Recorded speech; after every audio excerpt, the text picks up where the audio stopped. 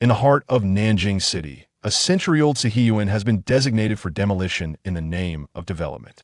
Despite the exorbitant compensation amounting to 100 million, Jiang Yun, the owner of the Sihiyuan, remains resolute and unyielding. Frustrated, the demolition office, taking advantage of Jiang Yun's absence, proceeded with an enforced demolition. Demolition office, we are aware of your absence, hence. We are notifying you that your Sihiyuan has been marked for immediate demolition, commencing today. Upon receiving the call, Jiang Yun was left bewildered. My Sihiyuan has been the resting place for countless malevolent spirits. You dare to demolish it? Fine. Don't sleep too soundly tonight. Wait and see if any spirits come and knock on your door. With that, he abruptly hung up, inviting mockery from official personnel and netizens alike. At the command, the demolition commenced without delay. However, as the process unfolded, ominous clouds gathered overhead, accompanied by the reverberating sound of thunder. Yet, this disquieting atmosphere dissipated as swiftly as it had arrived, leaving no trace of disturbance. Demolition office, enough with the theatrics. Continue the demolition, clear it completely.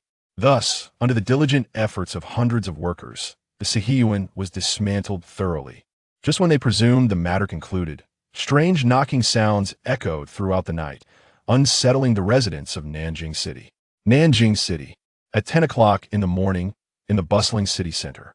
Amidst the prospects of rapid economic growth, Nanjing boasts one of the top 3 ports in the nation, rendering every parcel of land incredibly valuable. In this landscape filled with towering skyscrapers, meticulous planning is essential for every square inch. Yet within the city center, a Sihiyuan stands in stark contrast to its surroundings, occupying over 400 square meters. Not only does it disrupt the urban aesthetic, but it has also been a persistent headache for each successive leader of Nanjing City. While they wish to proceed with the demolition, the owner of the Sihiyuan has consistently refused to consent. After decades of negotiations, even reaching a staggering offer of 100 million, the young owner remains indifferent. Such a stubborn occupant has gained notoriety on a national scale. Today, a large crowd has gathered at the entrance of the Sihiyuan, including various bulldozers, excavators, and hundreds of workers. They stand ready, poised to commence the demolition. Leader Zhou, after verifying the information, we can confirm that the owner, Jiang Yun, has indeed gone abroad, and there has been no news of his return. Before the multitude of workers and heavy machinery, a sharply dressed young man reports to his corpulent leader, his eyes sparkling with anticipation. Let us commence immediately, leader. We must dismantle this courtyard before he returns. We have waited for so many years. A construction worker, donning a white safety helmet, promptly echoed his enthusiasm. His name is Gao Sheng, the principal official of the demolition office in Nanjing City. The Sihiyuan in the city center has long haunted him like an inescapable nightmare. He has been urged countless times from above to proceed with the demolition. Over the years, he sought the owner of the courtyard, negotiating endlessly, yet despite offering generous sums, no resolution was reached. Recently, however, Nanjing City underwent a managerial reshuffle. A new leader was appointed, who, upon taking office, immediately sought out Gao Sheng. He informed him that, regardless of the cost, the Sihiyuan in the heart of the city must be demolished. Thus, the scene before us today unfolded. Zhou Changhai, the new leader, personally arrived at the entrance of the Sihiyuan to oversee the demolition, determined to flatten it today. Upon hearing the remarks from his secretary and Gao Sheng, a smile spread across Zhou Changhai's face. He patted his belly and laughed heartily. Demolition is a must. This courtyard must come down today. Look, we've even summoned our media friends. Can we not proceed with the demolition?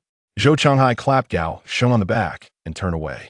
Behind them stood not only the demolition team, but also a throng of journalists.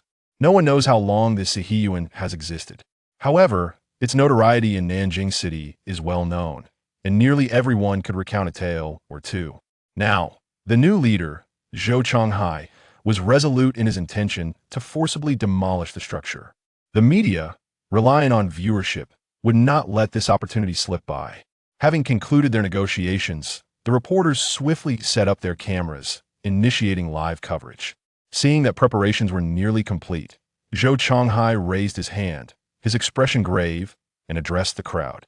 Esteemed residents of Nanjing City, and those watching the live broadcast online, We have received directives from higher authorities, and today, we shall officially commence the demolition and rectification of the Sihiyuan that has affected the urban landscape of Nanjing for decades.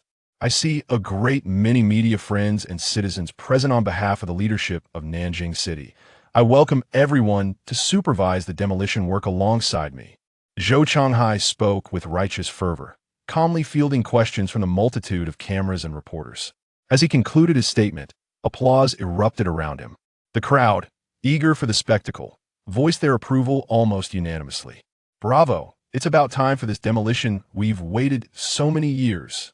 Not to mention the impact on the city's appearance. Just think of the potential development on this substantial plot of land if this courtyard isn't demolished. It truly defies reason. I am quite fond of this new leader. My workplace is just behind this Sihiyuan, and I have to take an extra kilometer detour daily. Because of it, I hope that once it's demolished, they will build an overpass. Plans for this area must surely be in place after all. It's the city center, and with such a vast expanse of land, it's a shame to have just one Sihiyuan occupying it. I have heard that the compensation for the demolition of this courtyard had already reached a staggering 100 million, yet the homeowner stubbornly refused to agree. Now, they face forced demolition and will receive not a penny. Truly, they deserve it. Indeed, they deserve it. They have disrupted our lives for so many years. It should have been demolished long ago. The new leadership displays great resolve. Surely, Nanjing City will develop even more rapidly in the future. The public was filled with delight, showering praises upon the developments and individuals involved. The grievances regarding this courtyard had long been voiced, and now that its demolition was imminent, how could they not express their support? However, discussions of demolition had persisted for some time without any actual progress. Even if they harbored resentment, they had been at a loss for words. Now that the actual work was about to commence, it was only natural they sought some verbal comfort. Numerous media outlets were equally eager, directing their cameras toward Zhou Changhai and his companions. At this moment, they awaited his command to officially commence the demolition. The time was indeed ripe. Yet, Zhou Changhai hesitated to issue the order immediately. Xiao Gao, please call Jiang Yun and inform him that due to his persistent lack of cooperation, we will proceed with the forcible demolition of his courtyard today. Given the presence of the public and media, despite it being a forced demolition, proper notification was still necessary. Zhou Changhai patted Gao Sheng on the shoulder. The latter understood the unspoken implication. He was well aware of the formalities involved. He had Jiang Yun's number, having dialed it countless times over the years, and could even recite it from memory. Taking out his phone, he swiftly located Jiang Yun's contact and began dialing, opting for the loudspeaker option. Hello. Before long, the call connected, and after a brief static, Jiang Yun's voice emerged. Gao Sheng promptly responded. Jiang Yun, this is Gao Sheng from the Nanjing City Demolition Office. I know. Speak your mind if there's nothing urgent. Don't keep calling. I'm busy. The brusque tone of the conversation left Gao Sheng feeling somewhat embarrassed. Zhou Changhai also furrowed his brow slightly. Moreover, since it was on loudspeaker, he could not discern whether he misheard or if it was merely the static. On Jiang Yun's end, he sensed a faint sound of laughter from a woman, reminiscent of a chilling moment from a horror film. Let's get to the point. Zhou Changhai cleared his throat and subtly reminded Gao Sheng. Foregoing further pleasantries, Gao Sheng prepared to address the matter directly. Jiang Yun, listen carefully. I am calling to inform you that due to your continuous non-cooperation with the demolition efforts, the higher authorities have decided to forcibly demolish your courtyard. As the words fell, silence enveloped Jiang Yun on the other end of the line. Shortly thereafter, the sound of hurried footsteps echoed. Before long, Jiang Yun's irate voice could be heard. No, Coconut, allow me to explain. I truly did not intend to neglect you. Please do not leave. Let us befriend one another. Alas, you are remarkably swift. Should you fall into my grasp again, you shall witness my true nature, and then you will be done for. Wait, is this Goldman Sachs? The demolition office of Nanjing City. Just because of your single phone call, you frightened my KO away. What do you propose we do about this? And furthermore, did you just threaten to forcibly demolish my courtyard? I have reiterated countless times that this house cannot be torn down, cannot be demolished. Yet you persist in your threats. If you are so fearless, go ahead and proceed with the demolition. But do not sleep too soundly at night. Be prepared to see if any ghosts come knocking at your door. Chapter 2. Waiting for the ghosts to knock at night at the entrance of the courtyard. Jiang Yun's voice lingered in the ears of the onlookers. The matter is now in your hands. I have my own business to attend to. If you create a mess, do not come seeking my assistance. With that, the call ended. A profound silence enveloped the scene, leaving everyone in a state of bewilderment. The expression on the face of Zhou Changhai, the leader, was one of utmost displeasure. Arrogance. Such audacious arrogance.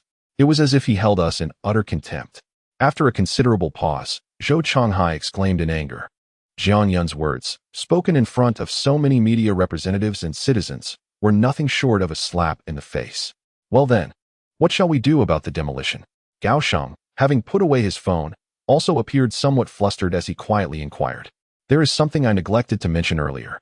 When I contacted Jiang Yun, he had warned me several times that this house was said to be suppressing malevolent spirits. If the house were to be torn down, those vengeful spirits would spread throughout Nanjing City, and the consequences could be dire. Gao Sheng recoiled slightly, realizing the gravity of Jiang Yun's warning. He had been so focused on hastening the demolition of the courtyard that he had overlooked why Jiang Yun had remained steadfast in his opposition. It dawned on him that he had yet to discuss this matter with Zhou Changhai. Spirits? What spirits? What century are we living in? You, a public official, cannot possibly believe in such nonsense. Zhou Changhai glared at him, his face a canvas of discontent.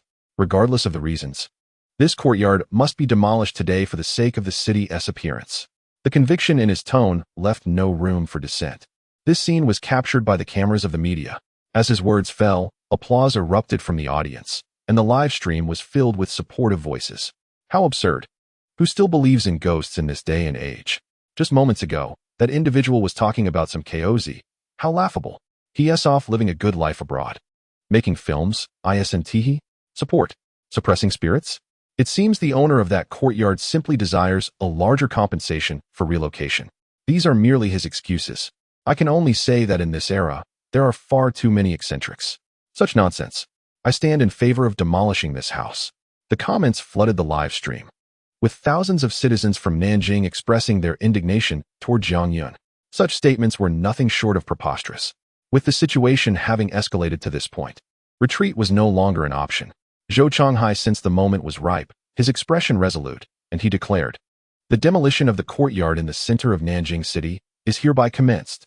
At the command, hundreds of workers sprang into action, with bulldozers and excavators roaring as they slowly advanced toward the courtyard. Gao Sheng's eyes sparkled when he heard Zhou Changhai assert that he would take responsibility for the situation. After all, it was the 21st century. What could possibly be supernatural? With sleeves rolled up, he cast aside any apprehensions and promptly began coordinating the demolition work through his walkie-talkie. As for Jiang Yun's concerns, they were merely a pretext to extract more compensation for the relocation. What was there to fear? The excavator, amidst the applause of the onlookers, was the first to reach the courtyard wall. Under direction, it commenced the initial phase of this endeavor. The arm extended forward, and with a thunderous crash, half of the wall collapsed, sending clouds of dust into the air. It was at this moment that everyone finally discerned the layout within the courtyard. A vast expanse of land lay before them, upon which a gigantic bagua diagram was drawn. First, remove those diagrams, Zhou Changhai commanded, frowning at the sight of the bagua. Understood, came the reply, as a bulldozer and several workers were dispatched to excavate the diagrams. Gao Sheng, not one to hesitate, joined the front line to oversee the operation.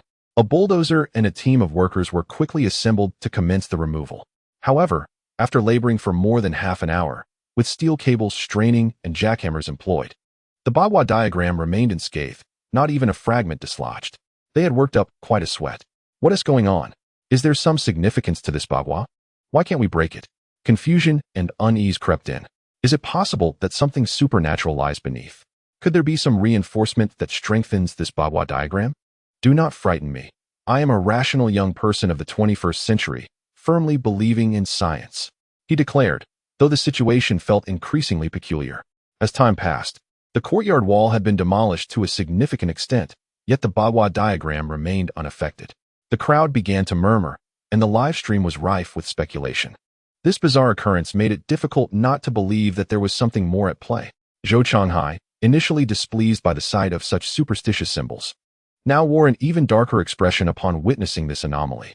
Bring in more excavators, If it can't be broken, let all the excavators and bulldozers go at it," he shouted. Following his command, the workers and machines engaged in tearing down the courtyard wall redirected their efforts toward the bagua. 10 minutes later, all the excavators had switched to jackhammers, collectively targeting the massive bagua diagram for demolition. The cacophony of dozens of jackhammers working in unison was deafening, causing the ground to tremble as if responding to their relentless assault. Time trickled away steadily. Gao Sheng, commanding from the front line, fixed his gaze intently upon the ground, determined to shatter the diagram. Shatter! Shatter! It shattered. Finally, amidst the anxious murmurs of the crowd, Gao Sheng spotted a tiny crack appearing in the upper left corner of the diagram, and in that instant, he seized the walkie-talkie and shouted aloud. The weight on his heart was finally lifted. Upon hearing this, Zhou Changhai's face also broke into a faint smile. Just as he was about to say a few words, Gao Sheng's voice crackled through the walkie-talkie once more. "Wait, something's amiss." It shattered, yet everything shattered. Even places that had not been subjected to the breaking had developed cracks. No sooner had he finished speaking than the once impenetrable bagua diagram suddenly resembled shattered glass, disintegrating completely. Immediately thereafter, countless plumes of black smoke erupted across the construction site. The black smoke soared toward the heavens, and before anyone could react, the previously clear sky suddenly became overcast. The surrounding air turned chillingly cold. Chapter 3. There are ghosts in my house. The sudden bizarre phenomena instantly evoked the words previously spoken by Jiang Yun. Beneath this house lies the repression of specters. Now that the bagua diagram has been broken, the spirits are unleashed. Run, everyone run. Ghosts are about to emerge. In an instant, chaos ensued. Over 100 workers abandoned their tools, frantically rushing toward the exit. Excavator and bulldozer operators hastily threw open their doors, fleeing without a backward glance. Ghosts, there are ghosts about to emerge. Outside, someone shouted first, sparking confusion among the media and onlookers. The entire construction site descended into utter disarray. Zhou Changhai, standing at the forefront, found his expression shifting between uncertainty and dread. He looked up at the sky, which was shrouded in ominous clouds, creating an oppressive atmosphere. Could it be true? Are there really ghosts? He felt a surge of panic, as he had never encountered such extraordinary phenomena before. His hair stood on end, and he was consumed by fear. Ding! System notification. The ancestral home of the host has been destroyed. Malevolent spirits are manifesting, and chaos may soon ensue across the land. Ding! System notification. The ancestral home of the host has been destroyed. Malevolent spirits are manifesting, and chaos may soon ensue across the land. Ding! System notification. The ancestral home of the host has been destroyed. Malevolent spirits are manifesting, and chaos may soon ensue across the land. Meanwhile, far away on the island of Radiance, in a house overgrown with weeds in the city, Jiang Yun leaned against the window, gasping for breath. Listening to the voices echoing in his mind, his expression shifted slightly. Stop, stop, stop. Let us take a moment to rest. I merely answered a phone call. Why are you so hard to appease? I truly did not mean to neglect you. Jiang Yun waved his hand toward the dark corner ahead, an expression of helplessness on his face. Be quiet, you scoundrel. Professing love, yet calling me little sweetie. You ignore my calls as if I were nothing. You are no different from the others. You deserve to meet your demise. As these words echoed, a figure clad in white, with flowing hair, crawled slowly from the shadows above. Her head twisted almost 180 degrees, her hair veiling a visage as pale as that of a corpse. Blood-red eyes fixated on Jiang Yun, her fury palpable upon her countenance. No, I genuinely have matters to attend to. My home has been demolished, and I must take charge. Jiang Yun observed the creature on the ceiling, which could barely be classified as human, yet felt no fear. Instead, a sense of helplessness enveloped him. Indeed, the ghostly woman before him was none other than Kayako, the ghost king of the land of the rising sun, rivaled only by Sadako. Jiang Yun, in reality, was a transmigrator. By an ironic twist of fate, upon his arrival in this world, he became a member of a family of celestial masters in the Great Xia Kingdom. This family had a long-standing duty to exorcise and suppress malevolent spirits to prevent mischief in the human realm. The original owner of this body had met with an unfortunate accident during an exorcism, thereby granting Jiang Yun the opportunity to transmigrate. After his arrival, he took on the responsibility of subduing vengeful spirits, inheriting his family's legacy. The only distinction was that he acquired a celestial master system, which allowed him An individual once oblivious to the knowledge of spirits, to swiftly evolve into a competent celestial master. His journey to the land of the rising sun was prompted by a system tasked to subdue Kayako and confine her beneath his ancestral home. However, circumstances had taken a turn for the worse. He had ventured out for a mere excursion, only to discover that his home had been robbed. What was more infuriating was that the thieves had the audacity to call him beforehand, as if to mock him. If not for the inability to leave this place, he would have relished the opportunity to retaliate. Jiang Yun gritted his teeth, exasperated by the predicament before him, recalling the system's earlier prompt. How could he accomplish his task with his ancestral home in ruins? Wait a moment, let me make a quick call.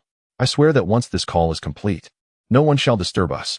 As Kayako drew nearer, Jiang Yun hastily retrieved his phone.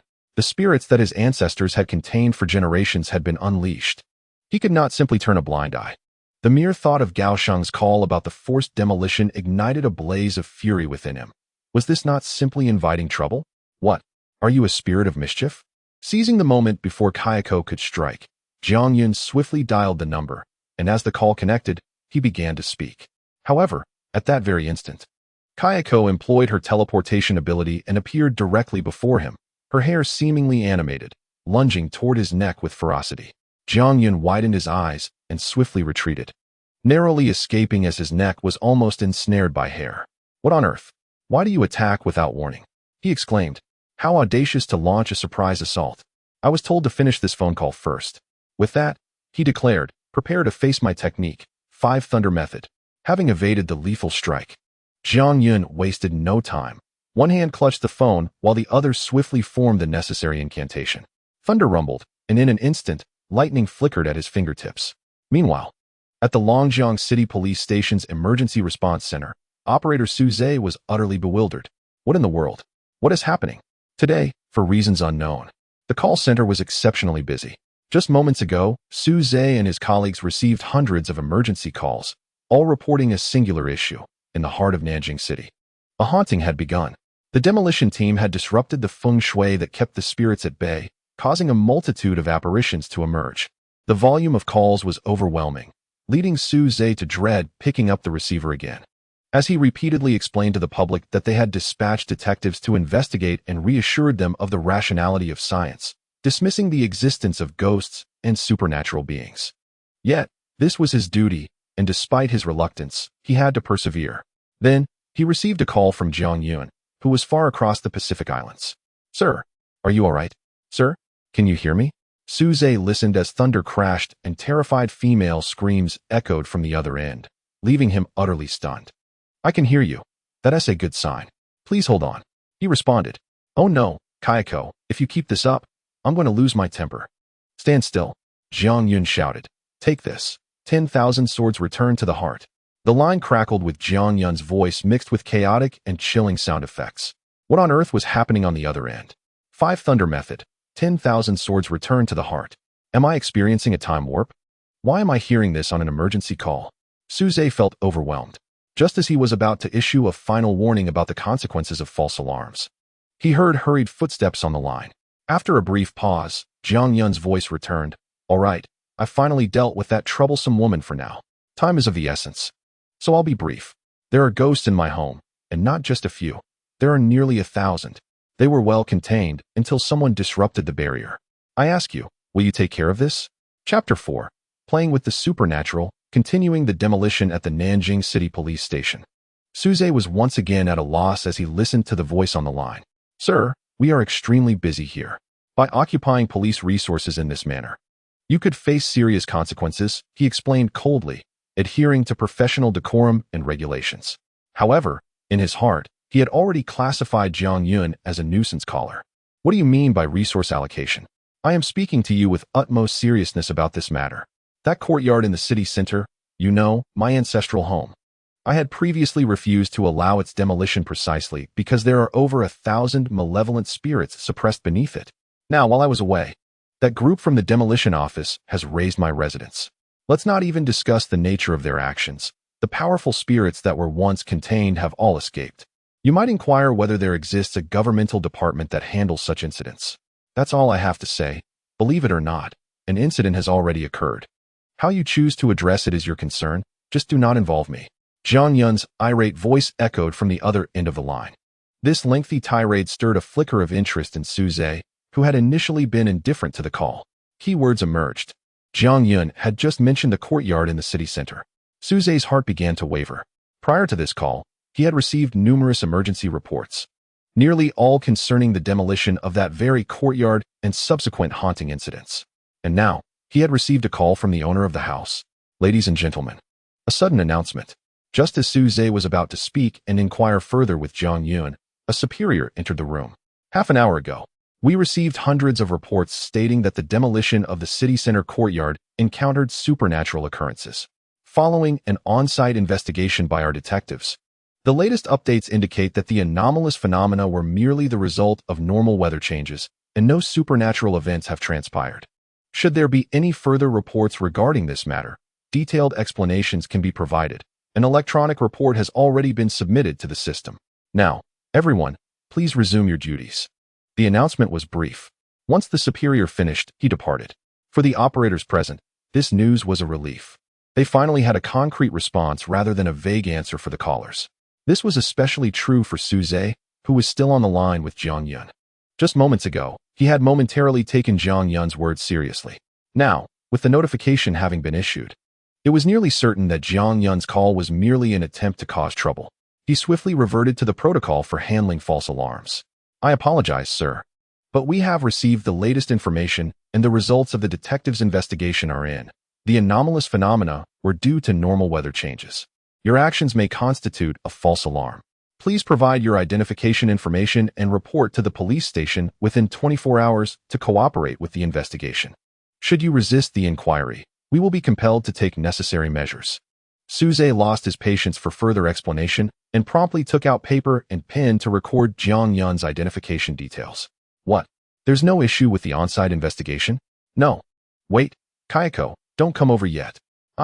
Listen, wait for me to finish this call. Damn, thunderous retribution. Alas, I shall no longer engage in idle chatter with you.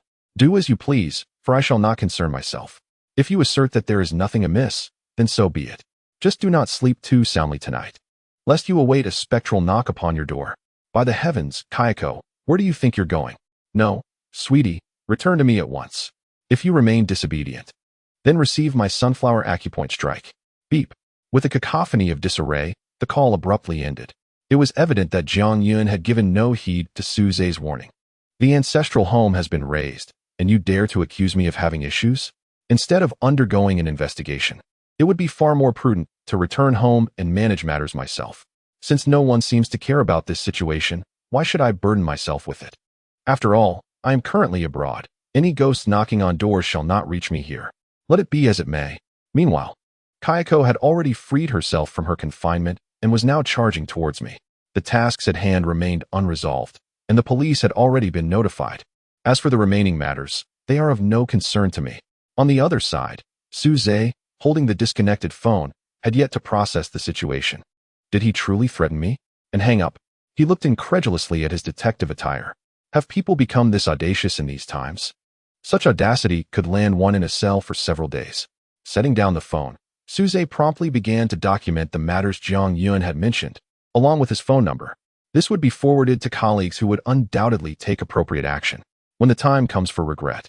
Su Zhe was quite eager to see if he could still maintain such arrogance. At this moment, in the heart of Nanjing City, outside Jiang Yun's courtyard, the sky had inexplicably cleared, dispelling the chill that had previously lingered. With the arrival of detectives, the once chaotic crowd had settled. Gao Sheng was reorganizing the workers to prepare for resuming work, while Zhou Changhai and other detectives were undergoing interviews. Given that this incident was broadcast live across the internet, it was only natural to clarify the peculiar occurrences now that an investigation was underway. Dear viewers, as you have heard, the detectives have clearly stated that the prior abnormal behaviors were merely the result of normal weather changes, devoid of any supernatural events. We kindly ask you to remain vigilant and refrain from spreading rumors. Let all be guided by the official statements. Before a camera, the reporter concluded the interview and began to explain the situation to the audience. What supernatural events could there be? It is merely a case of humans frightening one another. Nevertheless, this sudden shift in weather has indeed drawn a significant influx of attention for the media, with viewership in the live stream soaring. I said it all along. How could there possibly be any supernatural occurrences? It is merely your own overly suspicious minds. With officials present and detectives on the scene, surely there is no room for deceit. It is simply your own fear that is excessive. I just came across a message on social media, and to my surprise, upon arriving, I heard an explanation. Otherwise, I would have wanted to express my frustration. In this day and age, it is astonishing that some still believe in ghosts and deities. The speed of the response was commendable. I must admit, it truly startled me, to the point where I almost believed in the supernatural. The online community, still somewhat shaken by the earlier events, engaged in lively discussions. However, upon hearing the official clarification, the tension in their hearts was finally alleviated. The only issue that now arises is the delay in the demolition work. Leaders, the workers have all returned to their posts. Will the demolition continue? At this moment, Goldman Sachs approached, inquiring directly with Zhou Chonghai. Without much hesitation, Zhou Chonghai, with resolute eyes, promptly issued the command to proceed. Why halt? Let us commence immediately. Chapter 5. Who is it at this late hour? In front of the cameras, Zhou Chonghai exhibited no hesitation. All tales of specters are merely the result of human-induced panic, which led to the earlier commotion. With a wave of his hand, his expression turned exceedingly grave. This was merely a coincidence. If there were indeed spirits, then the worldview he had upheld for nearly half a century would be shattered, both emotionally and rationally. He could not genuinely believe in the existence of the supernatural. Indeed, it was an uncanny coincidence, and even the detectives had conducted thorough investigations. Goldman Sachs chuckled in agreement, admitting that the earlier scene had indeed startled him. Reflecting on his previous actions, he found them somewhat absurd. There are no such entities in this world. It was all due to Jiang Yun's earlier phone call that had inadvertently drawn him into the scenario. Now, Goldman Sachs was unyielding, and in an attempt to reclaim his lost pride, he could not resist belittling Jiang Yun. Had it not been for that phone call, he would not have found himself in such a predicament. Precisely, the demolition of this courtyard must proceed today, and we should aim to complete the work without delay. Zhou Chonghai nodded in agreement, noting that everyone had merely been influenced by Jiang Yun's narrative. Look, now there is no issue at all. What could possibly go wrong? He gestured towards the sky and surveyed the surroundings, where any trace of the supernatural had vanished. The wind had ceased, the rain had stopped. It was indeed time to get to work. Once preparations were complete, the demolition team resumed their tasks. The onlookers gradually returned, and the roar of excavators and bulldozers reverberated through the sky once more. In the ensuing hours, no further anomalies or unusual behaviors occurred. The entire demolition process proceeded remarkably smoothly. Temporary shelters were erected on site, and after observing the demolition for a while, Zhou Chonghai and Goldman Sachs took a moment to rest. The detectives who had previously arrived here had not yet departed, and they gathered once more in this makeshift shelter. As they settled down, several of them coincidentally resumed their discussion about Jiang Yun. However, unlike their previous conversations, their current focus was on how to handle Jiang Yun. This individual must be dealt with sternly. On one hand, he has repeatedly obstructed the demolition efforts, and on the other, he has spread rumors that incite public panic. When he returns, I expect your precinct to conduct a thorough investigation into this individual, ordered Zhou Chonghai to the detectives. With no media present, his countenance had taken on a grim aspect. Although today had not resulted in tangible losses, the substantial panic caused necessitated accountability, and Jiang Yun presented a most suitable scapegoat. Indeed, Director Zhou, we have just received word from our colleagues at the precinct. They reported that Jiang Yun made a call to the police half an hour ago. During the call, he mentioned the presence of ghosts beneath this house and even threatened our operator. However, after our investigation, we determined that all of this was mere fantasy, a fabrication of his imagination. We are currently preparing to take coercive measures against him, and upon his return, we will immediately engage him in conversation. The leading detective nodded upon hearing this. Regardless of the circumstances, Jiang Yun could not evade them now. As soon as he returned home, someone would certainly seek him out for a discussion.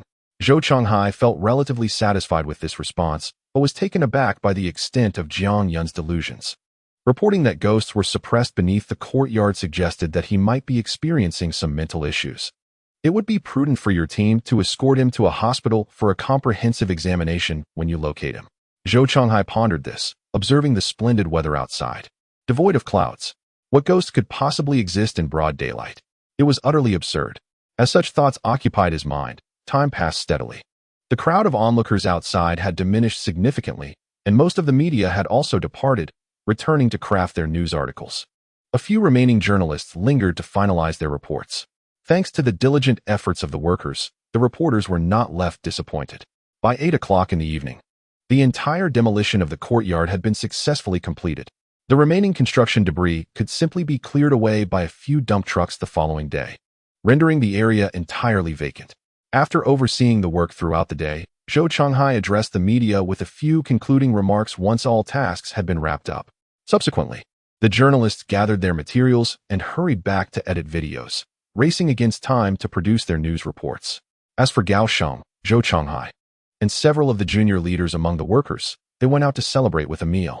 It had been a hard-won victory. The lingering nightmare had finally been dismantled, and tonight, everyone was determined to revel until inebriation.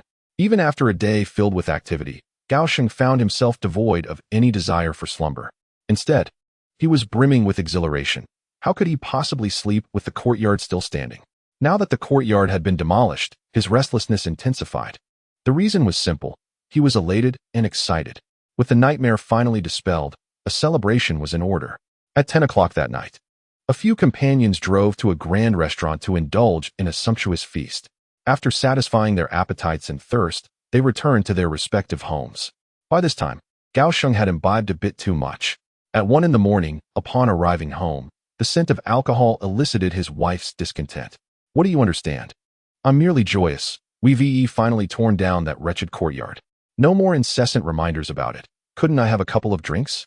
Gao Sheng, seated on the sofa, was still in a state of high spirits. His wife, while filling the tub for his bath, remarked, "You really have such limited aspirations. I watched today's live stream. What you did was truly unscrupulous, taking advantage of their absence to demolish their ancestral home without fear of retribution." Gao Sheng bristled at her words, retorting, "What is wrong with you? Why do you sound just like that Jiang Yun, rambling about retribution? You don't actually believe in ghosts and such nonsense, do you? Does it matter what I believe? Can it stop you from demolishing someone's ancestral home?" His wife shot him a scornful glance, then continued, "The water's ready. Hurry up and bathe." At her insistence, Gao Sheng, slightly unsteady from his indulgence, rose to make his way to the bathroom. Just then, a knock echoed through the night. Knock, knock, knock. It was a rhythmic and unhurried sound. Who could it be at this hour? As he stood, a flicker of annoyance crossed his face. Glancing at the clock, he noted it was nearly 1 in the morning. Who would come knocking at such an hour? Chapter 6. The midnight knock knock, knock, knock. The knocking persisted, maintaining its steady and eerie rhythm, creating an unsettling atmosphere in the quiet night. Here it comes. What's the rush? Gao Sheng steadied himself, furrowing his brow as he wobbled to the door. His wife emerged from the bathroom, equally perplexed, standing behind him. Why is someone knocking at this late hour? With a creak, he opened the somewhat dilapidated door, producing a slightly jarring sound. Initially, he entertained the thought that it might be a subordinate delivering documents. However, as he swung the door open, a gentle breeze wafted in, and he was met with an unsettling sight. There was nothing there, not a soul in sight. The outside was cloaked in darkness, devoid even of a shadow. As Gao Sheng's gaze descended, a startling hue immobilized him in place. Who could it be? Why would someone knock at this late hour? His wife, observing his frozen state, approached him with a furrowed brow, her expression one of concern. However, upon reaching his side and noticing the glaring color on the ground, she too was rendered speechless. "Oh, is that a floral wreath?" A moment later, her shriek pierced the silence. There lay a large orange wreath, its bright hue stark against the enveloping darkness. Moreover, the wreath appeared tattered and soiled, ominously positioned directly in front of their doorstep. This bizarre scene left the couple paralyzed, at a loss for words. "Have you angered someone outside? Who would deliver a wreath to our home at this hour?" Gao Sheng's wife, stricken with dread, felt goosebumps rise on her skin as she cast a terrified glance at the dilapidated wreath. Immediately, her thoughts turned to the possibility that Gao Sheng had indeed provoked someone. Now, that individual had come to retaliate by sending a wreath. Such occurrences were not unheard of in reality. Yet, the fact that it was so late at night, and that the wreath was in such disrepair added a layer of unease. Both Gao Sheng and his wife felt a chill creep over them. Suddenly, he was wide awake, the fatigue evaporating in an instant. Whom could I have possibly angered? Aside from Jiang Yun today, I haven't crossed anyone else. At home, I merely enjoy stargazing and contemplating the cosmos. You know what kind of person I am." Gao Sheng shot a disapproving glare at his wife, hastily kicking the wreath aside. With such an uncanny event unfolding before them, it seemed unlikely that they would find sleep that night. There's no doubt about it. Jiang Yun is seeking vengeance. You demolished their ancestral home, and now the retribution has arrived. His wife, witnessing the wreath being dismissed, quickly secured the door, the visual shock rendering her utterly overwhelmed. Enough with the talk of retribution. Stop being superstitious. We'll report this to the police tomorrow. Gao Sheng, visibly displeased, felt that such thoughts only served to frighten them further. He glared at her, insisting that tonight's incident must remain confidential. He then prepared to take a shower, simultaneously planning to contact the authorities at dawn to handle the wreath. However, just then, a haunting wail echoed from the bathroom. The sound was eerily ethereal, almost beyond the capacity of human vocalization. Accompanying the cry was the unmistakable sound of water splashing, the abrupt noise shattering the silence. Suddenly, an overwhelming chill coursed through the two of them, causing goosebumps to rise on their skin. Their hair stood on end as their gazes fixed intently on the bathroom. The household was solely comprised of the two of them. Who could possibly be in there? Gao Sheng swallowed hard, unconsciously recalling the ominous wreath from earlier. Who could it be inside? He mustered his courage and called out softly towards the bathroom. His wife, gripped by fear, cowered behind him. However, the outcome was painfully clear. His question elicited no response. The room fell back into an eerie silence. Retribution has come. Surely it's the ancestors seeking you, his wife said, her teeth chattering as she spoke in a trembling voice. Be quiet. There are no ghosts. Gao Sheng, visibly shaken, chided softly as he cautiously approached the bathroom. Yet, just as when he had opened the door earlier, he found nothing within the bathroom. Yet, he had distinctly heard the sound emanating from that very place. What is this? He gasped, his taut nerves momentarily relaxing, only to be jolted back to fear by his wife's piercing scream. She pointed a trembling finger towards the bathroom vanity. Following her gaze, Gao Sheng was taken aback to see a wooden comb that had mysteriously appeared on the vanity. This was certainly not his wife's possession. In this modern era, who would still use a wooden comb? Who had placed it here, and when? There is something here that doesn't belong to us, his wife exclaimed again, this time directing his attention to the living room table. On the table sat a large, floral water jug, also inexplicably positioned there. And there's mud on the sofa and floor. She continued, her observations revealing a disconcerting shift in their once pristine home. Patches of black soil had suddenly appeared, not only on the sofa and floor, but also splattered on the walls and ceiling. Amidst the strange atmosphere, a wailing cry echoed once more, unmistakably emanating from the bathroom. This time, both husband and wife stood at the bathroom door, the sound clearly originating from within, yet peering inside revealed nothing amiss. Ghost. There's a ghost. We have a ghost in our home. Finally, under the weight of the bizarre ambience, Gao Sheng's wife broke down completely, trembling violently. She clutched her husband's arms tightly. She dared not look, but while she could not see, she could still hear the hauntingly sorrowful cries. Concurrently, Gao Sheng too was gripped by fear, and unbidden, a phrase from a previous conversation with Jiang Yun echoed in his mind. Don't sleep too soundly tonight. Or wait for the ghost to come knocking. The words of Jiang Yun echoed in his mind, refusing to fade away. It was not that he genuinely wished to entertain such thoughts, but rather the bizarre occurrences transpiring within his own home made it exceedingly difficult to dismiss them. His house was being haunted, and he had unwittingly opened the door, allowing the specter to enter. Chapter 7. I am done. There truly are ghosts. At this realization, Gao Sheng felt utterly shattered. Could it be that ghosts truly existed in this world? He remained skeptical, yet the reality before him compelled him to reconsider. What else could possibly explain such strange phenomena? Had the courtyard beneath his home indeed been suppressing malevolent spirits?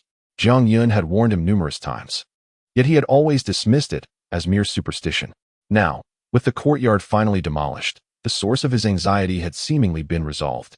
However, Jiang Yun's words echoed ominously. Once the courtyard was torn down, the ghosts would emerge. Indeed, a ghost had come to knock at his door. Once this thought took root, it was impossible to quell. What terrifies us is never that which can be seen and touched, but rather the unseen, the incomprehensible. These are the things that can truly unravel the mind. Come in, come in. I can't take a shower now.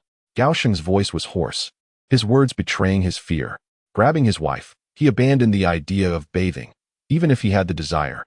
The uncanny scene before them had stripped him of all courage. They retreated indoors, locked the door, and burrowed under the covers. The entire sequence of actions unfolded in one breath. He hadn't even had time to remove his clothes.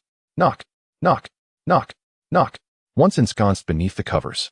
It came as no surprise when their door was once again rapped upon, this time with 4 distinct knocks. The urgency and volume were markedly greater than before, amplifying their terror. The sound solidified their conviction that something unclean had indeed entered their home. It's all your fault. It's all your fault.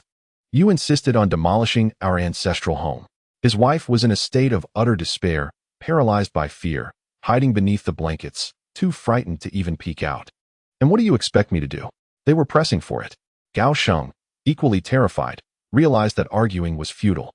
Instead, they needed to contemplate how to safely navigate through the night. Knock, knock, knock, knock. The knocking persisted, more frantic and insistent than before, conveying an unmistakable intent to break in if the door remained closed. Dingling. At that tense moment, his phone, which lay in his pocket, suddenly rang. The combination of the urgent knocking and the unexpected phone call rendered the atmosphere within the room nothing short of eerie. Goldman took out his phone, and the screen clearly displayed 3 prominent characters, Zhou Changhai. It was indeed a call from Zhou Changhai. Hello? As he answered, Goldman's voice trembled, for the incessant knocking at the door had not ceased. Each rap echoed ominously, as if heralding a dire fate. Hello? Is it Xiao Gao? Can you hear me?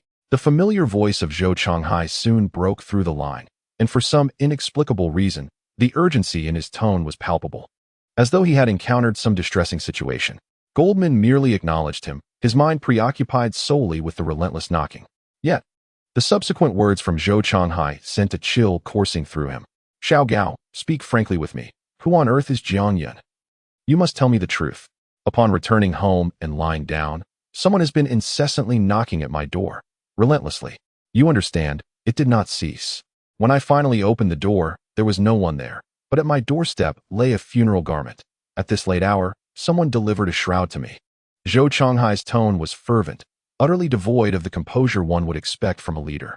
The calm demeanor he had exhibited during the day was now utterly shattered, replaced by sheer panic and fear. Recalling Jiang Yun's earlier mention of ghostly knocking, the bizarre occurrence left him unable to maintain any semblance of calm. Leader Zhou, has the ghostly knocking reached your home as well? Goldman's eyes widened in disbelief, as if he had found a kindred spirit in this shared horror, and he hurriedly recounted the strange events that had befallen him. I received a wreath, and I suspect that foul entity has entered my home, and now it is knocking at my door. Goldman was gripped by an acute fear of death. He had overseen the demolition of numerous houses, but had never encountered such eerie phenomena. Faced with this unprecedented ordeal, a singular thought consumed him. Could it be that the ghost had come to claim his life? Yet, that did not align with reason. Even if Jiang Yun's claims were true, he had dismantled the courtyard that had imprisoned so many malevolent spirits. He had released those spirits, and surely they should be grateful, not vengeful. What could this quest for retribution possibly mean? It was utterly nonsensical. Suddenly, the knocking ceased, plunging the room back into eerie silence. The only sounds remaining were the tremors of the 2 men huddled beneath their blankets. The ghostly knocking is indeed real. Have you concealed something from me? Speak. Is Jiang Yun truly capable of summoning something? Zhou Changhai's situation was scarcely better. After hearing from Goldman Sachs, he immediately pressed for answers. The primary issue remained unaddressed by Goldman Sachs. I don't know. He stammered. Wait, it seems the knocking has ceased, but... No. I think I hear footsteps in my room. Goldman Sachs, attempting to respond, had his expression shift abruptly. He distinctly heard footsteps emanating from a room that should only house 2 individuals. His wife, like him, was huddled beneath the covers. The person walking outside was... Oh no! As that audacious thought crossed his mind, he could no longer contain himself and yelled out. What happened? What is going on? Zhou Changhai, puzzled on the other end of the line, quickly inquired. I. Oh no, I'm done for. The ghost has climbed onto my bed. It's on top of me. Goldman Sachs let out a bizarre scream, his body instantly stiffening.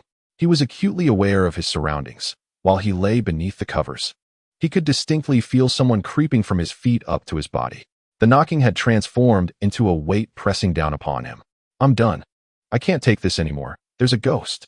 Goldman Sachs shouted in terror, his body launching into a frenzy as he flailed the blankets. Zhou Changhai, Chapter 8. Have you lost your humanity? Listen, little sweet, haven't you caused enough commotion? Can't you settle down and let me speak for a moment? At that moment, within a dilapidated house overgrown with weeds in the Pacific Islands, Jiang Yun sat on a moldy bed, wiping the sweat from his forehead, gasping for breath. You worthless scoundrel. If you have the guts, let me go, and I assure you, I won't spare you. The furious voice of Kayako echoed before him. Blood did not seep from her face, yet her hair stood rigid like steel. Let you go? Do you take me for a fool? After expending so much effort to subdue you, releasing you would render my efforts futile. Jiang Yun resolutely shook his head, remaining indifferent in the face of Kaiko's wrath. Obviously, he would not easily release someone he had spent hours capturing. Can't you at least change your method of kidnapping? Kayako twisted her body, her range of movement still severely restricted.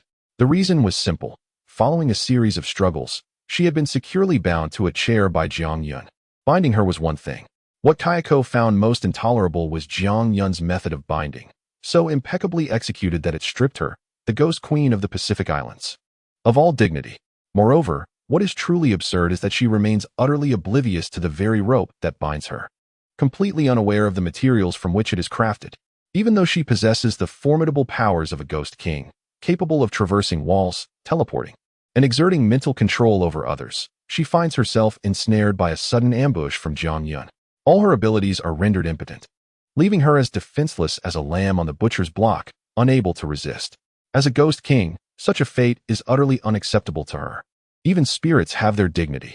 How could she face the world again after this? Why is this binding so inadequate?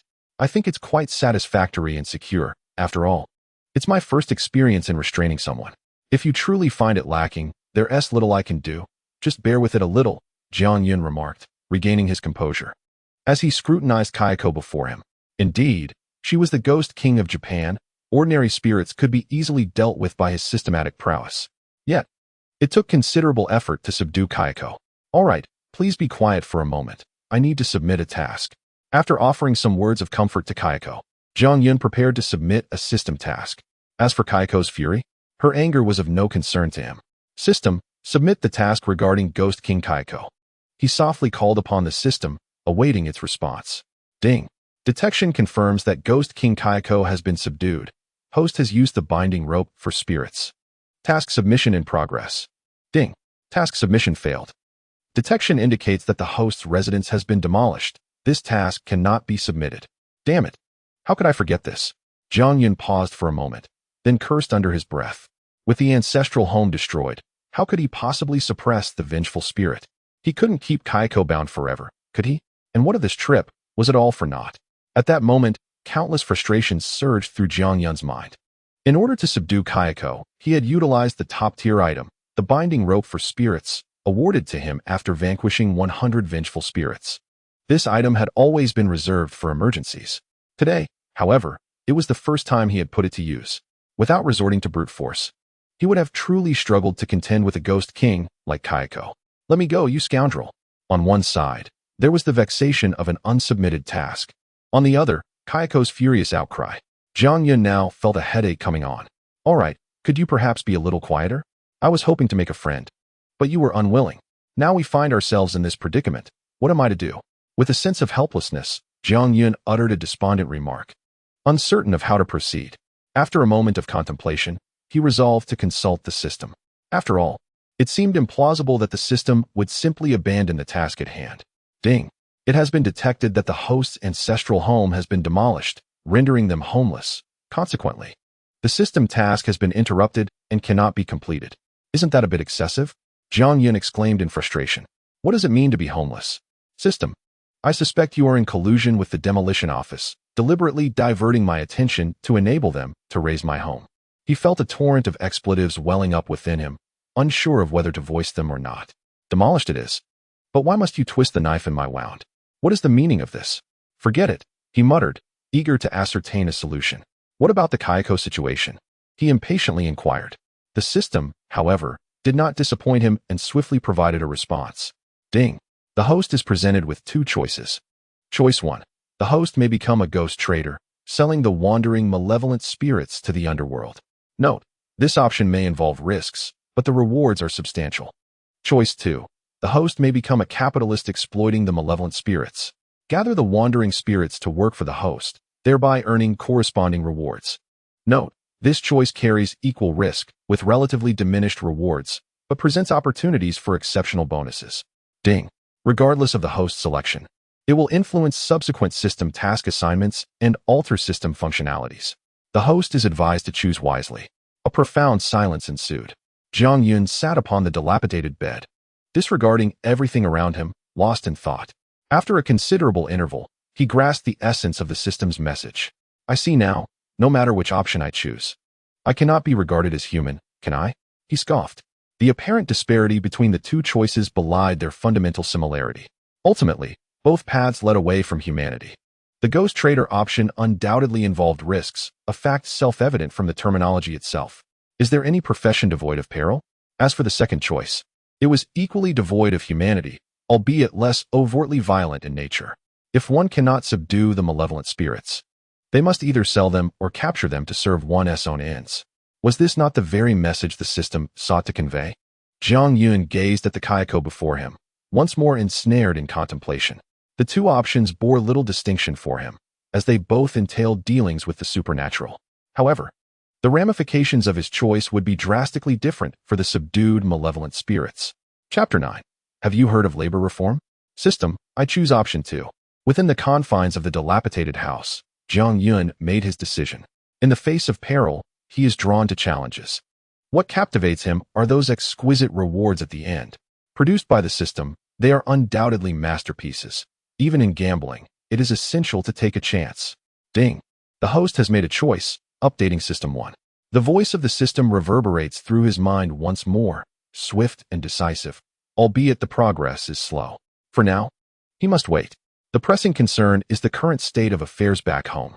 Having resolved the immediate matters, Jiang Yun returns to the source of the initial problem. His house has been demolished. Thousands of malevolent spirits have broken free from their seals. Surely, the domestic situation is far from stable, particularly since these apparitions thrive in the night.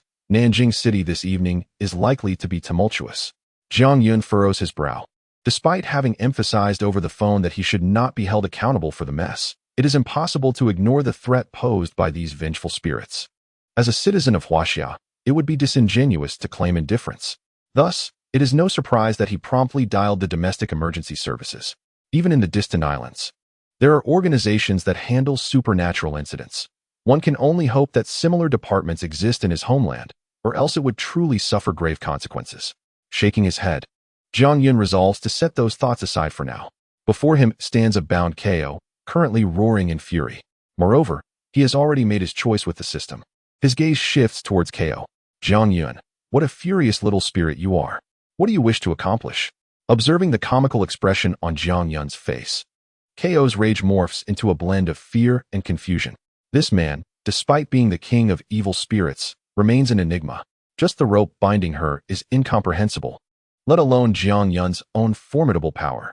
A flicker of trepidation arises within Ko. Don't worry, I merely wish to have a chat with you. Jiang Yun smiles amiably and continues, my sweet little one. Have you ever visited Huaxia? Are you familiar with the term labor reformation? Ko. Time passes slowly. Night fades away, and the sun rises in the east, gradually illuminating the earth. With the warm sunlight bathing the land, the world awakens once more.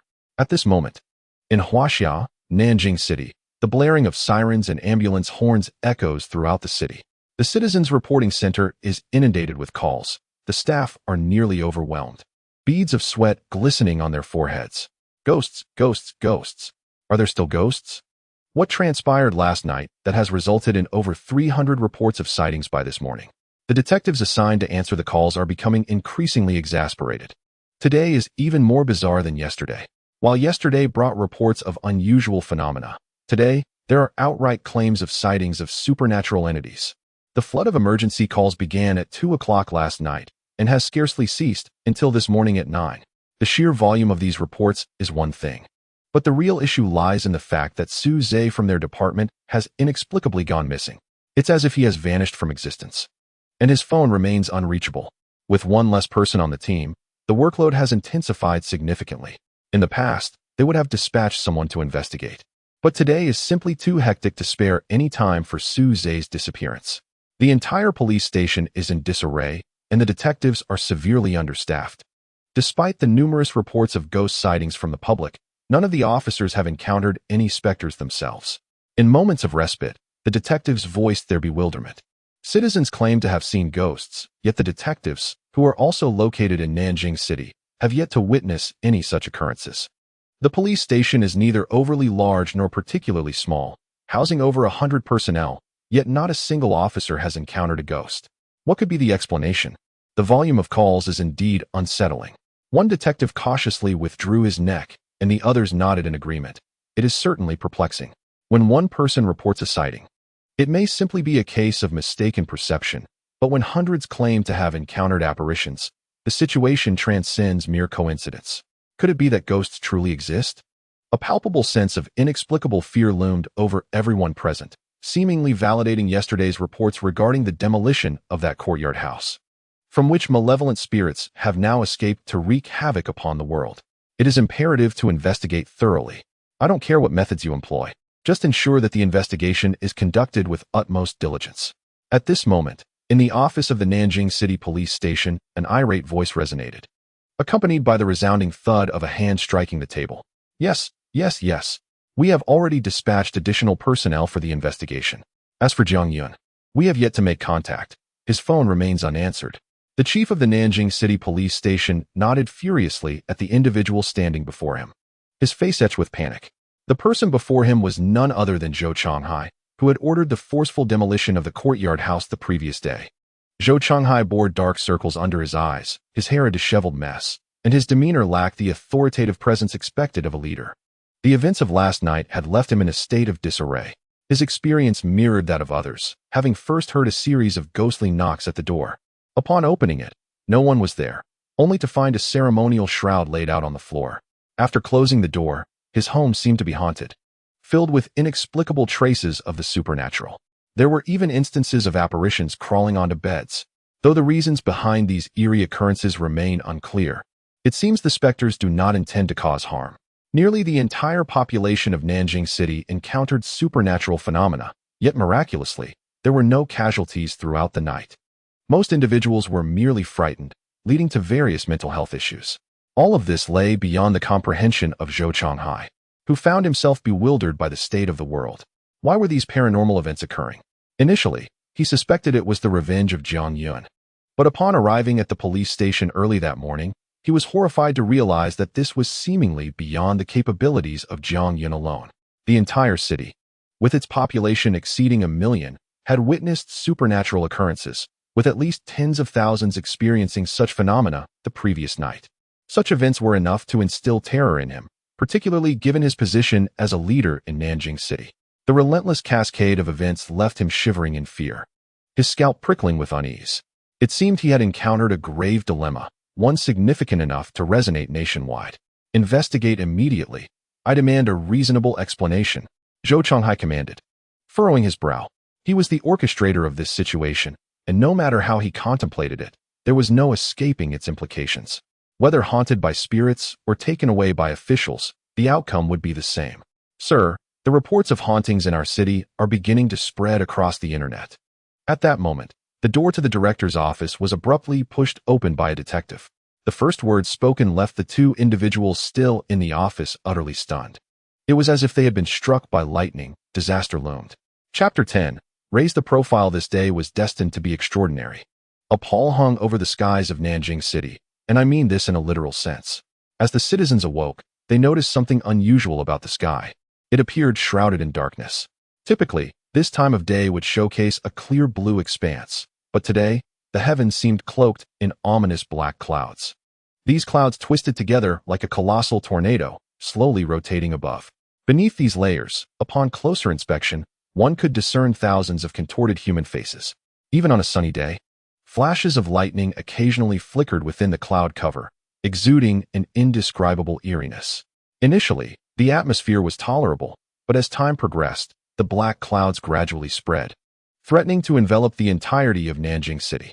Some citizens, noticing these anomalies, hastily captured photographs and uploaded them online.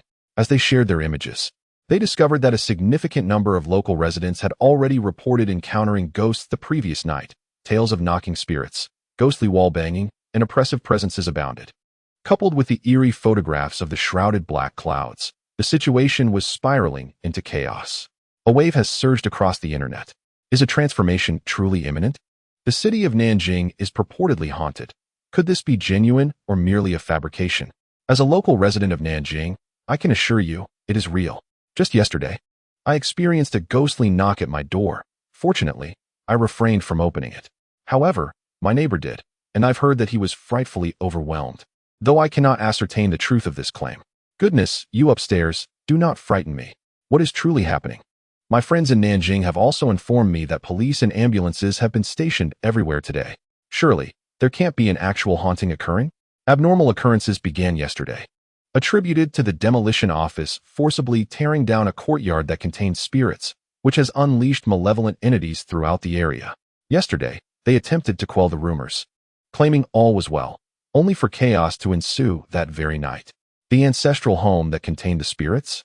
I believe I saw a mention of this online yesterday, mistaking it for a typical report on demolition disputes, and I failed to grasp the enormity of the situation. My friend, do you still have that video from yesterday? I would greatly appreciate a copy. I too am curious about the peculiarities that transpired. Please, share any videos or images.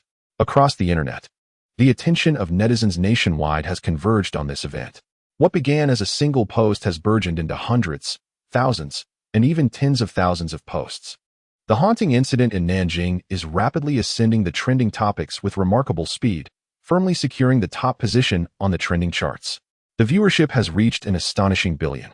On various social media platforms such as Bilibili, Douyin, and others, discussions about this incident dominate the rankings.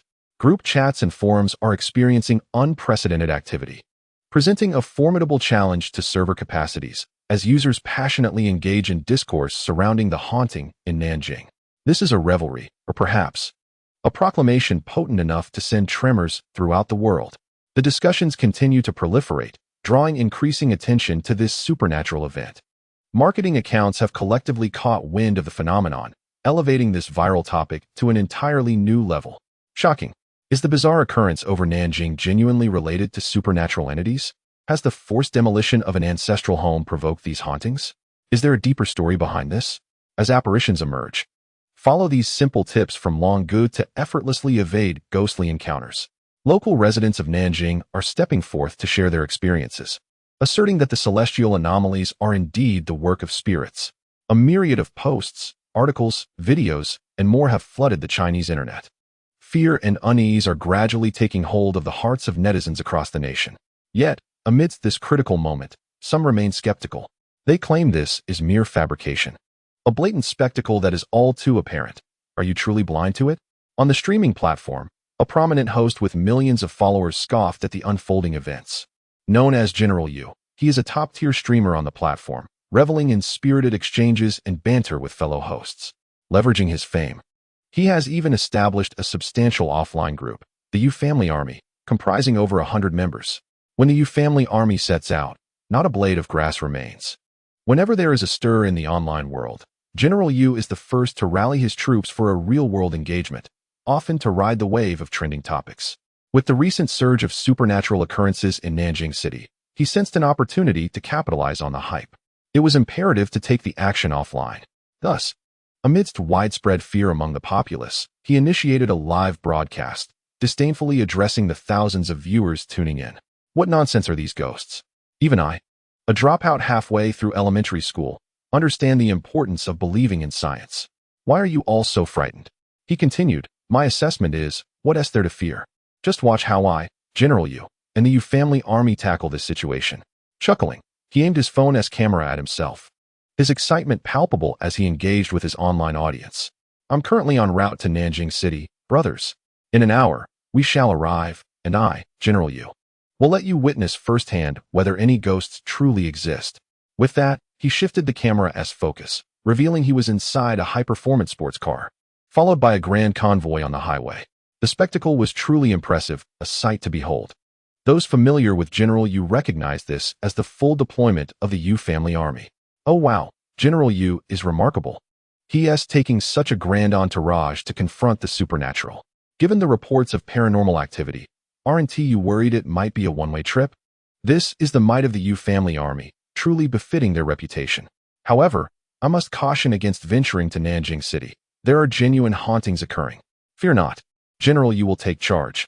Renowned military theorists have stated that no one can approach General Yu, for his flying kicks can vanquish any foe. It's astounding how the online realm has descended into chaos. Even tales of ghosts are emerging. I support debunking these myths. There are no ghosts, just people scaring one another.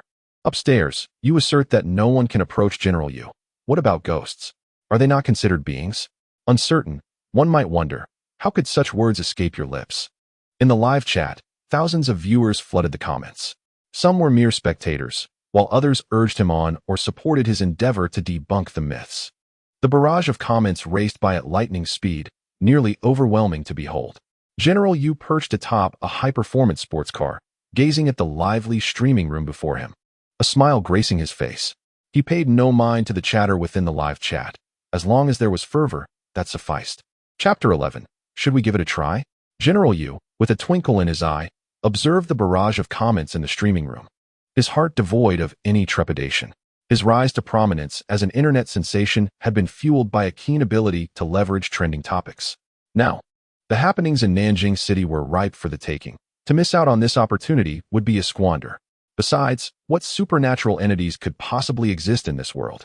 Although he had left school midway, the scientific principles instilled in him from a young age rendered him immune to fear, regardless of the dubious images and videos circulating online.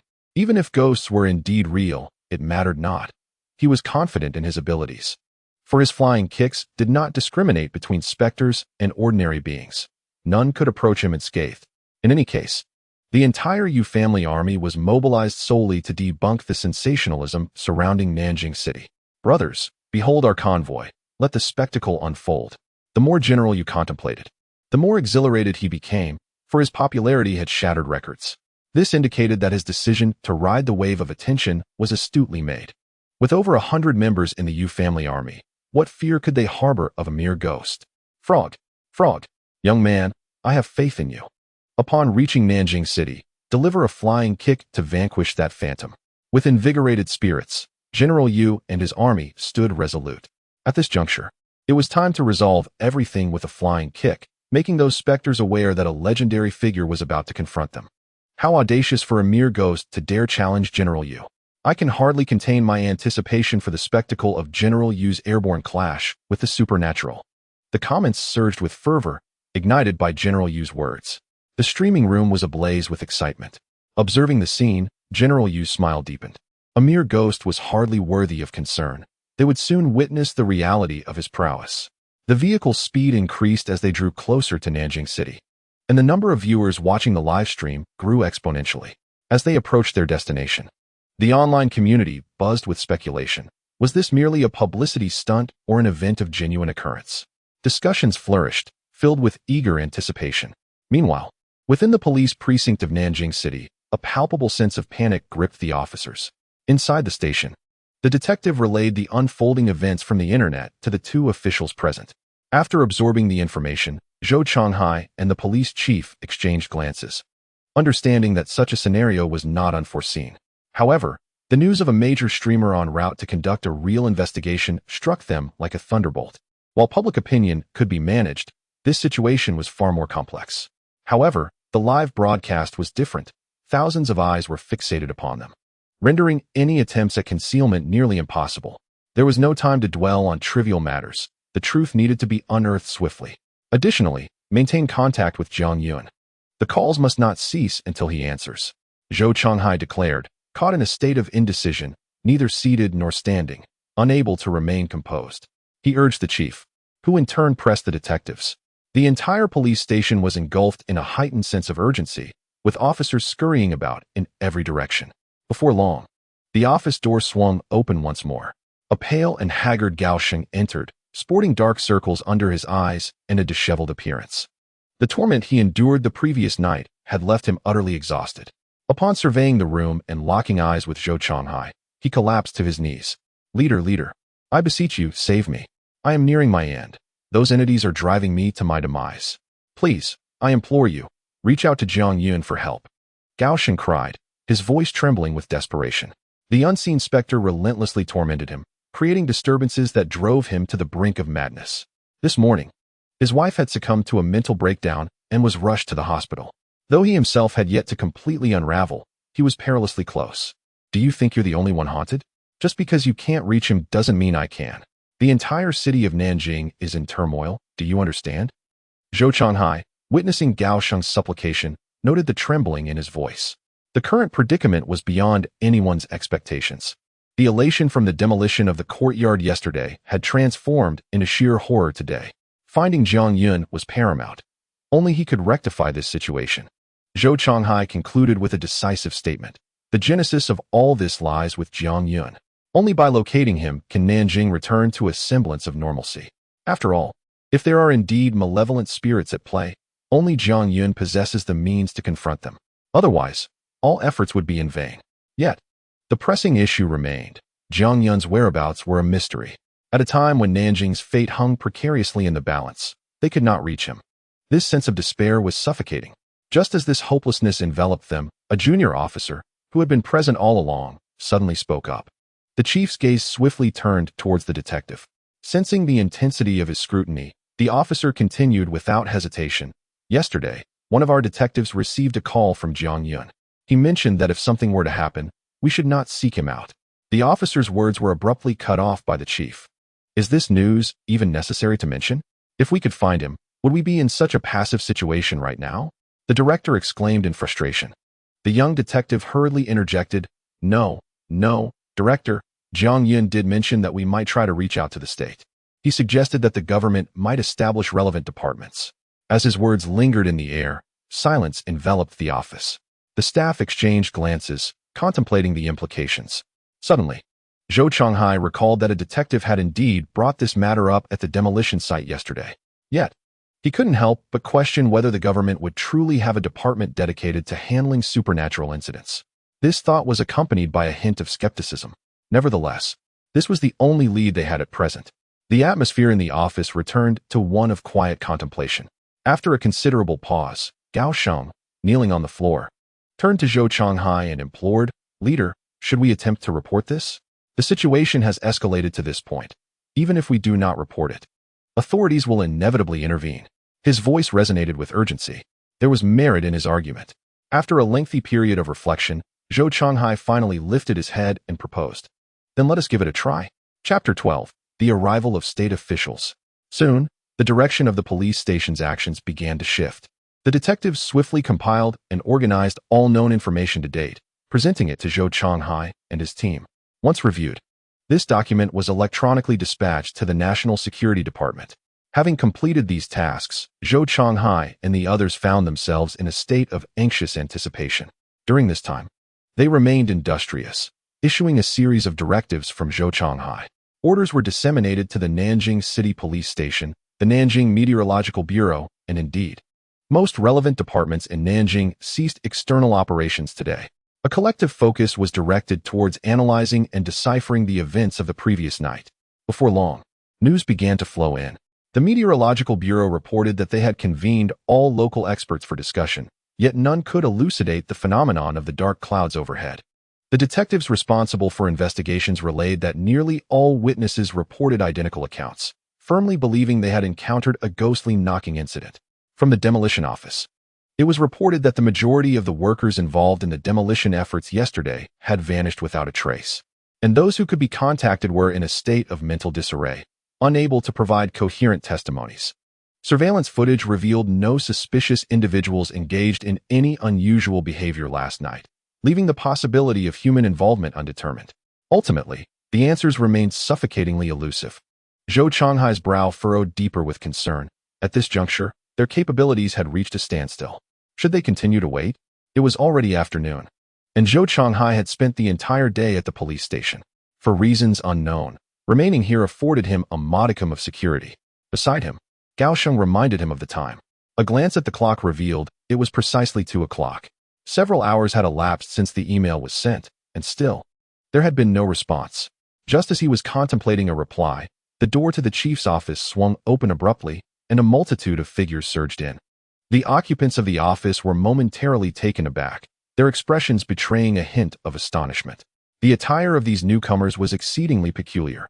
Despite being in the 21st century, they were clad in robes reminiscent of those from theatrical productions. "Wait, are those robes?" Zhou Changhai began to inquire, but before he could finish his sentence, a sudden realization struck him, and his eyes widened as he gazed at the group. "We are from the Tianshidao. The government has received your correspondence and dispatched us to address the supernatural occurrences here." The leader, an elderly Taoist priest with an ethereal demeanor, promptly introduced himself. Upon hearing this, Zhou Changhai and his colleagues were instantly electrified. The government indeed had a department dedicated to handling supernatural phenomena. They nearly erupted in exclamations. Their previously taut nerves finally unwinding. However, before they could fully savor their excitement, Zhou Changhai was struck by another thought. If the government truly had a department for dealing with supernatural events, did that mean that ghosts and monsters genuinely existed in this world? "My name is Li Tao, affiliated with the National Bureau 749. Allow me to clarify, when supernatural incidents arise, the government, for safety reasons, does not issue individual responses. Upon receiving your documents, we hasten to your location without delay. The situation here is more intricate than we anticipated, and resolution will be challenging in the short term. However, rest assured, we have assumed control and will address the supernatural occurrences as swiftly as possible, although the remaining public discourse will be yours to manage." At this moment, a man clad in a black suit stepped forward beside the elderly Taoist. He produced a document resembling an identification badge for everyone to inspect. Zhou Changhai distinctly noted the number 749 emblazoned on it. Beneath that number was a phrase, "Department for the Handling and Research of Supernatural Events of Huaxia." Upon opening it, the document bore the official seal of the highest governmental authority, confirming its authenticity. The crowd gasped collectively, for this department had been unheard of until today. It appeared that the government had long concealed the existence of supernatural beings. Observing this, Gaoxing instinctively posed a question. The earlier Taoist had clearly identified himself as being from the Tianshidao, yet now another entity, the Bureau 749, had emerged. The Heavenly Master Dao is under the jurisdiction of the 749 Bureau. In the event of major supernatural occurrences, when the manpower of the 749 Bureau is insufficient, they will collaborate with the Heavenly Master Dao. Li Tao put away his credentials and addressed Gao Sheng's inquiries. The elder behind him nodded in affirmation of his claims. Without further ado, it is clear that the situation we face is far from optimistic. Since entering Nanjing City, we have sensed an unprecedented intensity of ghostly energy. A conservative estimate suggests that there are at least 10,000 spirits currently inhabiting Nanjing City, including those of formidable ghost soldiers. Our team has already initiated actions en route. Yet this is still woefully inadequate. Li Tao continued, his expression grim. This was evident from the moment they entered. Every face bore a solemn demeanor. It was clear that they were confronted with a daunting challenge. "Rest assured, I have already issued a call to the headquarters of the Heavenly Master Dao, and its members are en route to assist us." The old Taoist took a deep breath and continued, "I have also requested reinforcements from the 749 Bureau, as it is impossible for just the few of us to resolve the issues here." Li Tao followed up. The exchange left Zhou Changhai and Gaoxing utterly astounded. The problems faced in Nanjing City were indeed so severe. Not only had records been broken, but further assistance was also necessary. Although Li Tao reassured them that the state would take charge and surely resolve the dilemma, an undercurrent of unease lingered in their hearts. "What can we do?" Zhou Changhai was the first to react, turning to Li Tao with his inquiry. "This leads to what I must discuss with you next." Upon hearing the question, Li Tao nodded and continued, "I require your local department to cooperate with our operations, with all personnel adhering to our commands. Furthermore, it is imperative to strictly control the narrative on the internet. Supernatural events must remain confidential, and any content already published online must be promptly blocked and refuted. Now, I need you to take me to the courtyard that has been demolished. There is a matter I need to ascertain, the specifics of which cannot be disclosed at this time." Chapter 13. What is there to fear? Li Tao delivered his orders swiftly, issuing command after command. Zhou Changhai and the others dared not slacken their efforts. They refrained from asking unnecessary questions. This was beyond their realm of expertise, and such matters should be entrusted to professionals. They merely needed to execute the directives given. Soon, Everything Li Tao outlined was systematically implemented. Let us proceed to the courtyard. The elder Taoist urged. That is where the crux of the issue lies.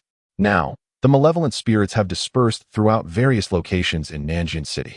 If Jiang Yun speaks the truth, beneath his courtyard lies a confinement for these spirits. With the destruction of the courtyard, all the spirits have been released. Thus, it is imperative to investigate the courtyard to discern the nature of the confinement, which will likely provide insight into the ranks of these supernatural entities. Very well. The vehicle is prepared, and we can embark at once. The chief of the police has now assumed a supportive role upon hearing the old Taoist words. He promptly stepped forward. The group nodded in agreement and set off towards the courtyard. May I inquire whether these spirits can truly be eradicated? On the vehicle, out of fear, Gao Sheng had accompanied them. After all, being near a skilled practitioner is far preferable to remaining alone at the police station.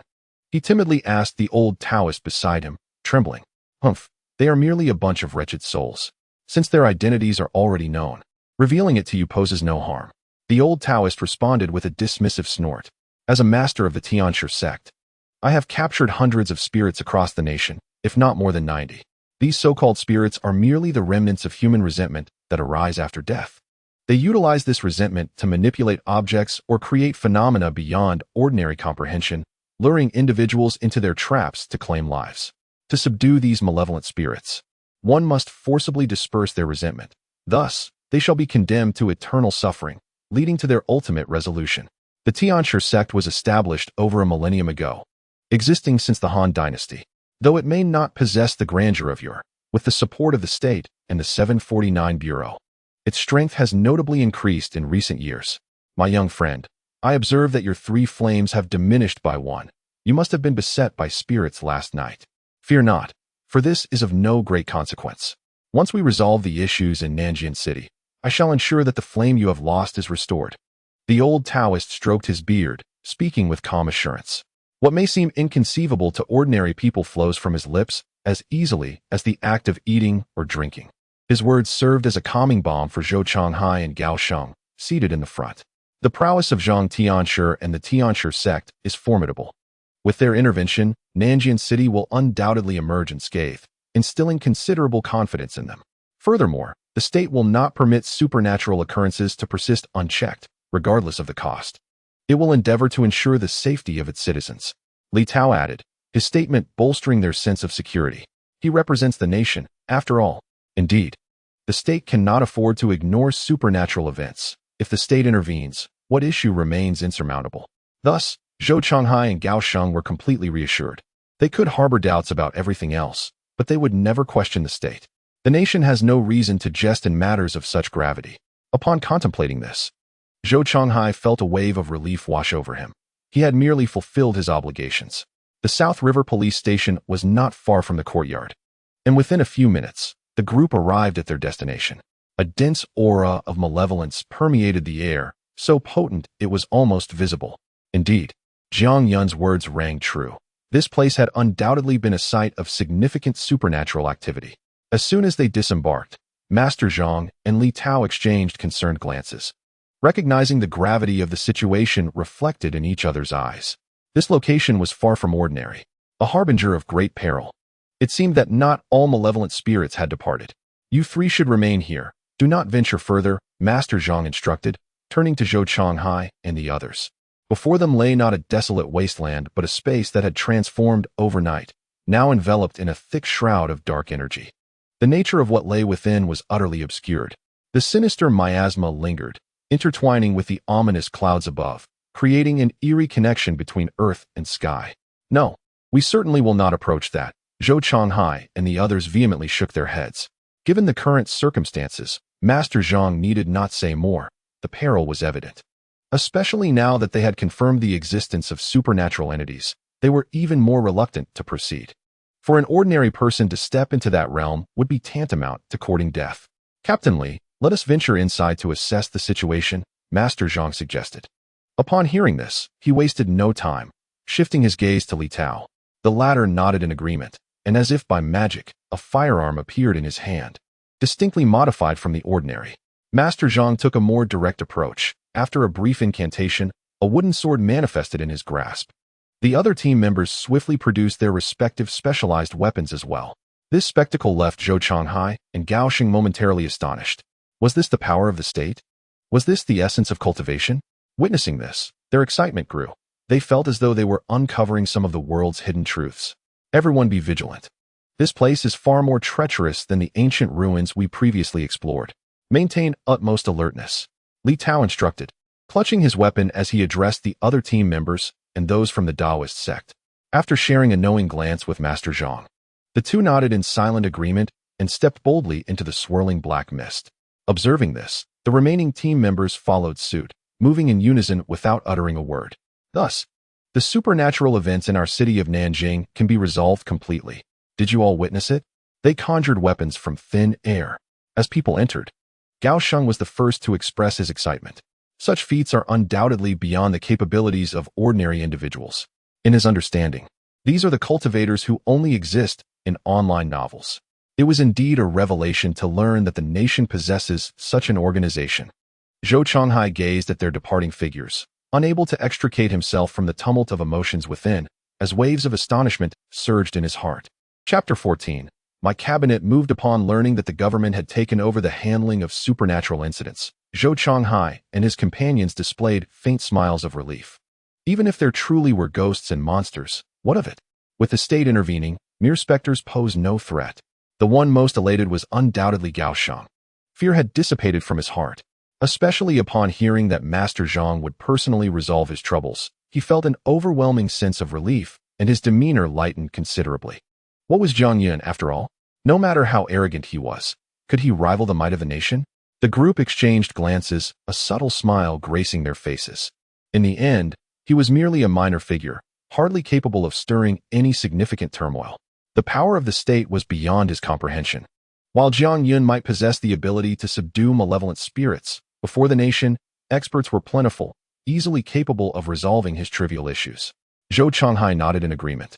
No longer feeling fear, one must consider, how could an individual possibly contend with the strength of an entire nation? Not to mention, China is vast and populous, and the state has enlisted numerous skilled individuals, if not hundreds of thousands, certainly tens of thousands. Even a small nation, should it prioritize such matters and establish relevant departments, cannot be rivaled by any individual. However, having just observed the expressions of Master Zhang and that comrade from the 749 Bureau, it seems our issue may be somewhat intricate. At that moment, the police chief, who had been serving as a driver and assistant, spoke up. He found it hard to maintain his composure. After all, supernatural events were unfolding right before his eyes. How could one remain at ease in such circumstances? Intricate indeed. Do you truly believe that Zhang Yun possesses strength surpassing that of the nation's power? Gao Xing scoffed dismissively and continued, your concerns are entirely unwarranted. With that, he disregarded the police chief, resuming his conversation with Zhou Changhai. Yet, after a while of discourse, Zhou Changhai's brow began to furrow. Why did it feel as though he had forgotten something significant? Frowning, he pondered for quite some time, but could not arrive at a conclusion. He glanced around. This vast area, due to the resurgence of ghostly energy, was eerily deserted, even in the city center, as most citizens opted to remain at home today. It was desolate, resembling a ghost town. Where did those vehicles come from? They appeared to bear unfamiliar license plates. At last, Zhou Changhai's gaze fixed upon a vast open space nearby, where dozens of vehicles were parked. Each of these cars bore a considerable price tag, with the foremost one being a particularly ostentatious supercar, strikingly conspicuous. Until now, their attention had been entirely captivated by the eerie atmosphere ahead, along with Zhang Tianshi and his companions, completely oblivious to this sight. A place already deemed off limits had surprisingly become a parking lot for so many vehicles. Alarm struck Zhou Changhai as he recalled the situation, prompting an immediate exclamation from the police chief beside him. That prominent broadcaster. He mentioned he would come to Nanjing City to livestream debunking supernatural events. It appears he has arrived even earlier than us and has already ventured inside. The police chief's recollection surged forth as his subordinates had reported this matter at the precinct. Yet, at that time, everyone's focus had been on national reports. Now, the three of them felt a sudden chill run through their bodies. Just hours ago, they might have brushed it off, but now it was confirmed that there were indeed supernatural entities present. Moreover, A colleague from the 749 Bureau had stressed that such paranormal occurrences must not be disseminated online. Zhou Chonghai grasped the essence of the situation. His countenance shifted dramatically, leaving him momentarily stunned. They were not only concerned for the broadcaster's safety, but also anxious about the implications of his live stream. He had entered while broadcasting. With the presence of ghosts, this farce of debunking could easily turn into an alarming reality. Quickly, contact the relevant authorities and cut off his live stream immediately. Zhou Chonghai shouted urgently. Time was of the essence. It seemed they were already entangled in a predicament. At that moment, Gao Xing held out his phone to Zhou Chonghai. Speaking up, Zhou Chonghai's expression altered once more as he seized the phone. Hey, brothers, in this little place, what is there to fear? I reckon that dark mist is merely a sort of special smoke bomb, quite easily orchestrated.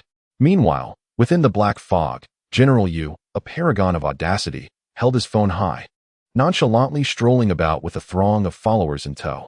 To this point, a smile still graced his face. The broadcaster is truly bold to step directly inside. Merely watching sends shivers down my spine. Incredible. General Yu's bravery is commendable, but I must urge you once more. Best to exit while you can, knowing the mountain conceals ghosts. Yet still advancing into its depths. From this moment on, you are my elder brother. I'll support you unconditionally. Watching this live stream is already unnerving.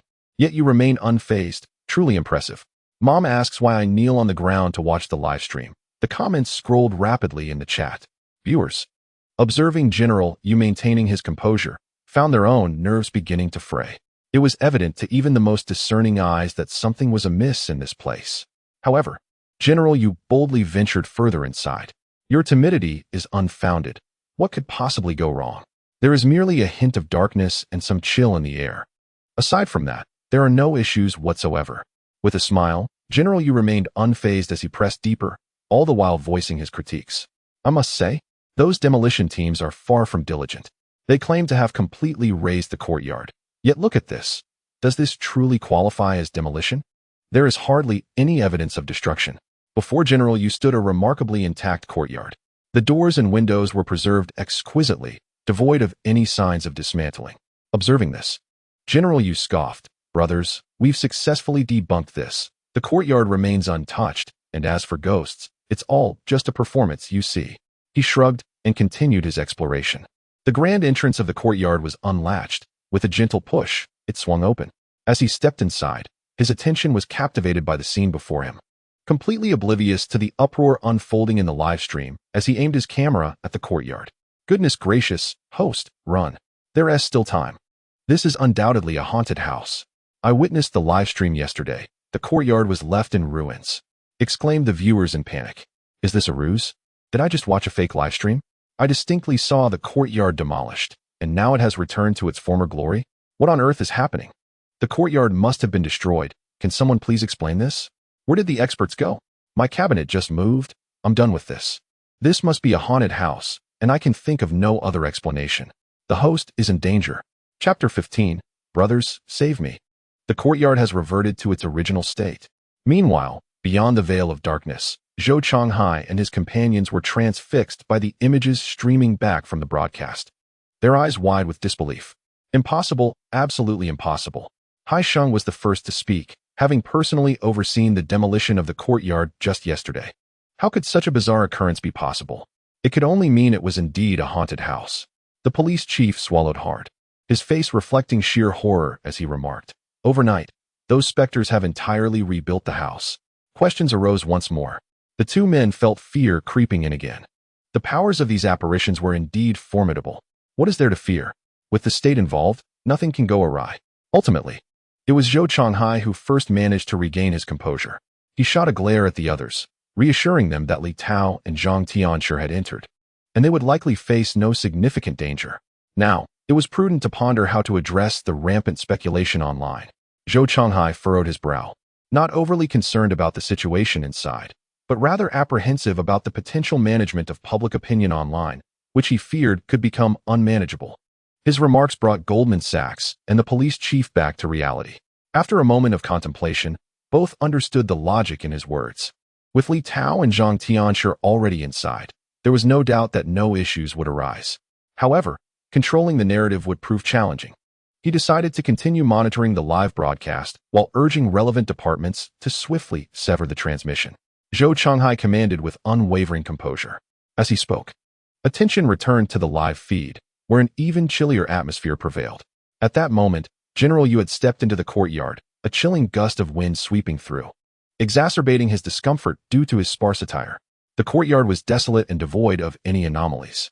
After a brief observation, General Yu called out to the members of the Yu family army behind him.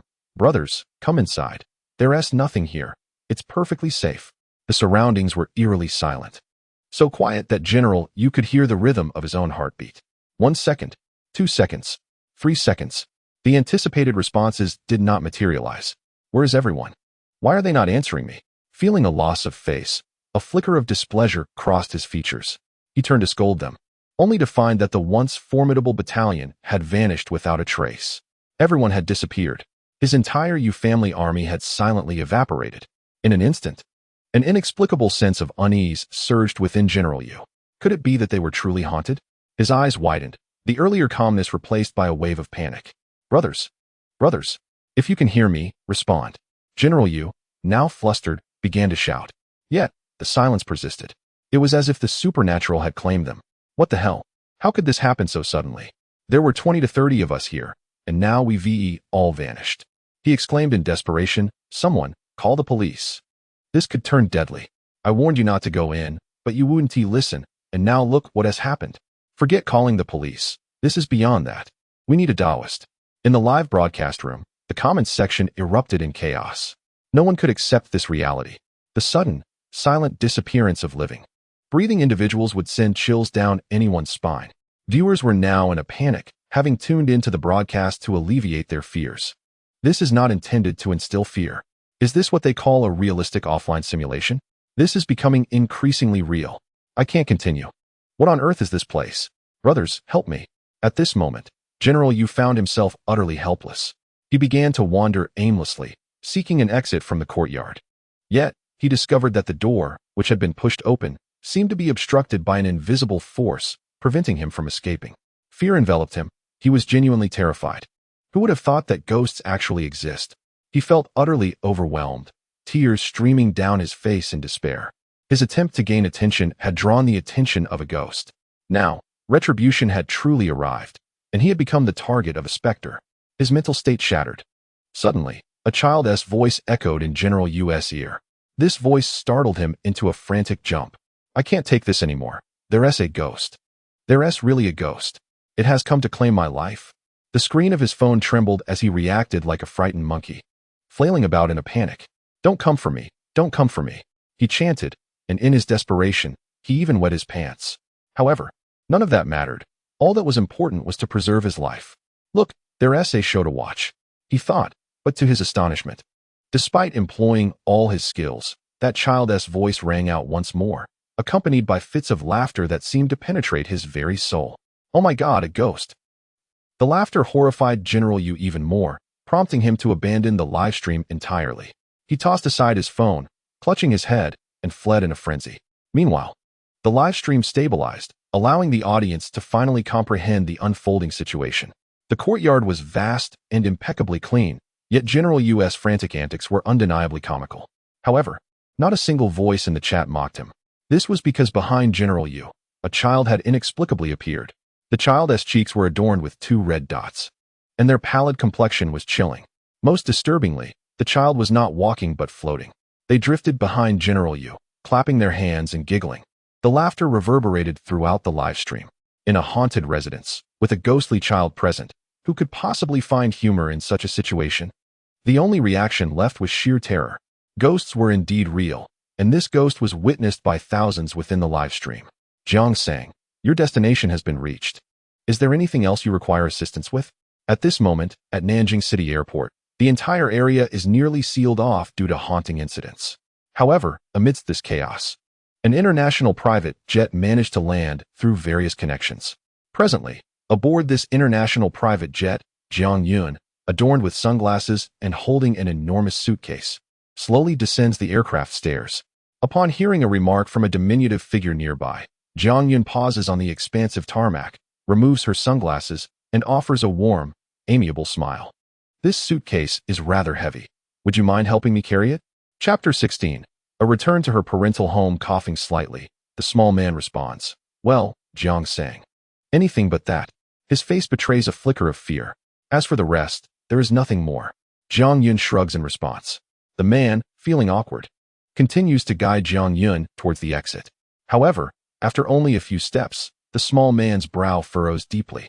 Jiang sang. The ghostly energy in Nanjing City is quite intense.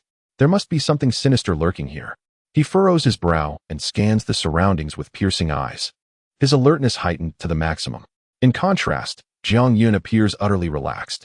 How could it not be intense? My ancestral home has been demolished, and the suppressed spirits have all emerged. It would be strange if it were otherwise. Jiang Yun pouts, seemingly indifferent. At this moment, the precise situation remains unclear.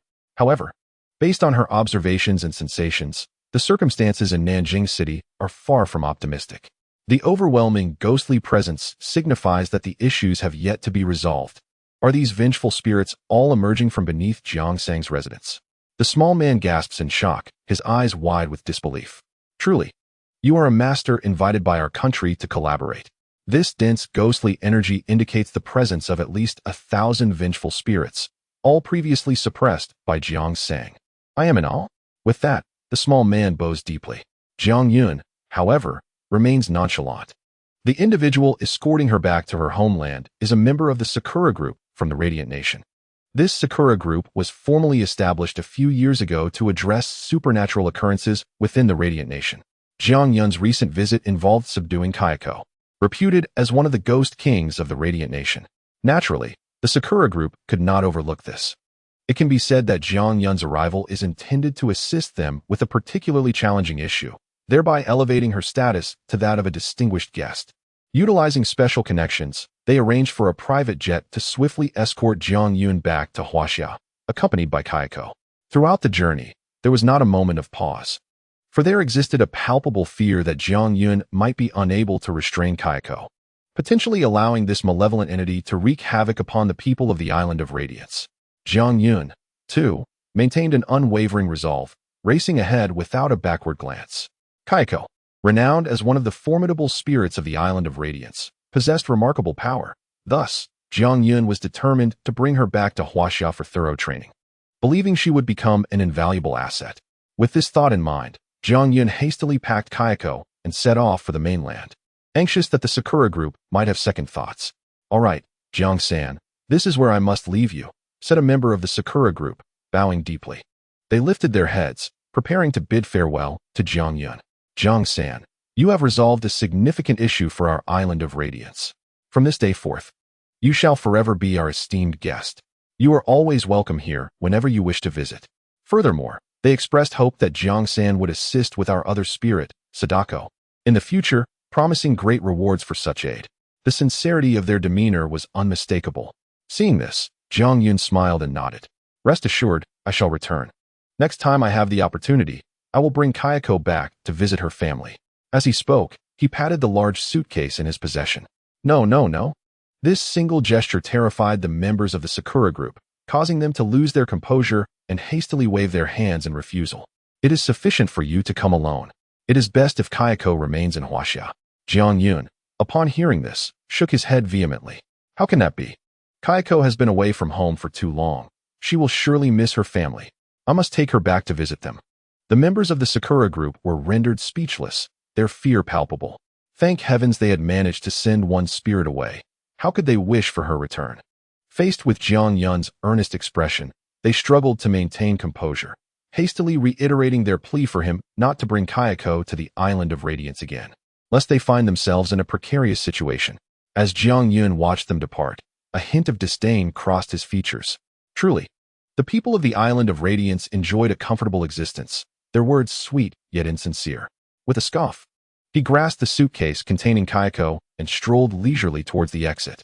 Upon exiting the station, his attention was immediately drawn to the tumultuous situation in Nanjing City. An oppressive aura of malevolence hung in the air, exacerbated by the chaos enveloping the airport. Perhaps due to the haunting incidents, countless individuals sought to flee, eager to escape the turmoil. These people were congested at the entrance and exit points, creating a cacophony that allowed Jiang Yun to slip through unnoticed.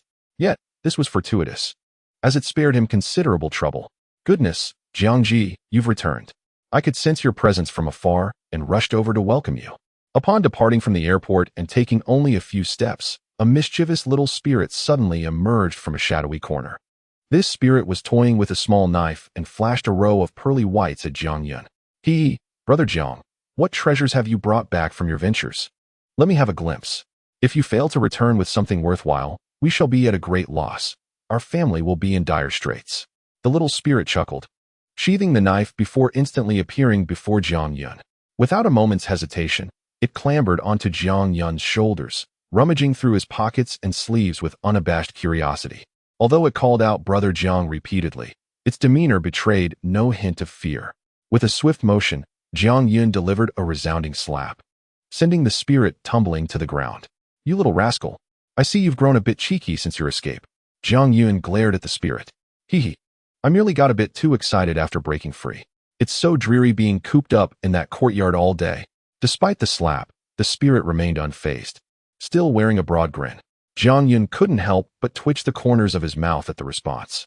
This little spirit was one among the countless malevolent entities he had subdued beneath his ancestral home.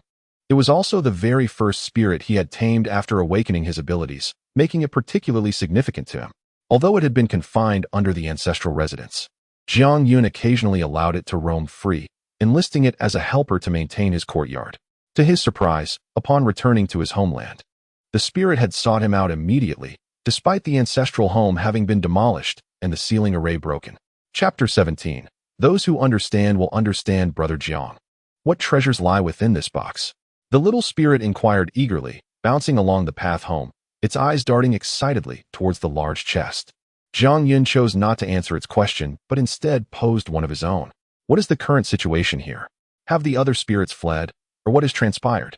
As they approached the site of the old courtyard, an unsettling chill began to envelop Jiang Yun. He raised his gaze to the sky, where ominous clouds loomed overhead. The presence of malevolent energy was palpable and visible to the naked eye, indicating that the release of spirits this time could easily lead to catastrophic consequences. Jiang Yun remained indifferent, for he had not been the one to unleash them. His curiosity was piqued, but he had no intention of cleaning up any ensuing mess. Most of the spirits have been recaptured by Sister Ghost Bride and Old Qin. They believe that even though the array is broken, it is still best for the deceased to cause as little harm as possible. However, there are still quite a few spirits that have managed to slip away. Oh, and security guard Old Zheng has also escaped. In the future, there will be no security at our home, the little ghost stated candidly. Jiang Yun, upon hearing these words, was not taken aback. He merely nodded in acknowledgement. The ghostly bride and Old Qin, similar to the little ghost, held a rather unique status in Jiang Yun's eyes. They were all formidable spirits that he had trained, possessing a hint of humanity despite their otherworldly nature. However, in this matter, humanity was of little value. It might even be better to lack it altogether. They performed admirably, yet erred in significant ways. Jiang Yun offered a critique of the situation at hand. Come on, Brother Jiang, are you just spouting nonsense? The little ghost remarked after a moment of contemplation, shaking his head in exasperation. How can this still be contradictory? You need not concern yourself with whether it is nonsense. Those who understand will grasp the meaning, and those who do not, I have no desire to explain to them. As long as I comprehend, that suffices. You may ponder over it deeply. Jiang Yun refrained from elaborating further, leaving behind a cryptic statement for the little ghost to decipher on his own. The little ghost stood still, the words of Jiang Yun echoing in his mind. After a lengthy contemplation, he finally grasped the essence. I see now, Brother Jiang, you're merely talking nonsense. Who is talking nonsense? Jiang Yun abruptly halted, fixing his gaze intently on the little ghost. This day, the little ghost recalled the moments when he had been under Jiang Yun's control. No, it's certainly not me, Brother Jiang. My brother Jiang is strikingly handsome. How could he ever speak nonsense, right? The little ghost grinned, his face betraying a facade of flattery. Jiang Yun, disinterested, continued on his way, dragging his suitcase. By the way, Brother Jiang, there is something else I need to inform you of. Our people are currently at the site of the Sihiyuan, and on my way here, I noticed several individuals whose aura resembled yours. They do not seem benign, and I overheard them mention something about the 749 Bureau and the Tianshi Dao. I told old Qin about it. I suspect that right now, the other little ghosts are inside, mingling with those people. Oh, and there's one called General Yu.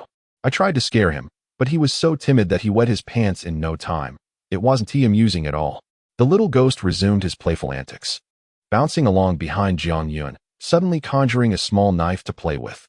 The 749 Bureau and the Tianshi Dao have emerged, have they? Jiang Yun pondered upon hearing this, momentarily taken aback.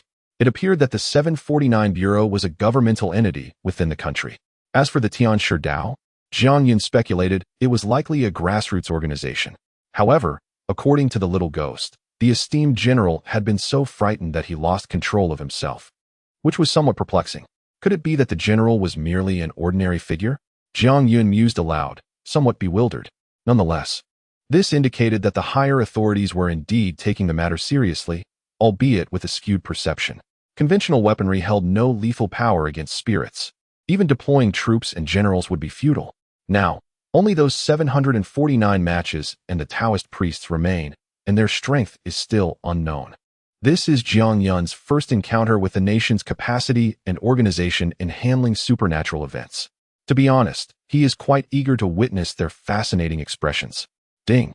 System update complete. At that moment, a voice suddenly emanated from the long-silent system in his mind due to the update. Jiang Yun felt a surge of joy and quickly focused his attention on the system. Ding! This update resolves the inability to suppress supernatural beings and introduces new functionalities. System tasks are now ready. Please proceed to complete the first task before accessing the system shop. Main task, within 24 hours. Locate a suitable factory to modify malevolent spirits. An appropriate venue is essential. Go forth and find a fitting location to train the spirits as you desire. A stream of voices echoed in his mind. Jiang Yun concentrated entirely on this. However, he was taken aback. After the update, the system has certainly become more peculiar, hasn't it? What does train even mean? Could they not use more civilized terminology? The corners of Jiang Yun's mouth twitched, but with the task clarified, he felt invigorated. Although he was uncertain of what exactly the system shop would offer. Based on the items provided before the update, he speculated that it could not be too disappointing and was entirely worth pursuing. Thus, he patted the little ghost. Stop dawdling. Come, let us go retrieve the ghost bride and old Qin. We need to find a new home. Little ghost, huh? A new home? What about the other ghosts? Shouldn't we bring them along? Not my concern. Let them handle it themselves. Jiang Yun quickened his pace. It wasn't his fault they were released. If problems arose, why should he be responsible? What were they thinking? Mr. Jiang, please wait a moment. However, just as Jiang Yun took a few steps forward, several police officers appeared ahead of him. Indeed, there were at least 10 armed officers, all pointing their weapons directly at Jiang Yun.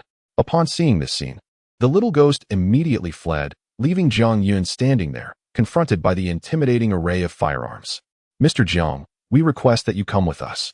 The leading officer spoke directly, not allowing Jiang Yun a moment to respond. The tone brooked no refusal. Is this how you invite someone? Jiang Yun finally regained his composure after several seconds and posed a soul-piercing question. Enough with the small talk. You are suspected of endangering the citizens of Nanjing City, and it is best for you to accompany us. We are aware of your abilities that elude our understanding, but you should consider carefully before taking action. Are our bullets swifter? Or is your power stronger? Chapter 18. So what happens next? What? Have you brought Jiang Yun to the police station? Did he resist? No. And he cooperated quite willingly? Very well. You must keep a close watch on him. We shall return shortly. At the ruins of the Sihiyuan. The police chief put away his phone and turned to Zhou Chonghai, saying, Jiang Yun has returned to the country and is now in our custody at the police station. As he spoke, he shifted his gaze towards the dark haze ahead. Inside, General Yu's live broadcast had been abruptly cut off. Yet the segment where he encountered the supernatural had been streamed across the entire internet. Most critically, he had yet to emerge, leaving his fate uncertain.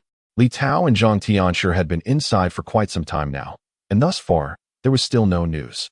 Let's return first and interrogate Jiang Yun.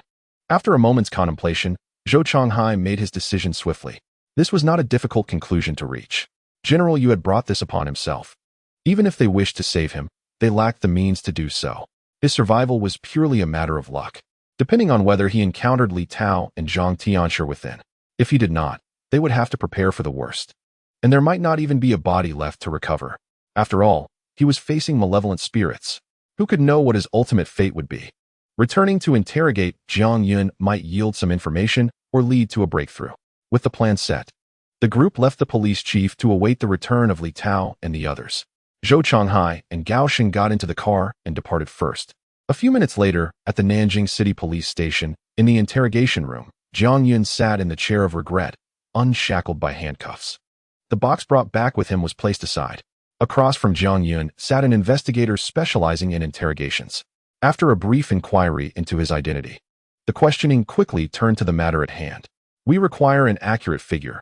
How many malevolent spirits are suppressed beneath that Sihiyuan? The investigator asked. I'm not sure. It has been many generations.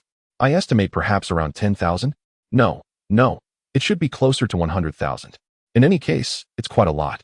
Jiang Yun replied nonchalantly, crossing his legs. Put your legs down. This is an interrogation. Answer my questions seriously. The investigator, seeing his demeanor, slammed his hand on the table, raising his voice several notches. What are you shouting at me for? You lot brought me in. This is none of my concern. The fact that I'm even sharing what I know is quite generous. Hurry up. I have matters to attend to. If you waste my time, I might just send someone to demand compensation. Jiang Yun's expression shifted. He was so brazen before the incident, and even after, he remained just as audacious. Did that mean the spirits he had contained were released for nothing? Who gave him the audacity to speak so defiantly? Jiang Yun regarded the investigator with keen interest. Do you not fear the specters knocking at your door come nightfall? It is evident that the interrogator was indeed unsettled by Jiang Yun's words, particularly the latter, which demanded a presence for an explanation. Who could Jiang Yun possibly summon? Prior to the interrogation, they had thoroughly investigated Jiang Yun's family. His parents had tragically perished in an accident 3 years prior, and he had but a scant few friends. Considering the events of the previous night, one could easily deduce whom Jiang Yun might bring forth. Aside from phantoms, who else could there be? The thought sent a shiver down the interrogator's spine. No one wishes to attract the attention of such malevolent entities. Let me handle this, came the voice of Zhou Changhai through the earpiece, granting the interrogator a moment of relief as he exited the interrogation room. Shortly thereafter, Zhou Changhai and Gao Sheng entered. Zhou Changhai's expression was stern, his brows furrowed, while Gao Sheng regarded Jiang Yun with utmost caution. After last night's experience, he was genuinely apprehensive of Jiang Yun. Who could fathom that an ordinary individual might possess the capability to confront and command supernatural beings? Have everyone else leave and shut off the surveillance. Zhou Changhai instructed as he stepped into the room, casting a glance at Jiang Yun before addressing a nearby detective taking notes. The detective displayed a hint of surprise as he retrieved handcuffs, preparing to restrain Jiang Yun. No need for handcuffs. His abilities render them ineffective, Zhou Changhai interjected, halting the detective in his tracks.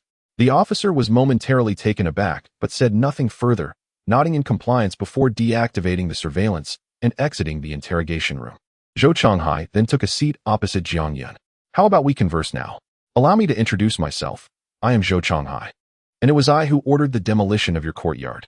His authoritative tone was unmistakable, a hallmark of leadership. Jiang Yun chuckled in response. My goodness. You truly fear no repercussions. Does this imply that you were present during my phone call with him yesterday? Jiang Yun directed his gaze towards Gao Sheng. Zhou Changhai nodded, neither confirming nor denying, even admitting that it was he who instructed Gao Sheng to make that call. You reap what you sow. You were informed that the courtyard was suppressing a malevolent spirit, yet you proceeded with the demolition. Truly impressive. Jiang Yun commended him with a thumbs up. This unexpected shift caught Zhou Changhai off guard. It was not in line with his expectations. The reason Zhou Changhai could maintain his composure was the unwavering backing of state power. Thus, when facing Jiang Yun, he held absolute confidence. Upon his return, he had already devised a plan to communicate with Jiang Yun. How could he dare to be arrogant when faced with the might of the nation? It was already made clear, your home was dismantled by me. Yet, not only did you remain unfazed, but you also gave me a thumbs up? Ahem. You must be aware that our country has departments dedicated to handling supernatural occurrences. Zhou Changhai coughed softly to alleviate the awkwardness and directly invoked the name of the 749 Bureau. Those specters of yours, with the state's intervention, shall not remain audacious for long. Soon, the issues in Nanjing City will be resolved. It matters not how many spirits you claim to possess. The outcome will remain unchanged. Do not presume that you are the only capable individual within the nation. The authorities have long been vigilant and have established relevant departments. No matter how many malevolent spirits there are, they are powerless against the machinery of the state. As Zhou Changhai spoke, a hint of amusement graced his features as he fixed his gaze on Jiang Yun, intending to convey that Zhang's arrogance was utterly inconsequential. Upon hearing these words, Jiang Yun appeared momentarily taken aback, his brows knitting in confusion. Witnessing Jiang Yun's reaction, Zhou Changhai felt an indescribable satisfaction. This was precisely the effect he sought. However, to his surprise, Jiang Yun lifted his head and inquired, "So what next? I've pondered for quite some time and still cannot grasp why you are telling me this. Moreover, what was your purpose in bringing me here? Was it merely to convey these words?" Chapter 19. Did you pack the ghosts? Inside the interrogation room, the atmosphere turned somewhat eerie. Jiang Yun furrowed his brow, gazing at Zhou Changhai with a look of bewilderment. Upon hearing Jiang Yun's words, Zhou Changhai was momentarily stunned.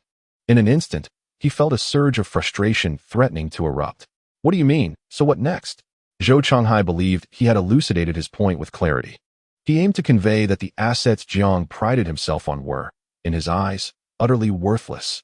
Yet, Jiang Yun seemed entirely indifferent to this revelation, leaving Zhou Changhai feeling as though his punches landed on soft cotton. "Enough. I grow weary of your ramblings. If you have questions, ask them quickly. I have a myriad of matters awaiting my attention," Jiang Yun declared, shifting his posture to signal his desire to cease the idle chatter. The system's task had been issued, and it bore a time constraint. If the deadline were surpassed, who would be accountable for the repercussions? You. Do not be so arrogant. Do not think we are powerless against those specters. I tell you, knowing full well that the state has relevant departments, you still dare to suppress those spirits without reporting to the authorities. This indicates an intention to jeopardize the safety of the citizens of Nanjing City. Your actions are no different from harboring weapons at home. This is illegal. You are breaking the law. Zhou Changhai, witnessing this, felt a wave of anger wash over him. Before this moment, he wouldn't even deign to glance at Jiang Yun. If it weren't for the issue concerning the supernatural, what grounds did he have to sit here and converse with me? How dare you throw such a heavy burden upon me? You just stated that the state has relevant departments. Isn't that sufficient? Let them handle it. Why involve me? Jiang Yun shrugged. Since this topic has resurfaced, he was prepared to delve deeper into a discussion with Zhou Changhai. I had made myself quite clear in our previous call. Do not dismantle anything, and if trouble arises, do not come looking for me. It is your own disregard for advice that led to this situation. What can I do about it? Furthermore, do you think these supernatural entities were conjured or birthed by me? Had it not been for my family's generations of efforts to suppress malevolent spirits and protect Nanjing City, it would have long been overrun. Now you come here pretending that the state has relevant departments to address these matters. That is fine by me, as it is indeed their responsibility. If you have the means, then so be it. The released spirits are no concern of mine. Do as you please, and do not seek me out in the future. This is one of Jiang Yun's grievances. His family, spanning several generations, has captured spirits to safeguard the region. Yet, after the malevolent spirits escaped due to your blunders, you come to hold me accountable? Have some decency. It is already quite commendable that so many spirits have not come demanding recompense from you. And here you are, seeking to blame me. Who do you think you are? Jiang Yun's demeanor grew resolute as he unceremoniously brought himself to the police station. It was inconsequential. However, to place such a hefty accusation upon me is unacceptable. Zhou Changhai was momentarily at a loss for words, his eyes wide in disbelief. Even so, you ought to report this to the state, allowing them to deal with the spirits. Jiang Yun's assertion was not without merit, yet it did not justify his failure to report the matter to the authorities. Huh. You claim to know there are relevant departments. If you hadn't demolished my courtyard, I might still be oblivious to their existence. Trust me, I would have reported it to the state long ago. However, now that you've said this, I find myself disinclined to report anything. Why should I? I captured those spirits through my own efforts. Should I still be obligated to report them?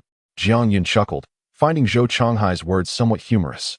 You may negotiate with me, but you cannot issue commands. I am not your subordinate. On what grounds do you command me? Ah, by the way, if you are so intent on me reporting, I happen to have a spirit in my possession, although I fear you may not dare to take it. As he spoke, Jiang Yun's gaze drifted toward the box he had brought back, a meaningful smile gracing his lips. If you wish to take possession of a spirit, that is acceptable. Just be wary that you may not have the courage to do so. A spirit for surrender? At this mention, Zhou Changhai paused momentarily, instinctively following Jiang Yun's gaze.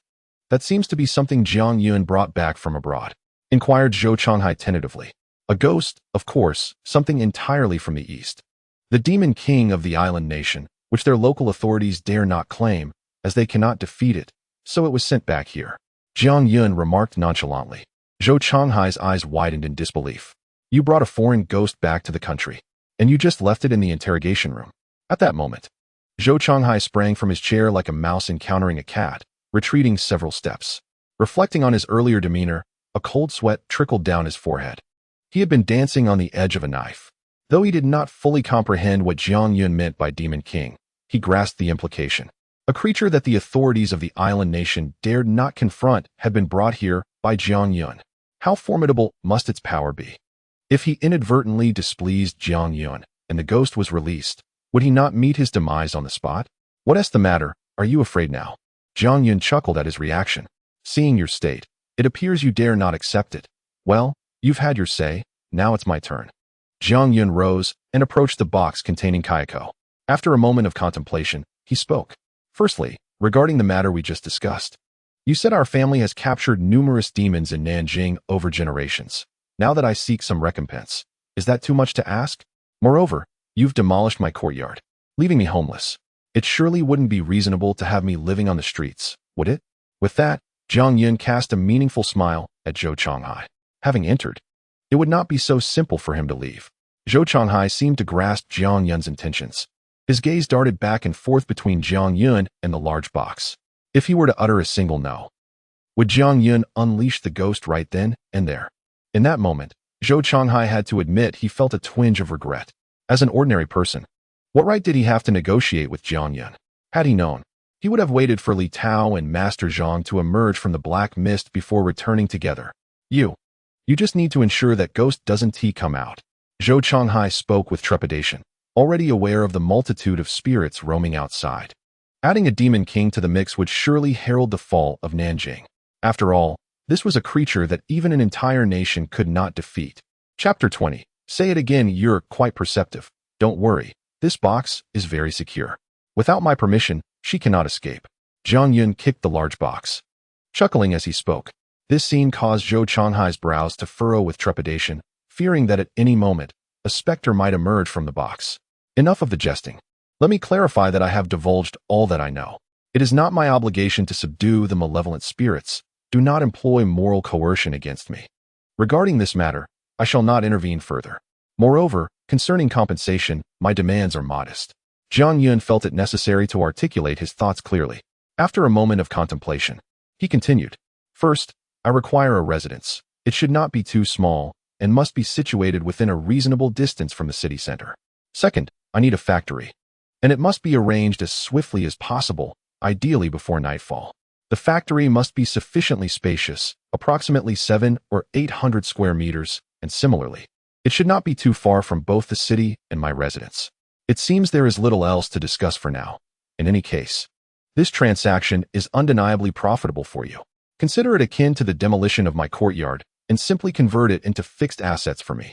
After all, the previous compensation for the demolition was negotiated to exceed 100 million. The items I now seek, however extravagant they may be, could scarcely amount to such a sum, making this a lucrative deal for Zhou Changhai and his associates. Yet, Jiang Yun could not help but feel a twinge of regret. That courtyard had stood for centuries, and he had never anticipated its demise would fall upon him. After all, it was the ancestral home. However, it had already been demolished, and rebuilding was not an option. It was better to seek some compensation, especially since he now had need of these items. What? You still want a factory? What on earth for? That building was a violation and forcibly demolished. How could there be compensation? At most, I can arrange for your lodging. Zhou Changhai, upon hearing these words, was momentarily taken aback and outright rejected the notion. What nonsense is this? Jiang Yun chuckled. Could you repeat that? No compensation? No relocation funds. He blinked. If you insist on that line of reasoning, I have much to say. The interrogation room descended into silence once more, enveloped in stillness. Zhou Changhai seemed to realize he had misspoken. Listen well, I am here today to inform you that because you forcibly demolished my courtyard, I am entitled to some compensation. This is entirely reasonable. Jiang Yun interjected. Am I here to negotiate with you? When you demolished my courtyard, did you ever consider discussing it? This sentiment felt oddly familiar. Zhou Changhai noticed the slight twitch at the corner of his mouth. I am here to notify you. This phrase resonated too closely. Had he not uttered it just yesterday before the demolition commenced? Now, Jiang Yun had turned it back upon him. The crux of the matter was that he could not rebut. Jiang Yun's demeanor was one of intimidation, an unabashed threat. Under pressure, Zhou Changhai had no choice but to acquiesce and immediately send the frightened Gao Sheng, who had cowered in a corner, to handle the situation. Upon hearing that there were monsters in the box, Gao Sheng shrank back, rendered speechless. When he caught wind of the opportunity to escape, he fled the scene without looking back, eager to distance himself from the turmoil. All right, I should be able to leave now, right? You have my number. So once the house and factory are arranged, just send me the address via text. Remember, don't delay with the factory. I need it urgently. Jiang Yun lifted the box and strode confidently toward the interrogation room's door. During this time, Zhou Changhai made no attempt to hinder him, primarily because he lacked the courage to do so. Who could fathom the extent of Jiang Yun's strength? Capable of containing a monster that could not be subdued by an entire nation within a mere box? Such feats are beyond the capabilities of an ordinary human. Moreover, Zhou Changhai was eager for Jiang Yun to swiftly remove that ghastly entity. Remaining at the police station, that thing was akin to a ticking time bomb. Who knew how sturdy that box truly was? In any case, the remaining matters could wait until Li Tao and Master Zhang returned. Presently, he felt outnumbered, so it was prudent to give Jiang Yun a free pass. With this thought, Zhou Changhai opened the door, assuring that he would secure a factory by tonight. Jiang Yun was quite satisfied with this, nodding with a smile, marking a pleasant visit to the police station. Finally, that plague was dispatched. As he watched Jiang Yun's departing figure, Zhou Changhai let out a sigh of relief, feeling as if a great weight had been lifted. He turned and found the officer currently overseeing the station, launching into a tirade. Who authorized you to bring him directly to the police station? Didn't you think to inquire beforehand? How could you carelessly bring his belongings here? Zhou Changhai vented his frustrations. Without the box containing the monster, he might have engaged in more casual conversation. Yet, with that object now present, he felt an overwhelming sense of insecurity. What was the point of interrogation under such circumstances? He merely hoped to expedite Jiang Yun's departure. But wasn't he at your order?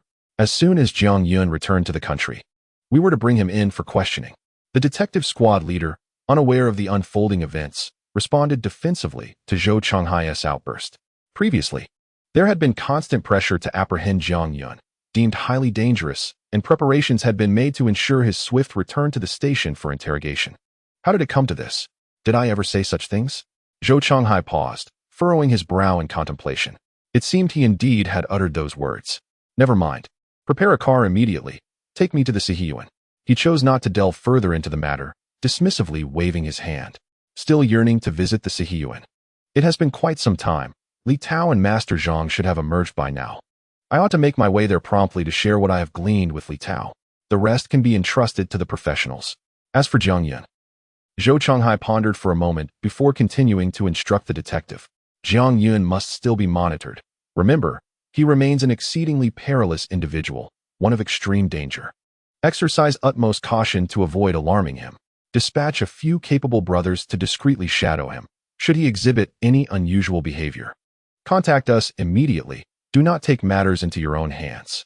Zhou Changhai imparted this warning, yet there was an unspoken thought lingering in his mind. For this situation was beyond the grasp of ordinary individuals.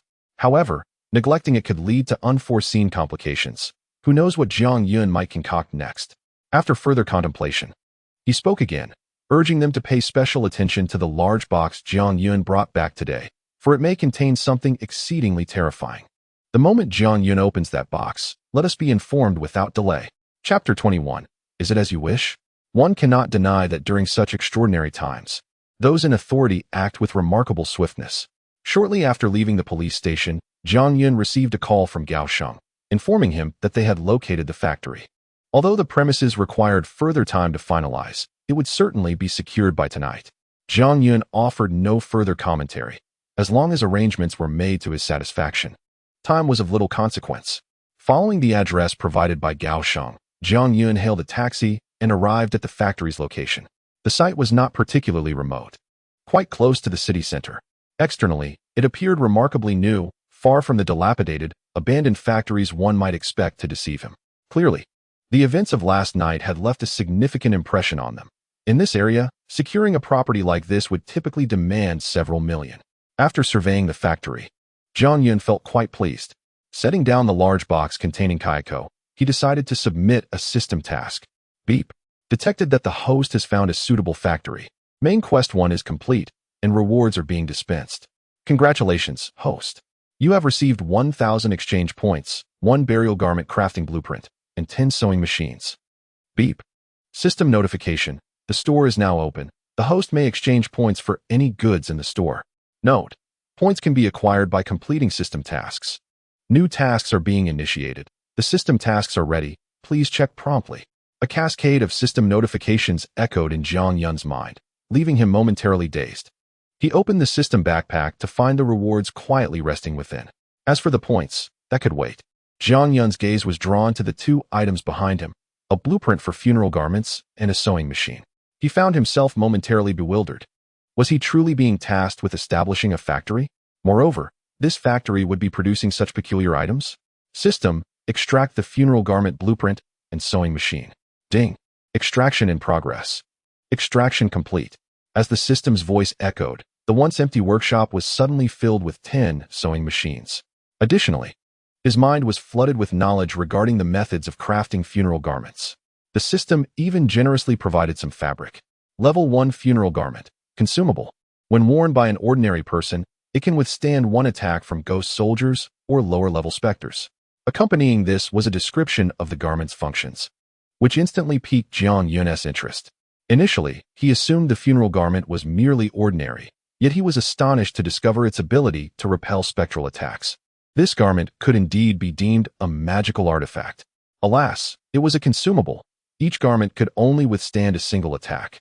However, if he donned multiple garments, wouldn't he be invincible? Jiang Yun mused, as visions of opportunity danced in his mind. This was undeniably a product of the system. Given the current situation in Nanjiang City, if he acted swiftly and sold these funeral garments, he could amass a fortune. Excited, he decided to explore the items available in the system's shop. Satisfied with his reward, he opened the system marketplace, especially since he currently possessed 1,000 points. Ding!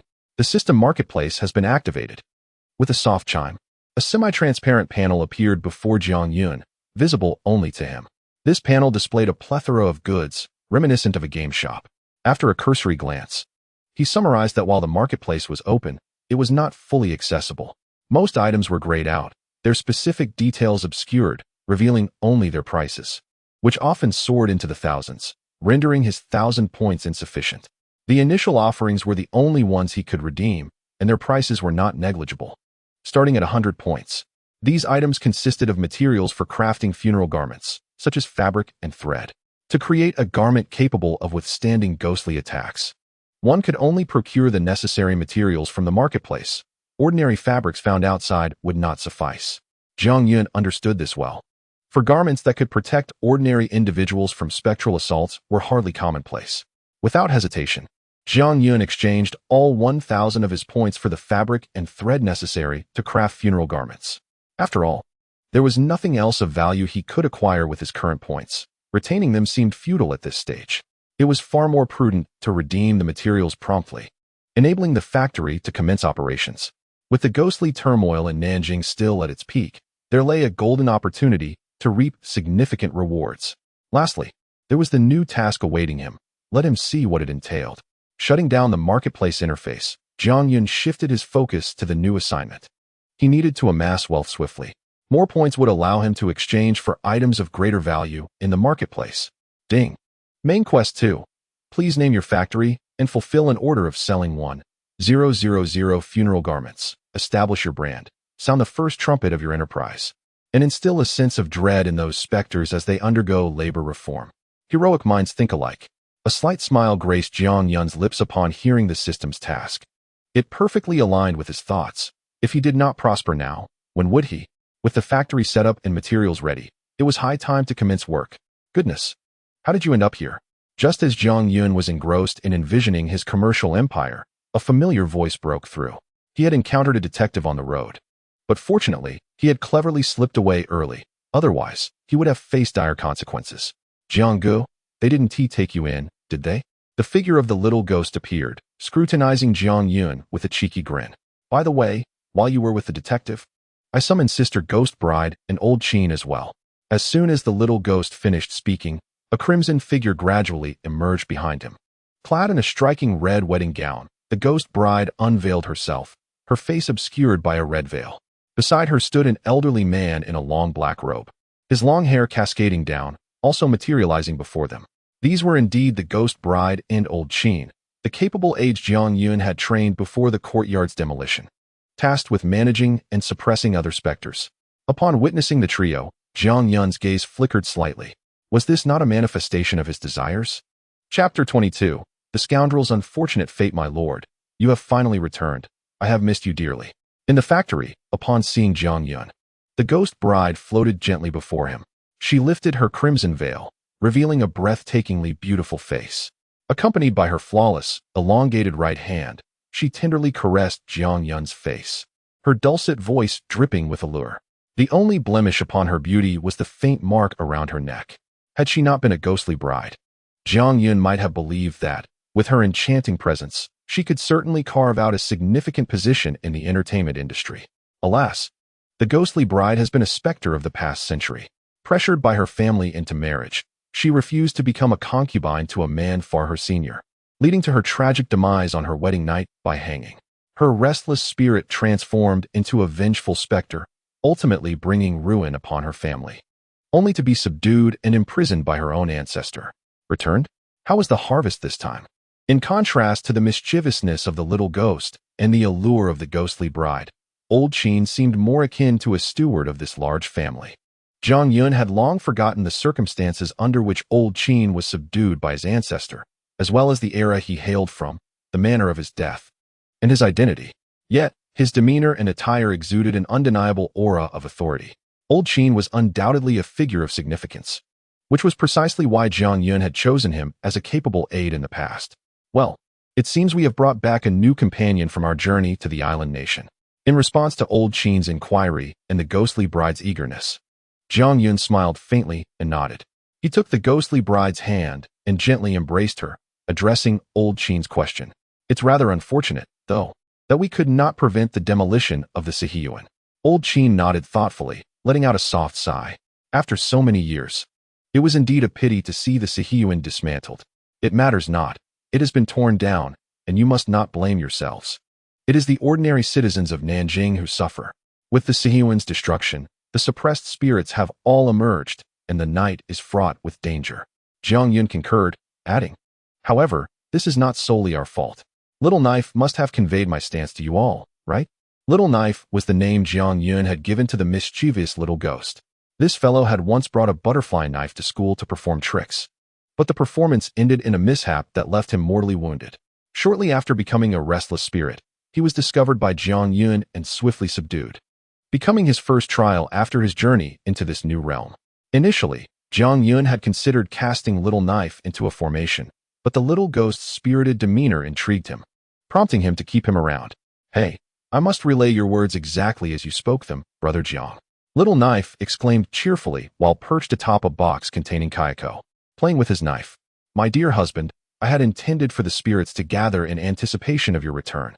Since you've stated that they have wrought their own misfortune, I shall not intervene, the ghostly bride said, her eyes sparkling with allure as she melted into Jiang Yun's embrace, wholly compliant with his will. Your stance is correct. To achieve greatness, one must possess a resolute heart, Old Qin remarked, casting a look of approval at Jiang Yun. It was a calamity of their own making. Old Qin and the ghostly bride had managed to maintain control of the situation for an entire night without any fatalities. Now, the state had taken over, leaving them to deal with the aftermath on their own. Jiang Yun had no desire to intervene in this mess. Well, since everyone understands my stance, I shall refrain from elaborating further. In any case, the courtyard has now become part of our past. What lies ahead is a brand new future. Upon hearing this, Jiang Yun released the ghostly bride from his embrace and strode purposefully to the center of the workshop. From this point onward, this workshop shall serve as our new stronghold. In order to ensure our continued survival in this city, We must embark on a path towards commercialization. I hereby name this establishment the Jiangge Garment Factory. From now on, any new spirits that arrive, instead of being suppressed or sealed away, shall be assigned to operate the sewing machines here. You have all been with me for a long time. As our factory grows, you will become the management team of the Jiangge Garment Factory. Jiang Yun's voice was filled with fervor, his excitement palpable. This marked a new beginning and an entirely new venture. With diligence, luxury cars and lakeside villas will be within our grasp. What I must do now is impart the techniques for crafting shrouds to Old Qin, the ghostly bride, and Xiao Daozi. They will be the first to commence production, rapidly generating output. With effective promotion, there will be no worries about unsold goods. Oh, there is also a new companion I have yet to introduce to everyone. Just a moment, I shall bring her forth. As his invigorating speech concluded, Jiang Yun suddenly recalled the Kayako he had brought back from the Island of Radiance. Unconcerned with the expressions of the ghostly bride, Old Qin, or Xiao Daozi, he approached the large box. With a swift motion, he knocked Xiao Daozi off the box, and then proceeded with an unboxing reveal. Hey Jiangge, be gentle. Although I am a ghost and cannot feel pain, I can still be hurt. Xiao Daozi lamented as he landed on the ground, his expression one of discontent. Rising and dusting himself off, he continued with a grin. By the way, Jiangge, what does it mean to work the sewing machine? Is it fun? Oh wow. Where did you find this beauty? However, just as he finished speaking, he saw Jiang Yun pulling Kayako from the box. Instantly, his face lit up with excitement. His gaze fixed intently upon her. Meanwhile, Kayako was in a state of inner turmoil, bound and confined within that box for several hours, as the Ghost Queen. She had already mentally cursed Jiang Yun's entire lineage. More importantly, that despicable man had declared before packing her away that he intended to take her to China for labor reform, an unforgivable act. Now, having regained her freedom, Kayako wasted no time in unleashing her fury. Despicable man, may you meet a terrible fate. Once I break free from these restraints, I will ensure your dismemberment. The anguished roar of Kayako reverberated throughout the factory, her head swaying as her entire focus fixated on Jiang Yun. That heart-wrenching sound was testament to her sincerity. Yet, circumstances often unfold in the most unexpected ways. Kayako had envisioned that after her furious outburst, Jiang Yun would retaliate or reprimand her, but such a scene never materialized. Instead, an eerie silence enveloped the factory, imbuing the atmosphere with a sense of foreboding. As she surveyed her surroundings anew, she realized she was in an unfamiliar environment. Where had Jiang Yun brought her? And why was there a small ghost leering at her, drooling? Chapter 23. You call her little sweetie? Huh. The oppressive silence was shattered by a sharp voice. A figure fixated on Kayako, emitting a peculiar cry followed by a cascade of laughter. Ha ha ha. No way, brother Jiang. Did I hear that right? This woman intends to dismember you? Let me laugh a bit, sister ghost bride, Old Qin. Did you hear that? She wants to kill brother Jiang. Ha ha. The figure, nicknamed Little Knife, withdrew his saliva and became animated, bustling around Kayako, scrutinizing her from head to toe. His boisterous laughter and exuberant demeanor left Kayako utterly confounded. What was happening? Are you our new partner? At that moment, a chilling female voice crept into Kayako's ears from behind her, accompanied by a gust of cold wind sweeping through the factory. Suddenly, a crimson figure appeared before Kayako. It was the ghost bride. With wide eyes and an expression devoid of emotion, she fixed her gaze upon Kayako, her stare unmistakably intent on annihilating her. Who are you? Kayako's heart quaked violently, her face betraying a hint of terror, held aloft by Jiang Yun. She warily regarded the ghost bride. As a fellow spirit, she could keenly sense that the ghost bride's aura was nearly as formidable as her own. Although lacking the power of a ghost king, she was certainly formidable. It seems the entity you brought back from the outside is quite powerful. At this moment, Old Qin also approached from behind, casting a discerning glance and expressing his approval with a subtle nod towards Jiang Yun.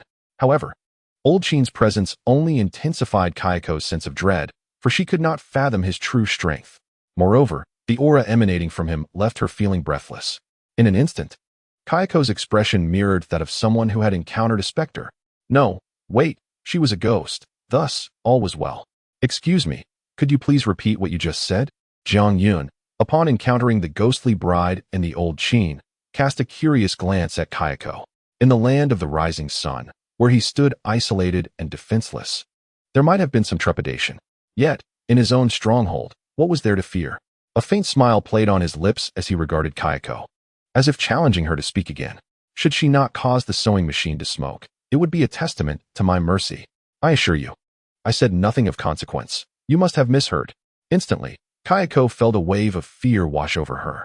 Beside Jiang Yun stood a peculiar little spirit, flanked by two formidable entities, the ghostly bride, whose power nearly matched his own, and the inscrutable old Qin. What sort of perilous lair was this? Who was Jiang Yun that he commanded such overwhelmingly powerful figures? And most crucially, was this truly the land of the rising sun? Or had she unwittingly descended into the depths of hell? No thoughts of vengeance crossed her mind. She had no intention of being torn to pieces. Witnessing Kayako's dismay, Jiang Yun placed her on the ground and released her from her bindings. With the ghostly bride and old Qin present, it was unlikely that Kayako would dare to flee. Besides, this was Huaxia. Even if she attempted to escape, there was nowhere for her to go. As the ropes fell away, Kayako felt a long-forgotten sense of freedom and her dormant powers surging back. Yet, she hesitated to act rashly, her gaze darting nervously around her. After over a century of cultivation in the land of the rising sun, she had finally attained the level of a ghost king, allowing her to roam with confidence. However, ever since her encounter with Jiang Yun, bizarre occurrences unfolded one after another. First, Jiang Yun's unfathomable strength allowed him to maneuver effortlessly within her territory without sustaining any injuries. Next, the very ropes that had bound her possessed the extraordinary ability to sever her powers, an artifact she had never encountered before. And now, two even mightier spirits stood by Jiang Yun's side. What in the world was happening? Kayako's composure began to fray. At this moment, she could hardly afford to concern herself with the dignity of a ghost king. Faced with Jiang Yun's inquiry, all she could do was respond with a pained expression. No, I'm still your little sweetheart, right? Yet, there was an unspoken thought lingering in her mind. To resist, she would need the courage to do so. For now, she would align herself with Jiang Yun, flattering him until the opportunity for revenge arose. But wait, what did you just say? The scenario Kayako had envisioned, where Jiang Yun might be oblivious, did not materialize. Instead, the ghostly bride beside Jiang Yun emanated an even more formidable aura, and a chilling wind swept through, causing her crimson attire to billow dramatically as she extended her arms, glaring fiercely at Kayako. Did you just call her sweetie? The ghost bride's gaze swiftly shifted to Jiang Yun, her tone laced with accusation. Jiang Yun. No, dear sister, why on earth are you calling her sweetie? Can't you see the ghost bride right beside you? My beloved, did you not declare that you loved only me? A brief outing, and you have found a new affection? Is that so? Suddenly, tears streamed down the ghost bride's face. She was weeping. No, it's not what you think. It was all for the sake of capturing ghosts. Jiang Yun felt an ominous sense of foreboding. What on earth was happening? He cast a glare at Kayako, thinking she was just stirring up trouble for him. Kayako, sensing Jiang Yun's irritation, found herself at a loss. While in the ghost country, was it not you who called me that? What does that have to do with me? I understand now, you no longer love me. You previously claimed that sweetie was your exclusive term of endearment for me, but now, in pursuit of ghosts, you have bestowed it upon another, correct? I see it clearly now. It was my misunderstanding. The ghost bride paid no heed to Jiang Yun's words. Suddenly, the chilling wind dissipated. She wiped away her tears and silently walked aside. Jiang Yun exclaimed, "It's just a title. Why the fuss? Damn it. Why on earth are you calling her sweetie?" Jiang Yun felt a headache coming on, glaring at Kayako, wondering if a few less words would have averted this debacle. We are all in this together, and yet you create such discord. This is truly unfortunate.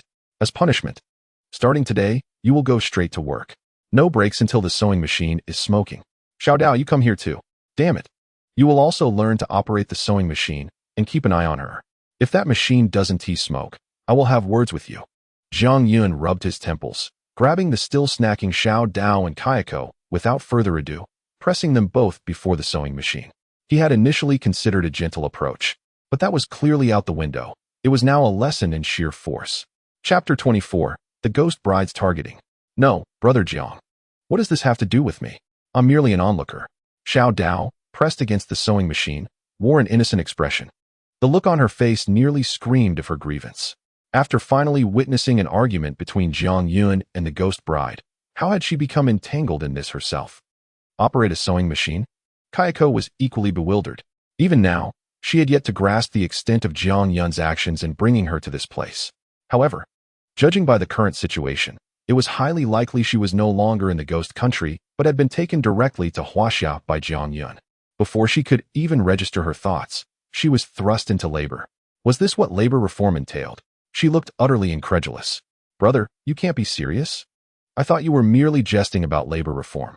Did you really bring yourself to Huaxia to operate a sewing machine? Inviting the king of ghosts to tread upon a sewing machine. How exaggerated. Although I am not human, you truly are a dog. Ko's heart roared in protest. Yet, Jiang Yun appeared utterly oblivious to their defiance, directly tossing a heap of fabric before them. Enough chatter, follow my lead. Jiang Ji's garment factory does not accommodate idlers. Jiang Yun's tone brooked no refusal. But Jiang Gu, I am still a minor. Are you employing child labor? I will report you for hiring minors. Xiao Daozi gazed at the pile of fabric before him, his eyes wide with horror. I'm still underage. Please don't force me into this. What is the matter? We need minors like you. Young ones work quickly. If you wish to report me, go ahead. Just see if anyone cares. Jiang Yun cast a glance at Xiao Daozi, laced with a hint of menace. You've already become a ghost. What good will reporting do? With that, Jiang Yun erupted into a series of sinister chuckles. Xiao Daozi fell silent. Haha, since that is the case, I shall learn as well. Old Qin, who had been watching the scene unfold, chuckled heartily and approached. After locating a sewing machine, he sat down, ready to follow Jiang Yun's instructions. Look at Old Qin, what determination. When will you grow up and spare me some worry? Jiang Yun acknowledged Old Qin with a nod, then deftly delivered a slap to Xiao Daozi's head. The sound was sharp and resonant. Xiao Daozi felt wronged. I'm already a ghost. How can I grow up? This is so unfair. I saw nothing, yet I'm being forced into hard labor. I can't express my anger. All right, everyone follow along. It's quite simple. By this time tomorrow, I expect each of you to have produced at least 100 completed shrouds. Jiang Yun, having said more than necessary, sat down and began to teach based on the designs in his mind. The sewing machine posed no challenge, and within minutes, even the mischievous Xiao Daozi had grasped the technique. As for Ko, she lamented, I don't want to do this. As the illustrious king of ghosts, can I engage in such labor? I would be the laughingstock among other spirits. Nevertheless, how are you managing? My learning ability seems quite commendable. I have already mastered it. Old Qin inquired cheerfully, seated beside Ko. Haha, it's manageable. Ko forced a smile, more pitiful than a cry, as she frantically pressed the pedal. Given the circumstances, did she truly have a choice? All right then, since you've come this far, you might as well stay with us. Though Jiang Yun may appear carefree, he treats us quite well. He is a good person. Old Qin nodded, patting Kayako's shoulder, leaving one uncertain whether it was a gesture of consolation or held a deeper significance. However, Kayako found herself at a loss for words. There was no longer a choice to be made.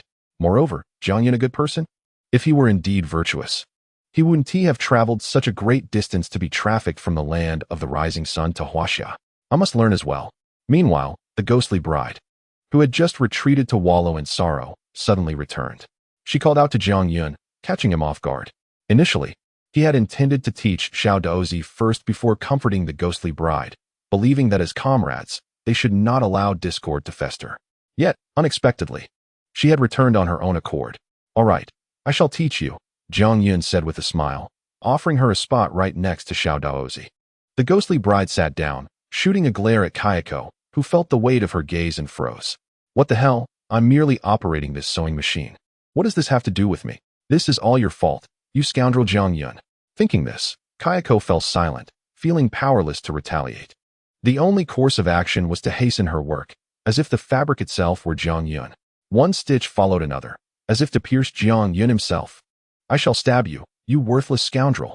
Hey, sister, you missed the lesson. Let me teach you. Meanwhile, Xiao Daozi, noticing the ghostly bride beside her, paused her work, wearing a beaming smile. No, my lord, I want you to teach me personally. The ghostly bride flatly rejected her, turning her attention to Jiang Yun. He was taken aback, but quickly shot Xiao Daozi a warning glare. Get back to work, no slacking off. Then, addressing the ghostly bride with a smile, he said, all right, I shall teach you personally. Xiao Daozi protested, isn't this a bit sexist? If there is a next life, I will definitely be a woman. Jiang Gu, you're so unreasonable, you no longer love me. Upon hearing this, Jiang Yun stood and approached Xiao Daozi from behind. What is this? Do you want to be reprimanded? Xiao Daozi replied. I'll get back to work. Otherwise, we one team meet our deadline. With that, she quickened her pace at the sewing machine. Observing this, Jiang Yun nodded before sitting down to teach the ghostly bride step by step. A few minutes later, she had mastered the skill, finally revealing a smile. Don't get me wrong. I haven't forgiven you yet. I'm simply pleased to have acquired a new skill. Moreover, I believe my learning speed surpasses that of a certain someone, the ghostly bride explained to Jiang Yun. He didn't mind. As long as she smiled, that was enough. Yet, her mention of that certain someone left him with an unsettling feeling. Jiang Yun pondered, even before he could speak, that this task was exceedingly simple. The ghostly bride suddenly uttered a phrase, then continued, At this time tomorrow, I can deliver 200 funeral garments. Grandpa Qin, given your age, let us settle on 100 pieces for you. As for the little knife, being young, he can indulge a bit more. Let him also craft 100. As for the remaining spirits, I believe they can manage 200 pieces as well. Otherwise, we might find ourselves devoid of profit. In business, quantity is essential. Was the ghostly bride assuming the role of a proprietress? Jiang Yun's eyes widened in astonishment. Good heavens, 200 funeral garments from each person within a mere 24 hours. This was more capitalist than he himself. Moreover, who could the remaining spirits be, if not Kayako? Chapter 25. The Emergence of the Ghost Emperor. In stark contrast to the chaos unfolding on Jiang Yun's side, where the court was ablaze, the atmosphere at the Nanjing City Police Station had turned rather oppressive. Li Tao and Zhang Tianshi had returned, their expressions grim. Upon entering, the air was thick with the presence of numerous spirits. However, inexplicably, they had all dispersed. In a small room, Li Tao held a phone, reporting the situation to the director of Bureau 749. The circumstances in Nanjing City were undeniably peculiar, differing markedly from previous supernatural incidents they had addressed. Initially, upon their arrival, they sensed that the spirits scattered in Nanjing City were few, with the majority congregating at the ruins of the Sihuan. This was precisely why they had sought to investigate the site first, to glean insights into the types of spirits previously suppressed there. Moreover, there was an aspect he had not disclosed to Zhou Zhanghai and the others. This place was exceedingly strange. If Jiang Yun's claims were accurate, with thousands of spirits once contained beneath the Sihuan, the dismantling of the site would inevitably lead to widespread havoc. Yet, curiously, throughout last night's procession of 100 ghosts, not a single soul was harmed. It was as if an unseen force had reigned in those spirits that had escaped.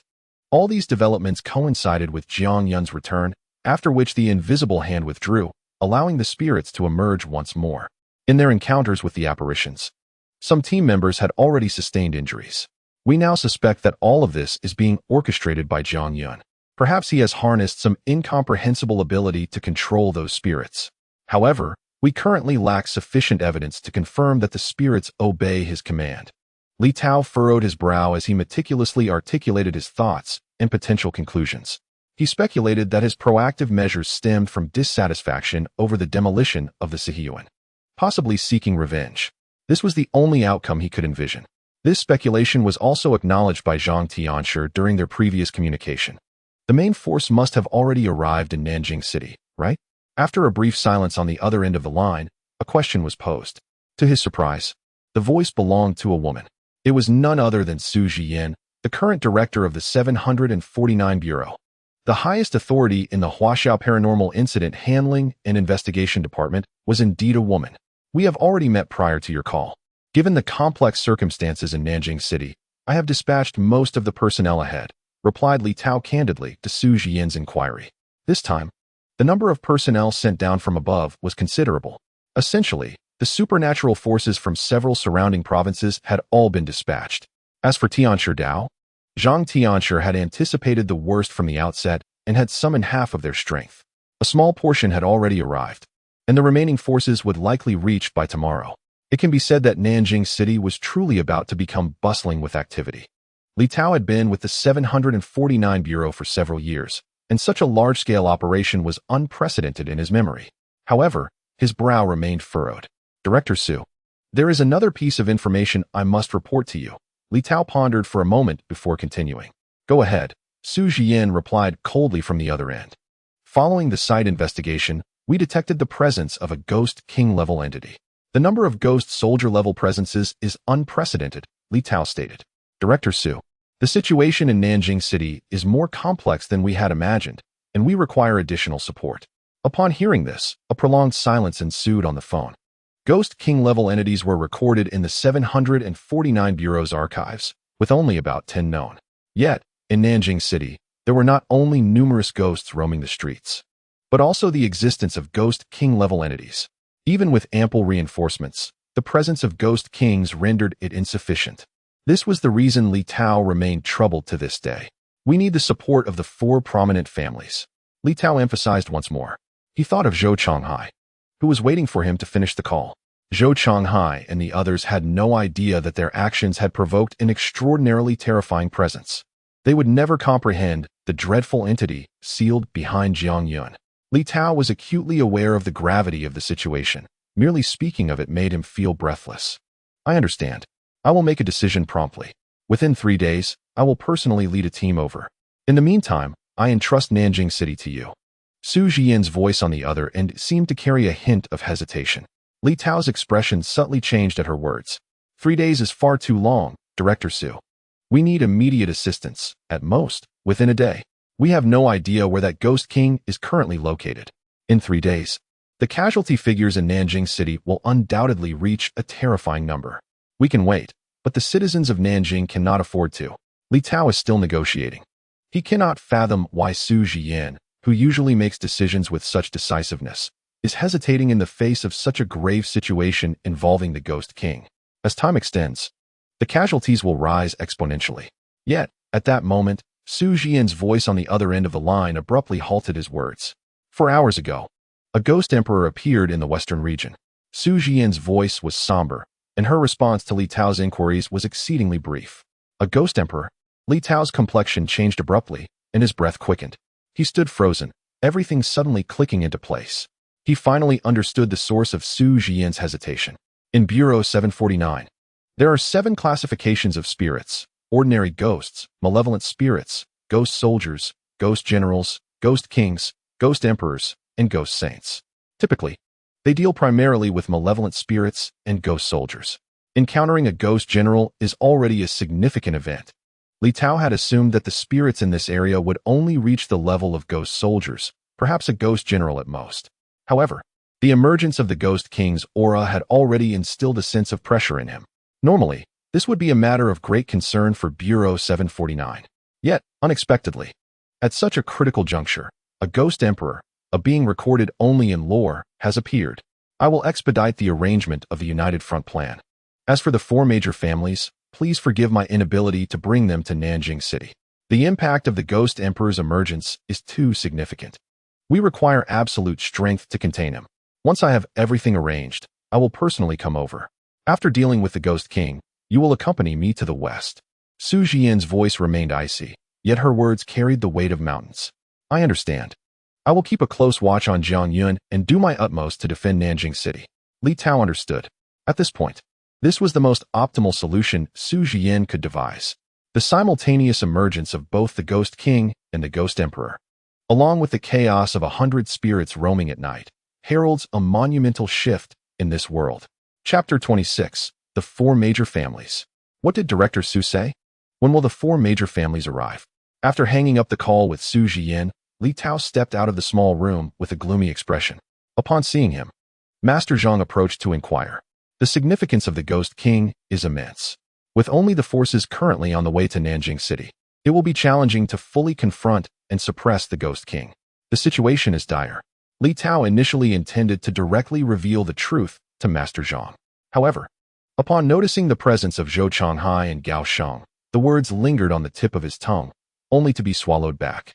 The latter seemed to sense his hesitation, furrowing his brow, and understood that this was not the appropriate time for discussion, thus remaining silent. Yet, Zhou Chonghai and Gao Sheng held a different perspective. Captain Li, may I presumptuously inquire if the 4 prominent families are indeed formidable? Can they contend with the Ghost King? Gao Sheng, noticing the silence from both Master Zhang and Li Tao, eagerly posed the question. While he was acutely aware of the precarious situation in Nanjing City, the involvement of the state provided a semblance of assurance against unforeseen events. His only apprehension lay in confronting Jiang Yun himself. as long as Jiang Yun was absent. What harm could there be in asking a few more questions? The four prominent families? Li Tao's expression subtly shifted at the inquiry. What I can share with you at this moment is that the four prominent families are ancient clans of Huaxia, steeped in a rich legacy, with a long-standing tradition of capturing malevolent spirits and safeguarding our land. They bear some resemblance to Jiang Yun's clan.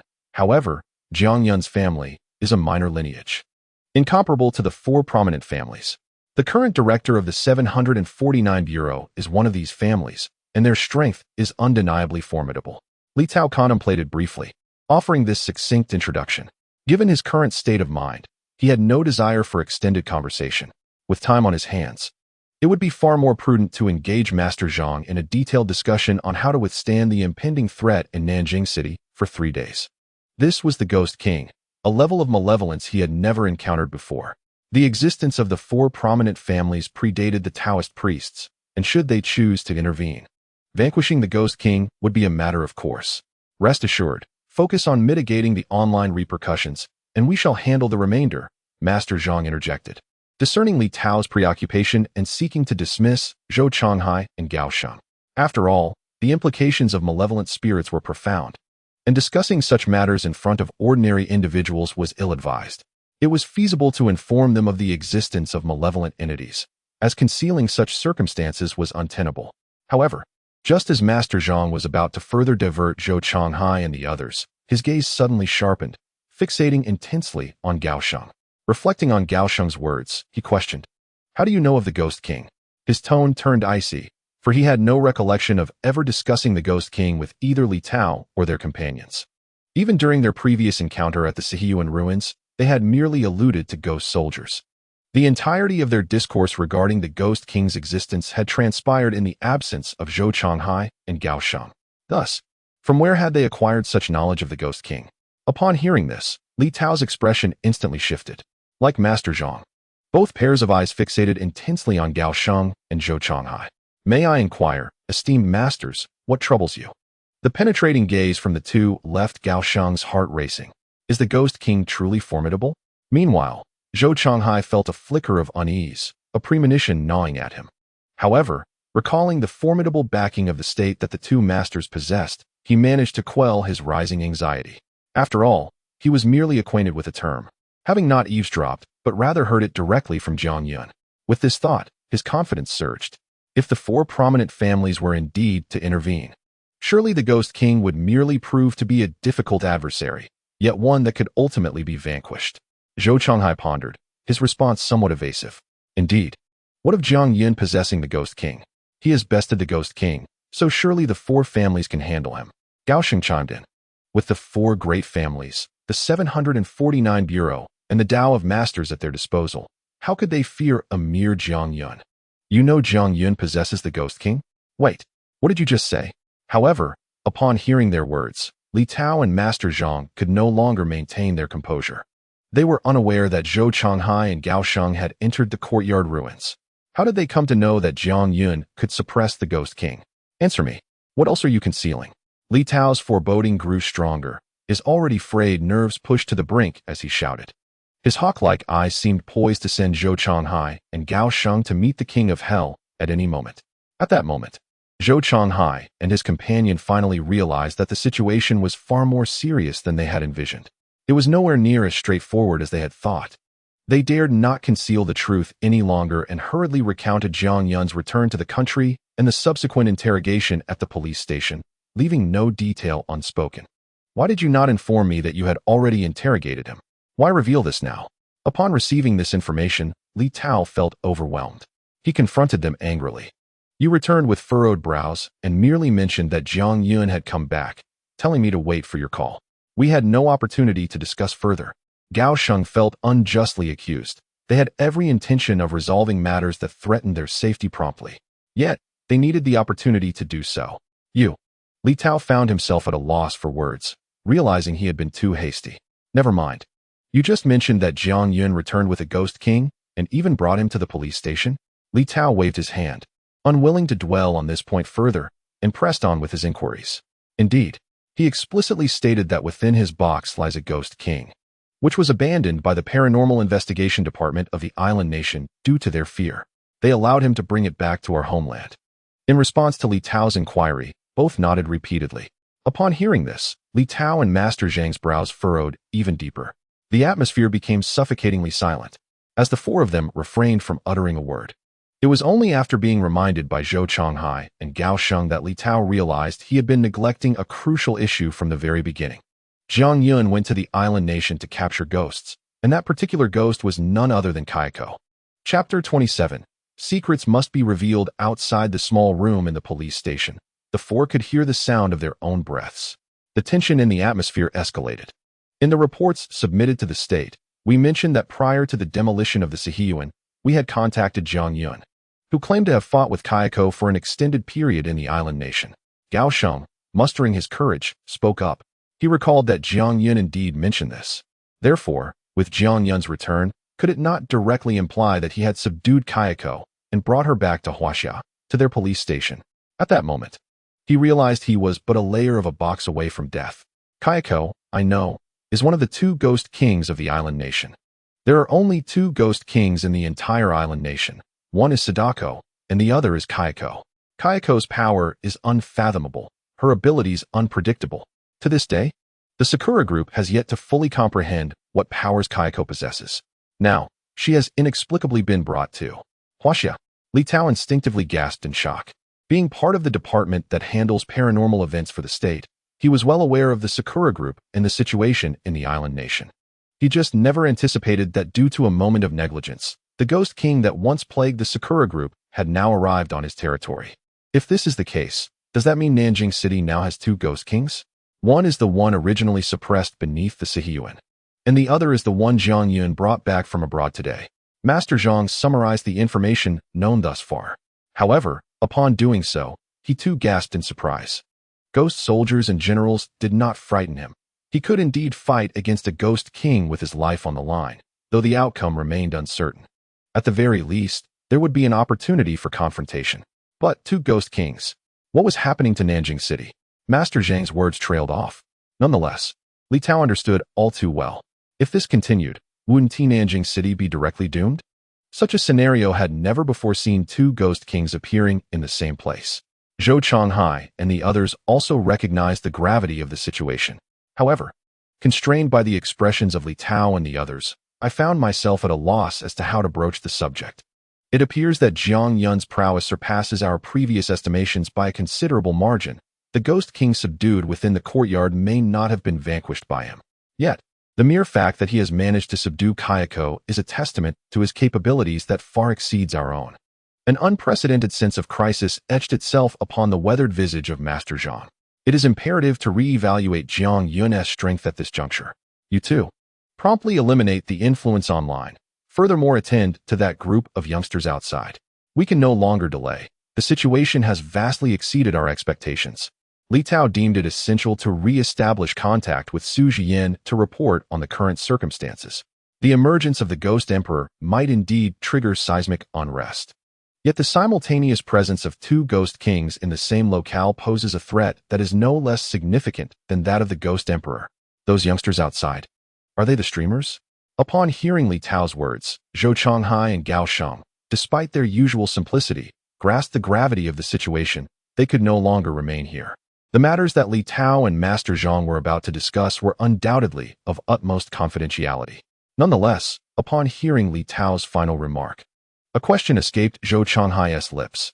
It seems they were fortunate to have retained their lives. When they encountered the ghostly entities, the apparitions had fortuitously dispersed, sparing their existence. Li Tao clarified, as for the missing workers, there are currently no leads. You should return and await further information. Understood. We shall proceed as you instructed. The intention to dismiss was unmistakably clear. After acknowledging Li Tao's directive, Zhou Chonghai and the others hurriedly departed to manage the ensuing complications. As for Li Tao and Master Zhang, they exchanged a solemn glance, each discerning a shared gravity in the other's eyes. The situation is dire. Without the intervention of the four great families, our chances of victory are non-existent. What is the status at Su Bureau? Once the others had distanced themselves, Master Zhang directly inquired about the answer he had long anticipated. The Ghost Emperor has appeared in the western region, and the four great families have already made their way there. With no outsiders present, Li Tao did not conceal the truth any longer and spoke candidly. What? The Ghost Emperor has actually manifested. Master Zhang was taken aback. Yet, the threat we face here is no less formidable than that of the Ghost Emperor. Li Tao felt torn. We are still woefully short on personnel. What on earth is happening in this world? Recently, unrest has also plagued the Western territories, with some areas having already succumbed. Could it be that the time has come for us as well? Li Tao slammed his fist upon the table. The weight of his words was significant, revealing an abundance of information. Master Zhang understood the implications of what was said, though he furrowed his brow. Let us report again. The matters must be resolved. The secrets of this world must ultimately be unveiled. We have guarded them for over a millennium. Listening to these words, Li Tao took several deep breaths. He ceased to speak further and instead retrieved his phone, conveying his stance to Master Zhang through action. All right, I understand. By tonight at the latest, I shall arrive. At that moment, in Huaxia, the capital city, within the highest conference room of the National Security Department building, a gathering of over 100 individuals filled the spacious room, each seat occupied. Among those present were the elderly, the young, and even some youthful faces yet to reach adulthood. Despite the multitude, an air of profound silence enveloped the room, so quiet that one could hear a pin drop. All eyes were fixed upon a singular figure at the forefront, with the sound of a phone call being disconnected resonating throughout the room. A woman with strikingly defined features and delicate, fair skin slowly lowered her device. Her fingers relaxed gently, as if she had just emerged from a protracted battle. Though a faint glimmer of fatigue flickered in her eyes, her beauty remained captivating. The atmosphere in the conference room was thick with intensity, unbroken by any voice. Everyone, you have heard this, I trust? Finally, the woman at the front lifted her gaze, surveying the room with eyes that seemed to penetrate through facades. Our time is limited. Suddenly, she rose to her feet. I am Su Jian, representing the Huaxia 749 Bureau. I hereby declare that the gravest hour for Huaxia has arrived. Are you all prepared? Chapter 29, Striving for Jiangyun.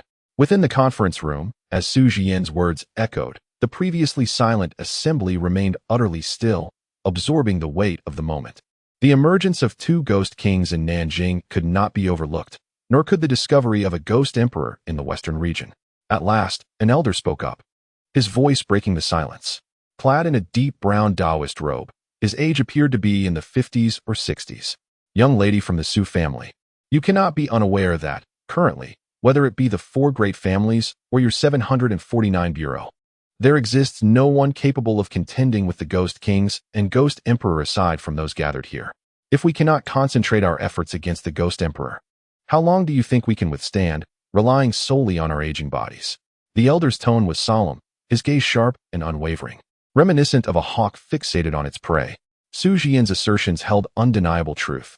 The simultaneous appearance of the Ghost Kings and Ghost Emperor upon Huaxia's soil carried the potential for catastrophic repercussions if any region faltered in its defense, endangering the safety of the entire nation. At this juncture, the stakes of survival could not be overstated. It was imperative to unite all forces in a concerted effort against the Ghost Emperor. Otherwise, our chances of victory were virtually non-existent. The Ghost King can be dealt with at any moment, yet the Ghost Emperor's indulgence of its arrogance will only bring calamity to more innocents. As the head of the Li family, one of the four esteemed clans, I vehemently oppose your strategy of engaging on two fronts. Li Hu, the patriarch of the Li family, is indeed that venerable elder. My Lu family also stands in disagreement. The last emergence of the Ghost Emperor occurred 7 centuries ago, and prior to that confrontation, we were still part of the 10 great families. Now, only 4 families remain, and the implications of this are self-evident, requiring no further elaboration. At this juncture, another feeble elder beside Li Hu rose to his feet. Lu Qianyuan, the current head of the Lu family among the 4 clans. In terms of sentiment and reason, the supernatural occurrences in Nanjing cannot be compared to the Ghost Emperor, even if there are 2 Ghost Kings. Subsequently, yet another elder stood up. Therefore, with the unanimous agreement of both the Li and Lu families, I, Wang Qingsong, the current patriarch of the Wang family, also oppose the plan to engage on 2 fronts. Dispersing our forces will only expose us to greater peril. Among the 4 families, 3 have rejected Su Jian's military initiative. The significance of the Ghost Emperor is paramount, and even though this meeting is filled with numerous individuals, none can claim absolute confidence in subduing it.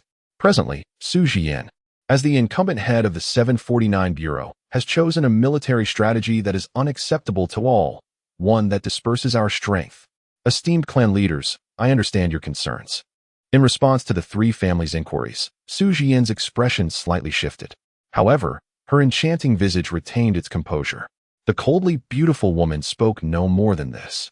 The Ghost King of Nanjing may be temporarily set aside, but I must pose a question to all present. Do any of you possess the assurance to single-handedly subdue a Ghost King without any reinforcements?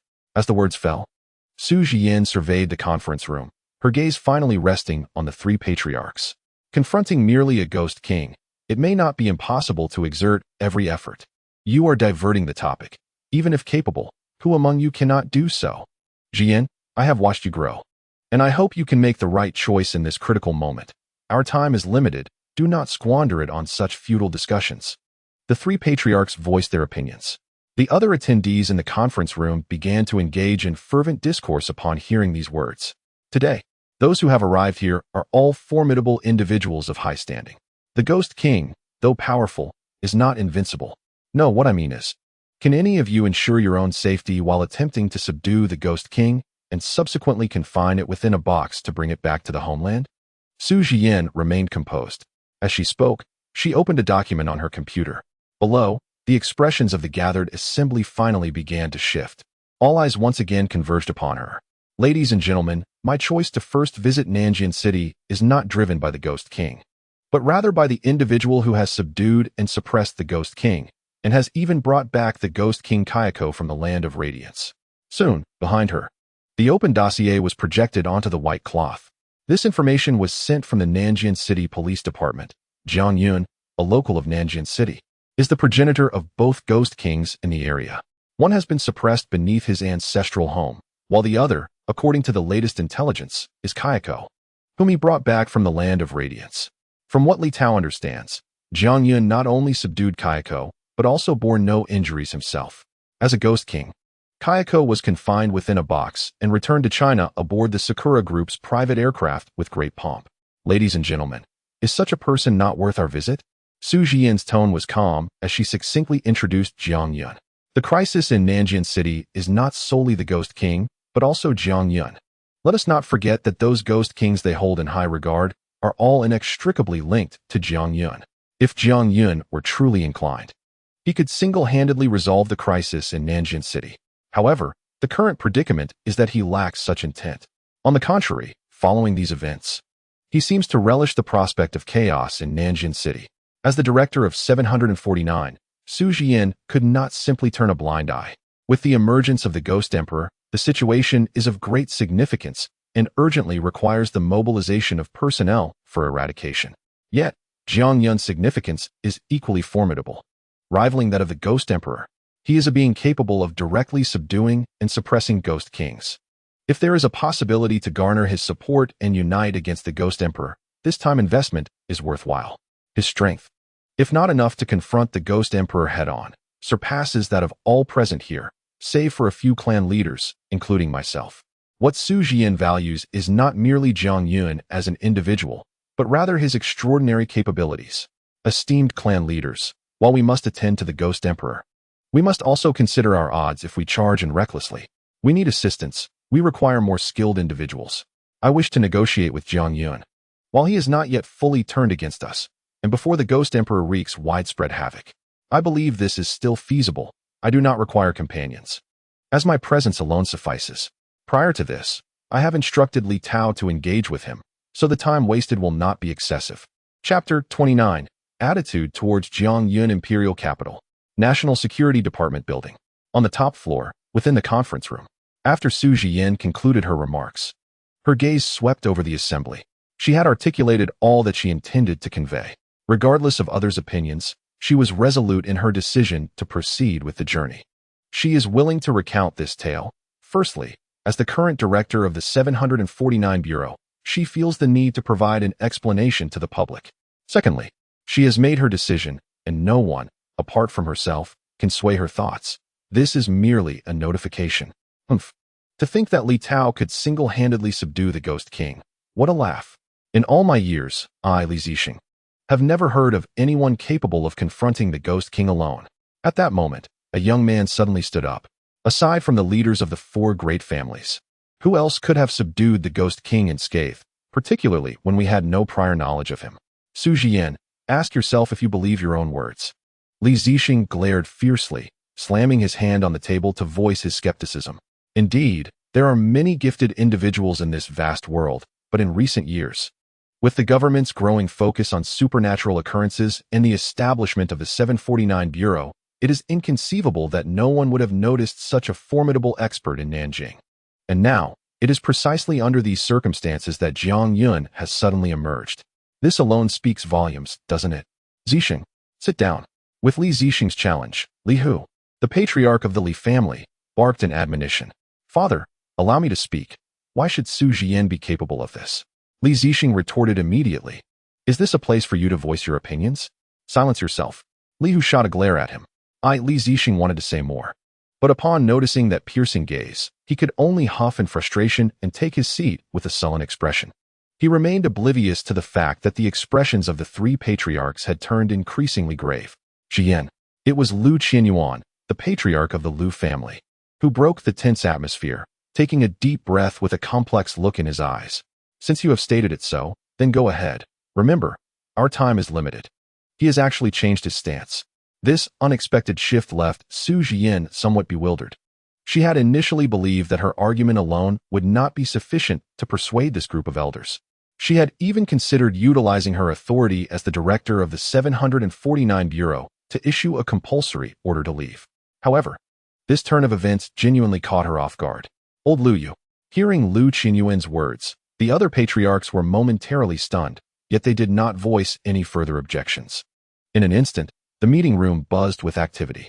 The three great families, alongside the Su family represented by Su Jian, displayed a rather abrupt shift in attitude. Was it not somewhat too sudden? The crowd stirred, perplexed by the unexpected outcome.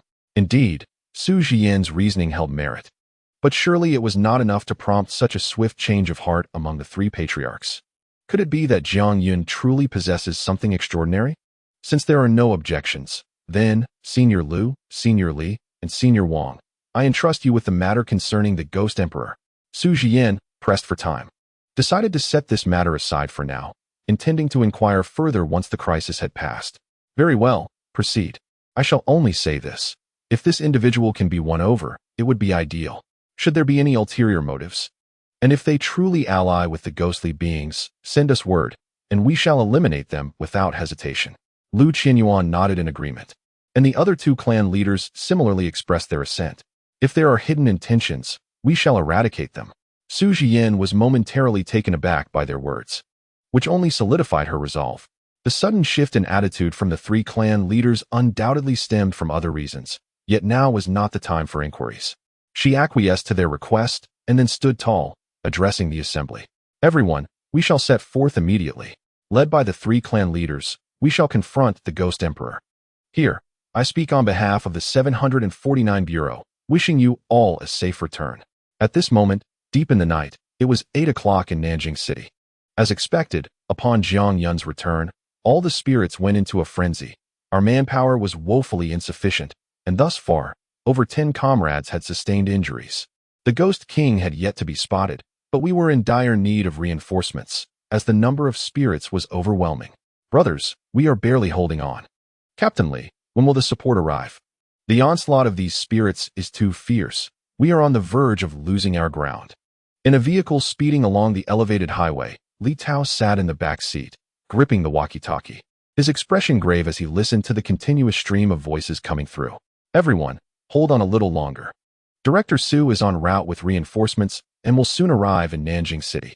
He repeated these words over and over, though even he did not know when Su Jian would actually arrive. The night of 100 ghosts could not be neglected. Zhang Tianshi had already taken his team ahead to the hardest-hit areas for support. Meanwhile, he had received directives from Su Jian to make contact with Jiang Yun, with the hope of persuading him to join the 749 Bureau. If Jiang Yun was willing to lend his aid, the troubles in Nanjing City could be resolved with ease. And now, he was on his way to find Jiang Yun. Based on the reports from the informants arranged by Zhou Changhai, he quickly learned Jiang Yun's current whereabouts. Without further hesitation, he set off as soon as he had the location. This would be his first encounter with him, and he went alone, having brought no one with him. Deep down, he felt uncertain about Jiang Yun, a person capable of easily subduing the Ghost King, and who also had a history of conflict with him, would not be easy to persuade to join the 749 Bureau. He hoped that Jiang Yun would be amenable to conversation. Li Tao rubbed his temples, feeling a headache coming on. The vehicle sped through the night, propelled by the sirens of the police car. Time was of the essence, not just for him, but also for the brave souls battling malevolent spirits and the ordinary citizens exposed to the supernatural. Chapter 30. Bullying Foreign Spirits. Stop here. You may return, he instructed. Additionally, ensure the surrounding area is secured. Remember, once inside the car, do not linger. Head directly to the police station. Remain there until dawn, and avoid venturing outside unless absolutely necessary. Shortly thereafter, the automobile reached its destination. Li Tao disembarked and encountered the group of detectives who had been observing Jiang Yun. After a brief exchange, the detectives left him a vehicle before departing. They were unaware of Li Tao's true identity. Yet they recognized that even the likes of Zhou Changhai and their chief would show him utmost respect. Given the string of bizarre occurrences in Nanjing over the past few days, it was hardly surprising that the detectives would heed Li Tao's words. Even if they could only speculate, they understood he was no ordinary individual. As the detectives departed, Li Tao inhaled deeply, casting his gaze toward the factory in the distance. He steadied his resolve and proceeded toward it. The air was thick with malevolent energy, and he sensed the presence of two powerful spirits. Indeed, Jiang Yun was not mistaken. But wait, there was another, even more formidable presence? Li Tao's expression shifted abruptly. He realized that Jiang Yun was indeed accompanied by two spirit kings, but upon arriving, he detected yet another, more potent force. This aura was undeniably that of a supernatural being, indicating the presence of yet another spirit king. Li Tao widened his eyes, taken aback by this unexpected turn of events. The strength of Jiang Yun was formidable. The appearance of three spirit kings was unprecedented. Even in the entirety of the 749 Bureau, it was likely that even Director Su Jian did not possess such extraordinary power. Well, since I am already here, I shall accept my fate. With three spirit kings present, I fear I have already caught their attention. After a moment of contemplation, Li Tao resumed his stride. With such overwhelming strength, it was evident that his actions had long since been noted. To retreat now would be a grave misstep. Thus, with determination, he pressed onward. However, as he approached the entrance of the factory, a clear voice reached his ears. If you find me displeasing, just say so directly. Why must you complicate matters? Why must I do 200 tasks? I refuse. If you have the ability, then go ahead and shatter my spirit. Was that a woman's voice? And what did she mean by foreign spirit? Li Tao's expression subtly shifted. Soon after, he heard another female voice demand, "Could you repeat that? Who gave you the audacity, outsider? Look at her, husband. She dares to claim that I am making things difficult for her. If it weren't for you bringing her here, I would have sent her straight to the underworld." At that moment, within the factory, facing the unreasonable demands imposed by the ghostly bride, Kayako finally erupted.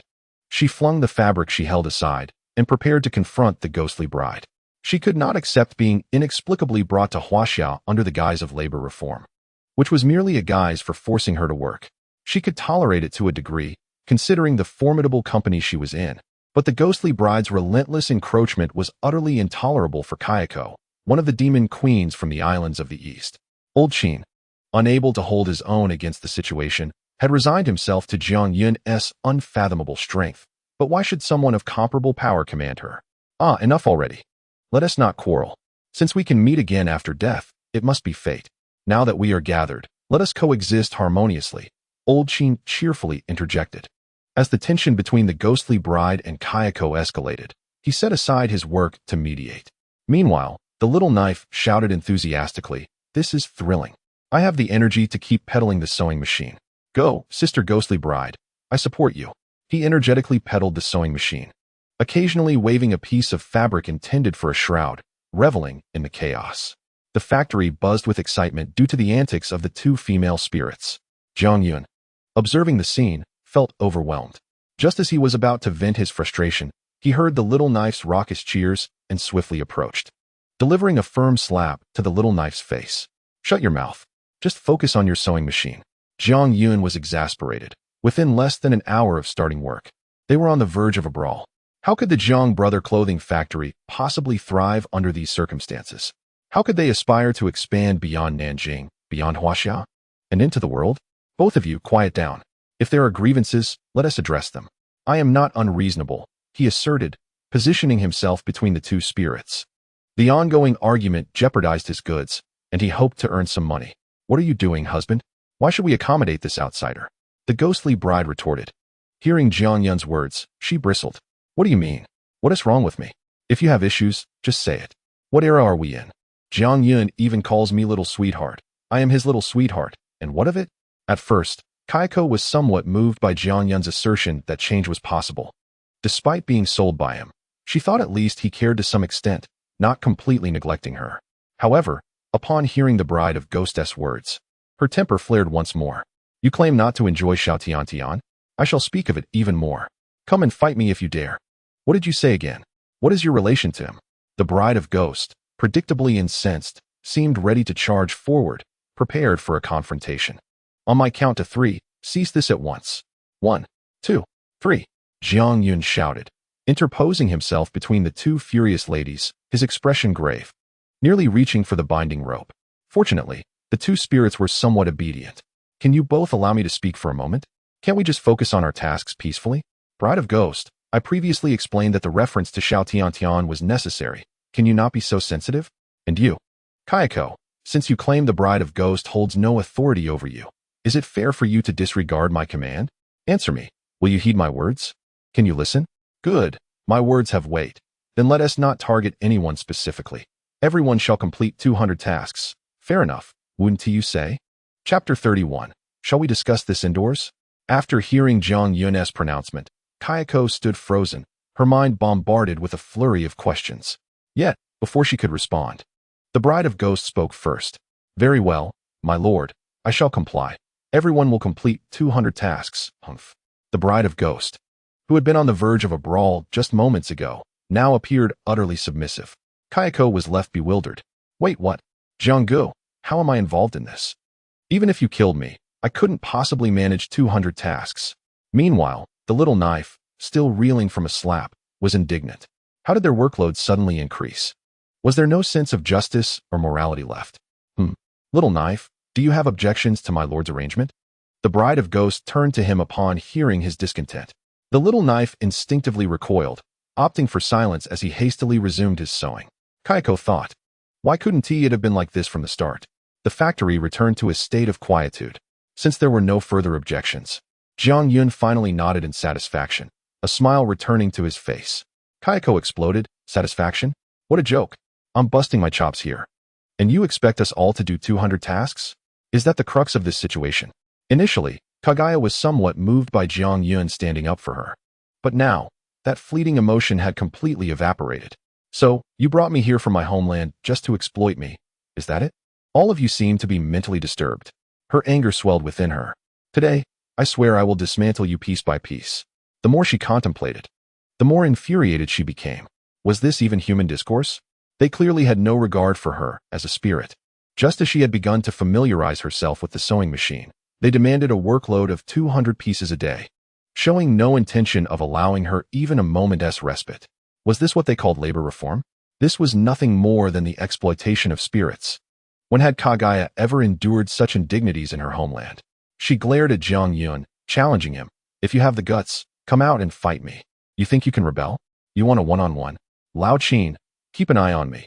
If I am in danger, you intervene, understand? Upon hearing this, Jiang Yun's expression shifted slightly, and he did not hold back any longer. He stepped forward, rolled up his sleeves, and after a brief instruction to Lao Qin, advanced directly toward Kaguya. If we're going to fight, let us do it. Am I supposed to be afraid of you? Kaguya was taken aback. Are you seriously looking for help in a one-on-one fight? Go for it, my husband. I will support you. The ghost bride chimed in. Jianggu, you're amazing. I believe in you, added the sewing machine's little blade. In that case, I'll keep an eye on things. Lao Qin nodded in agreement. Kaguya was bewildered. Are you all even trying to act like proper spirits? What is happening here? Meanwhile, at the entrance, Li Tao stood frozen, utterly astounded by the scene unfolding inside the factory. He could scarcely believe his eyes. What on earth was happening? Was this truly the Spirit King he recognized? When had the Spirit King become so amiable? As he watched Jiang Yun and Kagaya prepare to clash, Li Tao could no longer restrain himself. If a spirit king and an unknown Jiang Yun were to engage in battle, wouldn't the ground of Nanjing be utterly ravaged? Clearing his throat lightly, he frowned. Considering the impact on the land of Nanjing, the sound of his cough pierced through the already tense atmosphere of the factory, drawing immediate attention. Who's there? Jiang Yun, who had just approached Li Tao, quickly turned to face the entrance. The other spirits ceased their actions, and in unison, all four of them fixed their gazes upon Li Tao. Goodness, Brother Jiang, he is the individual from the 749 Bureau I mentioned to you earlier. Little Knife exclaimed upon recognizing the newcomer, swiftly retreating to hide behind Jiang Yun, aware that he possessed the weakest abilities among them. His revelation promptly captured the attention of both the Ghost Bride and Old Qin, their faces instantly becoming grave as they scrutinized Li Tao with hawkish intensity. As for Kayako, she remained perplexed, unable to comprehend what the 749 Bureau entailed, her expression one of confusion. However, her status as a fellow Ghost King was enough to cast a significant weight of pressure upon Li Tao. Moreover, the presence of the formidable Ghost Bride and Old Qin only compounded the tension. Allow me to introduce myself. My name is Li Tao, affiliated with the Department of Supernatural Affairs of Huaxia, specifically the 749 Bureau. I am here on behalf of the state to discuss matters with you. Despite years of dealings with supernatural entities, Li Tao swiftly quelled his inner turbulence, glancing at Jiang Yun to clarify his identity. Cautiously, he stepped into the factory's interior, ensuring safety as he navigated the surroundings. It would not be an exaggeration to assert that within this seemingly unremarkable workshop resided a veritable assembly of Ghost Kings, along with a minor spirit. This only reinforced Li Tao's suspicions that Jiang Yun was indeed extraordinary. Moreover, the most critical revelation struck him. If his ears had not deceived him, these Ghost Kings were engaged in operating a sewing machine. A tempest of incredulity surged within him, as countless sarcastic remarks clamored for expression, yet he found himself at a loss for words. What extraordinary circumstances could compel Ghost Kings to operate a sewing machine, of all things? The 749 Bureau, representing the nation? Jiang Yun, too, had come to a realization. He paused momentarily, furrowing his brow before turning to Old Qin. Old Qin, please monitor the production line closely. Ensure everyone adheres to my specifications. By this time tomorrow, I expect to see 200 burial garments. Old Qin appraised Li Tao with a discerning gaze before responding. Rest assured, I shall keep watch here. No issues will arise. Just exercise caution. Jiang Yun nodded, then shifted his attention back to Li Tao. So, you are the Li Tao from the 749 Bureau? Shall we proceed to discuss matters indoors? Chapter 32. The invitation from the 749 Bureau inside the factory. When Jiang Yun spoke of going indoors, he merely meant leading Li Tao to a small room. Being a newly established facility, many basic amenities had yet to be arranged. The only furnishings present were a few dilapidated stools and tables. However, the privacy offered was commendable. It seems we need to acquire some additional furnishings, Jiang Yun remarked. Having just moved in, please make yourself comfortable. It's not a problem. Jiang Yun pulled out a relatively clean chair and found a somewhat tidy cloth to wipe it down briefly before pushing it in front of Li Tao. The latter, upon seeing this, twitched slightly at the corners of his mouth, but did not take a seat. However, Jiang Yun paid him no mind and began to survey the small room. This would soon become her stronghold. Given the layout of the space, it would serve quite well as both an office and a resting area. In due time, she would decorate it simply, ensuring a harmonious balance between work and leisure. The crucial aspect was that upon waking, she could directly oversee those outside working on the sewing machines. This was indeed essential. All right, tell me what you wish to discuss, Jiang Yun said, after outlining her thoughts, redirecting her attention to Li Tao. The latter, upon hearing her words, regained his composure, cleared his throat, and was about to speak when the door to the room swung open, pushed by the ghostly bride. She entered, carrying a pot that seemed to contain freshly boiled water, along with several cups. To Li Tao's astonishment, she poured a cup of hot tea for Jiang Yun and handed it to her. In that moment, she bore no trace of the ghostly king's demeanor. Was this truly the Ghost King? Here, and this is for you too. Li Tao fell into a state of shock, unable to process the fact that the ghostly bride had prepared a pot of hot tea for him as well. However, she merely placed it aside rather than handing it to him. Yet, the critical point remained. Even if it were offered, could he accept it? Witnessing this scene made Li Tao's eyelids twitch uncontrollably. What virtue did he possess to have the Ghost King serving him tea? He simply could not fathom what Jiang Yun had done to earn such favor from these ghostly beings. When had the Ghost King become so accommodating? All right, my husband. You carry on. I shall keep watch over them, the ghostly bride finally announced, preparing to take her leave. Before departing, Li Tao felt an inexplicably unfriendly gaze fixed upon him, sending chills down his spine, yet he dared not voice his discomfort. You may go now. I will call for you if needed, Jiang Yun said, her expression devoid of any emotional fluctuation. After sipping her tea and watching the ghostly bride exit, her focus returned to Li Tao. Now, speak your mind, but let me make it clear that I am not responsible for any of the ghosts that have escaped. They were not released by me. Upon hearing this, Li Tao quickly shook his head, trying to dismiss those thoughts. Even though the whirlwind of events in such a brief span had drastically challenged his worldview, he recognized that he needed to address the matter at hand. Rest assured, I am not referring to that, he replied, answering Jiang Yun's inquiry before continuing. I actually came here to extend an invitation for you to join the 749 Bureau. What? Invite me to join the 749 Bureau? Upon hearing those words, Jiang Yun was momentarily rendered speechless. He nearly spat out the tea he had just sipped, his eyes widening in disbelief, questioning whether he had misheard. From the moment he learned that Li Tao was affiliated with the 749 Bureau, Jiang Yun had contemplated numerous possibilities. Perhaps the government was seeking his assistance in resolving the crisis in Nanjing. Or it was akin to the previous conversation he had with Zhou Chonghai. But to be invited to join the 749 Bureau? This left Jiang Yun utterly perplexed. Indeed, Mr. Jiang, the purpose of my visit is to extend an invitation for you to join the 749 Bureau. Li Tao promptly responded, unwittingly shifting from addressing Jiang Yun as you to sir. However, this was not inappropriate. Someone capable of commanding even the formidable Ghost King deserved such respect, especially considering that Su Jian herself had come to personally extend the invitation. Li Tao's gaze burned with fervor. Such talent must be secured. What advantages would joining your organization bring? Jiang Yun inquired, remaining composed. Advantages? That cannot be succinctly articulated in just a few sentences. Li Tao pondered momentarily before continuing. First and foremost, the 749 Bureau is a directly managed entity of the state. Upon employment, you become a representative of the nation. Any issues you may encounter, as long as they fall within reasonable bounds, can be addressed. Furthermore, holders of the 749 Bureau's credentials enjoy the highest level of authority, should you desire. You can mobilize all resources except those belonging to the military. Mr. Jiang, we value your abilities. In these tumultuous times, as a fellow citizen of Huaxia, we hope you will join the 749 Bureau to protect our homeland. Li Tao passionately elaborated on the merits of the 749 Bureau. Such benefits, even leaders above Zhou Chonghai could scarcely offer. When Li Tao first awakened his extraordinary abilities and learned of these prospects, he had readily accepted the invitation to officially join the 749 Bureau without a second thought. For individuals of their caliber, such material incentives were mere trifles. To be a Huaxia citizen and to sacrifice oneself for the soul of Huaxia, what could be more enviable for any man as long as they draw breath and can serve their country? Mr. Jiang, you are still young. If you join us, your prowess will surely earn you a prominent place within the Bureau. Li Tao spoke fervently, his sincerity evident, and his excitement palpable. Jiang Yun felt his emotions stirred and replied, Is that all? I'm not interested. Your tone reminds me quite a bit of a classmate of mine.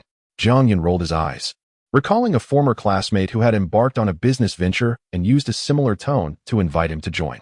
Jiang Yun was deeply moved by him and decided to join his company, bringing along a group of people as well. At that time, everyone's enthusiasm soared, as they shared meals, slept, and worked together. Before long, the company truly began to thrive, with everyone engaged in discussions about expanding its scale, preparing to make a name for themselves, and reaching beyond local borders, beyond China, and into the world. However, they soon encountered a setback when they were caught up in a crackdown on pyramid schemes, resulting in their company being dismantled entirely. Had it not been for his father, who was still alive and held some influence, he might have found himself languishing in prison. Hearing such fervent words now ignited a fire within Jiang Yun, who simply rolled his eyes in response. I am accustomed to a laid-back lifestyle with no particular ambitions. What do I need power for? It is far better to tend to my own small plot of land. If this is all you have to say, then please take your leave. I am busy, and you should return as well. Safe travels. He scoffed at the mention of the so-called 749 Bureau, deeming it far less substantial than his humble factory. Chapter 33. What do you mean by cooperation? No, no, no, Mr. Jiang Yun, please think carefully. Both Nanjing City and even China genuinely need you at this moment. Inside the factory, Li Tao was taken aback by Jiang Yun's dismissal. He had only just spoken a few words, and Jiang Yun's rejection felt premature. He hoped for at least a chance to elaborate. Moreover, Su Jian was on her way to meet them. Li Tao had a clearer understanding of the relationship between Jiang Yun and the supernatural beings. How could he explain this outcome to Su Jian? The urgency of the situation dawned on him. Yet, it was evident that Jiang Yun was not inclined to grant him the opportunity to clarify. What makes you think I am needed? Aren't you sufficient on your own? Why would you require my assistance? Didn't Zhou Changhai say that you could handle things?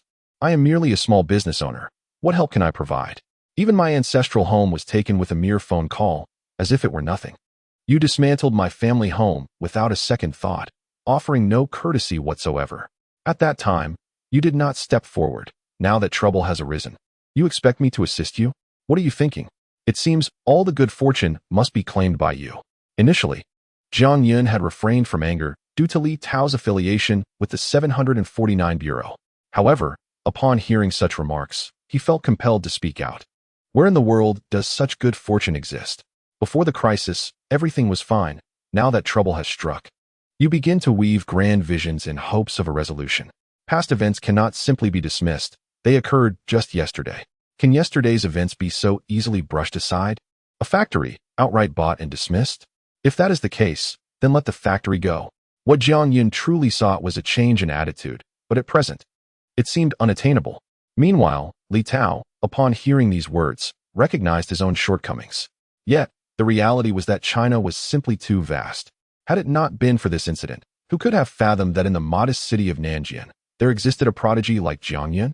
Had they known earlier, Li Tao would have been the first to oppose any plans to dismantle his ancestral home. To threaten Jiang Yun or disturb the courtyard would be tantamount to declaring war on Bureau 749. However, all of this hinges on the assumption that they were already aware of Jiang Yun's capabilities and identity.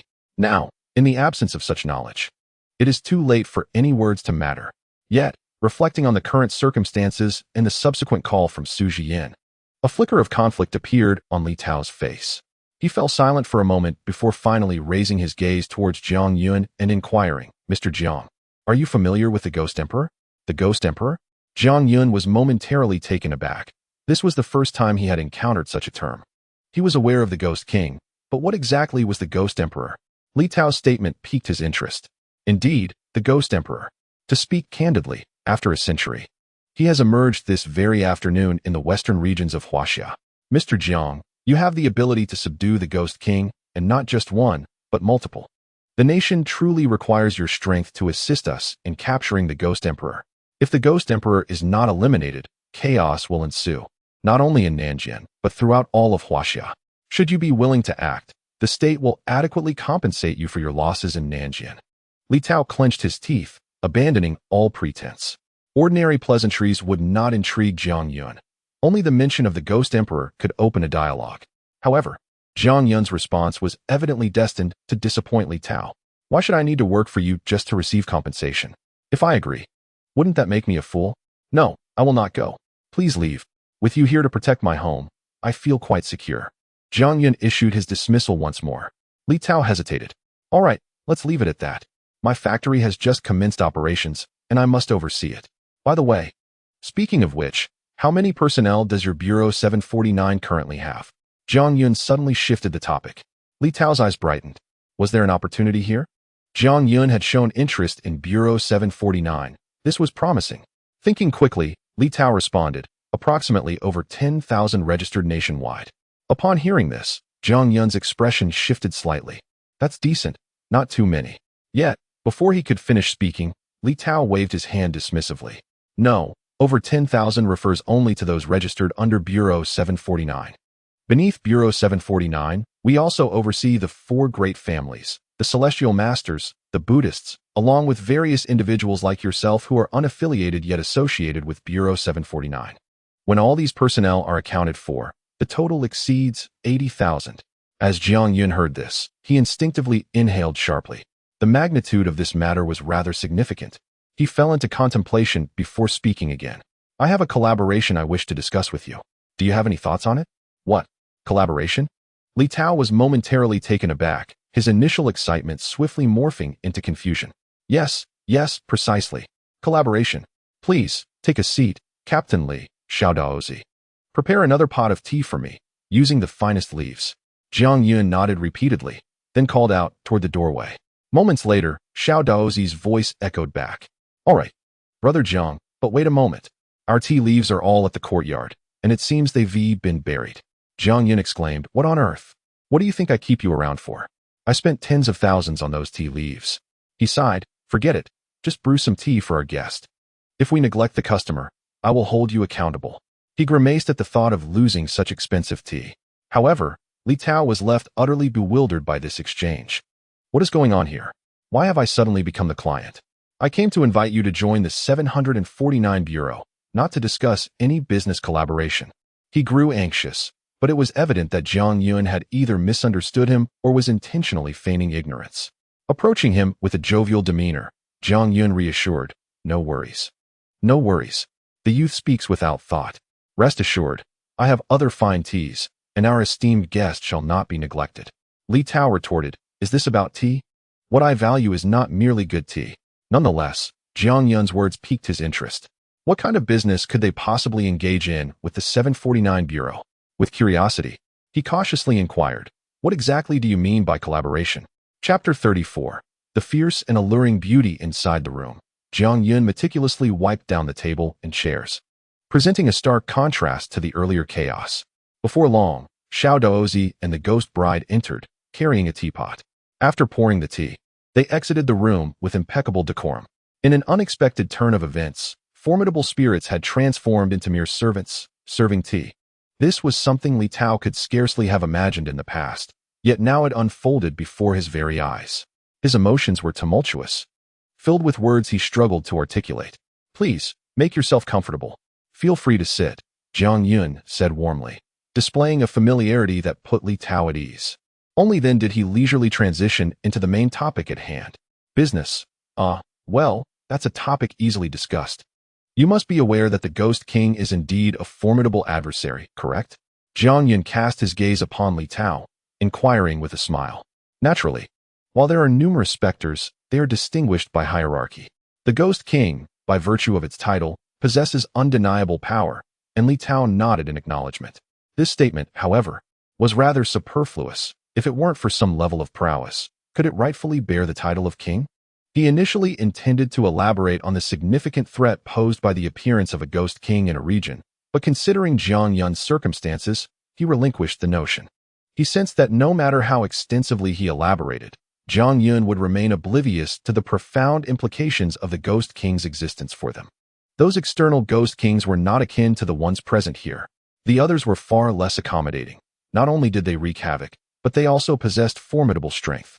Even if he wished to confront the Ghost King, it would demand a considerable toll, and victory was not guaranteed. Li Tao fell silent, questioning whether the spirits in this room were indeed still ghosts. What of their dignity as specters? What of their pride? His greatest perplexity, however, lay in speculating about Jiang Yun's identity and strength. Just how formidable must one be to command the presence of such Ghost Kings in this modest locale? It could hardly be said that they resided here. It was as if they were ensnared, laboring like cattle in this confined space. He often regretted not discovering Jiang Yun's prowess sooner. Had he done so, it would have bolstered the 749 Bureau with another capable ally. Alas, it was too late for such reflections. Li Tao redirected his focus to Jiang Yun, patiently awaiting his next inquiry. Since you are aware of the Ghost King's approximate strength, that simplifies matters, Jiang Yun remarked, not disappointing him. Upon hearing this, a smile graced his face. For reasons unknown, Li Tao sensed a hint of cunning within that smile, a foreboding feeling creeping over him. However, Jiang Yun was unfazed by such apprehensions.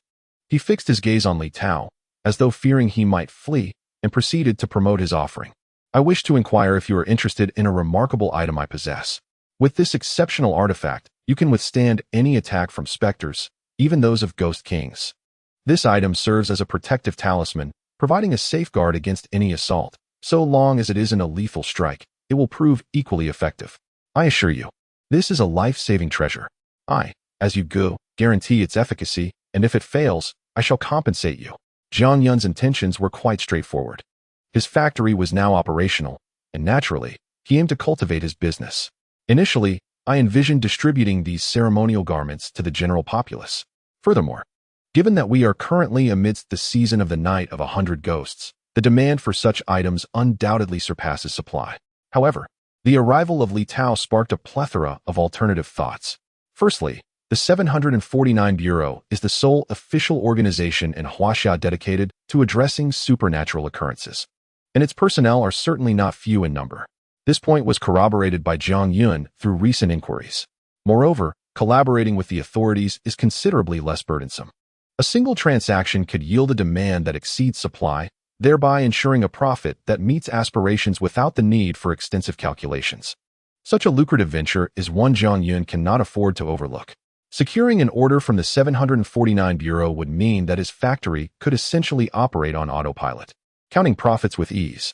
Contemplating this, Jiang Yun's gaze grew increasingly fervent as he fixated on Li Tao, almost as if he were gazing upon his own deity of wealth.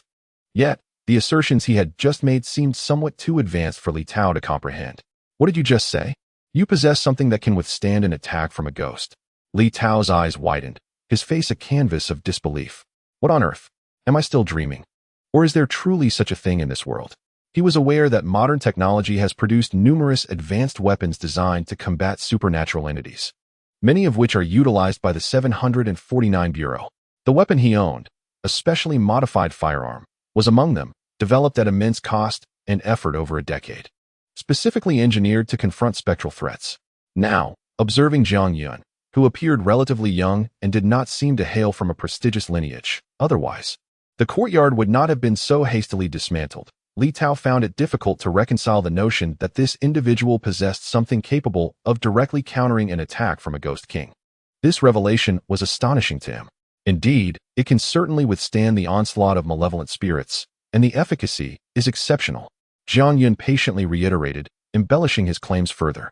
Consider this. Your 749 Bureau frequently engages in combat with these entities. Just reflecting on the recent operation in Nanjing, I need not elaborate, with so many of you involved. Injuries are inevitable, right? However, if you equip yourselves with my remarkable item, I assure you, your safety would be significantly enhanced. Those who have purchased it have all attested to its value. There's no loss to be had. Jiang Yun's enthusiasm grew as he meticulously articulated his analysis to Li Tao. Although lengthy, his points were undeniably valid. He truly valued this aspect. How could he possibly refuse such a remarkable opportunity in the 749 Bureau? Refusal was not an option. With this thought in mind, Jiang Yun felt an overwhelming urge to rise and present the goods to Li Tao. However, at that very moment, the door to the room was pushed open by a figure wielding a small knife. While gesturing with his hands, he exclaimed, "Brother Jiang, something terrible has happened.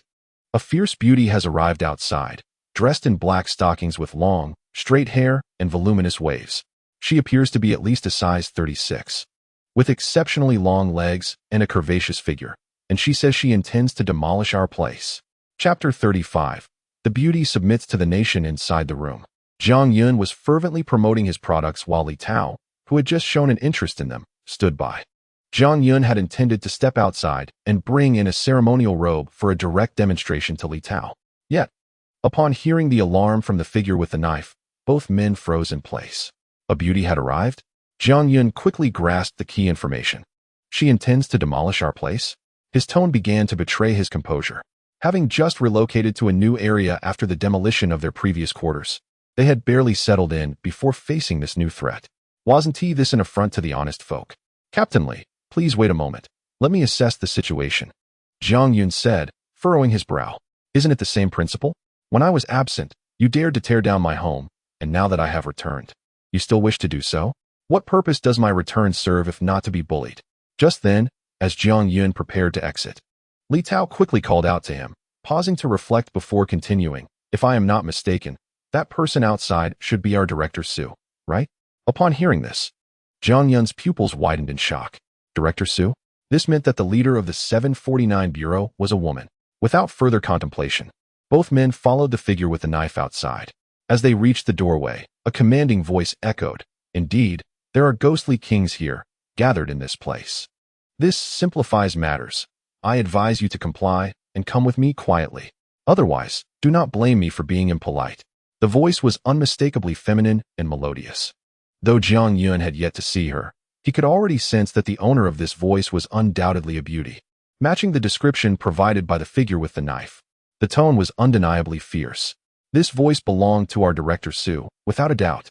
They must avoid a confrontation at all costs. Upon hearing this voice, Li Tao felt a surge of anxiety. It was indeed Su Jian. Realizing the gravity of the situation, he quickened his pace toward the exit. After all, there were 3 ghostly kings present, and violence was not an option. As Li Tao approached the entrance, he overheard Su Jian mentioning him. To his astonishment, Su Jian had already assumed a combative stance, her weapon drawn. Opposite her stood the formidable trio, Old Qin, Kagaya, and the Bride of Ghosts, the 3 great ghost kings, creating an atmosphere charged with tension. Seeing this, cold sweat trickled down Li Tao's forehead, prompting him to step forward. "Su Bureau Chief, I'm perfectly fine. This place is quite safe." With a swift stride, he positioned himself between Su Jian and the Bride of Ghosts. Should a conflict arise, even with his presence, it would be futile against a single ghost king, let alone 3. Goodness, so this is the director of your 749 Bureau? Truly a stunning beauty. At that moment, Jiang Yun emerged, brandishing a small knife at the entrance. Instantly captivated by Su Jian's presence, he would readily award her a 9 out of 10, reserving a perfect score to prevent her from becoming overly proud. As there remained room for improvement, Old Qin, you and your team should return to your posts. Everyone, relax. We are all on the same side. And she is one of our major clients. We cannot afford to clash. Jiang Yun waved his hand, acknowledging the arrival of the leadership from the 749 Bureau, ensuring they received proper hospitality to secure his business interests. However, all of this was unexpectedly abrupt for Su Jian. As she surveyed the sudden shift in dynamics, a question mark slowly formed in her mind. Cough, cough, Su Bureau Chief. Rest assured, they mean us no harm. Why not come in and have a chat? Li Tao stepped forward with an awkward smile. Su Jian, puzzled, glanced at Li Tao, then at Old Qin and the others, ultimately complying with Jiang Yun's request and entering the factory with an air of obedience. Her gaze lingered on Jiang Yun. Were these ghosts truly so amenable? Were they within her realm of understanding? A flicker of surprise crossed her exquisite features. Meanwhile, as Li Tao observed the astonishment on Su Jian's face, he was reminded of his own arrival, witnessing a remarkably similar scene. For reasons unknown, he felt a slight thrill within. Even in the presence of the formidable leader of the 749 Bureau, such a spectacle was a rarity, even for someone of her stature. And there were even more astonishing scenes that Su Jian had yet to witness. Thus, this farcical episode came to a brief halt. Jiang Yun instructed Lao Qin to escort the ghost bride and Kayako back to their posts, while he summoned Li Tao to take the bewildered Su Jian into a room for a detailed discussion. This business deal, with the presence of high-ranking officials, was undoubtedly one that needed to be secured. As they made their way to the room, Su Jian remained vigilant, casting wary glances at the apparitions, unwilling to let his guard down. "Director Su, there's no need to be so cautious. Those spirits are quite safe," Li Tao remarked, observing Su Jian's demeanor. "You, Li Tao. A ghost is still a ghost. How could they ever comprehend the human heart? Even so, one must not relax their vigilance," Su Jian retorted. "However, it's truly unnecessary." Li Tao sighed, feeling overwhelmed by the sheer absurdity of the situation, uncertain of how to articulate his thoughts. Should he mention the frailty of the spirits? Or perhaps highlight Jiang Yun's formidable strength, which left the apparitions devoid of any inclination to resist? After all, such occurrences were unprecedented and utterly astonishing. Su Jian was no exception. To elucidate all of this succinctly would indeed be a formidable challenge. "Once we depart from here, I will provide you with a comprehensive report," he concluded. In any case, Jiang Yun is certainly extraordinary. Li Tao exhaled deeply, pondering whether Su Jian's arrival was a boon or a bane. Jiang Yun's behavior was strikingly irrational. Now, they were even poised to collaborate with Bureau 749. Recalling their prior conversation, Li Tao shook his head and decided to brief Su Jian on these developments. After all, if Jiang Yun's assertions held any truth, Possessing such equipment would significantly enhance Bureau 749's capabilities. However, upon finishing his account, he noticed Su Jian's brow furrowing in disbelief. Such treasures exist in this world, he exclaimed, astonished. Indeed, they do, Jiang Yun interjected, having listened intently to their exchange. Upon hearing Su Jian's incredulity, he quickly responded, not only do they exist, but we also possess a considerable quantity, and they can be produced en masse. Chapter 36. Promoting Funeral Attire. Just then, they arrived at the room. Jiang Yun instructed the ghost bride and the little knife to prepare tea. He then stepped outside to fetch a piece of funeral attire. Please wait a moment. I will retrieve a garment for you to examine, as words alone may not suffice. Once the tea was poured, Jiang Yun smiled and exited the room. Before long, he returned with several freshly produced funeral garments. Come, take a look. This is it. The principle is akin to that of rebound clothing. Once donned, it will not hinder your movements in the slightest, quite flexible indeed. As he spoke, Jiang Yun handed a garment to both Su Jian and Li Tao. To dispel the doubts of the two, Jiang Yun donned the shrouds. Although it was his first time wearing such garments, he quickly discerned certain peculiarities. As someone endowed with the ability to command spectral forces, he could distinctly sense that upon wearing the shrouds, he was enveloped by a layer of energy, providing him with an inexplicable sense of security. However, now was not the time for reflection. Jiang Yun was devoted to promoting his shrouds. Feel free to examine them. These are freshly produced, and you may even try them on. They will not hinder your movements in the slightest, and their protective qualities are second to none, he proclaimed with a smile. He never doubted the efficacy of the system's creations. Self-deception was a trait of all, but the system was devoid of such flaws. He had not even considered testing them before offering them to Su Jian and the others for promotion. If I am not mistaken, is this not a shroud? Li Tao questioned, scrutinizing the garment in his hands, his brow furrowed in skepticism. The appearance of the attire was indeed peculiar. Jiang Yun asserted that it could withstand an attack from a ghost king, yet what was presented was merely an ordinary shroud. How could such a thing possibly repel a ghost king's assault? Li Tao was profoundly doubtful. However, a sudden realization seemed to dawn upon him as his gaze shifted to the door of the room, not the door itself, but what lay beyond it. In the factory's main hall, the sewing machine stood, and he recalled the exchanges he had overheard between Jiang Yun and the specters upon his arrival. In an instant, a bold thought took root in his mind. Were these shrouds crafted by the very specters? He turned to Jiang Yun, cautiously probing for confirmation. What? These were made by specters. Before Jiang Yun could respond, Su Jian, unable to contain her surprise, interjected with an exclamation. Since stepping through the threshold, she had felt utterly bewildered. With the emergence of a ghost emperor in the western regions, the four great families had dispatched forces to hold the line for a time. Yet, their efforts would ultimately prove insufficient. She knew she must hasten to their aid. Bidding farewell to the other three families, Su Jian opted for the swiftest means of transport, boarding a helicopter to rendezvous with Li Tao as quickly as possible. During the journey, Li Tao had already sent her the location of the factory. Upon exiting the helicopter, she immediately sensed that the concentration of ghostly whales in Nanjing City was at an unprecedented high. In this place, there are no fewer than 1,000 malevolent spirits, categorizing it as an area of absolute danger.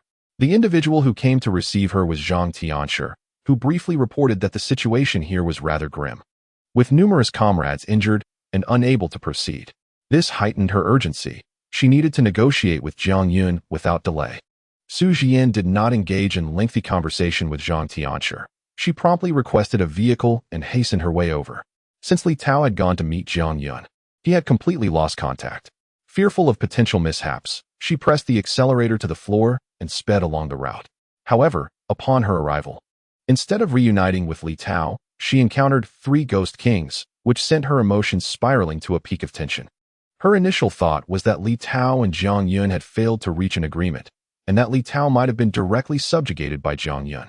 This led to the scene that unfolded at the entrance. Yet, little did she know that Li Tao was unharmed and appeared to trust Jiang Yun implicitly. This shift in circumstances left her momentarily disoriented.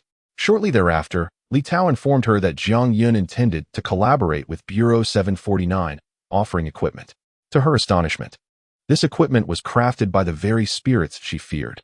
Su Jian remained resolute, her weapon, a soft sword, still in hand, which created a striking contrast with her attire. Taking a deep breath, She furrowed her brow as she focused intently on Jiang Yun. In her haste, she was still clad in her usual black form-fitting uniform from the headquarters of Bureau 749, accentuating her figure exquisitely. Her hair was pulled back into a ponytail, revealing her stunning features, yet her expression was not one of joy but of apprehension. Upon hearing Su Jian's words, Li Tao let out a wry smile and nodded. Indeed, they are spirits, but let us not treat them as such. For the moment, consider them my employees. You need not worry. If any issues arise with products from Jiang Ji's garment factory, we guarantee threefold compensation.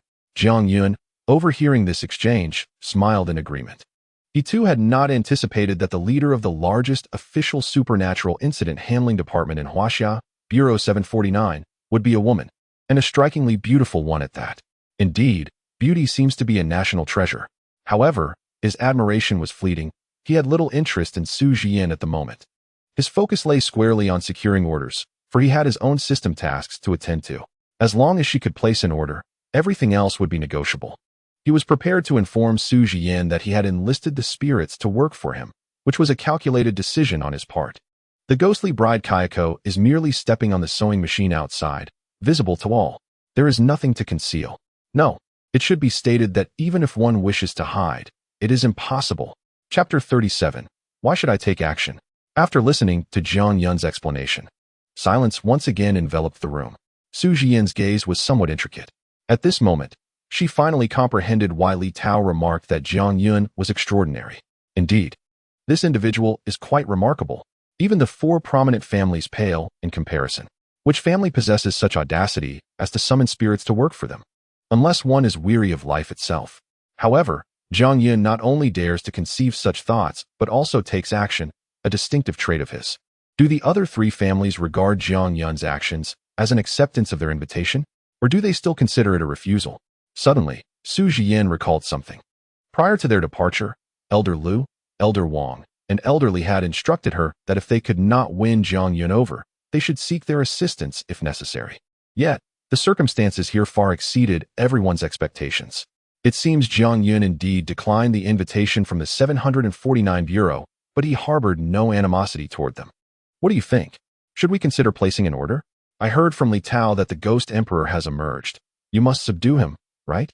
If we place an order now, I may not be able to provide a large quantity at once, but by tomorrow at this time, I can manage to produce around 1,000 pieces, which should suffice. Jiang Yun did not ponder much, observing Su Jian lost in thought. He assumed she had concerns regarding his products. Thus he intensified his pitch for the funeral garments. You know about the Ghost Emperor? Upon hitting the crux of the matter, Su Jian recalled the purpose of her visit. She cast aside all other thoughts and focused intently on him. She wished to negotiate further. Perhaps Jiang Yun might acquiesce. We hope you will take action as well. Ultimately, Su Jian sheathed her soft sword, wrapping it around her waist like a belt. Take action? Jiang Yun's expression shifted slightly upon hearing her words. Why should I take action? I am merely a businessman. I shall not engage in such life-threatening endeavors. However, providing you with technical support, such as these funeral garments, is feasible if your orders and payments are in order. Jiang Yun deftly redirected the conversation back to the funeral garments. He had no interest in confronting the Ghost Emperor. Wouldn't it be more rewarding to diligently run his factory and produce more funeral garments? Moreover, what benefit would I gain from aiding you against the Ghost Emperor? Jiang Yun shrugged nonchalantly as he spoke. Do you comprehend the implications of the emergence of the Ghost Emperor? We stand at a crucial juncture for the survival of Huaxia, and yet you focus on monetary gain. Su Jian was taken aback by Jiang Yun's words. Forgive me, for I am but a mundane individual, and it is wealth that captivates my attention. All else is merely idle chatter. Jiang Yun remained nonchalant. These sentiments were echoed by Li Tao earlier. Yet, I truly harbor no aspirations or interest. As the conversation progressed, Su Jian found herself at a loss, her expression darkening. Li Tao, witnessing the unfolding situation, felt uncertain about how to interject. The atmosphere grew increasingly peculiar. Internally, Su Jian wrestled with her thoughts. To speak candidly, after her recent observations, she had come to realize that Jiang Yun was indeed capable, likely surpassing her in strength, perhaps even having eclipsed the four prominent families. Otherwise, how could those three ghost kings be so obedient here? After a considerable pause, Su Jian clenched her teeth. How much can you offer? She fixed her gaze upon Jiang Yun, Money is money, and issues solvable by wealth are no true problems. Jiang Yun replied, I have no interest in money. I merely run a factory and can only provide orders. If I may suggest, dear lady, why not procure some orders from me? It would be far more pragmatic, wouldn't it? There is no need to insist on my involvement. These funeral garments I produce can also assist you in subduing the Ghost Emperor. Consider it my contribution. Jiang Yun once again declined and redirected the conversation back to promoting the funeral garments. Su Jian felt stifled, unsure how to respond to Jiang Yun's obstinacy. How could he be so inflexible? This is a critical moment for Huaxia. As a capable individual, do you not possess even a shred of desire to take action? After a lengthy silence, Su Jian finally managed to utter, must we always invoke national righteousness in such discussions? I am not swayed by such rhetoric. If there were true righteousness, you would not have dismantled my courtyard in my absence. Thus, it is not that I lack a sense of duty, but rather that your actions have been unjust. Jiang Yun candidly stated, furthermore, I have just returned from abroad. Surely, I deserve a moment of respite? We are not supernatural beings capable of being on call 24 hours a day. If you genuinely fear the Ghost Emperor's prowess, I assure you, place an order. And I shall expedite the production of several hundred of these funeral garments overnight. It would provide you some measure of security. While it may not be extraordinary, it could be of some assistance, wouldn't you agree? Jiang Yun's patience began to wane. What is wrong with this woman? Is she incapable of understanding? Taking action is unequivocally out of the question. I can only promote the funeral garments to sustain my livelihood. Upon hearing this, Su Jian felt even more troubled. With such clarity in his words, it was evident that Jiang Yun would not take action. It was uncertain whether it was Jiang Yun's influence or something else entirely. Su Jian's attention shifted back to the funeral garments. Do these garments truly hold efficacy? She harbored a sense of skepticism. They must be effective. After all, they are produced by Zhang's garment factory. Nothing they create is without merit. I understand your impatience. However, please hold on while I conduct a test. Upon hearing Su Jian mention the funeral garments, Jiang Yun instantly perked up, revitalized. He turned to the doorway and called out, Xiao Daozi, bring your sister in here. As his voice echoed, both Su Jian and Li Tao exchanged puzzled glances. Xiao Daozi and the ghost bride entered the room. Jiang Gu, what do you need us for? Xiao Daozi bounced over to Jiang Yun, although his gaze was fixated on Su Jian's alluring long legs. Stop staring. This is our esteemed client. Show some respect, understood? Jiang Yun, visibly irked, thought to himself how he had never realized this mischievous little rascal had a rogue streak. Accompanying his words, he smacked Xiao Daozi on the head. The sound was sharp and clear. Hey, Jiang Gu, there are outsiders present. Couldn't you spare me a little dignity? Xiao Daozi complained, cradling his head. Get lost for now. Jiang Yun retorted disdainfully, wiping his hand on his clothing after the reprimand. This little imp could wreak havoc if not kept in check. Husband, what do you require of us? In contrast, the ghost bride maintained a graceful demeanor, observing the situation in the room as she inquired of Jiang Yun. Jiang Yun smiled at her, replying, It's simple, let us conduct a small test for our client. Chapter 38, for the garment factory. Inside the room, Jiang Yun first addressed the ghost bride before turning his gaze back to Su Jian. I trust that, given your abilities, you can discern the power levels of these two? Su Jian nodded in acknowledgement, though her brow furrowed. Particularly regarding Xiao Daozi, his earlier gaze had heightened her distaste to its peak. A specter is, after all, still a specter. As for the ghost bride, her wariness escalated to its utmost. Xiao Daozi's strength was at the level of a fierce ghost, while the ghost bride had ascended to the rank of a ghost king. The presence of these two entities warranted significant attention. Yet, they were both present in Jiang Yun's factory and were obedient to his commands. Su Jian merely nodded, her hand resting on the hilt of her sword at her waist, remaining silent. As the highest leader of the 749 Bureau, she was, in theory, obligated and entitled to eliminate any specter encountered. However, the current situation was exceptional, and a tense atmosphere enveloped the small room. Jiang Yun, unfazed by the chaos around him, boldly proclaimed, Come, little knife, I offer you an opportunity. Unleash your full strength upon me. Are you out of your mind, Brother Jiang? Do I look like someone who would dare to strike? Little Knife's voice erupted in a nearly desperate roar, his eyes wide with exaggerated disbelief. Enough with the nonsense, just attack me. If you don't, I'll take action against you. Jiang Yun, exasperated, retorted, Why all the chatter? Just do it. But Brother Jiang, you must reason with me. Do you think I'm just a pushover, someone you can bully? Little Knife shrank back, retreating behind the ghost bride. Noticing this, Jiang Yun shot a piercing glare at Little Knife. Is this the crucial moment when you lose your nerve? Feeling the weight of that stare, Little Knife's eyelids twitched as he wobbled back into view, cautiously stammering, "Ahem, since you insist, shall I proceed for real? Enough with the excuses, just come at me." Jiang Yun stood tall, bracing himself for Little Knife's impending assault. "Brother Jiang, brace yourself," Little Knife called out, and then, with a feeble punch, he struck Jiang Yun. The impact barely registering. Jiang Yun, utterly perplexed, muttered, "Have you not eaten today?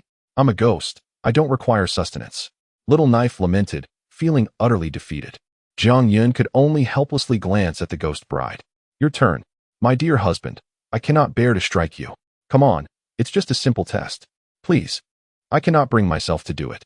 Jiang Yun, overwhelmed by the absurdity of the situation, found himself at a loss. Meanwhile, Su Jian and Li Tao stood by, utterly astonished, especially at the exchange between Jiang Yun and the ghost bride. Is this a lingering bond between the living and the dead? It feels like we've been served a plate of dog food. Clearing her throat amid the awkward atmosphere, Su Jian realized Jiang Yun intended to personally demonstrate something for them.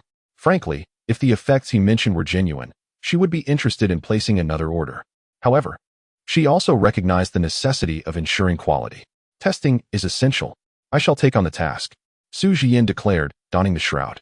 As the head of Bureau 749, she felt an obligation to assume this responsibility. Yet, upon witnessing her actions, Li Tao was instantly alarmed, losing his composure. "Director Su, this is utterly unacceptable. The situation is precarious. If anything were to happen to you, chaos would ensue domestically. I am the director. It is my duty to safeguard your safety." "Absolutely not. We barely understand these matters. We cannot take such reckless risks. Your safety comes first. Release me. This is an order." "No. I must consider the many brothers of the 749th Bureau. I cannot simply stand aside and watch you come to harm." Within the room, the initial scuffle between Jiang Yun and the Little Knife, alongside the ghost bride, had transformed into a push and shove between Su Jian and Li Tao, neither willing to yield. Their primary aim was to ensure that no one could attempt the test. Jiang Yun, observing from the side, felt utterly exasperated. Was it really necessary to complicate such a simple test? Honestly, what is so entertaining about this back and forth? You've already stated that the beauty cannot be tested. So why not take the initiative yourself? You're a grown man. Why not play the hero now? It's truly disheartening to witness such a lovely girl in distress. Are you not a man? You're making me anxious. At that moment, the Little Knife, who had earlier been met with disdain from Jiang Yun, produced a handful of sunflower seeds from seemingly nowhere, cracking them open as he watched the commotion unfold. He then made a remark that momentarily stunned everyone present. "Indeed, that makes sense. I'll do it. It's far better for me, a mere squad leader, to face the danger than for Bureau Chief Su to get hurt." With that declaration, Li Tao donned his ceremonial attire. "All right, Jiang Yun, let those spirits attack me and see how it goes." "Li Tao." Su Jian was incensed, glaring at the Little Knife. "If it weren't for your incessant chatter, would it have come to this? Don't mention it, beautiful. There's no need to thank me or develop any infatuation. I shall always remain Jiang Guo's person." The Little Knife chuckled mischievously, even whistling in her direction. Su Jian was overwhelmed with an urge to unleash her frustration upon him. When did she ever wish to thank you? In fact, she felt she ought to give him a good thrashing as a form of gratitude. This desire was promptly fulfilled by Jiang Yun. "Enough. I've told you to keep your mouth shut. Are you really going to tease our client? Do you want to quit?" With that, Jiang Yun delivered another slap to the Little Knife's face, sending the sunflower seeds scattering across the floor. The Little Knife, feeling utterly wronged, wished to protest, but the look in Jiang Yun's eyes silenced him. Jiang Yun then turned his attention back to the others. "Listen, both of you. You can be assured that our Jianggu Clothing Factory's products are reliable. There will be no issues regardless of who tests them. However, since Captain Li has already volunteered, let him proceed with the test. Come on, Little Knife, heed my command. For the sake of our clothing factory, charge forth." Chapter 39. The strength of the Little Knife within the room. As Jiang Yun's words resonated, a smile spread across the Little Knife's face. He brandished a small knife, let out an eerie laugh, and dashed forward with fervor. "Great. Rest assured, Jianggu, I was just waiting for your word." Before he could finish, The little knife had already reached Li Tao in the blink of an eye. The speed was astonishing. An entirely different persona from that mischievous little knife. The onlookers were taken aback, completely unprepared. A supernatural being, after all, possessed abilities that were beyond the realm of ordinary imagination. How could it move with such swiftness? Li Tao was equally startled, instinctively bracing himself for a counterattack. Yet, in less than a breath's time, he realized he had no opportunity for retaliation whatsoever. Despite his extensive combat experience and his position as a squad leader in the 749th Division, it was all futile. Everything unfolded too abruptly. The little knife's figure appeared like a phantom, normally playful and lighthearted. When it came to action, even a mere ghostly level could pose immense danger to an ordinary person. Be careful. The little knife was still in rapid motion. As soon as the words left his mouth, Li Tao felt a sharp sting in his abdomen. Subsequently, the constraining sensation from the ceremonial garment he wore began to dissipate. It felt as if he had lost something vital. The ceremonial garment could withstand only one attack. Now, having shielded Li Tao from the little knife's strike, it had become ineffective, transforming back into an ordinary garment. With the garment's failure, a chilling aura surged towards Li Tao. This was the essence of the supernatural. Li Tao's eyes widened in alarm. Danger. However, the little knife's speed was still too great. He had no means to defend against the next assault. But wait, is this our ceremonial garment? Why is it so resilient? My blade is nearly dulled. The little knife's astonished voice followed closely behind. He ceased his attack, and Li Tao instantly felt as if he had just escaped from the depths of hell. Having reclaimed a sliver of life, such a threat, was this characteristic of a malevolent spirit? He found it hard to believe. The scene shifted like a gust of wind. The little knife suddenly appeared beside Jiang Yun. Brother Jiang, so this is what you had us produce? How monstrous. The little knife sheathed his blade, shaking his slightly numb arm, his expression reflecting surprise. Clearly, it was his first time discovering the garment's capabilities. The ghostly bride, observing the outcome, also exhibited a slight change in her expression. Now that we know, how could we sell something that lacks substantial functionality? Jiang Yun was oblivious to Li Tao's expression, his full attention fixated on the ceremonial garment. He was quite pleased with the results, nodding with a smile. So what do you two think? Does it meet your expectations? He inquired, his gaze directed towards Li Tao and Su Jian. In a state of bewilderment, Li Tao was awakened by Jiang Yun's words. He raised his hand and gazed at himself. After a moment, he temporarily set aside the bizarre abilities of the small knife, redirecting his attention to the burial garment. Once he regained his composure, his face also displayed a look of astonishment. It truly could withstand the assaults of malevolent spirits. Aside from sensing a slight feedback from the attack, he remained entirely unscathed. As the one who personally experienced this test, Li Tao was most acutely aware of the quality of the burial garment. The prowess of the small knife had instilled a sense of impending danger within him. However, this garment provided him with immense reassurance. Wearing it, as Jiang Yun had said, did not impede his normal bodily movements in the slightest. Furthermore, it was remarkably capable of repelling a single attack from a spirit. Moreover, it seemed that this garment could not only withstand one assault, but also fend off the invasion of ghostly energy. Li Tao pondered for a moment before summarizing his thoughts. Just as the burial garment had faltered, he felt the waves of ghostly energy emitted by the small knife. Prior to the garment's malfunction, he had been completely unaware of it. This was indeed a novel discovery. This burial garment was nothing short of a treasure. If he could possess such a valuable item, future missions would undoubtedly see a significant reduction in casualties. It was a pity that it could only withstand one attack. If it could endure multiple assaults, it would rightfully be termed a divine artifact. Li Tao felt a surge of excitement. Meanwhile, Su Jian observed the scene with barely contained emotions. She could discern that although the small knife's power level surpassed that of other malevolent spirits, it was comparatively stronger. Moreover, it was an authentic malevolent entity, which could not be faked. Just that single attack, with even a moment's negligence, could easily result in a minor injury. Yet, with the burial garment on, Li Tao had suffered no harm whatsoever, and even the ghostly energy had been repelled. This was of paramount importance. The intrusion of ghostly energy into the body could severely affect an ordinary person. Even for cultivators like them, an excess of ghostly energy could impair their movements and, in severe cases, might even pose a threat to their lives. Contemplating this, a flicker of surprise and incredulity crossed her face. Let us not waste any time. Put it on again, and I will have the ghost bride attack you to test it. We are quite confident in our product." Upon hearing this, Jiang Yun wasted no time, cheerfully producing a new burial garment and handing it to Li Tao. Without hesitation, he removed the old one and donned the new attire. The sensation of being enveloped by a protective force returned, instilling a profound sense of safety. And the forthcoming test was of utmost importance. After all, as Jiang Yun stated, the greatest selling point of these funeral garments is their ability to withstand an attack from a ghost king. And now, right before them stands a ghost king. Whether they truly possess the effect Jiang Yun described hinges upon the attack of the ghost bride. That is the crux of the matter. The small knife is merely an appetizer. I am prepared, let it come. Having learned from the previous encounter, Li Tao adjusted his stance, his expression grave as he gazed at the ghost bride. She, too, wasted no words. As a servant of Jiang Yun, she swiftly obeyed his command. In the next moment, she floated towards Li Tao like a wisp of ethereal smoke. Unlike the small knife, the ghost bride's attacks were excruciatingly slow, exceedingly slow. Yet, the sense of oppression she exuded was incomparable to that of the small knife. Each of her language strikes carried an undeniable feeling of inescapability. Li Tao was acutely aware of this. After all, a ghost king is still a ghost king. Even before her attack reached him, he felt a torrent of ghostly energy surging towards him.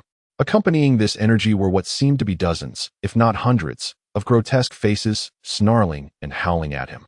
Boom! A resounding crash echoed through the room. The ghost bride's strike was distinctly different from that of the small knife. Li Tao could clearly feel his funeral garment being shattered, rather than merely fading away bit by bit. He felt as if he were a marionette, propelled backward until he crashed against the wall, a sudden jolt of pain radiating through his back. The room trembled as if it had experienced an earthquake. Chapter 40. Grand Opening Celebration. Li Tao, are you all right? Su Jiyin was the first to rush to his side, concern evident in her voice. The force behind the ghost bride's attack was formidable, truly reflective of a ghost king's strength. Was Li Tao safe? In an instant, several pairs of eyes in the room were fixated upon him. I'm fine. I simply hit the wall with my back. After a brief moment, Li Tao coughed a few times and rose from the floor, an uncontrollable smile spreading across his face. Director Su, it's incredible, truly unbelievable. Look, I managed to withstand a ghost king's attack. And I emerged unscathed, not a scratch on me. His voice, filled with joy, resonated in everyone's ears. He laughed heartily, spreading his arms wide as he began to examine himself from head to toe. This funeral garment is exceptionally practical. Director Su, we need these garments. Their effectiveness is astounding. Li Tao eagerly conveyed his thoughts to Su Jiyin. Only through personal experience could one truly comprehend how extraordinary this garment was. As for Su Jiyin, her initial anxiety transformed into a semblance of astonishment. Approaching Li Tao, she scrutinized him from head to toe, ensuring that he was indeed unharmed.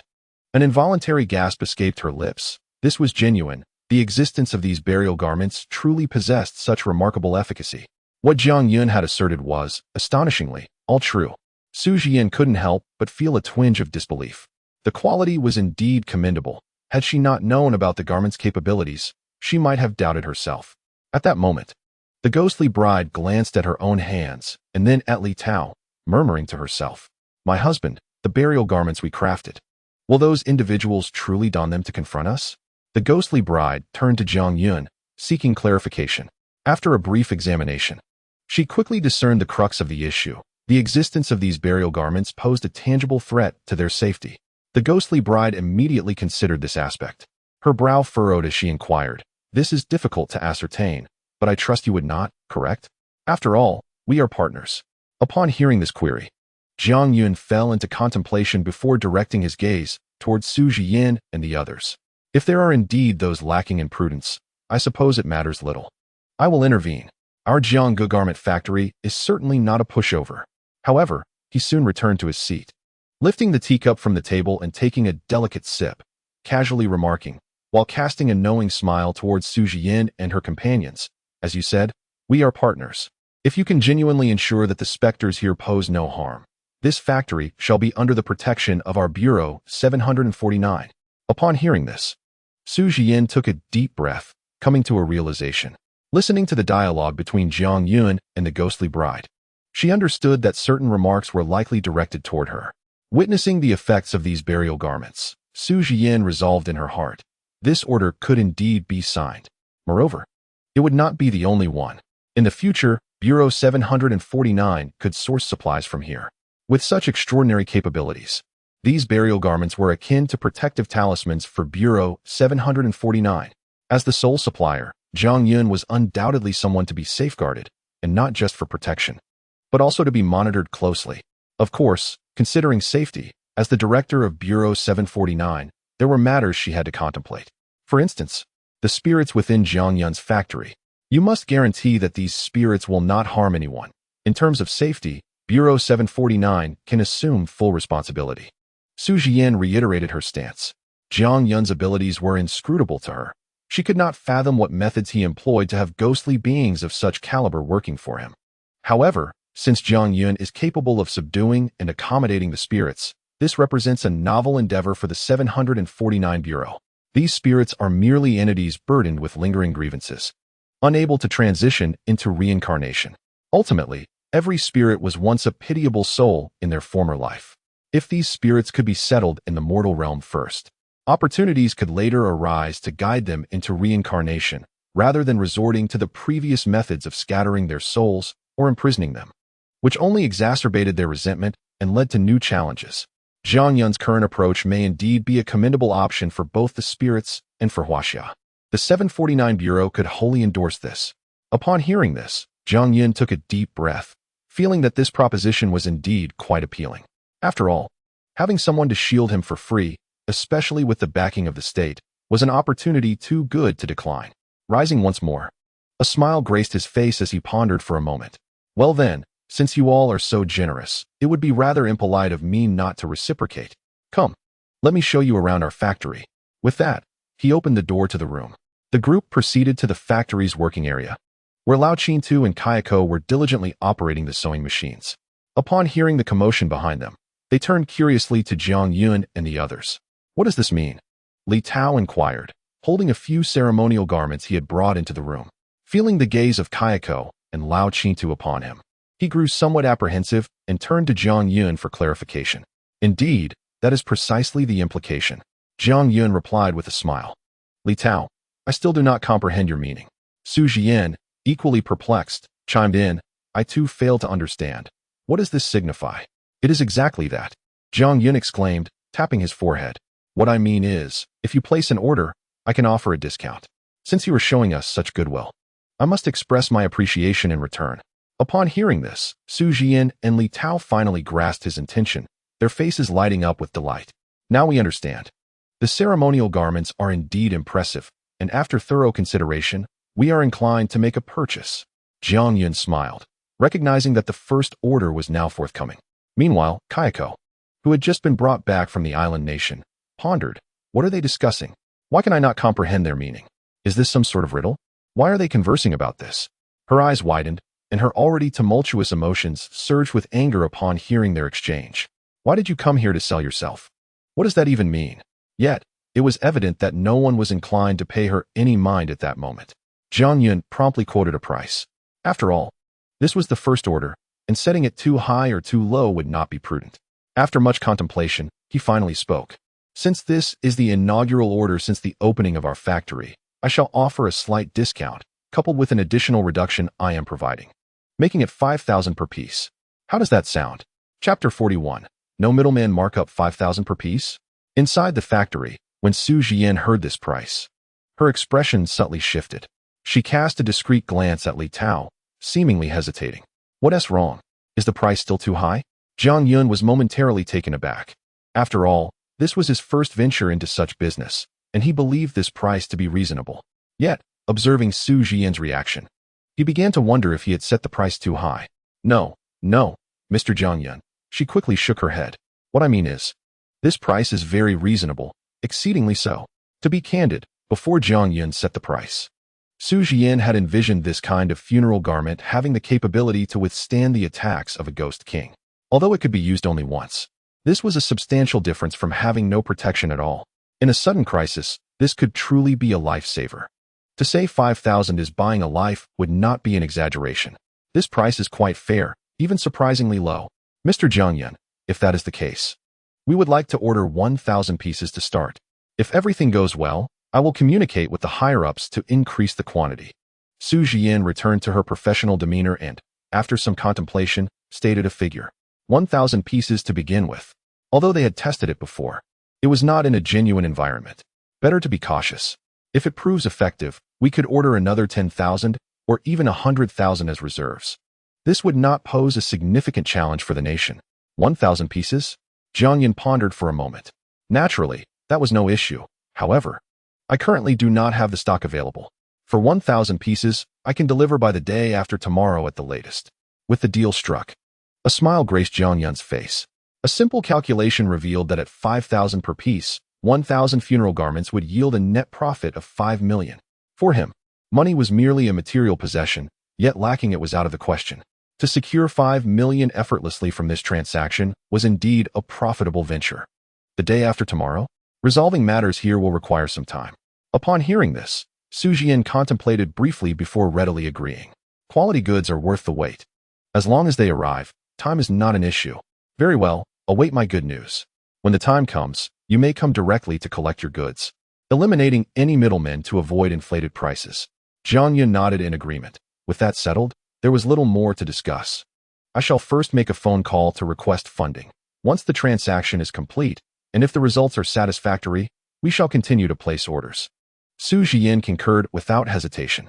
Not a problem. I shall await you two esteemed clients here. Do take your time. The two had no objections at this point. As the conversation reached this juncture, Su Jian began to grasp Jiang Yan's intentions. It was clear that persuading him to join the 749 Bureau was an unlikely endeavor. However, the unexpected fortune of visiting Nanjing City was, in itself, quite sufficient. Moreover, the paramount aspect was that the 749 Bureau now had a cooperative relationship with Jiang Yan.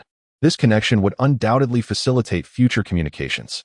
Regarding the funeral garments, I must admit that prior to this visit, my understanding of Jiang Yan's capabilities was rather vague. Now, he has provided both of us with a delightful surprise. I suspect his prowess has surpassed that of the 4 great families. On the way back from the meeting, Su Jian continued to analyze the situation. The ability to command spirits is something the 4 great families have never encountered. Throughout history, no one has achieved such a feat. Yet Jiang Yan has pioneered this remarkable capability.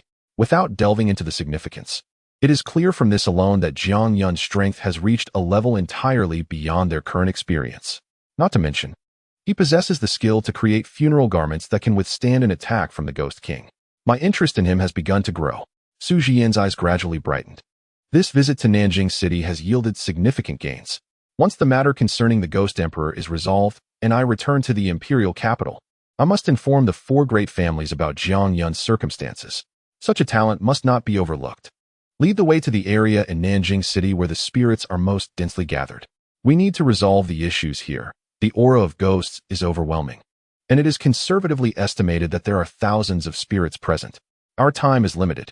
We must swiftly head to the western region to locate the Ghost Emperor and rendezvous with the other 3 families. Su Jian took a deep breath, momentarily setting Jiang Yan aside. The most pressing concern remains the Ghost Emperor.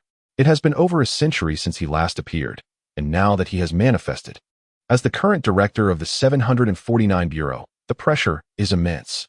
There are countless matters to consider. In response, Li Tao said little, merely nodding in agreement. After contacting Master Zhang via the intercom to confirm their location, they swiftly proceeded to their destination.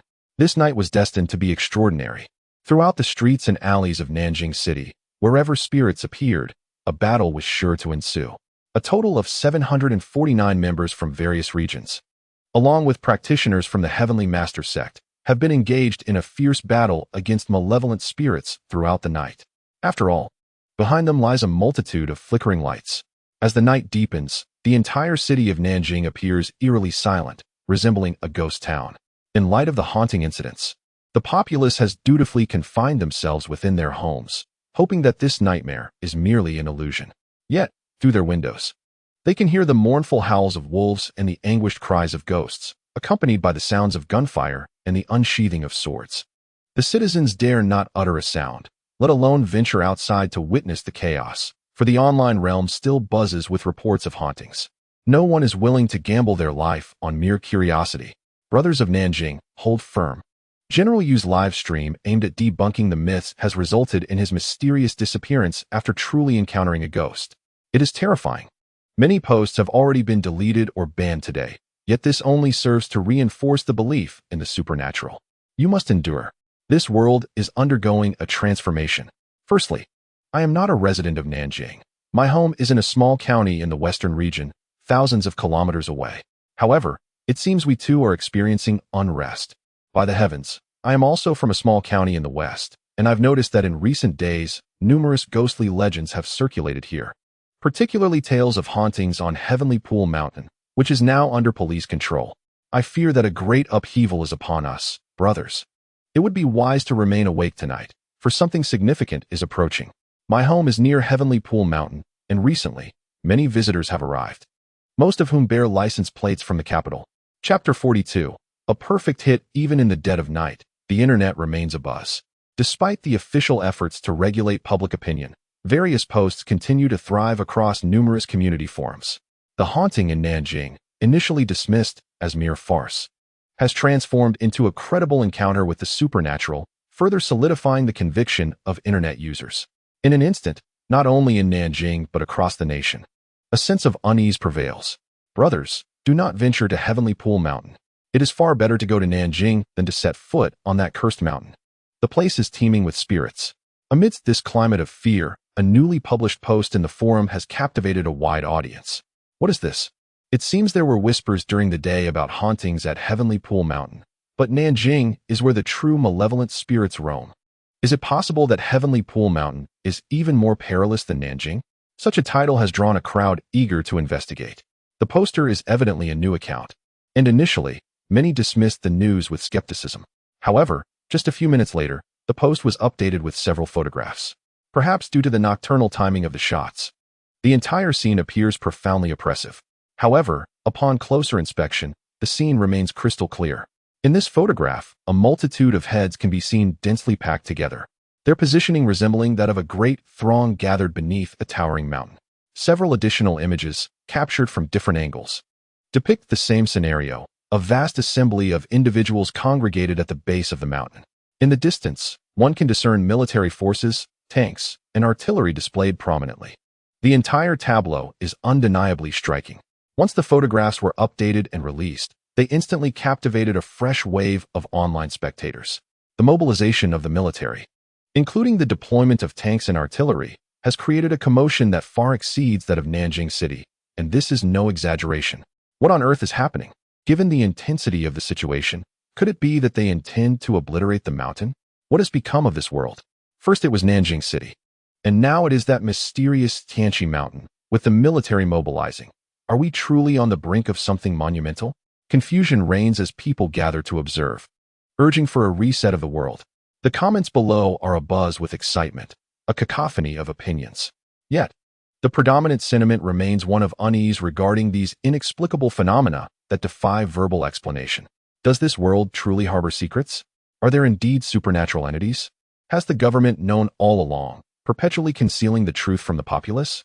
Countless eyes across the nation are fixated on two locations at this very moment. First, the haunted Nanjing City, under lockdown. Second, the assembly of troops at Tianqi Mountain. What is transpiring there? Could it also be a case of haunting? This night, few can find solace in sleep. Various posts on the internet, after surviving for just an hour or two, swiftly vanish. Yet, the more they attempt to delete and conceal, the greater the panic among netizens becomes. Time ticks away, and dawn begins to break.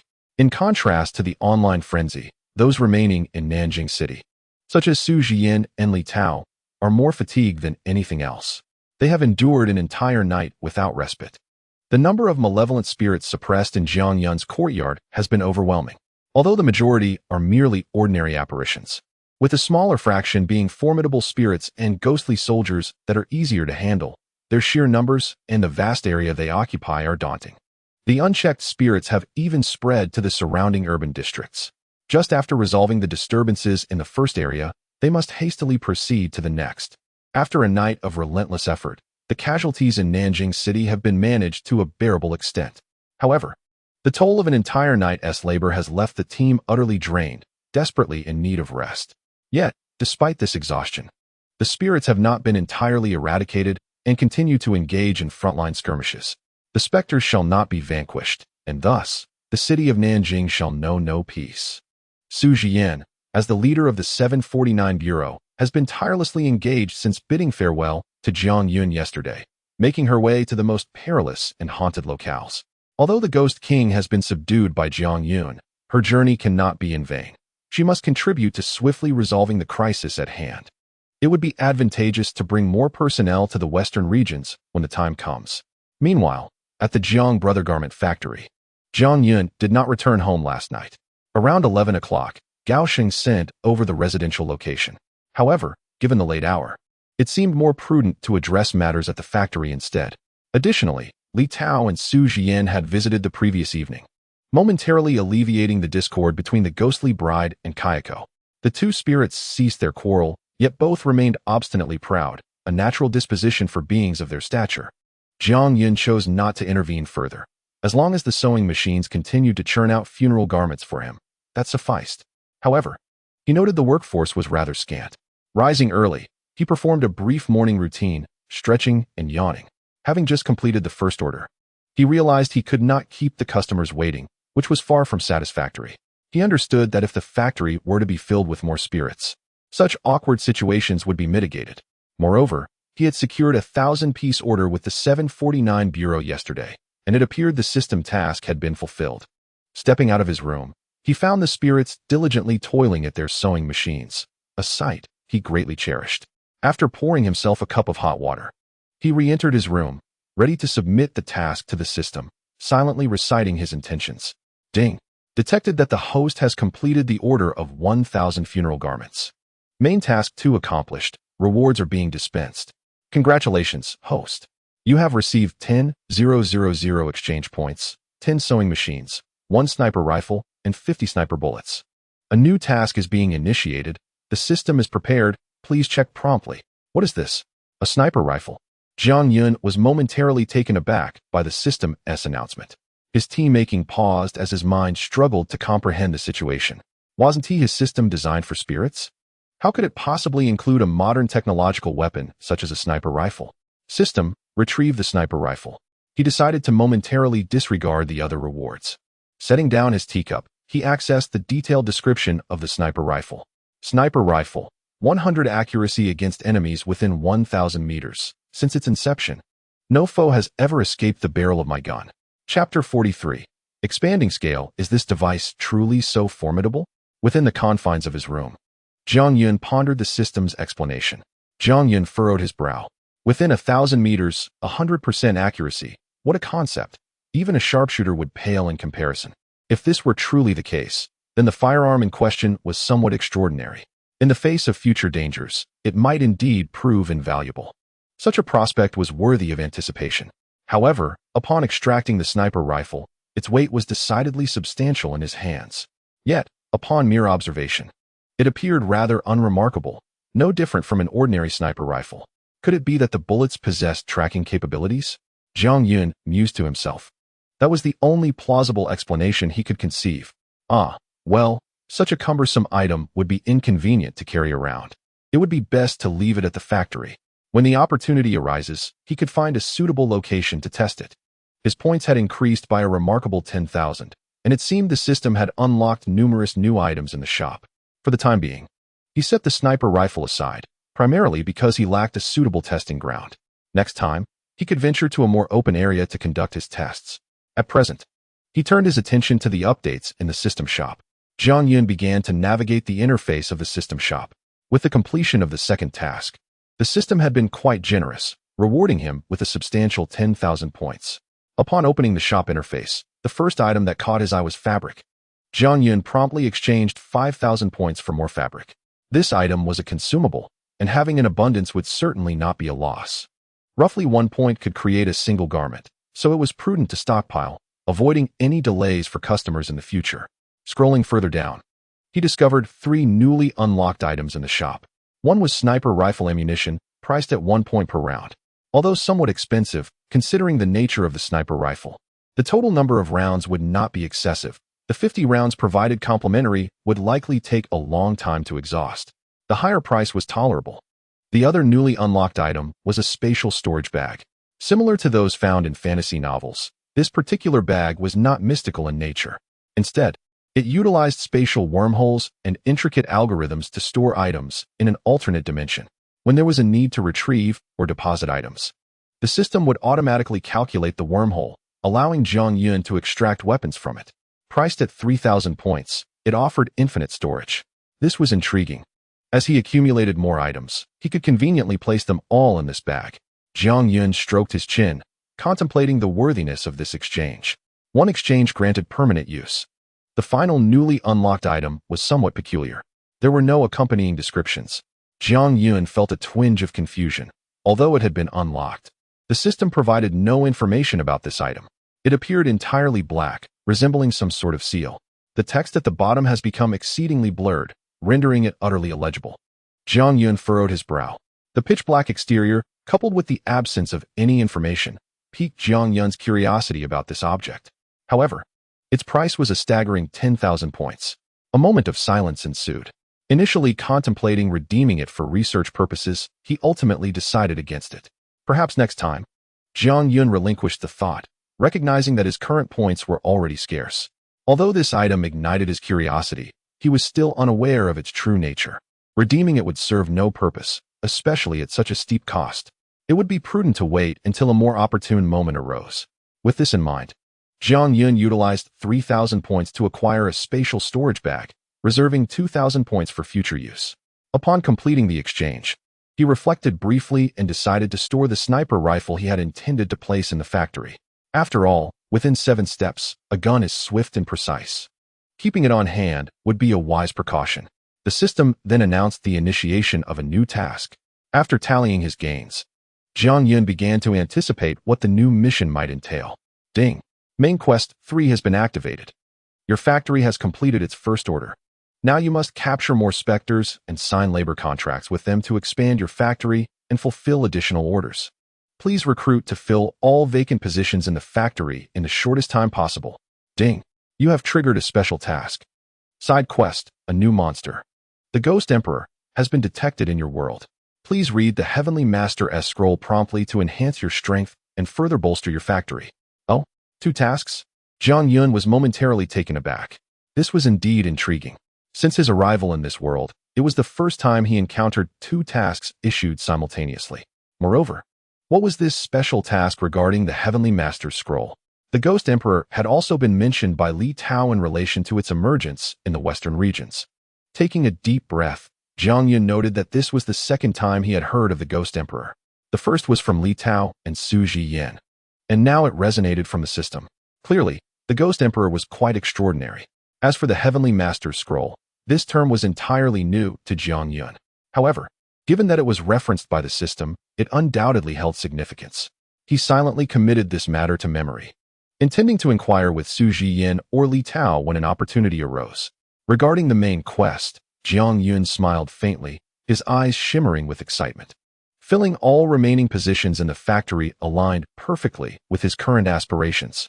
At the outset, the system had generously provided him with 10 sewing machines. He had only utilized 4, leaving 6 unoccupied. Recruiting is essential, albeit not for mere mortals, but for spirits. These tasks align perfectly with my own aspirations, which pleases me greatly. As it stands, the multitude of apparitions in Nanjing City has all fled from their own homes. Thus, it seems only reasonable to summon them back. After all, since they disobeyed and ventured out, a bit of punishment is warranted. Letting them toil at the sewing machine is indeed justified. With this thought in mind, Jiang Yun hesitated no longer.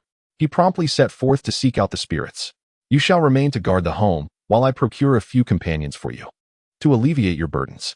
Of course, until I find new spirits, you must continue your diligent efforts. Remember, we cannot afford to pause. Our deadline approaches. So do not slacken your pace.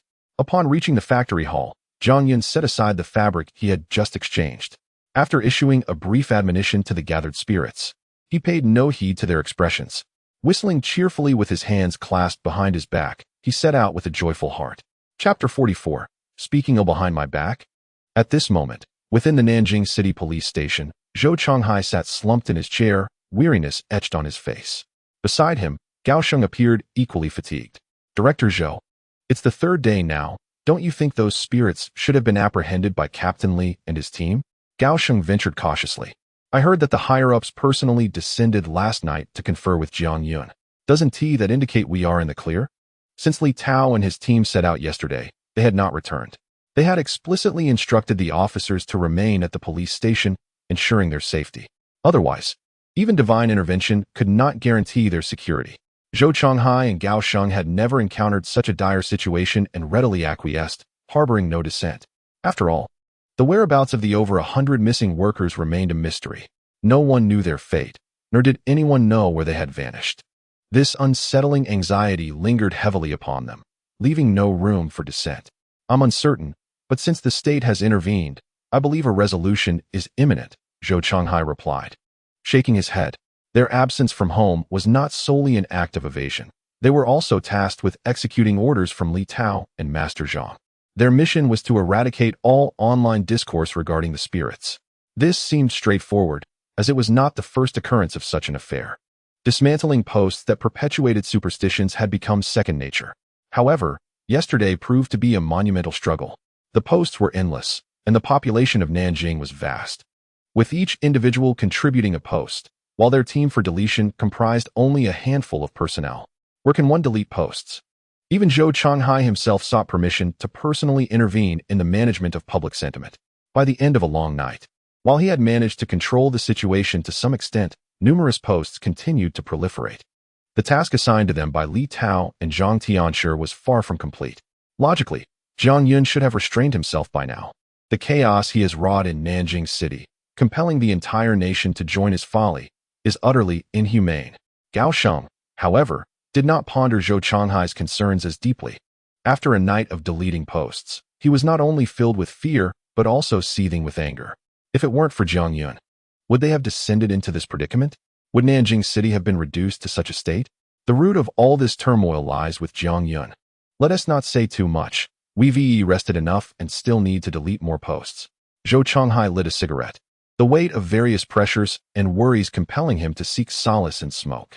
With a long exhale, he found himself reluctant to critique Jiang Yun any further, or perhaps he was simply afraid to do so. It is worth noting that just yesterday, he had been a mere suitcase away from death. No, I must speak my mind. After all, with Captain Li and Zhang Tianshi around, I am not afraid of him. When one stands on the brink of collapse, one often becomes hysterical. Gao Sheng found himself in such a state. After all, he was not here. I have nothing to fear. He demands factories and residences, and I am racing to fulfill his requests. Captain Li even personally sought him out for discussions. If this fails to resolve the issues in Nanjing City, then Jiang Yun is indeed being quite unreasonable. Must we truly grovel before him? To gamble the lives of millions in Nanjing City over a petty dispute, his narrow-mindedness is evident, and yet he will not tolerate dissent. Gao Sheng harbored immense resentment. A furrow appeared on his forehead from frowning, signifying his profound dissatisfaction with Jiang Yun. Nevertheless, what he asserted was not entirely incorrect. Zhou Chonghai remained silent, feeling that he had expressed his innermost thoughts. It is somewhat excessive to force the entire populace of Nanjing City to endure his whims. We ought to return. Captain Li and the others have not yet returned, and we must manage the online discourse before they arrive. After a long pause, Zhou Chonghai sighed, finishing his cigarette. He discarded the butt and prepared to enter the house to continue deleting posts. Gao Sheng also rose, ready to follow him inside. Just then, an abrupt voice echoed from the other side. From afar, it seems some have grievances against me. Did you not consider that the person in question might overhear your whispers? Accompanying the voice was a figure neither Zhou Chonghai nor Gao Sheng wished to encounter. All right, I have arrived before you. Feel free to continue your remarks. Jiang Yun stood with his hands in his pockets, leaning against a wall, a smile gracing his face as he regarded Zhou Chonghai and Gao Sheng. Gossiping about others behind their backs is hardly commendable behavior, is it? What brings you here?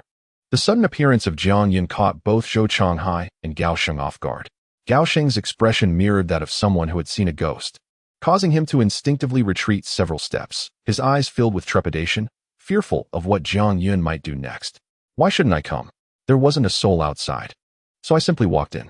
Jiang Yun shrugged, feigning innocence in his explanation. Upon hearing this, Zhou Chonghai and the others fell into a contemplative silence. Logically, there should have been people outside. However, The previous night had been overwhelmingly busy, with everyone involved in the late-night task of deleting posts. At this moment, it was no wonder that no one had noticed Jiang Yun's unexpected arrival.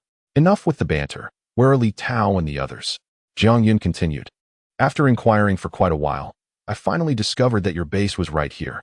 It's truly astonishing that in such a vast city as Nanjiang, I couldn't even hail a cab and had to seek one out myself. Jiang Yun yawned and casually took a seat on a nearby stool. He had come here with a purpose, not merely to engage in idle chatter with these two. However, it did take him a considerable amount of time to find this place. Fortunately, he managed to secure a vehicle, saving him a great deal of trouble. Captain Li and the others haven't returned yet, Zhou Chonghai remarked, his demeanor brightening at Jiang Yun's words. Though he couldn't help but suppress a sarcastic thought.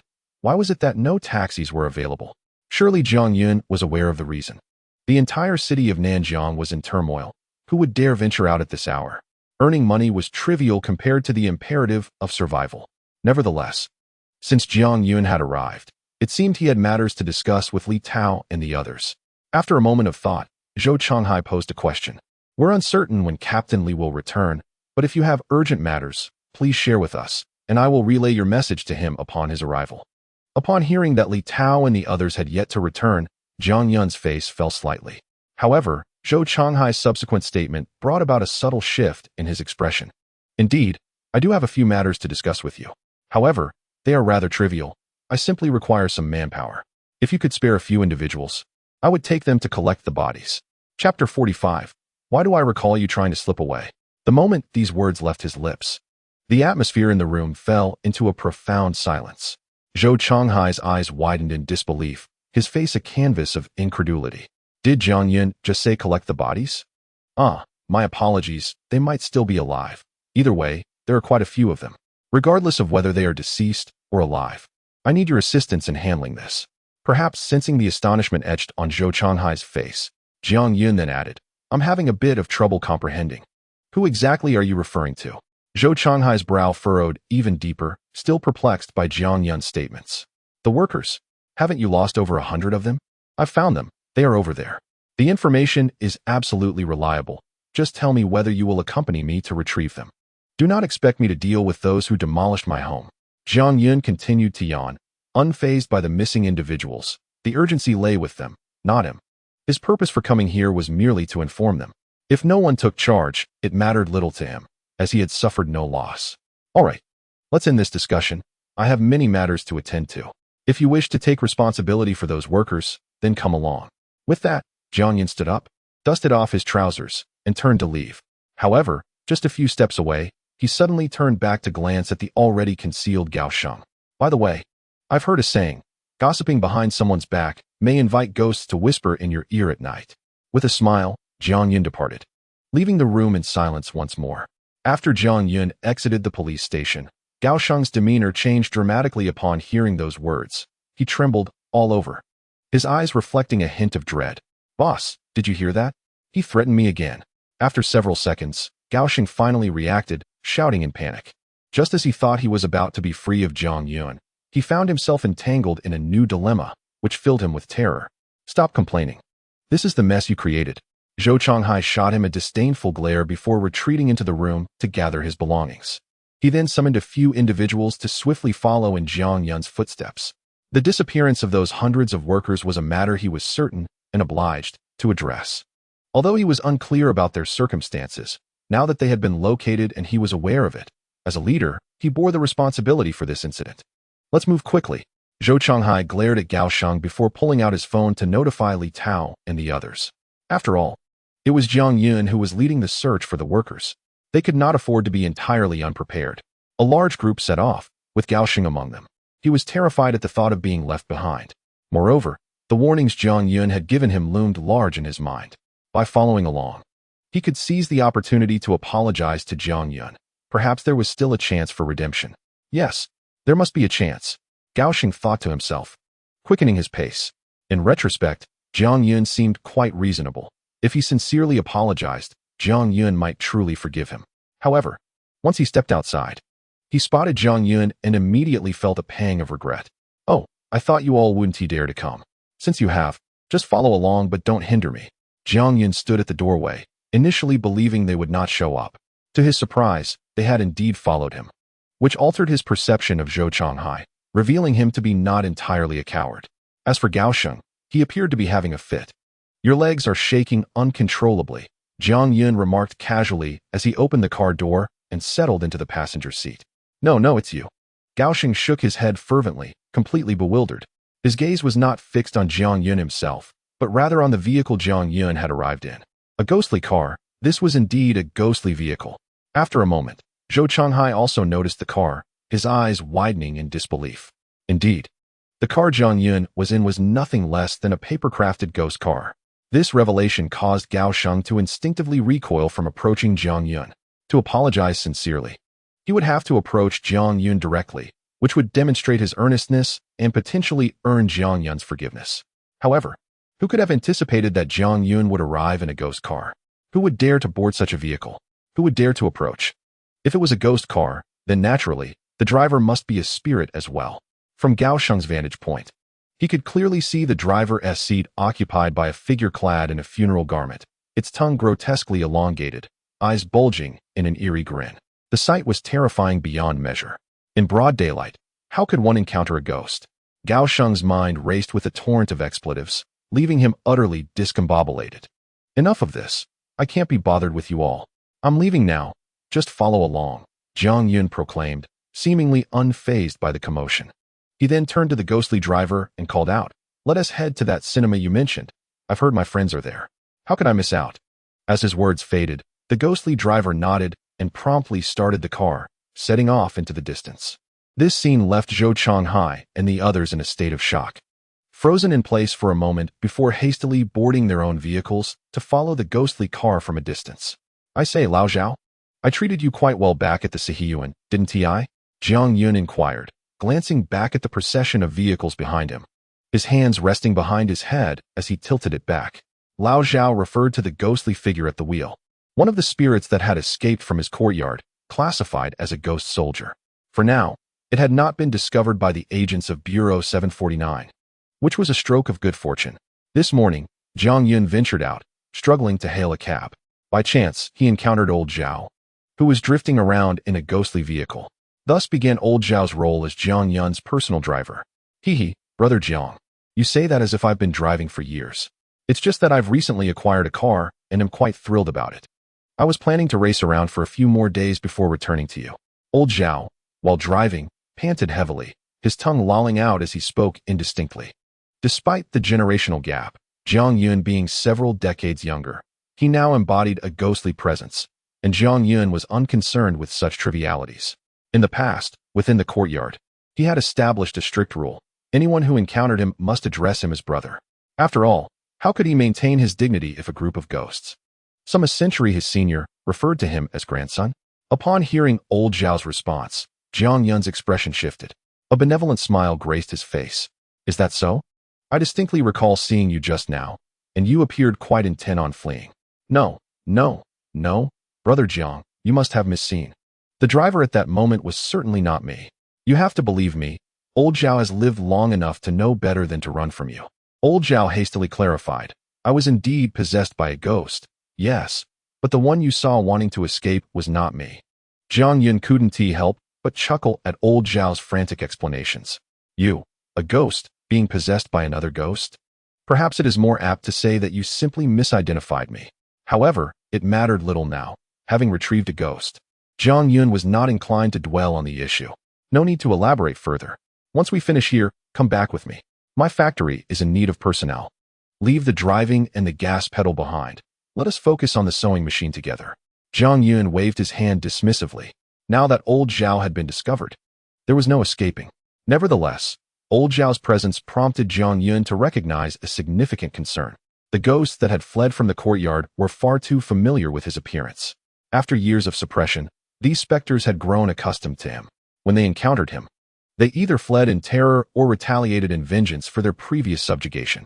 While Jiang Yun would not mind if they chose the latter, after all, he was invincible. He was more apprehensive about the former. Would he have to chase down each fleeing ghost one by one? Jiang Yun stroked his chin thoughtfully. A change in appearance might be necessary. Otherwise, what distinguishes this endless running through the streets from the group at Bureau 749, who are tirelessly hunting down ghosts. It is both time-consuming and laborious, yielding only mediocre efficiency. No, a transformation in image is imperative. Old Zhao, just find a shopping mall up ahead and let me off. I need to purchase a few items. Moreover, you mentioned to me that a dozen ghosts are congregated in the cinema. This is indeed true, isn't it?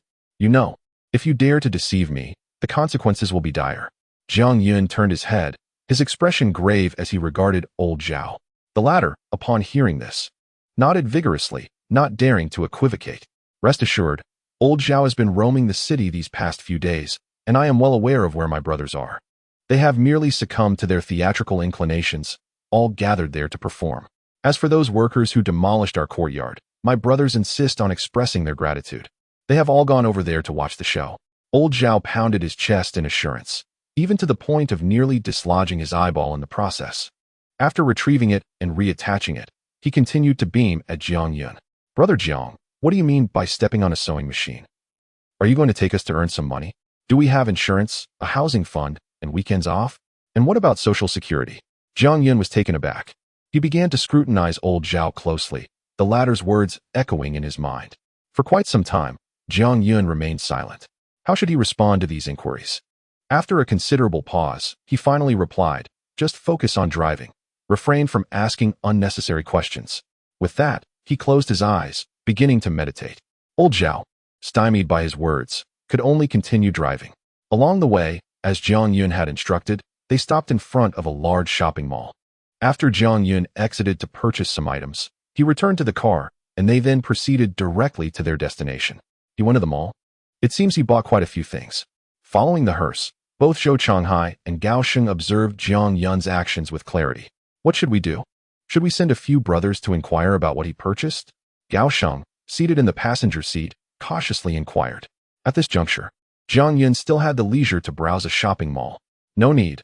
I just spoke with Captain Li. Zhou Changhai, seated in the back, frowned as he watched Jiang Yun's peculiar behavior, but his expression was noticeably less tense than before. The reason for this, of course, stemmed from the recent phone call with Li Tao. Li Tao had clearly conveyed to him that Jiang Yun was in no danger. He was currently collaborating with Bureau 749, the specifics of which I do not know. However, it is certain that Captain Li has assured me that Jiang Yun is trustworthy and not in peril. Zhou Changhai spoke with a solemn expression, initially doubting his own hearing, until Li Tao directly stated that the nation would not toy with their lives and fortunes. He had remained skeptical. This revelation brought him a modicum of relief, both physically and mentally. It was no wonder that Jiang Yun had taken the trouble to visit the police station to inform him that the hundreds of workers had been located. As it turned out, a collaboration with Bureau 749 had already been established the previous night. Thus, Jiang Yun was undoubtedly affiliated with Bureau 749 now. He was working for the state, posing no threat to them. He had become their comrade. The words he had spoken were merely a warning, a response to the gossip that had reached his ears about Li Tao. Had you not uttered those words, would he have spoken so? Upon mentioning this, Zhou Changhai furrowed his brows. Gao Sheng's profound fear was entirely self-induced. He had become a member of Bureau 749? Was he merely trying to frighten me? Upon hearing this answer, Gao Sheng's face brightened instantaneously. This was splendid news, monumental news indeed. Could it be that I no longer needed to apologize to him? Now that he had joined Bureau 749, safeguarding us was his duty. Not to mention, he would never harm us. Gao Sheng felt a surge of excitement. The shadows cast by Jiang Yun previously were overwhelming, causing him to lose some composure upon receiving this information. He nearly exclaimed in joy. That said, I would still strongly recommend that you take the opportunity to apologize to him. Captain Li revealed little over the phone. Yet it was evident that the senior leadership of Bureau 749 had personally come to invite Jiang Yun. Therefore, even if he had joined Bureau 749, his status was unlikely to be that of an ordinary team member. At the very least, he must be on par with Captain Li, Zhou Changhai reasoned. After all, the feats Jiang Yun had showcased were exceptionally extraordinary. Serving merely as a team leader would not be excessive, in Zhou Changhai's opinion. It was certainly warranted. Otherwise, given the few days of interaction with Jiang Yun, how could he have agreed to join Bureau 749? Chapter 47. What are you going to do about it? Indeed, when the opportunity arises, I will seek him out to apologize. Gao Sheng nodded in agreement to Zhou Changhai's words. It stands to reason. From this one point, It is clear that Jiang Yun's affiliation with Bureau 749 must entail a position of considerable rank. When he had inadvertently mentioned the Ghost King, both Li Tao and Zhang Tianshi reacted with significant alarm. This alone indicated that the Ghost King, as a formidable entity, was of great importance to Bureau 749. Moreover, Jiang Yun had not only subdued the Ghost King, but had also managed to confine one within a box. Such feats were beyond the capabilities of an ordinary Bureau 749 member. Furthermore, Jiang Yun had been personally invited by the high-ranking officials of Bureau 749 to join. It was certain that his rank would not be low. Gao Sheng, being somewhat familiar with the inner workings of the system, could discern these social nuances clearly. The convoy traversed the bustling streets of Nanjing City. Due to the haunting, there were scarcely any souls to be seen even during the day. The entire city seemed enveloped in a shroud of silence. The spectral vehicle in which Jiang Yun sat did not attract much attention. After a few minutes, the vehicle came to a halt. Jiang Yun disembarked from old Zhao's ghostly ride, and upon recognizing Jiang Yun's identity, the others, including Zhou Changhai, felt their trepidation dissipate, and they approached to join him. However, upon laying eyes on Jiang Yun, they were taken aback. What had caused such a transformation? Zhou Changhai was momentarily bewildered. The Jiang Yun before him was a strikingly different figure. The once short hair had grown longer, and he now wore spectacles. More intricately, Jiang Yun had adorned himself with makeup, albeit the results were somewhat difficult to articulate. The complexities of femininity can often be vexing, yet Jiang Yun decided to make do. Upon seeing Zhou Changhai and the others approach, Jiang Yun merely remarked with a hint of sarcasm, expressing concern that in their haste to recruit staff, they might flee upon sighting him. This visit was indeed deliberate. He had procured cosmetics and a wig from the mall to enhance his appearance. If one did not observe closely, even the limited intellect of those specters would likely suffice to overlook the disguise. Old Zhao, summon those phantoms you raced with and have them wait downstairs. You will be responsible for escorting everyone back later. Do not even think of running away. I have ample means to track you down. Understand? After a brief touch-up, Jiang Yun called out to old Zhao, who remained in the vehicle. The challenge of returning all those spirits still lingering in the cinema loomed large. One vehicle would certainly be insufficient, necessitating several more. Jiang Yun was familiar with old Zhao. In his previous life, he had been a respectable individual, a race car driver who met with an unfortunate accident during a competition, resulting in a catastrophic crash that claimed the lives of all participants. His lingering resentment transformed him into a malevolent spirit, haunting the racetracks for years. Eventually, he was discovered and subdued by his ancestors, confined beneath a courtyard. The spirits Jiang Yun instructed old Zhao to find were the fellow racers who had perished alongside him on that fateful day. Without a doubt, their proficiency in maneuvering ghostly vehicles was unparalleled. Securing additional vehicles would facilitate the transport of the spirits from the cinema to the factory. Understood. Rest assured, old Zhao will not flee. Old Zhao acknowledged the command, pressing the accelerator and departing to locate the other racers as instructed. As for Zhou Changhai and Gao Sheng, Jiang Yun cast a glance in their direction. You may wait here until I summon you. Do not frighten my ghosts away. With that, Jiang Yun disregarded them and strode purposefully towards the cinema, as indicated by old Zhao. The cinema is nestled within a sprawling shopping mall, somewhat removed from the city center. This might explain why the group of 749 has yet to discover its location after a whole evening. However, such considerations are not what occupied Jiang Yun's mind. Upon entering the mall, a chill envelopes him, hinting at the presence of numerous spirits, cleverly concealed in their ethereal essence. With a faint smile, Jiang Yun surveys the expansive space, pinpointing the cinema's location. Much like the exterior, this place is eerily desolate, devoid of any patrons. Likely because those who once roamed here have been claimed by the specters. Approaching the escalator, Jiang Yun prepares to ascend to the cinema S level. The mall boasts 5 floors, and thus, he must ride the escalator 5 times. However, as he reaches the 3rd floor, he senses several gazes fixated upon him. He lifts his head, scanning the area, perplexed by who might be observing him in broad daylight. Ah, another soul for the reaping. A chilling voice emerges from above. Well, this charming young man is mine. No one shall contest him. Another female voice chimes in. This one is all yours, but do be gentle. It's been ages since you've encountered a man, another voice adds with a sinister chuckle. Just as Jiang Yun steps off the escalator onto solid ground, He hears these voices and looks up to see three figures at the railing of the 5th floor, all wearing unsettling smiles. In particular, the woman in the center, with her flowing hair, seems to gaze at him as if she wishes to devour him whole. Such a captivating young gentleman, she purrs, her voice dripping with seduction, as she playfully licks her lips, exuding an aura of insatiable hunger. This display provokes a series of eerie giggles from the woman beside her, while on the opposite side stands a man, equally adorned with a disconcerting grin. Three pairs of eyes fixate on Jiang Yun, akin to predators eyeing their prey. Oh, familiar faces, Jiang Yun muses with a grin upon recognizing the trio. These are none other than the two mischievous spirits who once served as his maids in the courtyard, along with the ghostly security guard from that same locale. It seems they have taken an interest in him. Jiang Yun finds amusement in this revelation, which also affirms a certain truth. The intelligence of these spirits is rather limited. A simple change in appearance has rendered him unrecognizable to them, which is fortuitous, as it spares him considerable trouble. Pray tell, what are you three gazing at? Jiang Yun raised his head, a playful smile gracing his features as he directed his inquiry towards the trio of specters. We are, of course, observing you, responded the central female ghost. Meanwhile, the security specter was more forthright, revealing a peculiar grin directed at Jiang Yun. What of it? I'm simply watching you. Chapter 48. A surge of audacity upon emerging. Jiang Yun felt a newfound audacity coursing through him. At the mention of his boldness, his countenance shifted, the smile that once adorned his face evaporated, replaced by a fleeting glimmer of ferocity. He adopted a stern demeanor, his eyes narrowing in defiance. How brazen of you, he thundered, his voice echoing through the air. The three phantoms upstairs were momentarily taken aback.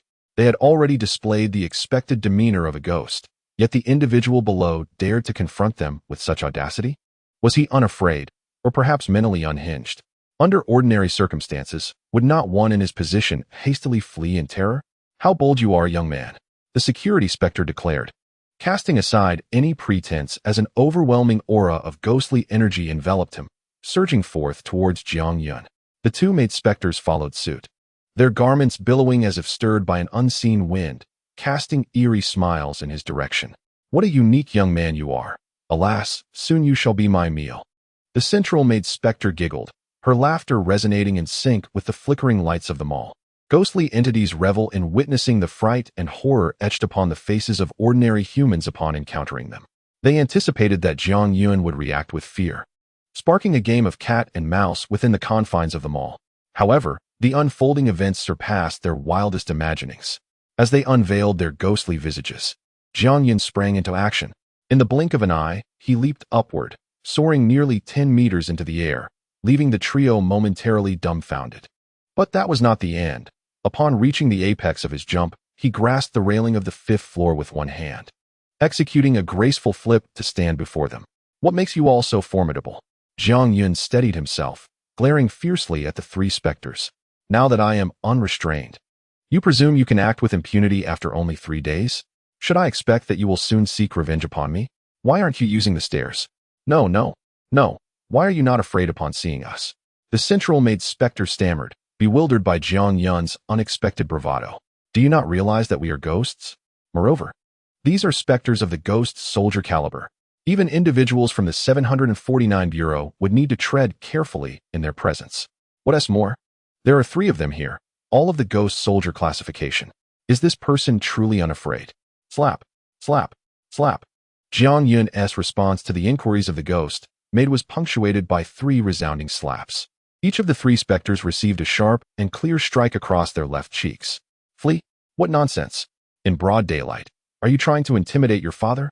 After delivering the blows, Jiang Yun retorted fiercely, in those days, when you were in the courtyard, did you dare to speak to me in such a manner? If you didn't end up in the little black room for half a year, it would be a blessing from your juniors. How dare you, you insolent brat? Strike me. In life, even my father would not lay a hand on me. How dare you seek your demise by doing so? Stunned by the slap, the 3 specters were momentarily dazed. The first to regain composure was the only male security ghost present. His demeanor shifted to one of fury, his ghostly energy intensifying. The atmosphere in the mall became charged with tension as the security ghost, now in his element, clenched his fists, gathering strength to strike Jiang Yun directly. He was utterly confident that even a typical member from the 749 Bureau would struggle to withstand such a blow, let alone Jiang Yun, who exhibited no signs of any practitioner's aura. This punch would surely be fatal. Initially intending to toy with him like a cat with a mouse, Jiang Yun had dared to strike back. This youth was as good as dead. Bang! A dull thud resonated. The security ghost felt his punch connect accurately with Jiang Yun's body. A wicked smile crept across his face, bidding farewell to this world. Was that it? Not even a proper meal beforehand. Such a light hit. Yet, before he could revel in his triumph, Jiang Yun's voice echoed in his ears. Immediately after, bang! Another resounding thud reverberated. The security ghost felt as if a vehicle had rammed into his abdomen. In the next moment, he bent over, his body completely unresponsive, and was sent flying backward. Those who have not studied martial arts should refrain from embarrassing themselves, Jiang Yun remarked, retracting his fist. He twisted his neck, producing a series of cracks, and languidly added, "Goodness, how ferocious. What on earth is happening?" How could he send the security ghost flying? He even withstood a punch from the security ghost. The remaining two ghost maids watched in shock, unable to suppress a gasp. What kind of wild individual is this? Daring to strike a ghost. The crucial point is, he actually emerged victorious. Next, it is your turn, both of you. With a single strike, the security ghost was vanquished.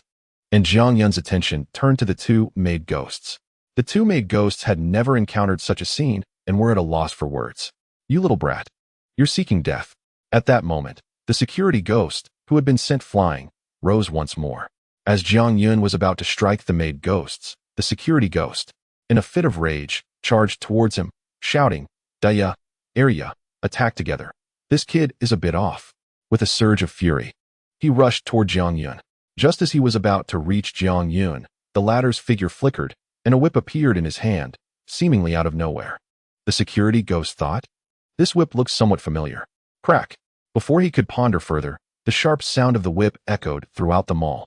Jiang Yun wielded the whip mercilessly, delivering a solid blow to the security ghost. With that strike, the security ghost's skin tore, and his ghostly energy diminished significantly. But that was not the end. As the first strike concluded, Jiang Yun swiftly unleashed another blow. Crack! Crack! Crack! Crack! The anguished howls of the security ghost reverberated through the entire mall, with each lash of the whip, echoing even beyond the windows into the streets outside. The mall was filled only with the sound of the whip cracking and the ghost's wretched cries, creating an atmosphere of utter chaos. Chapter 49. I Shall No Longer Pretend. Outside the mall in Nanjing City, a group of detectives stood on standby. Zhou Changhai and Gao Sheng remained by the vehicle, their gazes fixed on the mall's exit. Jiang Yun had instructed them to wait there, not even granting them the opportunity to inquire or speak before he entered. All they could do was obey Jiang Yun's command. For this place was brought to them by him, and the nature of what lay within was all too evident. Naturally, there were ghosts, and their numbers would undoubtedly be substantial. They waited outside for quite some time until a voice cried out, "Ah, Brother Jiang. No, Brother Jiang, don't hit me anymore. I was wrong, I understand now. Ah, if I had known it was you, I wouldn't have been so arrogant. Please, Brother Jiang, believe me. Don't strike me again, I will die? No, no, even though I am a ghost, I can still perish. Brother Jiang." Ah! The mall echoed with these harrowing cries, their intensity palpable even to Zhou Changhai and the others outside, who could feel the despair and agony resonating within those sounds. No one knows what transpired within. However, it is certainly not a good sign. The harrowing cries are enough to testify to everything. "Leader, is everything truly fine?" Gao Sheng listened, his hair standing on end, a chill coursing through him as he felt a wave of dread. From the anguished cries, it was evident that Jiang Yun was locked in combat with a malevolent spirit, and it appeared that Jiang Yun held the upper hand, forcing the apparition to plead for mercy. As someone who had crossed paths with Jiang Yun on 2 occasions, how could Gao Sheng not feel a twinge of fear? Even though Jiang Yun had become a national figure, who could say whether he bore a grudge against him? This was a mystery even to him. Zhou Changhai lit another cigarette, his hand trembling slightly as he held it. Even if it were a ghost, the sound of its screams was enough to chill one to the bone. Jiang Yun's strikes were indeed excessively merciless. It was said that the cries of a ghost could instill fear, and now they were truly hearing those cries, experiencing genuine terror. Yet, the source of this fear did not stem from the specter itself, but rather from Jiang Yun, who was engaged in battle with it. To inflict such torment upon a ghost, it was likely that there was no one else in this world, aside from Jiang Yun, capable of such brutality. Zhou Chonghai and Gao Sheng shared this sentiment, and it was even more pronounced among the detectives behind them. Listening to the wails, they huddled together, scarcely daring to breathe. They could only silently mourn for the ghost for a moment, wishing it a safe passage. Farewell. Please, Brother Jiang, enough? I can't take any more. Just stop. At the entrance of the cinema, the security ghost was utterly battered, every inch of his body marred. Lying on the ground, he had lost all semblance of dignity. The moment Jiang Yun's lashes struck him, he recognized his identity. One's appearance may change, but those whip marks were unmistakable. Jiang Yun's training methods for ghosts were brutally effective. The sensation was all too familiar, terrifyingly so. Having experienced it once, he had no desire to endure it again. Now, he harbored no thoughts of resistance, lying on the ground like a defeated dog, subject to Jiang Yun's punishment. I've had enough. You've worn me out. I initially sought to interact with you as an ordinary person, yet all I received was your intimidation, threats of consumption, and being drained dry. Listen to the wolfish words you utter. If that is the case, I will no longer pretend. I am your brother Jiang. I lay my cards on the table. After several lashes, Jiang Yun's arm felt somewhat sore. He paused, unable to refrain from commenting, in this day and age, ghosts are becoming increasingly unruly. A lesson must be imparted. The security ghost was nearly beaten to a pulp, yet still clung to life, able to return and work again. As for the two maid ghosts, they surprisingly did not flee while whipping the security ghost, which was rather commendable. However, this did not mean that Jiang Yun would completely spare them. You too, second maid. Do you really think you can exhaust me, Jiangge?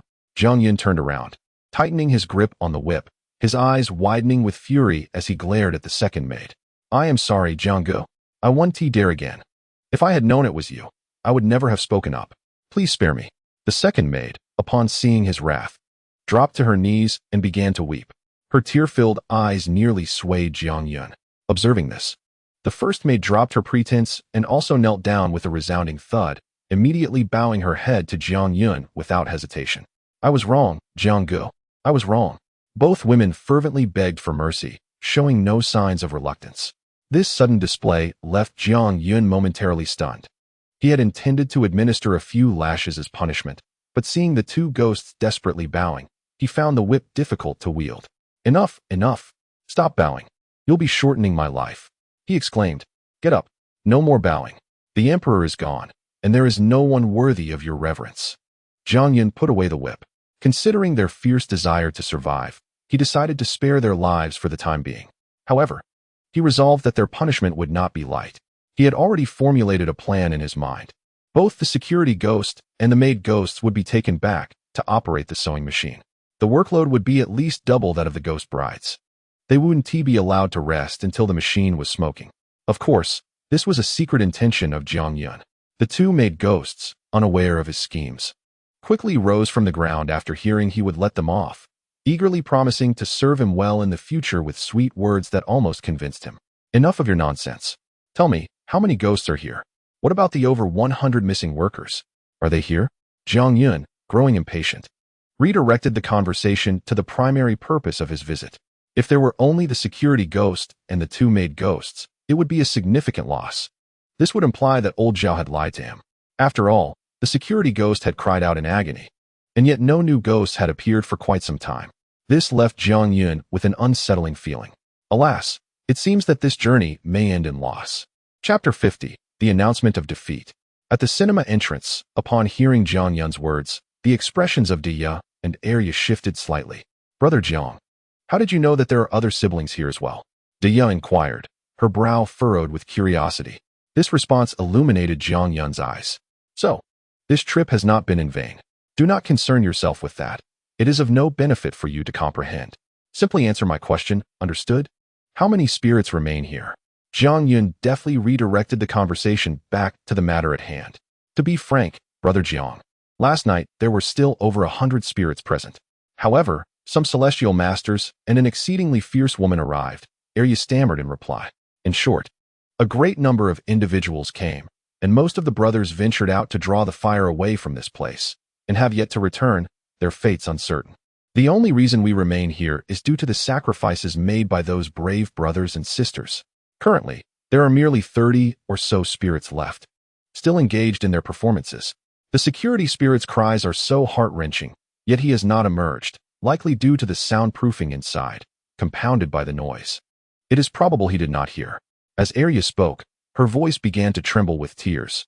Last night was indeed a tempest of blood and fury, as the spirits endured tremendous losses to fend off the Celestial Master's assault.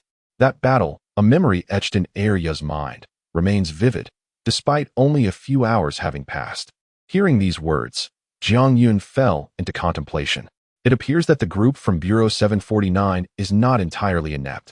He had not anticipated that these spirits, long suppressed beneath the courtyard, had formed such bonds. They had devised a clever ruse to draw the Celestial Masters and Bureau 749 away, thereby preserving this sanctuary. There is something remarkable about them. Jiang Yun's perception of these spirits began to shift. However, a lingering question plagued him. If, as you say, so many spirits perished last night, how is it that you can still perform and dance? He cast a meaningful glance at the two maid spirits. Although they were spirits, they had previously expressed their emotional attachments. Why, then, did they now seem devoid of such sentiments? He regarded the two maid spirits intently, awaiting their response. The two maid spirits fell silent, their quietude arousing Jiang Yun's suspicion. Speak. He furrowed his brow and urged gently. Brother Jiang, allow me to explain. Dia stepped forward, taking a deep breath. In addition to the spirits that were previously in the courtyard, there is one spirit we do not recognize. His strength is overwhelming. We are all held captive here. It is not that we do not wish to rescue our brethren, but rather that we are utterly unable to depart. The one orchestrating our performances is that very specter. While it is true that we brought the workers here, once they arrive, the specter demanded that we act alongside them for its amusement. Should we falter in our performance, our lives would be forfeit on the spot. To date, several of our kind have already perished at its hands. Many have vanished in the act of performance. What recourse do we have? We are completely trapped. With tears streaming down her face, Dia lamented to Jiang Yun. Upon finishing her tale, it seemed to validate her words. Even the security specter, pinned to the ground and unable to move, emitted soft whimpers, nodding incessantly. The three specters fell silent, glancing at Jiang Yun, feeling an unexpected sense of belonging. In the past, within the courtyard, they would often be harshly scolded, yet here, they faced not only reprimands but the peril of being directly sacrificed by that more formidable specter. In light of this comparison, the three specters found even Jiang Yun to be rather endearing at this moment. After listening to their accounts, Jiang Yun fell into deep contemplation. Lao Zhao had not deceived himself. He was merely fortunate enough to have yet escaped the grip of the unknown specter. His knowledge was limited. Now, having arrived here and gleaned more specific information from Dia and Arya, he learned of a new, powerful specter. Some workers had already vanished. Jiang Yun sighed, mourning silently for a moment. He then focused intently on sensing the spectral energy around him, hoping to discern the nature of the unfamiliar specter that Dia had mentioned. To his bewilderment, he did not perceive any presence of greater power. After all, he was accompanied by three specter kings. Once a specter reaches a certain level, such as that of a specter king, it can indeed conceal its spectral energy. However, even a specter king, when scrutinized closely, could still be sensed. For one to be entirely oblivious to such a presence would suggest a novice, something that was simply not possible for someone of Jiang Yun's experience. Yet, he found himself completely unable to sense any spectral energy indicative of a specter king nearby. This predicament was rather troubling. Jiang Yun's expression turned serious. His own strength was only slightly superior to that of a specter king, as evidenced by his experience in reclaiming Kayako from the Island of Radiance. Had he been capable of utterly overpowering her, he would not have lingered there for so long. It could only be said that he was marginally stronger than a specter king, but the unfamiliar specter before him was likely beyond that threshold. Could it possibly be a specter of the emperor level, as Su Jian had described? Jiang Yun furrowed his brow. How does his strength compare to that of the ghost bride and old Qin? After posing a question to Dia, Jiang Yun felt it imperative to reconsider whether to summon some assistance or simply turn and depart.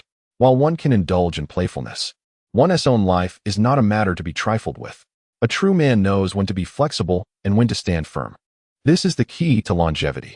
The formidable presence of the ghost bride and steward Qin left us with an unmistakable sense of inadequacy in comparison.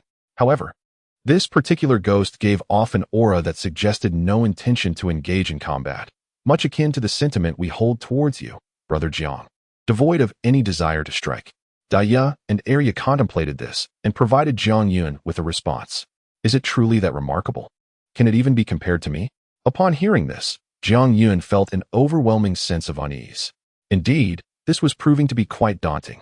When did this once peaceful cinema become host to such a bizarre and formidable specter?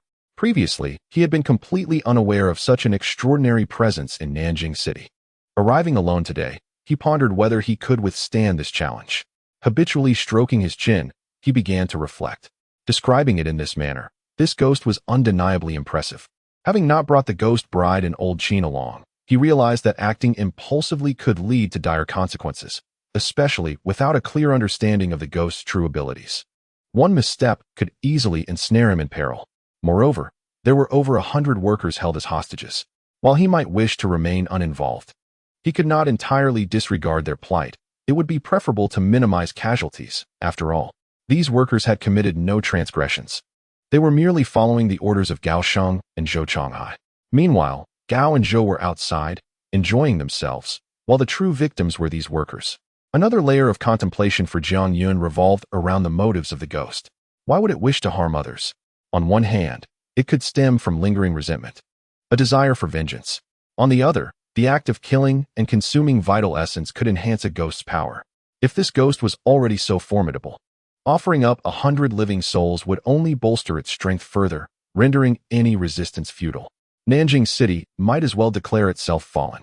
Chapter 51. The Emergence of the Ghost Emperor. Nanjing City. Outside the cinema, Jiang Yun pondered deeply, feeling that this confrontation was one he could not afford to engage in. Without allies, he would undoubtedly be unable to ensure the safety of all. His greatest fear was that the unknown ghost would seize the opportunity to drain the life force of the 100 workers, thus amplifying its power. That would leave him with no viable options. Although he possessed a system as an advantage, it was not infallible. In the past, perhaps the system could have offered some assistance, but now it had shifted its focus entirely. This was no longer a situation to be taken lightly. Having reached this juncture, it would be prudent to retreat and deliberate further. Engaging in battle now would be unwise. After some contemplation, Jiang Yun made his decision. It was not out of fear or hesitation, but rather the realization that a hostage was in the possession of that malevolent entity. He finally understood the rationale behind the establishment of the 749 Bureau by the state. When numbers increase, even a modest strength can exert a controlling influence over a situation. Alone, he felt rather vulnerable. Next time, he thought, I shall bring along the ghostly bride and old Qin. Perhaps together we could mount a challenge. As for Kayako, it would be best to leave her be. Her rebellious nature could lead to betrayal, which would be detrimental. Thus, Jiang Yun resigned himself to the notion that this venture was destined to yield no results. Faced with unfamiliar apparitions and lacking support, the situation was decidedly precarious. After a moment of deep reflection, he summoned the security spirit and 2 maid spirits, preparing to depart. However, just as he had taken a few steps, an overwhelming force surged from all directions, accompanied by an intensely suffocating aura of ghostly energy. Dear visitor from afar, is it truly courteous to strike down my people and then attempt to carry them away? A voice, ethereal and disembodied, echoed within the marketplace. Jiang Yun halted, his expression shifting dramatically. Before he could fully comprehend the situation, the environment around him underwent a cataclysmic transformation. The bustling marketplace began to fade, revealing a narrow alleyway lined with rows of houses. The once bright sky darkened ominously, and the ghostly energy thickened, far surpassing that of even a ghost king. Since you have arrived, why not stay a while? The scent you carry has been longed for, and I have awaited your presence. Do savor your time here. The voice, dripping with malice, continued, the essence of a 4th-tier celestial master. It has been ages since I have encountered one of your caliber. The disembodied voice reverberated throughout the eerie space, akin to an eye in the night, observing all that transpired. Jiang Yun felt a surge of anxiety as the familiar dread washed over him. The implications of the voice's words were unsettling. It had been monitoring him for an unknown duration. Since when? Had it begun upon his entry into the marketplace, Or had its scrutiny commenced long before? Moreover, what did it mean that his essence had been yearned for? A torrent of questions flooded Jiang Yun's mind, yet answers eluded him. As the sinister laughter faded into silence, the atmosphere grew eerily tranquil, devoid of any further disturbances. Jiang Yun furrowed his brows and took a deep breath. The changes unfolding before him compelled him to exercise caution. Is this the Ghost Emperor? Could it be that even in Nanjing, the Ghost Emperor exists? A wave of displeasure washed over Jiang Yun. The sensation of being suppressed was exceedingly uncomfortable. What was even more disconcerting was that he had not even laid eyes on that ghostly visage before unwittingly stepping into its trap. What awaited him now was a complete unknown. Why had it suddenly grown so quiet within? Surely, nothing untoward had occurred. Meanwhile, outside the shopping mall, Zhou Changhai and his companions had been waiting for some time. Old Zhao had yet to return, and there was still no word from Li Tao. The interior of the mall had fallen utterly silent. Though the chilling screams of the security ghost had instilled a sense of horror, it also indicated that Jiang Yun had the upper hand. Yet now, the silence was so profound that one could hear a pin drop. Which was the source of their unease? The air seemed to have grown colder. How many ghosts were lurking inside? Jiang Yun had ventured in, and now he was oblivious to the situation, which filled him with a foreboding sense of dread. Gao Sheng anxiously paced back and forth. He detested such waiting. It was hard to say, but Jiang Yun was alone inside, and surely there shouldn't be any danger, given that he had previously subdued those ghosts. Zhou Changhai pondered for a moment before offering his opinion. They had witnessed Jiang Yun's strength, and besides, those ghosts had some connection to him. It was unlikely that any significant problems would arise. Just as he was contemplating this, Zhou Changhai's phone suddenly rang. Upon checking, he saw it was a call from Li Tao. He didn't dare delay and quickly answered the call. However, the familiar voice of Li Tao was conspicuously absent. Instead, a commanding female voice resonated from the other end. Where are you? Where's Jiang Yun? The authoritative tone brooked no refusal as she inquired directly. Zhou Changhai was taken aback and confirmed several times that it was indeed Li Tao's number. But why was there a woman's voice? I am Li Tao's superior. Answer my questions. Noticing Zhou Changhai's prolonged silence, Su Jian on the other end seemed to comprehend, and patiently explained that they were in the southern district. In contrast, Jiang Yun and Zhou Changhai were situated in the northern area.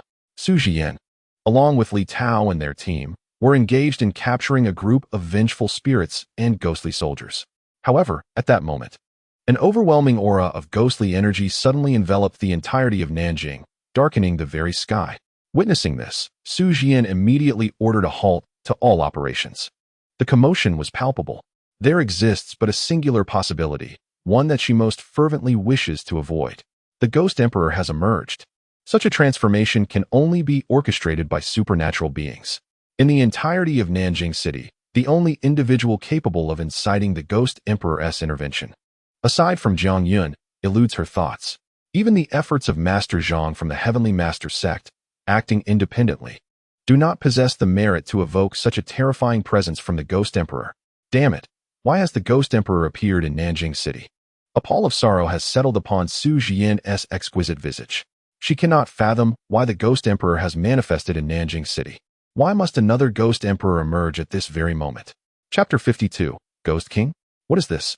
We are located in the northern part of the city, at the junction of Changhua Avenue and Erskian Bridge, outside the shopping mall. Jiang Yun has ventured inside, claiming that ghosts still linger within. However, it has been quite a while since there has been any sign of activity. At the entrance of the mall, Zhou Changhai, holding his phone, is taken aback to discover that the owner of this commanding voice is actually a superior of Li Tao. He immediately drops his guard, revealing his location and the situation at hand without hesitation. Damn, this is the place we visited. I can't believe there were still remnants. Su Jian cursed under her breath. She vividly remembers the confrontation in the mall. Initially, all the ghosts there had been eradicated. To her astonishment, there were still hidden ghosts inside. Even more shocking was the fact that Jiang Yun had also gone there. And even more, there lurked a Ghost Emperor. How careless of me. You must evacuate that area immediately and ensure that everyone surrounding you is notified to retreat to the southern part of the city. Within a 2-kilometer radius, no living soul should remain. We are en route to your location. Su Jian recognized the gravity of the situation and issued her command resolutely.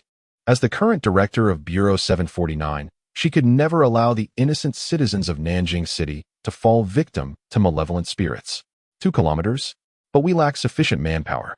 Most of our brothers are still at the precinct managing online discourse. Zhou Changhai was taken aback by her words, intending to express their manpower shortage, but was abruptly interrupted by Su Zhiyan. Forget about that wretched online sentiment. Organize all detectives and ensure they are informed. Execute my orders. We are on our way to you. The call ended abruptly, denying Zhou Changhai any opportunity for explanation. Clutching his phone, he stood bewildered in the wind. What on earth is happening? Why the urgency? Didn't Ti Jiangyun already enter? Time offered him no respite. Recalling Su Zhiyan's imperative voice, he hastily shouted to relay the orders on site. As everyone hurriedly entered the vehicle, following Su Zhiyan's instructions, they all sprang into action, and he was no exception. Gao Sheng and the other detectives remained in a state of confusion, yet the command was unequivocal, leaving them no choice but to act swiftly.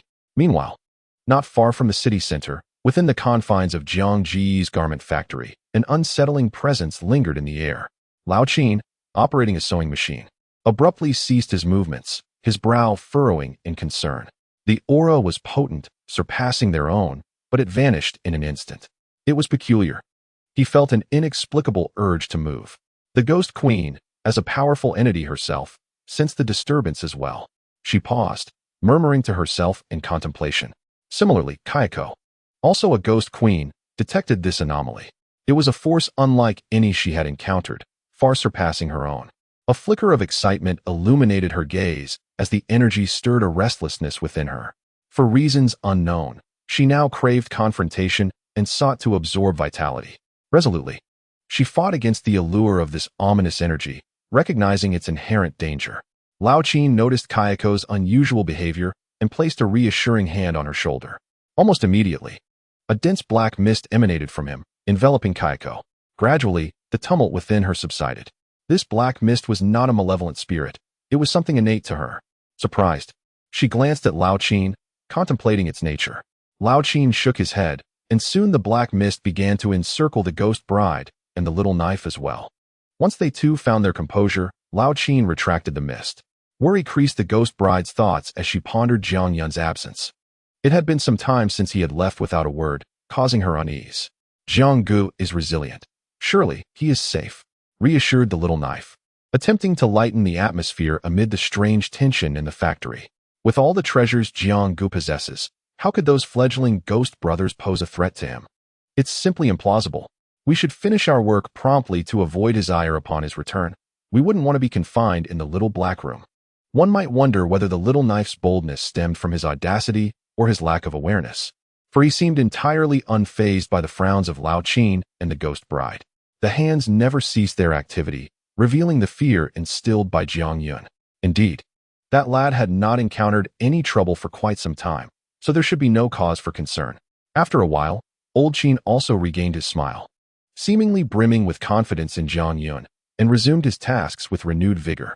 As for Kayako, the idea of her worrying about that worthless man was utterly preposterous. With a toss of her head, she rejoined the assembly line of sewing machines.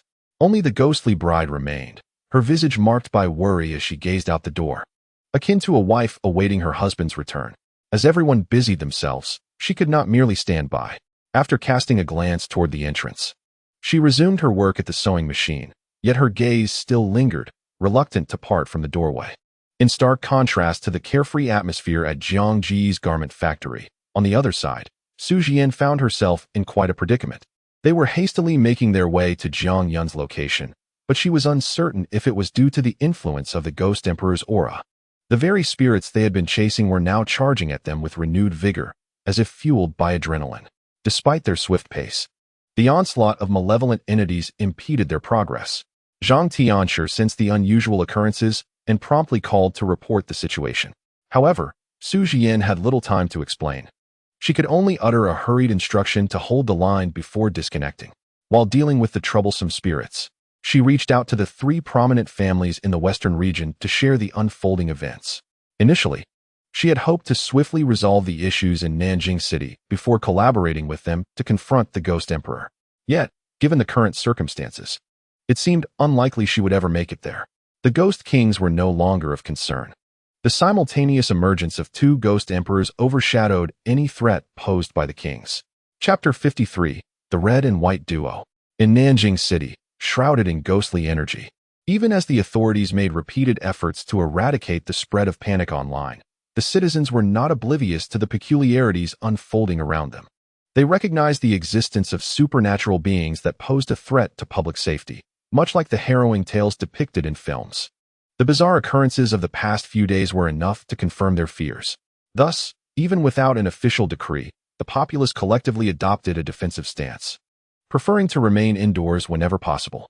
Businesses, both large and small, shuttered their doors, anxiously awaiting the resolution of this unsettling situation. Rather, to put it more aptly, they await the moment when the outside world is deemed safe before venturing forth. Given the current circumstances, it is certain that the state will issue no statements regarding such matters. They are left to languish in aimless anticipation. Meanwhile, an intriguing thought arises. Could it be possible to create an independent space? Not within a shopping mall, but rather in the realm conjured by the Ghost Emperor. Jiang Yun furrowed his brow, meticulously observing his surroundings.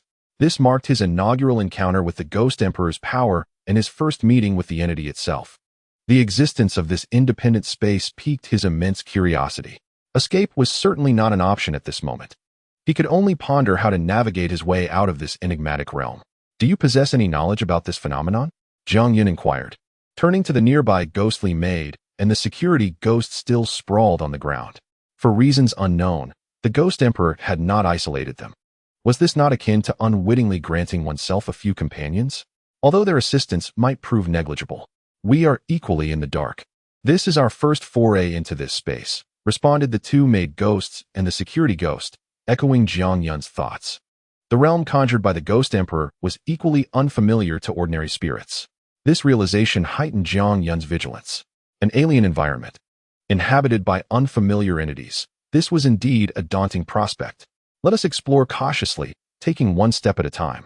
Jiang Yun retrieved the long whip he had previously stowed in his spatial bag to serve as a weapon, lest he find himself caught unawares, with no time to react. The maid ghosts and the security ghost followed closely behind, their own trepidation palpable.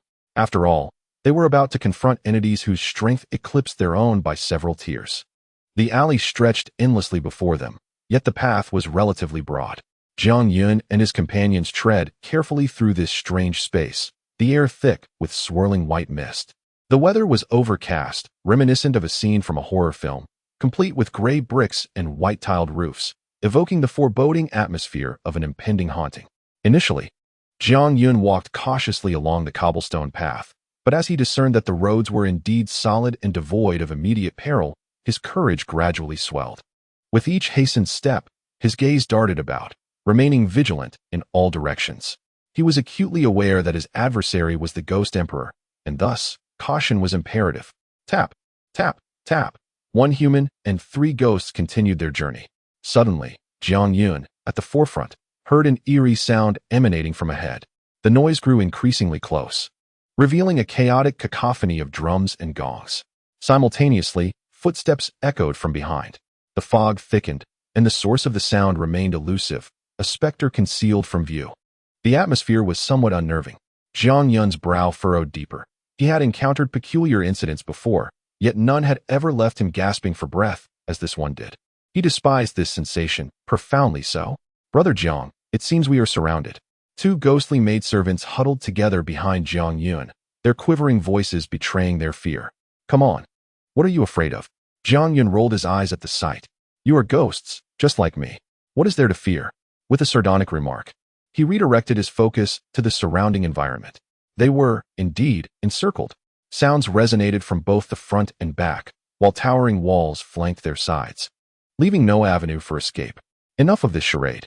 Show yourselves, Jiang Yun declared, his whip taut in his grasp. Even in the absence of visible foes, he swung the whip forward with conviction. Crack! The whip struck the ground, producing a crisp sound.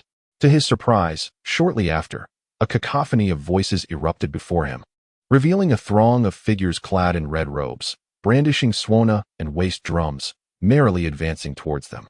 Goodness, so many! Jiang Yun swiftly retracted his whip, his pupils constricting.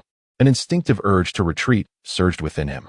Yet, as he turned, a swirling white mist enveloped the area, flickering with hints of red light.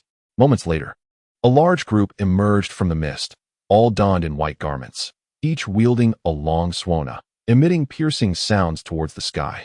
The path was obstructed. They were indeed surrounded. Is this the dual menace of red and white? Jiang Yun's heart hung in suspense as he assessed the unfolding scene. In front of him, the crowd in red robes danced and drummed, amidst them a grand floral arch, a sight typically reserved for weddings. In stark contrast, behind them, the white-robed figures exuded a somber, mournful atmosphere. Within the throng, a white wooden coffin lay, atop which sat a figure with a painted face, eyes tightly shut. This was a tableau fitting for a funeral. Brother Jiang, we have encountered the dual menace of red and white. This ghostly emperor can indeed summon the dual specters. The revelation sent tremors through the other three ghosts, who began to voice their fears. Despite their ghostly nature, the sight before them was enough to instill dread. The red and white specters, encountering even one, was a formidable challenge. The red malevolence is a manifestation of the accumulated resentment from all the women who have perished at joyous banquets, while the white malevolence arises from the grievances of those who have met untimely deaths during funerals. Regardless of which type of malevolence one encounters, an ordinary Taoist priest, under favorable circumstances, may still have the chance to dispel it. However, the combination of the red and white malevolence is a potent amalgamation of anguish upon anguish, rendering even the most formidable of powers ineffective. This is due to the conflicting natures of the two malevolent forces, one fiery and one metallic, creating a paradox of life and death. A true testament to the most lethal of threats. Jiang Yun, being well versed in these matters, felt an unprecedented sense of impending doom and immense pressure. Chapter 54. The seating arrangement begins. What should Jiang Ge do? The maid spirit and the security spirit were evidently encountering such a scenario for the first time. The eerie atmosphere, coupled with the uncanny sound of the swana, instilled a sense of unease in the one human and three spirits present in that space. The red and white malevolence does not only threaten the living. Even spirits could be obliterated, their souls scattered, forever denied rebirth. At this moment, they were all like grasshoppers tied together by a single string. In the face of such circumstances, the maid spirit and the security spirit found themselves utterly helpless. They could only rely on Jiang Yun, hoping he would devise a plan in this dire situation. Everyone, quiet down and allow me a moment to think. Jiang Yun observed the approaching figures of the red and white malevolence, his entire being steeped in a state of heightened tension and concentration. He possessed some knowledge about the dual malevolence, albeit limited to what his ancestors had shared with him. His father had mentioned it in passing. Yet when it came to devising a solution, his memory was a blank slate. Damn it, he thought. They only spoke of the danger involved without providing a single word on how to counter it. Jiang Yun felt a throbbing headache. Both the ancestor and his father conveyed similar warnings regarding the extreme peril of the red and white malevolence. Typically, Taoist priests and masters would flee upon encountering it. For otherwise, they would find themselves facing a certain demise. However, orchestrating a scenario involving the red and white malevolence is a formidable challenge, often something one might not encounter in a lifetime. His ancestors and father had dealt with spirits extensively. Yet the most dangerous encounter they had was merely with the white malevolence. The existence of the red and white malevolence was acknowledged. Yet the likelihood of its formation was exceedingly rare. But what does one do when a ghost emperor directly manifests this scenario? Jiang Yun was engulfed in frustration. His ancestors and father had failed to provide him with a solution, and the system had not mentioned how to break this predicament. It merely noted the existence of ghost emperors and the necessity of enhancing one's strength for self-preservation. Yet, in the very next moment, he found himself face to face with a ghost emperor. This seems rather unreasonable, does it not? The two processions are drawing ever closer, their sounds nearly overlapping. Jiang Yun can distinctly observe the faces of those carrying the palanquin and playing the swana within both the funeral and wedding processions, whether in the joyous or sorrowful procession. The participants are adorned with thick layers of white powder, their cheeks marked with vivid crimson stains. Jiang Ge, you must think of something quickly. The maid and the security ghost implore, tugging desperately at Jiang Yun's arms. At this moment, Jiang Yun realizes that he can no longer delay. Action is imperative. Even without a feasible solution, he must stand and face his fate rather than wait passively for doom. Damn it, take this. Jiang Yun decides to act, brandishing the long whip in his hand, aiming at a member of the wedding procession and unleashing a fierce strike. This whip was a reward from the system, intended for subduing spirits. A single lash would inflict pain on a normal person, but for ghosts, it would strike at the very core of their essence, sending them reeling in terror. Crack, crack, crack. Jiang Yun swings with abandon, targeting the foremost figures of both processions. The maid and the security ghost have already taken cover, fearing that an uncontrolled strike might land upon them. Jiang Yun's speed is remarkable, and he hopes this will slow the advance of the two groups. However, this time, he is caught off guard. After a dozen lashes, the anticipated scene of ghosts collapsing in agony does not materialize. Instead, the whip passes right through their bodies, striking the ground below. This is disastrous. I can't hit them. What sort of beings are these? Jiang Yun's eyelids twitch, prompting him to switch weapons. The binding rope. It was this very tool that had enabled him to bring Kayako back to the country. Now, he seeks not to bind or control the spirits, but merely to alleviate the pressure and slow their advance. Go. Jiang Yun targets a ghost playing the Swana. With a shout, he releases the binding rope, sending it directly toward the Swana player. Success. Jiang Yun's eyes light up with joy. This indicates that the binding rope has sensed the presence of a spirit nearby. Yet, the ensuing scene leaves him utterly dumbfounded. Jiang Gu, why have you bound us? We are on the same side. The voices of the maid and the security ghost reach his ears. Jiang Yun stands frozen. The binding rope, which clearly aimed for the Swana-playing ghost, suddenly veers midair, ensnaring the maid and the security ghost instead. In an instant, Jiang Yun feels a chill run down his spine. The situation appears to be even more dire than anticipated. What the hell is going on? Enough with the incessant chatter. Silence yourself. Hearing the cacophony of the servants and security, Jiang Yun roared in frustration. If weapons are ineffective, then let us resort to fists and feet. The adversaries are already upon him. In this moment, if he does not strike, he has no other recourse. Feel the force of my punch. Jiang Yun shifted his focus to a new team, abandoning his previous target, Bai Sha. Now he trained his sights on Hong Sha, aiming at a drummer. He leapt forth with exaggerated speed, charging directly at the specters. Bam! This time, the attack had an impact. Jiang Yun distinctly felt his fist connect with the opponent, producing a resounding thud. Boom, boom, clang, clang. Yet, it seemed that was the extent of it. The sound of drumming persisted. The rhythm continued unabated. Jiang Yun had even infiltrated their ranks to deliver his blow. However, they appeared entirely indifferent to his presence. Striking with all his might, he felt only his own pain. Beyond that, nothing had changed. What on earth is the point of this? Jiang Yun stood there, stunned. In such a scenario, he could not help but curse aloud. The dual specters of red and white spell death to all who encounter them. There seemed to be no means of breaking the deadlock. How to fight? How to play? What even is the point? They remained unperturbed, merrily continuing their revelry, bouncing about as if in celebration. Jiang Yun felt utterly powerless, overwhelmingly so. He quickly attempted to create some distance, but it seemed futile, as he could not flee far. He glanced back at the procession of white figures, staring at the white coffin. No other thoughts crossed his mind. The more he looked, the more he felt that the coffin was prepared solely for him. Once he entered, the funeral procession would commence, and the entire village would gather without delay. They would feast as soon as he lay within. Chapter 55, My Lord. You have arrived. The current predicament seemed entirely devoid of resolution. Jiang Yun watched helplessly as the two groups drew ever closer. The specter of death was steadily encroaching upon him. His desire for survival had never waned. It remained unwavering from the outset.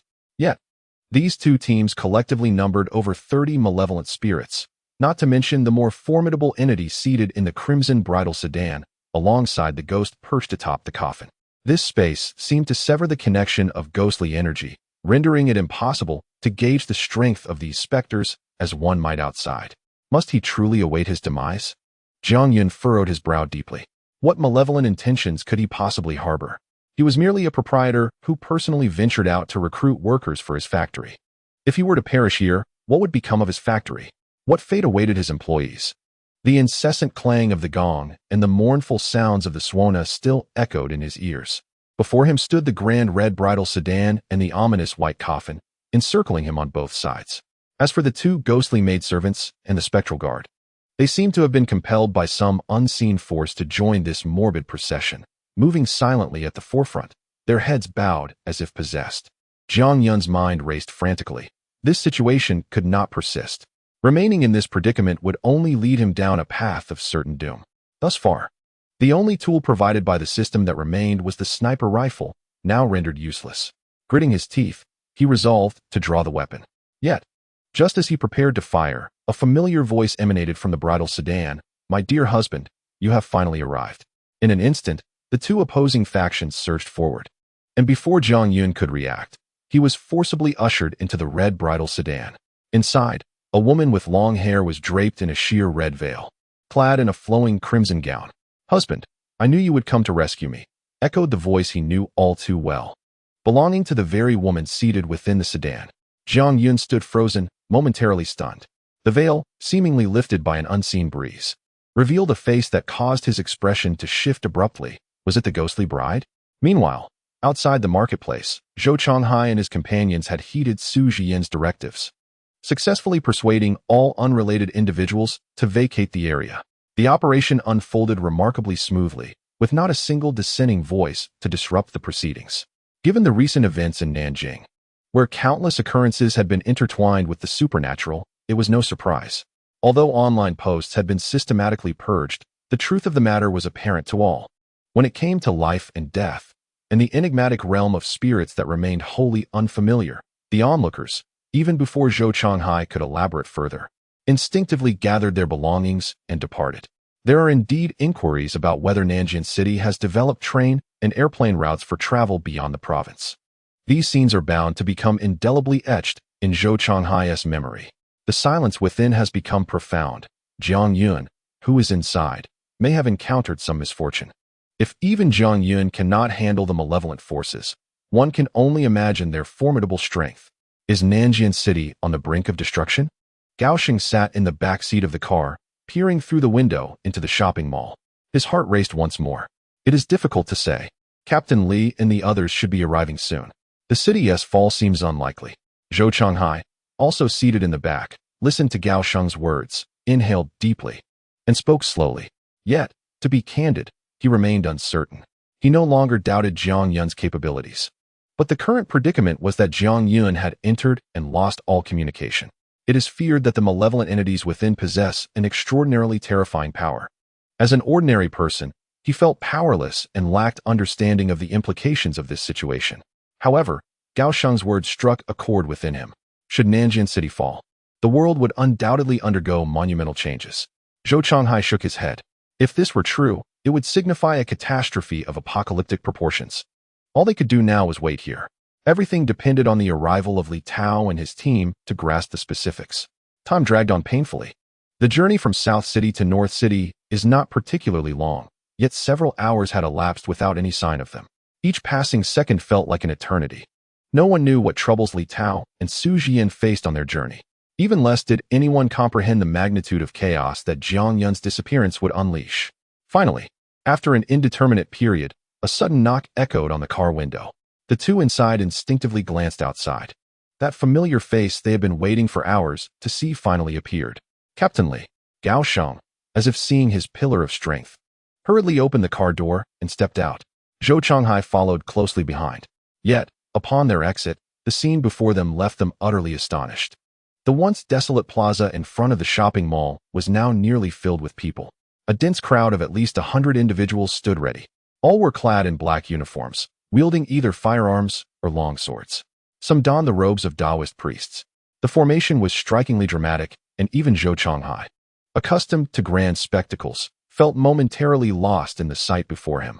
Had Li Tao summoned all the forces available to support Nanjing City? This is our highest authority at Bureau 749, Director Su Zhiyan. With no time to report to Zhou Changhai and others, Li Tao promptly introduced Su Zhiyan before them. Subsequently, his expression turned grave as he rapidly unleashed a barrage of inquiries. Have you completed all the tasks assigned to you? What is the current situation here? During our journey, what transpired? I require a comprehensive account without omitting a single detail.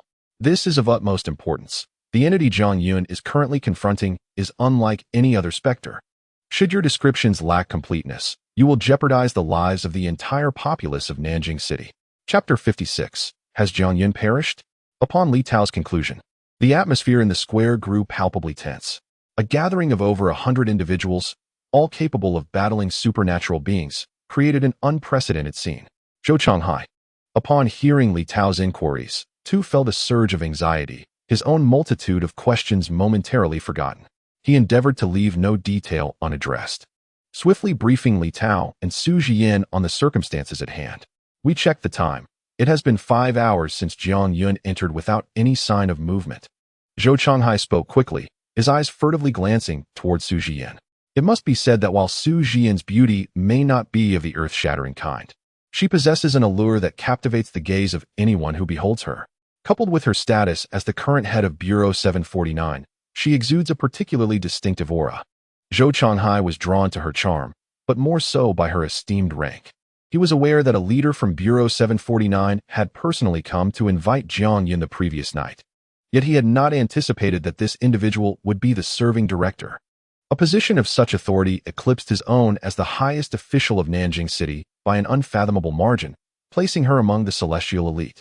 Even more striking was her youth and femininity. 5 hours is ample time for the Ghost Emperor to enact numerous schemes. In stark contrast to the tumultuous waves surging within Zhou Changhai, Su Jian, who had just fought her way from the southern city, bore a cold expression, reminiscent of a chilling goddess.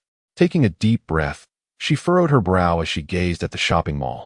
It was our overconfidence last night that led us to neglect a thorough inspection inside. Li Tao, filled with frustration, struck the car roof in self-reproach. Now is not the time for such reflections, Su Jian interjected, shaking her head. The emergence of the Ghost Emperor in Nanjing City was utterly unforeseen by all. More importantly, the 4 prominent families have all retreated to the western regions. Here, the only ones capable of fighting are she, Li Tao, and Master Zhang. After a night of relentless struggle, they now find themselves utterly exhausted. Although she has summoned all available reinforcements to Nanjing, how much better can the situation truly become? Everyone's condition is similar. A night of combat combined with 7 or 8 hours of intense fighting during the day has left them all weary and battle-weary. Let us first analyze the current predicament. Master Zhang has also arrived. The intense battles of the previous night and day have left even this seasoned master with injuries. However, with the emergence of the Ghost Emperor, how can one remain indifferent? I believe Jiang Yun has little hope left. 5 hours, for the Ghost Emperor, is ample time to extinguish a life. Our only course of action against the Ghost Emperor is to buy time and seek assistance from international organizations. We are utterly depleted. Master Zhang is the eldest among us, and while he may not claim to have the clearest insight into the situation, his words hold no flaws. Is Jiang Yun truly without hope? Upon hearing this, Su Jian's expression subtly shifted. Though she clung to a sliver of hope, it was undeniably faint. Master Zhang was correct. 5 hours against the Ghost Emperor means that even with extraordinary strength, Jiang Yun's survival is precarious. She merely feels a profound sense of loss for someone she had only just met yesterday, who might have altered the balance of the situation. Yet, after merely a few hours apart, they are already separated by life and death. Sacrifice seems inevitable, but for Su Jian, such a sacrifice carries a heavy weight. Are you saying Jiang Yun is dead? Zhou Changhai, who had been listening on the sidelines, was struck dumb by their exchange. How could such a powerful individual perish so easily? You do not comprehend what the Ghost Emperor signifies, Li Tao interjected, stepping forward to elucidate. He managed a bitter smile, though it was more akin to a groan of helplessness. To speak bluntly, with our current strength, we are insufficient to even pose a challenge to the Ghost Emperor. The death toll will extend far beyond Jiang Yun. If we cannot endure until international aid arrives, the entirety of Nanjing and its surrounding districts may fall. While Li Tao's words were somewhat demoralizing, they were nevertheless the stark truth. Su Jian did not dispute his assertion. The atmosphere grew increasingly strange, oppressive, indeed. You should leave now. Distance yourselves from here as far as possible. We have prepared for the worst. Upon your return, expedite the reopening of all transportation in Nanjing City, allowing the populace to flee as far as they can. This is the sole method to prolong the lives of our citizens. After a brief silence, Su Jian, the highest authority present, issued the first command. This battle lacks certainty. The majority of our combat forces have been deployed to the western regions. The fall of Nanjing City is merely a matter of time. To extend the survival of ordinary citizens, this is the most effective course of action. Is this indeed a full-scale retreat? At that moment, both Gao Sheng and Zhou Changhai were taken aback. Gao Sheng's dire prediction had come to fruition. This crisis is sufficient to lead to the downfall of Nanjing City. How monstrous must this Ghost Emperor be? As we depart, What will become of you? Zhou Chonghai suddenly pondered. He glanced at Su Jian, Li Tao, and the injured Zhang Tianshi. The question struck at the depths of their souls.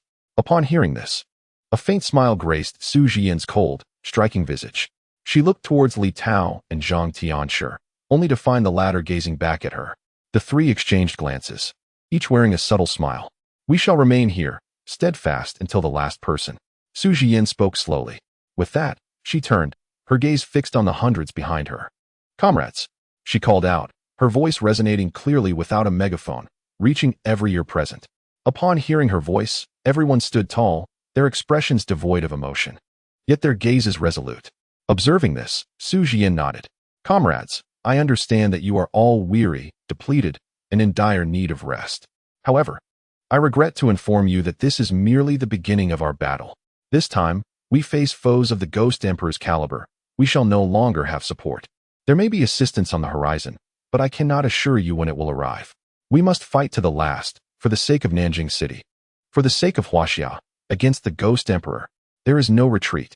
Chapter 57. Behind us are thousands of lights. Nanjing City. Shopping Plaza. Su Jian stood before hundreds. Her eyes sparkled as she regarded the crowd, her posture erect. Comrades, behind us shines the light of countless homes. It represents millions of citizens of Nanjing City. We are their only hope. If we falter, they too shall fall. The time has come for our nation to call upon us. Now, I require each of you to stand with me and fight until the very last moment, even if it means sacrificing our lives. Su Jian's voice rang clear and strong. As her words echoed, the moment was charged with resolve.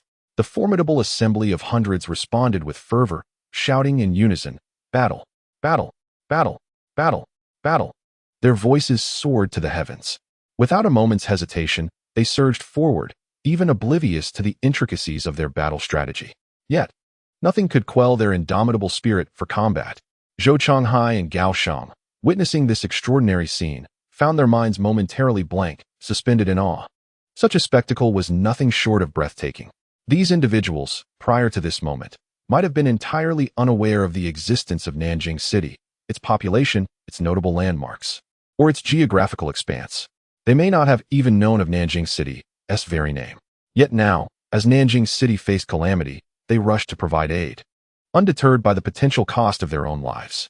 A sense of shock, admiration, and respect enveloped Zhou Chonghai and Gao Shang. Their minds could conjure no other fitting descriptors. Time is of the essence. We must act swiftly. We need to establish our battle plan, Li Tao urged.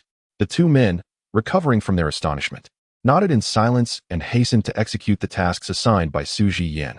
At this juncture, the scene was left with only Su Jian, Zhang Tianshi, Li Tao, and the hundreds of members from Bureau 749 and the Tianshi Dao. What is our battle plan? Zhou Chonghai inquired, turning to Su Jian. Faced with the formidable Ghost Emperor, the pressure was immense, and though his mind insisted this battle was unwinnable, his body compelled him to fight until the very last moment. Battle plan, Su Jian responded, revealing a cryptic smile. The plan is to have no plan. She spoke slowly, articulating 8 words. No plan. An hour ago, I spoke with that elder, informing him of our situation here. We have initiated a call for global assistance from international organizations, but whether aid will arrive remains uncertain. Our sole task is to swiftly lay a net here and delay until the international community can assist. The 4 great families in the western region are unable to move. Su Jian's words held little distinction from silence, as they implied a grim reality. Delay. The only option was to buy time until help arrived from international organizations. Otherwise, Nanjing City was destined to fall. This was a desperate path. To endure until the moment of support would signify a victory in itself. Everyone mobilize. Zhang Tianshi, lead the Tianshi Dao members in a formation to ensnare the Ghost Emperor. Li Tao, you and I will command the remaining forces, remaining ever ready for battle. As soon as the Ghost Emperor appeared, he acted decisively. Taking a deep breath, Su Jian furrowed her brow and issued her commands. Immediately, everyone sprang into action. With no concerns to hold them back, it was time to strike with all their might. All disciples of the Heavenly Master sect were ordered to encircle the mall and form a formation, with me at the helm. Now, let us proceed. Master Zhang showed no hesitation, nodding as he led a group of disciples from the Heavenly Master sect to lay down an intricate net formation around the mall. The civilians required time to retreat. And for the moment, trapping the Ghost Emperor here was the best strategy. Su Jian and Li Tao, leading the members of the 749 Bureau, prepared for battle to prevent any potential accidents. Zhang Yun faced the Ghost Emperor alone, having already made a sacrifice, with no possibility of survival. This battle was one they could not afford to lose, nor could they accept defeat. Su Jian was now entirely convinced that the Ghost Emperor remained in this location. He could conceal his ghostly aura, but he could not erase all traces. Once he unleashed his powers, he would undoubtedly leave behind evidence. Everyone, give it your all. Seeing that everyone was in position, Su Jian frowned and shouted. Immediately, led by Master Zhang, the disciples of the Heavenly Master sect formed a circular formation, within which a colossal array emerged. The formation emitted a soft golden glow, remarkably brilliant even in the daylight. This was the unique array of the Heavenly Master sect, the Heavenly Net Formation.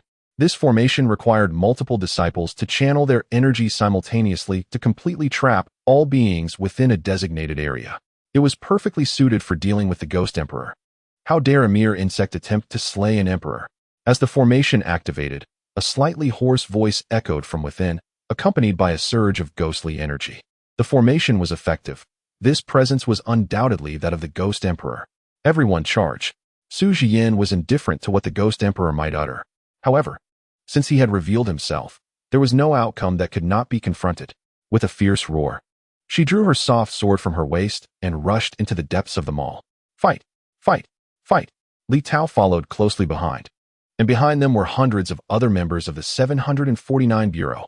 In this moment, everyone acted in unison, following Su Jian into the fray. As all of them sprang into action, the Ghost Emperor, still not fully revealed within the formation, let out a breathy exhale. The ghostly energy intensified, surging wildly towards Su Jian and her companions. The Ghost Emperor is no trifling matter. In the face of such an assault, he would undoubtedly refuse to remain passive.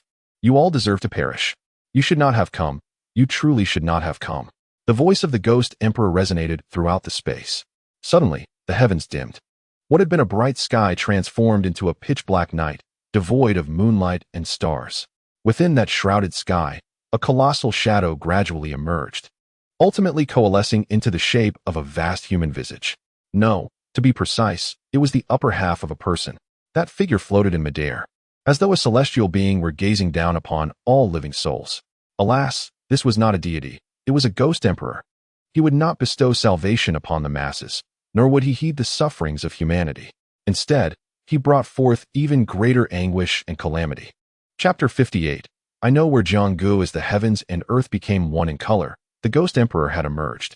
At this moment, in the Jianggu garment factory in Nanjing City, Old Qin paused his work once more.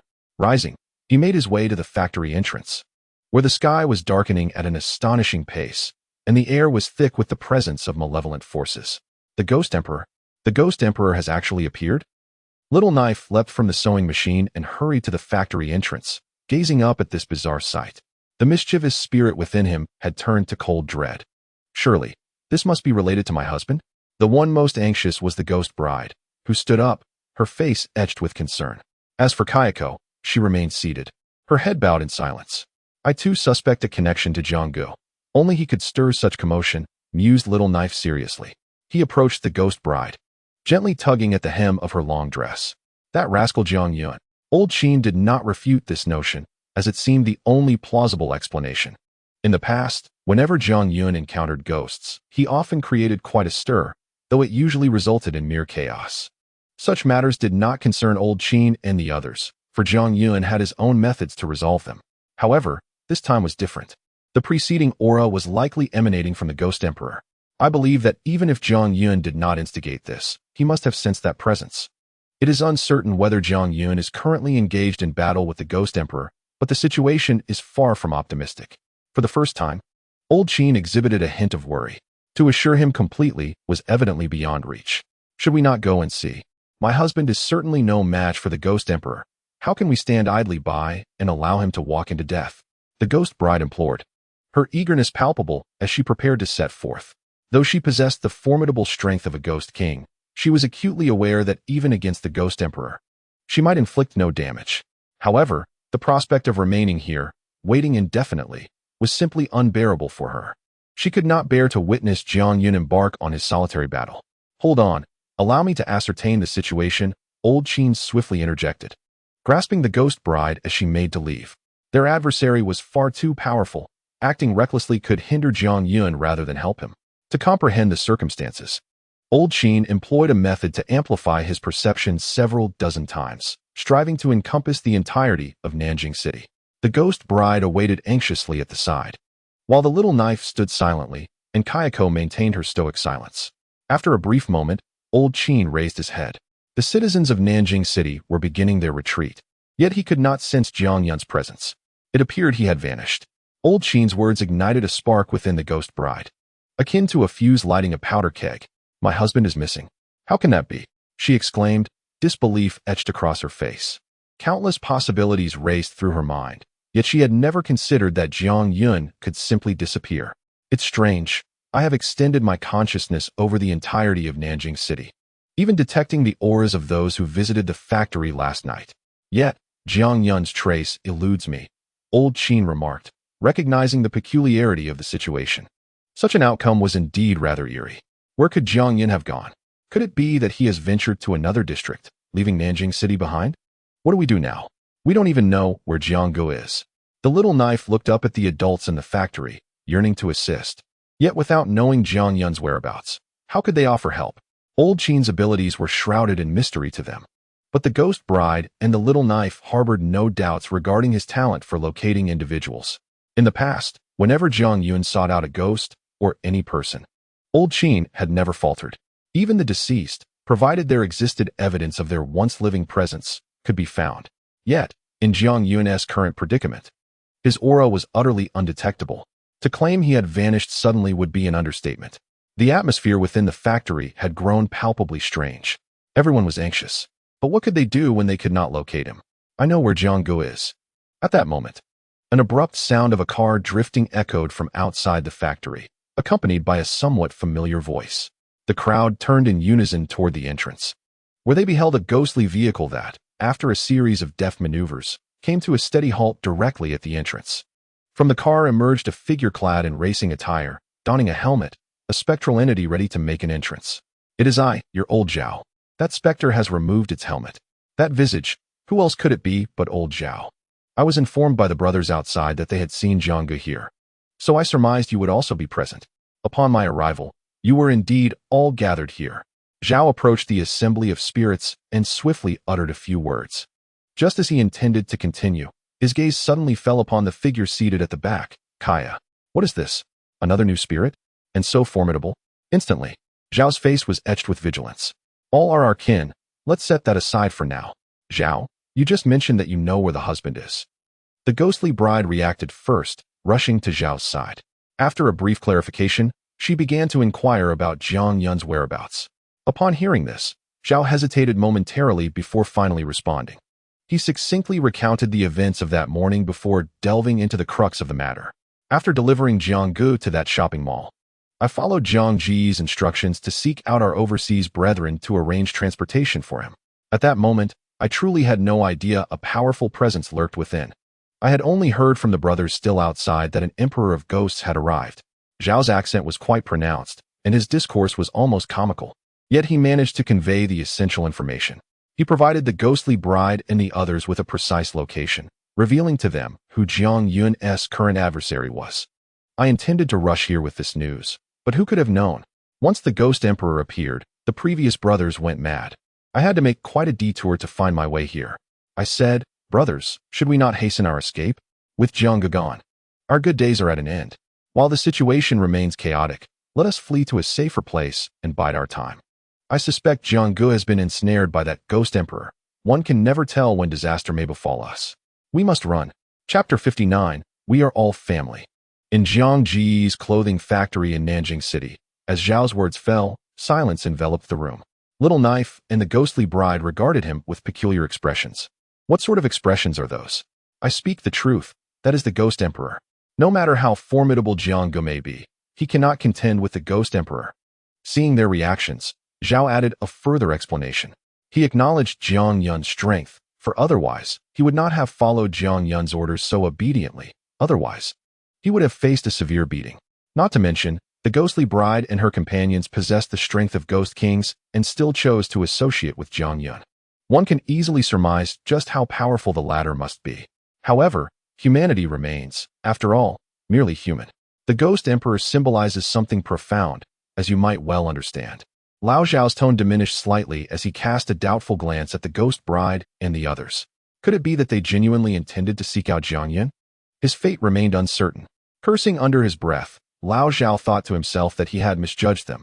After all, it was imperative to rescue Brother Jiang. Even if they could not defeat the enemy, they could at least offer him support. To say nothing of other matters, Brother Jiang, despite often sparring with me, has shown us considerable kindness. If one were to encounter other celestial masters, one would have long been lost. Xiao Daozi was the first to voice this sentiment. His petite frame, with wide, defiant eyes, radiated indignation. In such moments, how could one contemplate retreat? I refused to believe that Brother Jiang could so easily meet his demise. With that, Xiao Daozi dismissed Lao Zhao from his gaze, his hand deftly manipulating his blade, while his thoughts wandered elsewhere. With Xiao Daozi's declaration, the ghost bride found it even less plausible to consider fleeing at such a juncture. I too do not believe my husband would depart so hastily. He has yet to bid us a proper farewell. Upon finishing her statement, the ghost bride stepped forward, signifying her resolve. As for Lao Qin too, he merely chuckled softly and stepped forward as well. He said nothing, yet his silence spoke volumes. The trio's stance was abundantly clear. Hey, the new big sister. Are you coming along? Xiao Daozi grinned at the scene, and then turned to Ko, who had remained silent at the back. After all, Ko had been brought back by Jiang Yun. Since they were all part of Brother Jiang's clothing factory, they were indeed a family. And as family, they should advance and retreat together. On the other hand, upon hearing Xiao Daozi's voice, Ko momentarily froze. She lifted her gaze to the few ghosts outside, her heart seemingly in turmoil. Since we have come this far, we are family now. Let us face this together. I will do my utmost to ensure your safety. Just then, Lao Qinto's voice resonated in Ko's ears. She responded with a smile directed at him. Ko's expression shifted slightly. Disbelief flickered across her features. Family, you say? For some reason, those words stirred something within her. It had been years since she had heard them. Long ago, in the land of the radiant sun, she once had a home. Yet, Ko gently closed her eyes. After a brief moment, she opened them and declared, I will go too. She gathered her resolve and instantly materialized beside Xiao Daozi. The atmosphere here enveloped her in a remarkably different sensation, entirely unlike her experiences in the land of the radiant sun. Though Jiang Yun may be somewhat detestable, he is, after all, the one who brought me to this land of Huaxia. If he were to perish, how would I ever return to the land of the sun? With this thought, Kayako made her decision without hesitation. It was a form of loyalty, be it towards the little knife, the ghost bride, or the words of old Qin, all of whom could be considered family. Without further ado, they set off. Once gathered, the ghost bride and her entourage did not waver. They paid no mind to old Zhao and directly headed towards the shopping mall. At that moment, old Zhao stood alone, bewildered, staring at the retreating figures of the four ghosts, utterly dumbfounded. After a while, he finally came to his senses. Aren't you all afraid, brothers? That's the ghost emperor we're talking about, and he can hit quite hard. Old Zhao shouted in exasperation. Though you're all dead and have become ghosts, you ought to respect the presence of the ghost emperor. Is this truly worth it for a mere human? Does it not hurt, old Zhao? If you wish to leave, go ahead. We're off to find Brother Jiang, came the response from a little knife, its voice echoing in the wind. In the blink of an eye, the four ghosts vanished from sight. Without a doubt, they had unleashed their full power and were racing towards the mall. Old Zhao, witnessing this, felt as if he were a mere ghost himself, his mind racing. Wait, I don't understand your thoughts. Hold on for me, he shouted, hastily getting into his vehicle to follow suit. If he lagged behind, and Jiang Yun truly met his end, wouldn't he be doomed as well? Meanwhile, on the other side, Jiang Yun groggily opened his eyes, feeling an overwhelming soreness throughout his body, as if he had engaged in strenuous exercise the previous day. The sensation was remarkably familiar. However, something felt amiss. Wait, didn't I encounter the red and white dual evils? I distinctly remember being placed in a grand bridal sedan. So how am I still asleep? And where exactly am I? After a moment of recovery, Jiang Yun shook his head to clear his thoughts and surveyed his surroundings. To his astonishment, he realized there was no sign of the red and white dual evils or the bridal sedan. Instead, he found himself in a dimly lit room, suffused with a red glow. His position was atop a large wooden bed adorned with red sheets. Upon further examination, he noted that the entire room exuded an eerie ambience. The walls were plastered with red stickers, all uniformly displaying a large red double happiness character, visible in almost every corner. A wedding chamber? Jiang Yun grasped the situation instantly. This DCOR could only signify one thing. It was indeed a bridal chamber. Awakening abruptly, I found myself in the bridal chamber. "Husband, you're awake," she said. Still disoriented, I barely grasped the situation. Suddenly, the door swung open, revealing a familiar figure, Jiang Yun, who entered bearing a basin and a towel. Who else could it be but the ghostly bride? Chapter 60, Special Mission Update. Inside the room, Jiang Yun stared at the scene before him, utterly bewildered. After calling his name, the ghostly bride approached the bedside with the basin filled with water. She placed it down, soaked the towel, wrung it out, and began gently wiping his face repeatedly. Jiang Yun was left in a state of complete confusion. A ghostly bride? He attempted to call out, still dazed, exceedingly dazed. At such an inopportune moment, and in such an inappropriate place, someone he recognized had appeared. He recalled vividly the person who sat in that crimson bridal sedan. It seemed that she too was a ghostly bride. However, this ghostly bride felt distinctly different from the one he knew, exuding an inexplicable oddity. Something felt amiss. The situation was unclear, yet he was unequivocally certain that he remained ensnared within the Ghost Emperor's illusion.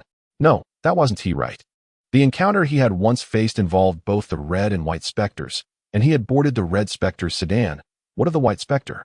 Where were the two maidservant ghosts and the security ghost? Moreover, why had he fallen asleep? A torrent of questions surged forth, leaving Jiang Yun utterly perplexed. The abruptness of it all rendered everything inexplicable. Stay calm, stay calm. Jiang Yun forcibly suppressed the deluge of inquiries. Presently ensconced in the Ghost Emperor's realm, anything could transpire. His foremost priority was to ascertain his own condition. With that thought, he hastily checked his spatial pouch. "System, open the spatial pouch," he silently commanded. Beep. Spatial pouch analysis complete. Fortunately, the system was still operational, and his external aid had not been lost. Jiang Yun breathed a sigh of relief. His immediate task was to inspect the sniper rifle that the system had recently rewarded him with. After all, he distinctly remembered wielding this sniper rifle as he boarded the Grand Crimson Bridal sedan. Entering the spatial pouch, he conducted a thorough inspection. Thankfully, the sniper rifle remained intact. Were he to lose the system's awarded weapon without firing a single shot, it would be an immense loss. With his safety confirmed, Jiang Yun felt a wave of relaxation wash over him. However, just as he was about to exit the spatial pouch, the system's voice resonated once more in his mind. Beep. Detection indicates that the host is currently in an alternate world. Special mission update released. Please allow the host to find a breakthrough for a safe escape based on the narrative of the other world. The system will evaluate the host's performance, and the higher the score, the greater the rewards will be. Note, the scoring criteria will consider the host's actions in the other world, the more emotional points the host generates. The higher the score will be. Note, the host's opponent this time is the Ghost Emperor, and the system has detected that the other world has shielded magical artifacts. Danger level assessment. Ding. Detection of modern technological weapons within the spatial bag. The system is undergoing special enhancements. Completion of enhancements in progress. Otherworldly sniper rifle. 1,000 meters with a 100 hit rate, capable of inflicting substantial damage on ghostly beings of the Ghost King level and above, but cannot achieve a kill. The system's unexpected benevolence always catches one off guard. Jiang Yun had yet to fully comprehend the situation when a flurry of introductions and task updates abruptly confronted him. After taking a moment to absorb the information, he felt a surge of joy. This meant there were finally weapons available in the realm created by the Ghost Emperor. This was of utmost importance. The previous magical ropes and ghost-fighting whips were ineffective in this space, but the sniper rifle was still usable. What a delightful surprise. Jiang Yun had originally planned to engage in hand-to-hand combat, but the system's unexpected boon came swiftly. This would alleviate a significant amount of trouble for him. Although the explanation indicated that a kill was impossible, the ability to inflict damage was already sufficient. It was a splendid beginning. As for this task, did the system imply that I should stir things up here? With the stakes already set, it would certainly be a loss not to create some commotion. Jiang Yun pondered thoughtfully. The system remained as it always was, unyielding in its nature. Despite the danger level being rated, it still expected him to instigate something here. Truly, it was rather perverse. But just as I like it. I enjoy such a forthright system. Jiang Yun closed the system panel, a knowing smile gracing his features as he returned to the real world. The ghostly bride was still carefully wiping her face. To be honest, his feelings were somewhat complicated. The system had clarified that this was an alternate space created by the Ghost Emperor, yet seeing the ghostly bride here felt a bit out of place. Especially since this ghostly bride was quite different from the one he knew. More importantly, how could she possibly appear in this space created by the Ghost Emperor? Observing the ghostly bride tending to him, Jiang Yun took a deep breath and directly inquired, "Where are Xiao Daozi, Lao Qin, and Kayako?" In the otherworldly space. Within the bridal chamber, Jiang Yun gazed at the ghost bride with an unusual expression, fixated on her presence. There was a matter he felt compelled to verify, the true nature of this ghost bride. Why had she appeared here? And what was her disposition towards him? He inquired whether she recognized old Qin and his companions, and the answer emerged immediately. "My lord, who are they?" "Kayako, is that a human name?" Upon hearing this, the ghost bride paused in her actions, contemplating before she slowly responded. This answer was not unexpected for Jiang Yun. Indeed, she was not the ghost bride he was familiar with. In the blink of an eye, Jiang Yun sprang from the bed, distancing himself from her. This was unequivocally not the ghost bride. His vigilance heightened significantly. "You are not the ghost bride. Confess. Where have those two maidservant ghosts and the security ghost gone?" No sooner had he spoken than Jiang Yun retrieved a sniper rifle from his spatial pouch. If the system demanded him to stir trouble, then he would cease to feign innocence. With an advantage like this, who could he fear? At such a close range, he pressed the barrel of the gun against the ghost bride's forehead. However, given that this was his first time wielding such a weapon, he felt an unsettling sensation. It was as if the gun barrel had been intent on her forehead from the moment it was drawn. But now was not the time for contemplation. Jiang Yun furrowed his brow, his expression turning menacing. If this ghost refused to answer truthfully, then his marksmanship would be put to use. Chapter 61. Is endurance a trait of ninjas? You speak oddly today. My lord, what is that in your hand? I have never seen anything like it. Besides, today is our wedding day. Relax. On the other side, upon seeing Jiang Yun brandishing the gun at her forehead, the ghost bride momentarily froze. Then, she spoke again. Yet, she soon revealed an indescribable smile, approaching with a towel to continue wiping Jiang Yun's face. How audacious. Did I permit you to touch me? Bang. At the moment the ghost bride drew near, Jiang Yun shouted, "Under these circumstances, do I wait to die without firing?" Without hesitation, he pulled the trigger. The gunshot reverberated throughout the room. Jiang Yun could even feel the powerful recoil of the gun, jolting his shoulder painfully. But the situation escalated beyond mere discomfort. After the shot rang out, he felt warm liquid splatter across his face, hands, and body. What the blood? Jiang Yun was taken aback. And as he lifted his gaze, he realized that the shot had indeed resulted in the ghost bride's head being blown apart. Crimson and ivory splattered across the ground, while his hands retained the gesture of holding a towel, eyes wide open, refusing to close. Had she perished? Jiang Yun stood frozen in disbelief. Had the system not clarified that in this realm, one could inflict harm upon others, yet not extinguish their life? What on earth was happening? Just then, a distinct vibration reverberated through him. This space seemed to tremble slightly. You dare to have slain Tingting. Immediately, the voice of the ghostly emperor echoed once more. As before, only the voice was heard, yet the figure remained unseen. This realm was indeed governed by the ghostly emperor, and he, the sovereign of this domain. Jiang Yun had just gunned down the ghostly bride within this space, and naturally, the ghostly emperor manifested again. Tingting? Was that the name of the ghostly bride? Upon hearing this, Jiang Yun's eyes gleamed with realization. So the ghostly bride was called Tingting. No, wait. That still didn't sit right.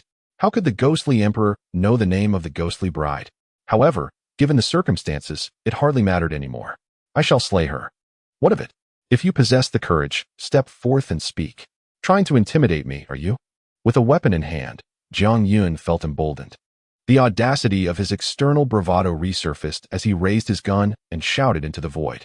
You are not abiding by the rules. You must first witness the narrative I have orchestrated for you before making your move. The voice of the ghostly emperor returned, seemingly more enraged this time. The surrounding air thickened with a palpable aura of malevolence, clearly indicating the gravity of the situation. Ding! The The host has influenced the ghostly emperor's emotions, earning 10 emotional points. Simultaneously, the system's voice echoed in Jiang Yun's mind. Upon hearing this, Jiang Yun felt he grasped the mechanics of this game. It appeared his initial thoughts were correct. Manipulating emotions was the key to influencing the ghostly emperor. With this revelation, he commanded the system to exchange 1,000 points for 1,000 rounds of ammunition. Ding! Exchange successful. Ammunition has been automatically loaded into the sniper rifle. Having completed these actions, a smirk crept across Jiang Yun's lips as he began to retort to the ghostly emperor. I shall not adhere to your demands. If anyone should watch, let it be your mother. You do not even show yourself. What gives you the right to dictate my actions? With a loud shout, he settled onto the bed, gun in hand.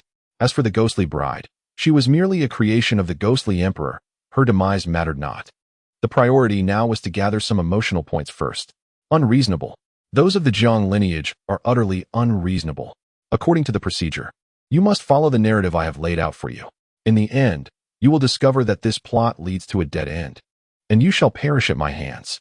I am a ghost, nay, the ghostly emperor, a mindless ghostly emperor, and if I desire your demise, then so it shall be. How dare you contradict me? It was evident that Jiang Yun's words had unsettled the ghostly emperor's emotions. The pace of conversation inadvertently quickened. With that, the voice lost its hoarseness, and energy surged, prompting a spirited exchange of insults.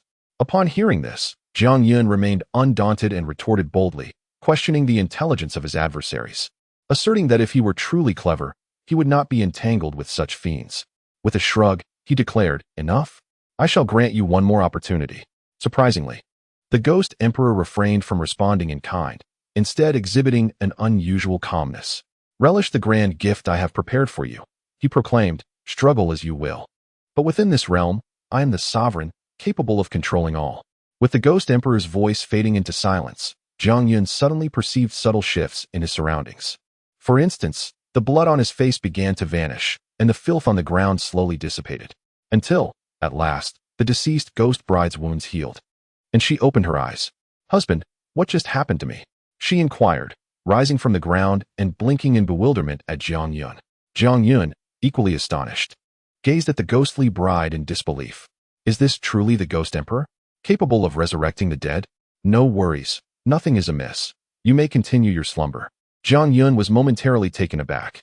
He then raised his firearm, acutely aware that as he aimed, the sniper rifle's barrel inexplicably extended automatically, precisely aligning with the ghost bride's forehead. Bang! Without hesitation, Jiang Yun fired once more. The ghost bride fell lifeless again. The space trembled once more. Jiang Yun settled back, cradling his weapon, astonished by the rifle's automatic adjustment.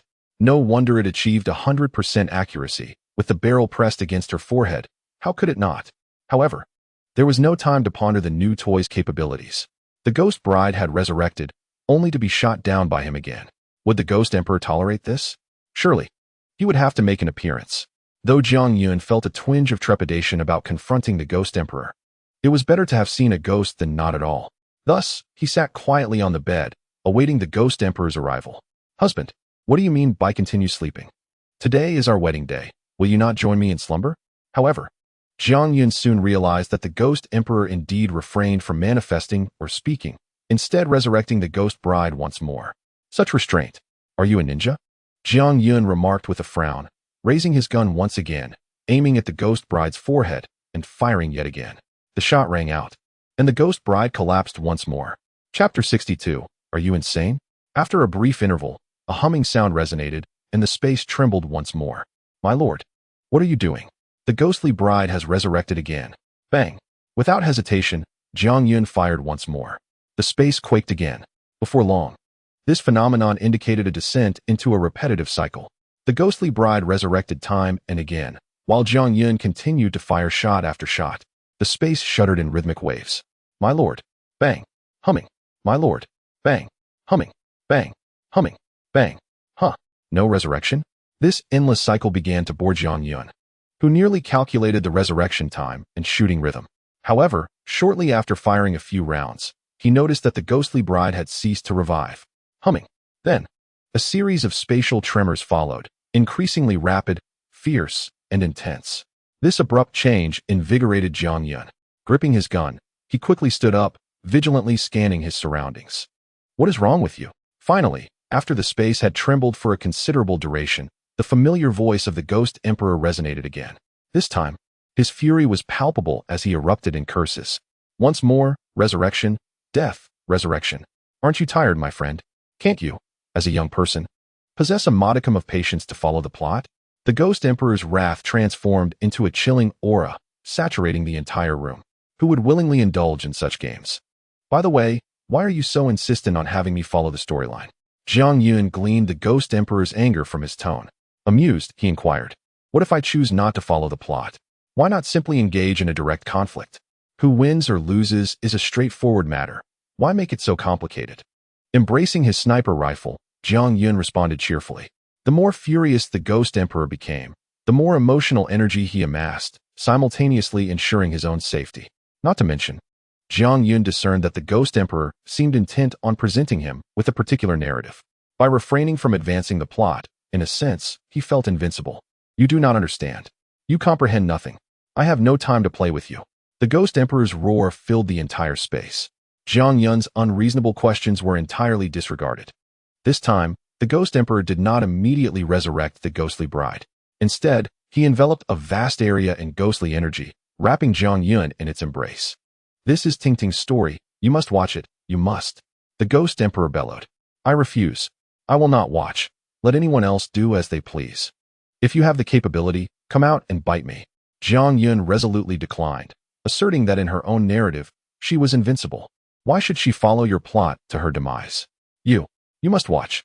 Don't you wish to know how Tingting's story unfolds? The Ghost Emperor was taken aback by Jiang Yun's words, struggling to catch his breath, and if he were not already dead, he might have truly perished. He reiterated the importance of Tingting. At last, Jiang Yun displayed a flicker of interest. Tingting, the name of the ghost bride, was it not? Was the Ghost Emperor's narrative centered around this ghost bride? Frankly, Jiang Yun found herself somewhat intrigued. However, she insisted on maintaining her emotional composure. Is this Tingting of yours truly reputable? With that, Jiang Yun raised an eyebrow. The Ghost Emperor fell silent. After a considerable pause, he finally spoke again. I have never encountered someone as brazenly shameless as you. Jiang Yun nodded. Thank you for the compliment. At times, I too consider myself quite audacious. Such as when it comes to my little knife. Though he is blameless, I can't help but find excuses to strike him. With that, she finished her remarks. The Ghost Emperor fell silent once more, seemingly rendered utterly speechless. Jiang Yun, however, was unfazed. Time was on her side. If he had the ability, he could deal with his own issues. Tingting is the ghost bride, and the ghost bride is Tingting. Since you are so uncooperative, then perish. The Ghost Emperor finally erupted, unable to contain himself any longer. How despicable! Why can this human be so vile? As his words echoed, he harbored murderous intent. To hell with the plot. I shall act directly. Just as he prepared to reveal himself, Jiang Yun interjected. Since you insist, I shall indulge in observing your narrative. I am somewhat curious as well, but no backing out. You said I could watch the story, and you mustn't ambush me midway. Jiang Yun suddenly spoke, her grin stretching from ear to ear. Upon hearing this, the Ghost Emperor nearly choked on the accumulated ghostly energy that had been building for centuries. Damn it! This brat is deliberately toying with my psyche. The Ghost Emperor was taken aback, but given the circumstances, the narrative was already prepared and should not go to waste. You wish to see it. These stories you must witness. Having completed his intentions, the Ghost Emperor vanished once more. Yet, unlike before, this time he did not directly resurrect the ghost bride. Instead, he twisted the fabric of this space anew, transforming Jiang Yun's role from the protagonist to that of an observer with a divine perspective. Goodness, what is the meaning of this? Am I to watch without participating? Jiang Yun remarked, finding the Ghost Emperor rather stingy. While contemplating these thoughts, the ghostly energy surrounding her had already dissipated. However, it seemed that there was no significant impact on oneself. Just as Jiang Yun pondered over these matters, the ghostly bride reappeared. Instinctively, Jiang Yun felt compelled to fire again. Yet, recalling the last words of the Ghost Emperor, he hesitated. Curiosity piqued, he wondered what the ghostly bride had endured. Why not continue to observe? Let us see what secrets lie within your mysterious intentions. Inside the bridal chamber, the scene unfolded similarly to what had transpired earlier. The protagonist had shifted to a man lying on the bed, his face momentarily obscured. The ghostly bride meticulously cleaned the man's face, speaking in abundance of words. Yet the man remained utterly silent. Just as Jiang Yun found himself puzzled, the ghostly bride suddenly inquired, "Husband, do you not like me?" Jiang Yun was taken aback. Was there a hint of excitement in her voice? "If you do not like me, then please divorce me," she continued. Jiang Yun was left bewildered. What an unexpected twist. Was this truly something the ghostly bride could articulate? Yet, the crux of the matter eluded him. He did not comprehend the significance of the scene before him. Chapter 63. The Ghost Emperor's Intentions. This was a conundrum that Jiang Yun had yet to unravel. The Ghost Emperor had drawn him into this space to witness these events. But to what end? The purpose behind it all remained shrouded in mystery. Why would he take such actions? "Please, divorce me. I swear, I shall not disturb you. Just grant me my freedom." On the screen, the ghostly bride grew increasingly agitated, almost leaning toward the man on the bed. At that moment, a loud entrance disrupted the atmosphere. "Chu Tingting, how dare you? Master Ren has shown our family such favor, yet you dare utter such treasonous words." An elderly man entered, accompanied by a youth. The elder, brandishing a long whip and seething with rage, struck the ghostly bride without hesitation. "Today, I shall teach you a lesson for your insubordination. Were it not for Master Ren's reputation, I would have killed you," he scolded while delivering blows. "Ah, father, I was wrong. Please, stop hitting me." The ghostly bride, caught off guard, cried out in distress. "Sister, are you not being overly reckless? For the sake of our entire family, should you not make some sacrifices? Your parents have raised you to this age, and it is high time for you to contribute to the family. If it weren't for Lord Ren's interest in you, how could we afford to reside in a courtyard house? How could I settle my gambling debts? You ought to express gratitude to Lord Ren for our family's sake. Otherwise, I would have long been standing before you in a state of disrepair." As for the younger individual who entered alongside you, upon witnessing the ghostly bride being struck, he merely stood there with his arms crossed, embodying the very image of a coward. Observing the elder assaulting the ghostly bride, he showed no inclination to intervene. Instead, he seemed to revel in the spectacle, even making a few sarcastic remarks. "Goodness, so the ghostly bride's full name is Chu Tingting, and that elder along with the coward are indeed her father and brother?"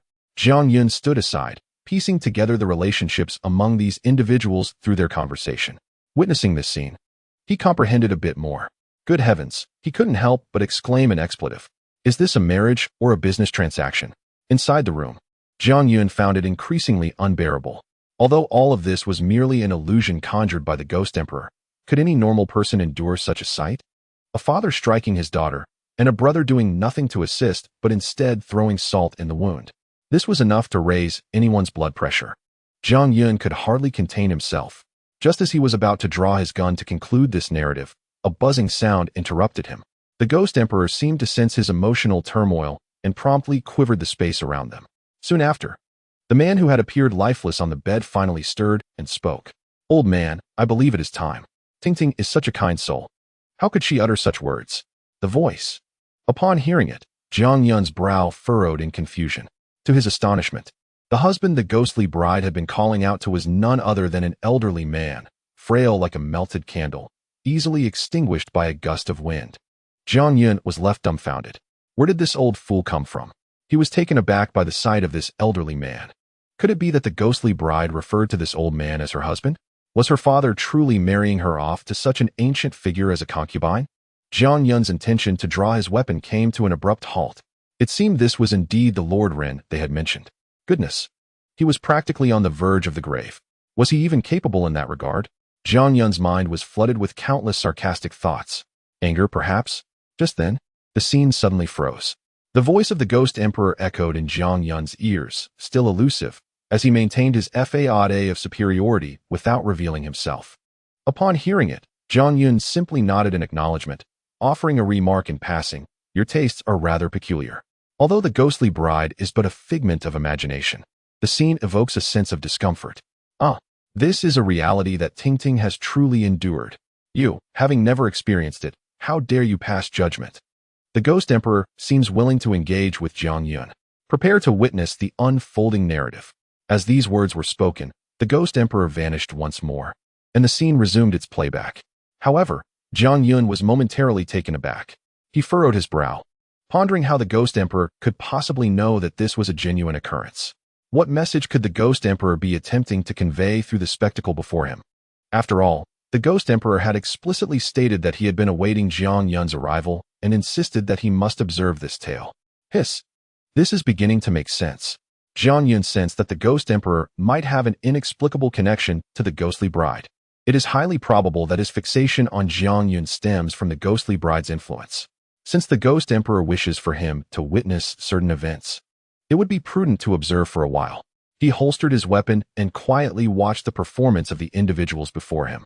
As for their mistreatment of the ghostly bride, it was merely a virtual affair. Thus, it bore little significance. Even if he were to intervene, it would hold no real meaning. Meanwhile, in the room, the ghostly bride's father paused his actions upon hearing Master Ren's words, his expression transforming into one of obsequiousness. The wrinkles on his smiling face were starkly evident. I apologize for causing you amusement, Master Ren. My daughter has been disobedient. What are you saying, father-in-law? We are all family now. There is no need for such formalities. Master Ren waved his hand, and with the aid of the ghostly bride's father, he slowly approached her, assisting her to her feet. Come, let me see if you are hurt. I shall soothe your pain. Master Ren chuckled as he took the ghostly bride's delicate hand. His wrinkled visage wore a disturbingly lecherous grin. Jiang Yun watched in disgust from the side, feeling nauseated. This is utterly shameless. Truly, a wretched old fool. The discomfort was overwhelmingly palpable. Just as Master Ren was about to kiss the ghostly bride, Jiang Yun felt an uncontrollable urge to intervene.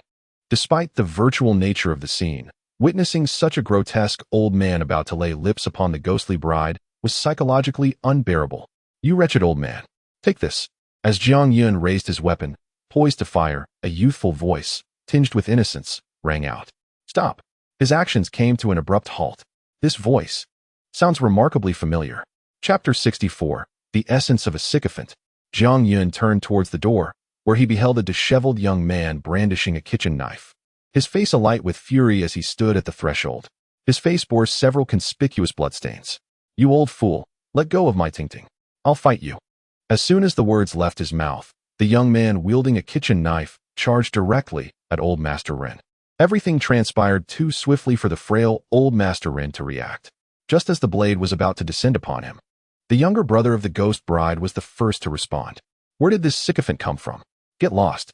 Don't harm my brother-in-law. In an instant, Jiang Yun witnessed the audacious brother sprinting towards the young man, delivering a flying kick that sent him sprawling. Yet, the young man, undeterred, clashed with the ghost bride's brother, knife in hand.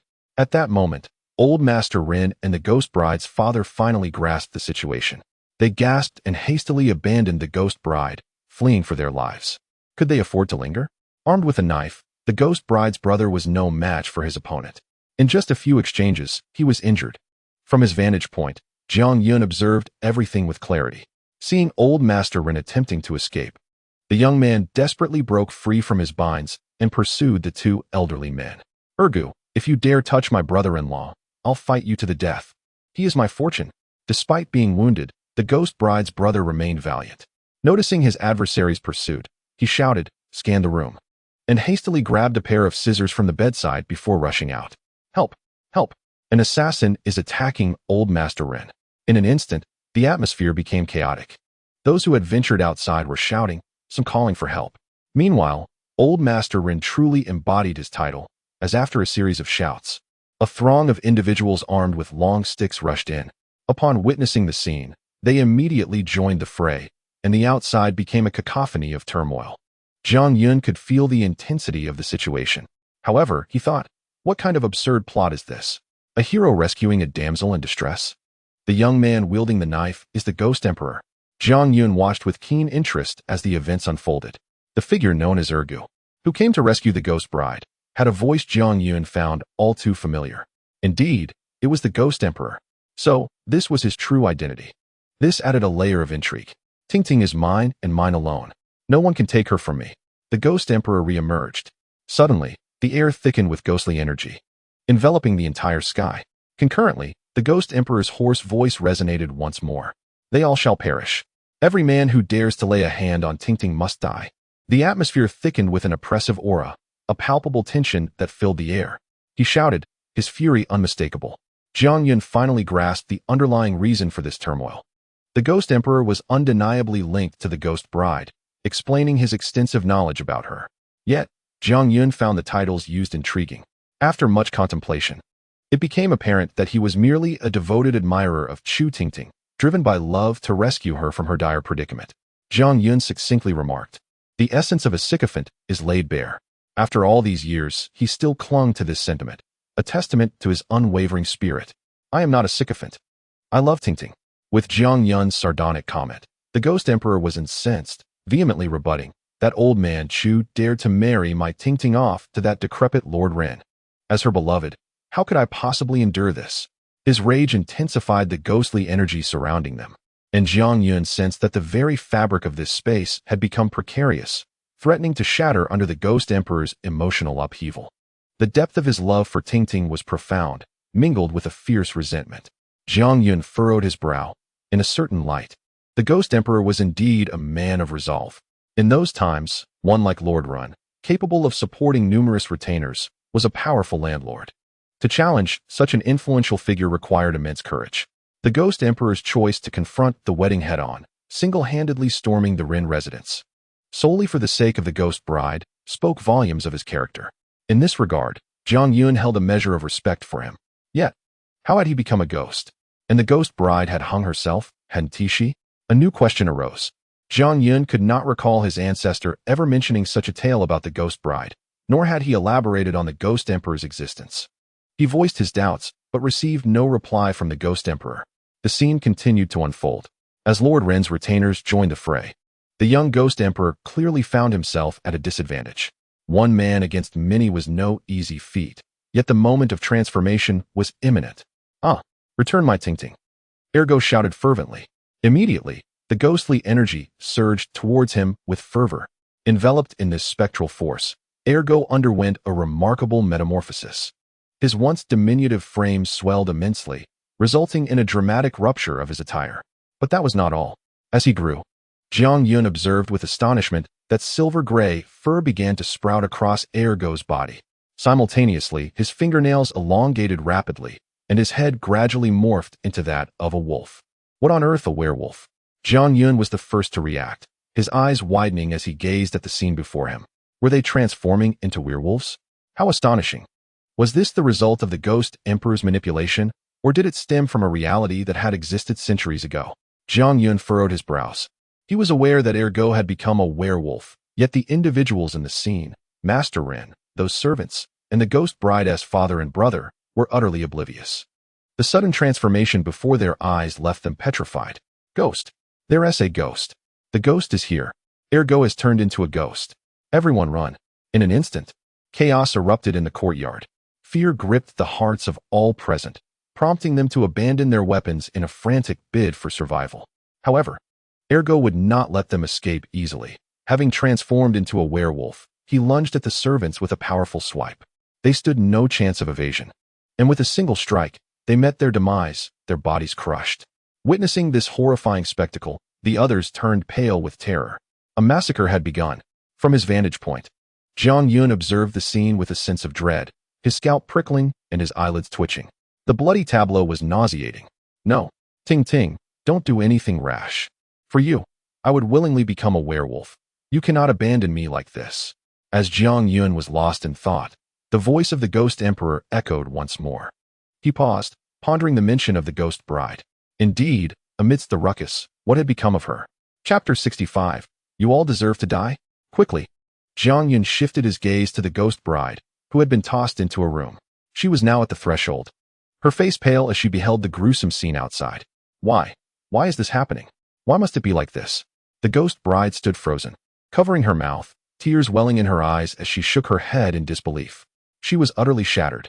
Jiang Yun continued to observe, finding the unfolding story exceedingly bizarre. His ancestor had never mentioned such matters, nor had the Ghost Bride brought them up. "I have made it clear that I do not harbor feelings for you. Why do you persist in this way?" They were all innocent. The Ghost Bride was in a state of despair, her gaze fixed on the horrific scene outside, unable to regain her composure. Yet her words struck a chord in Jiang Yun, revealing a critical insight. "Damn it, the Ghost Bride feels nothing for you. This is nothing more than unreciprocated affection. A fool's errand for love." The Ghost Bride had no interest in the Ghost Emperor. Jiang Yun's expression shifted slightly. The Ghost Emperor's actions. No. Ting Ting, you are lying. You love me. I refuse to believe it. In the scene, upon hearing these words, Ergo let out a furious roar. As he pursued the fleeing servants, he abruptly halted and turned his gaze toward the ghost bride. Tell me, do you love me? You love me. Ergo bellowed. The very space around him trembled in response. Yet, the only reply was the resolute shake of the ghostly bride's head, a firm negation. No. Faced with this answer, Ergo was driven to despair, his fury escalating into a frenzied speed. The ghostly bride, utterly petrified by the scene unfolding before her, heard the anguished cries echoing through the room, a smile emerging on her lips that was an ambiguous blend of joy and sorrow. Then, as if bereft of her very soul, she tore off her long sleeves, binding them together to form a lengthy rope. It is all because of me. So many have perished. Perhaps my existence in this world is nothing but a calamity. With a bitter laugh, the ghostly bride stepped into the room, her intentions becoming evident. Meanwhile, outside the house, a mournful howl resonated through the air. A whoa! The heart-wrenching cry brought tears to the eyes of onlookers and plunged listeners into silence. Ergo, aware of the impending dread, roared in resistance, desperate to halt this unfolding tragedy. However, he remained embroiled in combat with the household servants. Unable to break free from the turmoil, Jiang Yun watched this chaos unfold, a surge of inexplicable emotions flooding his heart. He yearned to intervene and stop the ghostly bride. But suddenly, the scene before him blurred and twisted at an alarming speed, as if he were ensconced in a fourth-dimensional realm, akin to a deity surveying the world. After a while, the image solidified. The battle within the courtyard had concluded. The ghostly bride's demise went unimpeded, and the entire Ren family, from the eldest to the youngest, was ruthlessly exterminated by the frenzied Ergo. Yet, the most pivotal character, Old Master Ren, was seen alive, having been rescued by an elderly man clad in a Taoist robe. Thus, the tale reached its conclusion, with Ergo disappearing without a trace. Time flowed swiftly onward, the scene once more crystallizing, the story continuing. This time, Jiang Yun beheld a procession of men in yellow robes and ordinary attire, carrying a yellow coffin, led by a Taoist priest along a rural path. At the forefront of this procession, upon glimpsing the figure, Jiang Yun was struck motionless. The ancestor, he gasped, recognizing the man all too well. It was Jiang Kunshan, the venerable ancestor of the Jiang family, his great-grandfather. Old Master Ren, forgive my candor, but you have been grievously harmed by that beast. Your days are numbered. Why cling to the worldly ties any longer? On the ascent, Jiang Kunshan held a compass firmly in his grasp. As the elderly gentleman Ren lay on a stretcher, his complexion devoid of color, he spoke out. In stark contrast to his former self, Ren now resembled a mere shadow of a man. His eyes were deeply sunken, his lips took on a dark hue, and his fingernails were unnaturally long. You do your bidding for money. That wretched creature laid hands on me for the sake of a woman. Even in death, I shall ensure he suffers. Ren's mind had begun to unravel. With fury blazing in his eyes, he glared at Jiang Kunshan and shouted. His hoarse voice, coupled with his pallid visage, suggested that he might soon meet his end. The onlookers averted their gazes, remaining silent. Jiang Kunshan, upon hearing this, sighed and chose not to respond, leading the group step by step up the mountain. Jiang Yun observed the scene before him, his expression subtly shifting. However, he refrained from voicing his thoughts, silently watching the unfolding events. Upon reaching the summit, the group uncovered the coffin. Inside lay a ghostly bride adorned in a crimson gown. Yet, her countenance was pale, a testament to her prolonged demise. This time, Jiang Yun clearly noticed a glaring red mark around the ghost bride's neck, a sign of her death. This was indeed the ghost bride he recognized. The time has come. Let us conduct the ghost marriage. I shall be forever united with my beloved. Ren, supported by others, approached the coffin. Laughing heartily, he began to clamber in, wearing an utterly lascivious grin as he lay beside the ghost bride. Jiang Yun was taken aback. Even in death, he cannot be at peace? What sort of beastly old fool is this? The most troubling part is that my own ancestor is aiding this lecherous old man in performing a ghost marriage. Am I mistaken? This is entirely contrary to what my ancestor told me. The narrative of the tale should have been that the ghost bride, after hanging herself, transformed into a vengeful spirit, annihilating the entire Ren family, only to be subdued by my ancestor who happened upon the scene. This development had never hinted at a ghost marriage between Ren and the ghost bride. The Jiang family deserves to perish. You all deserve annihilation. Just as he pondered this, The voice of the Ghost Emperor reverberated, filled with overwhelming wrath that enveloped the entire mountain. The scene of the ghost marriage grew increasingly blurred, replaced by the figure of Ergo, who had transformed into a werewolf outside the house, now standing before Jiang Yun. The surroundings darkened ominously. His eyes shone vividly in the night. "It is because of your Jiang family that I have lost Tingting forever. You and Rin conspire together, aiding that old wretch, leaving Tingting restless even in death." Ergo roared, his form becoming increasingly distinct. His entire body was covered in long hair, resembling the werewolves depicted in films and dramas. A true transformation into that monstrous form for you. Chapter 66. The fault lies with Lord Ren. Upon reaching this point, Jiang Yun finally comprehended the situation. This ghost emperor was none other than Ergo, the one who, for Tingting, was willing to wield a blade and confront Lord Ren with fervor. In essence, his nature as a sycophant was laid bare. Yet, he was undeniably a man.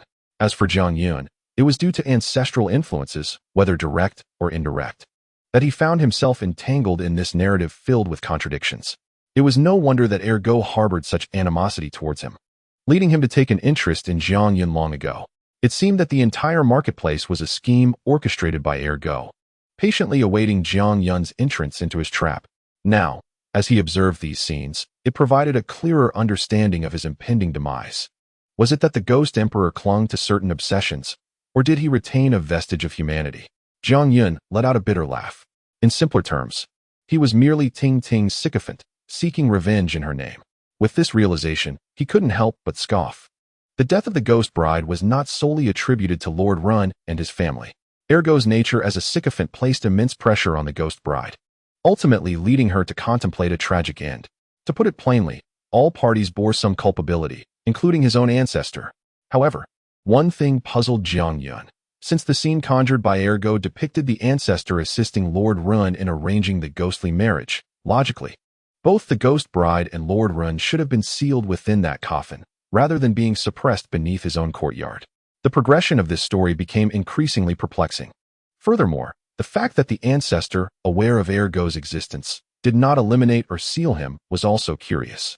Throughout his life, the ancestor had suppressed countless spirits. Why then did he grant Ergo a chance at survival?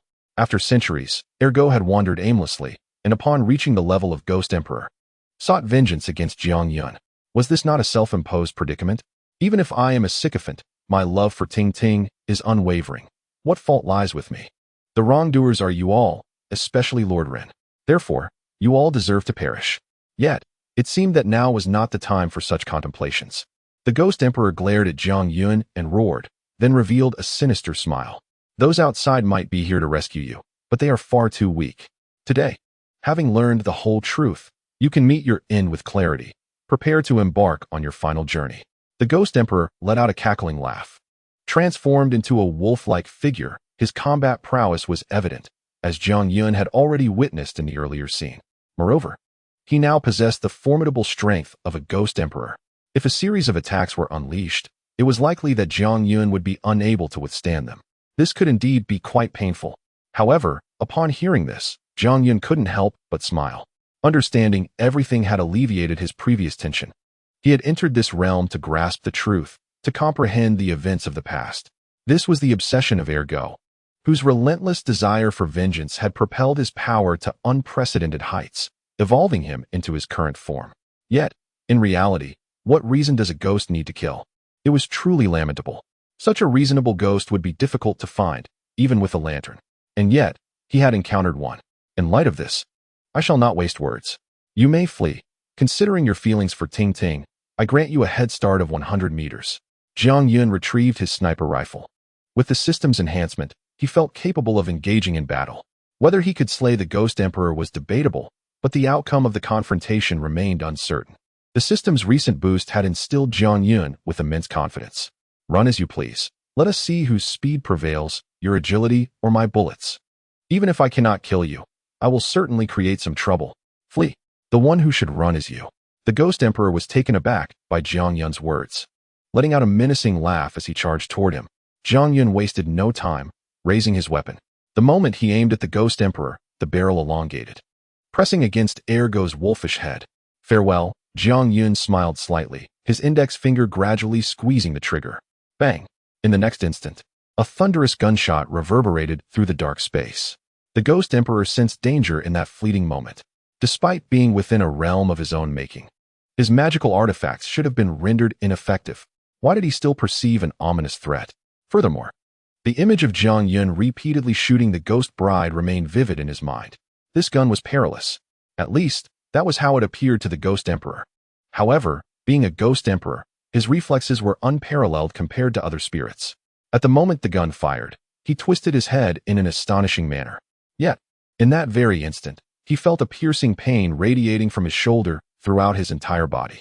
The bullet did not strike his head, but a gun with 100% accuracy was no laughing matter. When the gun fired, it was certain to hit its target. As the Ghost Emperor advanced, bullets struck his shoulder, the sensation of pain acutely pronounced. "I shall kill you, I swear." It had been an eternity since the Ghost Emperor had felt the sting of pain. After adjusting his stance, he bellowed at Jiang Yun, then surged forward with the speed of a cannonball, barreling directly towards him. Faced with this, Jiang Yun was not a mere bystander. After firing, he swiftly evaded to the side. The tremendous force of the Ghost Emperor sent ripples through the air, causing the very space around them to tremble. With his attack thwarted, the Ghost Emperor sought to retaliate, only to find a pitch-black gun barrel looming before him once more. Bang! The deafening gunshot reverberated.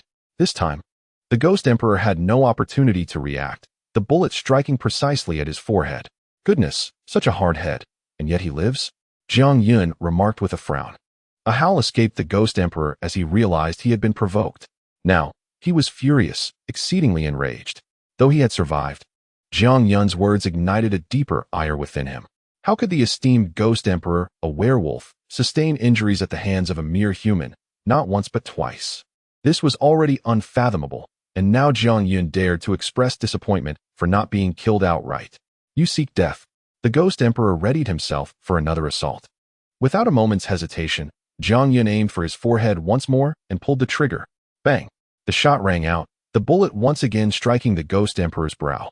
Yet this time, it seemed to have some effect, as the Ghost Emperor halted his charge, his face contorting in sheer agony. Chapter 67. Seize the illness, claim the life. Seeing this, Jiang Yun's face lit up with delight. He steadied his breath and swiftly reloaded, aiming yet again, focusing on the same target. This time, the Ghost Emperor did not evade nor retaliate. It was only after the bullet struck him that he belatedly attempted to dodge. "Begone, you wretched ants, leave me," the Ghost Emperor roared. "As fellow creatures of the night, how dare you turn against your own kind instead of uniting against humanity? You all deserve to perish. How dare insignificant insects defy me?" The fury emanating from the Ghost Emperor intensified. However, his words seemed not to be directed at Jiang Yun at all. In that moment, Jiang Yun grasped the situation. So that was it. His chances of victory had just increased a notch. With a smirk, Jiang Yun raised his weapon. This time, his aim was not at the Ghost Emperor's forehead, but rather, "Aren't you quite fond of the Ghost Bride? If you were to lose your masculinity, what merit would you possess to hold affection?" Jiang Yun smiled subtly, his aim now fixed upon the loins of the Ghost Emperor. The latter was momentarily taken aback, his expression swiftly transforming into one of alarm. "You dare, Jiang lad," the Ghost Emperor roared, momentarily discarding all else to evade the impending threat. Yet, as he made this move, the very space around them quivered violently. Jiang Yun's smile grew even more audacious. "Why should I fear? You have transformed into a wolf. What further utility does that hold?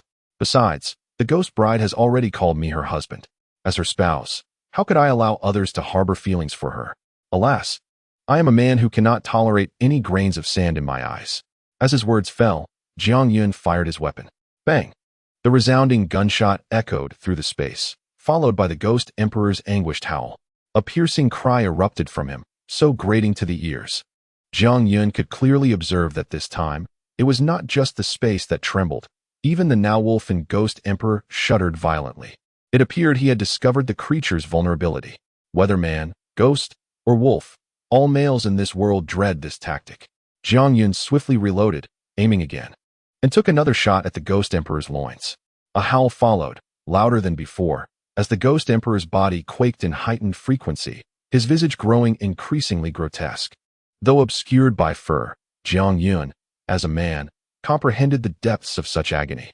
A perfect hit, a consecutive strike to the vitals. The probability of such success was extraordinarily high. You shall pay for this. I will end you. With 2 shots to his manhood.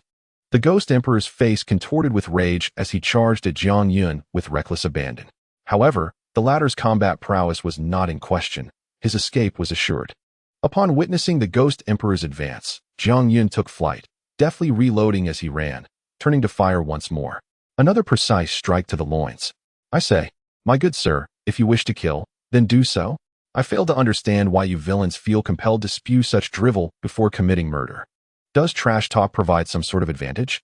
One shot after another, accompanied by Jiang Yun's mocking voice. The Ghost Emperor was thrown into utter disarray. At that moment, were it not for the agony coursing through his body and the various attacks he endured, he would have been tempted to retort to Jiang Yun with a multitude of complaints. Who, pray tell, is the one who speaks excessively?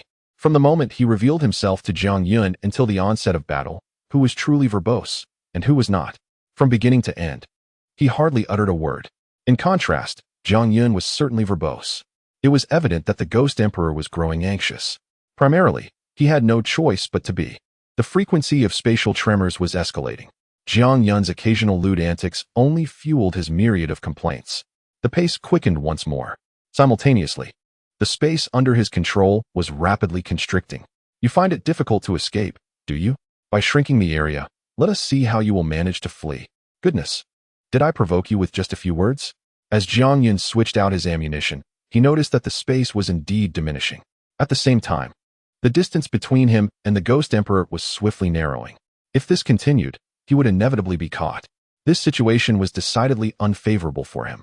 Having reloaded, Jiang Yun aimed and fired again, all the while contemplating his next move. If this persisted, he would certainly fall into the hands of the Ghost Emperor. It would be manageable if he could create some distance, but if not, wouldn't he that spell his doom? Meanwhile, outside the shopping mall in Nanjing City, the brothers rallied together. Come on, everyone. Brother Jiang was captured by this ghastly creature. Let us put forth our utmost strength to rescue him. Return Brother Jiang to me. Charge. For Brother Jiang, I would fight to the death. Everyone, I can sense the presence of old Qin and the others. Our reinforcements have arrived. Let us rush forward. The entire shopping mall was enveloped by the Ghost Emperor's dark aura. The sky had turned completely somber, rendering visibility near impossible. Inside, a cacophony of chaotic sounds echoed. Men, women, and children alike contributed to the disarray, their shouts blending into a lively tumult even amidst the eerie atmosphere. A mere handful of ghostly bearers. Brothers, if we cannot overcome this, it would be a disgrace to our kind. Give it your all. At the top of the mall, 30 to 40 specters relentlessly attacked a group of individuals clad in white. The scene was utter pandemonium, characterized by a frenzied dance of demons. At the forefront of these specters, a security ghost wielded a fire axe, ferociously hacking at those in white. The security ghost remained oblivious to Jiang Yun's fate. However, the only stroke of luck was that he and 2 made specters had survived. Upon encountering Bai Sha, the moment their group collided, all 3 were ensnared within a white wooden coffin. They were then forcibly expelled from that bizarre space by the Ghost Emperor.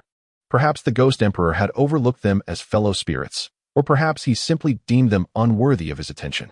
After being expelled from the mall, they could distinctly sense the procession of mourners still advancing. They were directly carried into the cinema, where a performance was poised to commence that would lead to their downfall. The Ghost Emperor continued to wield control over everything. After an indeterminate passage of time, they perceived a disturbance outside, prompting the Ghost Emperor to step out to confront the challenge. Seizing this opportunity, 3 ghosts betrayed their master. Let us not forget that within this cinema, there were still dozens of ghostly brethren. Amidst the clamorous cries, those spectral allies turned against the Ghost Emperor and liberated them. Under the guidance of the security ghost, they collectively launched an assault against the mourners. This was also a means of avenging their profound grievances. Chapter 68. Specters assaulting their kin? Am I mistaken? Or is this merely a figment of my imagination? At this moment, below the mall, Li Tao gazed at the fierce battle unfolding above, utterly bewildered. Ghosts were attacking their own kind? What a surreal spectacle. Uncertain as to its implications, he mused that it could hardly be deemed a misfortune for them. Su Jian took a deep breath, seizing the moment to respond. Before them stood a large gathering of vengeful spirits, all of formidable strength. Among the ranks of these vengeful apparitions, there lurked a werewolf. Yes, indeed, a werewolf. Do not be caught off guard. That werewolf could undoubtedly be the Ghost Emperor. Though for reasons unknown, he possessed only the strength of a Ghost King. This represented a tremendous opportunity for them. Comrades, let us unleash our full might. Su Jian shouted, brandishing her soft sword and charging forward once more. The atmosphere in the mall was exhilarating. A chaotic melee involving hundreds of humans and ghosts had rendered the vast establishment a mere shell of its former self. The efficiency of destruction rivaled that of a demolition crew. How delightful! It has been ages since I've fought with such fervor. Come on, let us battle. Upon hearing this, Li Tao refrained from further chatter. Grasping his firearm, he once again plunged into the fray. The other vengeful spirits were left to the assault of the remaining members of the 749 Bureau. His and Su Jian's primary target was that werewolf amidst the throng of vengeful spirits. Though they faced a 2-on-1 situation, the opponent was the Ghost Emperor. Despite his inexplicable Ghost King-level power, it was still a stalemate. Damn humans! Why is it always you who interferes whenever I seek out the Zhang family? The werewolf, unmistakably the Ghost Emperor, roared as he engaged the duo, showing no signs of intimidation. As for why his powers were limited to that of a Ghost King, it was due to the surrounding vengeful spirits and the security ghosts battling the white-clad apparitions, all of which formed a part of his strength. Moreover, his essence remained preoccupied in combat with Jiang Yuan within the space he had conjured. Even possessing the might of a Ghost Emperor, his power was excessively fragmented. Confronted by the seasoned adversaries Su Jian and Li Tao, one cannot help but feel the strain. Achieving a stalemate required considerable effort. Yet it is evident that the Ghost Emperor possesses unparalleled strength. With merely one specter, he engages over 100 foes, simultaneously restraining the members of the Heavenly Master sect led by Zhang. Such prowess is undeniably formidable. Die! Do not disturb my battle with that wretched woman. The Ghost Emperor roared, raising his colossal claw to strike down upon Su Jian, who had charged forth. However, she deftly evaded his assault. In the ensuing moment, a barrage of bullets from Li Tao rained down mercilessly. The Ghost Emperor instinctively defended himself, only to feel a sharp pain at his waist, an attack from Su Jian. Seizing the opportunity, she unsheathed her sword without hesitation. Their cooperation inflicted significant damage upon the Ghost Emperor, sufficient to compel him to take notice. With a guttural howl, the Ghost Emperor entered a frenzied state, intensifying his onslaught. Meanwhile, in stark contrast to the fierce battle within the marketplace, Zhang and the other disciples of the Heavenly Master sect, positioned outside and forming a grand formation, appeared comparatively at ease. However, their role remained critically important. The malevolent energy within the formation was exceedingly dense. Should it falter, the released specter energy would engulf the city of Nanjing, endangering its inhabitants and disrupting its geomantic balance. The likelihood of supernatural entities emerging from this place would rise exponentially. Even those devoid of resentment or qualification to become specters might succumb to this pervasive energy, potentially transforming into wandering spirits or vengeful ghosts. This encapsulates the terror of the Ghost Emperor. His innate strength poses a direct threat, but it is the ominous energy he exudes that can influence the surrounding area for decades, breeding phantoms that could affect the entire nation. Everyone, endure a while longer. The fate of Nanjing rests in our hands. Even in death, we must persist. Understanding this dire truth, Zhang began to expend his own vital energy. Ghosts wield spectral energy, while humans possess vital essence. By depleting this essence, a practitioner can elevate their strength to a higher tier. Though they did not engage in direct combat, maintaining such a formation demanded an extraordinary amount of energy. Even Zhang, the leader of the Heavenly Master sect, felt a twinge of exhaustion, let alone the other disciples. Each one was gritting their teeth, knowing they could not afford to yield with the lives of countless families at stake. It appeared that the battle was more intense than I had anticipated. Just then, Zhang Tianshi, who was desperately holding on, suddenly sensed several malevolent presences behind him. To his dismay, each of these entities possessed the formidable strength of a Ghost King. Alas, there were still lingering spirits outside, and now they were approaching. He found himself utterly defenseless. A wave of dread washed over Zhang Tianshi. Was the city of Nanjing truly on the brink of collapse? Surely, Brother Jiang must be within. What was he waiting for? He needed to rush in and save him. A rather youthful voice echoed from behind him once more. Zhang Tianshi was already on the edge of anxiety. Yet, he dared not move. Any action on his part would result in the immediate shattering of the formation. At this critical juncture, he could only place his hopes in the Taoist ancestor, praying that these spirits would refrain from attacking him. The consequences of disrupting the formation were too dire to contemplate. But was that even a possibility? He had prepared himself for the worst. If all else failed, he would fight them to the death. The air was thick with malevolence. The formation created by these individuals effectively stifled the spread of the ghostly aura, which must indicate that they were members of the 749 Bureau. It had to be so. Steward Sheen, do you possess a means to dissipate the ghostly energy with your dark essence? It's hard to say, but I can certainly attempt it. You are unlike me. Once you enter, you will undoubtedly be affected by the ghostly aura. Indeed, it must be dispersed. My husband awaits my rescue inside. Even if it seems futile, I must try. Do not act recklessly. Allow me to make an attempt first. I will do my utmost, but you must step back a little. The conversation concluded. To Zhang Tianshur's astonishment, the anticipated attack did not materialize. Listening to the exchange among the spirits, he was incredulous. Were they here to rescue someone? Before he could fully process this revelation, a wave of terrifying energy erupted around him. Almost immediately, a dense plume of black gas surged forth in this space. It bore a resemblance to ghostly energy, yet it was entirely distinct. You members of the 749 Bureau, I believe you refer to each other as comrades. Please create an opening in the formation to allow my dark essence to enter. Let me see if I can suppress the ghostly energy within. Chapter 69, Please hurry. The sudden request left Zhang Tianshur momentarily stunned. He found himself struggling to comprehend the situation. Li Tao and Su Jian were aware of Jiang Yun's circumstances, having witnessed the dire situation at the factory firsthand. For Zhang Tianshur, the magnitude of what was unfolding was overwhelmingly staggering. Spirits were willing to assist him, and several of them were of Ghost King caliber. Can you expedite this? Our time is of the essence. We only require a small opening. The voice of old Qin echoed once more behind Zhang Tianshur, urging him onward.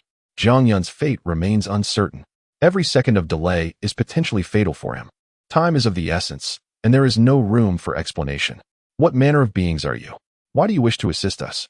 Zhang Tianshur still could not fathom the idea of collaborating with these supernatural entities.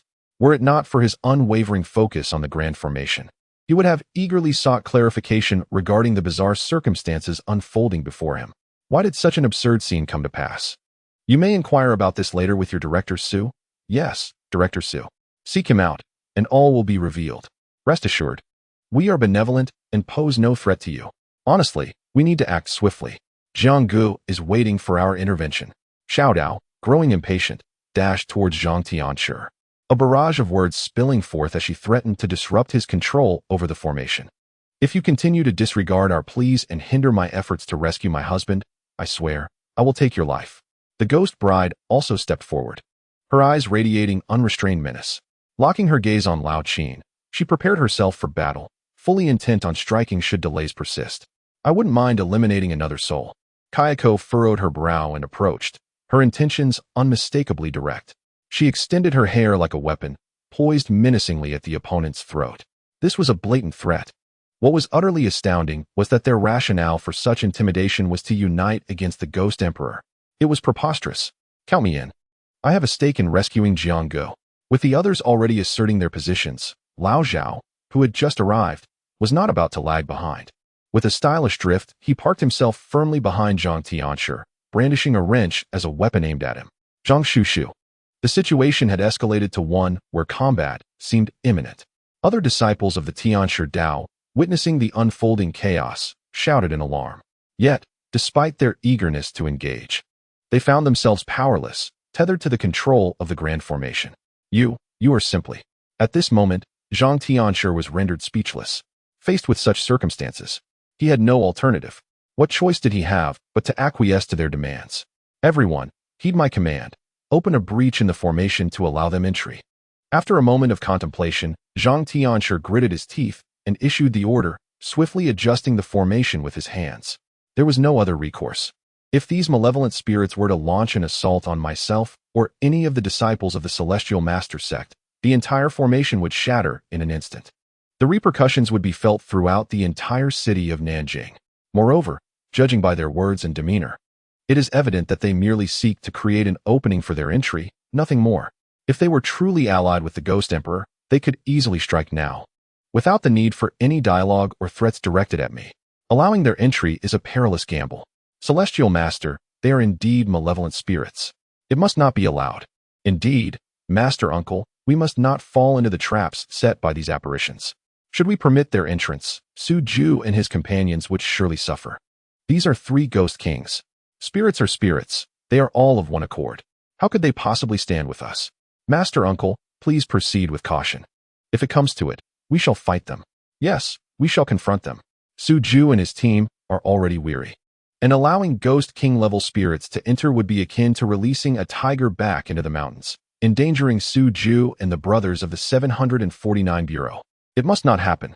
Nevertheless, Zhang, the Celestial Master, had come to a resolution. The other disciples of the Celestial Master sect, witnessing his actions, grew anxious. One by one, they voiced their concerns. The consequences of a miscalculation would be dire. Silence. I have my plans. All disciples of the Celestial Master sect, heed my command. As the eldest disciple, I order everyone to adjust the formation. Assist me in creating an opening. Anyone who disobeys shall be deemed a traitor to our sect and to China. They will face eternal pursuit by the Celestial Master sect. Upon hearing these words, Zhang had indeed invoked his authority. He spoke in a commanding tone. The disciples, though apprehensive, found themselves bound by the sect's orders. Despite their inner turmoil, they had no choice but to obey their master's command. Thank you, Taoist. Upon witnessing this, Old Qin and his group expressed their gratitude before stepping aside to avoid disrupting the actions of Zhang and his disciples.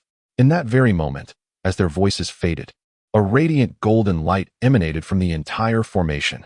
Simultaneously, beside Zhang, a crack began to slowly appear in the formation. The ghostly energy surged forth into the world with an urgency that caused Zhang, closest to it, to tremble involuntarily. Hurry, I can only grant you 30 seconds.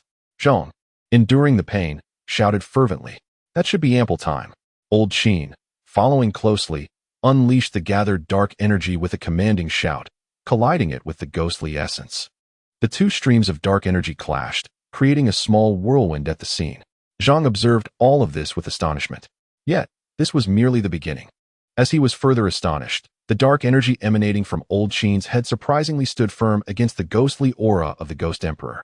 Upon collision, it not only held its ground, but also absorbed the ethereal ghostly essence that had emerged. Subsequently, the dark energy surged through the opening into the grand formation. Simultaneously, the discomfort he had felt under the influence of the ghostly aura vanished entirely. Chapter 70. The 4 great families arrive. Time was of the essence. Everyone hurried inside. The dark energy continued to pour into the grand formation, devouring the ghostly essence at an astonishing rate. In a mere moment, the ghostly aura surrounding the newly opened portal dissipated completely, replaced by the mysterious dark energy radiating from Old Qin. This extraordinary spectacle left the disciples of the Celestial Master's path utterly bewildered. What kind of formidable being was this? They had never heard of anything capable of countering ghostly energy. There was no time for contemplation. A small area within was already secure. With a commanding shout from Old Qin, the Ghost Bride, Kayako, and Little Knife swiftly dashed into the grand formation like streaks of light. Following closely, Old Qin seized the moment, and in a burst of explosive speed, he teleported into the formation just as it was about to close. 30 seconds as promised. Not a moment more, not a moment less. Wait, I'm not on board yet. Why is it closing? Everyone had entered, but old Zhao, still outside, was left in shock. Watching the closing portal, his expression drastically changed. Was 30 seconds truly that brief? He hadn't even made it inside yet. You're on lookout outside. Hearing old Zhao's call, Old Qin and the others had no time to engage in banter. After leaving a brief message, Old Qin surrendered completely to the situation.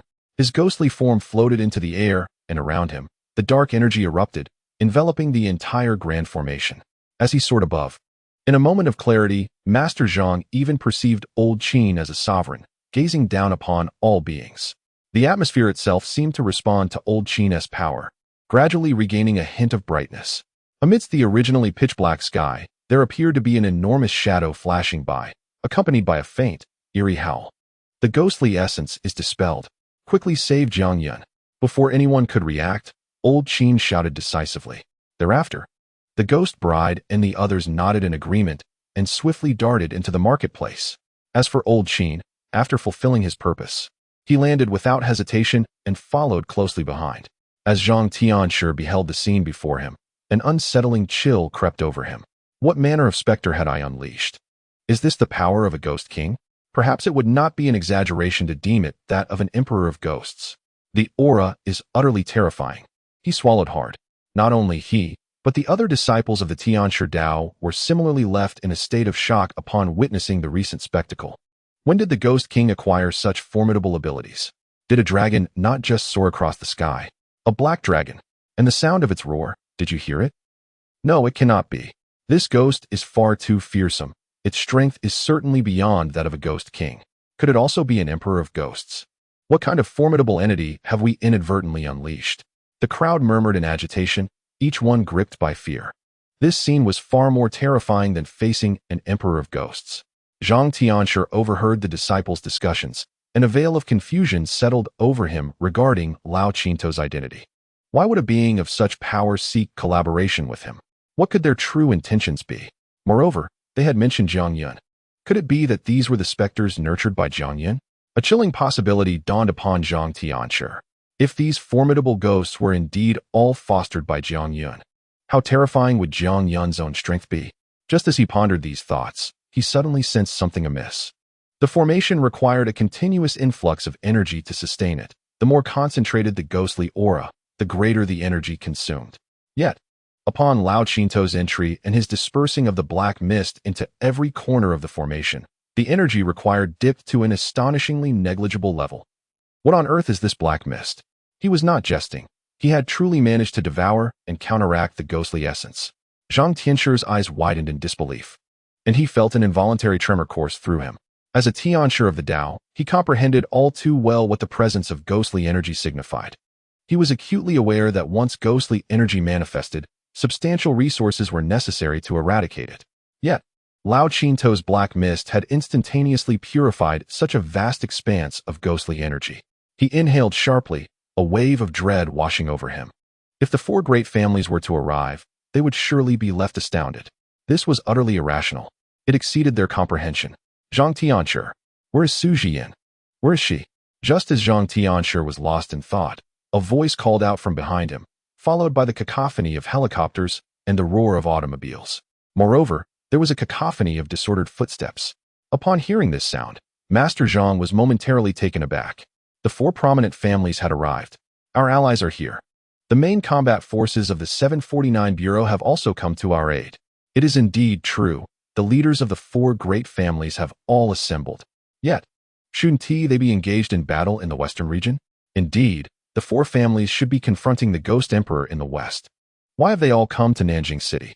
Could it be that the Ghost Emperor in the western region has already been vanquished?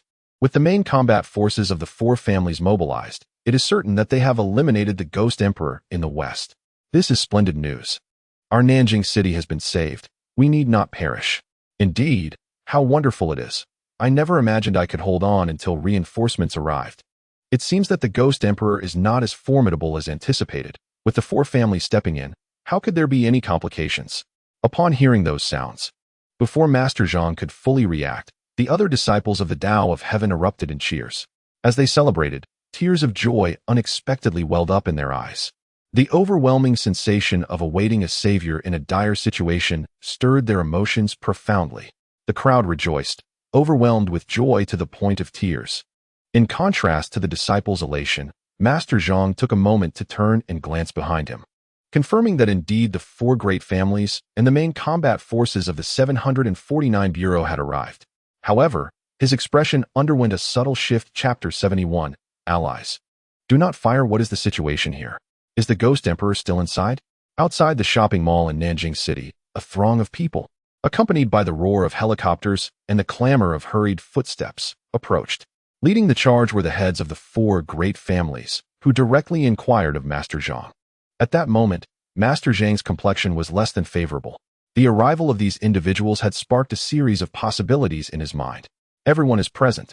The comrades of the 749 Bureau and the scions of the four families took the forefront as the military began to establish control. Armored vehicles were stationed behind, and armed helicopters were landing to refuel, ready to ascend within 10 minutes for a thorough patrol of the vicinity. Any sighting of a ghostly entity warrants immediate gunfire. Let me reiterate, any ghostly entity must be shot on sight. Behind him, the vast procession had already seen several commanding officers issuing orders and setting up defenses. This densely packed crowd consisted of no less than 1,000 individuals. Under the commands of the various leaders, they commenced a meticulous encirclement of the shopping mall. The entire operation proceeded with remarkable order. Indeed, the military had already been mobilized. Should the Ghost Emperor prove uncontrollable, they would fire without hesitation, even if it meant leveling half the city to ensure the Ghost Emperor could not escape. Everyone was shouting, each voice laden with accusations. The main force remained just that, the main force. Compared to the previous chaos when Su Jian and her companions arrived at the scene, this team exhibited a far more defined approach to action. Observing the unfolding events, Master Zhang finally snapped out of his stupor. Speak. Are you trying to drive me mad? What is the situation here? Where is Jian? At that moment, Wang Qingsong, one of the heads of the four great families, began to urge for answers. Based on the current circumstances, Jian, is she still alive? Another elder, clad in a black Zhongshan suit, stood forth. He fixed his gaze on Master Zhang, his face betraying little emotion, yet his eyes revealed a palpable tension. This man was Su Yi, the current head of the Su family and the biological father of Su Jian, who had been absent during the earlier meeting. The situation was temporarily under control, with Ghost Emperor Su Ju and Captain Li engaged in fierce combat with the entity. While the specifics of the interior conflict remained unknown, the tide was beginning to shift favorably. After a moment of contemplation, Master Zhang formulated a response. He recalled the arrival of Old Qin and his compatriots. The unforeseen appearance of such an enigmatic specter had indeed altered the course of the battle. Yet he hesitated to convey the full extent of the situation to the heads of the four great families. After responding, he took a deep breath. Opting to clarify matters later, he decided to voice his foremost concern. Weren't you all stationed in the Western region? How is it that you've all come here? Is it possible that the Ghost Emperor has already been? This question weighed heavily on Master Zhang's mind. He was acutely aware of the Ghost Emperor's significance and formidable strength. How could the four great families have vanquished such a powerful foe in such a short span of time, especially before reinforcements could even arrive? When had the Ghost Emperor become so feeble? Unlike other disciples of the Celestial Path, he instinctively envisioned the worst-case scenarios. The Ghost Emperor was not an adversary to be trifled with. If it were truly that simple to defeat him, why would the nation have mobilized such considerable forces? And what had prompted Su Jian to issue the order for a city-wide retreat? With a gaze filled with uncertainty, he turned to the four family heads, awaiting their response. To make a long story short, we were all outmaneuvered by the Ghost Emperor. While he manifested in the western region, I arrived too late and found nothing. The troubles at Tianqi Mountain were merely remnants he left behind. His true form is the one you are currently encircling. Time is of the essence, and this is hardly the moment for a detailed account. Upon hearing that Su Jian was still alive and that the situation remained under control, the patriarch of the Lu family, Lu Qianyuan, succinctly assessed the situation. What? The Ghost Emperor we are encircled by is the one discovered in the western region? Upon hearing this, Zhang Tianshi struggled to accept the revelation. Did you think the Ghost Emperor could simply come into being? Was it procured from a wholesale market? The simultaneous emergence of two Ghost Emperors is utterly implausible. Lu Hu, the patriarch of the Li family, snorted in disdain. It was evident that they had been outmaneuvered by the Ghost Emperor, which irked him greatly. After receiving news of the Ghost Emperor's appearance in Nanjing City, we sensed something amiss and attempted to re-establish contact with you, but we found ourselves unable to connect. Leaving a portion of our group to address the issues at Tianqi Mountain, we hurried over with the main force. Lu Qianyuan continued, there are not two Ghost Emperors. The one in the western region and the one in Nanjing City are the same entity. This Ghost Emperor has directly traversed from Tianqi Mountain in the west to Nanjing City. Upon hearing this, Zhang Tianshi felt his breath quicken. After all this, they had unwittingly become the main force against the Ghost Emperor.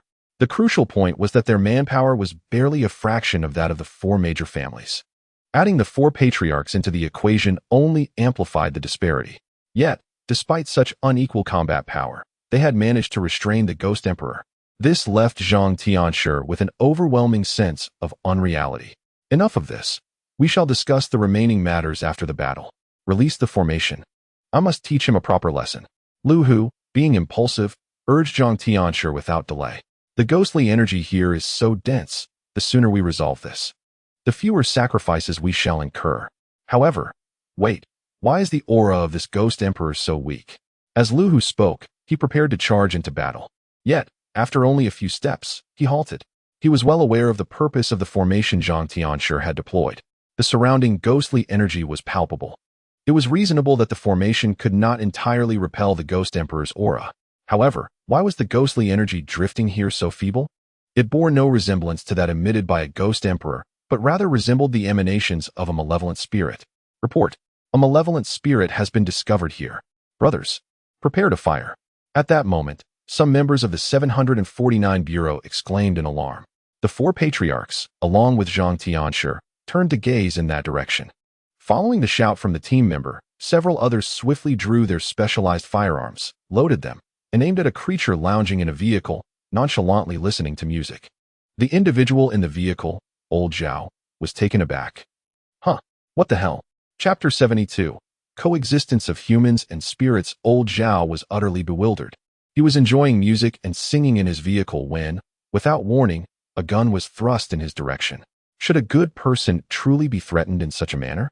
His entire being was enveloped in a chilling dread, and he hastily exited the car, exclaiming, "We are on the same side, my friend."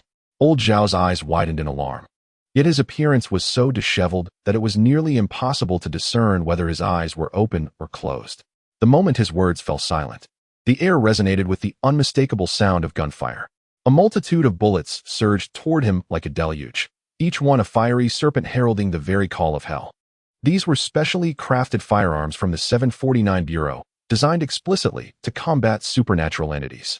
With such an onslaught, who could withstand it? Old Zhao found himself unable to evade the barrage in time. Although he possessed the strength of a fierce spirit, a few stray bullets might not inflict significant harm. However, what of the hundreds or thousands that were now raining down upon him? His scalp prickled with fear as he frantically attempted to dodge. In recent days, while racing through Nanjing City, he had witnessed numerous familiar ghostly brethren fall victim to these very weapons. If they were to unleash their fury upon him, he would surely meet his demise within a minute. Cease fire!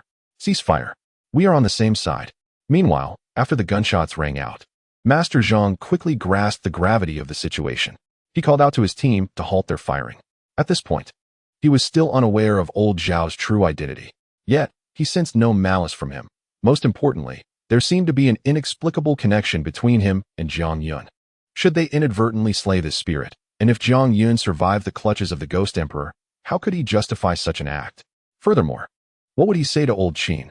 This spirit, whose strength he could not even fathom, might unleash untold chaos. Contemplating these possibilities sent waves of anxiety coursing through him, and he urgently instructed his team to stop shooting. However, despite his rapid command, the momentary chaos had already taken its toll. The moment the team ceased firing, they were too late to prevent the onslaught, and Old Zhao, unprotected against the sudden attack, collapsed amidst the dense aura of malevolence. Only a flicker of ghostly essence sustained his life. Upon witnessing this, Master Zhang cursed under his breath. Damn it, who told you to shoot? He had a torrent of grievances to voice, yet found himself at a loss for words. In terms of reason and sentiment, the team had not acted wrongly. But how would he explain this to Jiang Yun? And what of the enigmatic elder? The weight of responsibility bore down on Master Zhang, leaving him feeling overwhelmed with pressure. What is happening? Old Zhang, what on earth are you doing? It is merely a vengeful spirit. Why the fuss? Upon witnessing this scene, Li Hu halted his steps and furrowed his brow, casting a questioning glance towards the other party. This spirit is somewhat peculiar. It could potentially be one of our own. Harboring no malice, Zhang Tianshi's mind was in utter disarray, utterly at a loss for how to convey the intricate details of the situation to the four clan leaders. One of our own? Absurd. Zhang, have you lost your senses? This is a spirit. How could you refer to a spirit as one of your own? After hearing Zhang Tianshi's brief explanation, Li Hu immediately lost his composure, exclaiming in astonishment. This is a lengthy tale. Yet it is indeed plausible that this spirit could be one of our own. Zhang Tianshi's countenance transformed into one of sheer despondency. Absurd. A spirit is a spirit, and humans and spirits are on divergent paths. Zhang Tianshi, surely you are not losing your wits. Wang Qingsong, standing to the side, could not help but furrow his brow upon hearing this. The concept of humans and spirits being separate is one Zhang Tianshi cannot possibly misunderstand. Yet in this moment, He insists that this spirit is one of our own. Utterly ludicrous. The others all scoff disdainfully. This assertion is preposterous. Zhang Tianshi, do not let the spirit cloud your judgment. Lu Qianyuan also stepped forward to voice his opinion, his expression clearly far from amiable. I have spent my life dealing with spirits, and I have never heard of spirits becoming one of our own. You must be exhausted from the recent days, rest assured. We are here now, and we shall handle the matter from here. Su Yi nodded in agreement, his words lacking the sharpness of the others. Yet it was evident that he held a strong disbelief regarding the notion of one of our own. After all, it is still, at its core, a spirit. Zhang Tianshi attempted to offer further explanation regarding the identity of this vengeful spirit, but at that moment, the hot-tempered Li Hu stepped directly in front of him. He blocked Zhang's path and spoke decisively. Enough, old Zhang, spare us your words. A spirit is a spirit. Allow me to rid us of this fiend today. Let us not squander time here. Ji Yin is awaiting our support. As his words fell, Li Hu approached the now prostrate Lao Zhao, who was left with scarcely a breath. He had heard every word exchanged clearly.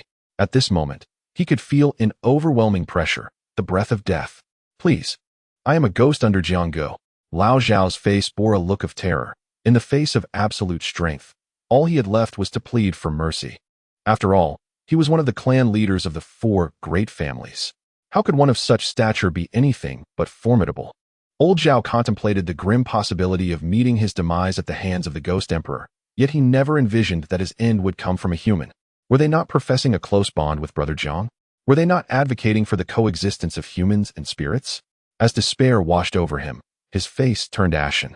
Clinging to the last remnants of his ghostly energy, he desperately attempted to retreat. However, at that moment, he stood no chance against Li Hu. Thunderpalm. No. A sharp command erupted from Li Hu, echoed by Master Zhang's urgent interjection. In the next heartbeat, crackling sounds filled the air. Dozens of electric arcs manifested in Li Hu's grasp, radiating an aura of death. With a swiftness that rivaled lightning, he unleashed a palm strike that descended upon old Zhao. In an instant, the unleashed thunderbolts surged forth, coursing through every fiber of old Zhao's being. Then, with a thunderous explosion, the air shattered. Old Zhao was obliterated on the spot. As a spirit, he was devoid of flesh and blood, thus. The outcome of his destruction was complete annihilation, as if he had never graced this world at all. In that moment, he dissipated into nothingness, his soul scattered, condemned to an eternity without rebirth. Master Zhang bore witness to this harrowing scene, rendered utterly speechless. His expression remained frozen in the moment he had shouted in alarm. In his prime, he possessed the strength to intercept such a blow, yet now he was burdened with maintaining the grand formation, his own energy nearly depleted. In such dire circumstances, how could he intervene? All he could do was watch helplessly as events unfolded. Following this calamity, he would need to devote extensive time to contemplate how to explain this catastrophe to Jiang Yun and the inscrutable elder spirit. Chapter 73, The Odor of Danger. Brother Jiang, where are you? We have come to rescue you. Oh damn, so many ghosts. At that moment, within the shopping mall, although Little Knife possessed only the strength of a vengeful spirit, his speed in running and maneuvering was on par with that of the ghost brides and Kayako, who wielded the power of ghost kings. He was the first to burst into the mall, calling out loudly for Jiang Yun. However, upon witnessing the chaos inside, his eyes widened in shock, halting his advance. Was that the voice of the little spirits raised by Jiang Yun? Little Knife's shout was not in vain. The sound reached Su Jian and Li Tao, who were locked in fierce battle with the Ghost Emperor, a flicker of joy illuminating their faces. Wow, it's Brother Knife. Knife has arrived. Old Qin is here too. I can already sense it. Above, led by the security ghost with 2 maid spirits assisting. The group combating the White Sha ghost heard Little Knife's voice and erupted into cheers. Brother Dao? Brother Zhang has been trapped in a peculiar space by that Ghost Emperor, and his fate remains uncertain. You must hurry to rescue Brother Jiang. The security ghost shouted towards the Little Knife below. He and 2 maid ghosts were the only ones privy to Jiang Yun's whereabouts. Upon seeing their own, there was no hesitation. He immediately divulged the information. What? A peculiar space? Does this mean Jiang Yun is not dead? No wonder they were just calling for a rescue. Besides the Little Knife, Su Jian and Li Tao also heard the security ghost's words. Each reacted differently. From the very beginning, they had been keenly observing Jiang Yun's location, trying to discern where the Ghost Emperor and Jiang Yun were engaged in battle. Now, they understood. and a wave of shock washed over them. Jiang Yun had managed to confront the Ghost Emperor alone for such an extended period and was still alive. Their strength was truly formidable. They had arrived in considerable numbers, battling an incomplete Ghost Emperor, yet had struggled to gain the upper hand. Meanwhile, Jiang Yun had managed to hold the Ghost Emperor at bay for so long. Su Jian was utterly astonished. However, she was unaware that Jiang Yun was not solely engaged in combat with the Ghost Emperor. Most of his time had been spent navigating the storyline. Of course, Su Jian could not possibly know this. At present, she was in a life-or-death moment. How could she afford to be distracted? Just as Su Jian had adjusted her emotions and was about to refocus on the battlefield, a chilling aura suddenly emanated from behind her. This presence could only belong to the Ghost Emperor. Oh no, I was careless. Su Jian's eyelids twitched. Su Bureau, be careful. Li Tao's voice followed closely behind. But it was already too late. The Ghost Emperor, having approached unnoticed, raised his claw with tremendous force, striking directly at Su Jian. Die! The Ghost Emperor roared as his claws landed precisely on Su Jian's back. She felt as though her ribs were shattered. An unrelenting surge of the Ghost Emperor's power poured into her body through the claw. Her body, akin to a kite severed from its string, was sent flying backward. Su Bureau. Li Tao felt a jolt in his eyelids. He disregarded the Ghost Emperor and sprang into action, racing towards the direction in which Su Jian was hurtling. However, the Ghost Emperor would not grant him such an opportunity. After swatting Su Jian away, he swiftly turned to confront Li Tao, who had rushed in to save her. Without the synergy he had shared with Su Jian, Li Tao found himself at a disadvantage in mere moments. The Ghost Emperor's sharp claws tore into his shoulder, and a flood of the ghostly presence surged into his body. The chilling sensation was akin to plunging into an icy abyss. The other 749 team members in the arena witnessed the scene and shouted in unison, desperately attempting to rescue Su Jian. The events unfolded with astonishing rapidity, transforming the situation in the blink of an eye. Su Jian, who had been violently propelled away, felt an overwhelming agony coursing through her body, as if her internal organs had been grievously damaged. At that moment, any random specter could deliver a fatal blow, leading to her untimely demise. Moreover, she was still in the midst of being thrown, with only two options: either crash to the ground and sustain severe injuries, or collide with the wall, suffering the same fate. She braced herself for the impending impact.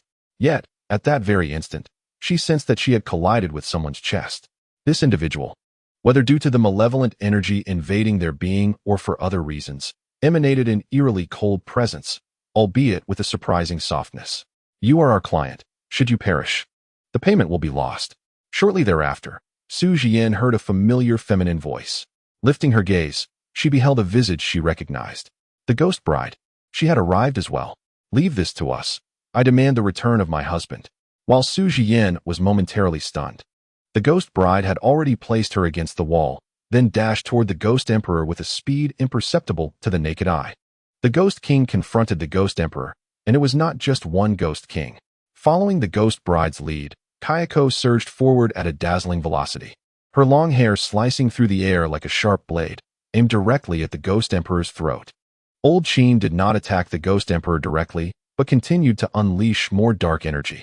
This malevolent aura enveloped the minions summoned by the Ghost Emperor, causing them to display expressions of excruciating pain, momentarily rendering them immobile. The tide of battle shifted once more. The members of the 749 team, having never witnessed such a spectacle, stood frozen for a moment before realizing the opportunity. Now, kill! Cries of battle erupted. Old Qin restrained the minions, presenting the perfect moment for them to strike. In the chaos of the battlefield, the Ghost Emperor detected an unsettling and perilous aura. Li Tao had already sustained serious injuries. With just one more strike, he was confident he could send this feeble human to the depths of hell. However, the ominous sensation compelled him to halt his actions and evade to the side. In the next moment, he witnessed two formidable energies crashing down upon the very spot where he had just stood. Regaining his composure, the Ghost Emperor seethed with rage. Turning to face the two formidable auras, he was poised to strike when he suddenly froze in place. In that moment, he heard a furious voice from the Ghost Bride. Return my husband to me. Accompanying her words was the swift approach of her figure, bringing with it the chilling scent of death. Chapter 74. Return my husband. The Ghost Emperor narrowly evaded an attack. The Ghost Bride, undeterred, adjusted her stance, and charged once more towards him. Her speed was astonishing, akin to a fleeting flash of light. The air around her quivered, resulting in a sonic boom. For Jiang Yun, she held nothing back. A full-force strike. Not to be outdone, Kayako followed closely behind. The simultaneous assault from the two great ghost lords posed a significant threat to the Ghost Emperor. Yet, he remained rooted in place, staring in astonishment at the approaching figures of the Ghost Bride and Kayako. Ting! Ting! Ah! Before the Ghost Emperor could utter another word, the combined might of the two Ghost Lords descended upon him. The overwhelming force sent him hurtling through the air, reminiscent of the sensation he had experienced when Su Jian had struck him from behind. However, this time, he faced the onslaught head-on. At the instant they made contact, a mouthful of black blood erupted from his lips. Ting! Ting! Is it really you? The transformed Ghost Emperor, now in the massive form of a werewolf, was sent crashing into the wall outside the mall, spewing forth another stream of black blood. He lifted his head. Disbelief etched across his face as he beheld the Ghost Bride who had just attacked him. Upon uttering those words, the Ghost Bride, who had initially intended to strike again, momentarily paused. However, it was but a fleeting moment. Almost immediately, she regained her fierce intent. Ting! Return my husband to me. As she spoke, her attacks grew increasingly ferocious. In concert with Kayako, the two Ghost Lords launched another coordinated assault. This time, the Ghost Emperor refused to remain passive. He swiftly dodged to the side. Regardless of how the Ghost Bride and Kayako attacked, he did not retaliate. Instead, he evaded their blows while repeatedly calling out, Ting! Ting, it's me. I'm Ergo. Don't you remember? I am your husband, the one who loves you, Ergo. I transformed into this werewolf form for you. The Ghost Emperor cried out time and again, yet all he received in return were the relentless assaults of the Ghost Bride. In a bid to evade these formidable techniques, the Ghost Emperor even resorted to crushing several of the minions he had summoned. 3 powerful presences surged and flickered throughout the shopping mall. The attacks that the Ghost Emperor deftly dodged found their mark upon the walls and various fixtures of the establishment. Within mere moments, the entire mall began to tremble precariously. Is this the might of the Ghost King? It is utterly terrifying. Su Jian clutched her chest, suppressing the pain, as she rose to witness the unfolding battle. Before the arrival of the Ghost Bride and her companions, she had fought valiantly alongside over 100 individuals against the Ghost Emperor for an extended period, only managing to dismantle a few walls. In stark contrast, the combined efforts of the Ghost Bride and Kayako were aimed at nothing less than the annihilation of the entire shopping mall. Su, are you all right? At that moment, Li Tao approached Su Jian, dragging his injured arm. With the assistance of Old Qin, the other team members swiftly dispatched the minions summoned by the Ghost Emperor, surrounding Su Jian to ensure her safety. Yet, the tumultuous clash between the two Ghost Kings and the Ghost Emperor was so profound that their attention was entirely captivated by the ferocity of the battle. They collectively gasped, overwhelmed by a sense of dread. Fortunately, the two Ghost Kings had not turned their wrath upon them. Otherwise, even their combined strength would have proven insufficient against them. Moreover, have you noticed that the Ghost Emperor has been evading attacks without retaliating?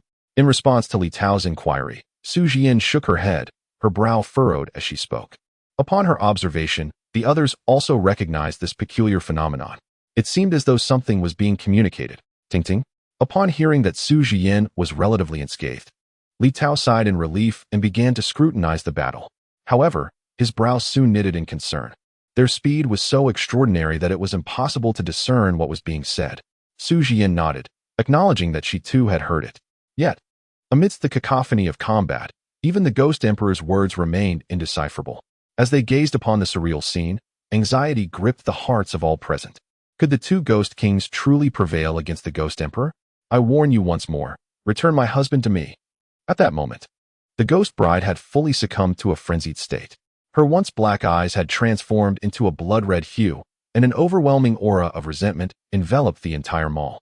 Were it not for Old Qin's dark energy, the sheer intensity of this malevolence would have been sufficient to fill a small vessel for Su Jian and her companions. Though my time in the land of Huaxia has been brief, I must issue a final warning. Release that wretched woman. Kayako possesses a tempestuous spirit as well. She has not succumbed to fury, yet her demeanor suggests she is not far from it. Wrath radiates from her as she glares at the Ghost Emperor. In the face of such indignation, the Ghost Emperor finds himself in utter torment. Ting Ting, the husband you speak of, Could it be that young man from the Jiang family? I am your true husband. Open your eyes and behold, it is I who holds that title. The Jiang clan are our foes, our adversaries. The Ghost Emperor roared, unable to contain himself any longer. He would no longer evade. He hesitated to strike the ghost bride, but Kayako was a complete stranger to him. Moreover, from her words, she was merely an outsider spirit. He could certainly act. Ting Ting, I had no desire to resort to this. It is you who has compelled me, who has driven me to this brink. The Ghost Emperor bellowed, entering a state of frenzy, poised to unleash his wrath upon the obstructive spirit Kayako. Yet, without any provocation, his body suddenly quaked violently. Following this, a jet of black blood erupted from his forehead. Who granted you the audacity to speak to my kin in such a manner? At that moment, from the apex of the mall, a uniquely resonant male voice echoed. The crowd instinctively sought the source of this voice, only to witness a thick, dark appendage swiftly extending toward the Ghost Emperor from a corner of the upper level, until it was forcefully thrust into the Ghost Emperor's newly opened mouth. Boom! The resounding blast reverberated throughout the mall. In that instant, the Ghost Emperor's wolfish head erupted like a crimson rose. Chapter 75, Audacious Monster. Boom! The gunshot echoed through the mall, leaving everyone in stunned silence. Particularly astonishing was the sight of the once mighty Ghost Emperor being felled in an instant. This unfathomable scene shook the very core of every onlooker. The air seemed to still.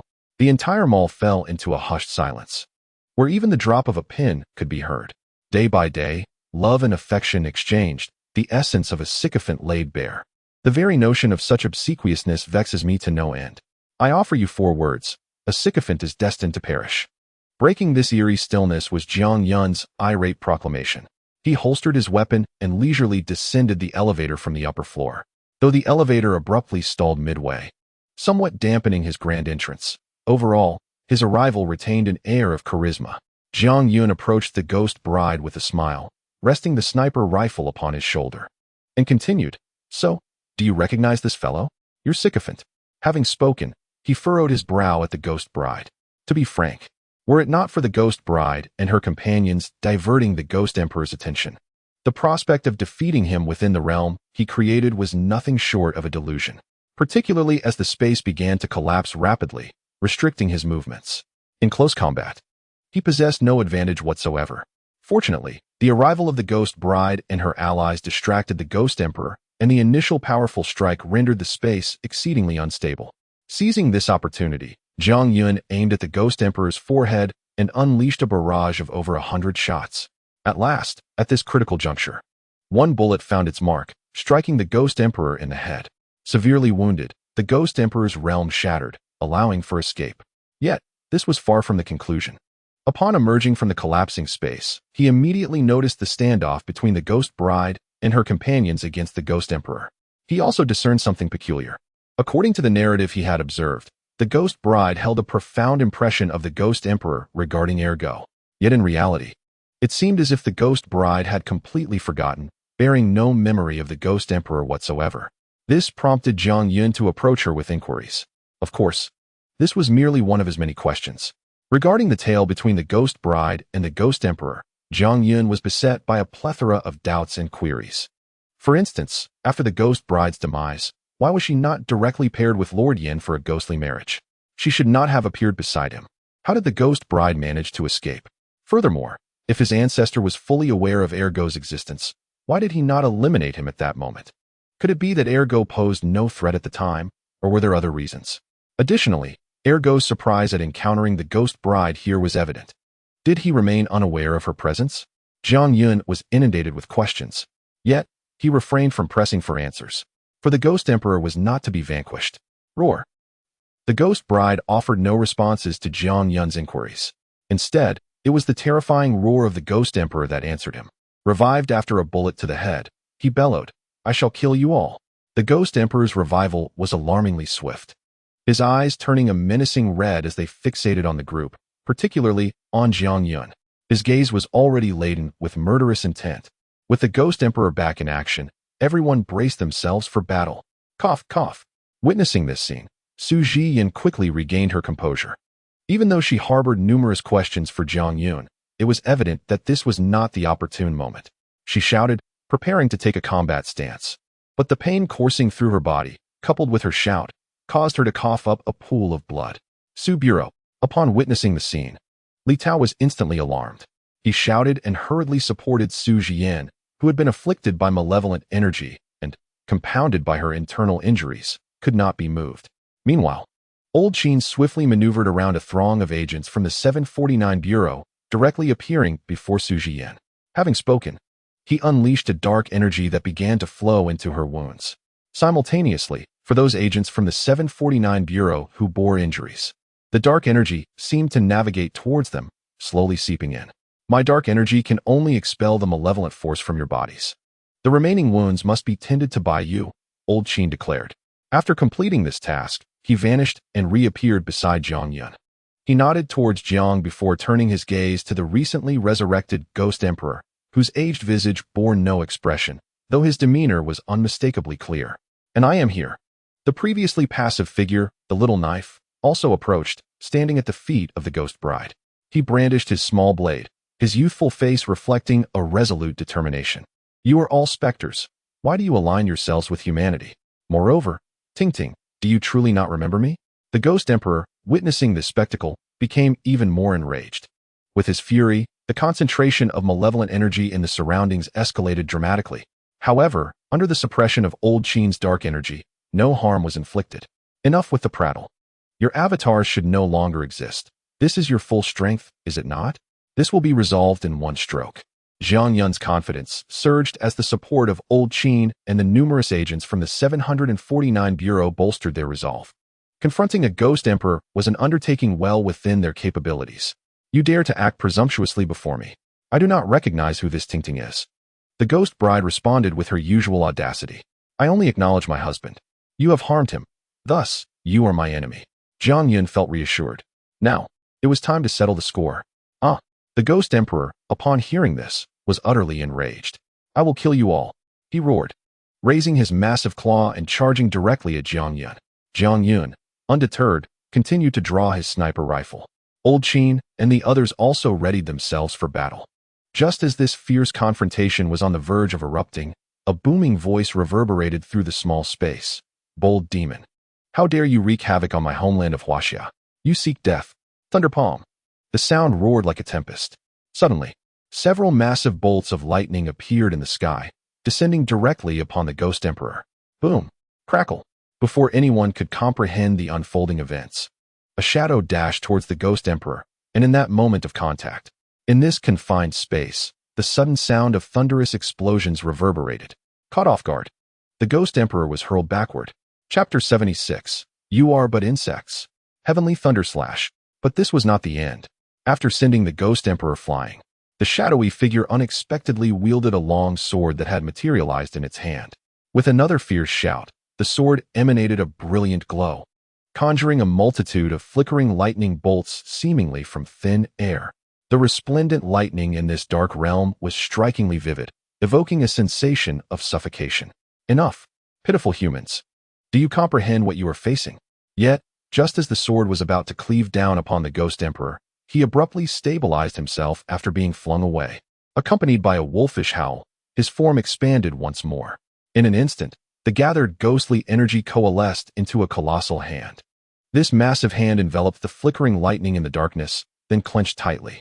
The sound of the lightning's explosion crackled and fizzled until silence reigned. A wolf's howl echoed again. The Ghost Emperor reappeared, directly before the shadowy figure. He opened his gaping maw, lunging at the figure, poised to devour it whole. Boldly. Danger. At the critical moment, another golden figure flashed beneath the gaping maw. Seizing the moment of the bite, it whisked the shadowy figure to a relatively safe location. However, this was only in relation to the monstrous mouth. In the place they fled to, a ghostly apparition clad in white with a pallid visage emerged. The apparition dashed toward the two, and then, boom, the ghost exploded. The tremendous shockwave sent the two figures hurtling through the air. Everything transpired with startling rapidity. By the time the onlookers regained their composure, the Ghost Emperor had grown to nearly the height of a building, casting a formidable gaze upon the crowd, exuding an aura of dominance. The complete form of the Ghost Emperor had officially made its entrance. Ha ha ha, you have successfully enraged me. You shall all pay the price. You are mere insects. The Ghost Emperor laughed heartily, granting no time for the others to react before charging towards Su Jian and her companions. Then, I shall first deal with you insects. The Ghost Emperor roared as he approached. This time, it was not merely an attack. From his eyes, a green light shot forth, unerringly aimed at Su Jian. Su Bureau. Panic ensued among everyone. Even Zhang Yun, upon witnessing this scene, felt a tightening in his heart. He would not naively assume that the green light merely served to dye one's hair a vibrant hue. The Ghost Emperor's assault was lethal. Thus, in that moment, Zhang Yun chose to take action. Bold and defiant, he declared, "Dare to harm my young lady, and you shall face the consequences." Simultaneously, 3 streaks of light surged from the entrance of the mall, racing towards Su Jian. Just as the green light was about to make contact with her, these 3 beams halted firmly before Su Jian. They were 3 individuals. They had no time to execute any defensive maneuvers, and instead, they braced themselves with their own bodies to withstand this attack. The green light struck them, yet it emitted no sound. However, without exception, the moment each of the 3 encountered the green light, they coughed up blood and knelt on the ground, their faces contorted in agony. Humph! The Ghost Emperor, upon seeing his attack thwarted, paused momentarily before releasing a cold snort. Having failed his initial strike, he prepared to attack once more. "How dare you show me such disrespect?" Yet, at that very instant, Zhang Yun finally arrived. The sniper rifle in his hands had already transformed into a long whip. Seizing the opportunity while the Ghost Emperor was momentarily stunned, he lashed the whip towards the back of the Emperor with precision. Crack! As the whip struck, the Ghost Emperor's next attack was halted, followed by a chilling howl of pain. "Now's our chance, brothers, charge." With the Ghost Emperor's assault momentarily suspended, the agile knife-wielder dashed forward, followed closely by Lao Qingtu and the others. With all their might, the 4 ghosts launched a simultaneous attack. Zhang Yun also switched back to the sniper rifle, aiming at the Emperor's lower regions. Boom! Thud! 2 resounding impacts echoed as the attacks landed upon the massive form of the werewolf, causing the very ground to tremble. Yet, astonishingly, the Ghost Emperor merely staggered back a mere 10 steps. Is this beast's blood truly so resilient? Witnessing this, Zhang Yun's brow furrowed once more. That was 3 Ghost Kings, coupled with his whip and gun, and yet they had only forced him back a few steps. He had underestimated the Ghost Emperor. The full-bodied Ghost Emperor was exceedingly formidable. If this continued, it would become untenable. Meanwhile, behind Zhang Yun and the others, Su Jian gasped in shock. The reason was clear. Those who had shielded her from the Ghost Emperor's onslaught were none other than Su Wai, the patriarch of the Su family, along with Wang Qingsong, the patriarch of the Wang family, and Zhang Tianshi. The shadowy figure from earlier was also revealed to be none other than Li Hu, the patriarch of the Li family. The one who rescued him from the jaws of death was none other than Lu Qianyuan, the patriarch of the Lu family. Previously, the combined assault of the Ghost Bride and Kayako had created quite a commotion. They were outside, so how could they not have heard it? In a moment of urgency, they broke through Zhang Tianshi and his formidable formation to enter. Li Hu was the first to rush in, and at first glance, they beheld the now frenzied Ghost Emperor. Without uttering a word, he launched an immediate attack. Lu Qianyuan also intended to intervene, but upon witnessing Li Hu ensnared in peril, he could only prioritize saving him before seeking another opportunity. Yet, to their astonishment, the Ghost Emperor unleashed a joint assault. An explosion ensued, severely wounding both of them. As for Su Yi, Zhang Tianshi, and Wang Qingsong, who entered afterward, their predicament needs no elaboration. As Su Jian's father, upon seeing his daughter attacked by the Ghost Emperor, he momentarily forgot everything. If he could not avert the crisis, he would bear the burden of the harm himself. Zhang Tianshi and Wang Qingsong, following closely behind, had no alternative but to brace themselves and press on. Consequently, all 3 suffered grievous injuries. After racing from the western region, in just a fleeting encounter, the patriarchs of the 4 great families were left in dire straits. Su Yi's face contorted in agony, feeling as if he were on the verge of being blown apart. He could not discern the nature of that green light, but at that moment, he felt profoundly unwell. Upon seeing Su Jian, who was similarly gravely injured, approach, he managed to muster a faint smile and uttered, "It's all right, father will not." Before he could finish, he coughed up a mouthful of blood. Chapter 77. Truly the deaf air, isn't it? Father.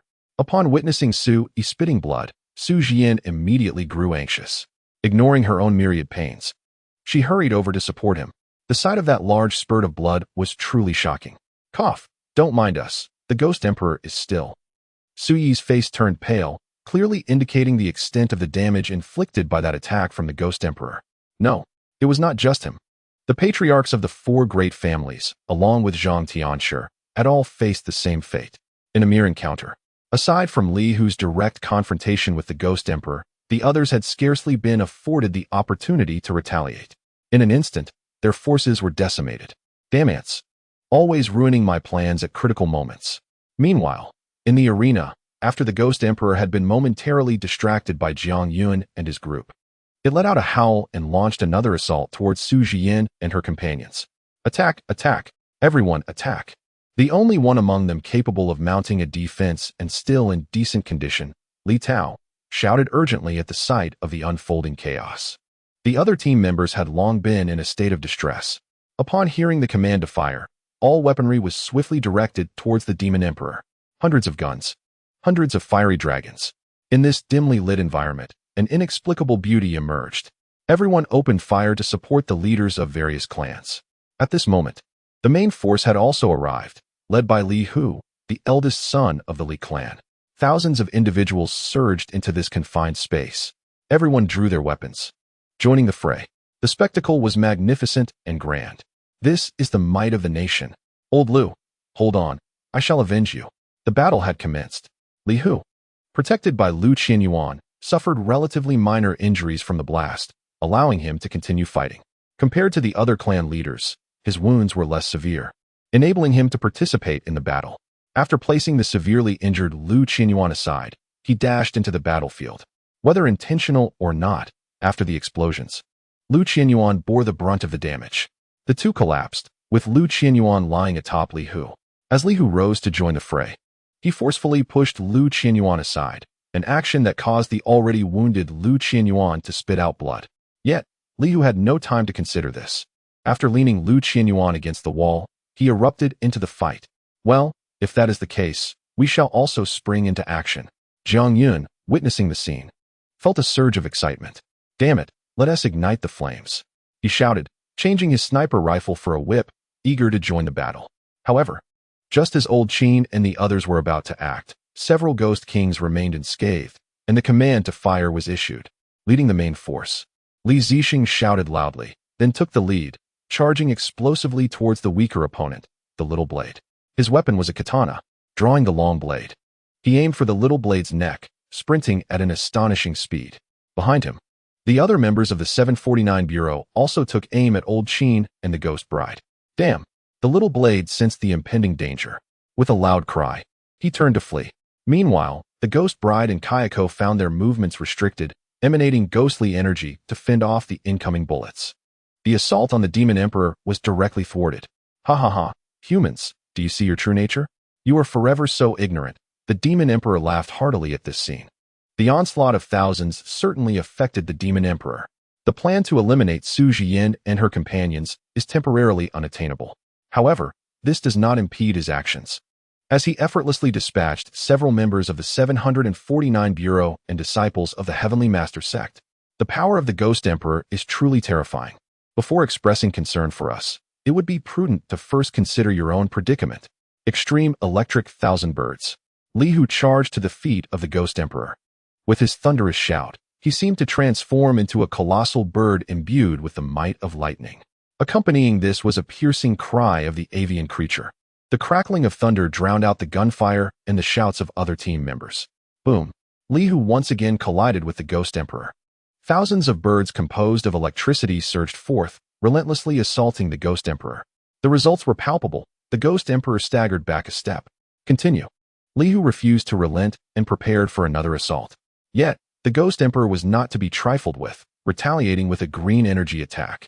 Aware of the devastating potential of this move, Li Hu had no choice but to cease his charge and evade.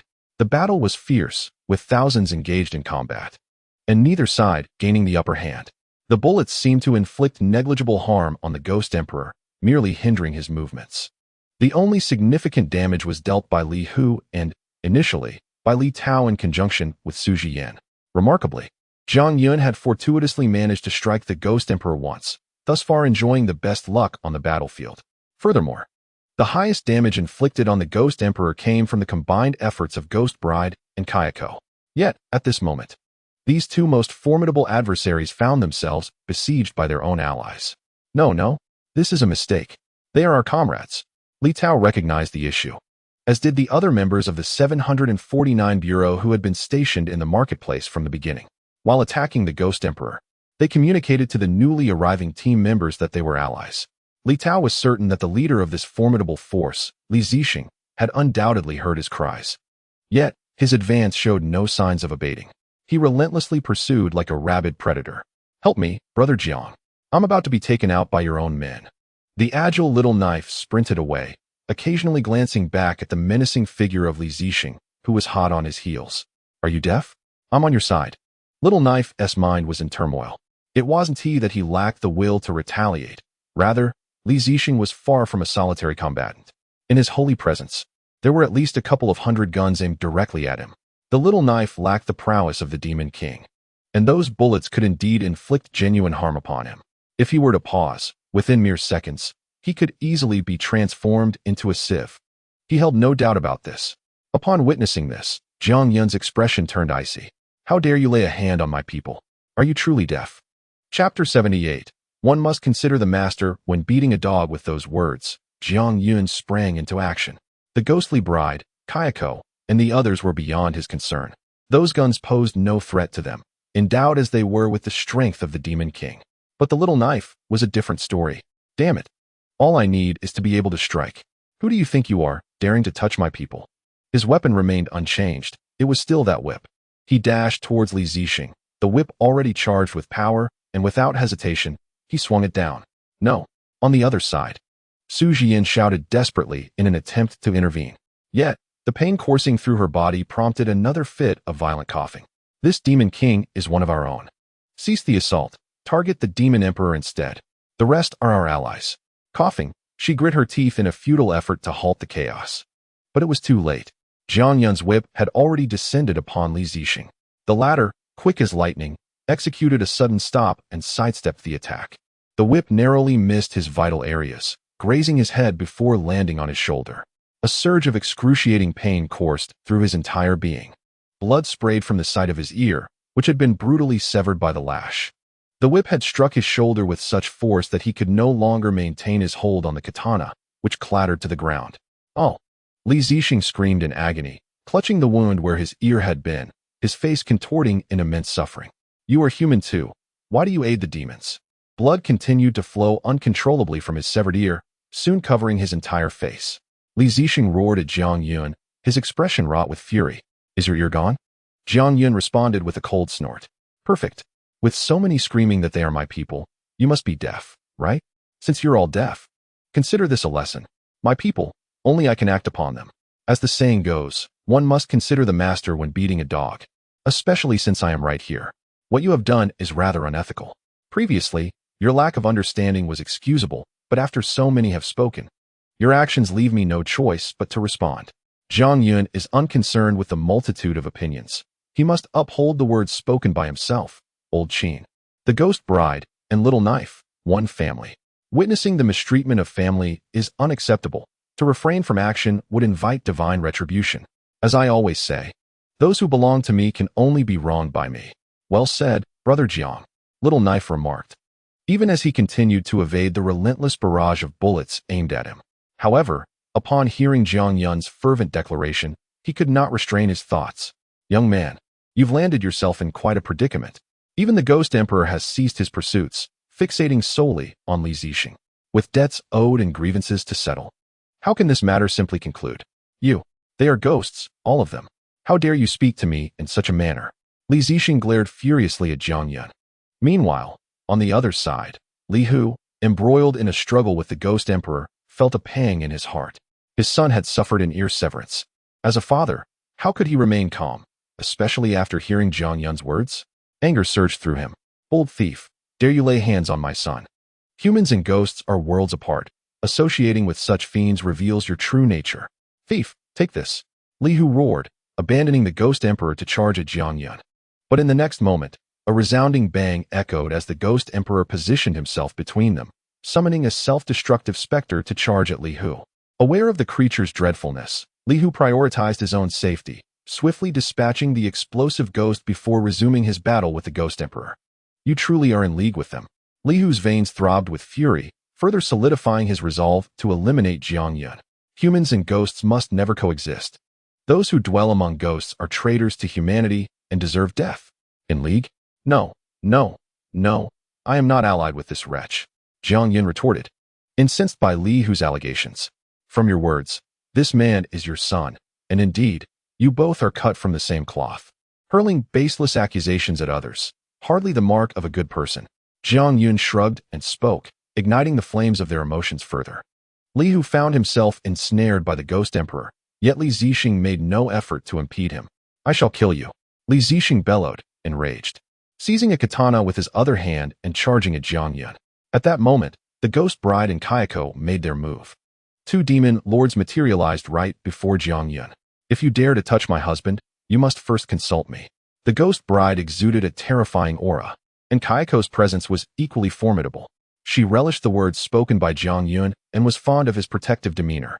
Although she had been sold by that scoundrel, it seemed Jiang Yun was not so bad after all.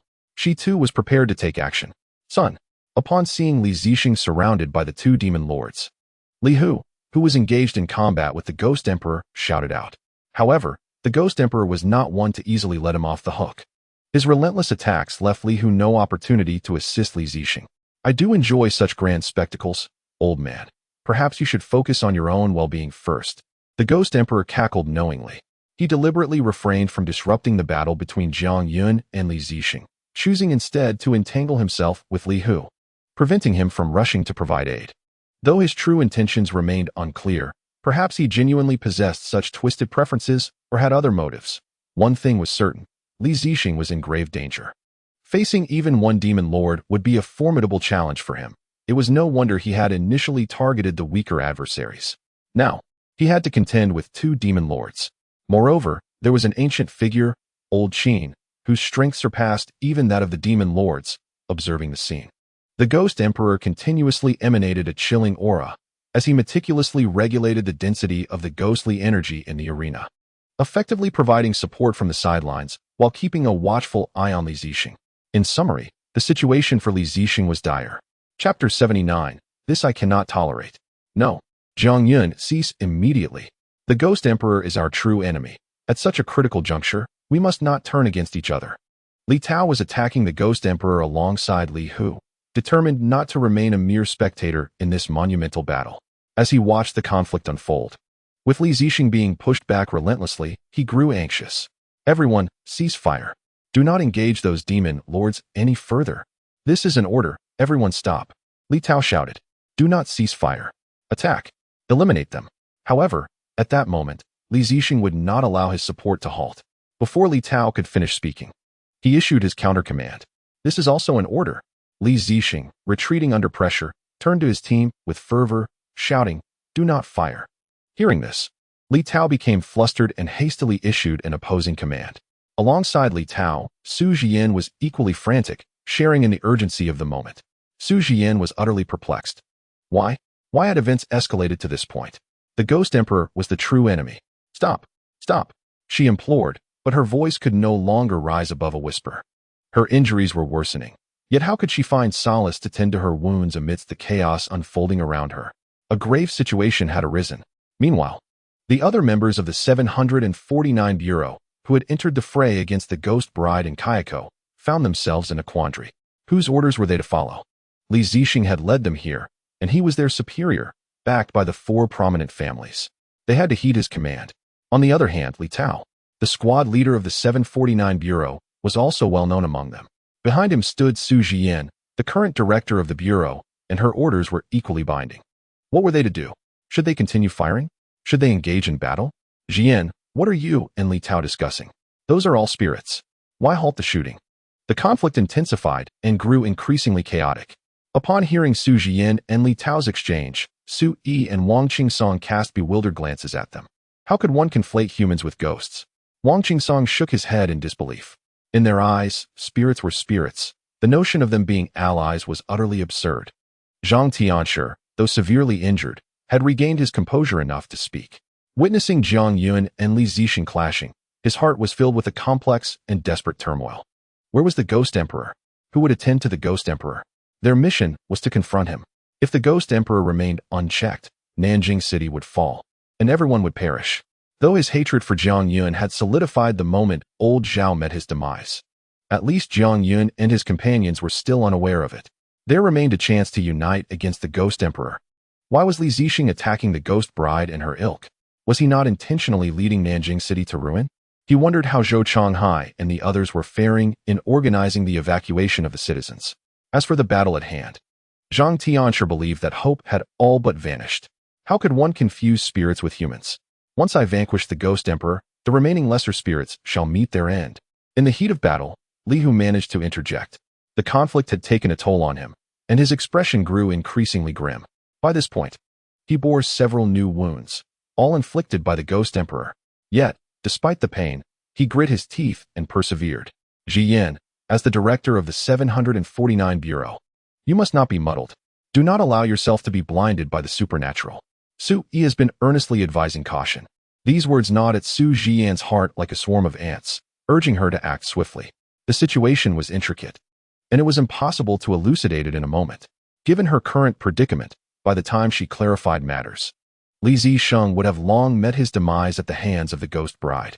The only glimmer of hope lay in persuading Jiang Yun and his associates to cease hostilities. Jiang Yun, I implore you to halt their actions and confront the Ghost Emperor first, if you would. Having come to this realization, Su Jiyan cast a pleading gaze toward Jiang Yun. This was not the time for tantrums. The fate of millions of citizens in Nanjiang rested in the hands of these few individuals. Confronting the Ghost Emperor was of paramount importance.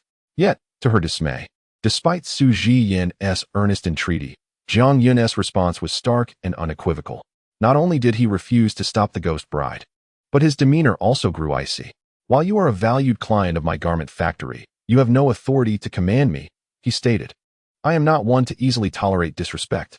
The Ghost Emperor may have sought my life, yet I recognize him as a man. For now, I shall refrain from confronting him. I will settle my affairs here before addressing that grudge. Furthermore, my intentions against the Ghost Emperor are not motivated by your concerns or those of Nanjiang, so do not overthink it. Jiang Yun's stance was clear, reflecting his perspective. Setting aside other considerations, the narrative revealed that the Ghost Emperor indeed harbored malevolent intentions. It was reasonable for him to meet his end. However, the Ghost Emperor's willingness to stake even his life made the matter more complex. He may betray many, yet he remains loyal to the Ghost Bride, a trait commendable in a man. Li Zixing, on the other hand, was an entirely different case. He initiated the attack without hesitation, disregarding any restraint. His actions were not merely reckless. They were an affront to Su Jiyan. It was akin to a blatant insult, one that could not be tolerated. He deserved a lesson, but with the understanding that he was our client, they would spare his life, ensuring he was not killed. Jiang Yun relayed instructions to the Ghost Bride and Kayako, who were now executing his orders.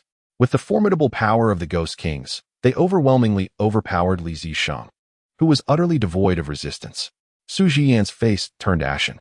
Her attempts at reconciliation had failed. Jiang Yun's character was profoundly inscrutable.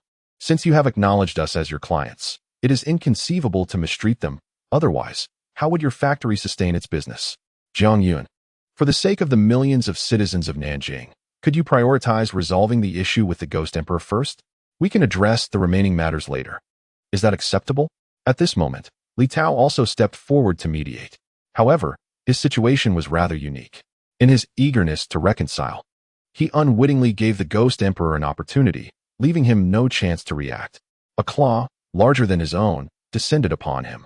Chapter 80, Brothers, Charge. The Ghost Emperor's might was indisputable. With this strike, Li Tao's fate was sealed. Grievous injury was the only foreseeable outcome. Yet, he might consider himself fortunate.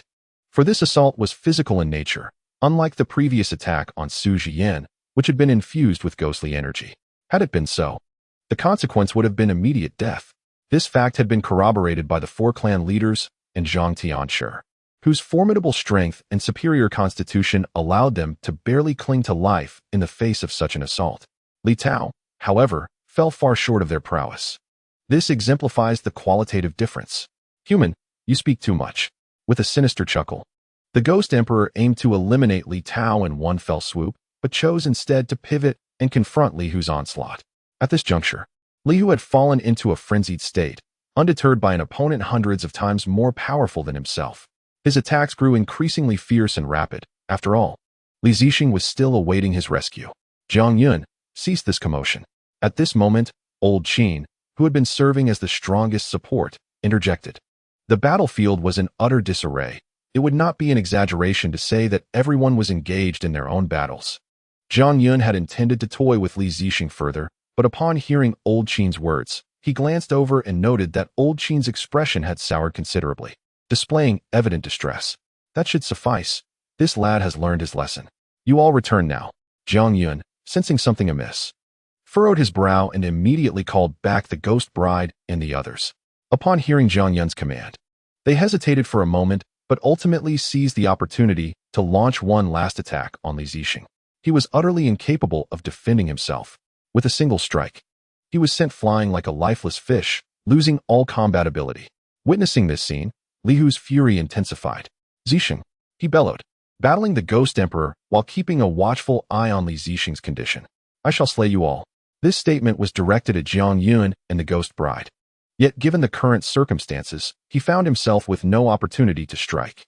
The presence of the Ghost Emperor enveloped him in an overwhelming sense of suffocation, rendering him utterly defeated. Enough of this incessant chatter. If it continues, your days will be numbered. Upon hearing these words, Jiang Yun remained unfazed.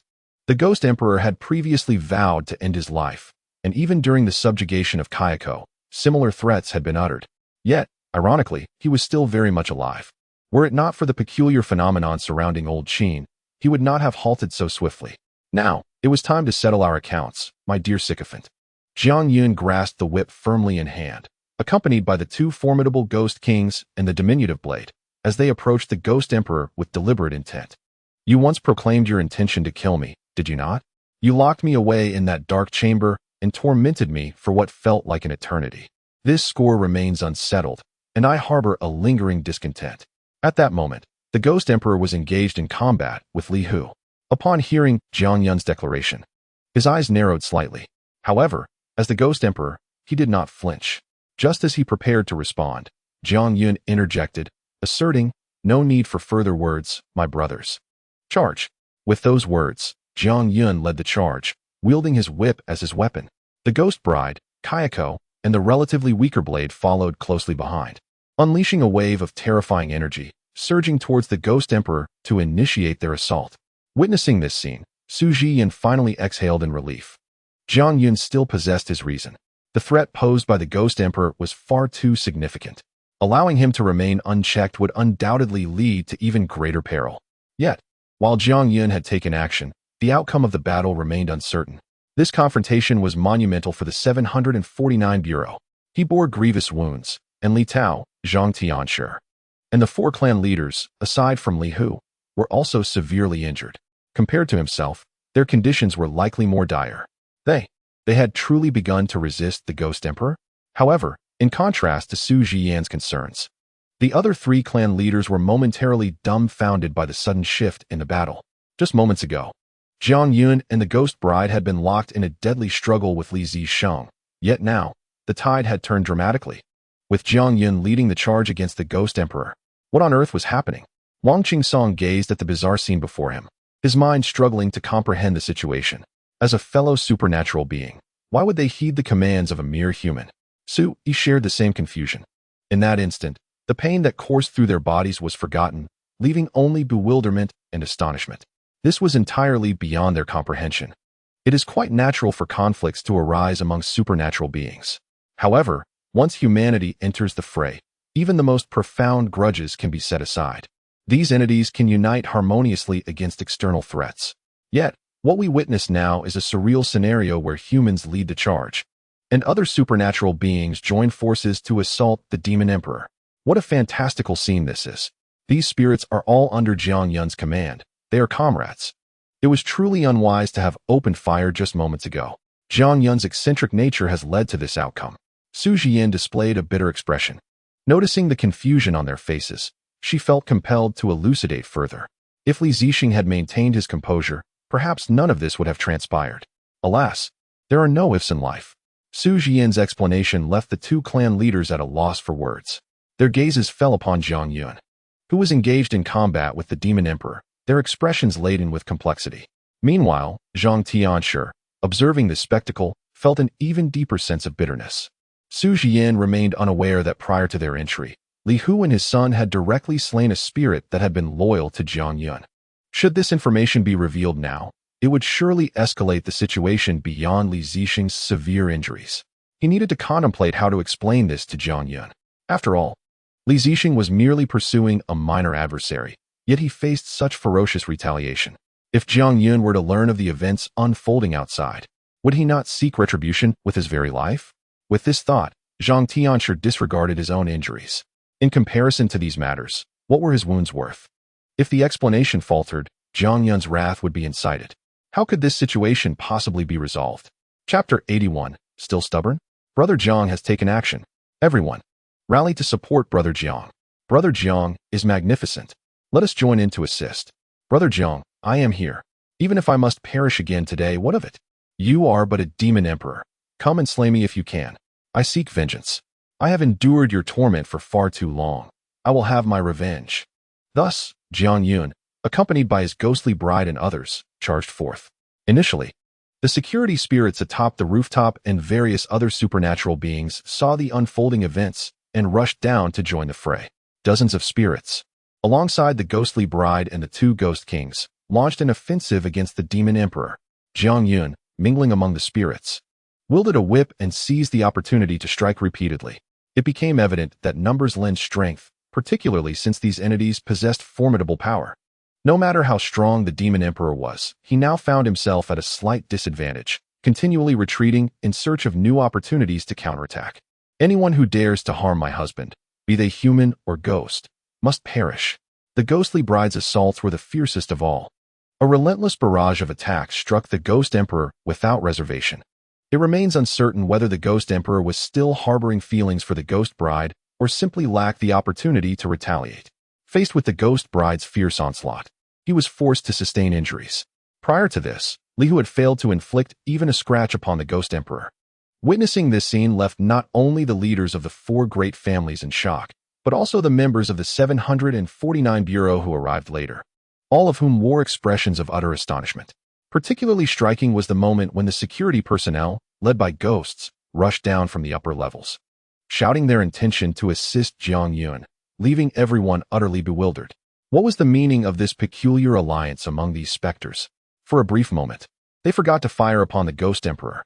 The earlier 749 Bureau members, upon witnessing the bewildered expressions of the newcomers, merely shrugged and smiled wryly, as if to say, "See, I told you, the only enemy here is the ghost emperor, the rest are our allies."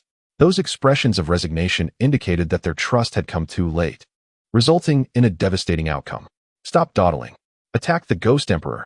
He must be eliminated, and we cannot allow him to escape. Among the team, some squad leaders had emerged, with Li Zixing having been rendered unconscious by the ghost bride's assault and Li Tao severely injured by the ghost emperor. Now, these squad leaders had become the temporary commanders on the battlefield. Despite their astonishment, the ghost emperor still had to be hunted down. After a brief moment of surprise, the squad leaders began issuing commands. Focus solely on the ghost emperor. The other specters are our allies. I repeat, only attack the ghost emperor. The others are allies. They shouted loudly. Upon hearing their voices, the other team members snapped out of their stupor and rejoined the fray. This time, every individual had a singular focus. The greatest threat in the arena, the ghost emperor. Aside from, return my son's life. At this point, Zhang Yun and his companions had already joined the fight against the ghost emperor.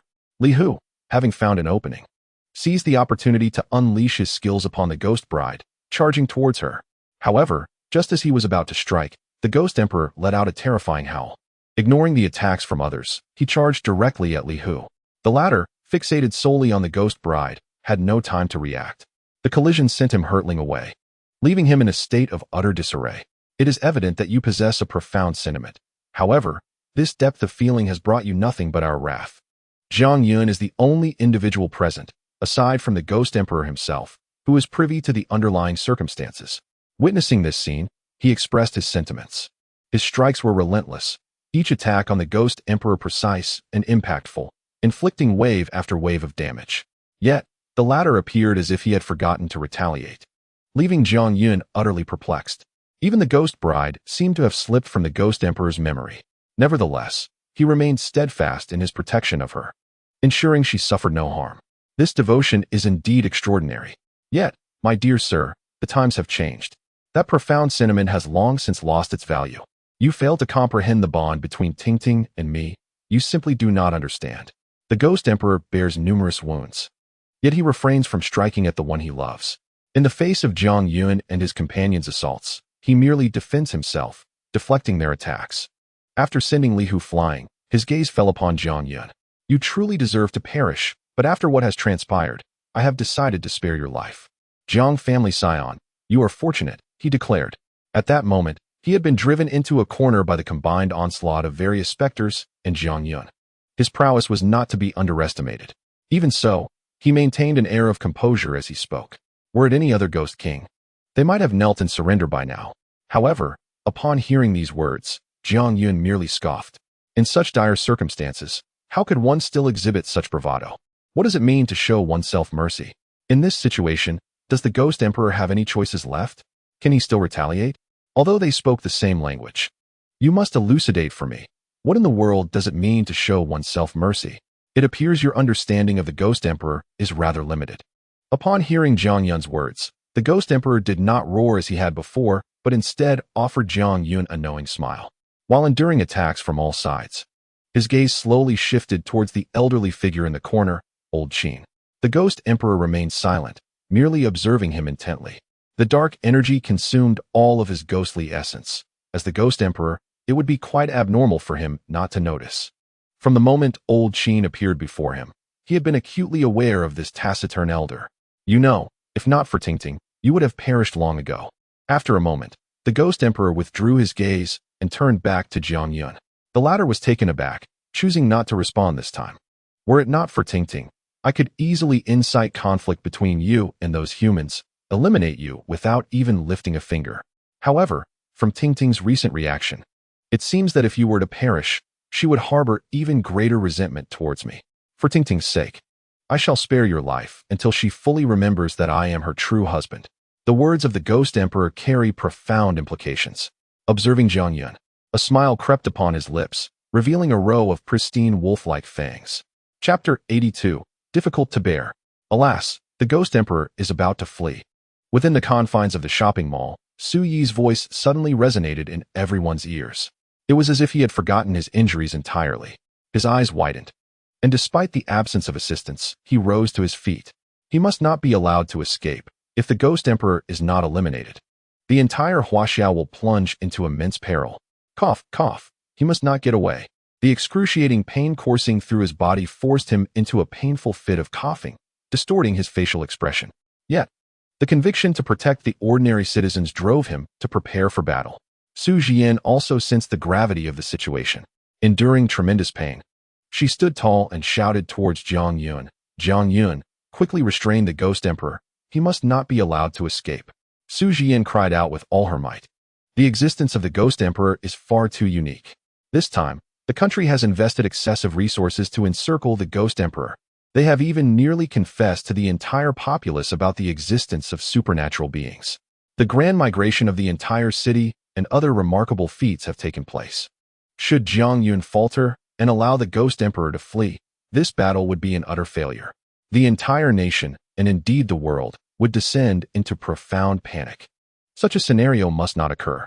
Quickly, intercept the Ghost Emperor. Cough, cough. He must not escape.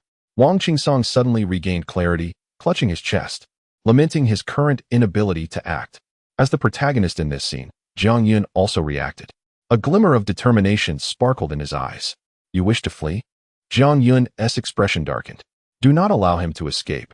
If he cannot be killed, at the very least, he must be subdued and made to toil in a factory, operating a sewing machine until he reforms. With that, Jiang Yun hesitated no longer. He led the Ghost Bride and Kayako in launching their final assault. Previously, within the Ghost Emperor's domain, he had discovered one of the Emperor's weaknesses. Though somewhat crude, there was no time for hesitation now. Attack his groin. That is his vulnerability, Jiang Yun shouted. He swiftly exchanged his long whip for a sniper rifle. Ghost Emperor. Is this proper behavior in public? Upon hearing this, the Ghost Emperor's expression shifted dramatically, his wolfish visage contorting in anger as he prepared to flee. Jiang Yun took aim and fired. Bang! The resounding gunfire echoed throughout the shopping mall. A howl of despair escaped the Ghost Emperor's lips. Following this, the members of the 749 Bureau, upon hearing his anguished cries and witnessing the damage inflicted upon him, momentarily paused in surprise. Although perplexed by the situation and captivated by the sight of Jiang Yun's shot, the Ghost Emperor's distorted expression also elicited an uncomfortable chill in their own groins. Despite their lengthy battle, no discernible weakness of the Ghost Emperor had been uncovered, leaving them reliant on Jiang Yun's guidance. In the next instant, they collectively aimed at the Ghost Emperor's groin. Fire! With a decisive command, hundreds of fiery projectiles were unleashed, all targeting the Ghost Emperor's vulnerable area. Wow, Brother Jiang. That move is ruthless. But I like it, haha. Little Knife exclaimed, feeling exhilarated. Upon hearing these words, a thought ignited in his mind, and dozens of knives materialized before him. Without hesitation, he seized 5 or 6 blades, aimed them at the Ghost Emperor's groin, and hurled them with precision. Ghost Bride, however, showed no reluctance towards Jiang Yun's strategy. Although her assault lacked the grandeur of others, its potency surpassed theirs by hundreds of times. After all, the Ghost King's might was formidable. Instead of engaging directly, she wielded her unique powers to manipulate large objects within the mall, sending them hurtling towards the Ghost Emperor's groin. Who dares call you husband? And who is your wife? Scoundrel, debauched, shameless. As she controlled the flying objects, Ghost Bride continued to voice her grievances. Her chosen projectiles reflected her current mood. Anything sturdy was fair game. For instance, those massive marble blocks positioned outside the mall weighed 300 to 400 pounds each. Ghost Bride manipulated 10 of them at once. These stone blocks soared through the air like cannonballs, aimed directly at the Ghost Emperor's groin. The ordinary soldiers stationed outside, witnessing the previously grounded stone blocks take flight, stood dumbfounded, mouths agape, momentarily at a loss for words. Meanwhile, Kayako, with her notoriously fiery temper, was unable to restrain herself any longer upon hearing Jiang Yun mention the Ghost Emperor's weakness. I absolutely detest irresponsible and overly responsible men. All men are scoundrels. Kayako's eyes rolled back in exasperation as she crawled closer to the Ghost Emperor. Her weapon of choice? Her incredibly resilient long hair. This time, her hair did not float. Instead, it transformed into a scissor-like shape, poised to deliver a sharp attack to the Ghost Emperor's groin. The scene was nothing short of spectacular. The collective assault elicited a gasp from Su, Yi, and others, who were anxiously aware of their inability to assist. The visual impact was utterly overwhelming, almost unbearable to behold. Even a stone giant would falter under such an onslaught, let alone the corporeal Ghost Emperor. As men, they could feel the pain as if it were contagious. Even Li Zixing, who had previously been rendered unconscious by the Ghost Bride's attack, was so startled upon regaining consciousness and witnessing the scene that he fainted once more. The Ghost Emperor's groin was indeed a target, subjected to a relentless barrage of attacks that drew forth anguished cries. In a desperate attempt to counterattack, he found himself thwarted by Jiang Yun, who wielded a sniper rifle, one of the Ghost Emperor's most detested weapons. No matter how he altered his position, that enormous, dark, and straight object came at him unerringly. Before he could react, it discharged. The searing sensation rendered him utterly incapacitated. The assault continued with the intent to render him incapable of any further action. Jiang Yun's enthusiasm only intensified, achieving a firing rate of 1 shot per second, each bullet striking true. The ferocity of the others' attacks escalated, particularly the Ghost Bride's repeated strikes with 10 stone pillars. Following the final blow, those pillars shattered against the Ghost Emperor's groin, fracturing into pieces. A brief silence enveloped the arena as all the men present, including Jiang Yun, instinctively crossed their legs. Women truly should not be trifled with. The severity was astounding. Resolute as a man, Jiang Yun decided to take another shot at the Ghost Emperor's groin, seeking to alleviate the strain on his own fragile heart. Chapter 83. What of the lowly? The battle raged fiercely, weapons hurled desperately at the Ghost Emperor's groin. Sui, watching from the rear, grimaced. Ordinary attacks lacked such intense visual impact. Yet, Jiang Yun had chosen a manner of assault that every man could viscerally empathize with. The degree of attack was akin to tormenting the Ghost Emperor. Indeed, since Jiang Yun had unveiled the Ghost Emperor's vulnerability, the once dominant foe was now at the mercy of the collective onslaught. Of course, part of this was due to the Ghost Emperor refraining from retaliating, but primarily, it was Jiang Yun's revelation of the Ghost Emperor's weakness that turned the tide. Who could have imagined that one should target the groin of a specter? Who could fathom the torment the Ghost Emperor had endured prior to their arrival? The spectacle was too exquisite to contemplate. However, if this continues, the Ghost Emperor may indeed succumb right here. The technique may be crude, but what matters is its efficacy. After all, this is fundamentally an unequal battle. So what if a few underhanded moves are employed? The Ghost Emperor's cries resonate painfully throughout the arena. It is evident that he has endured an immense amount of damage. His once massive form has notably diminished in such a short span of time, clearly indicating that these attacks are effective. Enough. Cease your actions at once. As the tide of battle began to shift, the Ghost Emperor, in a state of urgency, targeted the armed members of the 749th Division and unleashed his Emerald Gaze attack. He swept across the battlefield like a superhero. Although everyone had prepared for the Ghost Emperor's counterattack, upon witnessing the onset of the green light, they swiftly attempted to evade. However, this time, the Ghost Emperor's assault appeared even more formidable than before. Where the green light passed, walls of the shopping center crumbled to the ground, a sight unforeseen by all. The collapsing walls ultimately inflicted injuries on several team members. The onslaught did not affect Jiang Yun and his companions, yet it is undeniable that the Ghost Emperor's new wave of attacks plunged the scene back into chaos. And you, I have tolerated you for far too long. The Ghost Emperor roared at Jiang Yun, though he refrained from launching an attack. In due time, I shall ensure your demise.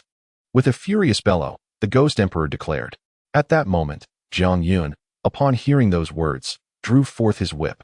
Despite the dire circumstances, the Ghost Emperor remained defiant. With that, Jiang Yun wielded the long whip and aimed for the Ghost Emperor's vulnerable area, striking with precision. The Ghost Emperor's anguished wail surpassed any prior cries, resonating deeply within his very soul, unbearable to endure. This single strike even compelled the Ghost Emperor to revert to his human form. At last, his true shape was revealed. Contrary to the belief that he would dare not appear in human guise, Jiang Yun regarded the scene with a slight smile, tinged with surprise. He had not anticipated that this strike would compel the Ghost Emperor to revert to human form. The Ghost Emperor was incensed by Jiang Yun's audacity. His vulnerability lay indeed in that particular area. After all, he had attained his status as the Ghost Emperor through sheer physical might. Rather than transitioning into a specter upon death and gradually enhancing his power, as a being who cultivated strength through his corporeal form, he inevitably bore weaknesses. Though he transformed into a werewolf, augmenting his abilities in every aspect, that particular region remained the last vestige of dignity he retained following his transformation. For centuries, he had cultivated his strength through his physical form, never encountering an opponent capable of exploiting his weakness, until Jiang Yun appeared as the singular exception. Who could have imagined that this fellow would play by his own rules? Who in their right mind would focus on targeting a person's vulnerabilities in such a manner? The Ghost Emperor now harbored grave doubts as to whether Jiang Yun had come merely to toy with his psyche. Nonetheless, it mattered little. He would inevitably perish at my hands, just as the last scion of the Jiang family had, for millennia ago, meeting his demise at my mercy. After being forced back into his human form, the Ghost Emperor realized he was no longer fit for combat. Coupled with his pre-existing desire to flee, he resolved to make his escape. After all, he was the Ghost Emperor. Even if he had identified a weakness, what did it matter? Beyond inflicting a modicum of discomfort upon himself, what could he achieve? A sinister smile crept across his face. I cannot fathom why Tingting is here, and why she is so kind to you. The last 3 words were nearly ground out through clenched teeth, yet this revelation did not derail his plans. With the ghost bride present and treating Jiang Yun with such kindness, slaying him here would undoubtedly incite her wrath, further fueling her disdain for him. It would be a Pyrrhic victory, with no need for immediate action. Time was on his side. We shall certainly battle again in the future. Trust me, you cannot escape my grasp. The Ghost Emperor let out a chilling laugh. You are quite impressive, far superior to that scion of the Jiang family from 4 years past. As soon as the words left his lips, an immense wave of ghostly energy surged forth from him, surpassing even the intensity he exhibited when he transformed into a werewolf. It was so potent that even old Qin's dark energy seemed to falter in its presence. We shall meet again soon. Trust me, and Ting Ting, wait for me. I will come for you. Enveloped in ghostly energy, the Ghost Emperor cast one last lingering glance at the Ghost Bride. Then he closed his eyes, his body trembling in an exceedingly peculiar manner. Can you still run? You halt. Clarify your words. What do you mean by the scion of the Jiang family from 4 years ago? Zhang Yun was momentarily stunned by the Ghost Emperor's barrage of words. By the time he regained his senses, he saw the Ghost Emperor fleeing. Anxiously, Zhang Yun felt the urgency rise within him, yet he found his weaponry woefully inadequate. All he could do was lash out with his whip towards the door. But this time, his whip failed to make contact with the Ghost Emperor. Every attack was thwarted by the ghostly energy. I will take care of this. Kayako was not far from the Ghost Emperor. Witnessing this scene, she narrowed her eyes and charged towards him. The Ghost Bride followed closely behind, launching a full-force assault. Get lost. However, this time, it surpassed everyone's expectations. In this space, an utterly unfamiliar voice suddenly emerged. Zhang Yun was certain that this was not a sound emanating from the Ghost Emperor. Just as the word roll appeared, the Ghost Bride and Kayako, who had been charging towards the Ghost Emperor, were unexpectedly sent flying away.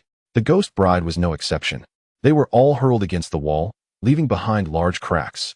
This was not an attack initiated by the Ghost Emperor. Absolutely not. Chapter 84.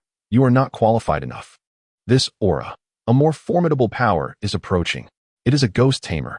I recognize this unique aura of the ghost tamer. What? How dare a ghost tamer confront the Ghost Emperor? This is disastrous. We have attracted the attention of a ghost tamer, and now we are truly finished. After the Ghost Bride and Kayako were sent tumbling, everyone present could feel an exceptionally powerful presence enveloping the entire area. Old Qin, who had been lurking in the corner controlling the ghostly energy, trembled upon sensing this aura and fell from the sky. His aged face contorted with deep wrinkles. The other Ghost Kings, including the Little Knife, who had previously followed Zhang Yun, inexplicably knelt on the ground upon sensing this aura. Their bodies quivered violently, and they dared not raise their heads. Zhang Yun, be careful. Su Jian shouted urgently, her expression equally transformed. Damn it, how could a ghost tamer appear here? A ghost tamer? Zhang Yun, on the other hand, remained perplexed. He muttered softly, a hint of confusion in his eyes. All he knew was that a powerful being had arrived, and this being was aligned with the Ghost Emperor. Moreover, with the arrival of this formidable presence, he was now the only one remaining capable of engaging in battle. All his ghostly allies had vanished. After the Ghost Bride and Kayako were struck away, despite possessing the strength of a Ghost King, they did not kneel, but displayed expressions of profound anguish. The situation was dire, evident even to the most foolish observer. Yet, the issue was that Zhang Yun was entirely oblivious to what this ghost tamer was. In reality, the Ghost Emperor had already. This must be an upheaval in the power dynamics of this world. Now, within less than a day, another ghost tamer had appeared. What on earth is this? Zhang Yun heightened his vigilance, scrutinizing everything around him. After all, he was completely unfamiliar with this ghost tamer. Moreover, without even revealing themselves, they had instilled a sense of threat in the Ghost Bride and others. This person's strength is formidable. Kid, this person is exceptionally strong. Do not underestimate them. Old Qin was perhaps the least affected among the gathering. Nevertheless, he still offered a word of caution to Zhang Yun, who nodded in response. However, it seemed that the legendary ghost tamer had no intention of taking action. After engaging with the Ghost Bride and her companions, he fell silent once more. Meanwhile, the Ghost Emperor trembled even more violently, seizing the opportunity while everyone's attention was fixated on the ghost tamer. In a matter of moments, a living person inexplicably vanished. The Ghost Emperor fled. Astonishingly, he escaped with such ease. The expressions of the onlookers darkened considerably, yet, with the ghost tamer still present, none dared to act recklessly. Until, approximately a minute later, the suffocating aura in the arena dissipated completely. The ghost tamer had departed. This battle had ended in utter defeat. Su Jian's face turned ashen. The Ghost Emperor had escaped. The leaders of the 4 prominent families lay severely injured, and her own team had suffered grievous losses. To make matters worse, they had even discovered traces of the ghost tamer.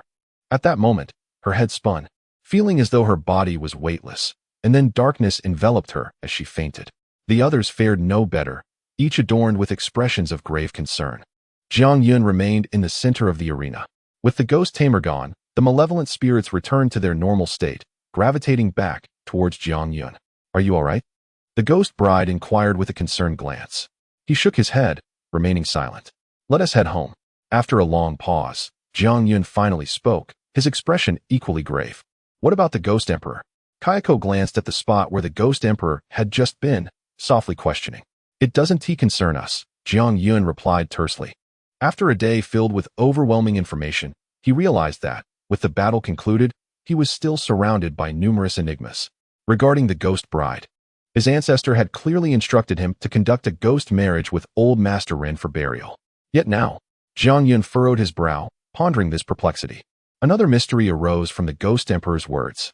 For years ago, the Ghost Emperor had clashed with members of the Jiang family, and this body's father had encountered misfortune 4 years prior. Could it be that his father had also crossed paths with the Ghost Emperor and met defeat? Yet why did he possess no memory of it whatsoever? No one had ever mentioned this to him. Lastly, there was the Ghost Tamer, who had remained concealed yet dominated the entire scene. What manner of title was this? This world was becoming increasingly incomprehensible to him. The nation? How much more has it concealed from the outside world? Jiang Yun glanced at the situation over at the 749 Bureau. Su Jian had fallen unconscious, and the team members were in disarray. Some rushed to assist the patriarchs of the 4 great families. Others called for reinforcements, tended to the injured, and some were grievously wounded, groaning in desperate pleas for help. The scene was utterly harrowing. "You must be Jiang Yun, right?" Jiang Yun intended to leave. But at that moment, a member of the 749 Bureau approached him. His attire bore slight distinctions from those of the other ordinary team members, resembling that of Li Tao, suggesting he was likely a squad leader. When confronted with the inquiry, Jiang Yun refrained from providing a direct response. "You are not yet worthy to converse with me. Wait until your director awakens, then have her come seek me." Jiang Yun's demeanor was far from cordial. Had it not been for the appearance of the Ghost Master, he would still be in the dark about how much the nation had concealed. Su Jian had invited him previously, yet she had not disclosed even the most fundamental information. This left him exceedingly displeased. At the very least, she could have informed him, allowing his refusal to be more justified. The squad leader comprehended Jiang Yun's sentiment, his expression shifting slightly, revealing a hint of awkwardness. "Well, to be precise, I am not actually a member of the 749 Bureau." Before Jiang Yun could depart, he continued. "My name is Liu Yu, the eldest son of the Liu family among the 4 great families. Before I came here, my patriarch instructed me that regardless of the outcome of this battle, should anything happen to him, I must seek you out. We would like to invite you to meet with him once he awakens. If he does not regain consciousness, I shall communicate with you then. Do not feel rushed to respond. My patriarch also instructed me to wait for you here for a month." The next day, in Nanjing City, at Jianggu Garment Factory, the clock had just passed noon. Jiang Yun slowly awakened from his slumber. After the tumult of the previous day, upon returning, he had collapsed into an unyielding sleep, unresponsive to any calls. After more than 10 hours of rest, he awoke with only one overwhelming sensation: hunger. "Xiao Dao, please prepare some food for me." After yawning, he approached the makeshift washstand to brush his teeth, only to discover that since their recent relocation, nothing was yet in place. Moving was always a hassle, necessitating the repurchase of everything. Frowning, he resorted to splashing his face with water to invigorate himself. At that moment, the door to his room swung open, pushed by Xiao Dao. He held a takeout in his hand, grinning as he approached Jiang Yun. "Good morning, Brother Jiang. Did you sleep well last night?" Little Knife inquired. "Morning? It's already past noon. What do you mean by morning?" Jiang Yun habitually patted his head and then walked outside, ready to address his hunger. Little Knife and the others were supernatural beings who neither needed sleep nor food, but Jiang Yun was human. He required sustenance. Upon arriving at the work area of the factory, he noticed that Old Qin and the others had returned with him yesterday. Alongside them were other supernatural beings who had previously been trapped in the mall by the Ghost Emperor. After much wandering, these beings realized that it was far more comfortable to follow Jiang Yun. While Jiang Yun was resting, they had not been idle. At this moment, the factory, compared to the day before when they had just moved in, had undergone a remarkable transformation. The once empty factory floor was now filled with supernatural beings, and rows upon rows of sewing machines were neatly arranged. The completed funeral garments had piled up in the newly vacated area, forming a small mountain. As Jiang Yun stepped outside with his food, he was momentarily taken aback by the sight. "I don't remember our factory having this many sewing machines," he remarked, turning to Little Knife. After a series of intense battles, he had experienced significant mental fatigue. Although a multitude of supernatural beings had returned with him yesterday, he had no recollection of increasing the number of sewing machines in the factory. What was going on? "Oh, about that. Those sewing machines were delivered this morning while you were asleep by the folks from Bureau 749. Yes, the handsome guy who spoke to you just before you left yesterday brought them over, as instructed by that stunning lady," Little Knife explained cheerfully, bouncing along beside him. "You were sleeping, and Sister Ghost Bride said not to disturb you, so we didn't wake you. Brother Jiang, take a look at our scale. While you were asleep, Sister Ghost Bride and I personally taught the other brothers one by one. Our factory's production capacity is remarkably high now. I'm telling you, with the brothers here, producing 2,000 items a day is no problem at all." Little Knife led Jiang Yun through the factory. The other supernatural beings were diligently working. Upon seeing Jiang Yun approach, who dared not to greet him? Yet, despite their greetings, their hands did not cease their movements. The factory was alive with the continuous sound of sewing machines, creating a lively atmosphere. As Jiang Yun wove through the throng of supernatural beings, he recognized many familiar faces. These beings had previously been suppressed beneath the Sihiyuan. Among them were the security ghost and two maid ghosts he had encountered in the mall. They were diligently operating the sewing machines, energetically pedaling as they produced item after item. Upon surveying the scene, Jiang Yun returned to the forefront, feeling a sense of hunger dissipate. "Indeed, I find this situation quite pleasant." After standing for a moment, a smile graced his face. Being the boss has its perks. Yet, he pondered whether the funeral garments crafted from the sewing machines would still possess the power to ward off malevolent spirits. This concern weighed heavily on Jiang Yun's mind. Ding. The host need not worry. As long as the specified materials are used within the designated area to create the funeral garments, they will be effective. The system's voice echoed in his mind, dispelling his anxieties. With that assurance, he felt reassured. He found a table and arranged his meal, eating while glancing up at the small knife, inquiring, "By the way, where are the Ghost Bride, Old Chin, and Kayako? I couldn't find them during my earlier round." The factory had entered a phase of positive development. Judging by today's circumstances, he would not need to exert himself overly in the future. "What of the Ghost Bride and her companions?" As he broached this topic, the small knife hesitated, its gaze darting about. Jiang Yun sensed something amiss and was about to inquire further when the Ghost Bride's voice reached his ears. "Husband, we have returned." Turning around, he saw Kayako and Old Chin, their expressions somewhat grim. "Has something occurred?" Jiang Yun furrowed his brow. Could it be that the Ghost Emperor had returned to seek the Ghost Bride? "We went to find Old Zhao. Husband, he has gone missing," the Ghost Bride explained, as he was about to voice his concerns. "Most of our previous companions have returned. After checking, the only spirit we could not locate was Old Zhao. We searched, yet we found no trace of him throughout Nanjing." The Ghost Bride settled beside Jiang Yun, sending him a worried glance. "The individual who did not make an appearance yesterday gives me an unsettling feeling. I suspect that Old Zhao's disappearance may be related to him. It is entirely possible." Old Chin stepped forward. "The Ghost Emperor has fled, and the crisis in Nanjing is temporarily averted. For now, Jiang Yun's danger has also been alleviated, allowing him to rest and sleep peacefully. However, the Ghost Emperor has not been entirely vanquished, and the mysterious figure who did not show yesterday, referred to by Bureau 749 as the Ghost Tamer, poses a significant threat. With these two perilous entities present, how could they simply withdraw?" During Jiang Yun's slumber, Old Chin and the Ghost Bride ventured outside in search of Old Zhao's whereabouts. Before entering the shopping mall, everything was perfectly fine. Yet upon exiting, it vanished without a trace. The area is now filled with familiar faces. One cannot help but ponder whether the Ghost Emperor and that Ghost Controller have taken action against the spirits surrounding Jiang Yun. To eliminate such possibilities, how could the ghostly bride and her companions remain idle?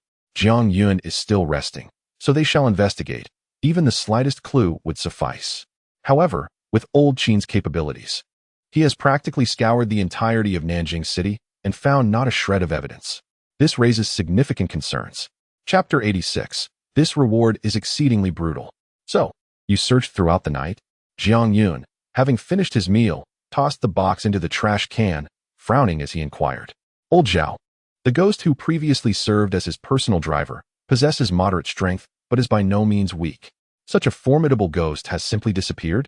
After hearing Old Chin and the others' analysis, he fell into deep contemplation. I am aware of this situation and will seek assistance from the personnel of Bureau 749 to keep an eye on things. We should ensure the security of our factory. As long as the base remains secure, we shall minimize our outings to avoid any issues. The emergence of the Ghost Emperor has indeed disrupted Jiang Yun's plans and plunged the entire Nanjing city into crisis. Evacuating the city is a scenario typically reserved for times of war. Yet, unexpectedly, such a circumstance arises even in this peaceful era. Jiang Yun's mind is still somewhat disordered. Like Old Chin and the others, he realizes that while his people have returned, this matter is far from resolved. He now harbors even more questions. To unravel these mysteries, merely sitting idly is not an option. He cast a glance at the ghostly bride, who, despite being a spirit, bore a hint of weariness on her face. He initially intended to have a private conversation with her regarding the Ghost Emperor and Old Run, but now it seems he has abandoned that notion. All right. Although you do not require rest, you have been on the move for quite some time, especially you, Old Chin. You expended considerable energy yesterday, so take some time to recuperate. I have some matters to clarify, and unless it is of utmost importance, please do not disturb me. Rising, he stretched his sore neck. There are numerous issues to resolve, one step at a time. After giving his instructions, he prepared to visit the residence that Gao Sheng had arranged for him. Additionally, there was the promise made yesterday. It appears that the 4 prominent families are aware of my existence. This time, Jiang Yun only brought Kaiko with him, leaving the others at the factory as a precaution. The other spirits naturally had no objections to Jiang Yun's arrangements. However, Kaiko, upon hearing that Jiang Yun intended to take her along, expressed some confusion. You have just arrived in our country. It is indeed beneficial to step out and familiarize yourself with our culture. In response, Jiang Yun offered the following explanation. The latter rolled her eyes in exasperation, dismissing Jiang Yun with indifference. After bidding farewell to the ghostly bride and her companions, Jiang Yun exchanged a batch of fabric at the system store before departing. With the increase in personnel output, the previous supplies were nearly exhausted. During the exchange, Jiang Yun also discovered that he had completed several tasks, all awaiting reward collection. He chose not to rush into claiming them immediately. Upon stepping outside, he found Old Zhao absent, so he opted for a parked vehicle by the roadside, climbed in, and set off. Most of the population in Nanjing City had already relocated. Even though the ghostly aura had dissipated, the sun shone brightly, casting a warm glow. Nevertheless, the city remained eerily quiet, resembling a desolate wasteland. As he drove along the road, remnants of battle were evident everywhere. It was clear to Jiang Yun that these were the marks left from the clashes between the people and the specters just a couple of nights prior. Fortunately, the city was mostly deserted now. Had anyone remained, posting even a few photographs online could have stirred a significant uproar on the internet. System claimed the rewards. With the vehicle cruising along the road, and with a considerable distance still to his destination, Jiang Yun decided to collect the rewards for the system tasks first. Since yesterday, he had seemingly accomplished a fair number of system tasks. He was quite eager to discover what this substantial wave of rewards would entail.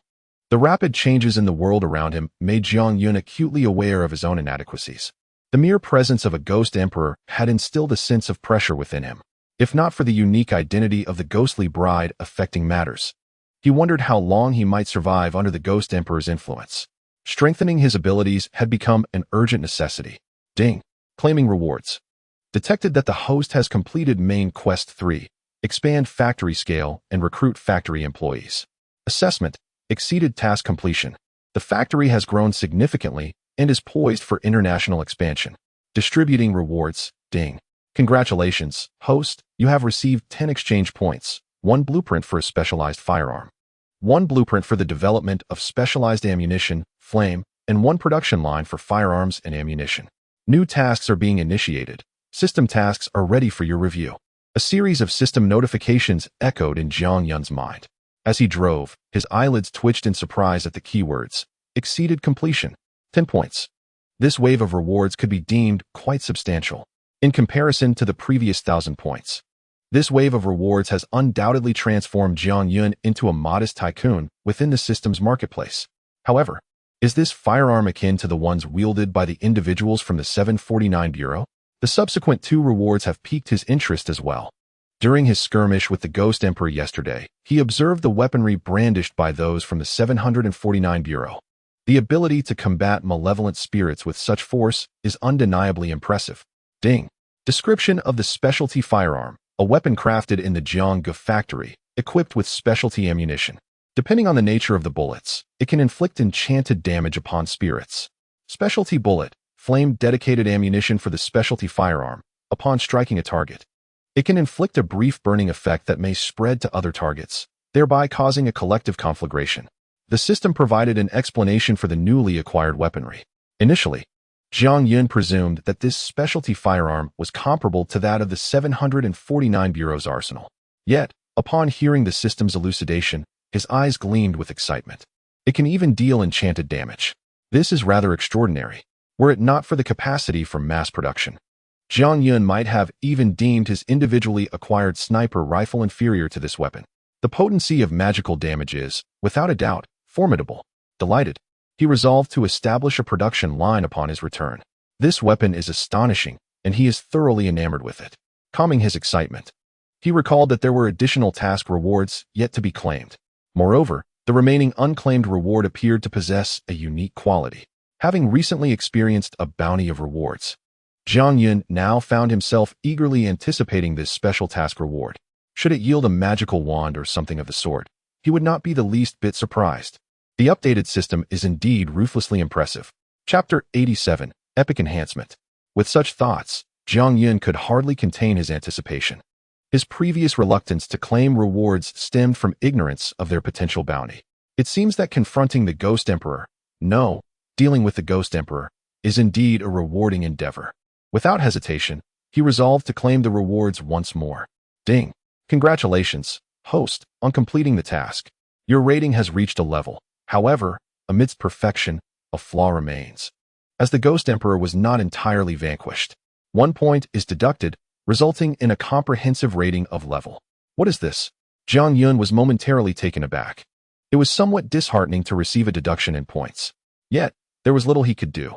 He had been on the verge of exploiting the Ghost Emperor's weak point to conclude the battle when an unexpected Ghost Master appeared, complicating matters. Best to assess the rewards before proceeding further. Congratulations to the host. Rewards are being generated. The sniper rifle has been enhanced by 10. Its power sufficient to slay a Ghost King in a single shot. Even when facing a Ghost Emperor, it can inflict irreparable wounds. The sniper rifle has received an epic upgrade. Zhang Yun's eyes sparkled with excitement. Though the reward was modest, the enhancement was formidable. Meanwhile, Kayako rolled her eyes, expressing her disdain. What was the fuss all about? Why get so worked up? They were still driving. Although she was a supernatural being and had no fear of a crash, Zhang Yun was merely human. He had reason to be concerned. It was rumored that there were mental hospitals in Huaxia. Did he need to pay a visit? Zhang Yun hurriedly waved his hand and chuckled. Don't mind me. Just take a rest. He focused intently on driving. However, there was little concern. The streets of Nanjing City were deserted, and he could easily navigate even with his eyes closed. He was reveling in his newfound prowess. He had not anticipated the weapon's power increase. This was a significant upgrade. Previously, when confronting the Ghost Emperor, they had identified the Emperor's weakness in his groin, targeting it with precision. No matter how resilient a male ghost might be, such an assault would be unbearable. Yet, there was a catch. Once one became a Ghost Emperor, they could utilize ghostly energy to recover from injuries, akin to accelerated regeneration. In simple terms, the substantial damage they inflicted yesterday was inconsequential, a classic case of smoke without fire. They had all been focused on attacking the Emperor's vulnerable area. After all, even a male ghost could not withstand that kind of pain. Attacking elsewhere would merely be akin to scratching an itch for the Ghost Emperor. But now, things were different. His weapon's power had been elevated, capable of annihilating a Ghost King. To put it plainly, Kayako, with the strength of a Ghost King, would be caught off guard by his strike, and though she might not perish, she would undoubtedly suffer grievous harm. Of course, he had no intention of turning his weapon on Kayako. Kayako sighed, perplexed by the man's behavior. Were all men from Huaxia so peculiar? She instinctively let her long hair veil her face, perhaps unaware of how much she was beginning to care about Zhang Yun's opinion. Zhang Yun, on the other hand, felt a surge of confidence. The world was changing so rapidly that he could barely keep pace. With the emergence of the Ghost Emperor, The strength of the Ghost Kings was no longer a concern. In scenarios like last night, a single shot from him would shatter the Ghost Emperor, leaving no chance for recovery. From now on, male ghosts would turn into eunuch ghosts, with targeted strikes against weaknesses. He was confident that he could obliterate the Ghost Emperor with sustained assault. At the outset, he unleashed a barrage of bullets that struck the Ghost Emperor squarely in the head. It was only due to the Emperor's regenerative abilities that he was not slain. Now, his true strength poses a genuine threat to the Ghost Emperor. Given sufficient time and opportunity, he could obliterate the Emperor, reducing him to mere ashes, a thorough and utter physical exorcism. Faced with the Ghost Emperor, he finally possesses a viable approach. Furthermore, the production line for firearms is of utmost importance. Currently, he wields only conventional weapons, yet no one can guarantee that the system won't reward him with Gatling-type firearms in the future. At that juncture, other Spectres would be left defenseless, armed only with cold steel. If he were to unleash the Spectres from the factory, each wielding a Gatling gun, it would be sheer domination. The thought alone is exhilarating. Ding. Host, the system will initiate a new task. Please take note. The world has undergone irreversible changes. The reality you once knew has vanished. You must not remain stagnant. Accept the new main quest. This system notification extinguished Jiang Yun's enthusiasm. Irreversible changes? What could that possibly mean? He resolved to accept the task and ascertain the specifics. Main quest 4. Locate the intermediary between the underworld and the mortal realm. Find a way to infiltrate them and penetrate the depths of the underworld. Pending special task notification, inheritance of the Celestial Master's path. Screech. The piercing sound of brakes echoed as the vehicle spun out and drifted to a halt in the middle of the road. Jiang Yun's eyes widened. The weight of this task was overwhelming. Kaya, perplexed, inquired, "What has happened now?" Jiang Yun furrowed his brow and shook his head. No, it's nothing. Just some thoughts. Damn, the underworld truly exists. Recalling the legends of the underworld, he found it impossible to maintain his composure. The underworld is said to consist of 18 layers of hell, where billions of entities endure cruel punishments. He was uncertain of the strength of these spirits. But if there were indeed 18 layers, their power must be formidable. They have survived countless tortures in hell and still exist. Moreover, the further one descends, the more brutal the punishments become. Mountains of daggers, seas of fire, boiling oil, the tongue-pulling hell. The very thought of these descriptions sent shivers down his spine. The crux is this. If the system asserts the existence of the underworld, then it undeniably exists. Perhaps there are also the 10 Yama Kings and the Emperor of Fengdu, immortals of extraordinary strength. Now, he is to infiltrate the underworld? What is the purpose of this? An undercover operation? A spy? It is baffling. Are they situated in the mortal realm? If so, why do spirits roam among mortals? Upon death, one is expected to transform into a ghost and be escorted by spectral messengers to the underworld, awaiting reincarnation. The deeper he contemplated this notion, the more he sensed an intricate conspiracy lurking beneath. Could it indeed align with his suspicions? If so, the implications would be dire. He forcefully suppressed this thought, refusing to delve further. He even considered inquiring about it with Kayako. Yet, upon reflection, he realized that she resided in a distant land, likely unaware of the existence of the underworld. Moreover, the realms were distinctly different. This task was undeniably treacherous, fraught with peril. The prospect of locating an intermediary between the realms of the living and the dead left him baffled. Clearly, his understanding of this world was woefully inadequate, and to gain deeper insight, he would have to seek out someone from Bureau 749. This arduous mission, whoever conceived it was surely indifferent to the hardships it imposed. He felt an overwhelming desire to abandon the endeavor entirely. Chapter 88. The Waterloo of Ghostly Existence. Jiang Yun lingered by the roadside for an extended period, his expression fluctuating. He felt ensnared in a whirlpool. To wish to remain uninvolved at this juncture was almost comical. If he did not continue to enhance his strength, he would succumb to the invasion of malevolent spirits, becoming yet another casualty. Preserving his life was paramount. Despite his inclination to surrender, his abilities did not permit such a luxury. Currently, he possessed the strength to confront a ghostly sovereign. Yet the individual who had rescued the Ghost Emperor last night was evidently formidable, surpassing even the Ghost Emperor. He needed to bolster his power further. If he could contend with one Ghost Emperor, what would happen if there were several? The thought alone was terrifying. In life, one must tread carefully. Suddenly, Jiang Yun recalled something.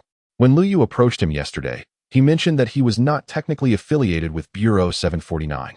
Given this, he could pursue Liu Yu and leverage the four great families to acquire the intelligence he sought. Additionally, Su Jian, the current director of Bureau 749, must possess some knowledge worth exploring. It was prudent to engage in a thorough discussion. After all, the intention was to entice him, allowing him to extract valuable information before declining their overtures. A sound strategy, indeed. Taking several deep breaths, Jiang Yun gradually regained his composure. He resolved to tackle matters one at a time. The quest for the intermediary between the realms could be postponed slightly. It was imperative to address the pressing concerns surrounding him first, particularly the bride ghost. This situation loomed over him like a ticking time bomb. There was undoubtedly a narrative entwined between the Ghost Emperor and the bride ghost. The Ghost Emperor had repeatedly proclaimed himself to be the bride ghost's husband. Although the outcome was indeed tragic, the bride ghost had entirely forgotten this devoted Ghost Emperor. Furthermore, her actions towards him the previous day were merciless. One might mistakenly believe she was exacting vengeance upon a scoundrel. Coming to this realization brought Jiang Yun a measure of solace. The foremost task at hand is to uncover the intricate relationship between the Ghost Emperor, the Ghost Bride, and the Ancestor, and to comprehend the events that transpired among them. Only then can one devote oneself to the mission at hand. To accomplish this endeavor, two paths present themselves. The first involves leveraging the intelligence from Bureau 749 and the four great families to locate the intermediary between the netherworld and the mortal realm. However, this channel is fraught with uncertainty. Who can say whether these individuals might deceive him? The alternative is to adopt a more passive approach, waiting for the proverbial rabbit to come to him. In this transformed world, if there truly exists a connection to the netherworld, the intermediary will inevitably reveal themselves. He need only bide his time. Ultimately, he resolves to pursue both avenues simultaneously. Observing Jiang Yun's conflicted demeanor, Kayako straightforwardly inquires, "Why have you brought me out? Surely, it is not for the reason you previously stated. You must need me for something, correct? Just so we're clear, I cannot forgive you yet, you wretched man." With that, Kayako turns her back, feigning anger. Jiang Yun, momentarily taken aback, feels a sense of helplessness. As the saying goes, a woman's heart is as inscrutable as the depths of the ocean, and this ghostly woman's sentiments are even more elusive. Nevertheless, he recognizes the necessity of appeasing her, given that she has been brought along. "Remember, I rescued you from the Island of Radiance, did I not?" Jiang Yun thinks to himself, regretting his slip of the tongue. Revealing his inner thoughts unintentionally, Kayako lets out a cold huff, clearly irritated. Jiang Yun quickly adopts a tone of sincerity. "Having brought you from the Island of Radiance, I must take good care of you. You must acknowledge how perilous life in Huaxiao is, right? It is only by having you by my side that I can ensure your safety." His gaze is filled with genuine concern. After all, what ill intentions could a bright and cheerful young man possibly harbor? Kayako is at a loss for words. This man is utterly insufferable, managing to present an innocent smile despite having just confessed his true feelings mere moments prior. Indeed, humanity can be a fearsome species, while they, the ghosts, often embody a more sincere nature. Suddenly, the Ghost Emperor appears, accompanied by a throng of specters. "Had I remained on the Island of Radiance, my life would have been exceedingly carefree. I am, after all, an urban legend there. Every resident of the island fears my name." Kayako's tone takes on an odd quality, tinged with an air of sardonicism. In her past life on the island, she experienced a unique kind of invincible solitude. Although there were exorcists and Yin-Yang masters, none dared to confront her. Her existence had spanned an eternity, rendering her a taboo that others would not dare approach. Yet upon arriving in Huaxia, she suddenly grasped a profound truth. Compared to the enigmatic land of Huaxia, she is utterly insignificant. The notion of a lengthy duration is nothing short of a jest. With a history spanning 5,000 years, what could she possibly compare? She remains preoccupied with the events of last night. Indeed, it was a veritable Waterloo in her spectral existence. It felt as though she were being ground into the earth. During her time in the ghostly islands, she had never endured such humiliation. As long as resentment lingers in one's heart, the essence of chaos will persist. Each drawer of a wardrobe could harbor a chaos. The more she pondered, the more her ire grew, leading Ko to fall silent, turning her head as if admiring the scenery, when in reality, she was merely sulking. The atmosphere within the vehicle became palpably tense. Jiang Yun intended to continue soothing Ko, but she utterly ignored him. Instead, he found himself speaking to himself, which was quite disheartening. Suddenly, Jiang Yun recalled KO's words. Indeed, the emergence of the Ghost Emperor could wreak havoc in Huaxia, couldn't it? Previously, news dissemination required time. But now, in this digital age, information can traverse vast distances in mere seconds. The situation in Nanjing City must have already spread across the internet to other cities. Damn it, the haunting could no longer be concealed. Contemporary netizens thrive on sensationalism. Even a simple stumble is shared across social media platforms. The trivialities of life pale in comparison to the events unfolding in Nanjing City. It is evident that this matter has begun to ferment online. Meanwhile, on the internet, a series of news articles regarding Nanjing City surged to the trending topics. This was not merely local news, but rather a sensation across all of Huaxia. Some netizens opened the trending list to see if anything significant had transpired in the entertainment industry, only to discover that, on this day, the trending topics bore no relation to the realm of entertainment. Every headline revolved around Nanjing City. The netizens erupted in disbelief. The top trending article proclaimed that Nanjing City was haunted.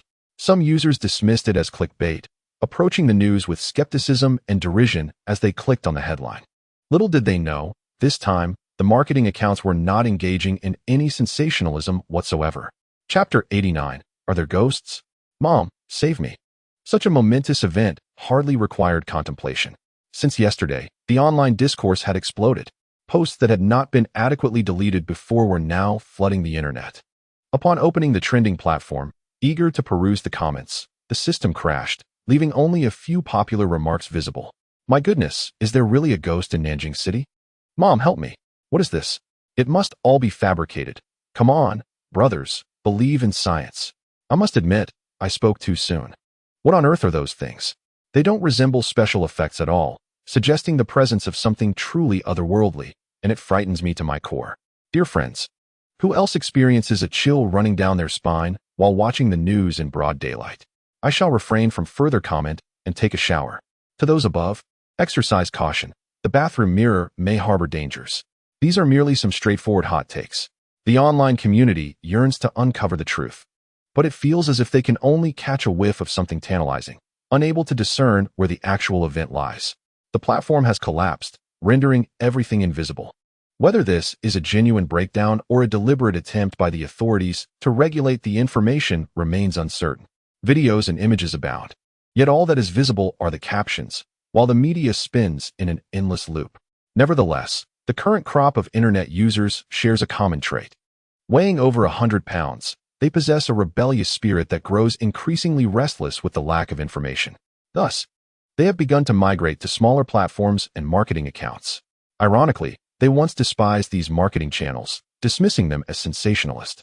Yet, to their surprise, these platforms indeed host the elusive videos and images. Upon clicking the first grid of 9, one is greeted with a distant, somewhat blurry shot. However, it distinctly reveals twisted beings crawling on the ground, capable of inflicting harm. Speculation arises. Could this be a viral outbreak? Some even suggest it could be a zombie apocalypse on the horizon. Before long, an adept individual enhanced the image, rendering it clearer. The group of distorted creatures bore an eerie resemblance to humans, their faces ashen, with menacing fangs, akin to the monsters depicted in cinematic tales. To add to the strangeness, they emitted a peculiar mist. Skeptics argued that this must be fabricated. Yet, soon after, someone emerged to debunk the rumors, claiming to have visited Nanjing City, pointing out that recognizable landmarks appeared in the photographs, dismissing any notion of them being mere film stills. Although the images were not entirely convincing, videos began to surface. Numerous recordings emerged, some captured vertically and clearly shot on mobile devices, showcasing the same ghastly creatures crawling on the ground. Subsequently, someone intervened and dealt with these monstrous beings. The entire episode was documented, the footage shaky yet authentic. Others captured scenes of military personnel engaged in rescue efforts, eliminating these fiends, which then simply vanished into thin air. The online community erupted in chaos, the comments section inundated. My goodness, those creatures sent shivers down my spine.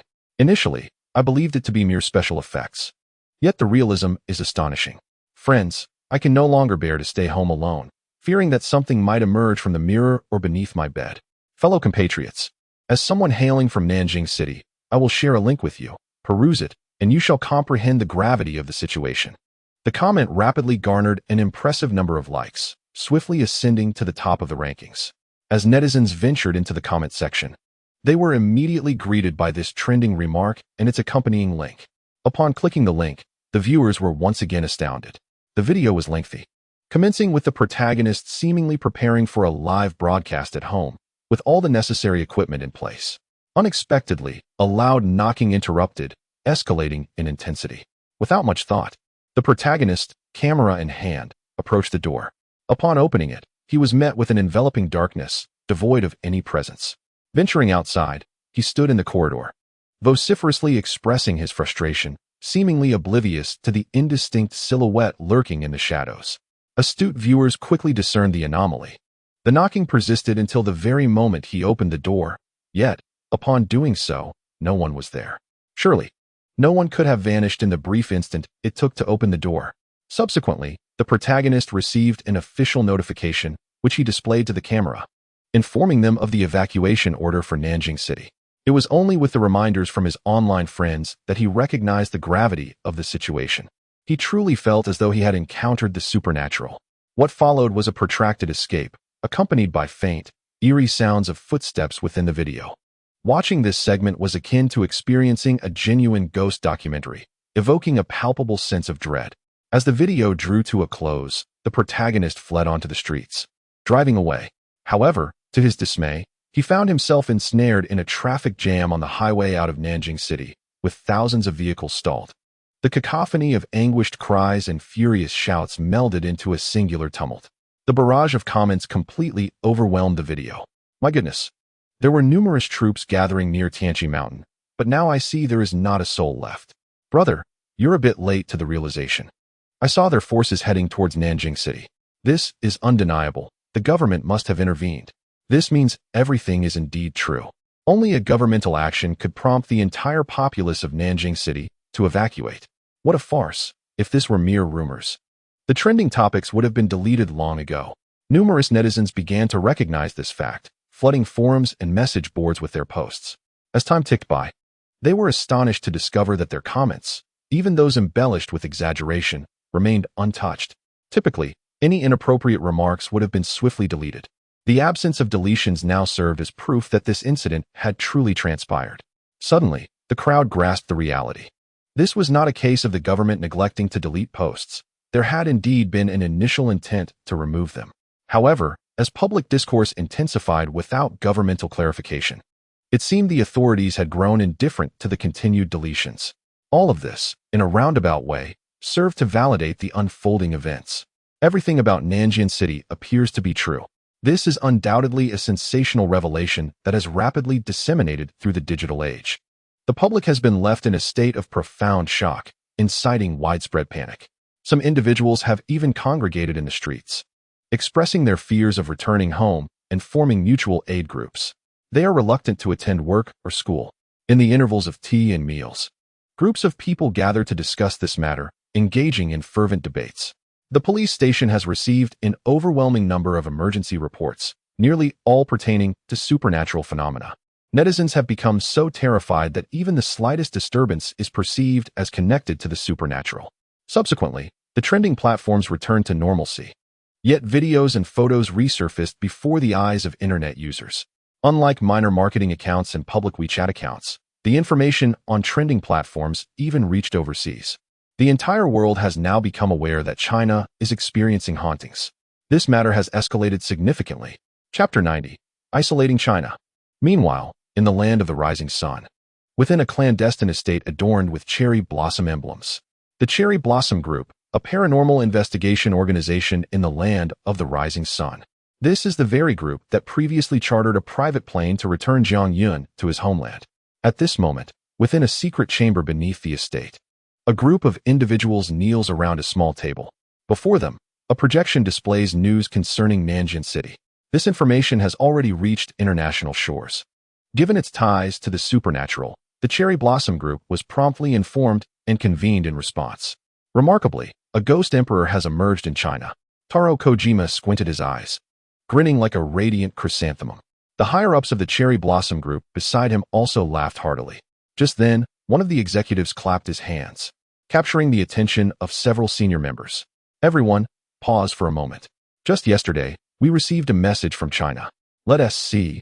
They previously confronted the Ghost Emperor, suffering heavy casualties, and the Ghost Emperor managed to escape. They are implying that they seek our assistance. Kojima, with his hands tucked away, displayed an air of indifference. China is actually seeking our aid? Does this not signify that China's Bureau 749 is powerless against the Ghost Emperor? Kojima, shall we go? One of the higher-ups inquired, glancing at the others, evidently seeking their consensus. A group of individuals began whispering among themselves, exhibiting an apparent reluctance to offer support. We still have Sadako to deal with in our own land. How can we possibly extend our aid to China? Indeed, isn't China ancient and enigmatic? With so many experts, why would they come to us for help? In an instant, Taro Kojima stood up, his face etched with fury. Not long ago, a young individual from the land of Huaxia arrived in our nation, abducting Kayako without hesitation. Now, he seeks our assistance, which is a clear mockery of us. Upon hearing this, several high-ranking officials seemed to agree with this notion. Kayako and Sadako are undeniably two of the most perplexing supernatural issues that our nation faces. Over the years, they have wreaked havoc, and had it not been for the dense population in our land, an entire city's populace might have perished. Both Kayako and Sadako are exceedingly terrifying. To speak frankly, it is not that they do not wish to resolve the matter, rather, they find themselves utterly powerless. They are resigned to inaction, hoping to suppress the tales of Kayako, so that the public may gradually forget her. The sealed tapes of Sadako are kept under strict confinement, solely to prevent her from escaping and instilling fear anew. The Sakura Group, unable to contend with them, has simply isolated the two entities. Yet, to their dismay, the very Kayako who has caused them endless distress has been spirited away. This is unacceptable. Kayako ought to eliminate that young Huaxia man instead of following him back to Huaxia. Well, the Waxians are quite capable. We shall refrain from involving ourselves in their affairs and pretend we have not seen anything. With a wave of his hand, Kojima Taro made a decisive choice. He spoke with the authoritative tone of someone in command, as the decision-maker and leader of the Sakura Group, wielding the power of a decisive vote. In truth, the other high-ranking officials were equally reluctant to entangle themselves in this predicament. After all, it concerns the Demon Emperor. When considering the formidable Kayako and Sadako, they are merely entities of Demon King caliber. Admittedly, even if Kayako and Sadako are among the elite of the Demon Kings, they still fall short of the Demon Emperor. It bears noting that the Demon Emperor is a creation of the Waxians themselves. What is there to fear? Indeed, that Demon Emperor, wreaking havoc in Huaxia, will surely target Waxians alone. Baka, there are many among the Waxians who harbor resentment towards us. It would be best if this group were directly annihilated by the Demon Emperor. Ultimately, the Sakura Group unanimously voted against offering support to Huaxia.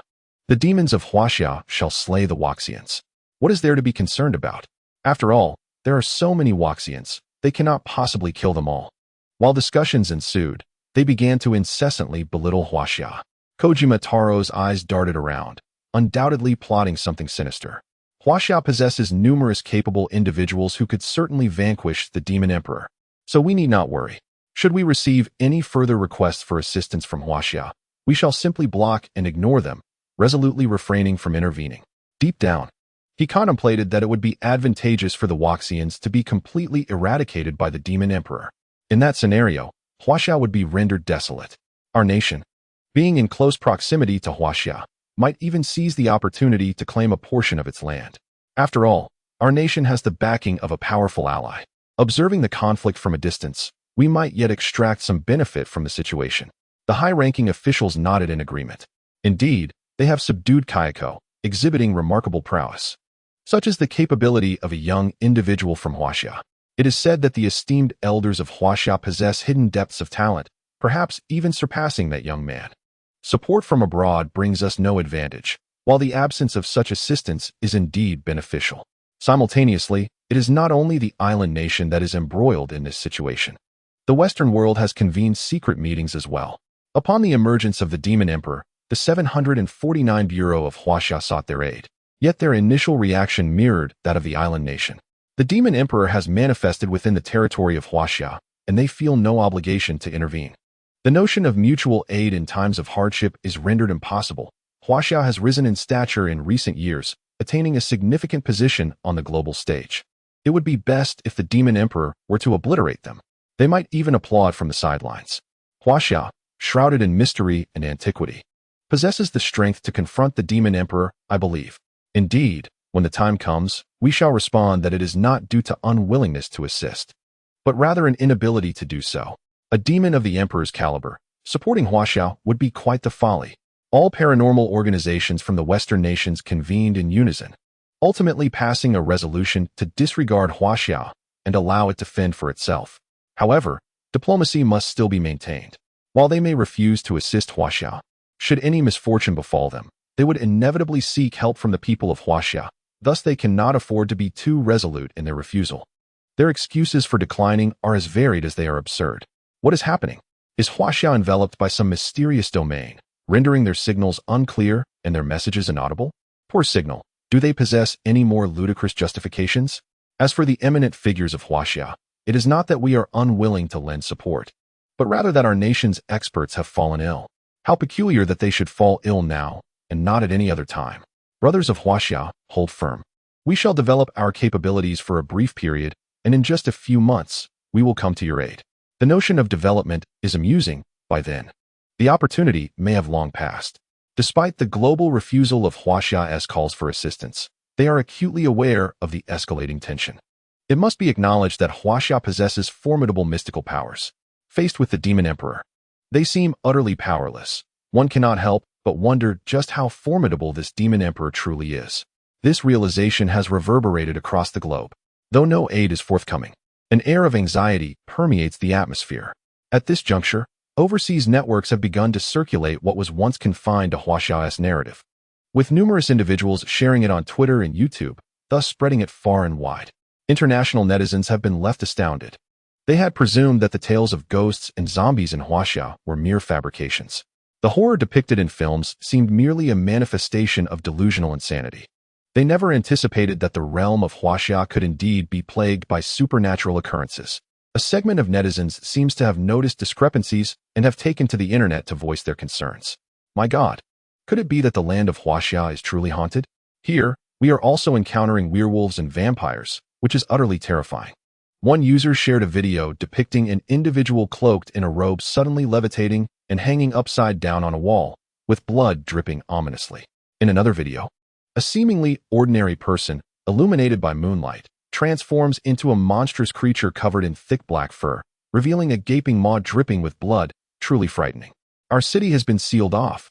Entry and exit are prohibited, and we are not allowed to leave our homes at night, thus losing our freedom. Armed soldiers patrol outside, and the damned government has concealed this information from us for so long. Were there truly so many areas under lockdown? The gates of our community are secured with iron chains. What is happening in this world? Why are there so many supernatural occurrences? It is terrifying. Online, chaos reigns. Some believe it to be mere rumors, but soon, videos began to emerge, providing undeniable proof. Global unrest ensues. Netizens are in a state of panic, fervently discussing the haunting phenomena. Some even propagate apocalyptic theories. In certain small countries abroad, new cults and beliefs have emerged, attracting a significant number of followers. The mental state of netizens is deeply concerning. The outbreak of news from Nanjing City has triggered fresh turmoil across the globe. As time passes, we find ourselves at Nanjing City Hospital, the largest medical facility in the area, capable of accommodating thousands of patients. Following the mass migration from Nanjing City, the patients have been relocated, leaving the hospital eerily vacant. However, that is no longer the case. Every ward is now filled to capacity, and the corridors are lined with injured individuals making do with makeshift bedding. Doctors and nurses dispatched from Bureau 749 bustle about, their eyes bloodshot from exhaustion. With no time to rest, these patients are not ordinary citizens. Each is clad in the uniform of Bureau 749, a sign reading Celestial Master Sect prominently displayed. The remaining floors of the inpatient department are designated as territory for the 4 great families. The entire hospital is overflowing with those who fought against the Ghost Emperor. Initially, all hospital staff and patients had indeed evacuated, but following that battle, the injured could not be transferred and were forced to utilize Nanjing City Hospital as a temporary medical point of operations. The medical personnel here have been summoned from various locations, tirelessly working for days on end without rest. At this moment, in a private ward, The severely injured Su Jian slowly opens her eyes. Who am I? Where am I? What has happened to me? As these three questions echo in her mind, Su Jian begins to recall the events. A few days after the great battle concluded, her injuries were so severe that she could not even make it to the hospital before succumbing to a deep unconsciousness. She reached out and pressed the nurse call button beside her bed. Soon, a female doctor appeared at the door. The doctor paused for a moment. Observing the awakening of Su Jian, her expression subtly shifting with a hint of confusion. She hurried inside, and upon assessing Su Jian's condition, she could not help but exclaim softly. Surprisingly, Su Jian's injuries seemed to have healed considerably, a phenomenon that defied logic. However, given the current supernatural occurrences, perhaps the laws of science need not apply. Director Su, how are you feeling now? The doctor inquired. Su Jian pondered for a brief moment before responding, I feel hungry. Does that count? The doctor sighed in exasperation, wondering if that was truly the question she intended to ask. Nevertheless, the return of her appetite indicated that Su Jian's condition had likely improved significantly. Strangely enough, your injuries were quite severe, several ribs were fractured, and your limbs suffered from multiple compound fractures. The broken ribs alone could yield enough to make a substantial pot of rib soup. Moreover, the internal injuries were equally grave. Yet the fact that you can feel hunger suggests that your internal organs are regaining their normal function. We had anticipated you would be unconscious for over a month. Yet here you are, awake after merely 2 or 3 days. Director Su, your recovery rate is indeed extraordinary. The doctor's demeanor was serious. Upon hearing this, Su Jian's expression shifted slightly. She was acutely aware of the severity of her injuries. The doctor's words provided her with a clearer understanding. However, it was indeed peculiar that she felt her wounds healing so rapidly. Just tell me, how have my injuries healed so quickly? No sooner had she spoken than a wisp of dark energy began to rise, dispersing into the air before vanishing completely. The doctor contemplated for a moment before responding, Ah, you had been surrounded by this dark energy all along. Now I understand. It is this dark energy that has accelerated your healing. Director Su, wait here. I need to investigate further. In her excitement, the doctor rushed out of the room, momentarily forgetting the presence of the dark energy. Now recalling it, she realized that this energy had indeed been aiding Su Jian in her recovery. The areas enveloped by the dark energy included her limbs and ribs, indicating that it was this very force that facilitated her healing. She sought out several other patients, all of whom harbored similar dark energy within them, and was astonished to discover that their recovery rates significantly surpassed those of other patients. One individual, whose injuries were not too severe, had even begun to walk. Upon comparison, it was evident that when this group of injured individuals was first brought in, their bodies were rife with dark energy. However, upon closer inspection now, it seems that this dark energy has nearly dissipated. Has Su Jian's condition improved to the extent that the excess dark energy has been released? How astonishing! When the female doctor returned to the room, she was still marveling at the phenomenon.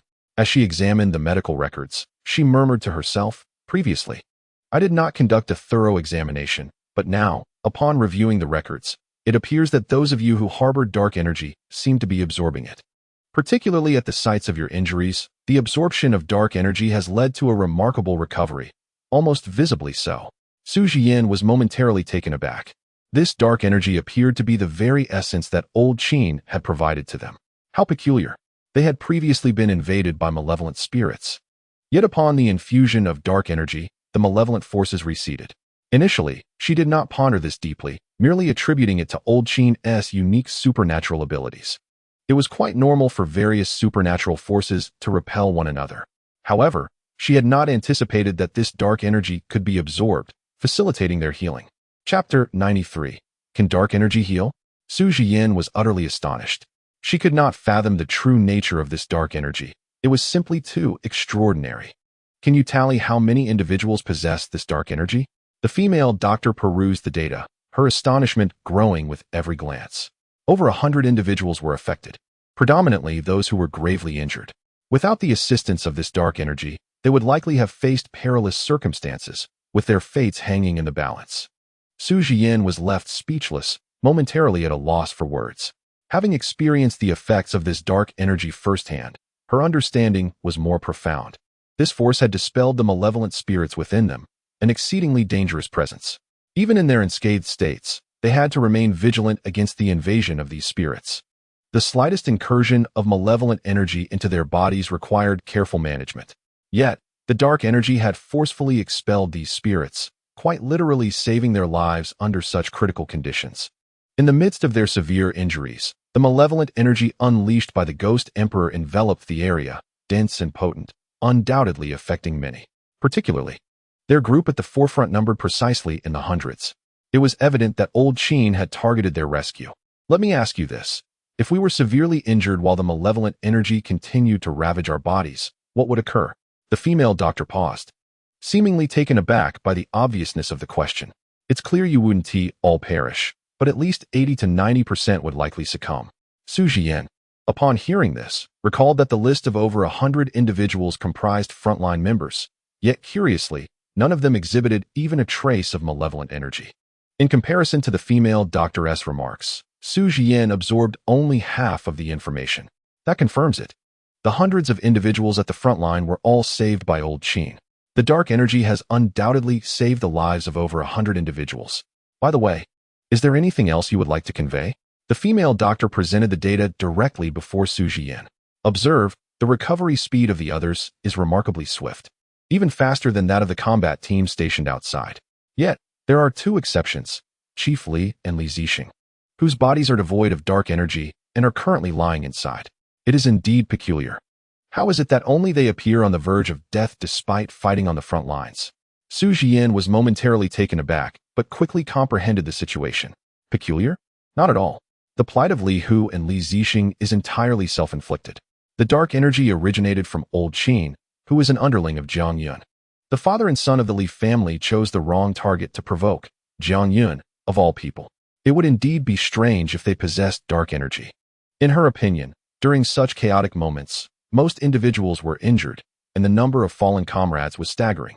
If Jiang Yun had been more ruthless and chosen to act decisively, these two would not have survived. To speak candidly, Jiang Yun has shown remarkable restraint by not pursuing this matter further. Su Jian waved her hand, displaying a look of resignation. Well, they have brought this upon themselves. However, being members of the four prominent families, they should be taken care of properly. The female doctor nodded upon hearing this, turned, and exited the room. Just as she reached the doorway, she encountered Master Zhang and Li Tao approaching. Both had already regained consciousness, and upon seeing the female doctor, they realized that Su Jian had also awakened, prompting them to rush over to discuss matters with her. Li Tao surveyed Su Jian on the bed and inquired about her condition. With a hint of exasperation, Su Jian replied that she was quite hungry. Master Zhang chuckled heartily, producing the food he had prepared and offering it to Su Jian. You seem to be in good spirits. You must be nearly recovered, right? At the mention of this, Su Jian promptly interjected. There is a matter I must bring to your attention.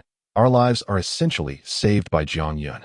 She recounted the situation regarding the dark energy, specifically emphasizing that the absence of it in the Li father and son was due to their offense against Jiang Yun, leaving them to languish within while they enjoyed their millet porridge.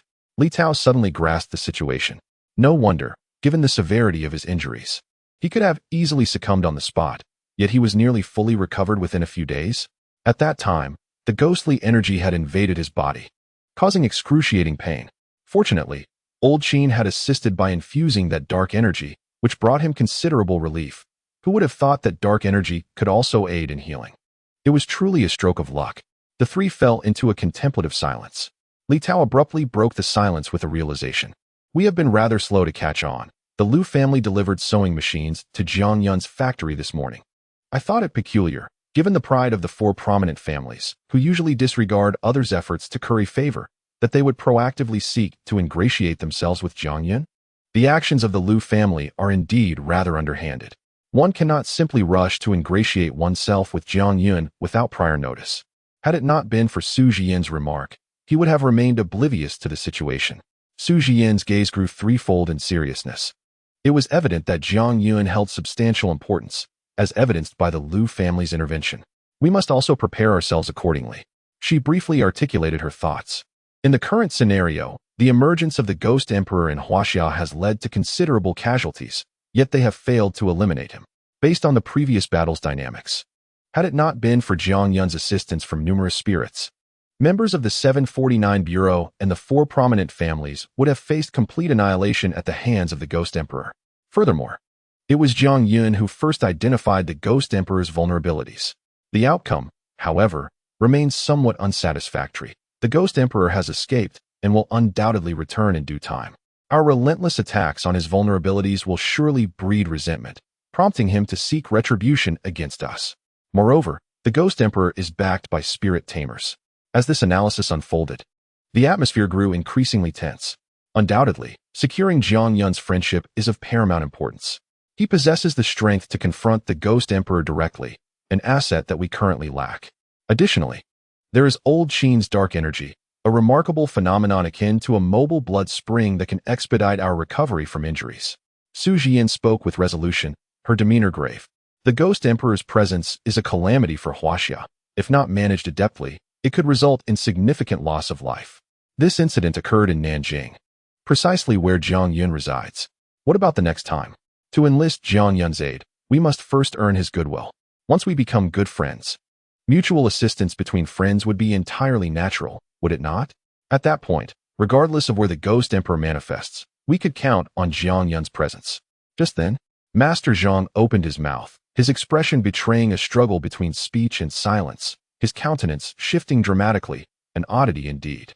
Su Jian, clearly attuned to this, promptly inquired, "Is there something amiss with my proposal? Please speak candidly. There is no need for hesitation." Chapter 93. Sincerity is the ultimate weapon. Master Zhang grappled with his words, his expression becoming increasingly conflicted. He found himself at a loss for how to articulate his thoughts. After considerable deliberation, he finally managed to utter, "The discord between us and Jiang Yun runs far deeper than you might presume." Li Tao, upon hearing this, wore an expression of indifference. Deep discord? That seems implausible. They were comrades during the previous battle, were they not? Su Jian pondered this as well. There appeared to be no significant conflict with Jiang Yun. While the matter involving the Li family was indeed a transgression, it remained within the realm of resolution. Given our shared struggle against the Ghost Emperor and the looming threat of the precarious situation, securing Jiang Yun's favor should not be insurmountable, should it? I perceive that Jiang Yun is not one to be overly meticulous. Therefore, it suffices for us, as intermediaries, to mediate the conflict between the Li family and him.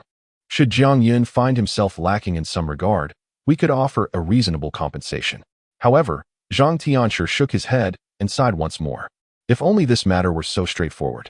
He is well aware that Jiang Yun possesses a subordinate known as the Little Dagger. Previously, Li Zixing, upon encountering this little dagger, sought to eradicate evil and vanquish malevolent spirits. He relentlessly pursued the little dagger, only to be met with an overwhelming response from Jiang Yun, who brutally retaliated against Li Zixing without mercy, leaving him battered beyond recognition. This incident underscores Jiang Yun's protective nature. Presently, there lies a ticking time bomb. Before engaging in battle with the Ghost Emperor in the marketplace, Li Hu and Li Zixing conspired to slay a spirit under Jiang Yun's command, the Old Zhao. Jiang Yun has yet to pursue this matter, indicating that he remains unaware. However, the spirits are ever watchful. Did the spirits accompanying Jiang Yun witness the demise of Old Zhao? This is a precarious situation that could erupt at any moment. Given Jiang Yun's protective disposition, should he become aware of this event, it is unlikely he would extend any assistance to them. The blame lies squarely on the two reckless members of the Li family, who acted with undue haste. Zhang Tianshi had previously advised them against this course of action, cautioning them that this was their own spirit and they should refrain from violence. In retrospect, it is clear that Old Zhao was merely standing by the vehicle, having done nothing wrong. After his warning, the two from the Li family should have ceased their aggression. Yet they did not. A daring hypothesis suddenly crossed his mind. Perhaps the father and son of the Li family were acquainted with Old Zhao and, upon witnessing him isolated and defenseless, deliberately incited others to join in the attack on him. This thought caused him to involuntarily draw in a sharp breath. Regardless of intent, this is a debt that is difficult to reconcile. Su Jian, observing the frequent changes in Zhang Tianxi's expression, could not help but furrow her brow. "Speak quickly. What do you know?" she commanded with an air of authority. Zhang Tianxi, feeling cornered, had no choice but to speak the truth. Prior to their entrance into the marketplace, the Li father and son had conspired to kill a spirit under Jiang Yun's command. Su Jian and Li Tao were left in stunned silence. This was disastrous. If the prior conflict between the Li family and Zhang Yun could have been mediated through apologies or compensation, it was contingent upon the little dagger's survival. Now, with the death of a spirit, the consequences were irrevocable. Once a spirit is slain, its soul is irretrievably lost, impervious even to divine intervention. While not intimately acquainted with Zhang Yun, it was evident that he was fiercely protective of his subordinates. The death of his spirit represented an irreconcilable conflict. No wonder Zhang Tianshi was so troubled. Why, at such a critical juncture, did this situation have to arise? What the nation of Huaxia desperately requires at this moment is assistance. Previously, they sought aid from around the globe, yet no one showed a willingness to extend a hand. Thus, they must turn to their own resources for help. Zhang Yun is of paramount importance. Su Jian sighed. What are we to do now? Only Zhang Yun possesses the ability to restrain the Ghost Emperor. You have all experienced the Ghost Emperor's formidable power firsthand. Not to mention, behind the Ghost Emperor looms an even mightier Spirit Master. We must secure Zhang Yun's assistance. Zhang Tianshi immediately interjected, having already devised a plan. We should approach Zhang Yun with sincerity. Li Tao initially agreed with this notion, for sincerity is indeed a formidable weapon. Suddenly, he discerned an unsettling implication in Li Tao's words. Approach with honesty? It seemed Zhang Yun had yet to uncover the truth of the matter. Then, it would be prudent to refrain from exacerbating the situation and to keep the truth concealed. The Ghost Emperor might strike at any moment. We should first resolve one conflict, and then seek Zhang Yun's aid. Zhang Tianshi shot him a glare, and the two fell into a heated dispute. It was laughable. While it was indeed possible to conceal the matter for now, should Zhang Yun discover that they had concealed it intentionally, it would create an irreconcilable rift. Concealing the truth for a time, securing Zhang Yun's assistance, and once the Ghost Emperor was dealt with, severing ties? That would be sheer folly. What if the Ghost Emperor were injured and required time to recover? During that interval, what would happen if Zhang Yun unearthed the truth? When the Ghost Emperor arrives, they would face not only his wrath but also Zhang Yun's retribution, thus becoming besieged on all fronts. Li Tao, however, believed it was worth the gamble. After all, they were unaware of Zhang Yun's true nature. What if sincerity failed to resonate? Moreover, the situation could be manipulated. A stringent order could be issued, mandating that all participants in this affair remain forever silent, as if they were oblivious. Furthermore, they could subtly lead Zhang Yun to believe that the ghost was possibly slain by the Ghost Emperor amidst the chaos of battle. It was a plan that served two purposes, utterly flawless. Zhang Tianshi was on the verge of striking him. At such a critical moment, Li Tao was concocting devious schemes. I maintain that honesty is the optimal resolution. Your plan is fraught with risk. Do you dare to wager that everyone can keep their lips sealed? What if someone inadvertently lets slip the truth? Zhang Yun would only harbor greater resentment towards us. Gamblers are truly foolish. He had no intention of becoming a gambler. Su Jian felt her head spinning. How could these two argue so fervently? Frankly, from her perspective, both approaches had their merits. In comparison, Li Tao's method was fraught with uncertainties, but was practical. What if Zhang Yun were a petty person, unwilling to resolve even minor conflicts?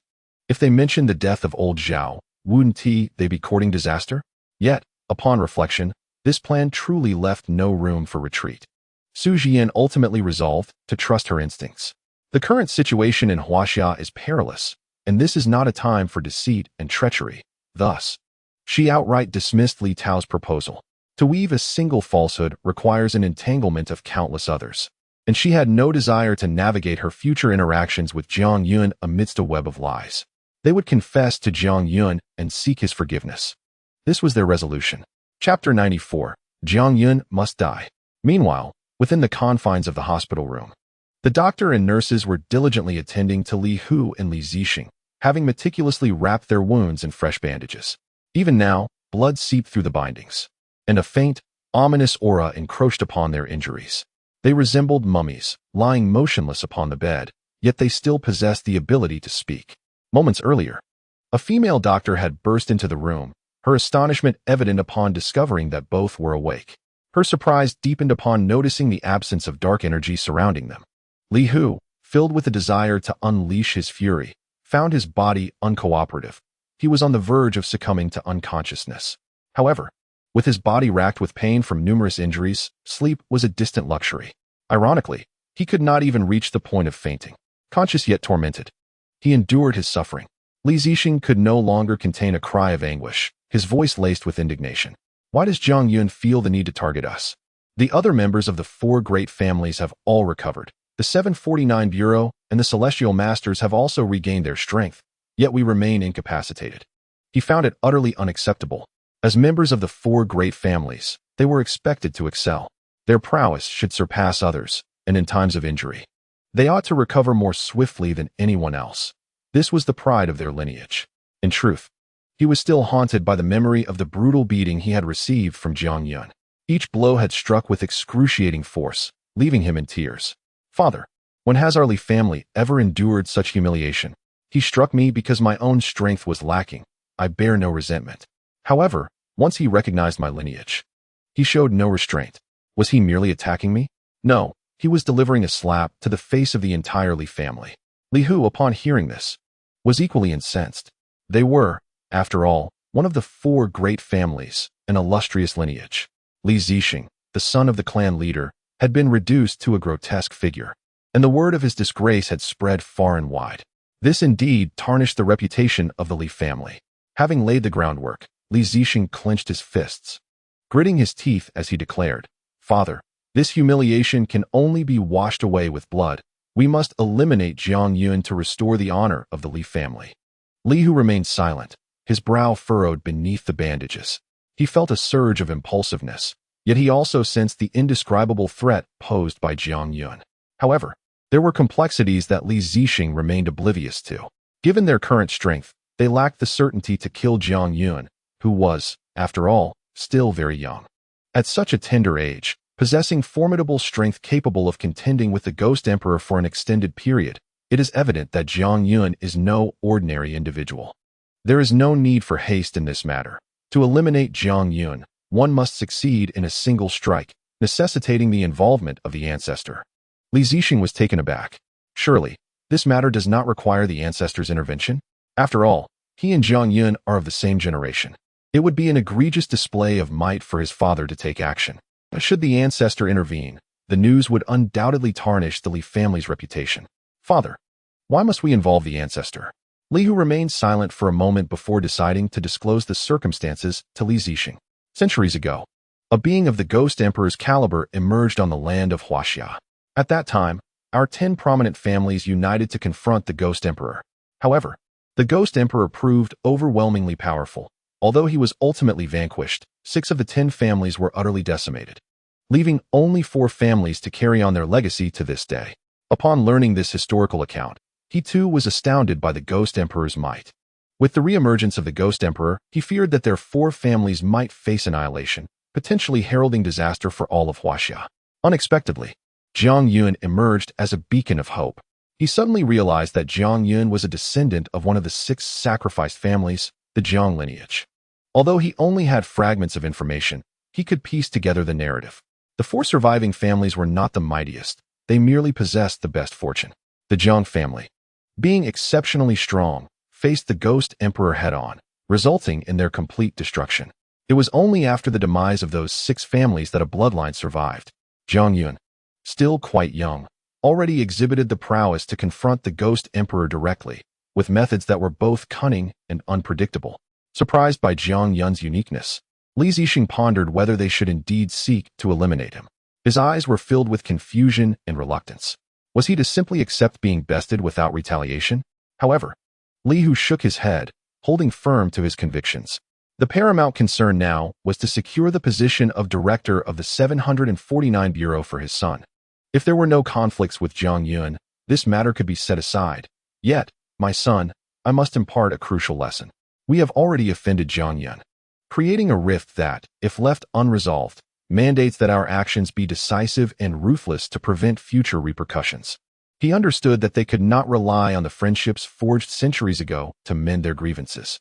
Furthermore, what significance would those past ties hold? Jiang Yun's transgression lay in striking a blow to the Li family's pride. Li Zixing felt a surge of urgency. Attaining the position of director was his future, his shining prospect. To ascend to the position of director is surely to earn the admiration of many. Exuding an air of authority capable of commanding all personnel within the 749 Bureau. Simultaneously, his elevation to this rank would bring honor to the Li family. allowing them to stand out amongst other clans. Father, you cannot speak in half measures. You must tell me what I ought to do. Lihu sighed, a hint of frustration evident in his tone. At this point, it was somewhat exasperating to see his son fail to analyze the situation. I have heard that the Liu family wishes to cultivate a relationship with Jiang Yun, likely having discovered his lineage from the Jiang family, while also recognizing his formidable strength. Your ascension to the directorship is of utmost significance. Should we act against Jiang Yun now, the Liu family would undoubtedly raise an outcry, compelling the three major families to respond. This incident could very well serve as an obstacle to your promotion. Li Zixing found himself in a tumultuous state of mind. On one hand, he yearned for revenge. On the other, he recognized the bright future that awaited him as director, which was paramount. Should he simply allow Jiang Yun to flourish? Perhaps after securing the directorship, he could utilize the resources of the 749 Bureau to create trouble for Jiang Yun? Li Hu immediately interjected, "Lower your voice. While this is indeed a potential course of action, it is not the most prudent one. Allow me to ponder this further. We must eradicate the root of the problem. This matter requires careful deliberation. What if Jiang Yun grows stronger in the meantime? It is not that we cannot act against him now, but we must devise a comprehensive strategy. Regardless of the situation, it is imperative that Jiang Yun must perish. Moreover, this must not interfere with our plans." Chapter 95. Is that really true? I find it hard to believe. Meanwhile, on the other side, in Nanjing City, within a residential area a short distance from Jiang Ji's garment factory, Jiang Yun drove a borrowed vehicle slowly into the compound. The departure of the others left the surroundings eerily quiet, a change that he found somewhat disconcerting. According to the address provided by Gao Sheng, the accommodation he had arranged was indeed within this neighborhood. After parking the car, Jiang Yun surveyed his surroundings. It was evident that, following a series of events, Gao Sheng had developed a genuine apprehension towards Jiang Yun. In searching for a factory, he had managed to secure a brand new location. Upon disembarking, Jiang Yun was somewhat taken aback by the housing arrangement. This was no ordinary residence. It was clearly a luxurious villa complex. However, as he had mentioned earlier, the Ghost Emperor's appearance in Nanjing City had prompted Zhou Changhai and the others to facilitate an evacuation. The resulting lack of bustle felt oddly unfamiliar. Nevertheless, the house itself was quite satisfactory. Jiang Yun offered a positive assessment, noting that, aside from other considerations, the arrangements had been executed exceptionally well. After surveying the exterior, he found the overall environment to be quite pleasing. As we transitioned to the stage of inspecting the house, I made a note of any internal deficiencies, intending to have them addressed by the team later. After days without a proper wash, I was starting to feel the strain. Accompanied by Kayako, just as we were about to enter the house for a thorough examination, my gaze was drawn to a small girl standing at the entrance of my villa. Is there someone? A child, perhaps? I found myself taken aback, furrowing my brow. Normally, at this hour, aside from the personnel from the 749 Bureau, I should be the only one here, as all other ordinary citizens had been evacuated. What could a little girl be doing outside my home? Be cautious. There is a malevolent presence surrounding that child. Kayako, embodying her ghostly nature, cautioned me. Observing the girl squatting on the ground, seemingly engrossed in her play, she alerted me to the peculiarity of the situation. A normal person remaining in Nanjing City after yesterday's encounter with the Ghost Emperor would surely be unhinged, let alone a little girl emanating a ghostly aura. It was undeniably eerie. On the other side, the girl seemed to have noticed us, her posture shifting as she gazed up at me. "Is this house yours?" she asked suddenly, her expression adorned with a peculiar, inscrutable smile. I found myself at a loss for words. Her inquiry only deepened the strangeness of the moment. Where on earth did this girl come from? Before I could voice my question, she interrupted my thoughts, stating, "If you don't speak, I'll take that as this house is yours. We need to requisition it." She stood up, brushing off her hands, exuding an air of authority as if she could do as she pleased. With that single sentence, she claimed ownership of the house. I was left bewildered. "Excuse me, young lady, from where do you hail?" I thought, incredulous that she could assert such a claim over a house I had yet to fully enter. This was hardly appropriate. "Pardon me, little girl, who are you?" I managed to ask, suppressing my rising frustration and forcing a smile, considering her youth.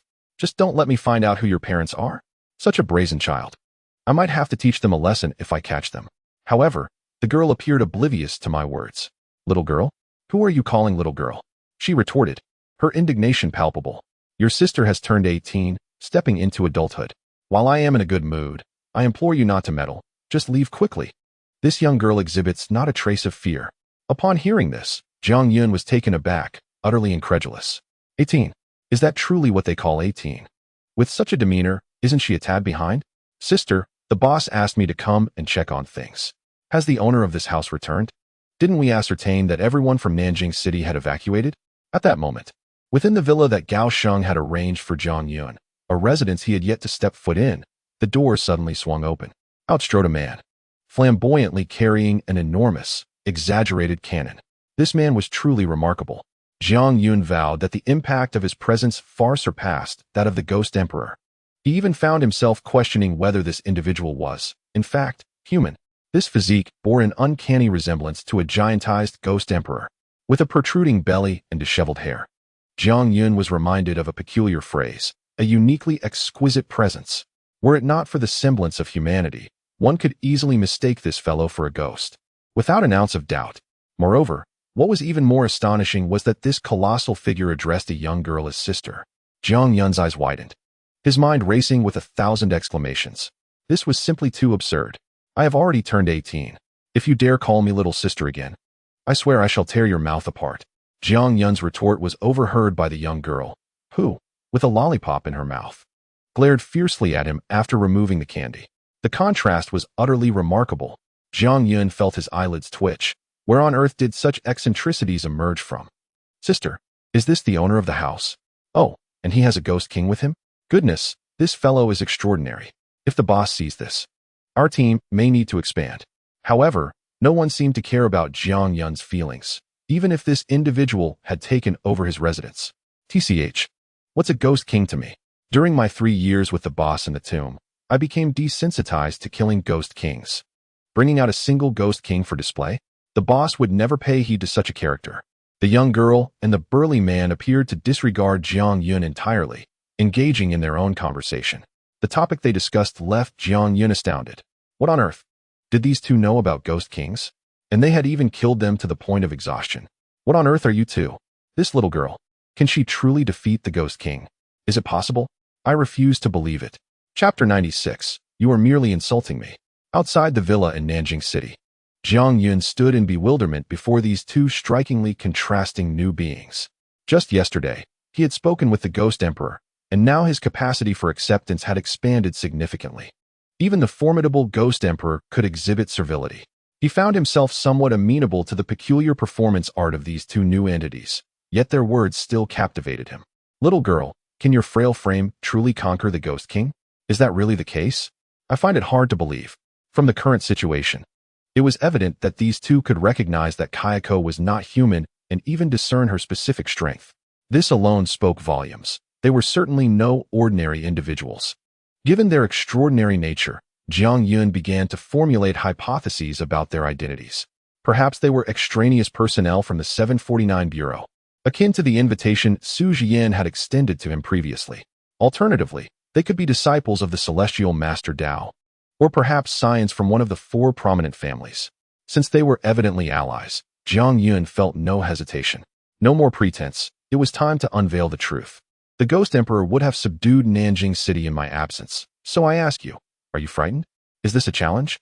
Upon hearing Jiang Yun's skeptical tone, the little girl's expression turned serious, gazing at him with an earnest demeanor.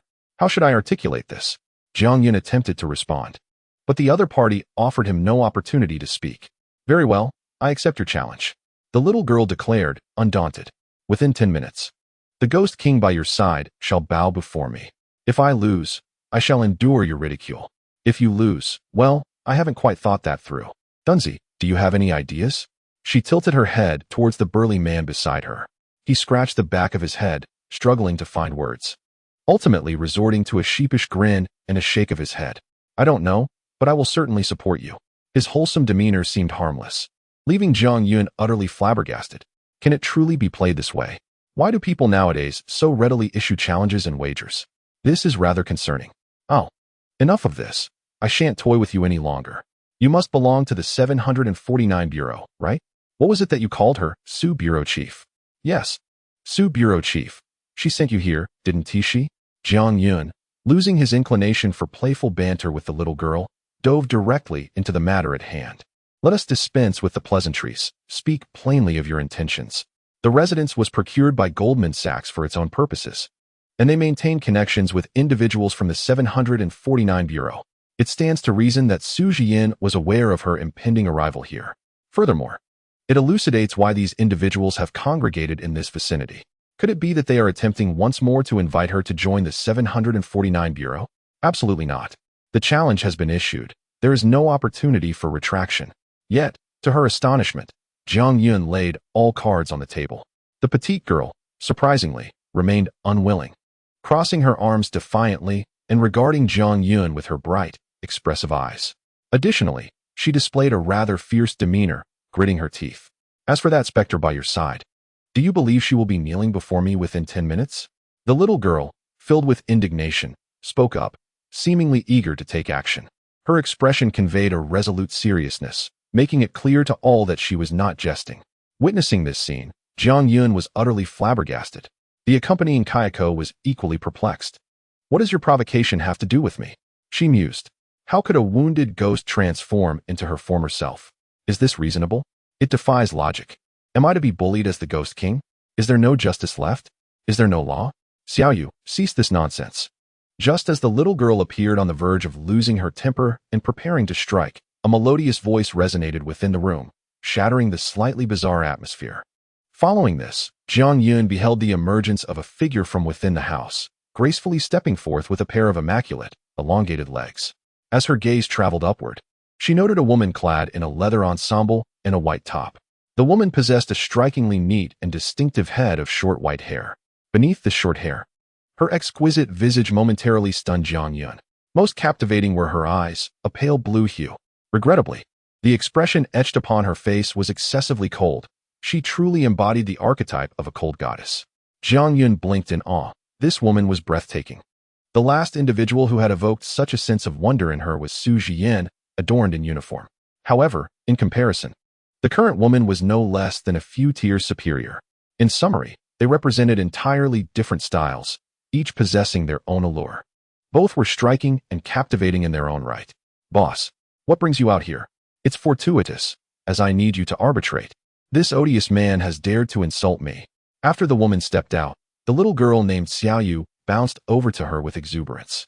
There was a certain resemblance to a child being bullied, then seeking an adult to lodge a complaint. How should one put it? There was even a hint of adorableness in her demeanor. However, the words she uttered were rather less endearing. Upon realizing this, Jiang Yun immediately objected. No. One may indulge in a variety of foods, but one cannot speak recklessly. Ahem, I ask you, little sister, or rather, little lowly, when have I ever ridiculed you? Jiang Yun clarified. That statement is rather discriminatory. You claim I cannot defeat the Ghost King. Is that not a form of humiliation? Xiaoyu retorted with conviction. Jiang Yun was left bewildered. What on earth? Listen to yourself. How does doubting your ability to conquer the Ghost King equate to insulting you? Do you understand how hurtful that statement is? If Li Tao and Su Jian were to hear this, how devastated would they be? The Ghost King, for heaven's sake, is the Ghost King. Merely stating, I do not believe you can defeat the Ghost King, and you interpret that as an affront? Jiang Yun now harbored a thought. This is not merely an insult to you. It is an affront to the entire 749 Bureau. If Su Jian and the others were present, it would undoubtedly lead to a tempestuous uproar. Children often speak without a filter. Jiang Yun took a moment to compose himself, continuously offering self-reassurance within. Meanwhile, Ko, the only ghost in attendance, thought to herself, you all are impressive in your own right. I shall remain silent, and you may act as though I do not exist. Chapter 97. This whip? Outside the villa, Jiang Yun and the others were somewhat awkwardly situated. Xiaoyu was glaring at Jiang Yun and Ko, her cheeks puffed in indignation. Behind her, the stout man and the woman she referred to as boss exchanged puzzled glances at the peculiar interaction between the human and the ghost. As for Jiang Yun, he still struggled to comprehend the situation. If memory served correctly, this place seemed to belong to him. The discussion had veered off course. He cleared his throat gently. So, you are truly not here at Su Jian's behest? He inquired tentatively. Given the earlier standoff, the likelihood of these three being dispatched by Su Jian appeared slim. Since they were not sent by her, and were familiar with the Ghost King, They were clearly no ordinary individuals.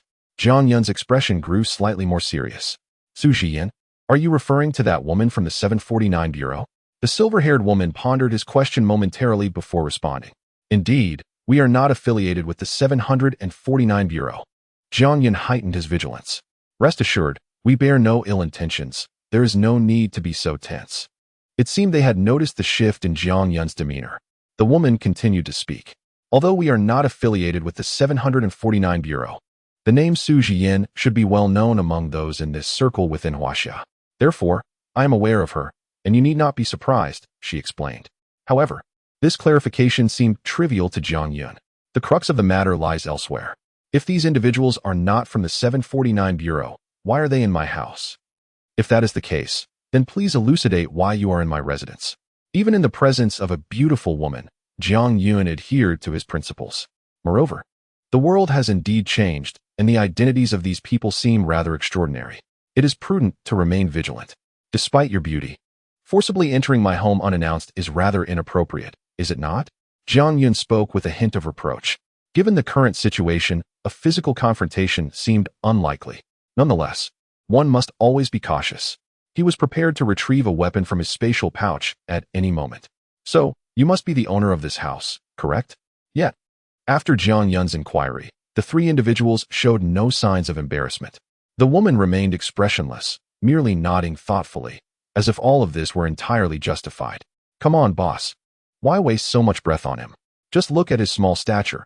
I doubt he's anyone of significance, interjected Xiao Yu with a sarcastic remark. She crossed her arms defiantly and addressed Jiang Yun with an air of superiority. Hey, since this house is yours, we just wanted to inform you that we are requisitioning it.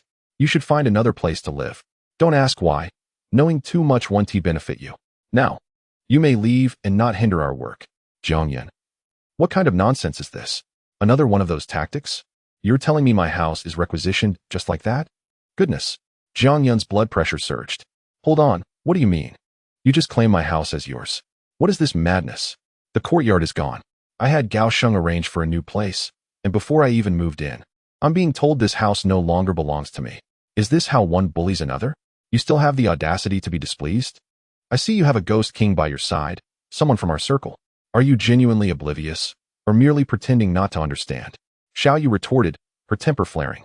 Were it not for the beautiful woman's restraint, she might have charged at Jiang Yun, pointing her finger at him in accusation.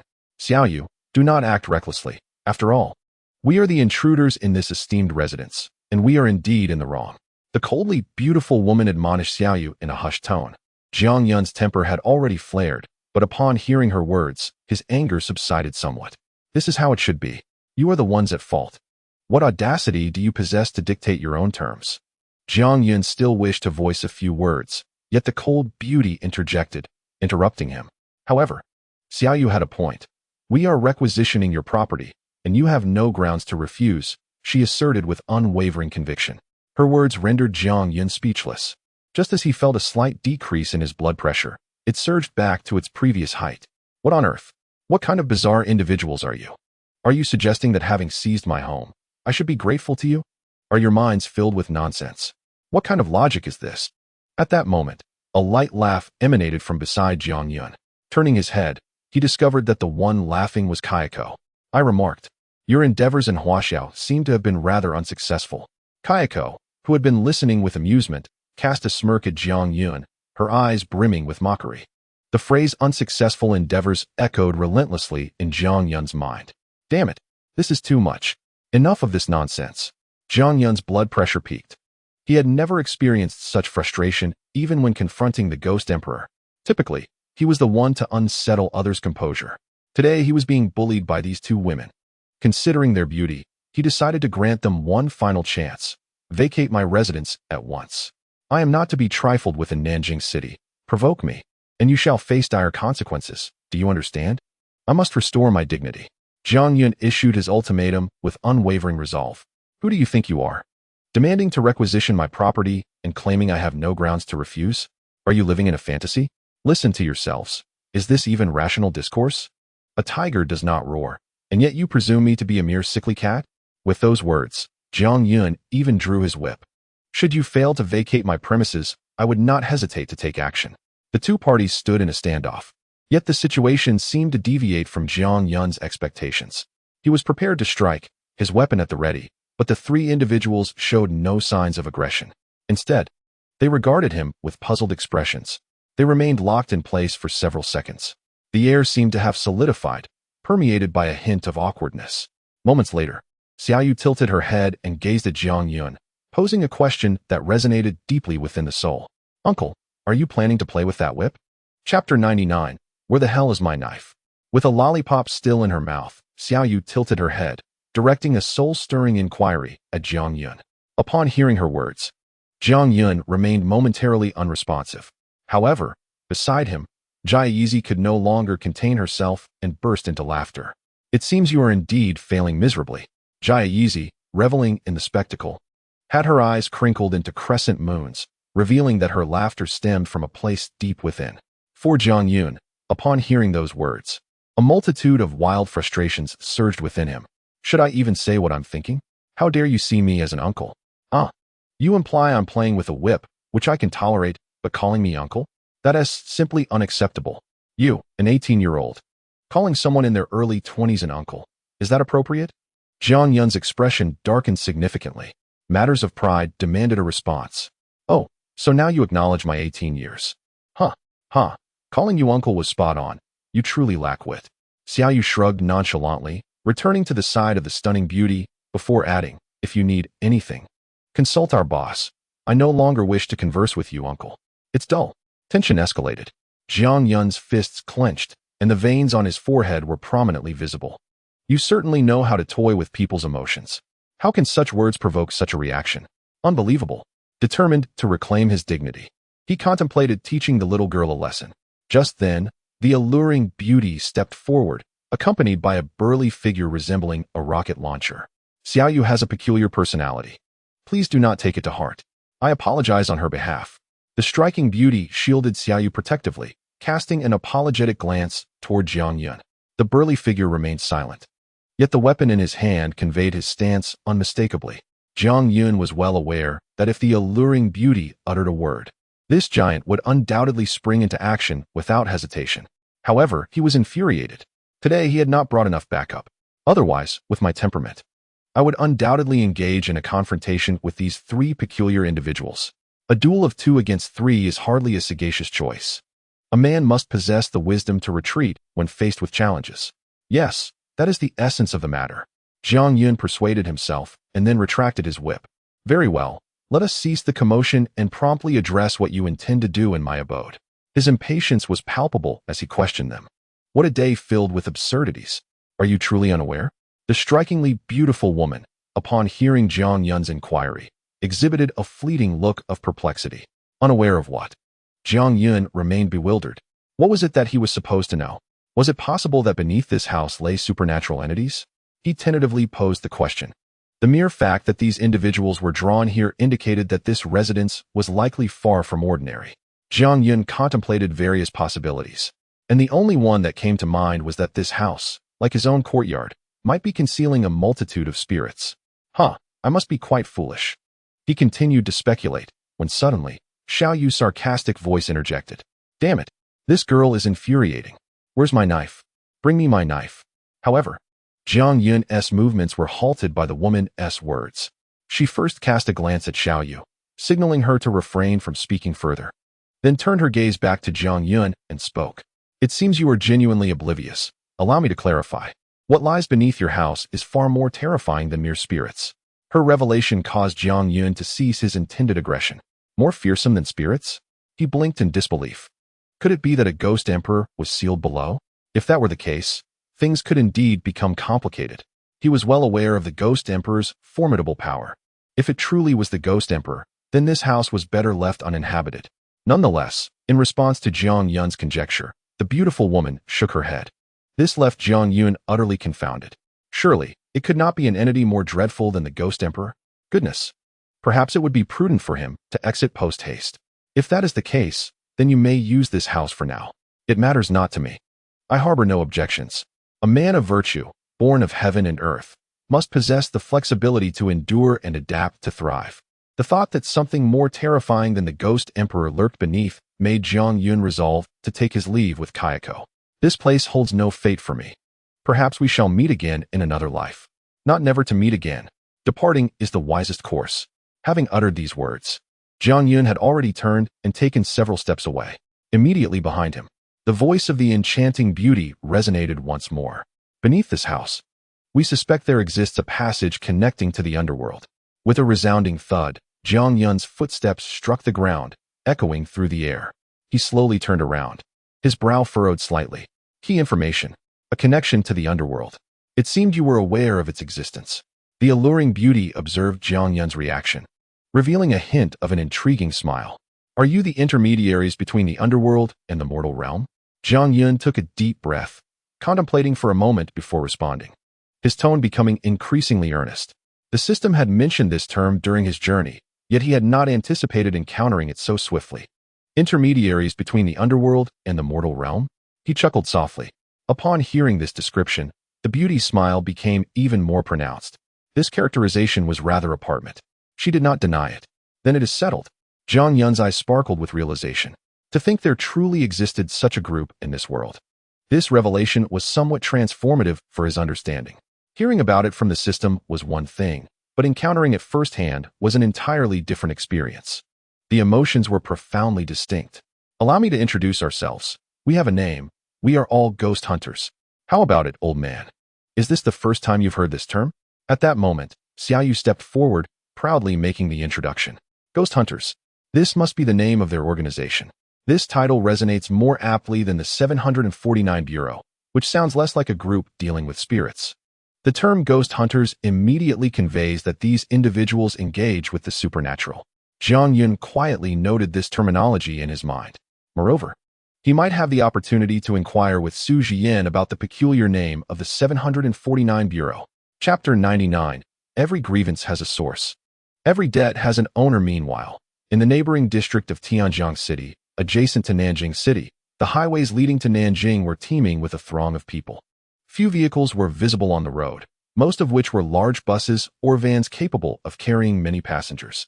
The scene bore a striking resemblance to the foreboding signs of an impending apocalypse. Although the reality was not as dire, it was close enough. Both involved calamity. Both would bring about bloodshed and sacrifice. After a day and night of travel, not a single face among the migrating crowd bore a smile. Everyone looked weary, heads bowed, silent as they trudged forward towards an uncertain destination. Perhaps, for them, the ultimate goal remained a mystery. Their home lies just behind them. Yet, despite having a home, they cannot return. What awaits them ahead? No one knows the answer to this question. The emergence of malevolent spirits has instilled a sense of dread throughout the online community. Nevertheless, the internet remains just that, a mere conduit. For those cities yet untouched by these apparitions, it is impossible to fathom such feelings. Along this journey, a diverse assembly of individuals gathers, men and women, the elderly and the young. Burdened by their thoughts, they have lost the desire to converse. The only ones able to display a smile, to laugh heartily, are the innocent children. They skip alongside their parents, full of exuberance. Father, why must everyone leave their homes? Perhaps there are some curious children among them, inquiring of their parents. Yet, the response they receive is met with silence. We were all mistaken. Had we known this would be the outcome, we would never have supported the demolition of the courtyard. Was it merely a means of inviting our own suffering? Those who once cheered for the destruction of the Jianyun courtyard, whether present at the scene or watching from afar, now regret their fervent support. They were unaware of the lurking spirits. In their collective consciousness, they still believe that all this chaos arose from the demolition, liberating the malevolent entities that now haunt Jianyun, rendering it uninhabitable, leading to this mass exodus. What a throwback to a bygone era. And yet, here we are, witnessing a reprise of such events. How foolish I was to have cheered so loudly, to have applauded fervently, only to now reap the consequences. Had I known, I would have acted differently. I too was present. Who could have anticipated this outcome? If only the courtyard had remained, none of this would have transpired. Indeed, if the courtyard still stood, we would not be forced to abandon our city. The crowd buzzes with chatter, their regret etched upon their faces. They fear no blame for their support, for they feel unqualified to bear it. They too were supporters, sharing the same identity. As residents of Jianyun, Who among them did not criticize the courtyard before its destruction? Now that calamity has struck, whom can they hold accountable? It is their own voices, echoing in support of the demolition, that have led to this dire situation. Yet, just at this moment, amidst the despair and regret, one individual voices a differing sentiment. While we supported the cause, we did not demolish the house ourselves. He strides boldly to the forefront of the crowd. Turning around, it was as if a revelation had struck him.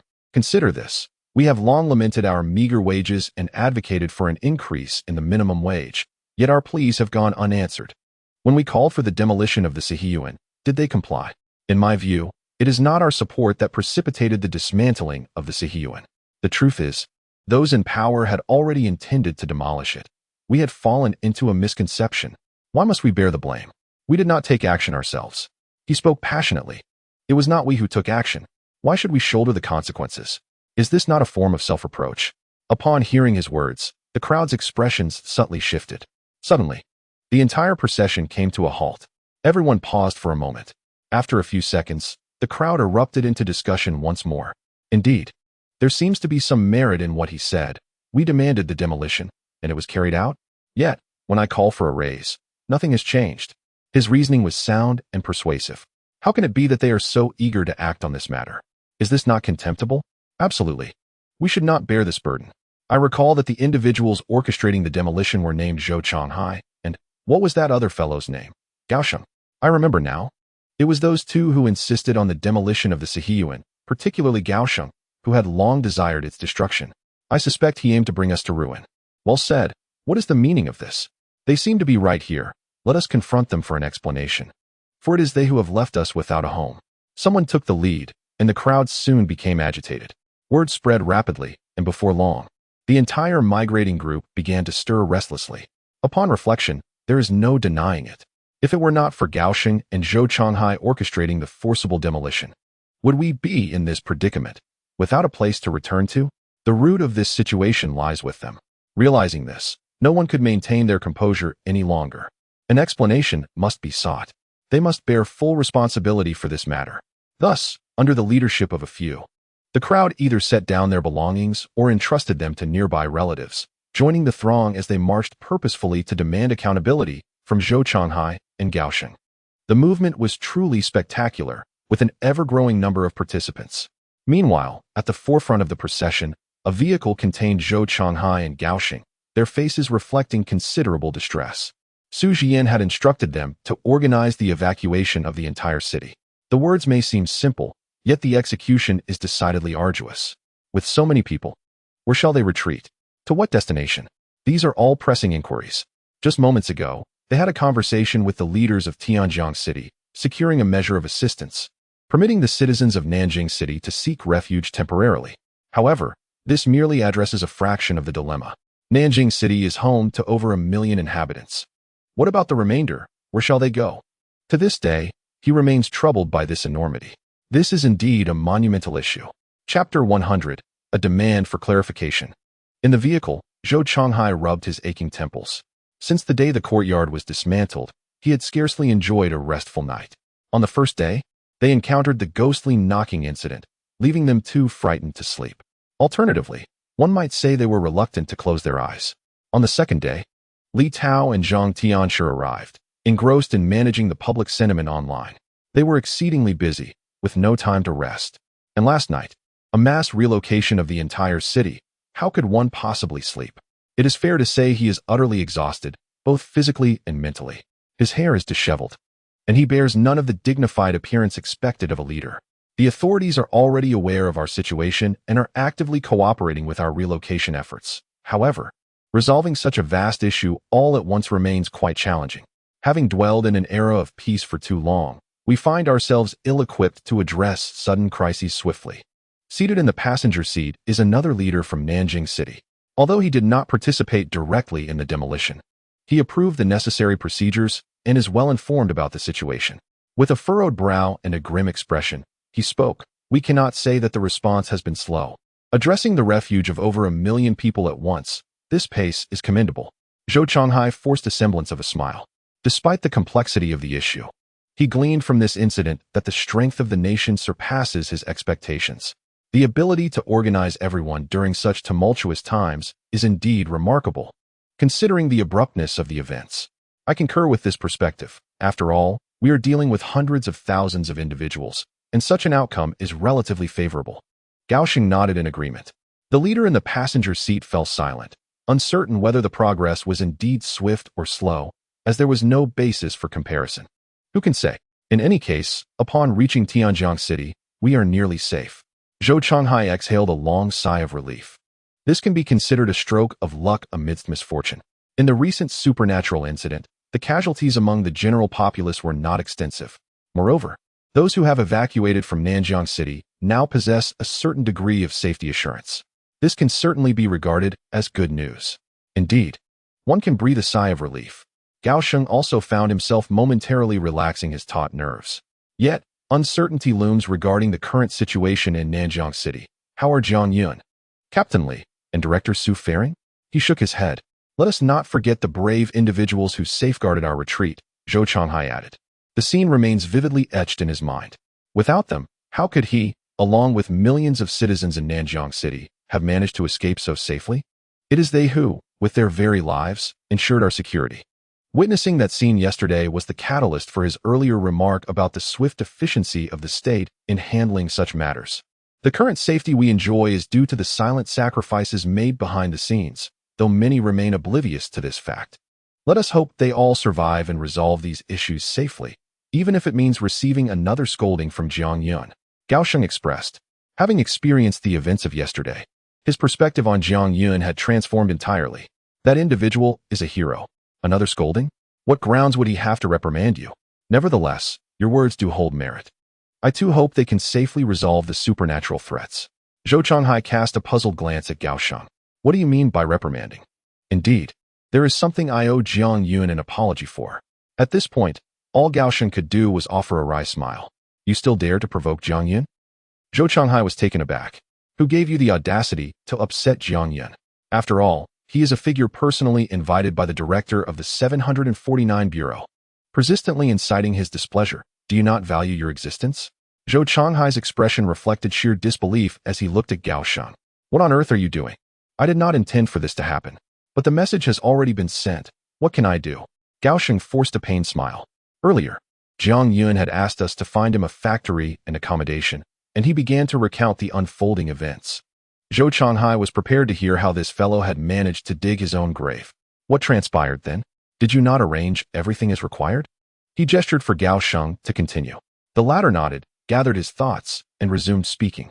Indeed, arrangements have been made, yet the time frame provided is exceedingly brief. The factory premises are relatively easy to locate, with numerous newly constructed facilities in the preparatory stage for operational use. I managed to secure the largest one for him. However, finding suitable housing is no simple task. Goldman paused momentarily, and at this juncture, his eyelids fluttered. The accommodations that meet the requirements are either already occupied or remain in their unfinished state. There are smaller residences that qualify, but given the circumstances, I dared not consider a modest dwelling. At the very least, a villa would suffice. Thus, I set out to search, and lo and behold, I actually found one. Yet, Goldman halted once more, failing to elaborate further. This left Zhou Changhai in a state of agitation. What on earth is it? Do speak, he urged. Goldman was not deliberately withholding information. He simply bit the bullet and stated directly that the villa appeared to be haunted. Zhou Changhai pondered. Isn't Jiang Yun accustomed to dealing with spirits? Even if the house is haunted, can't he manage? After all, there would be no other option available, an unoccupied, fully furnished villa is not easily found within such a short time frame. Goldman clarified that it was not his desire to present a lesser alternative. Rather, there were genuinely no other viable choices.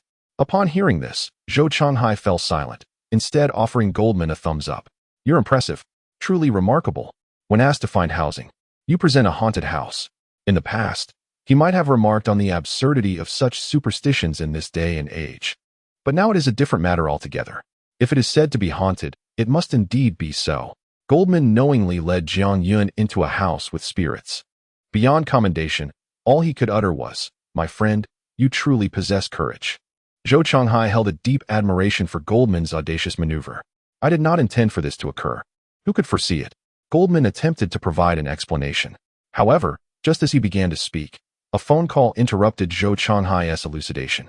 He gestured for Goldman to wait and promptly answered the call. Yet, the moment the line connected, the first words spoken immediately caused both men to lose their composure. "Director Zhou, trouble is brewing. The public is converging upon you. They demand an explanation for the demolition of the Sihiyuan." Chapter 101. A price must be paid in the vehicle. With the phone in hand, Zhou Changhai listened to the voice on the other end. In an instant, his expression shifted slightly. Has the inevitable finally arrived? In truth, he had anticipated this outcome long before. It has arrived unexpectedly, catching him off guard. "Leader, what should we do? Should we send someone to intercept them while you leave in the vehicle?" On the other end of the line was none other than the former director of the Nanjing City Police Department, who was now in a state of urgency. If this situation were not managed properly, it could easily lead to dire consequences, especially at such a critical moment. If Zhou Changhai and his associates made even the slightest misstep, he could not bear the repercussions. Do not intervene. While you may be able to stop them physically, you cannot quell their intentions. Such actions would only exacerbate the existing tensions. Even if I were to leave now, it would only be a temporary escape, not a permanent solution. Allow them to come. If they seek accountability, I shall provide it. Zhou Changhai pondered for a moment before speaking slowly. Such a commotion has arisen. From a broader perspective, this is indeed not my fault, for my original intentions were not in this vein. Yet, on a more detailed level, it is precisely my stance that has accelerated the demolition plan of the courtyard, leading us to this predicament. Since the incident, my approach has been to remain stationary, awaiting directives or potential repercussions. I have never considered evading responsibility. It is one thing to err, it is another to neglect correction and redemption. After concluding the call, Zhou Changhai halted the vehicle and adjusted his attire to appear more composed. He then opened the car door. "You may choose to absolve yourself and leave, if you wish." Upon exiting the vehicle, he addressed the still-dazed Gao Sheng, pulling him back to reality. "Leader Zhou, are you suggesting I become the scapegoat?" Gao Sheng chuckled, then opened the opposite door, stepping out to face Zhou Changhai. "I was the one who oversaw the demolition. To be fair, I owe an explanation to over 1 million citizens of Nanjing." With that, he slammed the door shut. The two men stood outside the vehicle, locked in a silent gaze that spoke volumes. The leader in the passenger seat, however, chose to remain inside, disregarding the matter entirely. Yet, this detail was inconsequential.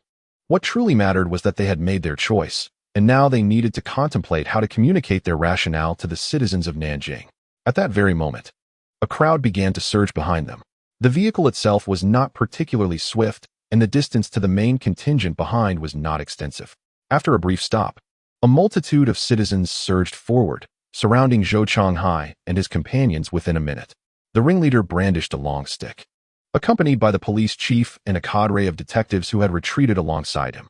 Zhou Changhai had no doubt that, were it not for the presence of these detectives maintaining control at the scene, the situation could have escalated rapidly. With so many people converging, a single spit from each could have drowned him and Gao Sheng. "Dog leader, you must provide us with an explanation today. It is your erroneous decisions that have left us without a home." The crowd pressed in, vociferously demanding answers, their emotions reaching a fever pitch. "Yes, we did not realize it before, but now we see that you are inextricably linked to this predicament. You must pay the price. If the courtyard is not demolished, nothing will be resolved. If we do not receive an explanation today, do not expect to walk away from this road alive. Since it has come to this, I fear nothing anymore. Remember, do not let these two escape. They are the ones who have brought us to this state." The cacophony of voices from the hundreds of individuals nearly threatened to rend the heavens. This scene was far more intense than Zhou Changhai and Gao Sheng had anticipated while engaged in their contemplations within the vehicle. The atmosphere was charged, as if they were determined to ensure the two remained there. "Ladies and gentlemen, may I request a moment of silence?" Zhou Changhai's eyelids fluttered with anxiety as he suppressed his inner turmoil and shouted, hoping to instill some calm among the throng. However, 10 seconds later, it seemed that his efforts had been in vain. What should they do? The crowd was entirely unyielding. Even if they wished to explain, there was no opportunity to do so. Gao Sheng was in a similar predicament, though he had not lost his composure. One who had faced the specter of death would hardly be intimidated by such a scene. A pertinent question, Zhou Changhai acknowledged with a nod, before posing a question of his own. Initially, he had intended to provide a thorough explanation, but the current atmosphere offered no chance for such discourse. I suggest, Leader Zhou, that we get back in the car. This situation is beyond your control. The depths of this issue are too profound. At that moment, from the vehicle parked nearby, a window was rolled down, and another leader in the front passenger seat leaned out to shout, "One of you has just been transferred from another region, while the other is merely from the demolition office. In such a scenario, how could you possibly maintain control? Heed my advice. Let us depart first and address these troublesome matters later." His gaze was earnest, imbued with a touch of helplessness. The citizens were in such an agitated state that even if you brought a loudspeaker, they would remain oblivious. The seasoned leader in the passenger seat had already discerned the situation. Thus, when Zhou Changhai and Gao Xing exited the vehicle moments ago, he chose to disregard them entirely. After all, they would eventually need to board the car. Nonsense. The public harbors grievances. How can we abandon them and leave? Yet, faced with the counsel from the leader, Zhou Changhai did not display a favorable demeanor, his tone tinged with emotion. "I refuse to believe that there won't be an opportunity for explanation." After rebuking the leader, Zhou Changhai steeled himself, furrowing his brow. He then lifted his head to confront the throng of citizens eager to protest, shouting loudly, "Silence! If this uproar continues, the specter will undoubtedly hear us and come forth. If you seek an explanation from me, that is acceptable. But do you wish for yourselves and others to risk their lives due to your clamor?" Chapter 102. "Now it's our turn on the road," Zhou Changhai bellowed, his voice tearing through the air. Unafraid for himself, he inquired, "And what of the specter? Are you not afraid? With such a cacophony, do you not fear attracting it?" This tactic of Zhou Changhai was a direct threat, yet surprisingly effective. His booming voice indeed quieted the crowd, their expressions frozen in place before a flicker of fear emerged. "This is more like it." Zhou Changhai surveyed the scene with satisfaction. Without allowing the crowd a moment to react, he commenced his explanation. "Dear brothers and sisters of Nanjing City, I understand your current sentiments and the reason behind your agitation. It is entirely reasonable for you to seek an explanation from me. However, I kindly ask that you maintain the tranquility that you currently exhibit. Please, allow me to provide a brief clarification. The situation has unfolded in this manner not by desire, for I am still a leader in Nanjing City, and I cannot shirk responsibility for any issues that arise." Zhou Changhai quickly gathered his thoughts and spoke rapidly, delivering an opening statement. No one interrupted him. This was a promising start. Taking a deep breath, he proceeded without hesitation. "Firstly, let us address a matter of paramount concern to all, namely, the demolition of the courtyard. I confess, this has indeed been a source of great anxiety for me. Since my transfer to Nanjing City, I have harbored the desire to have that courtyard dismantled. However, I never anticipated that once it was torn down, spectral entities would emerge. After all, in this 21st century, who still believes in the existence of ghosts? Alas, I have faced my due punishment, as that very night I was confronted by a ghostly visitor at my door. Zhou Changhai was the first to suffer the consequences, followed closely by Gao Sheng, who echoed in agreement. Indeed, I orchestrated the demolition of the courtyard. The repercussions I endured were far more severe. Jiang Yun, the very owner of the courtyard, has now set his sights upon me. On the day of the demolition, I was tormented by phantoms to the brink of madness, and even now, my wife remains in a state of unconsciousness. Her mental state exceedingly unstable. He recounted vividly, emphasizing that each individual is a victim in this tale. If anyone deserves to lament, it is he who stands equal to none. The other citizens are fortunate, as they have many to protect them. But what of myself? I am utterly targeted by Jiang Yun. In summary, I must provide an account. I shall give everyone an explanation. Originally, we had the situation under control. The specters should have been dealt with yesterday, and there was no need for relocation. Zhou Changhai continued, seamlessly connecting his narrative. This statement holds truth. Had it not been for the sudden emergence of the Ghost Emperor, would they have been ordered to retreat? Moreover, that Ghost Emperor is a foe even Jiang Yun cannot contend with. This only reinforces one point. The Ghost Emperor was not released from the courtyard. If that were the case, Jiang Yun would not have entered and emerged without knowledge of his fate. Ultimately, the demolition of the courtyard unleashed a multitude of spectral beings, which merely affected the mobility of the citizens of Nanjing City. However, with the assistance of Bureau 749, this is no insurmountable issue. It can all be resolved. Yet, who could have foreseen that the Ghost Emperor would reemerge? Zhou Changhai, with a tearful visage, endeavored to further elucidate the necessity for retreat when the populace grew restless. Enough of this nonsense. The leader of the dissenting voices exclaimed vehemently. Controlling the situation is not achieved through mere shouting. After all, we are ordinary people, and we too fear ghosts. If, as you assert, the situation is under control, then why are we still here? He challenged. It is due to the emergence of an exceptionally powerful specter. Furthermore, that entity did not originate from the courtyard, he clarified, which coincided perfectly with Zhou Changhai's sentiments, prompting a swift explanation. The appearance of this formidable ghost was indeed the primary reason for the evacuation of Nanjing City. He endeavored to calm the crowd as best he could, implying that, even without the matter of the Sihiyuan, the emergence of that formidable specter would have necessitated everyone's evacuation. The dismantling of the Sihiyuan merely expedited the unfolding of events. Zhou Changhai elaborated extensively, recounting the perilous situation encountered at the mall the previous day. The 749 Bureau vowed to protect everyone during the retreat, a scene that left an indelible impression on him. He recalled it vividly, wishing he could describe the circumstances in full, were it not for the fear of inadvertently revealing something best left unsaid. Thus, the situation was more or less as he described. He urged everyone to remain composed regarding the matter. I acknowledge my mistakes, and while you may wish to hold me accountable, I implore you not to do so in these critical times. Once the issues in Nanjing City are resolved, I shall provide a more comprehensive explanation and account that will surely satisfy all. Zhou Changhai spoke at length, even making a direct promise. This was the utmost he could offer. As for Gao Sheng, he also pledged to take responsibility, though not at this moment. Now is not the time for discord among humanity. The warriors are still battling the specters at our backs. Should infighting arise here, it would be a disservice to the members of the 749 Bureau.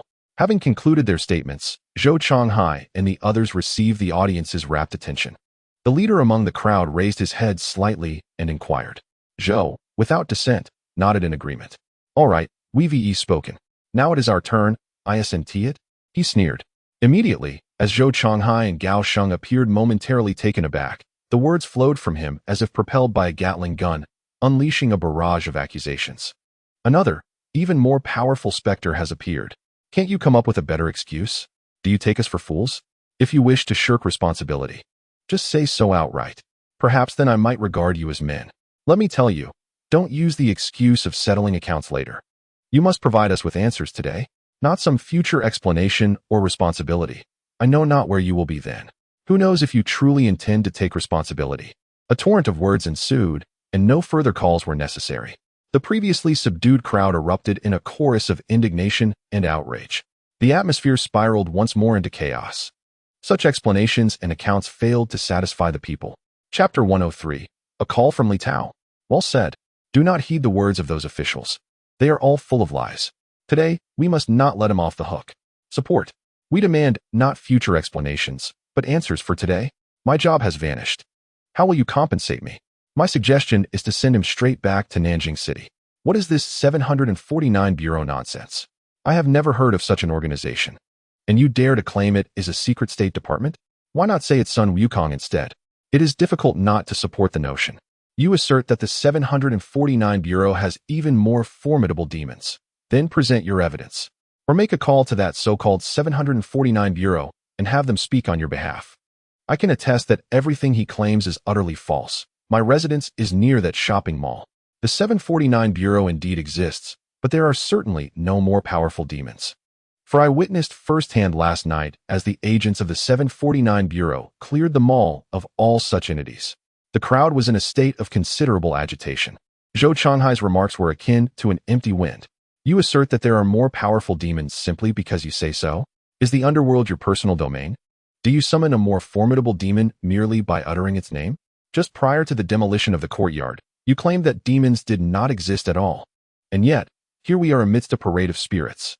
Such statements might have been accepted in the past, but after the events of the last 2 days, who could still believe them? Furthermore, residents living near the mall have come forth to speak. Indeed, a group was hunting demons last night, and they successfully expelled all of them from the mall. It is impossible that any more formidable entities remain. These residents stepped forward, for only they could directly challenge the authenticity of Zhou Changhai's words.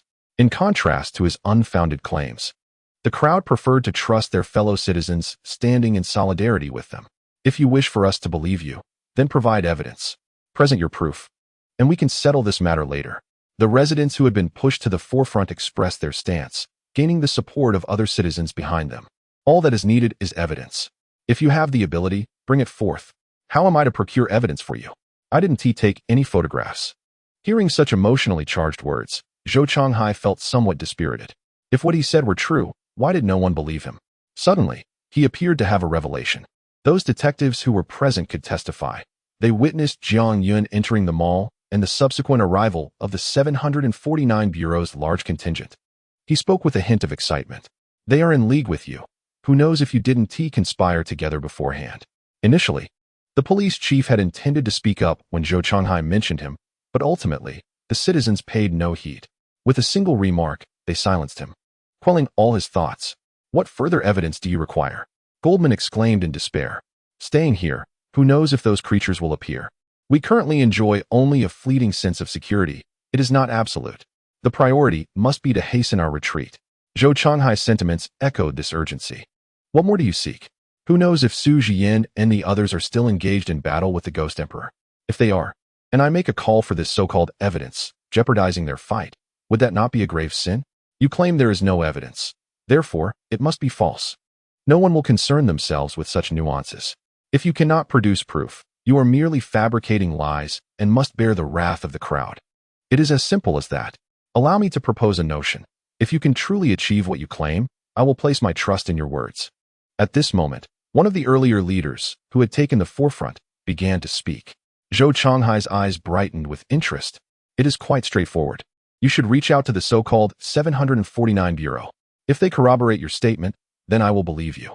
Naturally, you must ensure they can validate their identity as the alleged 749 Bureau, a clandestine governmental agency. Otherwise, how can we trust that you have not merely recruited an actor to deceive us further? The leader articulated each word with precision. However, it must be acknowledged that while the method is viable, it presents certain challenges. Proving one assertion necessitates the validation of another. Does this not lead us directly into a deadlock? Zhou Changhai found himself in a quandary. Yet, the others were not inclined to relent. They would not grant him an extended period to contemplate. Their emotions were tumultuous and barely contained. Should they erupt, the two of them would be utterly overwhelmed. I suggest you all board the vehicle. This is an untenable situation, urged the leader in the passenger seat. Silence. Zhou Changhai retorted sharply. How dare you sit there without assisting in the explanation? Once this chaos is resolved, I shall ensure you face the consequences. What now? Must we truly seek out Captain Li and the others? Goldman inquired softly, drawing closer to Zhou Changhai. Problems must ultimately be addressed. Remaining in this stalemate is not a solution. The search, however, may prove difficult. Compared to the leader he had just rebuffed, Zhou Changhai now found himself more favorably inclined towards Goldman. At least Goldman, in this moment, chose not to offer any sardonic remarks but stood resolutely by his side amidst the turmoil. Which leader, currently occupying the driver's seat, is incapable of this? Although Goldman Sachs may be small in stature, they possess a certain audacity and sense of responsibility. After such musings, one must inevitably return to the realm of reality. Zhou Changhai found himself in a predicament. Must he truly proceed to such an extent?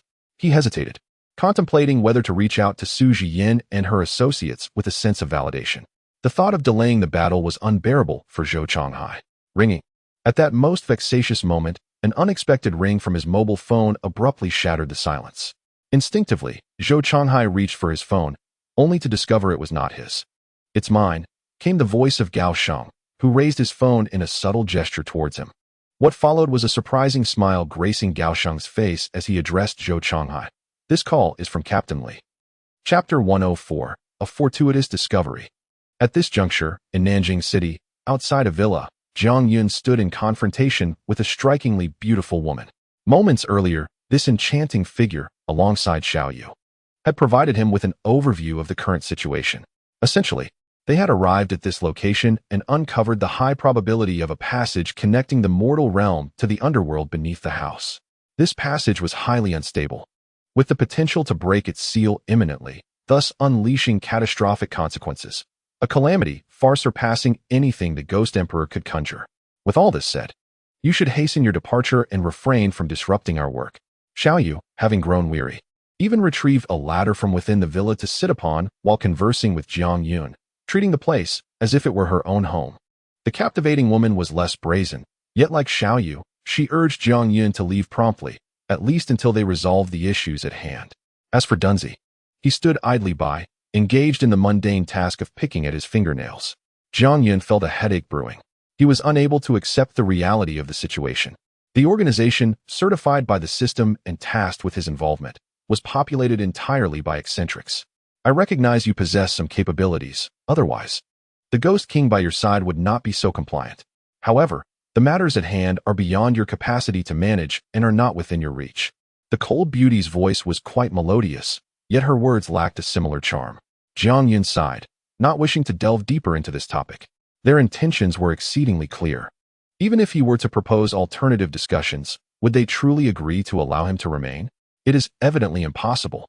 However, since I have encountered the pivotal figures of the system's mission, Jiang Yun resolved to linger here for a while longer. At the very least, he wished to glean some insights into the ghost hunters, to ascertain the true nature of this organization and its scale. Thus, he composed his thoughts and donned a friendly smile. I must admit, I am quite curious about your organization. Could we not engage in a more detailed conversation? For instance, how many members do you currently have? What is the general situation? Who is the leader? Jiang Yun's gaze fell upon the striking beauty and the young girl. Intrigued by the caliber of individuals capable of uniting such an eclectic group, could it be, perhaps, a governmental entity? You know too much, and that brings no benefit to you. To his surprise, the alluring beauty completely disregarded Jiang Yun's inquiries. Come now, look at our fortuitous encounter. Let's converse a bit more. Even if you cannot provide specific figures, a general idea would suffice. Jiang Yun pressed on, unwilling to let the opportunity slip away. I have already stated that knowing too much is of no advantage. The beauty maintained her silence, unwilling to divulge any information. Haha, do not bother inquiring.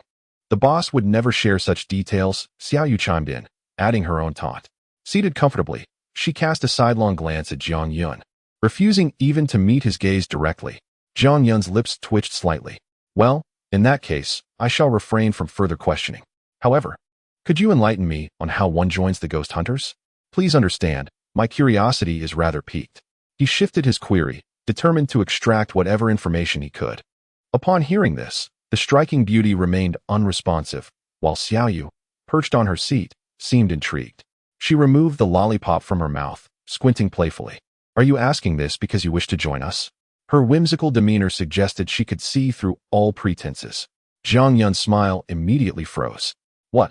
Is my intent so transparent? After just a few exchanges, you discern my motives. You are quite perceptive for someone so young, he remarked. Nevertheless, since you have discerned my intentions, how might one be evaluated? Jiang Yun continued, his curiosity unabated.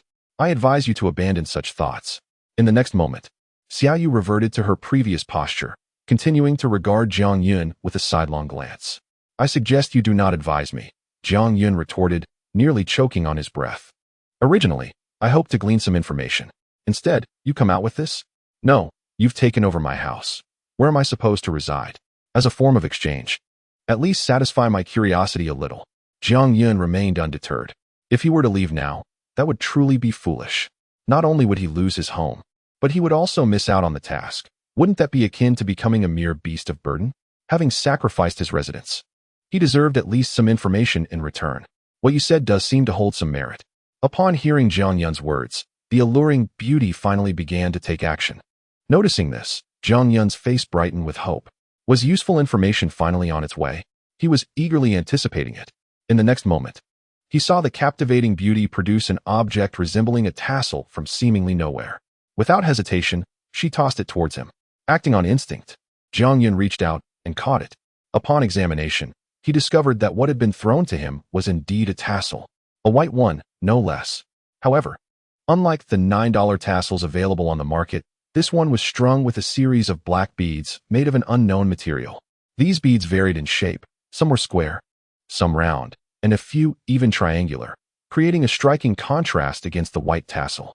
This shall serve as a token of our exchange for your house, the captivating beauty declared. Jiang Yun remained bewildered. What did this signify? Goodness, an item that could be custom ordered for around $9 in the market was being offered in exchange for his villa? This felt worse than death. It was utterly unfair. What, are you dissatisfied? She seemed to discern his discontent. Jiang Yun lifted his head, ready to shout in protest when he noticed. The previously indifferent Xiao Yu and the fidgeting Dunzi were now fixated on him. What in the world was happening? Was this object truly extraordinary? This peculiarity piqued Jiang Yun's curiosity. Xiao Yu and Dunzi could not possibly be staring at him. They were transfixed by the tassel that the captivating beauty had thrown his way. That was the object of their intrigue. Chapter 105, A Gathering of Oddities. This item must be something special, Jiang Yun silently mused. If it were an ordinary object, Xiao Yu and Dunzi would never have reacted so strongly. Their fixation on the tassel in his hand was so intense that it almost seemed they were about to drool.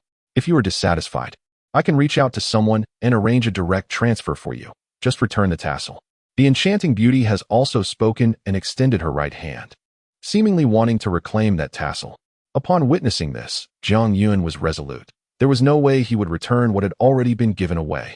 Once something is relinquished, how could it be retrieved? Of course, I am pleased with this item, he thought, and after a moment's contemplation, he agreed to the exchange. Jiang Yun grinned mischievously. To demonstrate his fondness for the tassel, he directly tied it. Well, it was tied to his skirt. But since he wasn't wearing a skirt, this posed no challenge for Jiang Yun. He promptly tucked the tassel into his waistband. It looked splendid and quite appealing. After completing this act, Jiang Yun offered a smile to the enchanting beauty. For a fleeting moment, he fancied he saw her smile in return, though it may have been a mere illusion. Now that you have accepted the tassel, this house is no longer your concern. Depart swiftly, the beauty instructed, her expression once again devoid of emotion, urging Jiang Yun to leave. No problem. However, since we have formed such a connection and completed a transaction, might I request your name? Having obtained the tassel, Jiang Yun understood that extracting further information from them would be futile. Nonetheless, asking for a name seemed harmless enough. There's no need, the enchanting beauty replied, shaking her head. She then ceased to pay him any further attention, signaling to Xiao Yu and Dunzi with a glance before turning and entering the house. At the very least, a contact number would suffice. Jiang Yun felt a surge of urgency upon witnessing this scene. Yet, before he could finish his thought, Xiao Yu and Dunzi approached him, their faces adorned with benevolent smiles. We have taken what we need, and this house is no longer tied to you.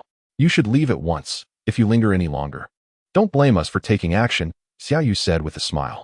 Dunzi aimed his rocket launcher at Jiang Yun, prepared to act at any moment. These two truly lacked flexibility. Jiang Yun felt somewhat embarrassed. However, having accepted their generosity, he realized there was no justification for prolonging his stay. Judging by their demeanor, they would likely remain in this house for some time. If he couldn't gather information today, he could certainly return tomorrow. A few visits would surely yield the information he sought. After exchanging a light-hearted response to Xiao Yu and the others, Jiang Yun departed with Kayako. Having acquired the tassel, it wasn't a total loss.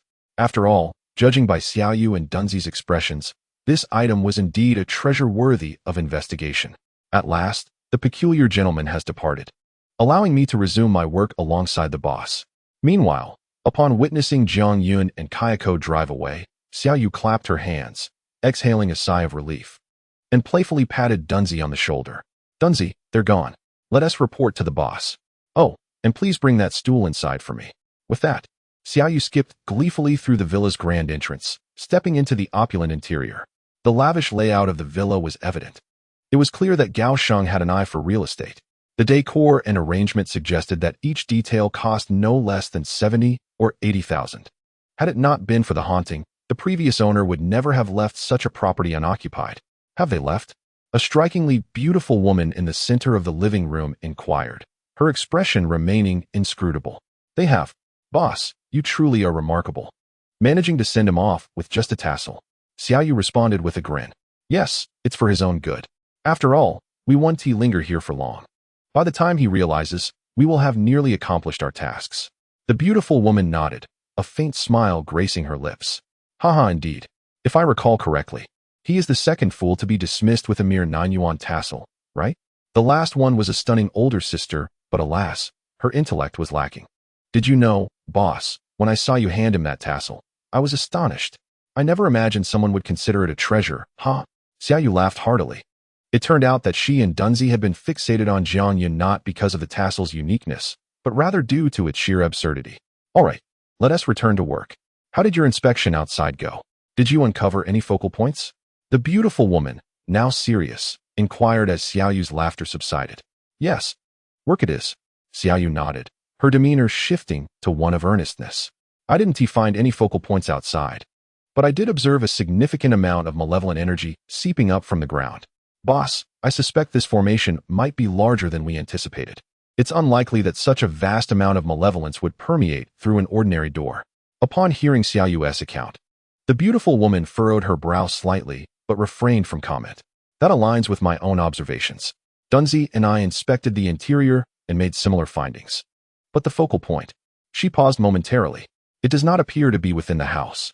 I fear we may need to expand our search radius. With that, she beckoned to Dunzi, who had just carried the stool inside. During this period, it may be somewhat arduous. The Ghost Master is still in Nanjing City, and while everyone searches for the formation's eye, they must also keep a vigilant eye on the Ghost Master. If possible, he should be eliminated directly. The cold and captivating beauty articulated each word with precision. If possible, kill him outright. Such audacity. He is a being capable of controlling the Ghost Emperor. She actually suggested that Xiaoyu and Dunzi directly take on the Ghost Master. Rest assured, we are well aware of this. We previously lost him, but we pursued him here and unexpectedly discovered the entrance. What a boon. If I stumble upon his trail again, I shall certainly ensure he receives a generous supply of sweets. He may not perish, but he shall be left severely weakened. Xiaoyu nodded in agreement, her face reflecting a hint of anger upon hearing the term Ghost Master. With fists clenched and gritted teeth, she exhibited an endearing contrast. Dunzi chuckled a couple of times, also agreeing. The state of these three individuals certainly merited Jiang Yun's earlier assessment. Indeed, they are all peculiar. Not a single one is amiable. Chapter 106. All is but illusion. This time, I have stumbled upon a treasure. This item is undoubtedly a remarkably explosive artifact. I have every reason to believe that this might very well be some form of token from the Ghost Hunter organization. In the future, should I encounter any difficulties, presenting this token to the Ghost Hunters will surely fetch their assistance. At this moment, on the other side, Jiang Yun and Kayako had departed from the villa district. Jiang Yun drove, humming a cheerful tune, thoroughly pleased with his mood. Venturing out and acquiring such a treasure left him immensely satisfied. As he was driving, he couldn't examine the tassel closely, but that did not hinder his desire to boast to Kayako. Had it not been for his persistent inquiries, would such a treasure have ended up in his possession? Not only is your situation dire, but your taste is also lacking. Seated in the passenger seat, Kayako was perplexed by Jiang Yun's exuberance. Being a ghost, she did not comprehend the joys and sorrows of humanity. The excitement between humans and ghosts could not be reciprocated. However, as a female ghost, she possessed a certain aesthetic sensibility. Regarding the tassel, well, she found it difficult to assess its appearance. It was not that she couldn't describe it. Rather, it was something she could not bear to look at. You, an outsider ghost, know nothing. Our Chinese civilization spans over 5,000 years. How could you possibly understand? Sensing Kayako's disdainful gaze, Jiang Yun retorted. This item has been around since the era of our emperors. In the past, it was something worn by the emperor himself. Though it may seem peculiar to use a tassel as a token now, it is not entirely incomprehensible, is it? In summary, Jiang Gu has stumbled upon a treasure. Potentially a life-saving artifact. Jiang Yun is too apathetic to elaborate further. Kayako remains oblivious to the exchanged glances between Xiaoyu and Dunzi. Had she noticed, she would undoubtedly admire her own swiftness in accepting this item. Whatever you say goes. If you claim I lack understanding, then so be it. I personally find this object no different from the online offerings priced at 9 yuan with free shipping. Kayako, equally disinterested, turns her head away dismissively. How can that trivial item, sold online for 9 yuan, compare to mine? One must consider who presented it to me. I find no need to explain. As an outsider, no matter how much I elucidate, you could never grasp the essence of my 5,000 years of Chinese history. Alas, it is understandable that your insular island nation possesses such limited perspectives. Jiang Yun, feeling quite pleased, refrains from engaging in further verbal disputes with Kayako, maintaining his silence for a while. After the vehicle has traveled some distance, he senses something amiss. Wait, when did you learn the term 9 yuan with free shipping? Does even that minuscule land of Fukushima have such online shopping? Jiang Yun's expression shifts as if he has encountered a horde of specters. When did Kayako so swiftly assimilate into the lexicon of Chinese internet culture? This is peculiar. It's what Little Knife taught us. We ghosts are also keeping pace with the times. Upon this subject, Kayako becomes quite proud, a slight smirk adorning her lips as she inquires if he is astonished.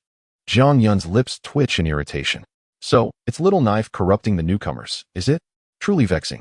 When he returns, it will be necessary to interrogate Little Knife thoroughly. It hasn't been long, and already he's teaching Kayako trivialities. If this continues, what will become of the future? Today he dares to refer to Kayako in terms of internet memes. Tomorrow he may incite her to strike or rebel. This matter must be taken seriously. Jiang Yun commits it to memory, resolving to educate Little Knife upon his return. While ruminating on these thoughts, his phone suddenly rings from within his pocket. He asks Kayako to retrieve it, curious about who might be calling at this hour. The characters are Chinese, which he struggles to comprehend. Yet he senses they are not favorable. Kayako extracts the phone, glances at the screen, and furrows her brow before handing it to Jiang Yun's now free right hand. He picks it up and sees that it is a call from a contact labeled Big Loser client. Hearing Kayako's remarks, Jiang Yun chuckles heartily before answering the call. Hello? Director Su, in such a dire state, are you truly all right? To his astonishment, the Big Loser client turns out to be Su Jian. Upon hearing Jiang Yun's slightly cheerful tone, Kayako displayed an expression of utter disdain, turning her head away.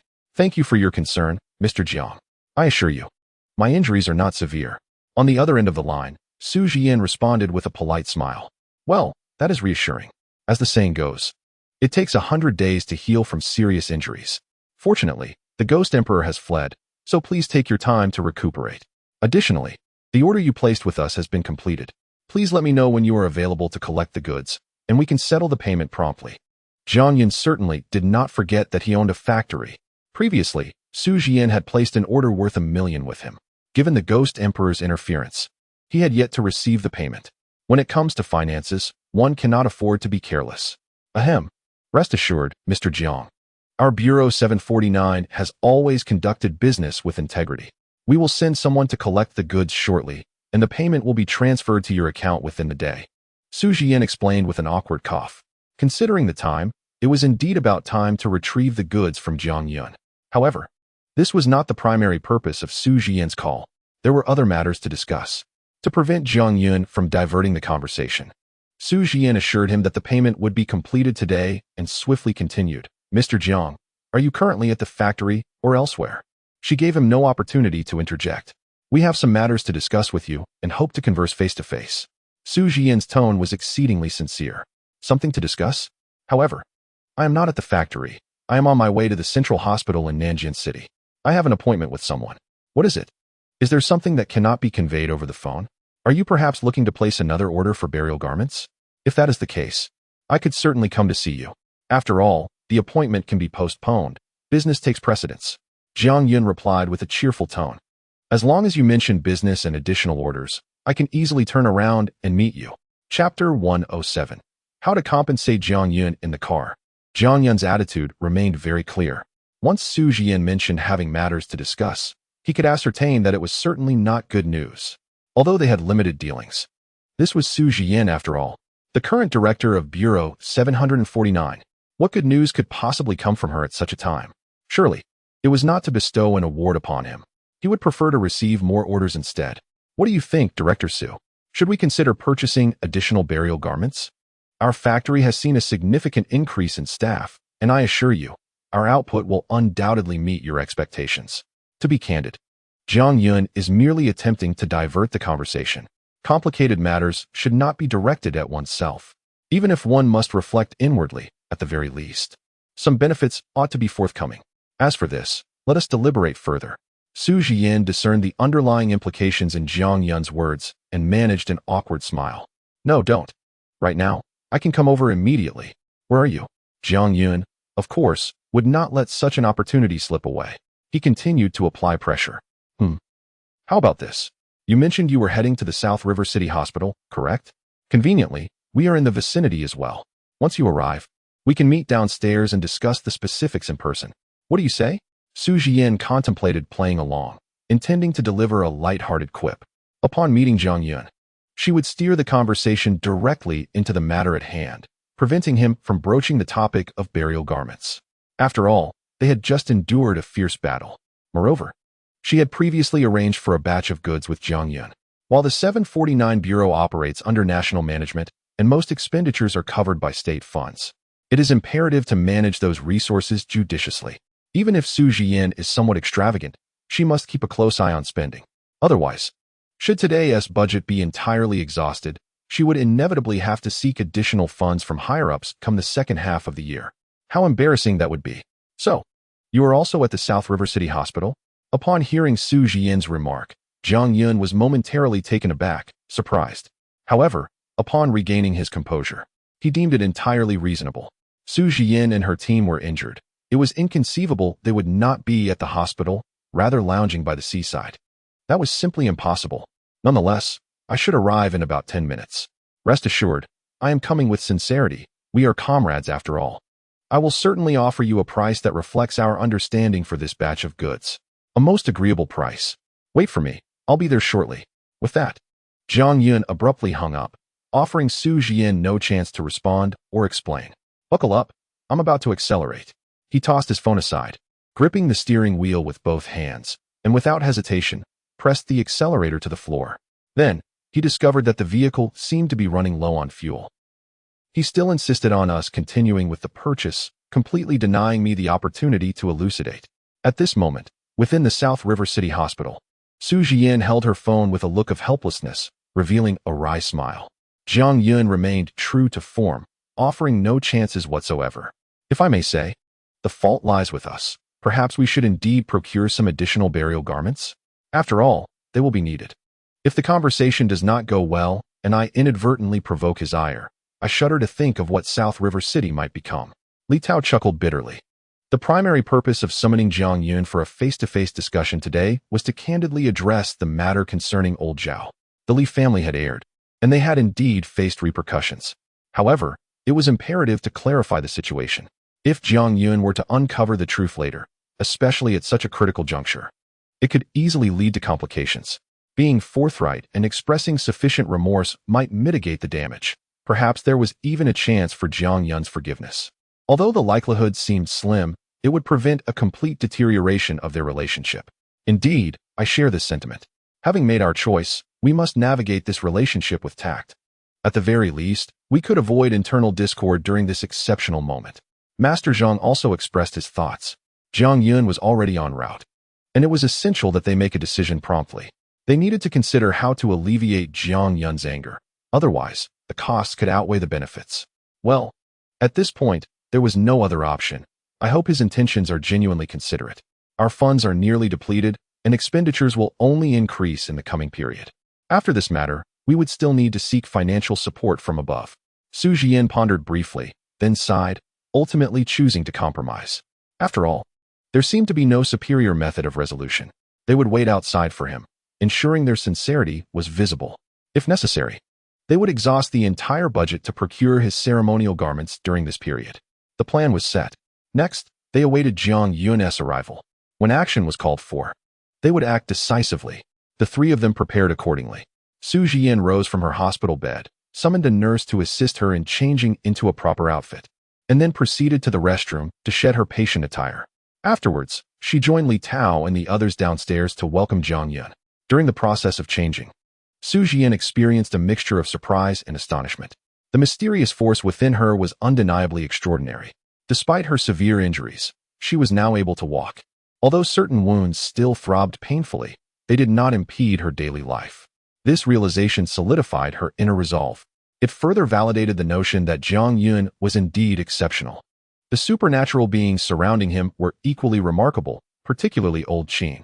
Had it not been for these chaotic circumstances, how splendid it would have been for Jiang Yun to join the 749 Bureau. This individual was even more extraordinary than that deranged woman. Su Jian sighed, then shook her head, refusing to dwell on it further. What had transpired was unchangeable. What can be done now is to make every effort to salvage the situation. They arrived downstairs, patiently awaiting Jiang Yun's appearance. 10 minutes, neither particularly long nor short, seemed to stretch into an uncomfortable silence. Under such circumstances, even Su Jian and the others felt that a slight delay from Jiang Yun was not overly concerning. However, as time dragged on, the length of the delay began to feel rather alarming. Since their arrival at the hospital, Nearly half an hour had elapsed without a sign of Jiang Yun. A sense of unease crept in. Was something amiss? Li Tao was the first to express his impatience. Just as he uttered a complaint, a sleek sports car sped towards them. Coming to a smooth halt before the trio, the door swung open, and Jiang Yun finally emerged, wearing an apologetic expression. I'm so sorry for the wait. The car ran out of fuel midway, and I had to walk quite a distance to find another one. I hope I didn't keep you for too long. Who could have anticipated that the vehicle would run out of gas? Jiang Yun's explanation, though a bit of an inconvenience, was ultimately acceptable. What mattered most was that he had safely reached his destination. If only old Zhao were here, he mused. His car may be a piece of junk, but at least I wouldn't have to worry about running out of fuel. Damn it. Speaking of which, where on earth did that old fool wander off to? If I catch him, he'll have a world of trouble coming his way. There was a hint of annoyance in Jiang Yun's tone. If this delay cost him any earnings, he vowed to memorize the model of that troublesome car and blacklist it forever.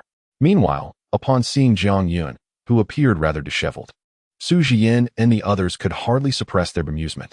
They were willing to accept his excuse for the delay, though the notion of casually selecting a car from the roadside raised some eyebrows. Forget it, Li Tao. Please have someone return those cars later, Su Jian gently instructed. Li Tao nodded in understanding, allowing her to redirect her focus to Jiang Yun's earlier comments. You mentioned old Zhao? Is he some sort of driving ghost? She inquired carefully. Huh. Yes, precisely. He is a specter of a man who drives a dilapidated vehicle. Who knows where he has disappeared to? If I find him, I swear I'll make sure he is working so hard that the sewing machine starts smoking, or else he'll be in deep trouble. Jiang Yun retorted with a playful snicker. He is acquainted with old Zhao, the one who drove us to the mall that day, Kaiko added, gesturing towards Master Zhang. The latter's body trembled slightly, and his expression shifted momentarily, yet he swiftly concealed it without a trace. Neither Jiang Yun nor Kaiko noticed, but it was somewhat surprising. Jiang Yun's expression flickered as he gazed at Master Zhang, a face he did not recognize. However, knowing old Zhao is a good start. It makes things easier. Did you encounter him during your mission? Surely you didn't eliminate him along the way, did you? Jiang Yun fixed his gaze on Master Zhang, contemplating the possibility, though the likelihood seemed relatively low. Given old Zhao's reckless driving skills, not only would you struggle to eliminate him, but even to catch up. Haha, just joking. You probably wouldn't be able to keep up with his escape techniques. He is my finest driver, and if something were to happen to him, I would truly be heartbroken. Jiang Yun waved his hand with a chuckle, not overly concerned. However, for Su Jian and the others, the implications were quite different. As soon as the words left his mouth, the three of them coughed in unison, each at a different rhythm. Cough, cough, cough. Jiang Yun thought it was one matter, but for them, it was an entirely different story. A self-fulfilling prophecy. Could there be anything more absurd? Sometimes, the most hurtful words are those uttered in jest. It seemed to indicate that while Jiang Yun would not mourn the demise of other spirits, old Zhao held a unique significance in his eyes. What's wrong? Are you all feeling unwell? Coughing like that? Addressing the awkward coughing, Jiang Yun kindly inquired. After all, they were clients, and expressing concern was only natural. Well, it's a long story, was all Su Jian could reply. The situation was far too awkward, leaving them at a loss for words. Jiang Yun's unexpected comment had completely disrupted their rhythm. Now, they found themselves in a passive position. Let us find a place to talk first. Su Jian decided it was best to break the awkwardness. Jiang Yun had no objections. Sitting down to chat was certainly better than remaining outside. Following Su Jian, the group, accompanied by Kaiko, confidently strode into a conference room within the hospital, where thousands of members from Bureau 749 were still undergoing treatment. It was quiet here, so this would suffice. Su Jian arranged for someone to prepare tea, and just as she smiled at Jiang Yun, ready to invite him to sit, her gaze inadvertently caught a glimpse of something white peeking from his waist. What is that? Upon seeing that object, Su Jian was momentarily taken aback, her complexion shifting abruptly. The latter, upon hearing her words, followed Su Jian's gaze and discovered that the item she indicated was indeed the tassel she had just received from the stunning beauty. Su Jian's expression only served to heighten Jiang Yun's delight. The current director of the 749 Bureau recognized such an item. It was precisely as he had surmised, immensely precious. A true treasure. He refrained from answering Su Jian immediately, instead casting a meaningful glance at Kaiko. Look who doubted the quality of their discerning eye. The latter, choosing not to engage, merely rolled her eyes and settled by the window to enjoy the view. How did you acquire this? Su Jian inquired, her tone laced with astonishment, her expression transforming dramatically. Witnessing her reaction left Jiang Yun somewhat flustered. He had anticipated her surprise upon recognizing the item, but had not expected such an intense response. Clearly, this was indeed a remarkable treasure, and one of considerable value. With this realization, Jiang Yun subtly tempered his inner excitement. After all, this was an object validated by the current director of the 749 Bureau. Possessing such a gem should not be flaunted excessively. Discretion was his hallmark. Oh, it's nothing much, just a gift from a friend, Jiang Yun replied in a rather nonchalant tone. A friend? Is she a woman? Su Jian pressed further. Ah, yes. Indeed, a woman, a rather aloof beauty. What is the matter? Do you know her? Jiang Yun nodded. He had anticipated that this trip would prove so rewarding. If Su Jian was acquainted with that enigmatic beauty, he might glean some useful information from her. After all, he still had a mission to fulfill. Having struck out with the woman directly, perhaps he could glean what he sought through the tassel gifted by the alluring beauty. Meanwhile, Su Jian fell into a profound contemplation upon hearing Jiang Yun's affirmative response, her expression shifting to one of seriousness. She lowered her gaze, seemingly deep in thought. The other two individuals in the conference room also took note of the tassel at Jiang Yun's waist. Following the exchange between him and Su Jian, they too became pensive, their expressions darkening slightly. When did you acquire this item? Or, to rephrase, when did you become acquainted with that woman? In the conference room, Su Jian and the others remained silent for a considerable time before lifting their heads and directing two pointed questions at Jiang Yun. It has not been long, just before arriving here, that I became acquainted. Jiang Yun had no intention of fabricating tales, for she had come with the purpose of gathering information. Sincerity is indeed the ultimate weapon. How does she treat you? Zhang Tianshi inquired promptly. Treatment? Jiang Yun pondered for a moment. Well, there seems to be no need for complete honesty here. Of course, it is quite favorable. Otherwise, why would she have entrusted this item to me, right? Jiang Yun displayed a smile, her words delivered without a hint of embarrassment or trepidation. It must be advantageous. After all, I could part with an entire house. Let me put it this way, we are of the kind that, how should I say it? You understand, right? Jiang Yun's gaze was resolute. The onlooker, Kayako, could hardly contain herself. Should I unveil your deception or not? Jiang Yun was indeed not adept at lying, even though her statement bore considerable gaps. Su Jian and the others took her words earnestly, intensifying their seriousness. Mr. Jiang, I advise you to distance yourself from that madwoman. Now that you are acquainted with her, you ought to be aware of her affiliations, right? Su Jian suddenly interjected with a chilling remark, referring to the stunning beauty as a madwoman. Indeed, Mr. Jiang, their organization is quite peculiar. Keeping your distance from them would be prudent. Zhang Tianshi joined in the council, subtly disparaging the ghost hunters organization as well. Finally, Li Tao echoed a similar sentiment, urging Jiang Yun to maintain a safe distance from them. In fact, it would be best to cease all contact, as far away as possible. This left Jiang Yun utterly astonished. From these exchanges, it was evident that the ghost hunters were no longer under governmental oversight. Otherwise, Su Jian and her companions would not have made such statements. As fellow national organizations, there would be no need for such disparagement. Are you serious? Jiang Yun's mood lightened slightly. To be frank, this response took him by surprise. Mr. Jiang, you may trust us. We represent the nation's stance. Su Jian nodded. From their gazes, it was clear that they were indeed sincere. Stay away from the ghost hunters. What a jest. Jiang Yun tucked away his tassel. His mission was to secure his membership in this organization. Why would Su Jian and the others hold such strong objections? Surely, there must be some underlying truth. To be honest, I possess a tassel just like yours, though I do not have it on me at present. Upon seeing Jiang Yun stow his tassel, Su Jian continued. The mere utterance of those words caused Jiang Yun to struggle to maintain his composure. This tassel, readily available for a mere 9 yuan with free shipping, was nothing more than a trinket produced by their ghost hunters organization. One could easily find an identical charm online for the same price, devoid of any unique qualities. Su Jian remarked as she spoke, even taking out her phone to substantiate her claim. After a few taps, she presented the device to Jiang Yun, displaying the very tassel bestowed upon him by the stunning beauty, an exact replica with no discernible differences, priced at only 9 yuan. It could even be shipped to remote areas at no extra cost. What the hell? Jiang Yun's expression resembled that of someone who had encountered a horde of ghosts. His eyes widened to their utmost limit. This was the same tassel available online. Its monthly sales scarcely reached double digits. His mind was flooded with an overwhelming tide of expletives. Countless points of ridicule surged forth, leaving him at a loss as to where to begin. I knew it. It truly is 9 yuan with free shipping, Kayako interjected, seizing the opportunity to deliver a cutting remark. I mentioned it in the car, but you didn't believe me. Now you see, right? Look at this. Sales barely hit 10 orders. You're quite the unfortunate soul. Kayako materialized beside Jiang Yun, casting a disdainful glance at the screen's information. After her sarcastic commentary, she promptly returned to the window to admire the scenery, not hesitating to deliver yet another blow.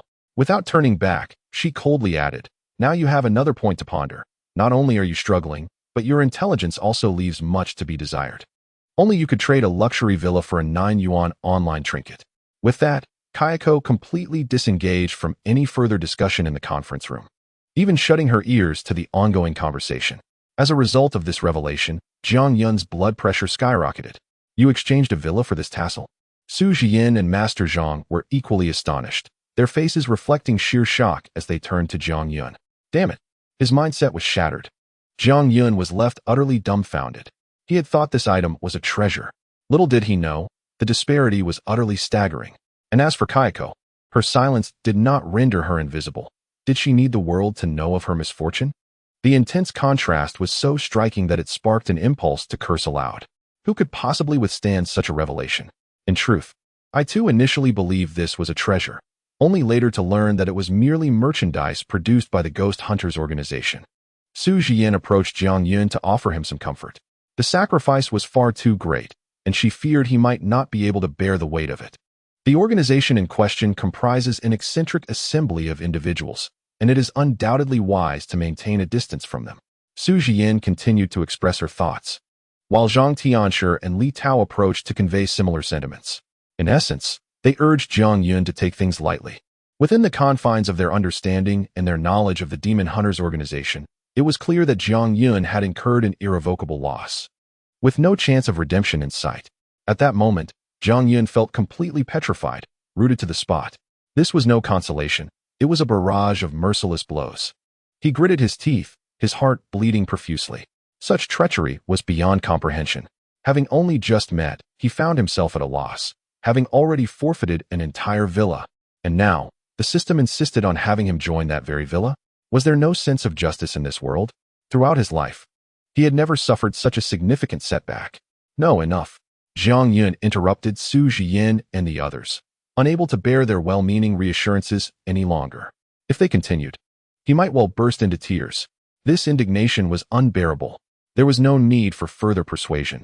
He vowed that if he did not avenge this grievance, he would not consider himself a man. Chapter 110, Above the Multitude. Before we proceed, enlighten me about the nature of the Demon Hunters organization. Once he regained his composure, Jiang Yun was no fool. From previous encounters, it was evident that the Demon Hunters were far from weak. On the contrary, they were quite formidable. Otherwise, that little girl would not have uttered such audacious claims about her inability to contend with the Demon King, perceiving it as an affront to her prowess. While the bitterness of this situation was undeniable, he could not recklessly engage without understanding the stakes, lest he find himself overpowered and humiliated, thus reducing himself to the status of a weakling. A fate he fervently wished to avoid. Now seemed to be the perfect opportunity, as Su Jian and the others possessed some knowledge of this organization, and he could glean valuable intelligence from them. Listening would not hurt. You are unfamiliar with the Demon Hunters? Su Jian seized upon this pivotal point. That is of no concern. Please just enlighten me about the circumstances surrounding their organization. Jiang Yun shook his head, persistently inquiring further. Upon observing Jiang Yun's earnest demeanor and piercing gaze, they refrained from dismissive responses. Li Tao exchanged a glance with Zhang Tianshi, then stepped outside to instruct the other team members guarding the perimeter to vacate the area. The level of confidentiality here was notably high, piquing Jiang Yun's interest further. He was genuinely curious about what kind of organization the Demon Hunters truly were, as described by Su Jian. Very well, now I can share with you, she began. Having completed all of this, Su Jian exhaled deeply before she spoke. In truth, we have been aware of the existence of the Ghost Hunters organization for quite some time. Even longer than the 749 Bureau has been active domestically. Within the four great families, there exists a wealth of confidential information regarding the ghost hunters. Yet these details remain inaccessible to us. To date, our understanding of the ghost hunters is rather limited. We know only that they are among the earliest organizations to address supernatural incidents within our borders. Su Jian maintained a calm demeanor as she began to recount some information about the ghost hunters to Jiang Yun, though she described it as a simple overview. Considerable time was devoted to this discourse. The insights shared by the four great families, combined with national investigations and her own organization's inquiries, culminated in a conclusion: our knowledge is woefully scant. No one is aware of whom they are contracted by or to whom they answer. All we know is that they have been persistently searching for a particular individual or perhaps a symbolic representation. By the time she concluded her narrative, nearly half an hour had elapsed. The more Su Jian elaborated, the more enigmatic the Ghost Hunters organization appeared. Our records within the Celestial Master's Dao also include relevant information, mentioning the Ghost Hunters since the inception of our order. Yet even now, we are merely cognizant of their existence. We remain entirely ignorant of the location of their headquarters or the number of personnel they possess.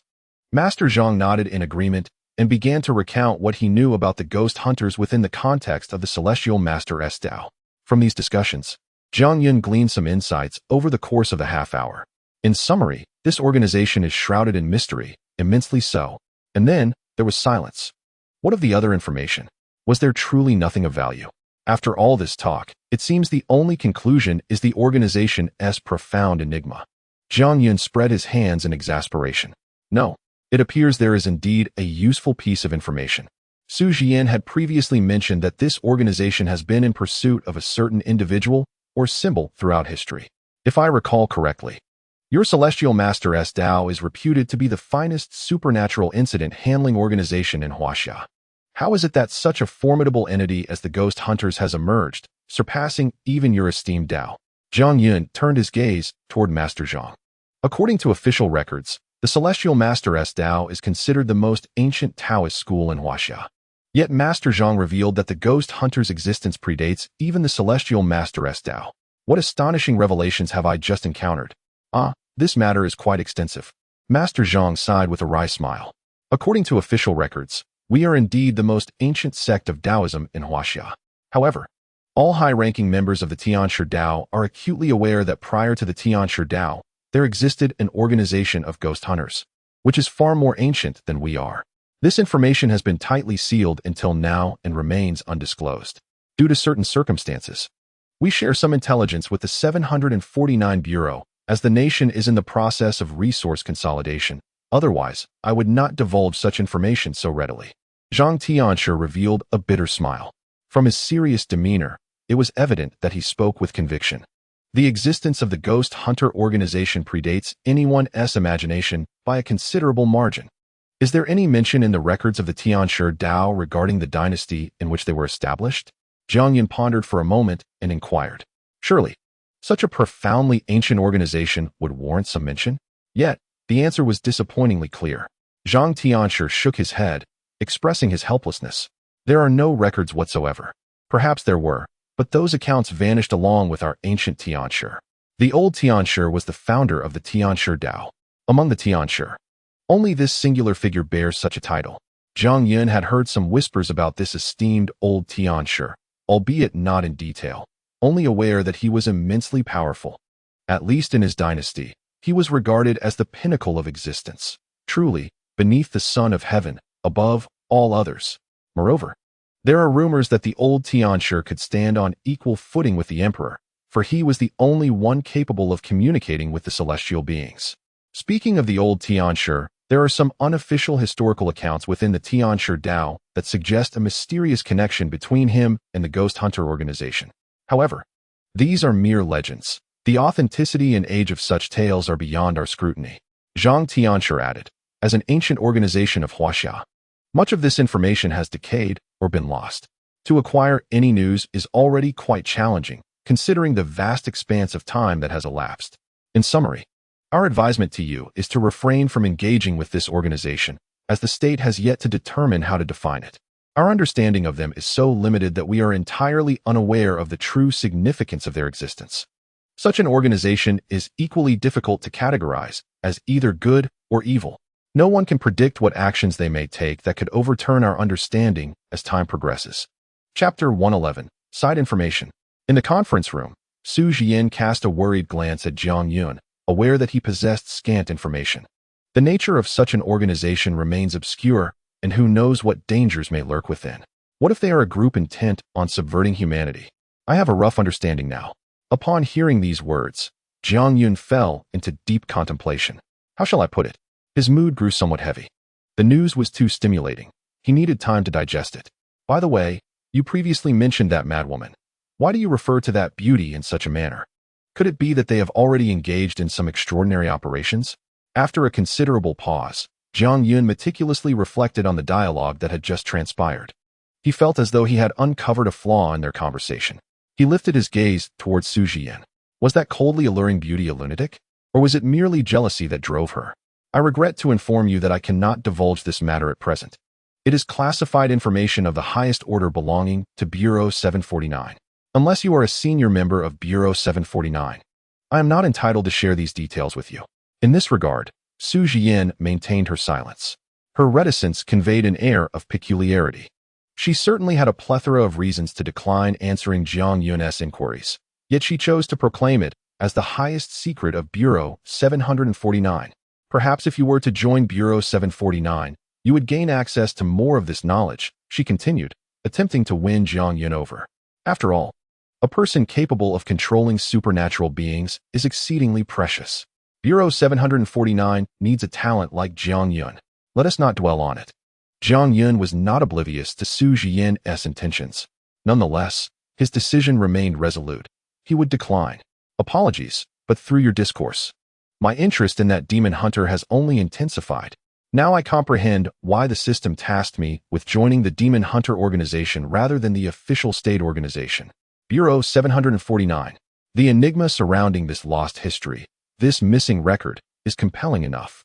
There is a faint premonition within Jiang Yun that this organization may conceal revelations that could astonish the world. However, clarity eludes him for the moment. At this juncture, Jiang Yun is still unaware that upon joining the demon hunter organization in the future, the revelations he will encounter will far exceed his current imagination, so monumental that they could potentially impact the entire world. Of course, those are matters for another time.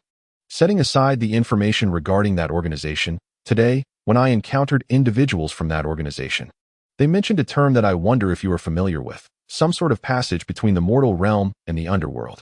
Speaking of which, how much do you know about the underworld?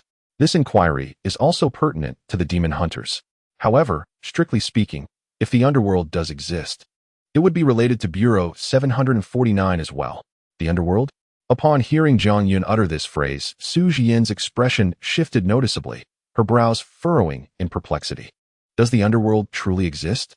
She posed a question that completely took Jiang Yun by surprise. This was indeed intriguing. According to the system's introduction, ghost hunters serve as intermediaries between the mortal realm and the underworld, acting as communicators. This directly affirms the existence of the underworld. Furthermore, the actions of the ghost hunters align with this description. However, the 749 Bureau has existed for such an extended period, it is a national organization.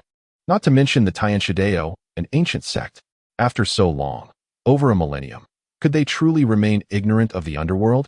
Excuse me, is the underworld you speak of the same as the one I am familiar with, like Yama's Hall? Master Zhang expressed his astonishment. Jiang Yun remained silent. It appeared that, inadvertently, he had stumbled upon a significant secret. His knowledge was limited. He had merely heard the term from their discourse. He offered a brief explanation.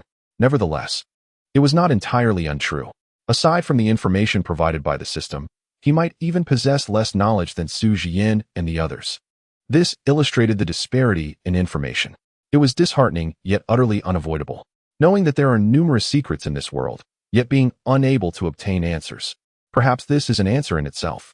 It is akin to being aware of the pyramid's existence, while potentially never discovering how they were constructed in one's lifetime. Unless one could traverse time and witness the era firsthand. Straying off topic, returning to reality, these matters could be discussed later. Jiang Yun adjusted his mindset, recalling that he had been summoned here by Su Jian and her companions. Now, let us discuss why you called me here. What is the matter? He added, however, I must state up front that I have already placed your latest order with the factory, and they are currently working diligently to fulfill it. Should there be any breaches of contract, you shall bear the responsibility. Jiang Yun's gaze was resolute. In business, one must not engage in unprofitable ventures.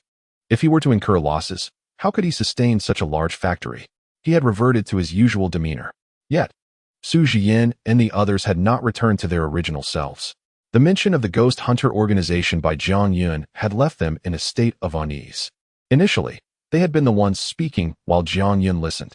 This information was already known to them. However, when Jiang Yun inexplicably brought up the underworld, an unfamiliar term for them, how could they possibly remain calm? Just as they were about to press Jiang Yun for further details, he added, my knowledge is also limited. I have merely heard the entire phrase. That is all. As the conversation veered off course, it left them with no opportunity to inquire further. However, while the topic had indeed diverged, it cannot be said that the matter simply passed unnoticed, especially since it was now entangled with the Ghost Hunter organization. After her discussion with Jiang Yun, Su Jian had already resolved in her mind that this information warranted a formal assembly. All four prominent families must be present to exchange intelligence and conduct a thorough investigation. The concept of the underworld that Jiang Yun had introduced had sent shivers down her spine. It was imperative to treat this matter with utmost seriousness. This concern stemmed not from fear alone, but from the unsettling realization that, for millennia, they had been entirely oblivious to such truths. Had Jiang Yun not inadvertently mentioned it, they would have been utterly unprepared for the true nature of the underworld's emergence. At that juncture, the entirety of China would likely descend into chaos and dread. The established order would be irrevocably altered with the advent of the underworld. Regardless of the outcome, it was essential to delve deeply into this critical lead, even if it merely yielded peripheral information. Chapter 112. Jiang Yun's attitude. Hey, am I speaking to a wall? Can you not hear me? You summoned me here for a reason. What is it? In the conference room, noticing Su Jian and the others had remained silent for an extended period, Jiang Yun struck the table forcefully. The dull thud jolted Su Jian and the others back to reality. As she prepared to speak, she suddenly seemed to sense something amiss. Wait, what did you just say? Our new order has already gone into production? When did we place a new order? Su Jian's eyes widened in confusion. She had not mentioned any new orders during their earlier phone call. Did I misspeak? I thought you mentioned needing 2,000 more pieces? Jiang Yun paused, revealing a look of surprise. Su Jian chose to remain silent. When did I ever say we needed 2,000 more? You must have misunderstood. This is clearly a case of coercive selling. It's all right. Since there are so many of you, a few thousand more won't hurt. Given the current situation, I believe you could easily manage another 1,000 pieces. What do you think about my suggestion to raise it to 10,000? I can speak with the factory and arrange it for you. Jiang Yun waved his hand dismissively, his demeanor nonchalant. He even attempted to reassure Su Jian and the others, stating that they would inevitably need these items in the future. Stocking up a bit now could be quite beneficial, right? With that, Jiang Yun opened his phone, preparing to relay a message to the factory. This action was witnessed by Su Jian, and she was utterly taken aback. Hastily, she rushed forward to intercept Jiang Yun's attempt to send a message. This was not a matter to be trifled with. No, that's quite enough. I believe 2,000 pieces is ample. Should we require more in the future, we shall certainly come back to you. Following closely, Li Tao chimed in, affirming, yes, indeed. 2,000 pieces are sufficient. No need for more. If the need arises, we will undoubtedly return to seek your assistance. They were genuinely concerned that Jiang Yun might take the notion of 10,000 pieces seriously. The treasury of the 749 Bureau was nearly depleted. This 2,000 pieces was already enough to drain them of their vitality. An increase to 10,000 would be exceedingly burdensome for the nation. I see. Then let us proceed with the 2,000 pieces for now. It will remain as before, payment upon delivery, and I await your good news. Witnessing this scene, a smile spread across Jiang Yun's face. Splendid. Another business deal successfully closed. The earnings, though modest, were indeed gratifying. He cheerfully tucked away his phone. Although he had relinquished a villa, the factory had secured a substantial order, which brought him joy. It was a matter of balancing the books. Now, let us continue discussing your affairs. With his phone stowed away, Jiang Yun continued to gaze at Su Jian and the others with a beaming smile, patiently awaiting their next words. However, upon observing this scenario, Su Jian and her companions began to sense something amiss. When did Jiang Yun become so agreeable? Is this truly Jiang Yun? Previously, he had employed every tactic to persuade them to place an order. Why was he so readily compliant today? A nagging feeling arose within them, as if they had fallen into his trap. After a considerable pause, Su Jian, realizing the implications, spoke up. Upon reflection, this certainly felt off. She had never expressed a desire for 2,000 ceremonial garments. How had Jiang Yun managed to set the pace? And why had she acquiesced so readily? This cunning fellow. Oh well, it's done now. Let us leave it at that. She sighed and settled back down. Next, it was time for a frank discussion. Unbeknownst to her, Su Jian had allowed herself to be deftly maneuvered by Jiang Yun. Yet, this was an unavoidable circumstance. However, it may not necessarily be a negative outcome. Perhaps this would ease her internal unease. Indeed, there is something we need to confess to you. After regaining her composure and adjusting her mindset, Su Jian spoke in a very serious tone. Jiang Yun nodded, indicating his readiness to listen. Well, you see, we inadvertently caused the demise of a certain specter, which had escaped from your courtyard. As Su Jian spoke, Li Tao and Master Zhang stood silently to the side. Their lips sealed. The atmosphere grew somewhat uncomfortable. Upon concluding her narrative, Jiang Yun's expression froze, and he did not respond immediately. The truth is, we are just as bewildered about how that apparition escaped from your courtyard. The consequences stem from the disparity in our information. The fault lies with us. Following this incident, we have engaged in profound reflection and introspection. It was truly unintentional. Noticing the situation, Su Jian hurriedly continued, hoping to remedy the situation. She recalled the chilling sensation she felt upon entering moments earlier. Now, all she could do was hope for Jiang Yun's forgiveness. She had been earnest enough. In fact, she rose from her seat, bowing in apology alongside Master Zhang and the others. Yet, Jiang Yun remained unmoved, while Ko's face flickered with surprise. After a prolonged silence, Jiang Yun finally spoke, his expression gradually relaxing. So, you inadvertently killed a few of the spirits near me during your battle with the Ghost Emperor, did you? Jiang Yun fixed his gaze on Su Jian, articulating each word deliberately. Indeed, it was one, not several. This was our negligence, and we must bravely accept our mistakes. Hence, we have come to apologize, hoping for your forgiveness. We acknowledge that your perspective on spirits differs from ours. It is evident that you have managed to coexist harmoniously with them, and our actions have effectively resulted in the demise of your friend. As Su Jian continued, her tone softened. She found herself at a loss for words. If she were in Jiang Yun's position, hearing such news would likely spur her to overturn the table in vengeance for her friend, a testament to her own temper. Moreover, he is Jiang Yun. As anticipated, Jiang Yun's reaction aligned closely with Su Jian's expectations. Following his remarks, she succumbed to another bout of silence, standing frozen in place, unable to utter a word. She dared not look at Jiang Yun's expression. Surely, he must be exceedingly angry. How would he address this matter?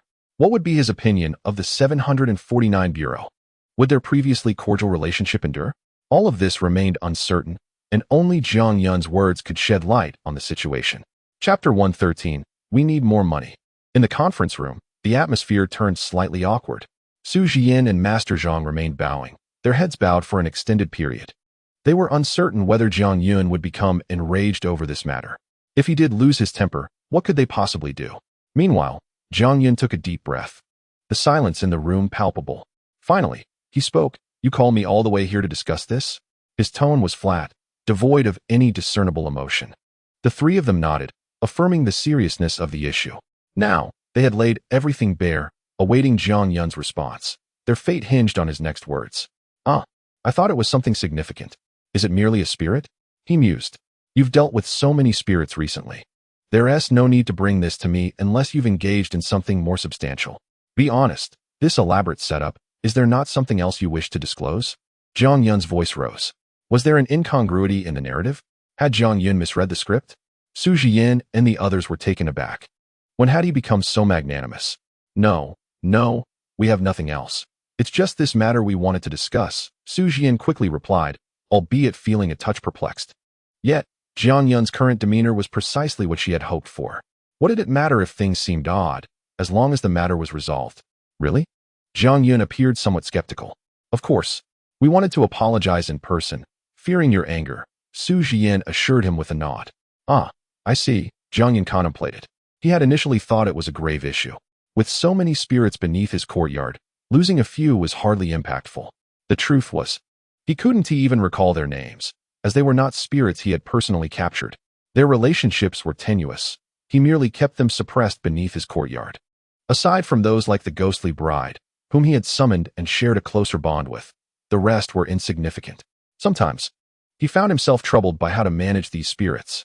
Now, however, someone was assisting him, and it even facilitated a business transaction. What reason did he have to be angry? Well, since that's the only matter at hand, I shall take my leave. By the way, remember the business we discussed. Come by to collect the goods and make the payment.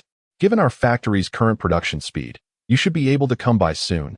Jiang Yun waved his hand, still busy with other matters. As the discussions reached their conclusion, and having gathered a modicum of information, it was nearly time for departure.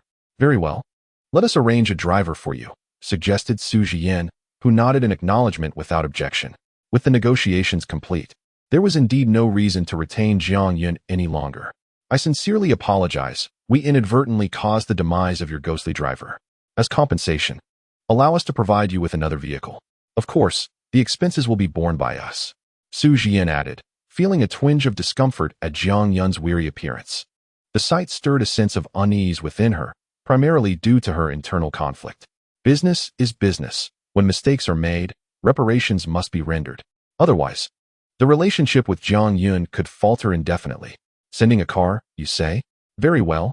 If you insist, I shall accept, Jiang Yun replied with a smile. However, before he could finish his thought, he abruptly halted. What did you just say?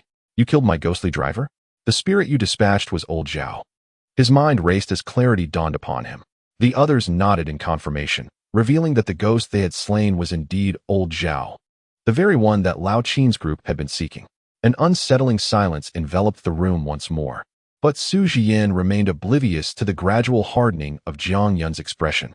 She continued discussing the arrangements for his vehicle, striving to strengthen their rapport. Perhaps we could deliver the car when we pick up the goods this afternoon. What do you think?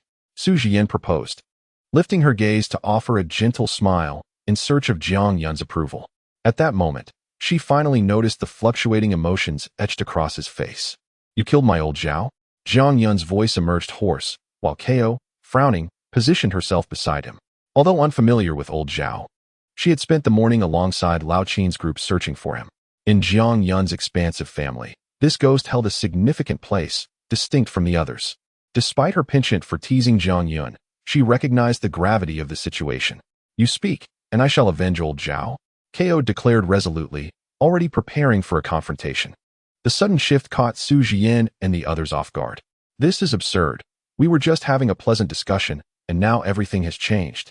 Jiang Yun remained pensive, and his countenance revealed his profound discontent.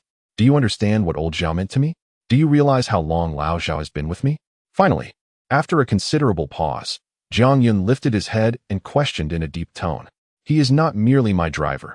He is an integral part of our large family, having accompanied us for many years. Despite his low profile, often overlooked by our attention, he is indeed my driver, my most reliable companion during travels. Now, you tell me, you have dismissed him? Jiang Yun's tone grew increasingly intense. A barrage of words left Su Jian and the others utterly speechless. The implications were clear. The situation had escalated significantly. Jiang Yun had initially restrained his anger simply because he was unaware that the creature they had slain was Lao Zhao. Now that he was informed, his fury erupted. He demanded accountability. We cannot deny our involvement in this matter. Should you articulate what can be done, I shall strive to advocate for you within reasonable limits. Su Jian's smile vanished, resembling a remorseful child awaiting parental reprimand. Jiang Yun took a deep breath, expressing his pain.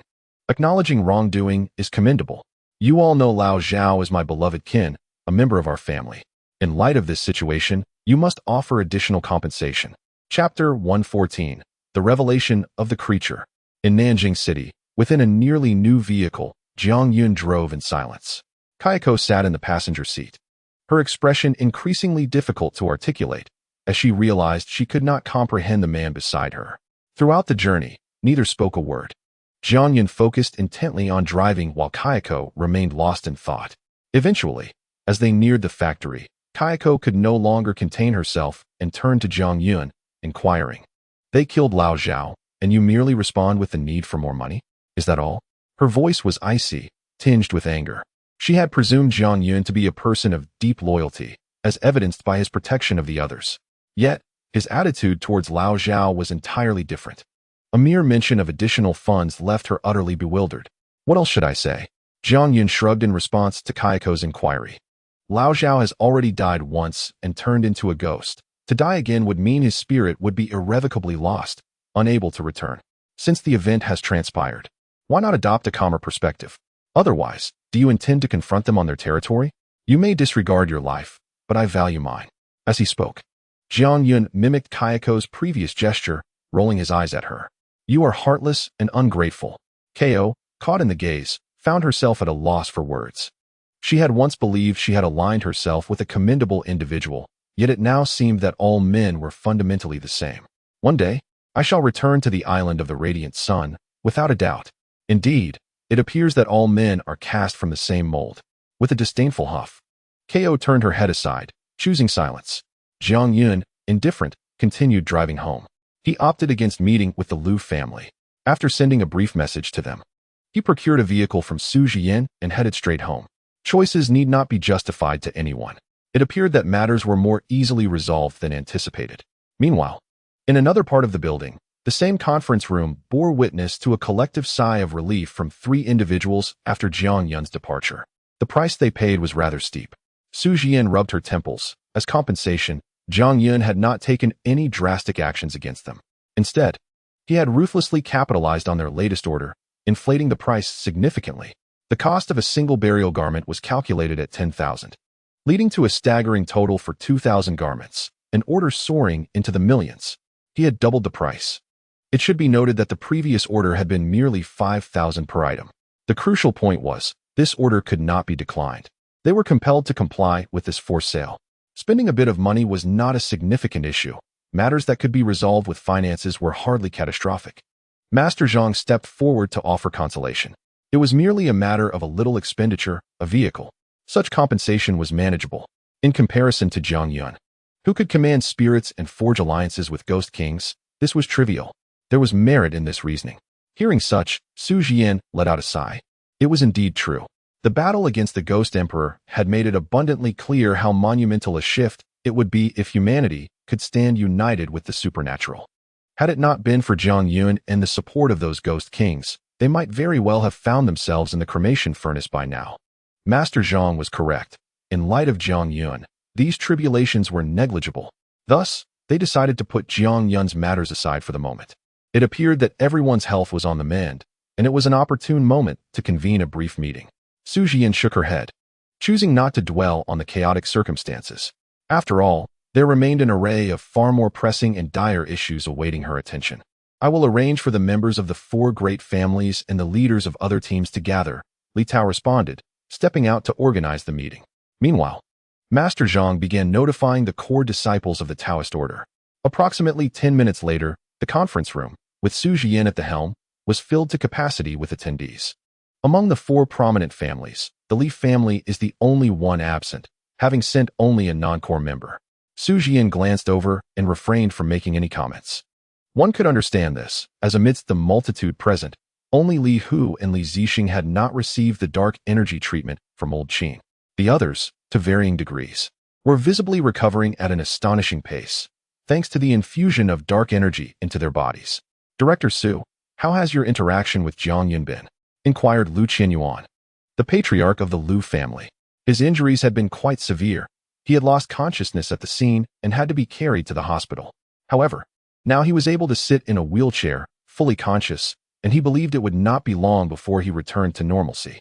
Having lived for over half a century, Lu Qianyuan had never witnessed such a terrifying rate of recovery, which even led him to entertain a fleeting illusion of his own bodily prowess. Naturally, he was not a fool. He understood that this remarkable recovery was intrinsically linked to the dark energy emanating from Old Qin and entering their bodies. I believe I just saw him coming over here. Director Su, have you already negotiated with him? Wang Qingsong, the head of the Wang family, also posed a question. The topic was still Jiang Yun. We can discuss this matter further after we conclude the meeting, Su Jian replied, feeling a sense of frustration. She could surmise their interest in the issue. It was merely related to the dark energy. However, She needed time to address these matters. The more pressing concern at hand was the disappearance of the Ghost Emperor. It remained uncertain whether he was in Nanjing. Presently, Nanjing stood as a desolate city, but it could not remain so indefinitely. They needed to swiftly eliminate any dangers to ensure that the over 1 million citizens of Nanjing could return to their homes as soon as possible.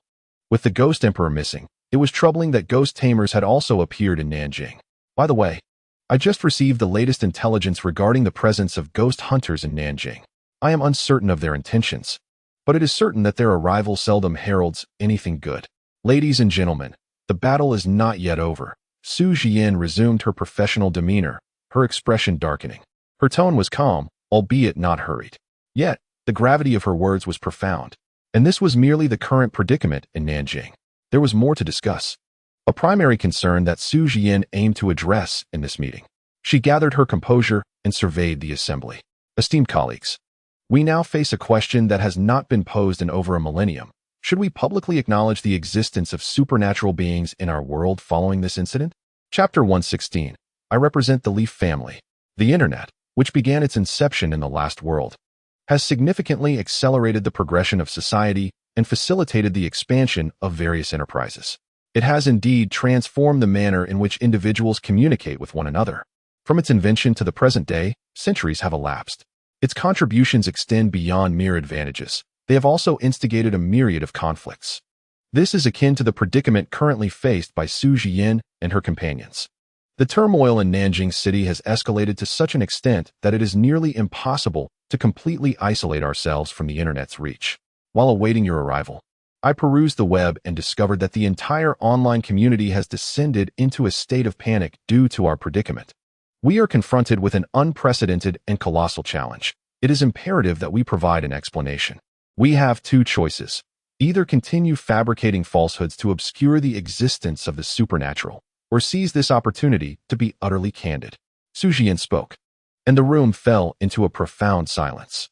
In the past, disturbances were minor, with the largest gatherings consisting of merely 100 individuals, particularly during the twilight of the previous world. Back then, the Internet was not as developed, and channels for disseminating information were limited, allowing such events to be easily concealed. However, the current circumstances are vastly different. The scale has expanded significantly, and the Internet has evolved. The transmission of information now rivals the immediacy of face-to-face communication. At this moment, large-scale actions are not only suppressed by domestic public opinion, they have also reverberated across international borders. The world has become aware of Nanjing City. Global skepticism abounds, with questions regarding the veracity of our reality. In summary, public discourse has spiraled beyond control. We stand at a crossroads with only two paths ahead: to perpetuate lies and conceal the truth, expending tremendous effort, time, and resources to manage the aftermath, or to embrace the simpler path of honesty. To perpetuate a single lie necessitates a cascade of further fabrications. Moreover, given the current situation, continued concealment may not quell the public's anxiety. Most critically, the Ghost Emperor remains at large. Will every subsequent appearance of the Ghost Emperor compel us to invest such vast resources in deceit? Alternatively, the other path is straightforward: to be forthright. No longer shall we feign ignorance. We shall directly confess that ghosts exist in this world. Indeed, not merely exist, but possess the power to obliterate an entire city. I have contacted the elder from the Celestial Empire, and he conveyed that the decision rests with us. Regardless of the path we choose, he will offer his unwavering support. Su Jian, seated in her leadership position, felt an immense weight of pressure upon her shoulders. One event followed another, and she felt as though she was on the verge of collapse. At times, she found herself envying Jiang Yun, who tended to her own little patch of land, indifferent to the world beyond. However, her identity and birthright destined her to never be that kind of person. Ladies and gentlemen, this matter requires our urgent deliberation, as it not only pertains to our existence being unveiled before the public, but is also intricately linked to the development of the next century. Su Jian did not afford the attendees much time for contemplation. This was merely a segment of the meeting. Allow me to express my thoughts. I am in favor of disclosure, and I will elaborate on my reasoning in due course. In the ensuing time, Su Jian meticulously articulated the issues she had considered, as well as the advantages and disadvantages of the two options at hand. Her pace quickened, and the meeting progressed rapidly. Following her exposition, several questions arose. For instance, what identity would Bureau 749 assume post-disclosure? Would there be any alternative arrangements? Furthermore, should the existence of the four great families also be made public? Su Jian recognized that these queries could not be resolved in a fleeting moment. They demanded considerable time for adequate clarification. Consequently, her response was direct. These questions were not the crux of the issue. Our time is critical, and I require but one choice from you. Disclose or not disclose. Su Jian's tone was resolute. Yet, without clarity on these matters, how could we make an informed choice? Some attendees voiced their dissent, particularly a member dispatched by the Li family. Director Su, if you do not address these questions, I must candidly say that we will not make a decision. Before coming here, the elder spoke of your potential mention of this issue. He instructed that until these questions are answered, our family shall refrain from responding. The Li family member stood to confront her. If you insist on imposing your subjective perspective to dictate our thoughts and make a unilateral decision, then, Director Su, I shall question your capability to remain in your position as the current head of Bureau 749. Do you not think that your assertiveness borders on the excessively radical? The words of the Li family disciple were sharp and unyielding, directly challenging Su Jian. Following that declaration, the previously audible murmurs in the conference room ceased abruptly, and all eyes turned to the family representative and Su Jian. Indeed, his points held merit. Yet, articulating them at such a moment felt rather abrupt and sudden, and perhaps his radical stance was not solely directed at Su Jian. The words of that young man were equally radical. Are you from the Li family? Did Li Hu send you? Su Jian remained silent. It was Lu Qianyuan, the head of the Lu family, who first broke the silence. His brow furrowed as he fixed his gaze intently upon the young man. To answer you, I am indeed the second son of the Li family, named Li Zitian. Due to the patriarch's severe illness, I have been specially summoned to represent our family's stance at this meeting, Li Zitian stated with a nod towards Lu Qianyuan. His demeanor was neither servile nor overbearing, exuding a youthful spirit. However, Lu Qianyuan did not regard him with any increased respect due to his composed manner. Instead, his expression darkened further. You represent the Li family? Has Li Hu taught you how to speak? Lu Qianyuan's displeasure was palpable. Meetings are meant for discussion, not for direct accusations or unfounded accusations. Lu Qianyuan had no personal conflict with the Li family. He merely found the young man's words intolerable. If there are issues or concerns, they should be articulated openly.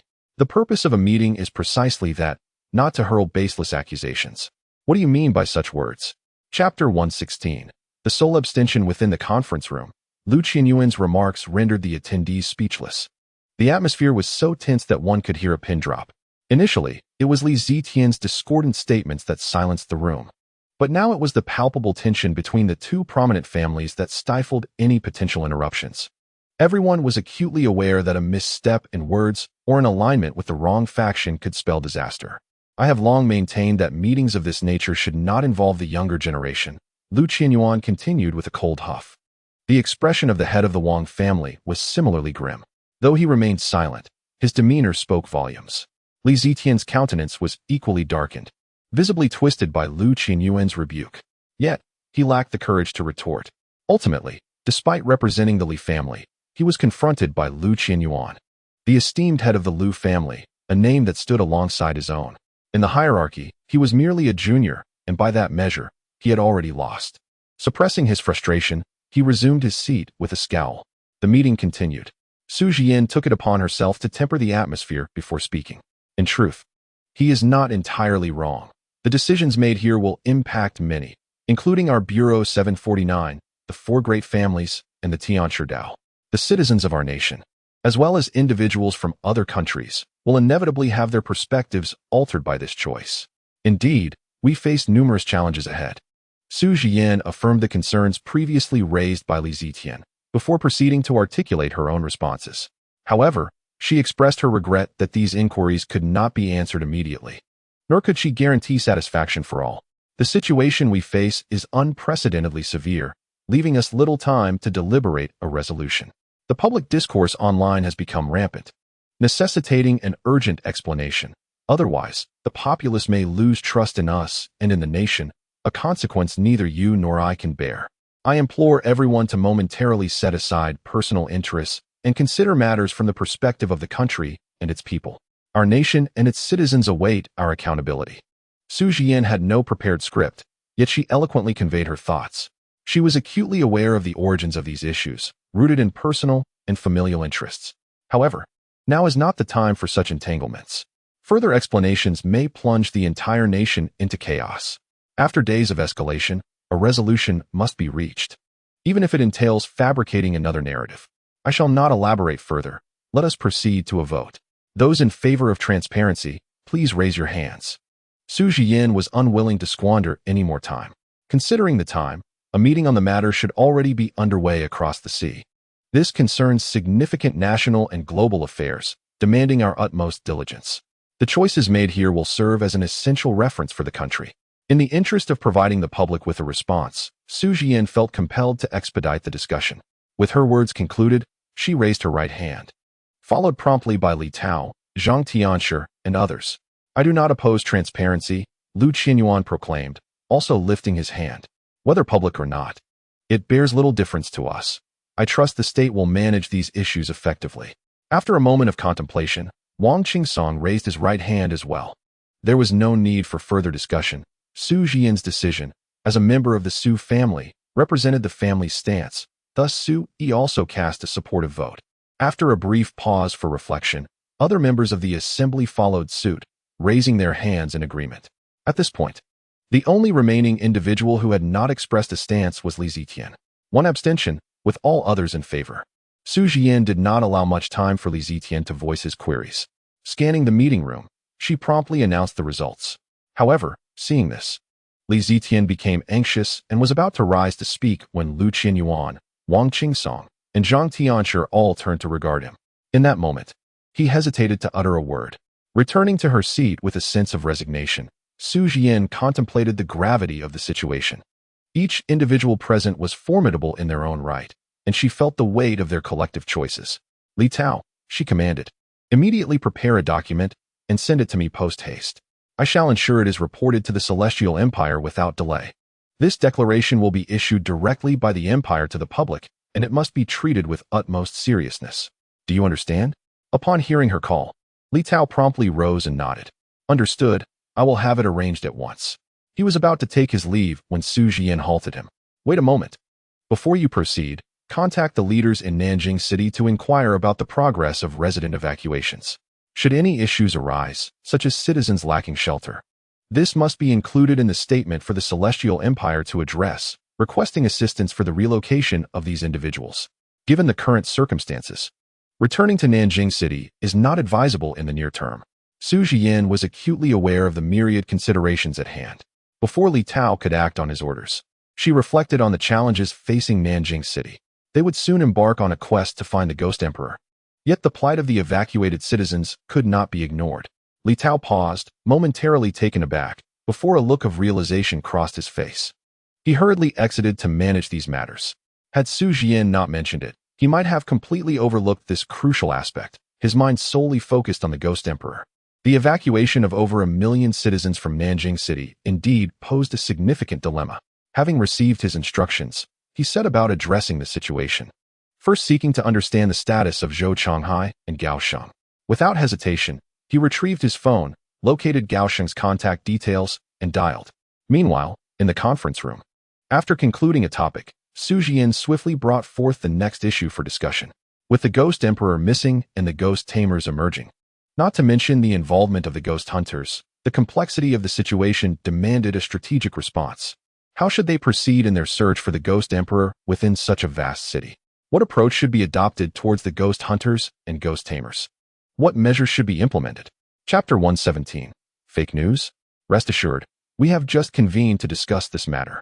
It will not be long before the state issues a statement. For now, please work to calm the citizens' anxieties. The declarations will be communicated shortly. At this moment, on the main road, Gao Sheng held the phone, his expression one of near despair, as if on the verge of tears. Just moments ago, he concluded a phone call with Li Tao. Only a genius could comprehend the exhilaration he felt upon hearing Li Tao's assurance that the state would soon provide an explanation. If there were no forthcoming clarification, he would not succumb to the supernatural, but rather, he would likely face the wrath of the citizens of Nanjing City. Everyone, please be quiet, he exclaimed after hanging up. His confidence surged instantly. Without first explaining the details of the conversation to Zhou Chonghai, he dashed to the forefront of the crowd, shouting with fervor, "Ladies and gentlemen, the explanation and evidence you seek have arrived. I can assure you that you will soon witness the evidence." Gao Sheng's voice boomed. With Li Tao's reassuring words, he felt an overwhelming sense of relief. He was almost tempted to make an immediate announcement. His exuberance, however, sparked concern in Zhou Changhai, who hurried over and pulled him aside. Speaking in hushed tones, "What are you doing? What did Captain Li say, and what evidence can you present? Did they call to confirm that the crisis in Nanjing City has been resolved?" Zhou Changhai was brimming with questions, regretting that it was Gao Sheng who had retained their contact information, not himself. The uncertainty was truly unsettling. No, you're overthinking it," Gao Sheng replied, still brimming with excitement. He had learned from Li Tao that the government would intervene to make an announcement, and he could hardly contain his enthusiasm. This indicated that a significant transformation was imminent on a global scale. Unbeknownst to him, he was witnessing and participating in a historic moment. Faced with Zhou Changhai's inquiries, he swiftly organized his thoughts before responding. "The crisis in Nanjing City has not yet been resolved. Captain Li informed me that it is best not to return in the short term. As for the evidence, I am not entirely sure what it will entail." Captain Li mentioned that they had just concluded a meeting regarding the issues in Nanjing City, and they are currently reporting the results to the national leaders. The government will intervene to resolve this matter, and they will also assist us in providing the evidence we require, which is already in process. Gao Sheng recounted with fervor. The government's involvement was an immense validation. No, this situation had evidently escalated to a national level. The citizens of Nanjing City were demanding answers and evidence from him and Zhou Changhai. However, following Li Tao's call, this matter had directly ascended to the state level. They no longer needed extensive explanations, nor had to furnish any evidence. Li Tao was fully aware of their predicament, and Gao Sheng had conveyed all of this to him. The responses from the other party were uniformly, "The nation will provide an explanation. The nation will take action." With this news, Gao Sheng felt an overwhelming sense of relief. However, upon hearing these words, Zhou Changhai was momentarily stunned, unable to comprehend the situation, standing frozen in place. Unperturbed, Gao Sheng eagerly approached the citizens, ready to share this uplifting announcement. "Listen to me, everyone. You need only to wait a little longer. The evidence you seek will be provided by the state. For now, put down your weapons and pick up your phones to follow the news online. Trust me, the nation will deliver the evidence you need." Gao Sheng shouted to the crowd. The state's voice would surely resonate online. All that needed to be done now was to wait. There was nothing else required. "But why should we trust you?" came a voice from the crowd after Gao Sheng's exclamation. "Yes, exactly. Why should we believe you? We don't want to wait. We want evidence now. Don't talk about the state. Who knows if those statements are just fabricated news orchestrated by you?" Another voice chimed in. "Indeed, I just saw you making a call. Were you arranging to spread false information online to make us let you off the hook? Humph. Unless your evidence is irrefutable, don't expect to escape unscathed." The crowd erupted into a cacophony of disbelief. It is well understood that in today's internet age, fabricating news is a trivial task for those with wealth and power. They sought individuals of sufficient stature to clarify the matter. Yet, Gao Sheng insisted, "The state will come forth to provide an explanation and the evidence." Who are you trying to deceive? If the state can clarify such matters, then the sun would surely rise in the west. Someone scoffed. Such words might fool a ghost. But who can you deceive in front of so many? "No, it's true. I wasn't making a call. I was receiving one. Someone informed me that the state will take action," Gao Sheng pleaded, desperately wanting to clarify everything. Yet, the crucial issue was that no one believed him. He suddenly felt his excitement was in vain. Really, the state will indeed come to explain. He continued to argue his case, but no matter how he explained, there were always voices of dissent. Even when Gao Sheng proposed a direct video call with Li Tao for further clarification, no one paid him any heed. They dismissed it, asserting that anyone could be brought in for a video call, as long as they followed the script. It was all too easy to fabricate. This left Gao Sheng feeling utterly exasperated. His fervor seemed futile, as no one believed him. "Stop wasting your breath. Take a break," advised a leader sitting in the passenger seat, leaning out to counsel Gao Sheng. "I understand your eagerness to resolve these matters swiftly. However, it is imperative to grasp the situation clearly. The state has even resorted to offering explanations that are scarcely credible, involving supernatural entities. Do you truly believe that anyone would accept a governmental clarification? Enough of such excuses. They will not suffice to placate the multitude." The leader spoke earnestly. revealing an underlying skepticism that mirrored the sentiments of the citizens. While they might still anticipate a response from the authorities regarding other issues, when it pertains to the supernatural, the government is unlikely to issue any formal statement. It is essential to recognize that should the government choose to explain, the ramifications would be monumental, potentially altering the global landscape. Is that even conceivable? Clearly, it is not. Chapter 118. A miracle occurs. On the streets, the situation once again grew ambiguous. Gao Sheng felt a surge of excitement. Following the citizens' rebuttals and the leaders' pointed remarks from the passenger seat, he suddenly found their arguments to be remarkably persuasive. Did Captain Li specify the manner in which they would be notified? Zhou Changhai approached, patting his shoulder in inquiry. The response was merely that the government would intervene. But in what form would this intervention manifest? I do not know, Gao Sheng stammered. At that moment, he regained his composure, realizing he had overlooked the most crucial question. The form of the government's intervention was paramount. Yet, he had failed to ask. Shall I make a phone call to inquire further? Gao Sheng hesitantly suggested, only to be met with incredulous glares from Zhou Changhai and the leader in the passenger seat. Having neglected to ask earlier, would it not be futile to pursue it now? I see no necessity. We shall devise our own solutions. The leader in the passenger seat replied with a wry smile. Based on my years of experience, they will likely fabricate a reason, perhaps claiming a serial killer or a terrorist presence in the city. Who can say? In any case, they will certainly avoid mentioning the supernatural, as our nation champions science and prioritizes it as the foundation for national development. The supernatural is deemed feudal superstition. Even if it were real, it would never be disclosed to the populace. Thus, this situation must be resolved independently. You are too low in rank to grasp the complexities at play. The depths of this matter are profound, and if you cannot navigate it, it is best to let it go for now. The leader spoke with heartfelt concern. As he continued, he rose with difficulty and opened the rear door, gesturing for them to enter the vehicle. For the time being, it was prudent to evade this storm, and in the future, they could provide explanations when the opportunity arose. In the present circumstances, remaining here feels utterly futile. The citizens have made it abundantly clear that they intend to escalate matters, showing no desire for a harmonious resolution. What purpose does further explanation or additional evidence serve? They will invariably concoct counterarguments. The leader shrugged in resignation. Is there truly no other recourse? Gao Sheng felt a wave of despair wash over him. It appeared to be a deadlock, a challenging predicament indeed. The leader's assertion was undeniably accurate. The recent events only corroborated this. When evidence was mentioned, the citizens would invariably present rebuttals. This is beyond explanation. A solution? The leader hesitated momentarily. Solutions do exist, though they need not be articulated by me, surely. Director Zhou is aware of them. He smirked and lapsed into silence. Subsequently, Gao Sheng turned his gaze toward Zhou Changhai, who, sensing the attention, offered a bittersweet smile. Solutions were indeed available, yet they were wholly impractical. Zhou Changhai inhaled deeply, contemplating that convincing the citizens of the validity of this so-called evidence would require one method alone. The elder statesman must personally address the matter, accompanied by simultaneous announcements from various government departments. Without this duality, even if the elder statesman himself were to clarify, skeptics would dismiss it as fabricated footage. Both elements are indispensable. Zhou Changhai's words plunged Gao Sheng into silence. Indispensable. This was patently unrealistic. Such an occurrence seemed entirely improbable, a mere fantasy.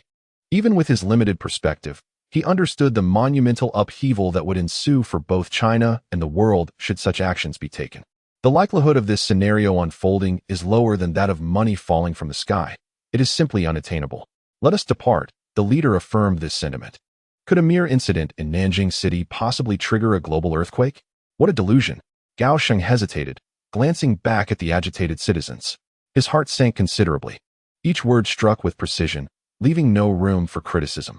Unless a miracle were to occur, it was inconceivable that the nation would face a global upheaval due to the issues in Nanjing City. Clearly, this was implausible. At this juncture, it was best to get in the vehicle and deliberate further. Zhou Changhai sighed. He too felt powerless. The citizens' arguments were too intricate, and even if he had the will, he lacked the means. This is dire.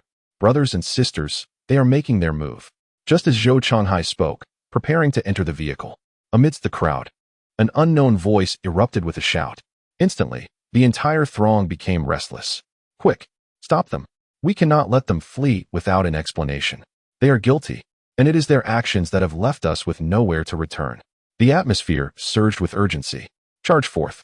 We must intercept them. The clamor of the crowd was deafening. The gathered masses could no longer contain their restless hearts, desperately striving to breach the police line. Witnessing this scene, both Gao Sheng and Zhou Chonghai felt a sense of impending dread. Should they fail to maintain control, the consequences could be dire. Get in the car. This situation cannot be explained. Zhou Chonghai hastily opened the door on the opposite side, ready to climb inside. After a brief moment of hesitation, Gao Sheng quickly followed suit.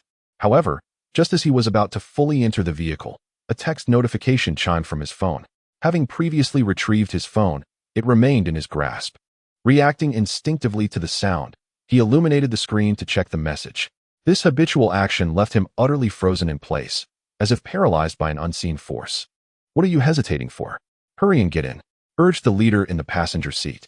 Do you truly believe a miracle will occur? Stop dreaming. Get in now. The police line had already been breached, and the agitated citizens were surging forward. If they did not depart now, it would soon be impossible to escape. Everyone was anxious, urging Gao Sheng to act. Yet, he remained immobile until he turned his phone around, the screen now facing the leader beside him. Only then did he finally speak. And what he uttered was nothing short of explosive news. A miracle had indeed transpired. The government had truly intervened. Chapter 120 on the bustling street. Gao Sheng held his phone aloft, his entire being engulfed in exhilaration. Even his hand trembled slightly with the intensity of his emotions. A miracle had occurred. There was indeed something extraordinary unfolding. The crowd had yet to process this revelation when they witnessed Gao Sheng, his voice quivering with excitement, proclaiming, "A miracle has truly taken place. Could it be?" The leader in the passenger seat was momentarily stunned, eager to discern the content displayed on Gao Sheng's phone. Yet, due to the fervent tremors of Gao Sheng's hand, the details remained obscured. Nevertheless, this curiosity did not linger for long. Goldman Sachs reclaimed the mobile phone and stepped out of the vehicle, brandishing it high. At that moment, the crowd surged before him, and it seemed they were on the verge of taking action. With a resounding shout, Goldman announced the crucial information. Everyone halt. Quickly, let us take to Weibo. Any platform will suffice, as long as it is a place where news can be seen. The state has provided an explanation for everything, and it is none other than the venerable elder from our great nation who has come forth to clarify. Moreover, all major news websites have reported this incident. The evidence you seek, the explanations you desire, are all contained within this. Goldman's voice rang out, powerful and emphatic, the content nothing short of explosive. It not only stilled the citizens who were poised to act, but also left Zhou Chonghai and the leader seated in the passenger seat utterly astonished. Their minds buzzed as if struck by an explosion, leaving them frozen in place. What had they just heard? The state had acknowledged the existence of supernatural entities. Furthermore, it had provided an unequivocally correct explanation regarding the incident in Nanjing City. Was this a dream? The crowd gasped, their expressions a tapestry of wonder. All equally dazed by this revelation. Quick, check the news. If what he says is false, we must hold them accountable. The citizens were the first to react. Someone shouted out, and soon, they all set aside their implements. They hastily pulled out their mobile phones, some accessing Weibo, others various social media platforms. Regardless of the platform, it was as Goldman had just stated. At that moment, the Chinese internet bore no trace of celebrity gossip or entertainment news. All trending topics across major social media platforms uniformly announced one singular message. Huaxia has officially acknowledged the existence of supernatural beings and provided a detailed explanation regarding the mass migration incident in Nanjing City. The leader in the passenger seat retrieved his phone. Upon seeing those headlines, he was immediately struck dumb, unable to contain his astonishment as he exclaimed aloud. Clicking on the article, he was directed to the most authoritative media platform in Huaxia. There, a solitary video awaited. As he pressed play, dozens of familiar faces materialized before him. These individuals were none other than the revered elders of our great nation. The citizens, upon witnessing this video, were equally astounded. Why? Because the faces depicted were of the highest-ranking leaders and officials in Huaxia. Now, they had collectively chosen to speak out. Among the myriad faces, the one at the center was none other than the esteemed elder representing the highest office in Huaxia.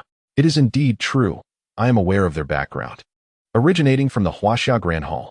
Astonishingly, It is an elder from the Celestial Empire who has chosen to speak out. Upon viewing the title, it becomes evident that our nation has directly acknowledged the existence of supernatural beings. This heralds significant events to come. Silence, please, allow me to observe the video. Such a grand occasion surely indicates monumental happenings. However, this appears not to be a video. Indeed, it is a live broadcast. Gentlemen, this transmission is universally announced. Being streamed live. The citizens are in a frenzy, brandishing their phones, mirroring the excitement of those from Goldman Sachs, their hands trembling with exhilaration. What was once deemed an utterly improbable event has now drawn the elders of the Celestial Empire to personally elucidate this matter through a live broadcast. Such a spectacle is unparalleled in a lifetime. The crowd has entirely forgotten about seeking explanations from Goldman Sachs. Collectively, they raise their phones, their gazes fixated upon their screens, fearful of missing any crucial information. This live broadcast bears immense significance, possessing the potential to directly influence the development of the coming centuries. Its impact will undoubtedly reverberate globally. In this moment, they are not merely witnesses to history, but active participants in its unfolding. The faces of the crowd reflect a blend of tension and excitement, their bodies quivering in anticipation. And they are not alone. Netizens from all corners of the nation share their sentiments. Such monumental news saturates the entire internet. How could anyone possibly overlook it? At this moment, whether among office workers, other wage earners, or the street youths, all collectively set aside their tasks, their attention unwaveringly fixed on this momentous news broadcast that promises to shake the world. Brother Jiang, are you summoning old Zhao's spirit? Meanwhile, within the Jiang Brother Garment Factory, Zhang Yun has arranged various bowls and chopsticks at the factory entrance, reciting incantations while intermittently bouncing about. He had arrived at the factory quite some time ago and quickly instructed Xiao Daozi and others to prepare these items. Initially, due to old Zhao's situation, Kayako was sulking. However, upon reaching the factory, she sulked defiantly at her sewing machine. Gradually, she sensed something amiss. Through conversations with Xiao Daozi and the ghost bride, it seemed Zhang Yun had not given up on old Zhao. This revelation took her by surprise, causing her to pause her work. Curiously, she approached the entrance, silently observing Zhang Yun's peculiar actions and the strange words he uttered. Do you think I am omnipotent? After a flurry of activity, Zhang Yun finally ceased his labor, appearing fatigued. Upon witnessing the scene, the ghostly bride hurried over to lend her support. Meanwhile, Xiao Daozi swiftly retrieved a bottle of water and handed it to Zhang Yun, then inexplicably produced a mobile phone and began scrolling through it. I say, Brother Jiang, unless you are attempting to summon old Zhao's spirit, why do you require me to fetch some of his belongings? Are you perhaps cursing him to an unpeaceful demise? Xiao Daozi casually inquired while continuing to swipe his phone. Just moments ago, Kayako had already disclosed the circumstances surrounding old Zhao's fate. The death of a ghost is indeed lamentable. However, dust returns to dust, and there is little point in excessive sorrow. We are all specters, after all, and have come to terms with such matters. It was Zhang Yun's peculiar actions that piqued their curiosity. Chapter 119. This debt is not forgotten. Damn it, do I appear so insignificant in your eyes? Has my absence from your life made you restless? Zhang Yun sipped his drink, feeling the weight of Xiao Daozi's words, which had already drained much of his energy. The irritation nearly took his breath away. Could he not utter a single pleasant word? I was merely jesting, Brother Jiang. Please do not take my words to heart. Consider them mere folly, Xiao Daozi chuckled, his gaze never leaving the screen. This only served to elevate Zhang Yun's blood pressure further. Yet, he was too weary to engage in frivolities. This matter was noted. There would be ample opportunities for retribution in the future. I am not some divine being. While I might have the potential to aid a spirit in transitioning to the afterlife peacefully, should a ghost meet its end once more, I am rendered powerless. What I just performed was an attempt to ease old Zhao's passage, hoping for a better reincarnation. After all, he was a brother. Could I simply watch him depart this world in solitude? Zhang Yun rolled his eyes, elucidating his previous actions. The sacrifices he made for that endeavor were considerable. He had directly invoked some ancient techniques passed down by his ancestors, though he was uncertain of their efficacy. Time had elapsed significantly since he had employed such methods against malevolent spirits. Typically, he either fought directly or teamed up with the ghostly bride and others to confront their adversaries. In essence, he preferred to avoid invoking such techniques unless absolutely necessary, as the practice demanded intense concentration. A ritual of this nature was akin to battling for 3 consecutive days and nights. Presently, Jiang Yun felt far more fatigued than during his conflict with the Ghost Emperor. Otherwise, given Xiao Daozi's recent remarks, he would have surely dealt him a more severe reprimand. Damn it, is it truly the case that I am perceived as an irredeemable villain in your eyes? Enough. The ceremony is nearly complete. Dispose of these objects and assist me back to my chamber for some much-needed rest. I am weary, utterly exhausted. Upon hearing this, the ghostly bride helped Jiang Yun to his feet. To his surprise, Kayako also joined in to lend her support. I apologize, I misjudged you earlier. What you said just now, it appears you are not so bad after all. Kayako spoke slowly, offering an unexpected apology. All right, I understand your admiration for me, but I am in dire need of rest. Let us converse tomorrow, shall we? For now, I simply wish to recuperate. Jiang Yun, indifferent to the apology, deemed it best to postpone any discussions until the morrow. Rest was paramount. His eyelids felt heavy, as if engaged in a fierce battle. The exertion from utilizing his powers had taken a significant toll on him. It would be best to refrain from such endeavors in the future. With the assistance of Kayako and the ghostly bride, he made his way back to his room. However, just as they approached, the door remained unopened. Suddenly, the voice of the little knife pierced the air. Wait, Jiang-gu, hold on. The little knife dashed forward, his voice booming with urgency. In an instant, Jiang Yun's fatigue was dispelled, akin to being forcibly awakened. What now? Is it not enough that I am already exhausted? Do you derive pleasure from my suffering? Jiang Yun exclaimed in frustration. Is it truly so difficult to secure a moment of peace? Have we no sense of justice left? He raised his hand, ready to confront the little knife, determined that he would not forfeit his rest this night. Wait, Jiang-gu, please do not strike. Just take a look at this. The little knife, undeterred by the impending wrath, stood his ground and raised his phone before Jiang Yun. It appears a significant event is unfolding. These individuals seem to be among the highest officials in Huaxia. They are live streaming, perhaps to announce our existence to the world. The little knife spoke rapidly, as if fearful that Jiang Yun might doubt him. He swiftly opened the barrage of comments on the screen. The live broadcast had only just commenced, yet the comment section was already buzzing with heated discussions. The sole topic of debate was whether Huaxia was indeed prepared to acknowledge the existence of supernatural beings. Some dismissed it as mere sensationalism, while many others believed it was a definitive revelation. The comments flowed as fervently as a bustling marketplace. Jiang Yun stood in stunned silence at this spectacle. The raised hand lingered in the air, until, ultimately, it was the ghostly bride who gently brought it down. Meanwhile, his attention was wholly ensnared by the diminutive screen of his mobile device.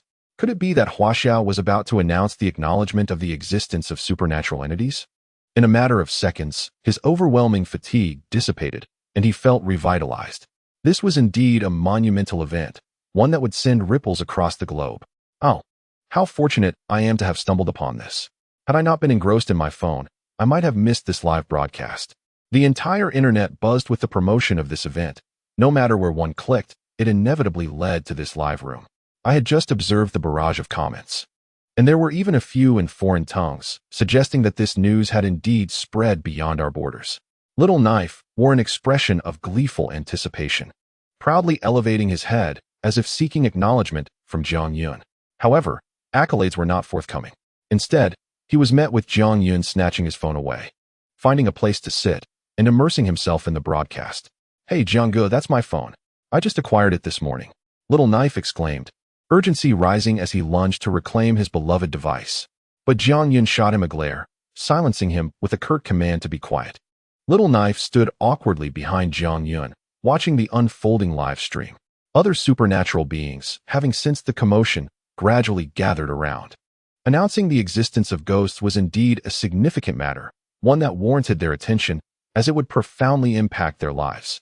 Observing the title, it seemed that this revelation had indeed emerged due to the issues plaguing our southern city, tearing down the veil and exposing them to the world. The ghostly bride, seated beside Jiang Yun, cast a glance at the information on the screen. Her large eyes gradually furrowed in concern.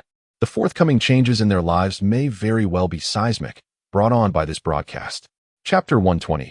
Are you starting to fear? It remains uncertain whether this is a fortuitous or unfortunate turn of events.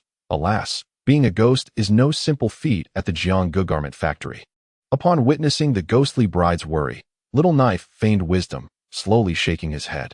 His diminutive stature juxtaposed with his earnest demeanor rendered him somewhat comical. Yet, at that moment, no one dared to mock him. For, in truth, Little Knife's words held weight. The announcement of the existence of supernatural beings was a significant development, leaving them uncertain whether it heralded good or ill. Enough chatter, let us focus on the live stream.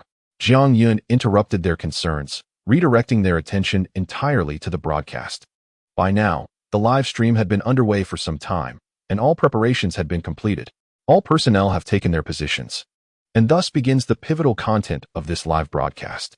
To all viewers, whether seated before a television or streaming online, I present to you a figure representing the highest authority of our nation, an elder of the Celestial Empire. Though a few strands of white hair adorn his head, his visage exudes a remarkable warmth. His slightly aged face bears traces of fatigue. He stands before the camera, flanked on both sides by some of the nation's highest leaders. A clear indication of the significance of this broadcast. In his opening remarks, the elder briefly introduced himself, though it was unnecessary, for all present recognized him. However, he felt compelled to do so. I am aware that some foreign friends may also be watching this broadcast at this moment. It matters not. For the matters we are about to announce pertain not solely to our homeland, but to challenges that the entire world will inevitably confront in the future. We are merely the first to stand before this calamity and proclaim the truth. A bittersweet smile graced the elder's lips as he paused momentarily before continuing. Recently, a deluge of news concerning our South City has emerged across the internet, with various media outlets publishing articles, some true, others false, resulting in widespread panic online. Numerous pieces of evidence have attributed the inexplicable phenomena occurring in South City to supernatural forces. Frankly, I have perused most of the articles, posts, and videos, and I understand the fears that have gripped you. Children, I am fully aware of what has transpired in recent days. The elder deftly steered the conversation towards South City, revealing that he has been closely monitoring the situation there. The citizens of South City were taken aback by this revelation. Yet, upon reflection, it is only natural. How could such significant events fail to capture the attention of those in power? The focus returned to the live broadcast. Anxiety, worry, trepidation, and doubt clouded the minds of the populace, prompting incessant questions regarding the existence of supernatural beings in this world. If they do not exist, why has South City amassed such a military presence? Why have so many unexplained phenomena transpired? And why has the city initiated a mass relocation? Conversely, if such entities do exist, why has the government chosen to withhold this information from us? How can our safety be assured? In recent days, I have encountered a multitude of similar phrases online, as many have navigated their days in a state of unanswered panic and fear. Now, after several days of meetings and discussions, and after soliciting opinions from various individuals, we have resolved to address these uncertainties and questions for you, right here and now. The elder's address was extensive. Every word resonates clearly in the ears of the viewers currently engaged in the live broadcast. The audience is utterly captivated, seemingly forgetting to send any comments. A momentary hush envelopes the live stream, akin to the calm that precedes a tempest. A significant issue, one that has troubled countless individuals, is about to be unveiled. Firstly, the elder from the Celestial Empire shifts to a serious tone. With a sharp exclamation, his voice rings out with authority. As our title suggests, China will be the first nation in the world to officially acknowledge the existence of supernatural entities. Recently, inexplicable phenomena reported from Nanjing are indeed related to these entities. They have existed throughout history, from ancient times to the present. Until now, we have concealed this information to protect everyone, fearing that the revelation would plunge society into chaos. However, the situation has changed. If we continue to deny it, society will only descend further into disorder. The issues in Nanjing have already impacted the entire nation and the world. We must recognize this truth. Supernatural beings do indeed exist. The announcement is explosive, devoid of excessive rhetoric, straightforwardly acknowledging the truth of their existence. These entities have not materialized from thin air. Rather, their presence has been obscured by the state, which has kept this matter hidden from the public. Now, one could argue that the truth can no longer be suppressed, hence the public announcement. Alternatively, it may be said that the state has chosen to disclose this information, as concealment is not beyond the capabilities of a governmental apparatus. It is simply that China is no longer willing to maintain this veil of secrecy. The elder's demeanor is serious, entirely devoid of jest. In the calmest of tones, he announces this momentous news. Did you hear that? Did you hear it? There are indeed supernatural beings. Ha ha ha. I told you, I truly encountered one that day. Ha ha. The government has actually acknowledged the existence of ghosts. Ha ha ha. There are ghosts, there are ghosts. Listen, I told you I wasn't mad. Everything I've said is true. The ignorant ones are you. You know nothing. Ha ha ha, ghosts. Ha ha ha, ghosts. In an ambulance evacuating from Nanjing, doctors are engrossed in the live broadcast on their phones. Meanwhile, on the stretcher behind them lies a young man, bound and immobilized. He listens to the sounds emanating from the doctor's phones, erupting into a series of maniacal laughs. His expression twisting into a grotesque grimace. He is laughing wildly, mocking the medical personnel. You think I'm the one who is sick? No, it is you who are deluded. You didn't believe my claims about the existence of ghosts. Now you're left in shock, aren't you? Are you starting to feel afraid? Ha ha ha, you deserve it. The young man laughs unabashedly. Even while bound to a stretcher, his joy remains evident. This individual is none other than General Yu, who, during a previous live broadcast, was startled by a small knife upon entering the courtyard ruins. Chapter 121, National Vigilance. This particular live stream is destined to be etched into the annals of history, for from this moment forth, the entire globe shall embark upon a new epoch. As the venerable elders of the Celestial Empire have proclaimed, China is the first to publicly announce the existence of supernatural phenomena to the world. With the advent of the first revelation, it is inevitable that a second, third, and fourth will follow until all nations globally issue their own declarations.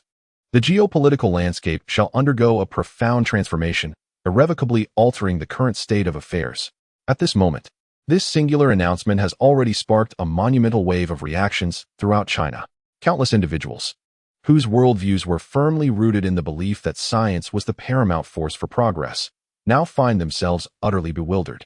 Those who previously dismissed the credibility of supernatural occurrences are now left in a state of shock, rendered speechless by the government's live broadcast. The stream continues, still unfolding. In the ensuing moments, the venerable elder of the Celestial Empire, accompanied by several high-ranking officials, meticulously detailed the events that transpired in Nanjing City over the past few days. During this narrative, the term Department 749 was, for the first time, unveiled to the global audience.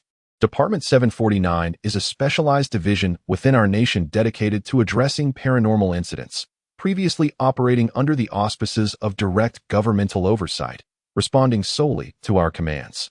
Historically, they have remained concealed beneath the veil of national security, but in this era of peace, this department has incurred the highest number of sacrifices. Such truths had long remained obscured, but now that everything has been laid bare, I can finally reveal to everyone that behind our tranquil lives, there exists a dedicated group of individuals who silently safeguard our security in the shadows. Currently, as supernatural events unfold in Nanjing City, they have swiftly responded, executing the order for the evacuation of 1 million citizens from the city, a decision made solely to ensure public safety. The venerable elder recited each word with solemnity. The events in Nanjing City have been under their vigilant watch, and every document received has been meticulously scrutinized. The occurrences that have transpired are now fully disclosed, aimed at assuaging the concerns of the anxious citizens of Nanjing. The elder sighed, as over 1 million citizens of Nanjing embark on their retreat, unsettled and in peril. I may not be able to personally reach the scene to assist so many, but I stand here as the highest leader of China. I earnestly implore that the surrounding districts of Nanjing City extend their benevolent hands to shelter the homeless citizens during this time of crisis. The emergence of malevolent entities is beyond human control, and in the face of calamity, I hope we can unite and navigate through these dark times together. Thank you all. As he spoke, the elder from Tianchao took a step back, gazing into the camera. Subsequently, before an audience of over 100 million, he bowed deeply. The other leaders present followed suit, collectively stepping back to bow as well. This was not an apology, but rather a heartfelt appeal from their positions of authority, urging everyone to act in solidarity, not as a demand, but as a hope. In the presence of such terrifying forces, humanity must join forces. Witnessing this, the millions of citizens retreating on the streets of Nanjing fell into a profound silence. They stared intently at their phone screens, momentarily at a loss for words. As for Goldman and Zhou Chonghai, they too found themselves at a loss for how to articulate their current emotions. In essence, it was a complex mix of feelings.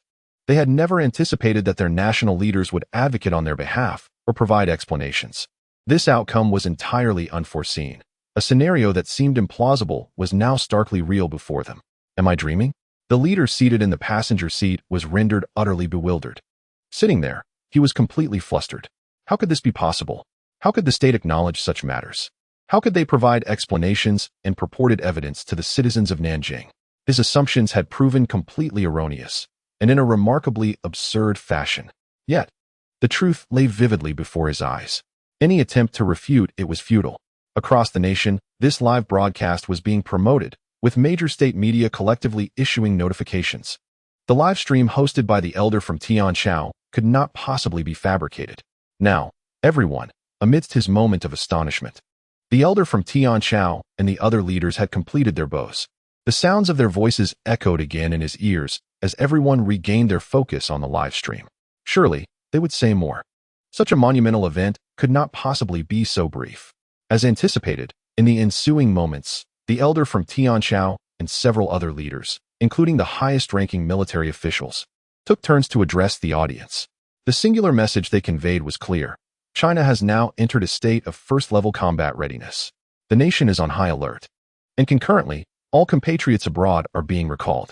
In 1 month's time, the land of Huaxiao will be completely sealed off. Concurrently, Huaxiao will announce a significant decision that will profoundly impact the lives of billions of its citizens. This decision is currently under deliberation but will be revealed to the public within a month at the latest, and it will be implemented solely within the confines of Huaxia. Here, an elder from the Celestial Empire has offered a subtle hint. This announcement will pertain to supernatural entities and will concern every individual, men, women, and children alike. The primary objective is to ensure the safety of the entire populace of Huaxia. Thus, the live broadcast concludes, and the signal abruptly cuts off, plunging the streaming room into darkness.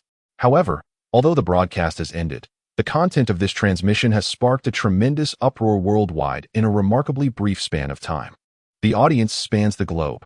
All corners of the world convened emergency meetings within the 10 minutes following the signal interruption. Great nations and small alike, without exception, were compelled to respond to the unexpected announcement. Who can elucidate why Huaxia has so suddenly declared the existence of supernatural beings to the world? At this moment, across the ocean, in the illustrious land of the Eagle Tower, the world's singular superpower, an agitated voice, tinged with a hint of fear, resonated throughout the confines of their clandestine meeting room. Chapter 122. Brother Jiang, what is your perspective? Since Huaxia has made this declaration, should we follow suit? At this juncture, less than 10 minutes have elapsed since the cessation of Huaxia's live broadcast. Within the shadowy meeting room of the Eagle Tower, the supreme leader sits in the center, his complexion ashen. Surrounding him are dozens of senior leaders from various core sectors of the nation. One individual rises to address the supreme leader, stating, Huaxia is violating the established norms. They have breached the agreements signed with the world. A flicker of anger crossed the pale visage of the supreme leader. He chose not to respond directly to his subordinate's query, but instead, in a fit of rage, seized a bottle of soda, twisted off the cap, and gulped it down. No one understands the supernatural better than I do, he declared, discarding the empty bottle. He raised both hands to his chest, each finger extended, then brought them together, slowly parting them in accordance with his speech. Even if there is to be an announcement regarding the existence of supernatural beings, it should be our esteemed Eagle Tower that takes the lead in this revelation. Huaxia's actions indicate a blatant disregard for our standing. The supreme leader spoke with palpable fury, his displeasure evident upon his face. However, it seems that our focus may not be entirely aligned with this matter, responded a subordinate, voicing confusion and dissent. In this live broadcast, Huaxia announced 4 significant matters to the world. Firstly, the acknowledgement of the existence of supernatural entities. Secondly, an explanation regarding the issues in Nanjing, Huaxia, along with the disclosure of the department responsible for handling paranormal incidents. Thirdly, a notification for all Huaxia nationals abroad to return home. Lastly, a declaration that they would completely close their borders in a month and announce a momentous decision. One subordinate succinctly summarized the core content of Huaxia's broadcast, emphasizing 4 primary concerns. As he spoke, he rose to his feet, furrowing his brow, and articulated his thoughts, stating that these 4 matters were indeed what required our attention. Upon concluding, his gaze fixed intently upon the Supreme Commander. He asserted that trivial distractions should not warrant our focus. However, following this pronouncement, the Supreme Commander erupted in fury. Silence. Sit down. I am the Supreme Commander. What does it matter to me how many announcements Huaxia makes? I am aware that by declaring this, we have already lost face. Huaxia has humiliated us. Are they the only ones with supernatural entities? Do we in Eagle Tower Nation not face the same? We have already lost nearly 1,000 citizens, yet we have not made any announcements. Why should they be the first? The Supreme Commander fumed, visibly agitated, his indignation palpable. As he spoke, his demeanor reflected a sense of righteous indignation. The subordinates below were momentarily at a loss for words. Indeed, the Supreme Commander has a valid point. They murmured. The existence of supernatural entities is not exclusive to Huaxia. We, in Eagle Tower Nation, are equally confronted with such challenges. Otherwise, the representatives here would not be seated calmly in this meeting after watching Huaxia's broadcast. They would have reacted with terror upon hearing the news of supernatural beings for the first time. There is a fundamental difference. We must devise alternative strategies to surpass Huaxia, ensuring that the world recognizes Eagle Tower Nation as the foremost nation in the battle against these entities. We cannot afford to lose, especially not to Huaxia. I possess the most profound understanding of these supernatural beings. No one comprehends them better than I. We require such publicity. After regaining his composure, the Supreme Commander began issuing commands.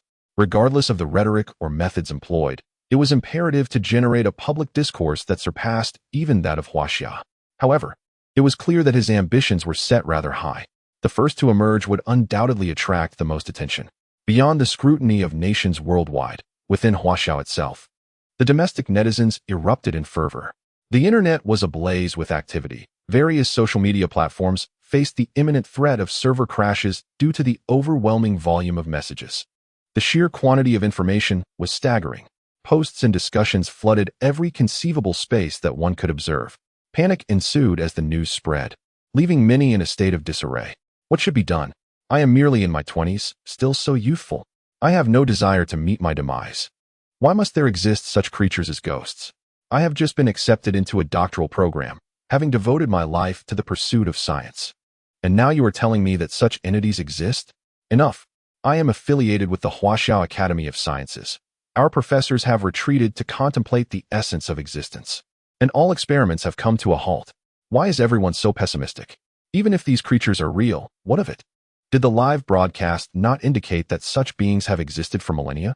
Yet, here we are, living our lives without issue. I fail to comprehend what you are all so anxious about. In fact, I eagerly anticipate the dawn of a new era. The government has proclaimed that a significant announcement will be made in a month. Could it be that we are on the brink of entering an age of universal cultivation? Dream on. While it may be feasible to explain ghosts through scientific theories, the notion of cultivation is utterly absurd.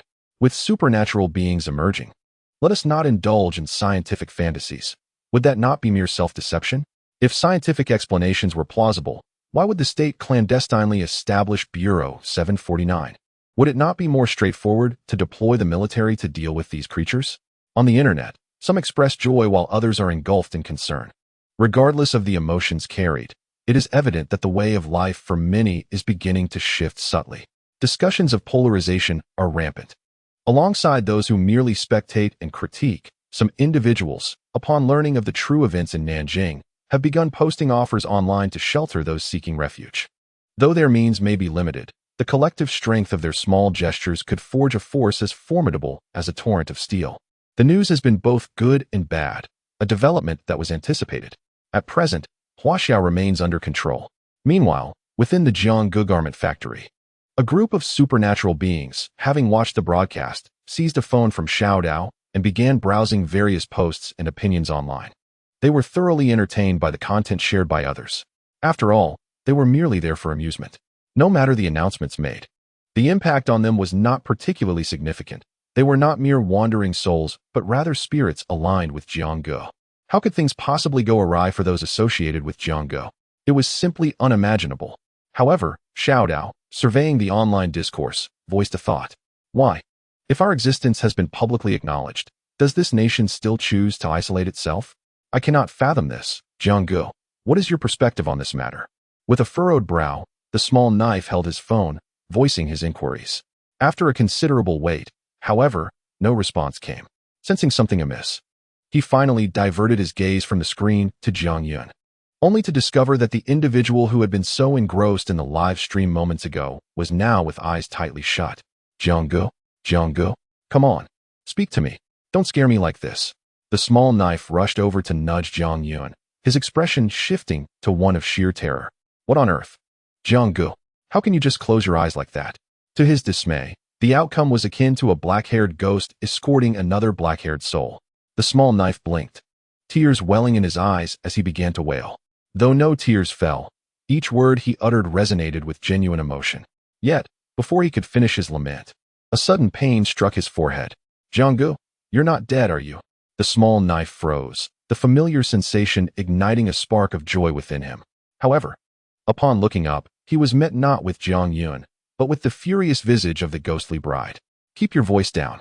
Your husband is merely exhausted and asleep.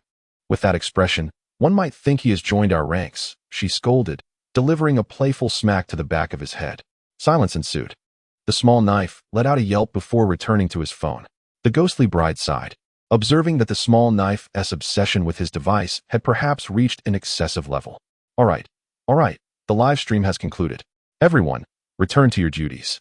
Our work is unaffected, Old Qin announced, calling upon the other spirits. A flurry of movements followed as each ghost returned to their respective tasks, while the small knife remained oblivious, occasionally chuckling at the screen. Had it not been for the ghostly bride's piercing glare, which startled him into hastily stowing away his phone, he might have continued his distraction indefinitely. Meanwhile, Jiang Yun had slipped into a deep slumber, completely undisturbed by the commotion around him, his breathing steady and serene. Coconut, could you lend a hand? I fear I might wake him if left alone. The ghostly bride softly called to Jai. Startled, Jai paused. Had the ghostly bride truly addressed her as Coconut? With little time to ponder, she found herself beckoned by the ghostly bride and had no choice but to assist. Sighing, she realized that her role had now become one of tending to this insufferable man. As Jai gently aided the ghostly bride in escorting Jiang Yun to his chamber, discontent simmered within her, particularly directed towards Jiang Yun himself.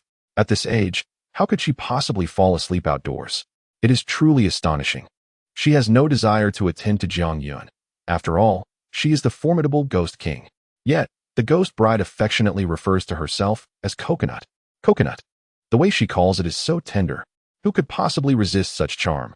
That's just how he is. I shall no longer contend with you. In truth, I find you rather agreeable. The ghost bride, overhearing Kayako's soft murmurs of dissatisfaction, chuckled softly. The complexities of relationships among women are incomprehensible. Following a battle, it is remarkable how past animosities can be entirely forgotten.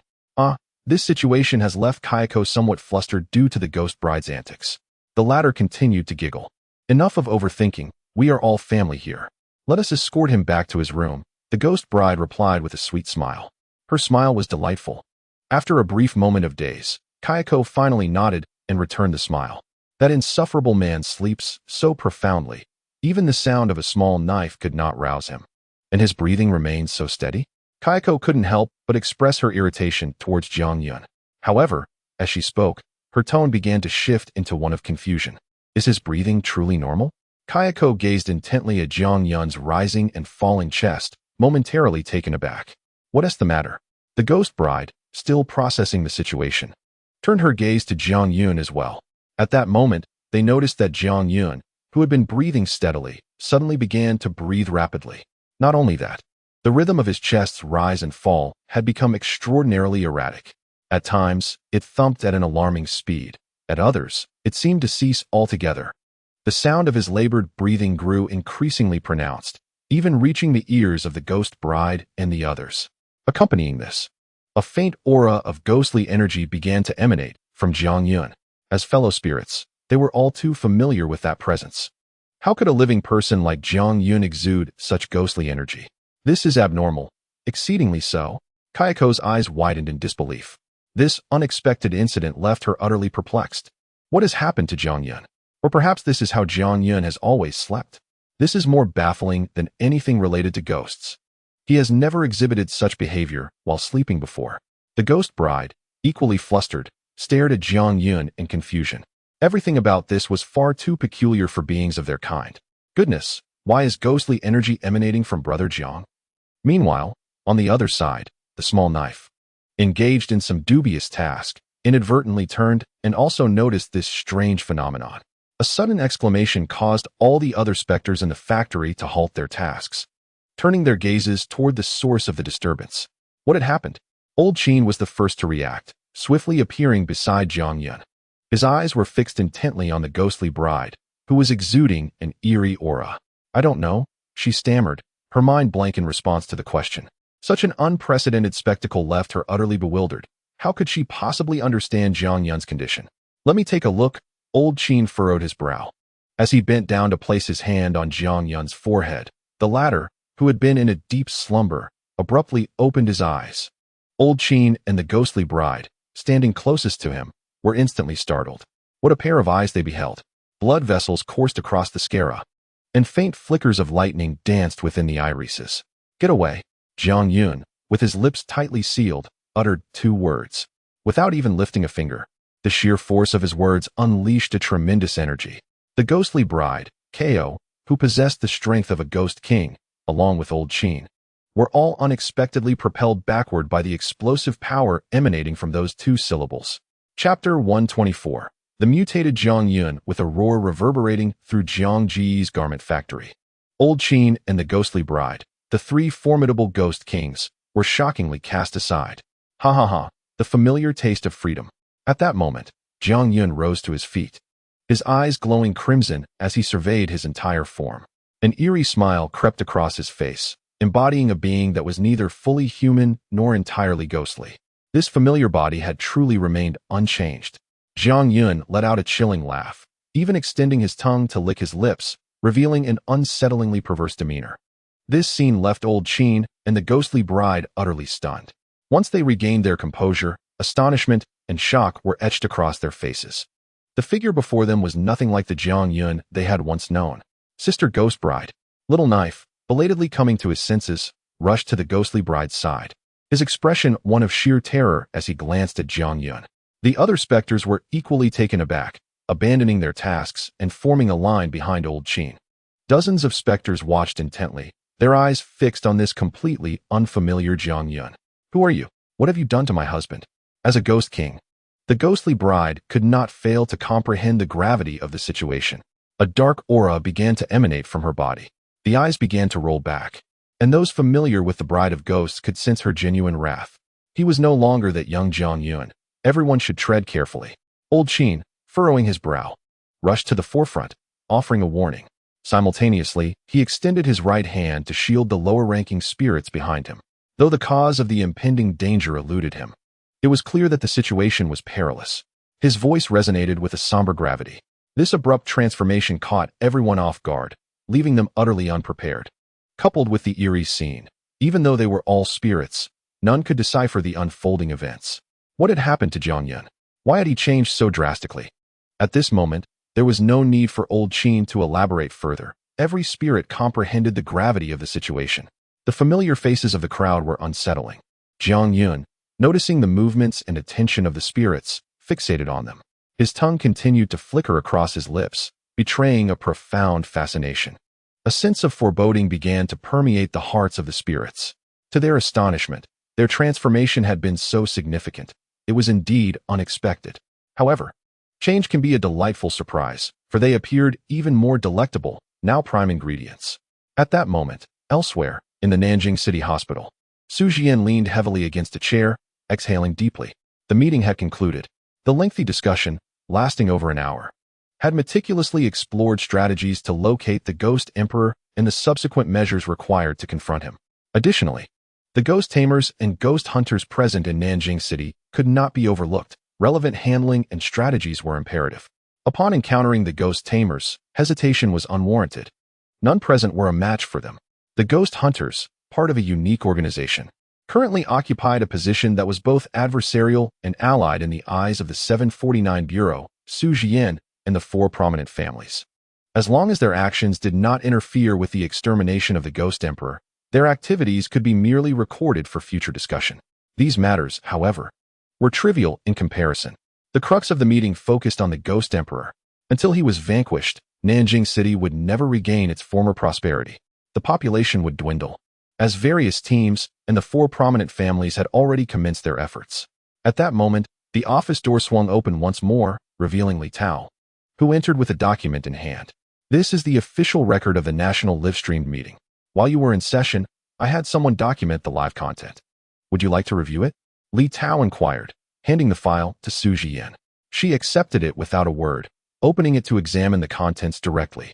The core content remains largely intact, meticulously recorded in its entirety. After a moment's contemplation, Su Jian furrowed her brow slightly. Director Su, I fail to understand why the higher-ups have decided to enforce a policy of isolation a month from now. Additionally, during the meeting, you requested that I investigate the Li family. I visited the hospital and found that the father and son are indeed gravely injured and unable to rise from their beds. However, I discovered that a portion of the Li family's primary combat force has inexplicably vanished.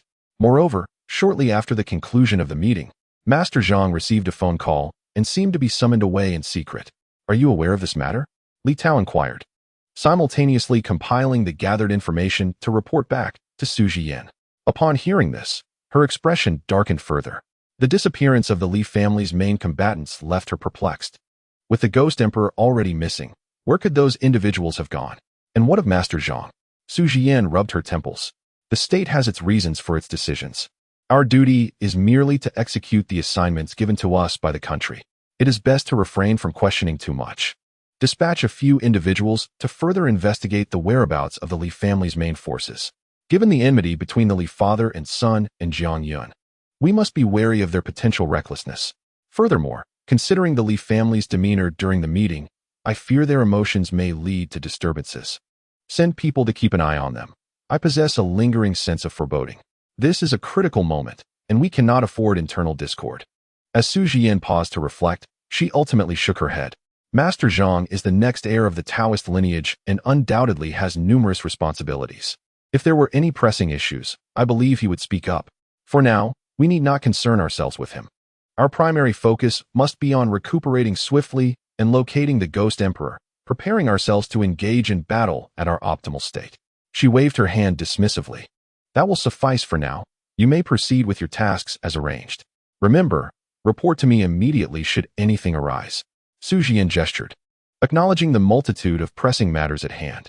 It was impractical for her to consider each one in detail. Furthermore, strictly speaking, she was still a patient at this moment. Thankfully, with the assistance of the dark energy, she feared she would otherwise be confined to her hospital bed. The others were not faring much better, in such a state. They could hardly withstand any confrontation with the Ghost Emperor.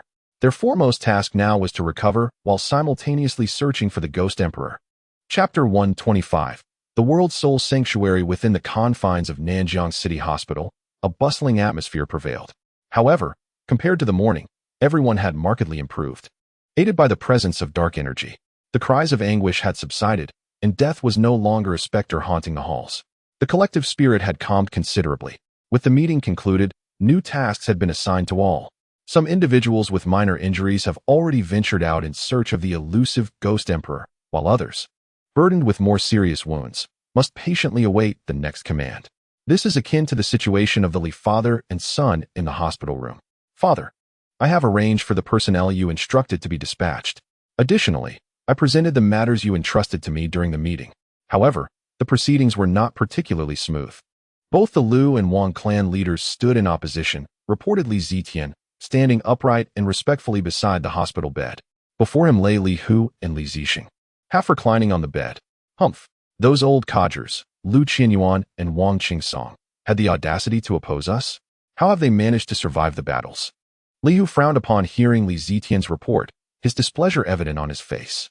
He even included Lu Qianyuan, who had previously aided him, in his reproach. Father, I still believe that the current situation is somewhat unfavorable for us. You and elder brother are both severely injured. Making such impulsive decisions today could easily place us at odds with other factions. Li Zitian hesitated for a long moment, contemplating Li Hu's words, before finally voicing his concerns.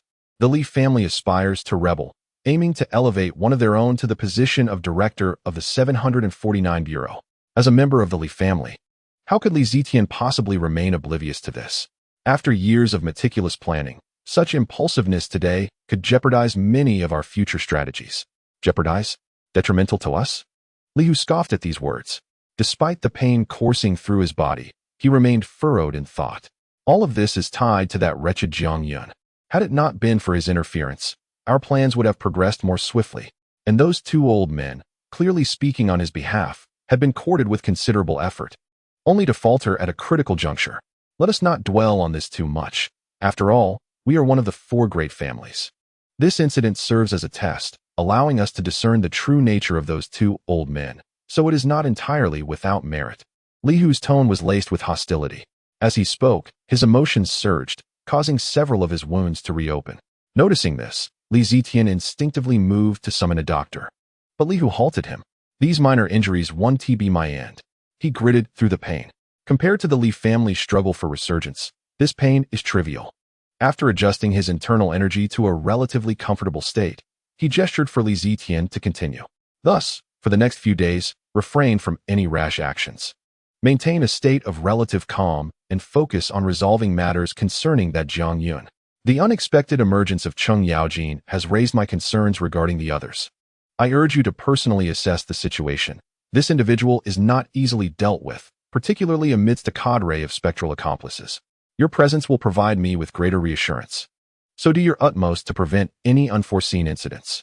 The young lady, Su Jian, harbors considerable affection for Jiang Yun. Should any misfortune befall her, it could very well ignite a conflagration of troubles for us.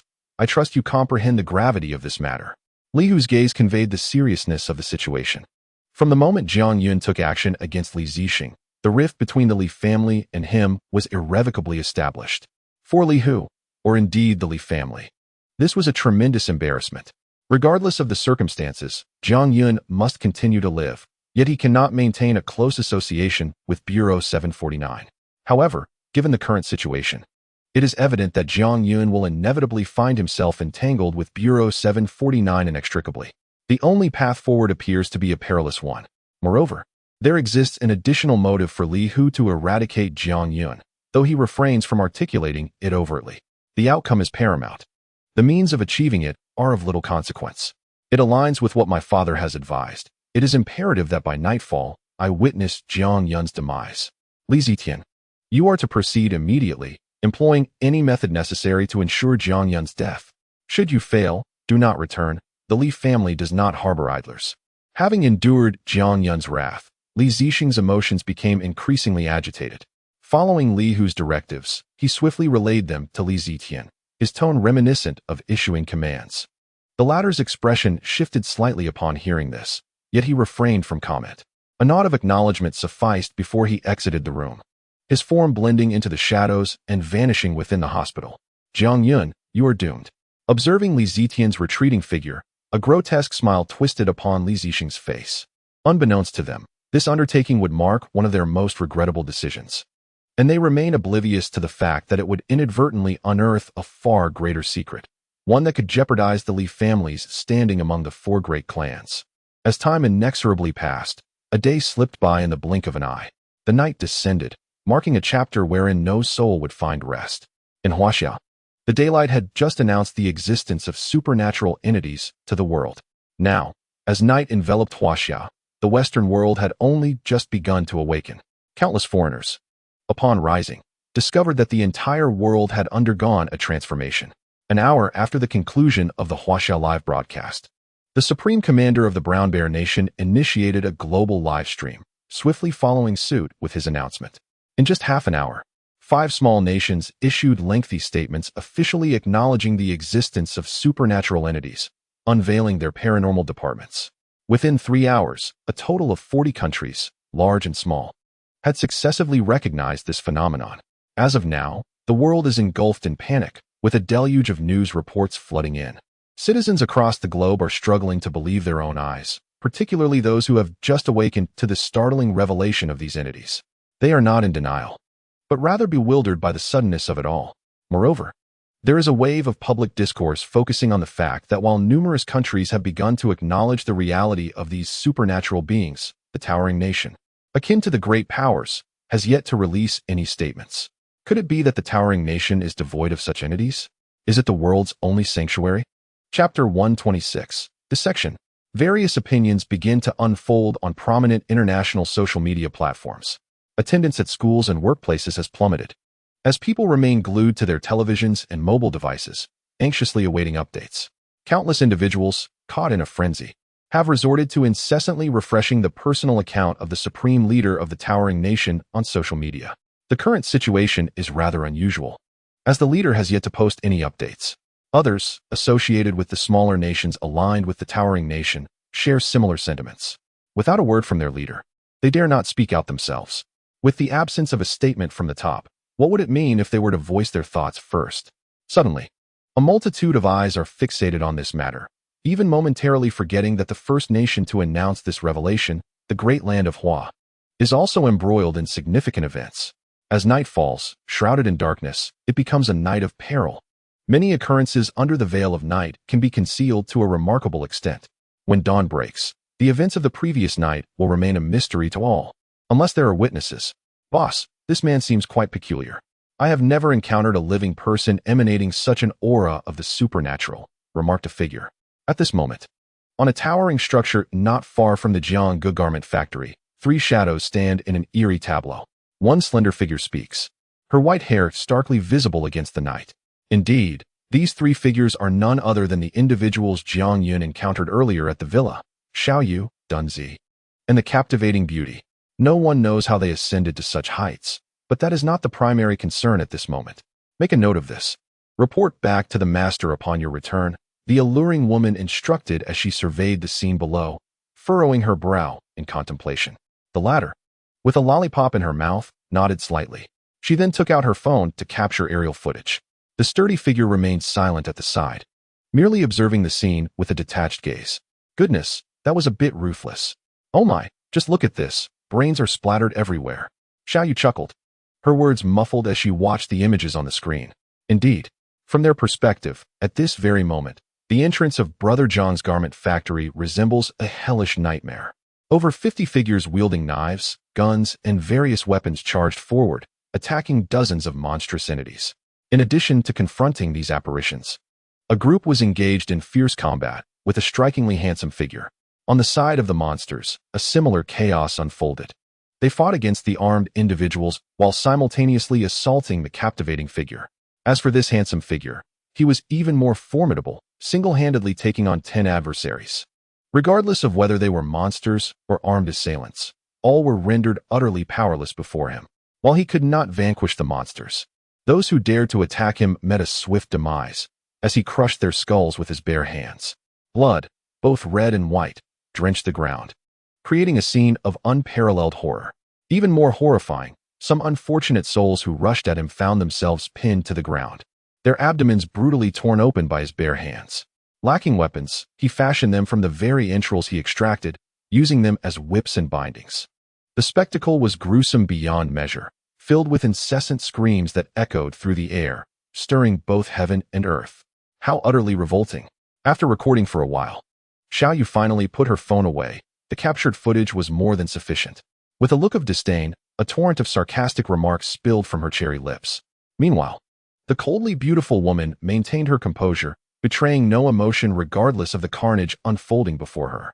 Xiao Yu, please investigate who the armed individuals are, she commanded, her tone unwavering. Xiao Yu complied without objection. Below, the battle raged on, with those wielding weapons nearly exterminated. One straggler, desperately trying to escape, found himself spared from pursuit by the handsome figure. However, two demon kings, with explosive speed, seized a long sword from the ground and swiftly decapitated him. The fight was far from over. The armed attackers had all been wiped out, with no survivors left. The scene was one of utter devastation. The earth, stained crimson with blood, bore witness to the striking figure still trembling in combat against the monstrous entities.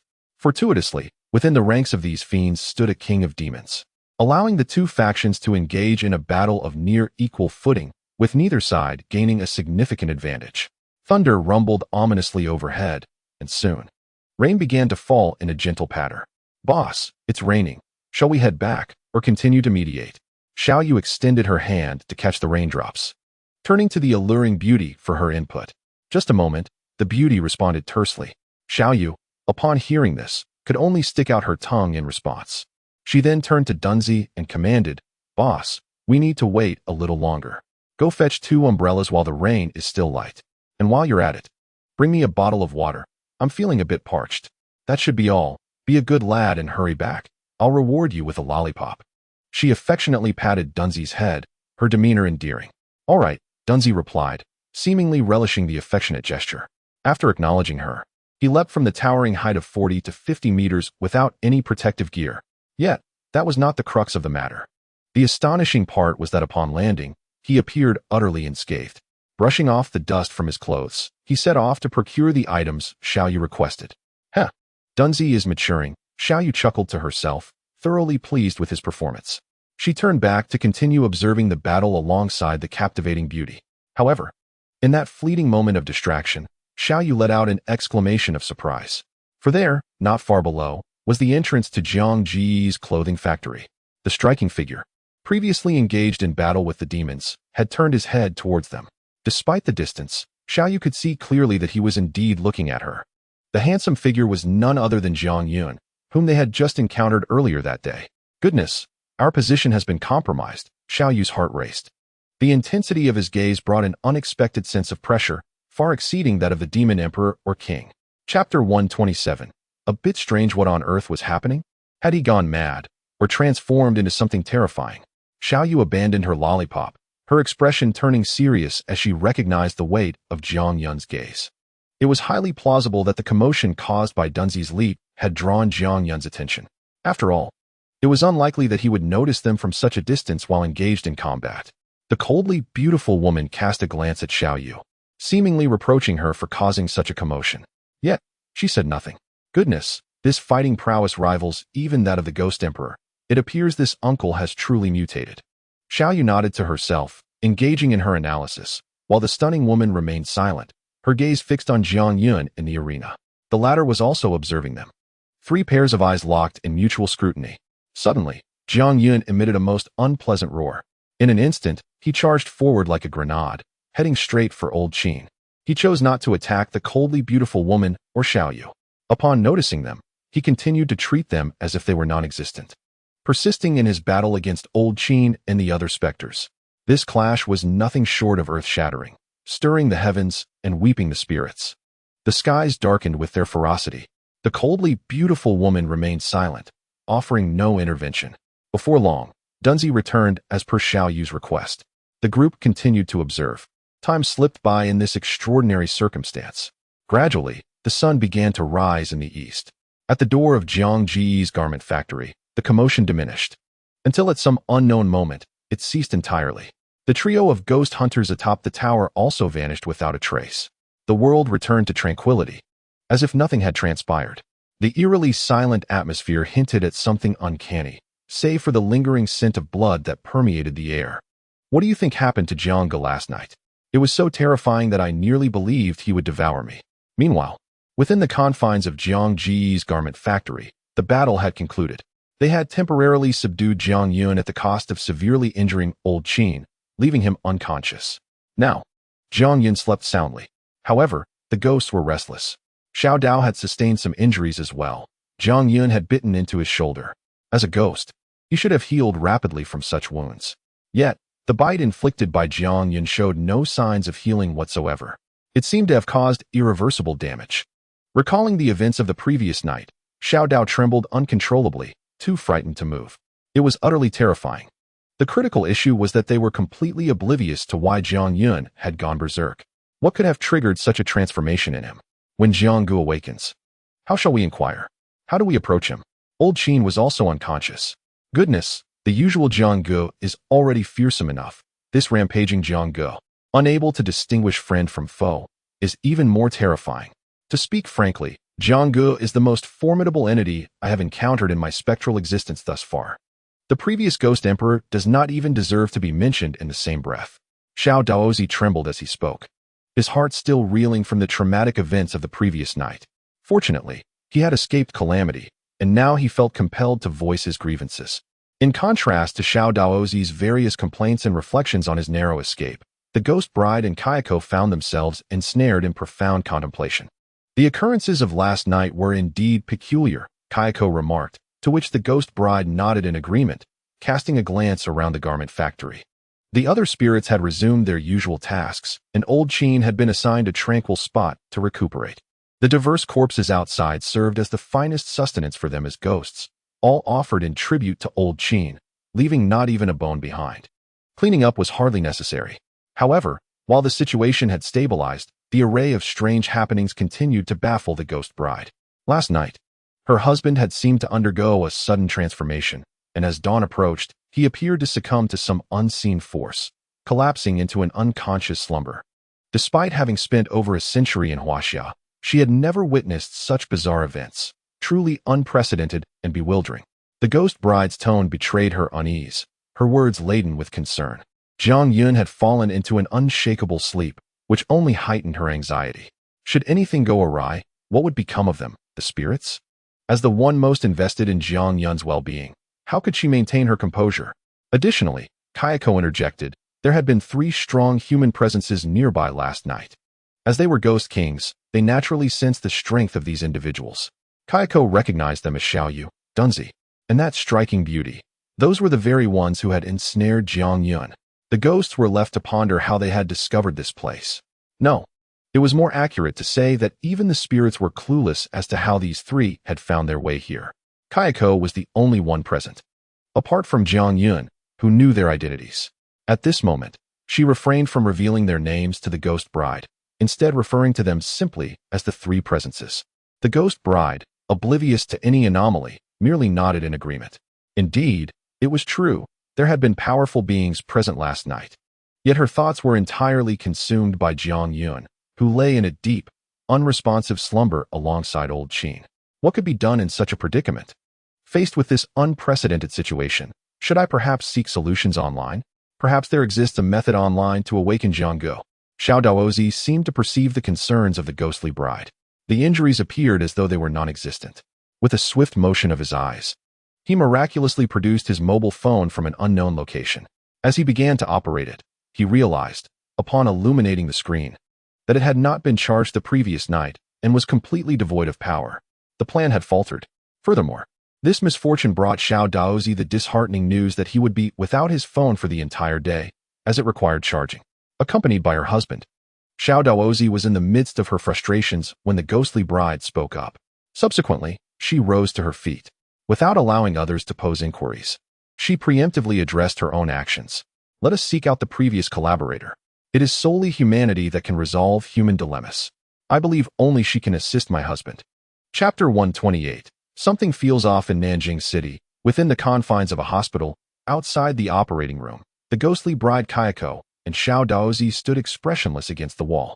On the other side, Su Jian and Li Tao appeared perplexed and anxious.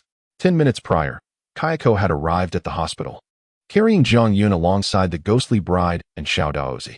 Upon locating Su Jian, they briefly informed her of Jiang Yun's unconscious state. Su Jian promptly arranged for immediate medical attention. As of now, Su Jian remained utterly oblivious to the unfolding events, completely unaware of what had transpired. Several minutes had passed since they entered the operating room. During this time, Su Jian had attempted multiple times to inquire about the situation, but each time she caught sight of the expressions on the faces of the ghostly bride and Xiao Daozi, she held her tongue. Su Bureau, perhaps I should stay here while you attend to other matters. Once the doctor emerges, I will report to you immediately, Li Tao suggested, the first to exhibit restlessness. The operations in Nanjing City had only just commenced. Su Jian was the one orchestrating the entire affair. Her prolonged absence could lead to significant complications. It's fine. Let us wait a little longer. Everything has been mostly arranged. There shouldn't be any major issues, Su Jian replied, shaking her head. A plethora of questions swirled within her mind. How could she simply walk away? Jiang Yun had been in perfect condition just yesterday. How had he transformed so drastically overnight? It was incomprehensible and utterly unexplainable. The absence of answers gnawed at her psyche like a swarm of ants, causing immense discomfort. It was as if he had become an entirely different person overnight. Just then, the ghostly bride spoke unexpectedly. Su Jian, taken aback, lifted her gaze in astonishment at the latter. We engaged in a battle amongst ourselves. one that rivaled the confrontation with the Ghost Emperor. You previously mentioned that you are backed by the state. I wonder, given this support, do you possess any understanding of the circumstances surrounding my husband? The ghost bride fixed her gaze intently upon Su Jiyun, eagerly awaiting a response. She yearned for the doctor to emerge swiftly with the results. In truth, they had the capability to enter the operating room directly. However, the physicians were apprehensive. Imagine being scrutinized by a ghost king. How could one possibly maintain composure? Especially when faced with two ghost kings and a malevolent spirit. If they were present, merely retaining their calm would be a remarkable feat. After all, the doctors do not possess the same level of power or experience as Su Jiyun and her companions. Their encounters are far fewer in comparison. I cannot ascertain whether our records contain pertinent details regarding this incident. However, you may elaborate on what transpired last night. Perhaps we can offer assistance to you and Jiang Yun. Su Jiyun slightly adjusted her phrasing, yet the essence remained largely unchanged and would not significantly impact the conversation. After a moment of silence, the ghost bride began recounting the events of the previous night, focusing solely on Jiang Yun and deliberately omitting other details. Meanwhile, Su Jiyun's initial confusion transformed into a countenance of increasing gravity. At that moment, in another part of the hospital, within the intensive care unit, Li Zixing burst into the room, brimming with excitement. "Father, I have splendid news. A monumental revelation," he announced with fervor, having just learned that his injuries had improved sufficiently for him to get out of bed. On the adjacent bed, Li Hu, who had been resting, paused at the sound of Li Zixing's exuberant declaration. "Has Zetian returned after being away all night?" Li Hu inquired with a stern expression. No. Who knows where he has gone? Who cares?" Li Zixing waved his hand dismissively, clearly unconcerned. After addressing Li Hu's question, he resumed his animated smile. Cautiously, he approached the door, opening it a crack to ensure no one was outside before returning to Li Hu's side. "I am unaware of Zetian's whereabouts. But while I was outside wandering, I overheard something noteworthy," Li Zixing said with a conspiratorial tone. "Less chatter, just tell me." Li Hu replied impatiently. "Yes, father." Li Zixing then collected his thoughts before continuing. "Just now, some brothers from the Li family informed me that they saw Jiang Yun being carried into the hospital by those two monsters who attacked me. Moreover, she was taken directly into the operating room, escorted personally by Su Jiyun. I made a point to verify this. Several brothers witnessed it. As of now, Jiang Yun has been in the operating room for nearly an hour without any sign of activity. Those two ghost kings and that little spirit are anxiously waiting outside the operating room." Li Zixing exclaimed with great excitement. "What does this news signify?" "It signifies that the individuals led by Li Zetian may have succeeded. Jiang Yun is gravely injured. Although he did not claim Jiang Yun's life, he is indeed hanging by a thread." The mere thought of Jiang Yun nearing death fills Li Zixing with overwhelming exhilaration. Particularly, the Ghost King, who inflicted severe wounds upon him, appears anxious. What could possibly be more thrilling than this image? Nothing. At this moment. This is the only thing that can ignite the fervor within Li Zixing's heart. Upon hearing this, Li Hu's expression shifted slightly, yet he refrained from immediately responding. Meanwhile, Li Zixing continued to speak animatedly. "Father, our plan has succeeded. I never expected that without us, Li Zetian would manage to injure Jiang Yun so severely. It is truly unfortunate that I was not present to witness the moment Jiang Yun fell. Otherwise, that sight would have been utterly satisfying. While I regret not having personally dispatched Jiang Yun, I find solace in the thought of his impending demise. And those two ghost kings, along with that little ghost, once I recover from my injuries, I shall ensure they face my wrath. They must understand that the Li family is not to be trifled with. Since they have chosen to oppose us, they must be prepared to face the consequences. No matter who it is, Jiang Yun or anyone else. Those who offend the Li family should not expect to live beyond 48 hours. Li Zixing was elated. Jiang Yun's misfortune brought him joy, excitement, and delight. As long as Jiang Yun was alive, he could not find peace. Now, Jiang Yun was on the brink of death. Perhaps he was already dead. The mere thought of this made Li Zixing unable to suppress his laughter. A significant portion of his vengeance had already been fulfilled. Next, he would turn his attention to the two ghost kings. The remaining grievances would not go unavenged. The time simply had not yet come. In the midst of his musings, Li Zixing had already devised a plan for dealing with the two troublesome ghost kings. They would not escape. The fate of those who offend the Li family is singular, death. Even if one is a ghost, having already died once, they are not exempt. Listening to Li Zixing's exuberant declarations, Li Hu, seated on the hospital bed, furrowed his brow, feeling an unsettling sense that something was amiss. Chapter 129. Only the dead would react this way. Nanjing City. Inside the hospital room, Li Hu listened to Li Zixing's fervent words, his brow tightly knitted in concern. Jiang Yun remained in the operating room, the outcome uncertain. Was this truly a blessing or a curse? Why had there been no news from Li Zitian thus far? Li Hu asked again. He felt an inexplicable sense of unease. Logically, if the operation had succeeded and inflicted severe injuries upon Jiang Yun, Li Zitian would surely have appeared before him. At the very least, he could have sent a message, couldn't he? However, the current situation is that Li Zitian has not only failed to appear before me, but has also gone completely missing since yesterday. Moreover, he is not the only one who has vanished. Other members of the Li family dispatched alongside him are also unreachable. It is astonishing that not a single individual can be contacted. Li Hu's brow has been furrowed with concern, for this bodes ill. Father, why do you care so much about him? Jiang Yun is on the brink of death, and they will return soon enough. In contrast to Li Hu's anxiety, Li Zixing appeared rather indifferent. After regaining his composure, he casually remarked, the individuals we dispatched are the elite of the Li family. Dealing with Jiang Yun and those few ghost kings should be a mere trifle. No matter how inept Li Zitian may be, it is inconceivable that he cannot handle a single Jiang Yun. Li Zixing's nonchalance soon provoked Li Hu's ire. You must understand that they represent our Li family. If anything were to happen to them, do you believe we could extricate ourselves from the situation unscathed? Li Hu shot a glare at Li Zixing. Even if Jiang Yun were to perish, Zitian remains your brother. Do you truly harbor no concern for him beyond your hatred? Is there not even a shred of familial affection? Li Hu was deeply dissatisfied with Li Zixing's attitude. Li Zixing focused solely on superficial grievances while failing to recognize that Li Zitian's disappearance could signal serious trouble that might implicate the entire Li family. Jiang Yun and his ilk may not fear repercussions, but the other three great families and the 749 Bureau cannot be overlooked. If they were to seize upon any incriminating evidence against us, you could forget about ever ascending to the position of director of the 749 Bureau. Moreover, you risk inciting further animosity from other families. Have you considered the calamity your momentary negligence might unleash? Li Hu admonished, his tone tinged with a sense of urgency. If the other three families were to target us, everything we have worked for could come to naught, potentially even escalating into greater conflict. Li Hu was acutely aware of their strength and influence. Should the Li family be ostracized, we would possess no means of defense. Immediately dispatch more personnel to ascertain Zitian's whereabouts. Whether he is alive or dead, we must have clarity. If he is alive, there must be a reason for his silence. We need to understand the situation and return him to the capital. If he is dead, we must find a way to cover our tracks. Prepare for the worst. This matter must not jeopardize our grand design. Do you understand?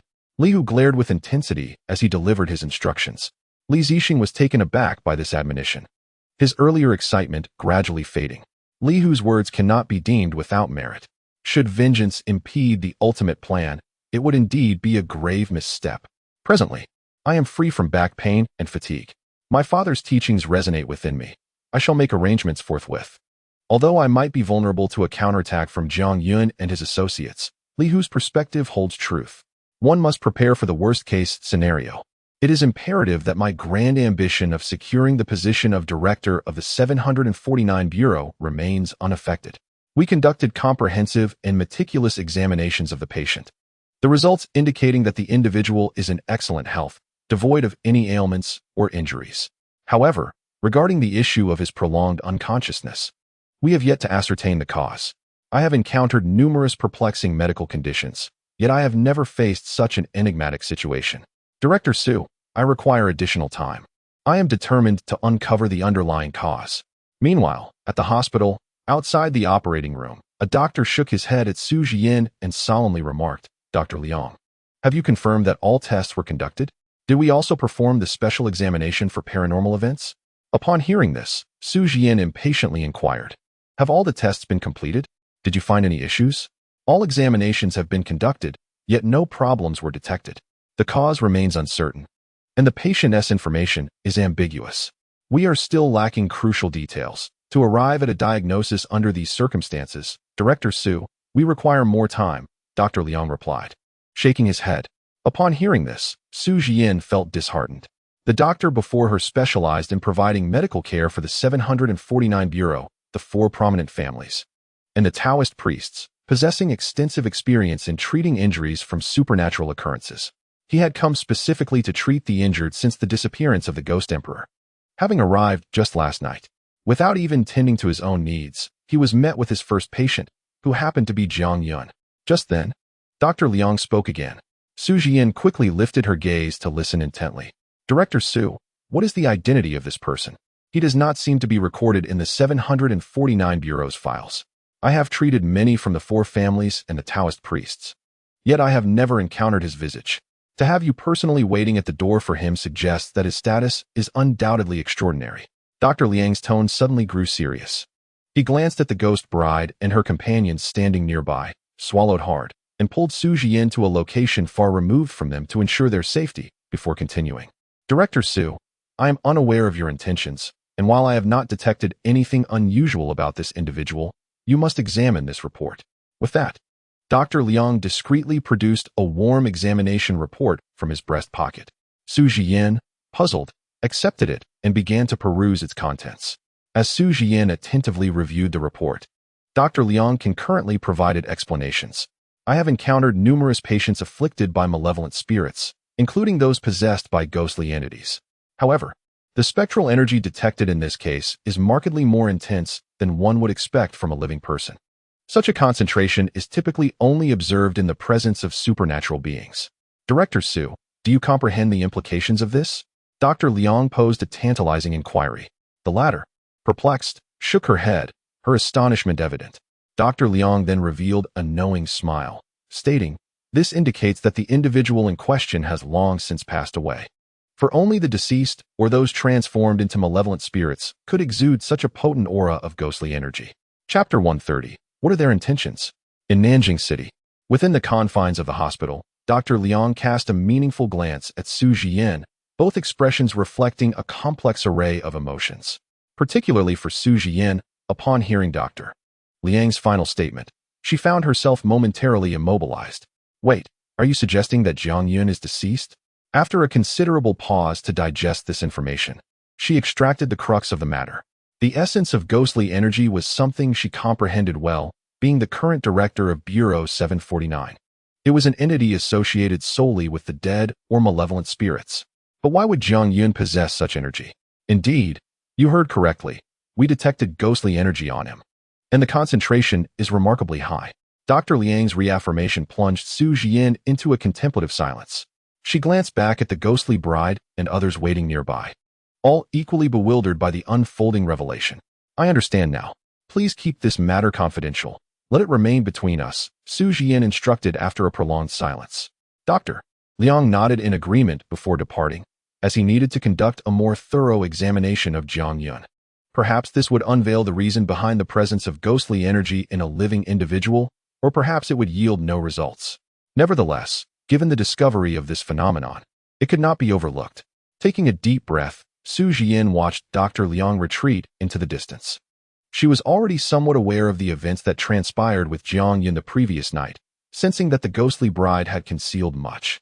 Yet, it was their prerogative to share only what they wished. The information shared was, in itself, a rarity. Before rejoining the ghostly bride and her companions, Su Jian discreetly sent a text message to an unknown recipient, before finally returning to the ghostly bride's side to succinctly recount the current situation. The cause of the illness has yet to be determined, but our doctors are preparing for more thorough examinations. This means that Jiang Yun will need to remain here for a while longer. You can rest assured that, regardless of the outcome, we will provide a complete explanation. We do not wish to witness such occurrences, and all we can do is attempt to awaken him. After briefly outlining the situation, Su Jian, concerned about the ghost bride's apprehensions, reiterated her assurance. Regardless of the circumstances, Jiang Yun's current predicament holds greater significance for both the 749 Bureau and Huaxia. Possessing strength surpassing even that of the Ghost Emperor, such a talent makes Su Jian more eager than anyone for Jiang Yun to awaken soon. Huaxia needs him now. We shall remain here until my husband regains consciousness. The ghost bride's stance was unmistakable, as she expressionlessly uttered a single statement. After contemplating for a moment, Su Jian did not refuse and bid farewell. Indeed, there were numerous matters she needed to attend to, even though Jiang Yun was of utmost importance. She could not linger here indefinitely, lest the entire Nanjing city descend into chaos. After parting ways with the ghost bride, she arrived at a temporary office, the Operational Command Center for the Supernatural Incident Response Department of Nanjing City, where Su Jian personally presided. Upon her return to the office, Li Tao entered without delay. I just visited the vicinity of his garment factory and discovered numerous signs of a fierce struggle, along with a strong scent of blood. A conservative estimate places the death toll at around 100. Li Tao had yet to take a sip of water before revealing a chilling figure. The estimated number of casualties is approximately 100. And that is a conservative estimate. Just how extensive was the battle last night? Why did they fail to detect any anomalies? Su Jian felt a shiver run down her spine. Who clashed with Jiang Yun and his companions? What is their identity? Su Jian inquired immediately. The civilians of Nanjing City have already evacuated. At this juncture, who could possibly have engaged in conflict with Jiang Yun and those supernatural beings? Currently, there are no leads. The area has been thoroughly cleaned, and without the lingering smell of blood in the air, it would be nearly impossible to discern that a fierce battle had taken place. Li Tao shook his head. Upon arriving at the scene, he was utterly shocked. Despite the overwhelming scent of blood, there were no signs of a struggle to be found. Not a single drop of blood or a body was discovered. This was exceedingly peculiar. Given that Jiang Yun had so many supernatural beings at his command, it was not unusual for the site to be meticulously cleaned. Su Jian remained unfazed. It was hardly surprising that supernatural beings would feast upon human blood. There are apparitions surrounding us, and erasing all traces of their presence is a task that can be accomplished with relative ease. However, a new dilemma has now arisen. With the traces eliminated, we are left unable to ascertain who engaged in conflict with Jiang Yun. This predicament is indeed disheartening. By the way, Director Su, the matter you previously instructed me to investigate has yielded some promising leads. Just as Su Jian was pondering these thoughts, Li Tao produced a document. Su Jian was momentarily taken aback and looked up, awaiting further elaboration. Yesterday, we discovered that most of the combatants from the Li family have vanished entirely. I followed the traces to conduct an investigation and uncovered some findings that you should examine for yourself, Li Tao stated, halting abruptly mid-sentence. He opted to directly hand the document to Su Jian, who received it with curiosity, eager to uncover what Li Tao hesitated to articulate. With such sentiments in mind, Su Jian began to peruse the information contained within. However, it was not long before her expression transformed into one of perplexity, ultimately leading her to furrow her brow. Has anyone spotted the elite members of the Li family near the factory district? Su Jian exclaimed, her eyes widening in astonishment as she turned to Li Tao. The factory district, what a significant location. It is, after all, the site of the Jiang Yun garment factory. What could the Li family possibly be doing there? Indeed, our reports indicate that among these individuals, traces of Li Zitian have also been discovered. A contingent led by Li Zitian has been observed lurking around the factory area. Li Tao acknowledged with a nod. In truth, a suspicion had already taken root in his mind, yet he dared not voice it. For the Li family is one of the 4 prominent clans. Upon reviewing the documents and listening to Li Tao's words, Su Jian, not lacking in insight, grasped what he was insinuating. Do you suspect that the skirmish outside the Jiang Yun garment factory was instigated by members of the Li family? Li Tao refrained from confirming. Yet Su Jian, after a moment of contemplation, boldly articulated his unspoken thoughts. If it were not the case, then why would these events fortuitously converge? Why would the Li family be present near the factory district? What are their intentions? Chapter 131. Should we return home? Logically speaking, everything seems to align. The Li family harbors a grudge against Jiang Yun, and this hypothesis cannot be dismissed. At present, it remains merely a suspicion and cannot be definitively attributed to the Li family. The numbers do not coincide. Li Tao shook his head and took a deep breath. Indeed, as he had mentioned, a battle involving at least 100 individuals occurred outside the Jiang garment factory. It is feasible that the elite of the Li family could muster such numbers before engaging with the Ghost Emperor. However, after the battle with the Ghost Emperor, where did all these elite forces come from? Clearly, the numbers do not add up. What purpose does the Li family serve over there? If not to seek revenge against Jiang Yun? Su Jian seated herself at the table, placing the documents before her. With the emergence of the Ghost Emperor and the imminent threat he posed, the Li family seemed intent on complicating matters further. It was utterly self-defeating. I remain uncertain. But thus far, I can ascertain that the Li family's elite have yet to return, including Li Zetian, who has completely vanished. Just now, I discovered that the Li family has dispatched a portion of their forces, seemingly in search of something. Li Tao reported earnestly, also sharing a fresh piece of information. Upon hearing this, Su Jian fell into deep contemplation. The Li family was becoming a significant headache for her. I will personally approach the Li clan leader to discuss matters later. By the way, what updates do we have on the Ghost Emperor? Any leads? Let us set this matter aside for now. Our current focus must remain on the Ghost Emperor. Only by resolving this threat can we address the remaining issues. We have gleaned some insights regarding the Ghost Emperor, though they remain tentative. As Li Tao spoke, his demeanor quickly shifted to one of seriousness. He was adept at discerning the weight of various matters. He then presented another document to Su Jian. It states that, under the leadership of the Tianshi Dao comrades, we have identified 3 locations suspected to be where the Ghost Emperor might be hiding. Before coming to report to you, I instructed them to monitor these sites, and they will inform us immediately upon any developments.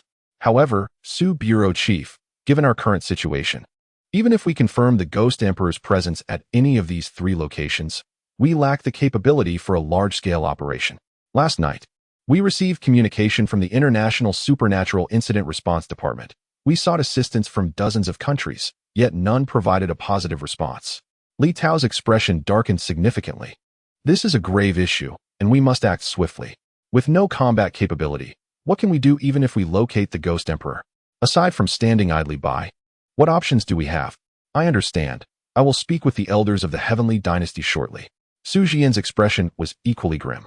She glanced over the 3 locations provided by Li Tao. One was atop Nanshan Peak, the highest point in Nanjing City. Another was in a vast undeveloped area within Nanjing City. The last location was much more confined, situated at a prison in Nanjing City. These 3 sites represent the most probable hiding places for the Ghost Emperor thus far. Each poses its own challenges and is quite troublesome to handle.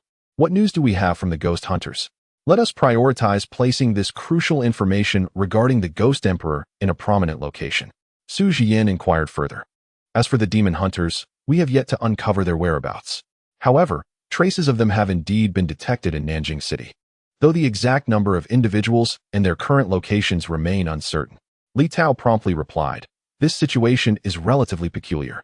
This ambiguous organization, which is both adversary and ally, conceals itself more adeptly than the Demon Emperor. The entire Nanjing City is nearly under the watchful eyes of the 749 Bureau. Yet, in such an environment, the absence of any trace of the Demon Hunters is quite perplexing." Su Jian furrowed her brow even deeper. "Continue the investigation and report any findings immediately. If possible, we should attempt to establish communication. Our current situation is indeed ambiguous. If we could forge an alliance with the Demon Hunters to collectively oppose the Demon Emperor, it would significantly alleviate our pressure. We have yet to discern the true nature of that organization, but if collaboration can be achieved, it would be beneficial for Nanjing City." Su Jian issued her latest directives. Li Tao noted them down and nodded in agreement. However, this brief meeting was not yet concluded. Furthermore, Su Jian continued, "The network communications in Nanjing City were interrupted last night, rendering us unable to access the internet. Please find a way to restore the network signal here to enhance our communication efficiency. Additionally, the government announced our existence yesterday. Arrange for someone to find a location with internet access to monitor public sentiment and keep an eye on official developments. This is a minor matter, regardless of external changes. In the short term, particularly until the Demon Emperor is dealt with, our local situation should remain unaffected. However, given that the existence of the 749 Bureau has been disclosed, it is essential to observe public attitudes towards them, facilitating a return to the imperial capital with a renewed image to face the nation." "Very well. I shall make the arrangements and contact you as soon as I have news," Li Tao affirmed, nodding. Tasks were systematically organized, and the machinery of the 749 Bureau slowly began to function. As for Su Jian's directives, the focus on monitoring network dynamics was relegated to the end of his priorities, as there were far more pressing issues awaiting resolution. Yet, for the populace of Huaxiao at this moment, this was of utmost concern. Since yesterday, online debates had escalated, particularly regarding the recent statements from the elder of the Celestial Empire, who mentioned plans to repatriate overseas citizens and the impending complete closure of the nation in a month. This matter had become the focal point of public attention today. At this very moment, the Tower Nation stood in watchful silence. In the land of Huaxia, dawn was just breaking, while on the other side, night had already fallen. Within the prestigious institutions of the Tower Kingdom, in the dormitory designated for international students, several individuals bearing the countenance of Huaxia sat on the edge of their beds, their brows furrowed in despair as they exchanged glances without uttering a word. After a prolonged silence, a slender figure among them finally broke the stillness. He surveyed the group, inhaled deeply, and spoke slowly. Fellow students, the notification from our country was issued yesterday. It is time for us to make a decision. Huaxia is facing a crisis. Should we return home? Chapter 132. The dilemma of returning in the student dormitories of the Tower Kingdom's renowned university. The students exchanged worried looks, their faces etched with concern and bitterness. Should we return home? One student posed the crux of the matter. The room fell into an oppressive silence, with no one daring to respond. Not even with a gesture or a glance. These students had traveled thousands of miles from Huaxia to study in the Tower Kingdom, and just yesterday, they had witnessed the latest announcement from their homeland, an order to recall all Huaxia nationals worldwide, with borders set to close entirely in a month. Huaxia was entering a completely isolated era. This presented a profoundly challenging choice for these international students. I do not wish to return home. At last, amidst the silence, a female voice emerged. The group looked up to find a girl with a voluminous hairstyle raising her hand to express her stance. Chu Qian, are you really so quick to respond? Shouldn't you consider this further? We are Huaxia people, a male classmate urged. This is a decision that will shape the course of our lives. Responding so hastily seems rather reckless. I don't need to think it over. I believe this is quite a straightforward choice, Chu Qian countered, shaking her head in dismissal of his advice. And by the way, please don't call me Chu Qian. My English name is much more pleasant. That name from Huaxia is simply dreadful, she retorted with displeasure, causing the atmosphere in the dormitory to grow even more subdued. No one dared to speak up. The male classmate, upon hearing her words, lowered his head, remaining silent, lost in thought. Are you all foolish? Seeing this, Chu Qian exclaimed, even bursting into laughter. She pointed at her classmates, questioning, have you all lost your minds? What is the point of returning now? Isn't that akin to courting disaster? In the realm of Huaxia, there is a palpable sense of dread. It is indeed haunted, as you all surely understand. Everywhere one turns, there are apparitions, and if we are summoned back, can we truly ensure our safety? It is utterly exasperating. What is there to deliberate? Chu Qian wore an expression of frustration, as if lamenting the lack of common sense among her peers. In such dire circumstances, is there really a need for contemplation? Once the crux of the matter is comprehended, a decisive answer can be readily rendered. To return is tantamount to courting death, leaving no viable options for survival. Is it truly that difficult to make a choice? She spread her arms wide, her eyes wide with incredulity as she gazed at the assembly. Yet, Huaxia remains our homeland. A sentiment expressed by a male classmate who voiced his thoughts. We still have family in Huaxia, and if the nation calls us back, surely there will be provisions made for our safety. Even if there are indeed supernatural entities, the state would undoubtedly ensure our protection. Tang Kai's words began to multiply, directly confronting Chu Qian's unwavering gaze. This was precisely the source of his inner turmoil. Chu Qian was not wrong, yet he found himself grappling with deeper considerations, leaving him in a state of indecision. Indeed, our families remain in the homeland. While we may find safety here, what guarantees can we offer them? You are correct. I too believe that if the nation has decided to summon us back, there must be sound reasoning behind it. Perhaps there are even unexpected blessings awaiting us. Chu Qian made a valid point. Huaxia is undeniably perilous at this juncture, yet Tang Kai's observations hold merit as well. I am torn about whether to return home. This decision weighs heavily upon me. I genuinely have faith in our country, yet I harbor a tinge of fear regarding the domestic situation. I long to contribute to our nation. With Tang Kai's initiation, the floodgates of dialogue opened among the other students, each expressing their concerns in turn. They were all young individuals in their early 20s, standing at the pinnacle of their youth. To make a grievous error in this moment could lead to a lifetime of regret. How amusing. Do you even hear what you are saying? Chu Qian laughed heartily after listening to her classmates' apprehensions, her mirth escaping her lips uncontrollably. Oh dear, family, who understands this? You are actually worried about such matters. I truly do not know how to respond to you all. She held her forehead, her brow furrowed in exasperation. She had expected her peers to articulate some compelling reason for returning to Huaxia, yet their responses were so predictable. For heaven's sake, you yourself have stated that you believe in Huaxia. Why then must we return? The people of Huaxia will safeguard our loved ones. What can you accomplish by going back? Are you merely offering your lives to those specters? I truly wonder if your studies have rendered you foolish to harbor such thoughts. Some express a desire to serve the nation, and I am truly at a loss for words. What merits such devotion to that wretched country? Is life in the Tower Country not preferable? Chu Qian simply cannot fathom the thoughts swirling in the minds of these individuals. Even at this juncture, they still entertain such foolish notions. Are they truly unafraid of peril, or are they merely naive? Why not enjoy a comfortable life in the Tower Country?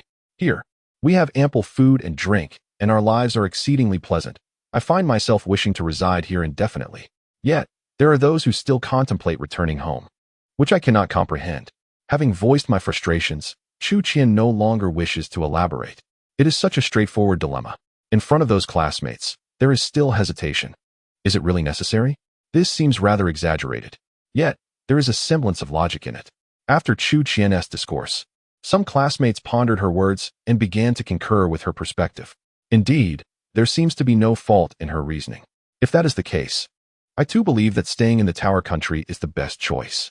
After all, the only unrest lies within Huaxia. We only need to ensure our own safety.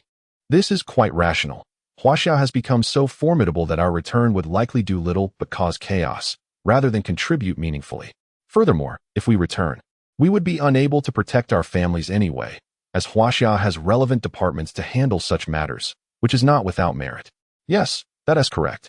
Thus, I have made my decision. I shall remain in the Tower Country. No returning. Following this discussion, several classmates promptly shifted their stances. At least, relatively speaking, staying in the Tower Country is safe. Returning to Huaxia, however, is fraught with uncertainty. If our very lives are at risk, why would we choose to go back? Chapter 133. He is simply a fool. Tang Kai. What about you? What are your thoughts? Why not join us in staying? Within the dormitory, the meeting of these international students remains unresolved. Those who have declared their positions now turn their attention to Tang Kai, who is still weighing his options. After Chu Qian's analysis, the choice at hand has become quite clear. There is no necessity to return home. I don't know, but I still lean towards going back. After a considerable pause, feeling the gazes of his peers upon him, Tang Kai hesitantly spoke, his expression wavering. In this matter, there is no absolute right or wrong. He understands everyone's choices. Prioritizing one's life is not an erroneous stance. Yet, he too possesses his own thoughts and reflections. I have been studying in the Tower Country for 2 or 3 years now. Throughout these years, Huaxia has funded my education. I believe that even without discussing the previous points at this juncture, I refrain from expressing that Huaxia has aided me. Now, when Huaxia faces adversity, my choice is to evade. Moreover, I yearn to return home to see my parents, as I am deeply concerned for their well-being. I have been unable to contact them for 2 days. Tang Kai's tone is notably profound. He had not contemplated the words spoken by Chu Qian moments ago. He merely feels that as a citizen of Huaxia, he ought not to act as a deserter in times of national distress. If that were indeed the case, he would be akin to the farmer in the fable of the farmer and the snake. Despite Huaxia's myriad shortcomings, it remains the land that nurtured and raised him. Without the support of his nation, he would not have had the opportunity to pursue his studies abroad in the towering nation. He could not have achieved his current level of excellence. Hence, both emotionally and logically, he believes he should return. You are out of your mind. Truly out of your mind. In light of Tang Kai's decision, Chu Qian is left with nothing but helplessness and disbelief. If you return home now, what about your studies? Will you abandon your diploma? I have heard enough of those eager to pick up money. I cannot comprehend those who rush toward their demise. There is no intention to spare anyone's feelings. Chu Qian's words may sound harsh, but they reflect the undeniable truth. It cannot be deemed suicidal. Having come to terms with his decision, Tang Kai no longer wavers. A faint smile graces his face. He has resolved to return home. I believe in Huaxia. I trust that our nation calls us back for a purpose. He muses that if miracles exist in this world, they surely manifest in the hue of Huaxia red. Under the auspices of his homeland, there will undoubtedly be monumental changes that will astonish the world. He does not wish to miss this historic moment. Tang Kai smiles subtly. Then, disregarding the gazes of others, resolutely exits the meeting room. Next, he must prepare the necessary paperwork and pack his belongings with the utmost speed to report back to his country.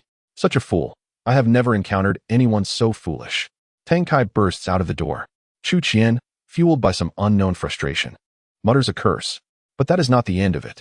After Tang Kai's departure, several other students who had remained silent stood up, expressing their own choices. Like Tang Kai, their decision is also to return home. They wish to witness this historic moment for Huaxia. In the future, they aspire to present themselves to the world in a completely new guise alongside their homeland. At that time, they firmly believe Huaxia will ascend to new heights. Surveying the entire globe, Sister Chu Qian, they have all left. As the remaining students exited, the temporary conference dormitory fell into a profound silence. Only 5 or 6 students remained, exchanging glances, feeling a sense of awkwardness. Yet, one cannot discern the origin of this awkward emotion. Clearly, the choices they made are correct and reasonable. Yet, why does such a mindset prevail? If they choose to leave, so be it. In fact, their departure reduces the competition for the residence permits in the Tower Country. Observing this situation, Chu Qian emitted a disdainful snort. Every year, the Tower Country allocates a number of permanent residency slots to these international students. With Tang Kai and his cohort now gone, there is indeed less competition. Let them leave. When they return home, it is not we who will face the dangers that await them. I have articulated my thoughts. If they are eager to court disaster, that is beyond my control. Chu Qian shrugged, expressing her indifference. It's absurd. While there are purportedly ghosts in Huaxia, the illustrious Tower Country is devoid of such threats. How could they still wish to return home? TSK, TSK, TSK. We will remain in the Tower Country, watching the news from Huaxia, pondering the quagmire their choices will lead them into. Here we are, reveling in the freedoms of the Tower Country, while they fret over their safety upon returning home. Fellow students, I have organized a pool party. Would you care to join? There will be many students from the Tower Country. Let us set aside our worries for now. Chu Qian dismissed the departure of Tang Kai and his companions from her thoughts. Those who have left have departed. Those who remain must continue to enjoy themselves. The Tower Country is so safe and free. How could one squander such a splendid youth? Well, I have matters to attend to. I shall come another time. Me too. I still have my project to finish. I promise to join next time. My clothes are yet to be washed. I must take them to the dry cleaner. I will come back when I have more time. However, to Chu Qian's surprise, she had anticipated sparking enthusiasm among her peers. Instead, she was met with their refusals. One by one, as they vacated the dormitory. What is happening here? Just moments ago, we were united in purpose. Never mind, if you will not join. I shall go alone. Noticing the lack of interest among her peers, Chu Qian grew weary of persuading them. With a twist of her waist, she departed joyfully. Life must go on, and embracing happiness each day is paramount. Days passed in this atmosphere. Conversations similar to those between Chu Qian and Tang Kai transpired across the Tower Country and other developed nations in the Western world. Some chose to remain, while others deemed Huaxia too perilous, believing that returning would be tantamount to courting death, thus opting to stay in their current locations. Regardless of the choice made, each was valid for the individual, devoid of right or wrong. Such news has been ceaselessly circulating on various social media platforms during this period, resonating with both the students in Huaxia and the overseas Chinese. There is no judgment regarding the choices they have made. Ever since the world was informed of the existence of supernatural beings, it seems as though society has been plunged into a deep slumber, completely severing ties with the outside world. Chapter 134, A Reluctant Course of Action.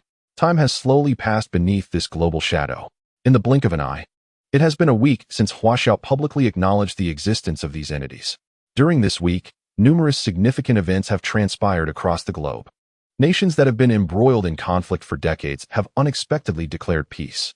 The military forces of the Tower Nation overseas are gradually beginning to withdraw back to their homeland. Some countries have even announced a complete lockdown of their borders, entering a state of silence and disengagement from international affairs. Among these nations are several that hold considerable sway on the world stage. Suddenly, the world appears to be reverting to an era of great tranquility. Wars have ceased, and disputes have vanished. Yet, beneath this facade of peace, a series of silent battles has quietly commenced. Following Huaxia's acknowledgement of supernatural beings, several other nations have also confirmed this reality. Recently, numerous countries have reported experiencing large-scale supernatural assaults, with casualty figures reaching alarming heights. Their military forces are unable to withstand these entities.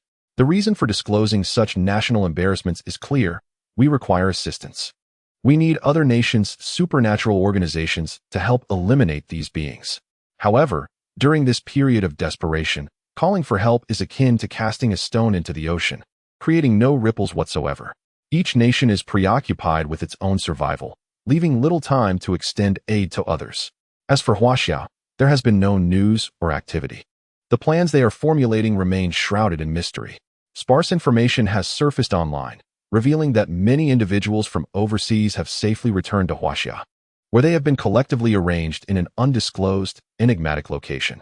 The whereabouts of this place remain unknown, as does the rationale behind Huaxia's actions. Nonetheless, the dissemination of such news has stirred considerable commotion, leading to accusations that Huaxia is neglecting its responsibilities towards returning citizens. See, I told you. Huaxia called us back only to lead us to our demise. There are no miracles in store. It's laughable. In the Tower Nation, Chu Qianshu reclined comfortably by the edge of an open-air swimming pool, engrossed in her phone. Upon reading the messages, a broad smile spread across her face, nearly splitting it in two. The utterly futile summons for our return, only to be met with disorganization upon arrival, truly makes one feel like a puppet in the hands of those in charge. Chu Qianshu laughed aloud, her mirth unrestrained. Hey Qianshu, are you once again following the news from Huaxia? At that moment, a tall foreigner with golden hair and blue eyes approached her, holding a glass of red wine. Joe, Chu Qianshu said, putting her phone away and revealing a sweet smile. Could you please refrain from calling me Qianshu? I have a name from your country. I still prefer calling you Qianshu, Joe replied, momentarily taken aback, then shook his head and settled into a chair beside her. Qianshu, your choice is wise. Currently, all over the globe, there are reports of monster attacks, yet our homeland remains the safest haven. By staying here, you can enjoy the freedoms of our land, a sanctuary untouched by these monstrous incursions. Joe spoke in a languid tone, appearing utterly at ease. Reports of monster attacks had surfaced worldwide, while no such incidents had ever been reported in their nation. In comparison, it could certainly be said that their homeland was a pristine refuge, devoid of any flaws. Indeed, I too am grateful for having made such a prudent decision. Choosing to remain here has been the wisest choice of my life, Chu Qianshu said with a smile, genuinely relieved that she had opted to stay rather than return to the unknowns of her homeland alongside Tang Kai. Rest assured, our nation boasts the most formidable military force in the world. Even if monsters were to appear, our valiant soldiers would protect us from their assaults. Joe nodded in agreement. I have faith in our nation's strength, Chu Qianshu affirmed, also nodding as she picked up the glass of red wine set beside her and called out to Joe. The two raised their glasses in a toast, smiling as they welcomed a bright future. Meanwhile, in Huaxia, at the temporary headquarters of the 749 Bureau within the Nanjing City Hospital, Su Jian stood before the office window, her face etched with worry. Behind her stood Zhang Tianshi, who had not made an appearance for quite some time. Is this truly the nation's decision? After a long pause, Su Jian turned to Zhang Tianshi, her inquiry evident in her tone.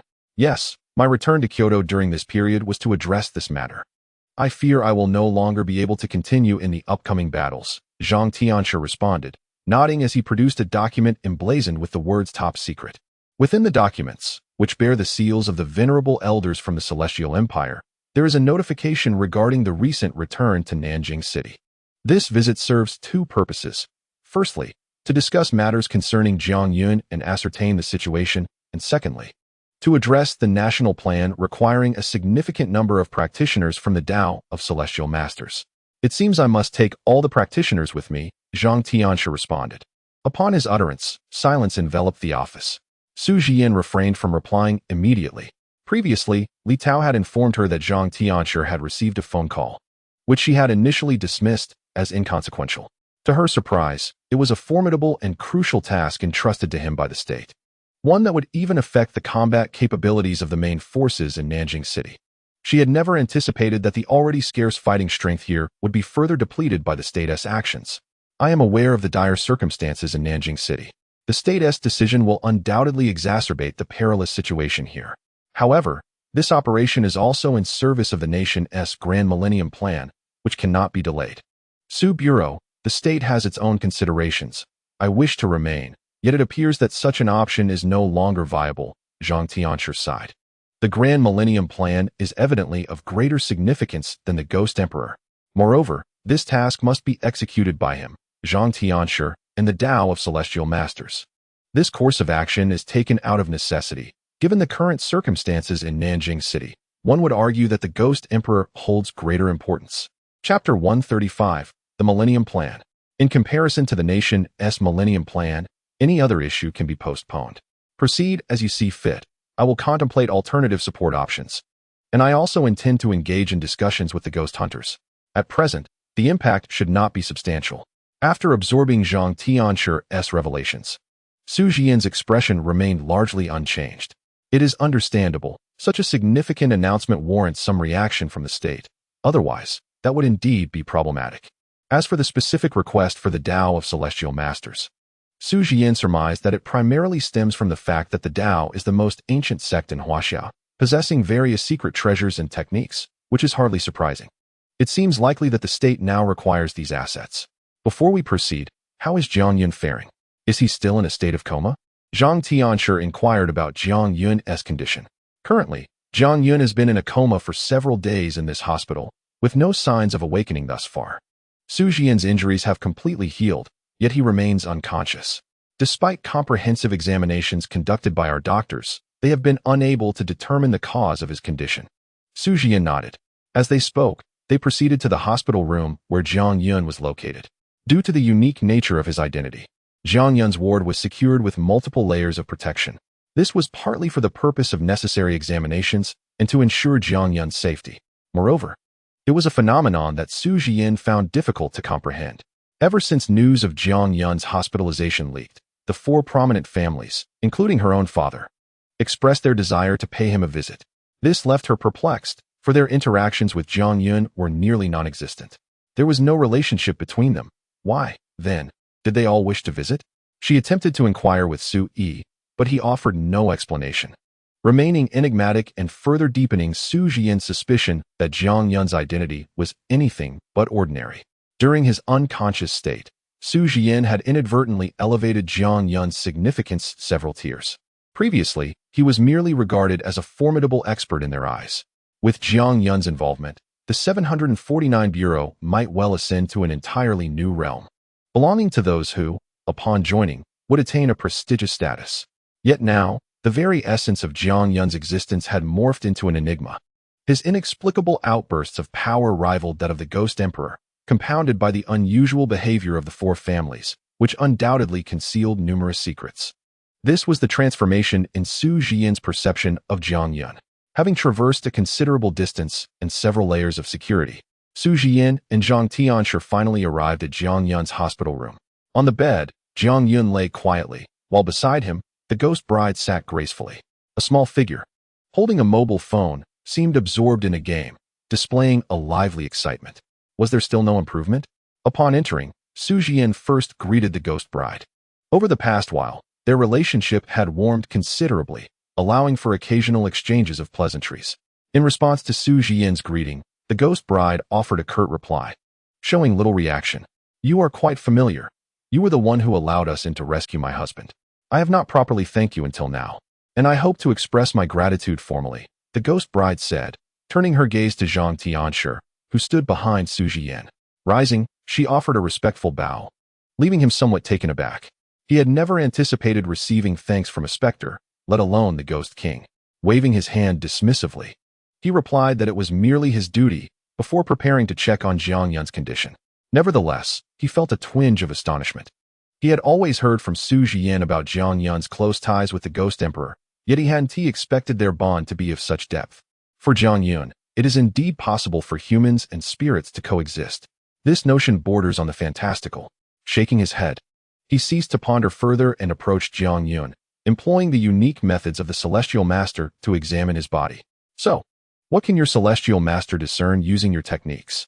After a considerable interval, Su Jian directed her inquiry towards Master Zhang. The ghost bride also focused her gaze upon him. During this period, Su Jian had summoned numerous individuals, all in pursuit of uncovering the mystery surrounding Jiang Yun's condition.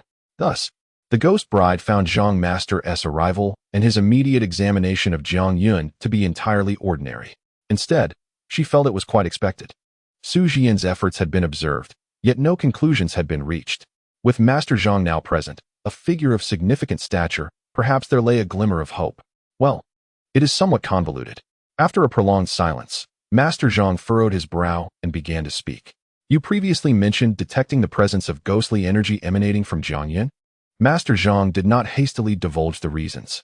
Indeed, when we first arrived here, we detected an exceedingly high concentration of ghostly energy, but as time has elapsed, this energy has diminished significantly, to the point where it is now undetectable.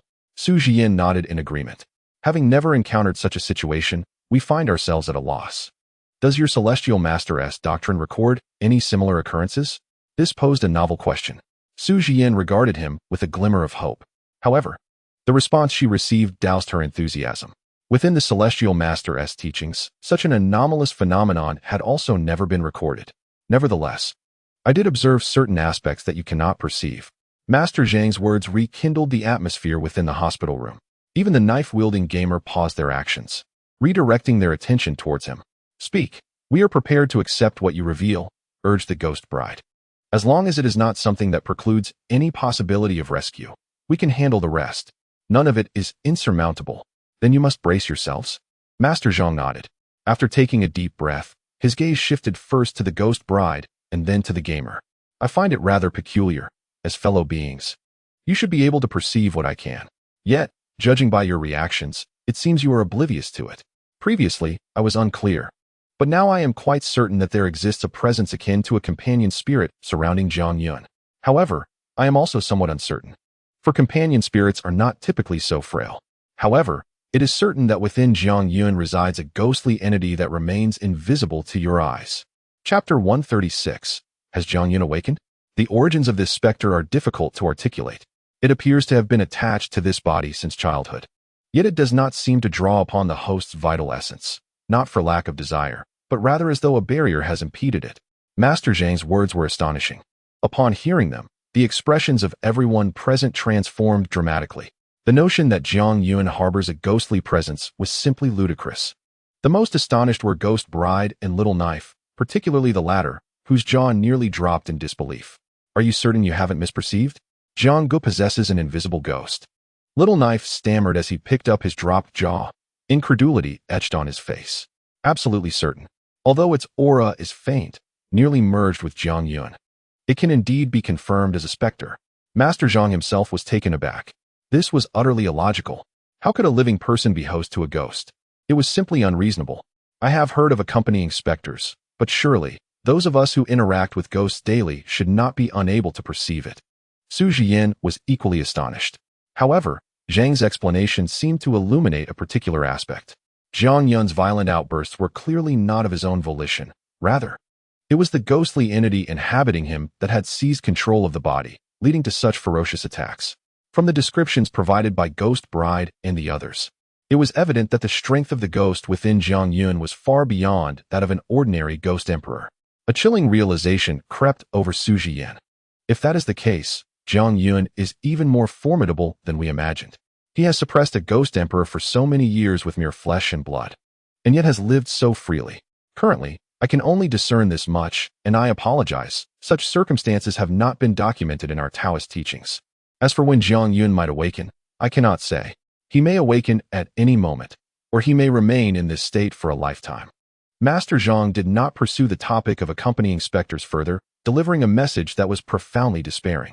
Even he could not ascertain when Jiang Yun would awaken. The atmosphere in the hospital room grew heavy once more. Indeed, what use is Jiang Yun's strength if he is now being countered by the ghost emperor within him? If he cannot awaken, what purpose does it serve? Is there truly no solution? Su Jian, not willing to give up, posed another question. Master Zhang shook his head. The collective breath of the group slowed, an oppressive sensation enveloping them. Could it be that Jiang Gu has completely departed from us? The small knife gazed at Jiang Yun, who lay on the hospital bed, his eyes filled with a complex mixture of emotions. Initially, he thought that waiting another year or a few months would be inconsequential. Even a decade would be bearable. However, the prospect of Jiang Yun possibly never waking again was a bitter pill to swallow. Though he was a specter, nearly capable of eternal life. The uncertainty of such an extended duration loomed ominously. Who could predict what unforeseen events might arise? Moreover, if Jiang Yun remained in this state indefinitely, it would be troubling if he transformed into a ghost. Perhaps, if he did become one, he would be torn apart by the Ghost Emperor. How could one accept such a fate? Consequently, this was a suffocating conclusion, utterly intolerable. Oh, Sister Ghost Bride, perhaps we should take Jiang Gu back to the factory. At least there, we could remain by his side, and we could all be together. Even if calamity were to strike, we could look out for one another. Faced with such a hopeless outcome, what else could they do? The small knife had already begun to voice his despair, not out of desire, but rather due to the current circumstances, which might very well represent the best possible resolution. The Ghost Bride shot him a glare but refrained from uttering a word. After a prolonged silence, she finally spoke. I wish to remain by my husband's side forever. The room fell silent once more. Su Zhiyin sighed deeply, sensing that it was time to make a decision. According to Master Zhang's words, Jiang Yun's awakening seemed nearly impossible, unless a miracle were to occur. If one were to believe in miracles, perhaps Jiang Yun could awaken. Yet Master Zhang shook his head, indicating a lurking danger. The Ghost Emperor within Jiang Yun was still being suppressed by him. Who could say how long it would be before Jiang Yun could no longer contain that spirit? Perhaps today, perhaps tomorrow? It was equally possible that the two would remain in a delicate standoff, creating an exceedingly fragile balance. To put it accurately, Jiang Yun was akin to a ticking time bomb. Consider your options, he urged. After a lengthy pause, Su Zhiyin gritted her teeth, closed her eyes, and addressed the Ghost Bride. Whether we leave Jiang Yun here, or take him back, we will respect whichever choice you make. Your assistance in our battle against the Ghost Emperor was invaluable, and I sincerely wish for his immediate awakening. Yet her words trailed off, uncompleted. Shaking her head, she summoned Master Zhang as they prepared to leave. The situation here perhaps required re-evaluation. Jiang Yun's status might warrant a reassessment as well. Above all, she fervently hoped for Jiang Yun's safe return to consciousness. Her identity precludes her from engaging in any impulsive actions, if circumstances do not permit. The presence of Jiang Yun here may invite considerable trouble. Perhaps the recent visits from members of the four prominent families were motivated by this very reason? Who can say for certain? Su Zhiyin resolved to have a conversation with her father later on. If this indeed is the case, she would inquire why she had not been informed sooner. Let us proceed. Zhang Tianshi also sighed. A once formidable figure reduced to such a fate, it seems it is destined by the heavens. Suddenly, just as Zhang Tianshi and the others began to move, a somewhat familiar voice echoed from behind them. Brother Jiang. Following this, a surprised voice from Xiao Dao exclaimed, Husband, you're awake. The ghostly bride also expressed her astonishment. Su Zhiyin and Zhang Tianshi halted, their expressions shifting to one of sheer surprise. Turning around, they beheld Jiang Yun still lying on the hospital bed, eyes tightly shut, clearly still in a state of unconsciousness. Had they imagined it? They had distinctly heard Jiang Yun's voice moments ago. Yet, this was not the end of their bewilderment. Even in a state of unconsciousness, Jiang Yun surprisingly spoke. Yes, he uttered words whilst his eyes remained closed. I just heard someone trying to take my belongings. Chapter 137. The spirit within the body. What the hell? Brother Jiang, have you ascended? Xiao Dao gazed at Jiang Yun in shock. What sorcery is this? How can one communicate normally while in a state of unconsciousness? Instantly, multiple pairs of eyes fixated on Zhang Tianshi. He was taken aback. Why are you all looking at me? I have no idea what is going on. Stop asking so many questions. Suffice it to say, I am not dead yet, but I am not awake either, Zhang Tianshi attempted to clarify. On the hospital bed, Jiang Yun spoke again, drawing everyone's attention entirely to him. But what does it mean to be neither dead nor awake? Brother Jiang, perhaps you should listen to what you are saying, Xiao Dao responded. Though we speak the same language, I cannot comprehend your words at all. Shut your mouth. I distinctly heard you propose dividing my inheritance. Jiang Yun replied with his eyes still closed, directly confronting Xiao Dao's earlier remark about sharing some belongings and wandering off separately. Xiao Dao was left speechless. I just don't know how to respond. It seems anything I say would be wrong. Who can manage this?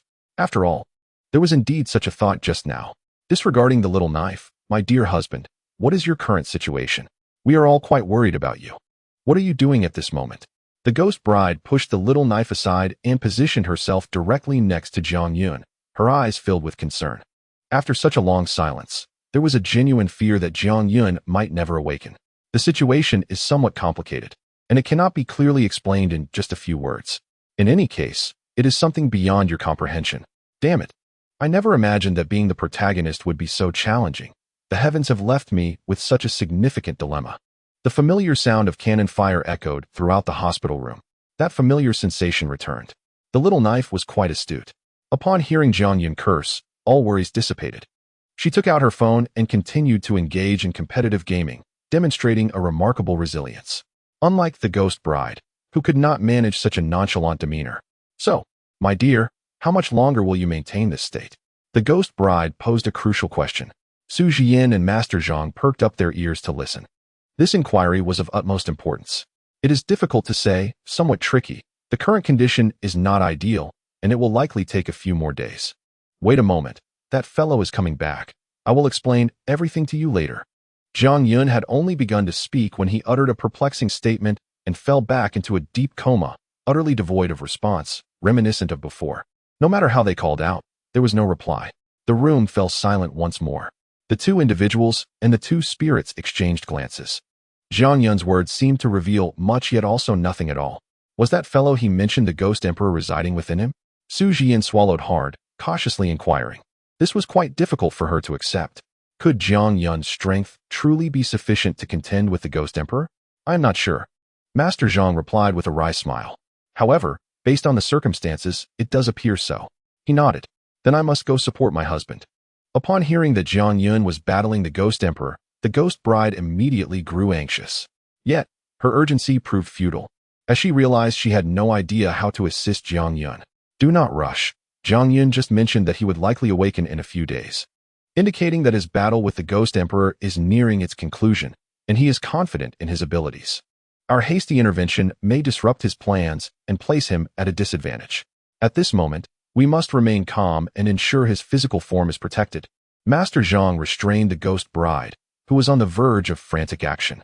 Although he did not fully grasp what Jiang Yun was undertaking, he understood the importance of patience. The tone exhibited by Jiang Yun just now bore no semblance of uncertainty. Otherwise, he would not have taken the time to engage in this conversation with them. Let us wait for him to free himself. We may inquire about what assistance we can provide once he is available. Master Zhang offered some words of comfort to the ghostly bride, while Su Jian, finding merit in his reasoning, approached the ghostly bride to offer solace. Following this exchange, the four of them settled into a tranquil silence, patiently awaiting Jiang Yun's next utterance. Yet, as they waited, several hours slipped by. After several days of relentless work, Su Jian found herself on the verge of slumber when Jiang Yun finally spoke again.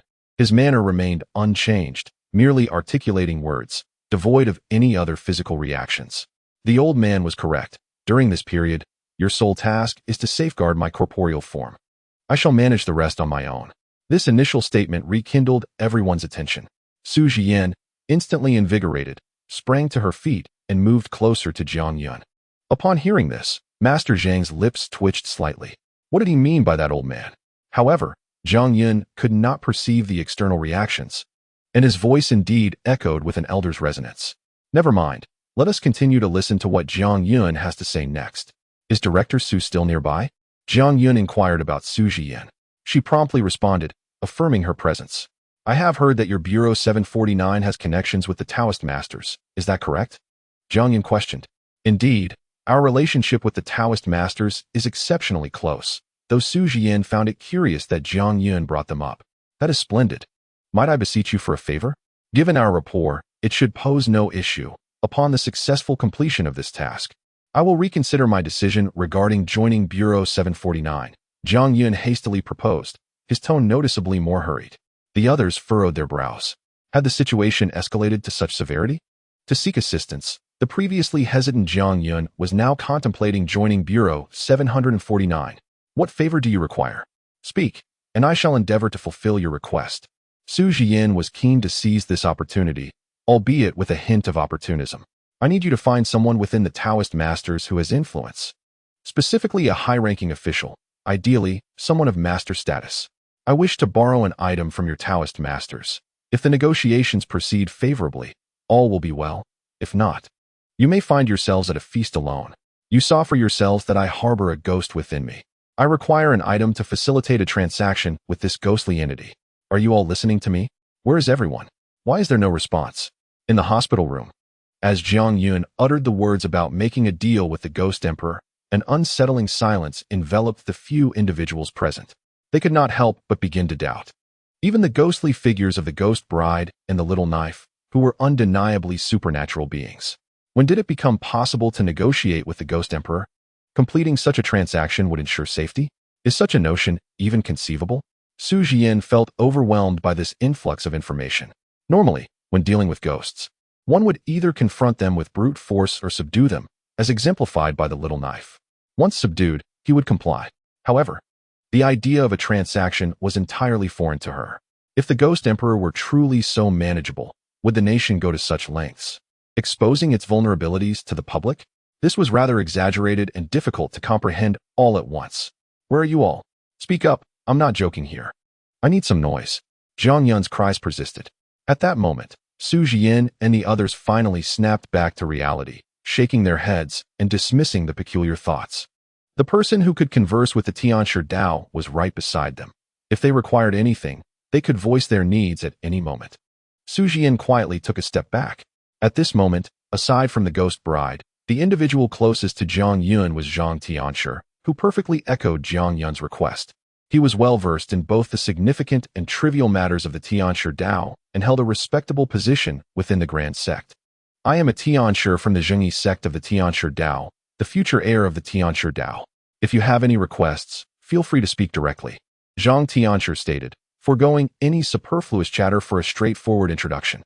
It was evident that Jiang Yun was momentarily taken aback, then released a prolonged "oh" before continuing. I know you now, you belong to the Tianshi Dao. I hadn't noticed before, but that's not important at the moment. I would like to borrow something from you. I am uncertain how significant this item is to your Tianshi Dao, but I genuinely require it right now. I promise to return it immediately after use. Jiang Yun briefly outlined his request, though it still sounded somewhat cryptic. Borrowing and returning is certainly not an issue, as long as the request is reasonable. We at the Tianshi Dao are more than willing to lend it to you, Zhang Tianshi affirmed with a nod. As long as it aids in vanquishing the Ghost Emperor. What harm is there in lending you an item? Furthermore, since you will return it, it poses no detriment to us. In fact, it would be akin to reaping an immense benefit, as our possession would directly resolve a supernatural incident involving the Ghost Emperor. Isn't this a fortunate windfall from the heavens? Speak your mind. Master Zhang believes this transaction is exceedingly beneficial. He is already calculating in his mind that regardless of what Jiang Yun desires, he will arrange it at the utmost speed, provided it is within his capabilities. No jesting involved. Excellent. From the tone of your voice, it is evident you are quite spirited. So I shall be forthright. Jiang Yun does not mince words. I wish to borrow the Heavenly Master's secret scroll from your esteemed Dao, and I assure you, it will be returned promptly after I have perused it. His demand is articulated with utmost clarity. Upon hearing this, Master Zhang exhibits no hesitation whatsoever. Certainly, I shall dispatch someone to retrieve the secret scroll. Wait, what did you say you wanted? However, as he began to speak, the somewhat aged features of his face contorted into an expression reminiscent of someone who has ingested something unspeakable. I seek the Heavenly Master's secret scroll. Jiang Yun replies succinctly. Master Zhang falls silent. Could you reiterate that? His tone reflects a lingering disbelief. The Heavenly Master's secret scroll, Jiang Yun responds even more tersely. Formalities are cast aside. Then Master Zhang lapses into silence once more, not for any other reason than that he is rendered mute by Jiang Yun's words. Would you care to reflect on what you just stated? Lending such an item is akin to gifting it outright. If it were merely an object, Master Zhang would not hesitate in the slightest. But the secret scroll is composed of text, of information, of content. Can such a thing even be borrowed? Moreover, the more pressing question is, how did you come to know of the secret scroll? As its name implies, it is among the most confidential techniques of their Dao. Generally, disciples of the Heavenly Master's Dao are scarcely aware of the scroll's existence. Aside from certain aspiring masters and key figures within the sect, it is utterly inconceivable that outsiders could know of such a thing. This pertains to the very inheritance of the Heavenly Master's Dao. Even Su Jian is oblivious. What exactly is the Heavenly Master's secret scroll? As expected, upon Jiang Yun's reiteration, Su Jian furrows her brows, casting a puzzled glance at Master Zhang. Despite having known him for so long, she has never heard of such an item within the Heavenly Master's Tao. Likewise, she is curious as to how Jiang Yuan has acquired this knowledge. That is not for you to inquire, as it is one of our Tao's most vital secrets. Master Zhang's lips twitch slightly as he declines to answer Su Jian. Can such a matter be disclosed so readily? I am merely curious about how you came to know of the existence of the scroll. Master Zhang inhales deeply. He realizes he is increasingly perplexed by Jiang Yuan. Just how many secrets does this individual conceal? He can so effortlessly unveil the foundational truths of the Heavenly Master's Tao. What other surprises remain unknown to me? I cannot say for certain. Merely inquire whether you will lend it to me. I am not jesting. I genuinely require this item. Without your secret scroll, the malevolent spirit within me could potentially wreak havoc upon the entirety of Nanjing City. Jiang Yuan, too, declined to respond. What a farce. His source of information is the system. Could he possibly disclose it? If he were to do so, he would undoubtedly be subjected to dissection and analysis by the 749 Bureau. Upon hearing Jiang Yuan's words, Master Zhang hesitated. The crux of the matter lies in his internal conflict. To lend it would merely require a single phrase. Moreover, by doing so, he could eliminate a spirit emperor, thereby preventing the untimely demise of countless beings. Yet, to refuse has its own justifications, and they are compelling. This is a treasure that the Taoist masters have safeguarded for generations, spanning over a century. How could it be relinquished so easily? Jiang Yuan observed that this was no different from publicly disclosing the item. How could he possibly betray the legacy of so many ancestors of the Taoist sect? At worst, he would confront the spirit emperor directly. After all, it was merely a spirit emperor, and victory was not out of reach. Master Zhang remained indecisive. He finally uttered, "What is there to fear? Let us fight it out." Chapter 139. A spirit residing within goodness. If you can contend with one spirit emperor, what of two? Let us not forget that there is still another spirit emperor in Nanjing City. Should these two unite their strengths, they could plunge all of China into chaos. On the sickbed, Jiang Yuan continued to persuade him. If he refuses to provide the item, then he must be convinced to do so. Though subjective, his arguments remain valid. As Master Zhang stated, the spirit emperor is not insurmountable. Yet, while one spirit emperor may be manageable, should two join forces, the situation becomes dire. It was evident that these statements rendered Master Zhang silent, as they bore a certain truth.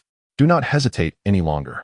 I can control the spirit emperor for now, but a swift decision is imperative. If we delay, I fear the spirit emperor may break free from its restraints. And then I will find it difficult to contend with it, Jiang Yuan urged. If no reply is forthcoming, dire consequences await.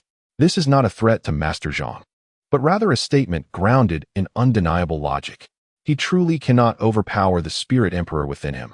Otherwise, during the confrontation with the second spirit emperor, he would not have found himself in such a precarious position.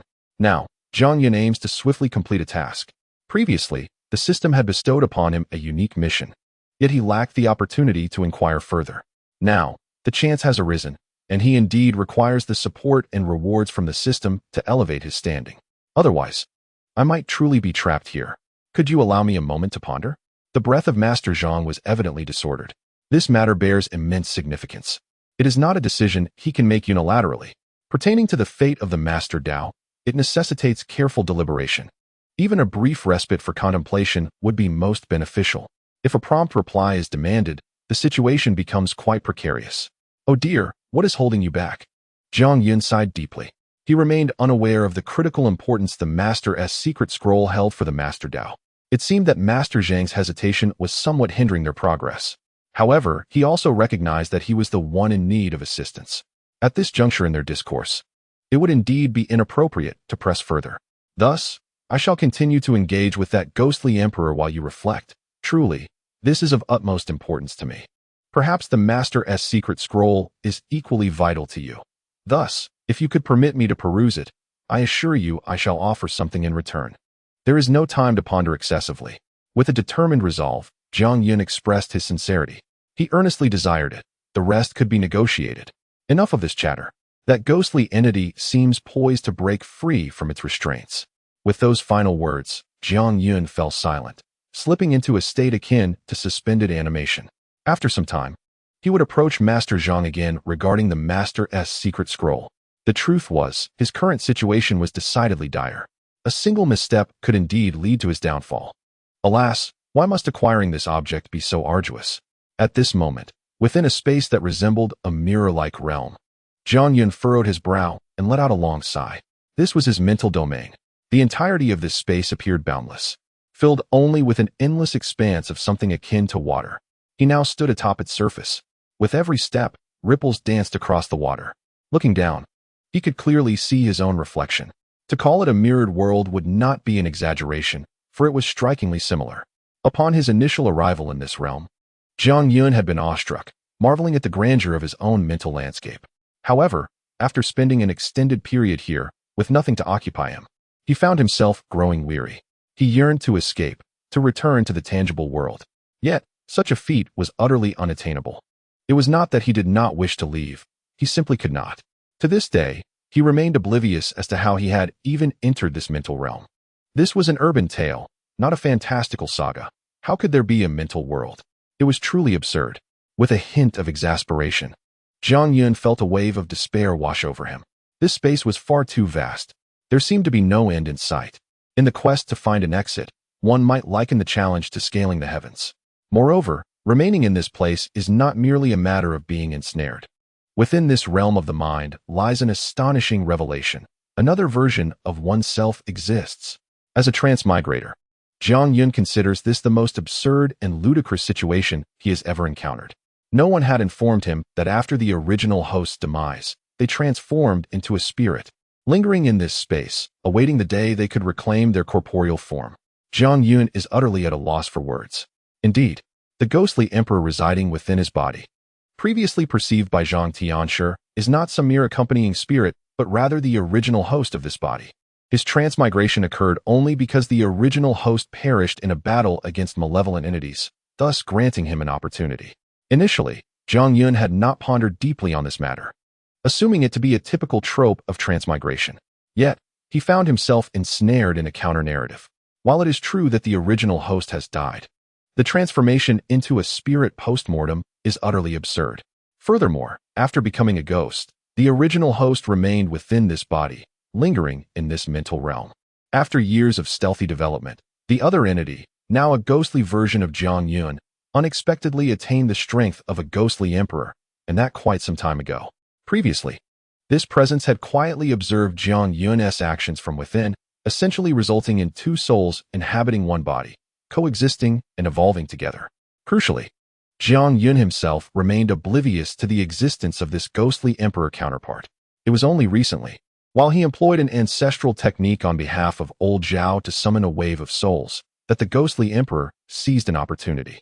During Jiang Yun's incantation, the ghostly counterpart subtly manipulated events, causing Jiang Yun to feel utterly drained.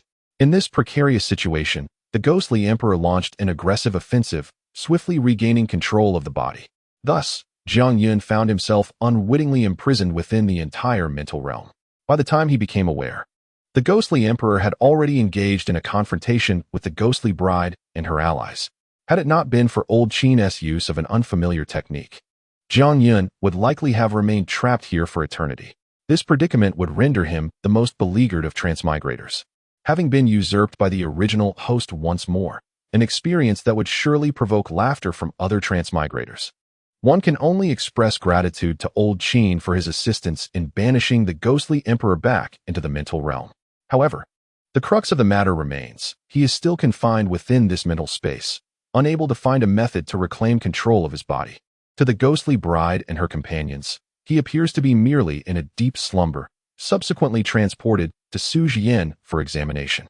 Chapter 140. The Secret Scroll of the Celestial Master. Alas, I too have encountered such unfortunate circumstances. It is truly absurd beyond measure. Jiang Yun shook his head. In this realm, he is not alone. There exists another, Ghost Emperor Jiang Yun. It can be said that the outcome of the battle here will ultimately determine who shall wield control over this body. If victorious, Jiang Yun remains himself. If defeated, he becomes the ghostly Jiang Yun. Moreover, the Jiang Yun who ascended to the status of Ghost Emperor harbors considerable resentment. One can only imagine the bitterness. Having been slain by ghosts and subsequently having his body usurped, if his anger were any less, that would indeed be a true marvel. Rubbing his aching temples, He pondered earnestly how to deal with this ghost Emperor Jiang Yun. Hey, I say, you have already departed this world. Life and death are preordained. And wealth and nobility lie in the hands of fate. Why not embrace this reality? I have occupied your body, yet paradoxically, I have utilized it to achieve endeavors of greater significance. Do you not owe me a word of gratitude?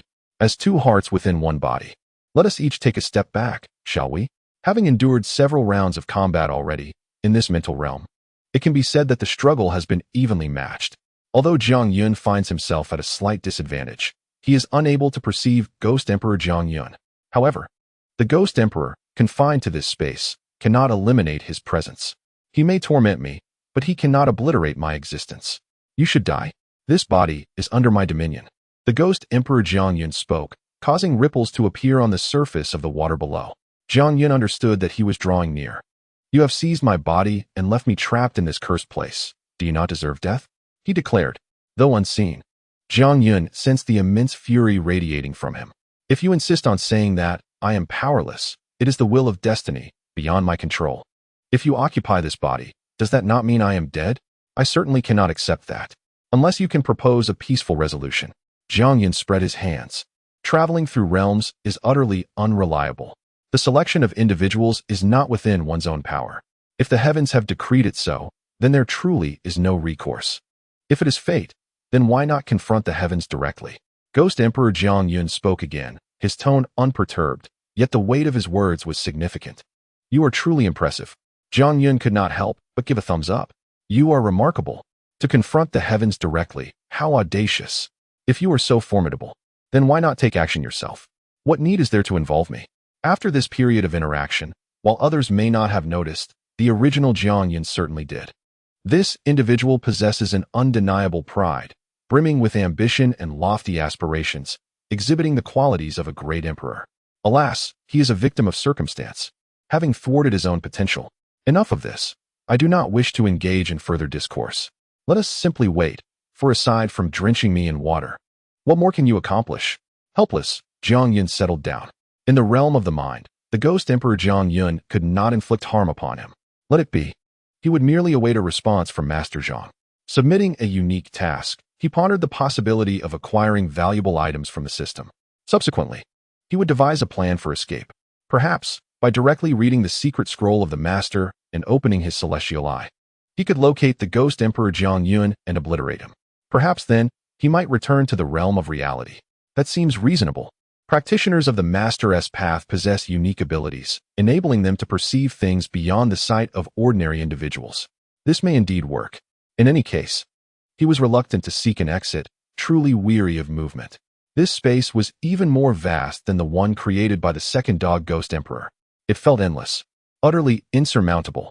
Once Jiang Yun sat down, the Ghost Emperor Jiang Yun ceased his movements as well, as if contemplating something significant.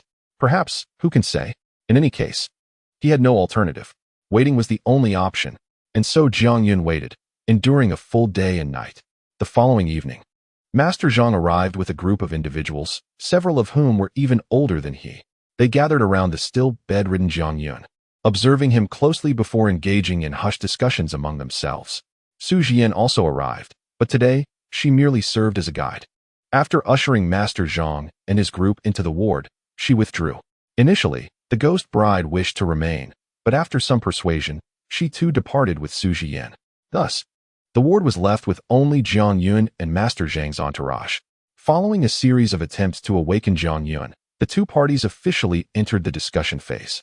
So, did you bring the secret scroll of the Master? Jiang Yun inquired, speaking as he had before, unable to perceive the circumstances within the ward. Yes, we have brought it. Master Zhang replied, glancing at the elders who were older than himself before continuing. However, Jiang Yun, we possess alternative methods to awaken you, which can directly expel the Ghost Emperor residing within your body. This method may entail some pain, yet it does not require the secret scroll. Jiang Yun, do you trust me? If so, I can attempt it. Master Zhang swiftly outlined the current situation. Yesterday, Jiang Yun approached him regarding the reading of the Heavenly Master's secret scroll, prompting him to hastily return to the main stronghold of the Heavenly Master sect. He immediately summoned several esteemed ancestors of the sect, who now stood beside him. These venerable figures were either former sect leaders or core elders, and apart from Zhang. The youngest among them was over a century old. It would not be an exaggeration to refer to them as ancient beings. This matter pertained to the Heavenly Master's secret scroll and the inheritance of the Heavenly Master sect. Presently, these ancestors had all been summoned by Zhang and had swiftly returned to Nanjing, standing before Jiang Yun. You are most fortunate, for I have gathered our sect's ancestors. Unparalleled in history, with their collective strength, you shall undoubtedly remain safe. However, despite the deliberations among them, the consensus remained that the Heavenly Master's secret scroll could not be lent to Jiang Yun, as it was the most treasured artifact of their sect. Yet, Jiang Yun's predicament could not be overlooked. After extensive discussions and gaining an understanding of Jiang Yun's circumstances, the ancestors proposed a sudden solution. They could employ a forbidden formation to forcibly extract the Ghost Emperor from within Jiang Yun's body. This would ensure his safety, and they believed that under their combined assault, the Ghost Emperor would inevitably meet his demise. Most crucially, the Heavenly Master's secret scroll could remain confidential. Chapter 141. The reason for their concern: the plan was exquisitely crafted. Zhang believed that Jiang Yun had no grounds to refuse his offer, especially since they had come at the behest of the ancestors. If all else failed, they could at least attempt it. Even if Jiang Yun could not be awakened, they had brought the Heavenly Master's secret scroll with them, which Zhang carried on his person. The least favorable option would be to exchange the scroll, as Jiang Yun had suggested. Zhang was also curious about Jiang Yun's true intentions for the scroll. Nonetheless, before proceeding with that course of action, they must first experiment with their proposed method. Do you truly possess the means to extract the evil spirit from within me? Upon hearing this, Jiang Yun was genuinely taken aback, for he had been gambling on the hope that the system would provide him with something valuable. If he lost that gamble, he would have no recourse. Now, with Zhang claiming he had a solution, Jiang Yun felt encouraged to proceed boldly with the attempt. Without hesitation, he urged them to give it a try. Alas, it was unfortunate that he still could not fulfill the special task issued by the system. However, he reasoned that such a choice was still a favorable one. Once he regained control of his body, he would have ample time and opportunities to revisit the Heavenly Master's secret scroll. If we end up trapped here, it would indeed be a tremendous loss. All right, wait a moment. We shall set our formation. Upon receiving Jiang Yun's consent, Master Zhang's face illuminated with joy. He turned around, contemplating a slight bow to the esteemed elders. Esteemed elders, I beg your assistance. With that, the elders nodded in unison, each taking their positions around Jiang Yun. Exorcising demons and subduing malevolent spirits is our solemn duty. The elders spoke little, their age lending them a certain gravity. They exchanged glances, including Master Zhang, and then closed their eyes, beginning to chant incantations. Simultaneously, their hands moved with rapid precision. Gradually, a circle emanating a golden radiance materialized above Jiang Yun's bed, adorned with intricate patterns that bewildered the observer, yet imparted a sense of divine illumination. Meanwhile, outside the hospital, Su Jian was orchestrating the collective evacuation of the group. Prior to conferring with Jiang Yun, Master Zhang had already shared their plans with Su Jian. This was indeed a bold venture, fraught with peril, as the emergence of a ghostly emperor within this makeshift command center was a distinct possibility. Su Jian was apprehensive about such a scenario unfolding. Having preemptively ensured that everyone was evacuated to a distance of 1 kilometer, including personnel from the 4 major families. It had been a long time since those ancient practitioners of Master Dao had taken action. To witness them in one's lifetime again was a rare fortune. Outside, everyone was tense, their gazes fixed upon the hospital, while simultaneously preparing for contingencies. Should Master Zhang and his companions falter, this would serve as the second line of defense. At this moment, the clan leaders congregated, each displaying a unique expression. Except for Li Hu, the other 3 leaders had commenced discussions regarding the elders summoned by Master Zhang from the sect. Truly, to witness these venerable figures in action once more was a fulfillment of a lifelong desire. Conversely, Li Hu's countenance was far from pleasant. He had long been aware that Jiang Yun was alive and was even cognizant of Su Jian sheltering him within the hospital. However, hindered by the layers of protection from Bureau 749 and the close guard of the ghostly bride, he found himself unable to act. He could not allow Zitian to perish in vain. Li Hu whispered to Li Zixing, secretly devising a plan. Jiang Yun was still alive. Yet Li Tian and a significant portion of the Li family's main combatants were missing. The absence of news suggested only one possibility: they were all dead. Li Hu understood this well, and felt a sense of relief that Su Jian had yet to uncover the truth. Had she done so, chaos would have already ensued. "Father, shall we tear off the facade and confront them directly?" Li Zixing gritted his teeth in anger, a profound hatred consuming him. This animosity had escalated from mere grievances to a thirst for vengeance. "Do not act hastily. Prepare everything first. Await my command and respond to circumstances as they arise," he instructed, his tone resolute. Li Hu shook his head, noting the multitude of onlookers around them. Although this was an opportune moment to eliminate Jiang Yun, any ensuing chaos would ensnare them as well. A more prudent strategy was required. Upon hearing Li Hu's counsel, Li Zixing nodded and departed to make the necessary arrangements. Li Hu redirected his gaze toward the hospital, where a radiant golden light emanated, illuminating the surroundings. However, just as he turned to observe the hospital, he inadvertently caught sight of Su Jian, who appeared to be watching him intently. "Damn it, has this girl begun to suspect me?" he thought, alarm coursing through him. In a gathering of this size, it was ill-fated that she would fixate on him.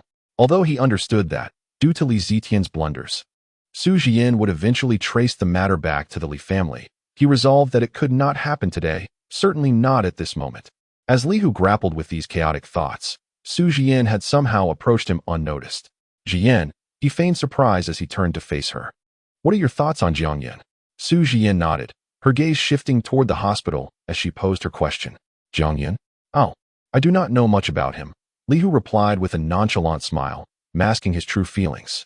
It was indeed a good question, but he refrained from expressing his genuine sentiments, which were rooted in deep-seated resentment. Regrettably, he could not voice his true thoughts at this moment. "Well, you should seek to learn more about him. He possesses many secrets, which is why I regard him so highly. I am even willing to accommodate him, as I have a premonition that his presence could herald a significant turning point for us. I assure you, this is my sixth sense as a woman." "And it is remarkably accurate," Su Jian remarked, her tone indifferent as she avoided making eye contact with Li Hu. The latter was increasingly reluctant to engage with her. He pondered her motives for sharing such insights. As a senior figure, he chose not to stoop to the level of a young girl in a dispute. Instead, he offered a smile and remained silent. However, it was evident that Su Jian was not inclined to let the matter rest. After discussing Jiang Yun, she abruptly shifted the conversation. She turned her body and fixed her gaze upon Li Hu, who, upon noticing her movement, also turned his head. Their eyes met.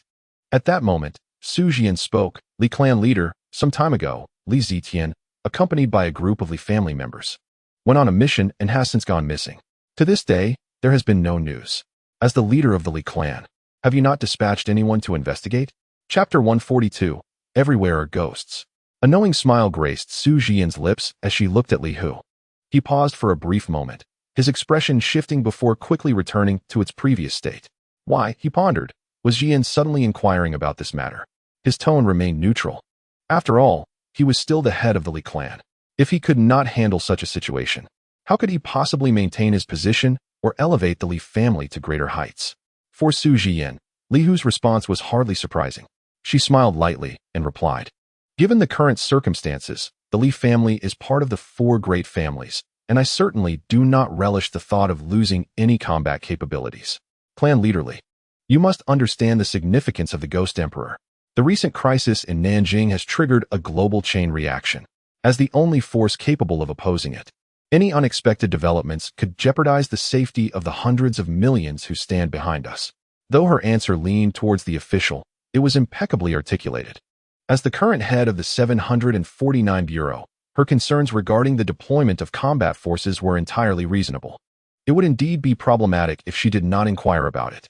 "Of course, my inquiry to Clan Leader Li carries no ulterior motives. Please do not misinterpret it. With a formidable enemy at hand, we must prioritize the Ghost Emperor," Su Jian added, nodding to him before returning to her previous position, redirecting her focus to the hospital. At that moment, the hospital was completely enveloped in golden light, an overwhelming majesty cloaking the entire sky. It appeared that the formations within were almost complete. The hearts of those present raced, each silently praying that no unforeseen events would arise. Anything less would lead to utter devastation. If another Ghost Emperor were to emerge, they would truly find themselves in an insurmountable predicament. Meanwhile, Li Hu's thoughts were elsewhere. Su Jian's unexpected approach and her words sparked suspicion within him. What evidence might she possess? Perhaps she had come to awaken him to something significant? Taking a deep breath, he found his emotions somewhat tumultuous. If Su Jian truly possesses some crucial evidence, then one must certainly prepare for various contingencies. This passive state is untenable. Lao Li, do not lose focus. The ghostly aura has already emerged. In the midst of his daze, a familiar voice from Lu Qianyuan broke through, pulling Li Hu back into reality. Upon raising his gaze, he was instantly struck with astonishment. At this moment, the ghostly aura had enveloped the skies. The night, already suffocating, had turned even more eerie and unsettling with the emergence of this spectral presence centered around the hospital. Everyone, be cautious. The ghostly aura is intensifying, Su Jian shouted, simultaneously drawing her weapon and preparing for battle. Beside her, Ghost Bride and Little Knife vigilantly surveyed their surroundings. The safety of Jiang Yun's life was paramount, and there could be no room for carelessness. While Ghost Bride and Little Knife could disregard other matters, they would fight to the death if it concerned Jiang Yun, even if their adversary was the Ghost Emperor. Suddenly, the winds began to stir, enveloping the crowd of over 100 individuals in a chilling sensation. A small river surrounded the hospital, its banks visible at a glance. This frigid wind did not panic them. After all, they were seasoned warriors who had encountered numerous specters. Moreover, with the teachings of the Tianshi Dao imparting certain techniques, every ghost was visible to them. They remained focused, keenly attuned to any hint of abnormality. Yet, the shift came with startling abruptness. The trouble originated from the disciples of the Tianshi Dao. Ah, ghost, there's a ghost. A loud cry set the entire crowd into turmoil. They turned to see that, beside the disciple, there was evidently nothing amiss. Yet at this moment, his body was slowly sinking into the ground. Stay calm. Immediately locate the ghost. A few of you, assist that disciple, Su Jian urgently commanded. Zhang Tianshi was engaged in combat with the ghost within Jiang Yun's body in the hospital. The command of the Tianshi Dao fell to her. The others must continue their vigilance. With the presence of the Ghost Emperor, the nearby spirits would sense it and cause chaos. Everyone must remain vigilant, Su Jian shouted. Just as she finished speaking, she realized she had seemingly overlooked a critical piece of information. Swiftly, she turned her gaze, fixating intently on Little Knife and Ghost Bride. They were also specters. What are you staring at? We are perfectly fine. Old Qin had previously fortified us. The dense aura of malevolence cannot possibly affect us. You have witnessed it before. We stood right in front of the Ghost Emperor and engaged him in combat. As Su Jian felt the weight of his gaze, the Little Knife shrugged and spread his hands in explanation. Su Jian exhaled a sigh of relief. However, just as she relaxed, her gaze inadvertently caught a glimpse of a pale visage suddenly emerging behind the Little Knife. Watch out! Su Jian reacted swiftly, drawing her soft sword and directing it at the ghostly face lurking behind the Little Knife. Yet, at that precise moment, as her blade thrust forward, the ghostly visage vanished into thin air. Goodness! The Little Knife was momentarily stunned by the unexpected attack. He remained dazed even after Su Jian's sword met only air. There was a ghost right behind you. Before Su Jian could speak, the Ghost Bride interjected. The Little Knife had a ghost, and just a moment ago, another had appeared behind it. Now, that specter had vanished. Director Su, everyone, be cautious. This ghost seems entirely different from the ones we have encountered before. The Ghost Bride's brow furrowed, her tone calm, yet her expression increasingly vigilant. Su Jian understood instinctively, without needing further explanation. This ghost was indeed unlike any they had previously faced. It was fierce and exceedingly so. There's a ghostly face here. Attack! Attack! There's also an elderly figure in a burial shroud. When did it appear? Focus your fire. Be careful, the ghost beneath is on the move. Help me, please. It has grabbed my foot. It's pulling me. In a matter of moments, amidst the throng of several hundred individuals, an array of panicked voices erupted. Ghost! The ghost has emerged. There are ghosts everywhere. Chapter 143. What is the cause? Stay calm, everyone. Do not lose your composure. Su Jian rushed to direct the crowd, scarcely able to attend to the ghost behind the Little Knife. Her brow was deeply furrowed. What was the nature of this apparition? Why was it so vastly different from the ghosts they had previously encountered? Despite having opened their third eye, why did these phantoms suddenly appear and then vanish? This time, the ghosts were fierce, and she could not sense their malevolence. What could this mean? At that moment, even the patriarchs of the four great families were bewildered. Each had lived for 70 or 80 years, encountering thousands of ghosts. Yet, previously, they could typically detect any ghost swiftly. Once spotted, the rest would be manageable. But this time, they astonishingly failed to comprehend the presence of spirits. Unless the entities chose to reveal themselves, they remained entirely invisible. Furthermore, despite the plethora of supernatural occurrences surrounding them, the apparitions themselves were aware of their existence.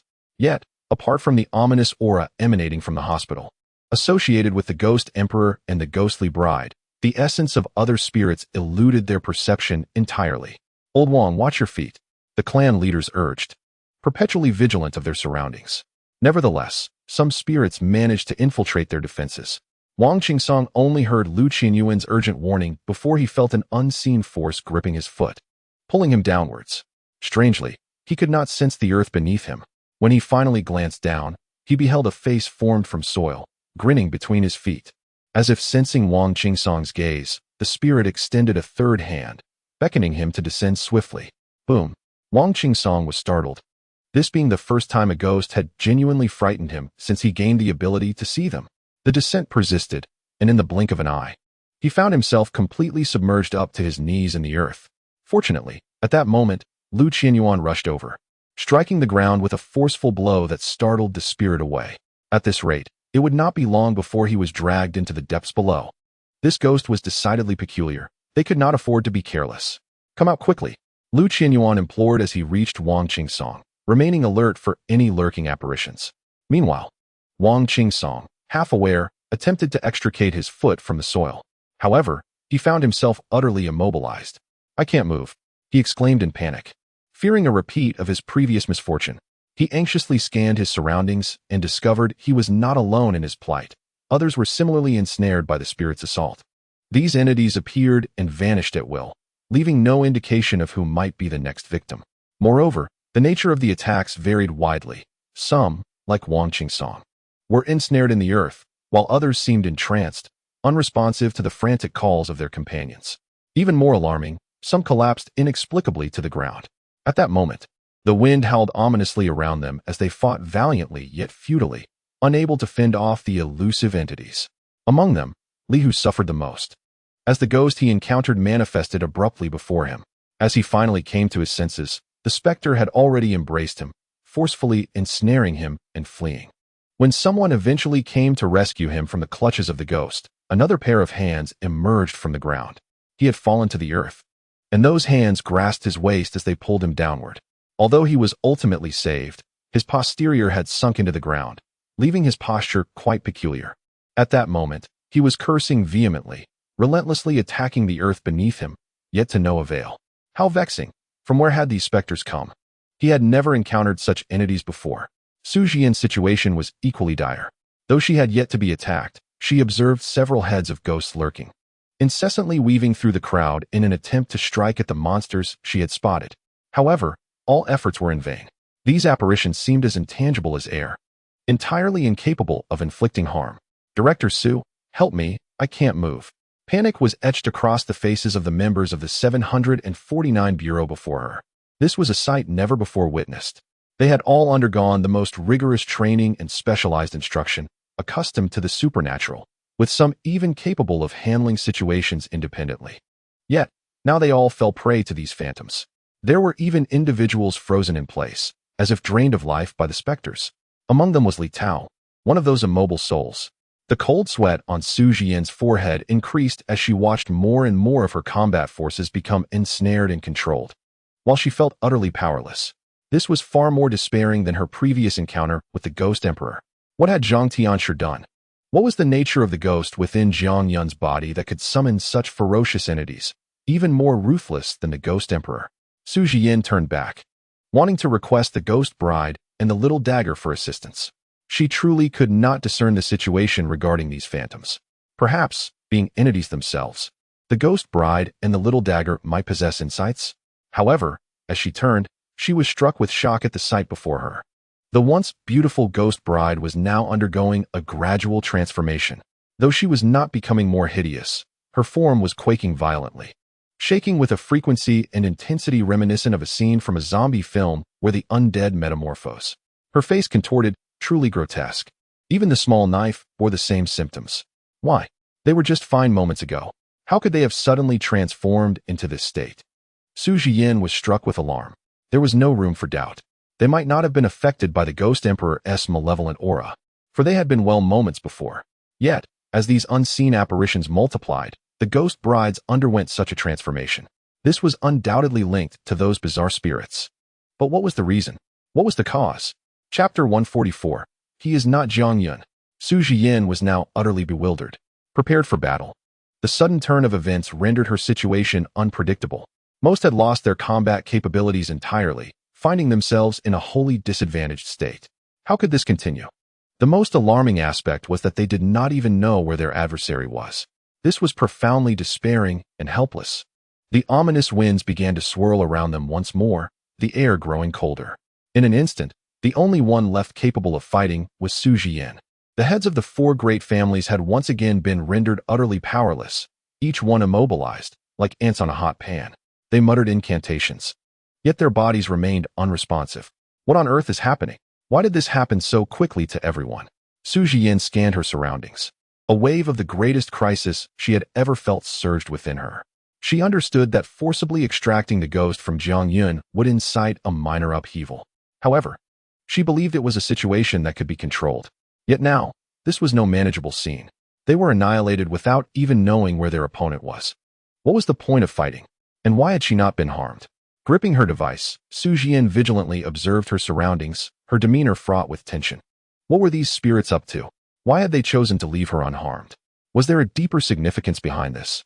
Su Bureau looked behind, quickly, the hospital. Just as she was lost in thought, the heads of the four great families, still immobilized, called out to her. Soon, other members of the 749 Bureau were frantically urging her to look toward the hospital. It was then that Su Jian recalled that all of this was connected to Jiang Yun. She swiftly turned around, only to be confronted with a scene she would never forget. Beneath the shroud of night, Jiang Yun soared into the sky. Yet, this Jiang Yun appeared exceedingly strange. Completely unlike the person she once knew.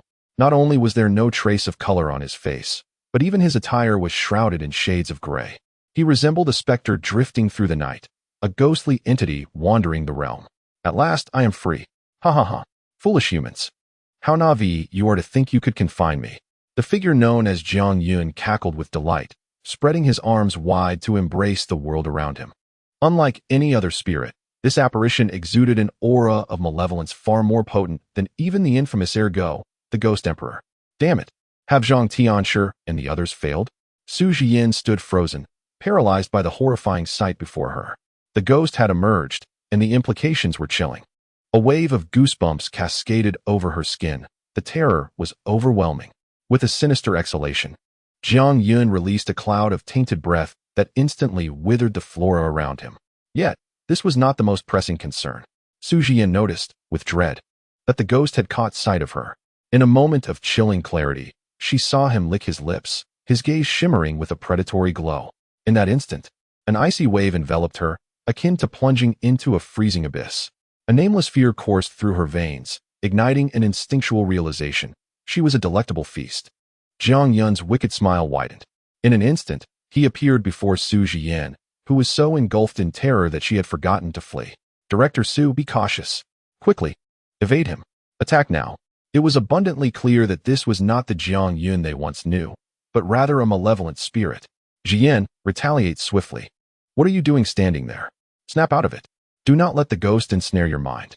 The remaining members of the 749 Bureau, along with the heads of the four prominent families, shouted desperately, hoping to rouse Su Jian from her stupor.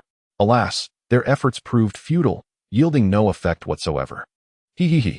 Jiang Yun seemed oblivious to the frantic calls of the team and the family heads, his laughter echoing with wicked delight. He then extended his hand, an eerie sight, gray and devoid of any hue of life. His fingernails elongated and retracted at will, growing rapidly and transforming into elongated talons. With a delicate yet sinister motion, he effortlessly tore open Su Jian's clothing. Sharp nails encountered no resistance. The collar was swiftly torn open, revealing the pristine shoulders to the assembly. Jiang Yun's action ceased, for that was sufficient. Su Jian's alabaster neck was already exposed. The wicked smile on Jiang Yun's face became more pronounced. His fingertips glided upwards, gently resting against Su Jian's neck. At this moment, She remained utterly motionless, her gaze vacant, allowing him to act as he pleased. "Boss, are we not intervening? At this rate, that young lady could perish," came a voice from the opposite bank of the river, atop a towering edifice. The striking beauty and her companions were present. Xiaoyu stood aside, no longer savoring her lollipop, her anxious eyes fixed on the unfolding scene. "Patience," the alluring beauty replied succinctly. This only heightened Xiaoyu's anxiety. "Why the delay? That young lady has some connection to you. It seems inappropriate for us to simply stand by." "Boss, what exactly is your intention? Wasn't our purpose for coming here?" Xiaoyu's words trailed off, abruptly interrupted by the cold beauty. "There is no need for us to intervene. Others have already taken action," she responded quietly, effectively silencing Xiaoyu's inquiries. Just as she was about to ask who else had arrived, a monumental shift occurred in the sky. A series of thunderous roars echoed throughout the landscape, resembling human shouts yet carrying an eerie undertone. Alongside these cries, a synchronized cadence of footsteps resonated.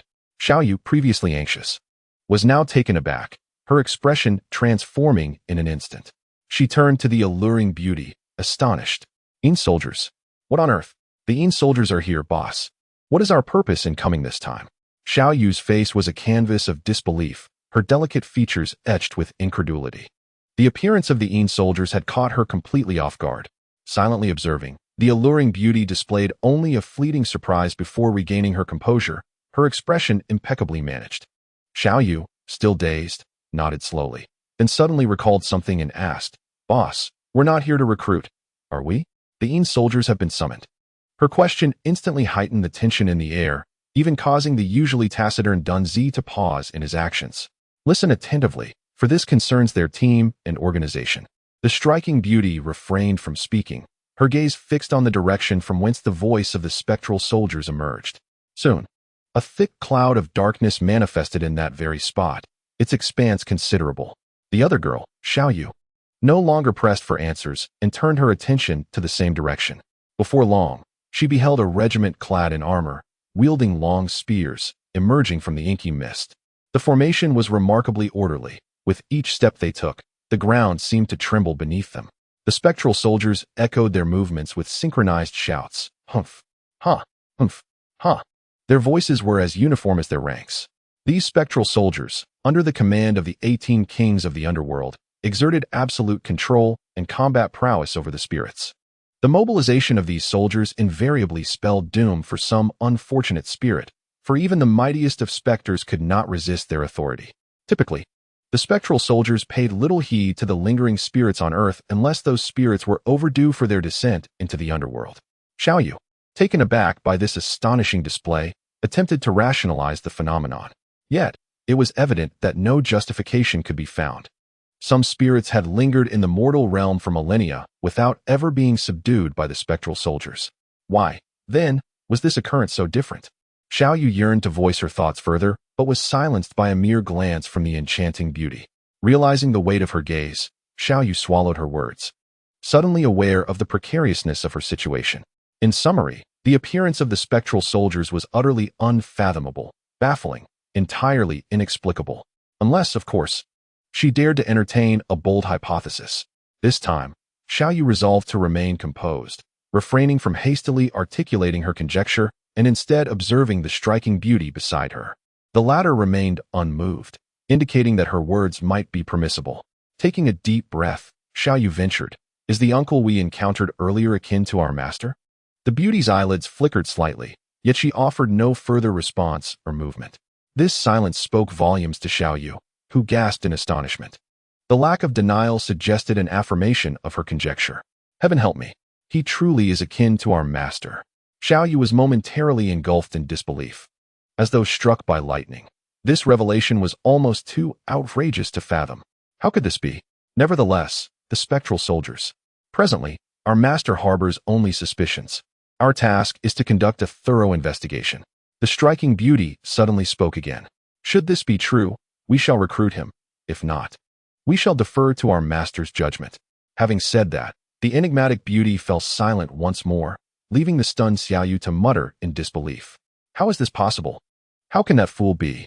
Xiaoyu paced back and forth, grappling with the incredibility of the revelation. The alluring beauty continued to gaze at the spectral soldiers, while Dunzi shifted his focus towards them as well. Only Xiao Yu remained, bewildered amidst the swirling winds. The appearance of the spectral soldiers surely heralded misfortune for the spirits.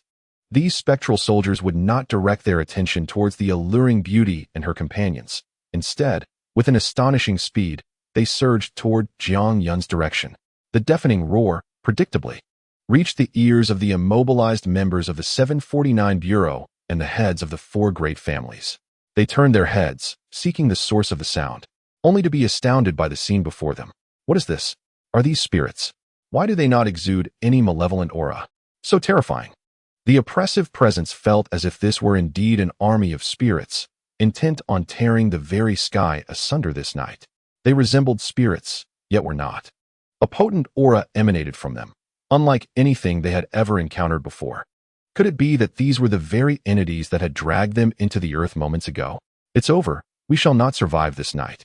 Fear filled the eyes of the gathered members. They had never before witnessed spectral soldiers and were unaware of their existence in this world. Faced with such an outrageous sight, their hearts were consumed by terror. Even the four family heads, despite their vast experience, were left bewildered, hearing the astonished murmurs. Li Hu strained to shift his body and turn around. Upon seeing the spectral soldiers, he too was rendered speechless, a cascade of questions erupting in his mind. What is this? Is this an army? Are they here to claim our lives? Lu Qianyuan was the first to break the silence, his voice trembling. Were they summoned by the Ghost Emperor? Wang Qingsong followed suit. It seems unlikely. Look at the Ghost Emperor. He appears surprised as well. Could it be that this army is here to subdue the Ghost Emperor? Su Yi ventured a bold hypothesis. Impossible. Absolutely impossible. This must have been summoned by Jiang Yun. I have long suspected him. Now look where we are, all of us facing death here. Li Hu shouted, his body beginning to tremble. Who would not be afraid in such a scenario? The scale of this spectacle was reminiscent of an ancient battlefield. It was beyond words to convey the shock. The emergence of the spectral soldiers sent the scene spiraling into chaos. Everyone trembled, uncertain of what lay ahead. Is it life, or is it death? Or perhaps, is life worse than death? Everyone stared at the legion of spectral soldiers, swallowing hard. Regardless of the outcome, it was beyond their power to alter. For they were utterly immobilized, akin to lambs on a butcher's block, awaiting their inevitable fate. They possessed neither the right nor the ability to resist. Chapter 146. A Mountain of Pressure.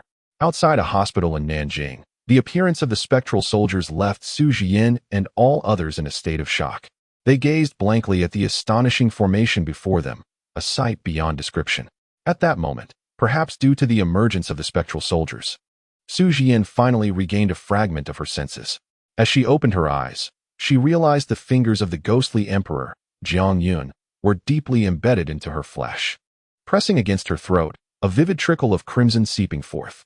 A wave of panic surged within Su Jian. When had this occurred? Yet, there was no time for contemplation. The spectral soldiers advancing towards them captured her focus. The rhythmic sounds they emitted, coupled with the overwhelming visual impact, momentarily made her forget the imminent danger posed by the ghostly emperor, who could snuff out her life at any moment. What exactly are they? Su Jian murmured, her question reflecting the thoughts of all present. This was a scene they had never witnessed before.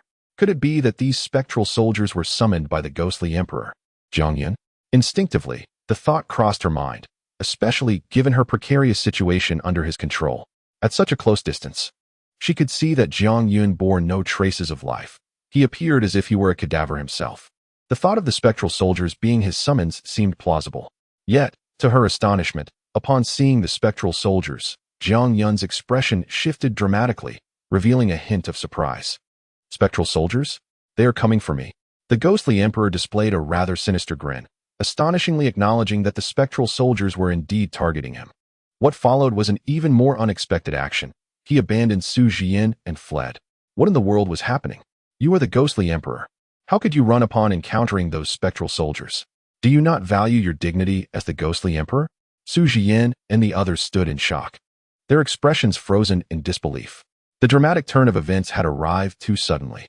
Soldiers, form ranks. I have come under orders to apprehend the vengeful spirit of Jiang Yun, who has been dead for 7 to 8 years. Jiang Yun, your earthly life has come to an end, yet you linger, contemplating escape. Soldiers, the moment has arrived for your service. Swiftly bring him back to me. Before anyone could react, A voice of great authority resonated from an unknown source. As the words fell, the spectral warriors disregarded Su Jiyin and the others, focusing solely on capturing Jiang Yun. The speed of the spectral warriors was astonishing. In the blink of an eye, they vanished from sight. When they reappeared, they had already surrounded Jiang Yun, their long spears raised in a formidable formation, ready to strike. In an instant, both sides engaged in combat without uttering a single word, lacking even the courtesy of communication. The combat prowess of the spectral warriors was no mere boast. Even Jiang Yun, possessing the strength of a ghost emperor, found himself utterly overpowered, unable to mount any effective resistance.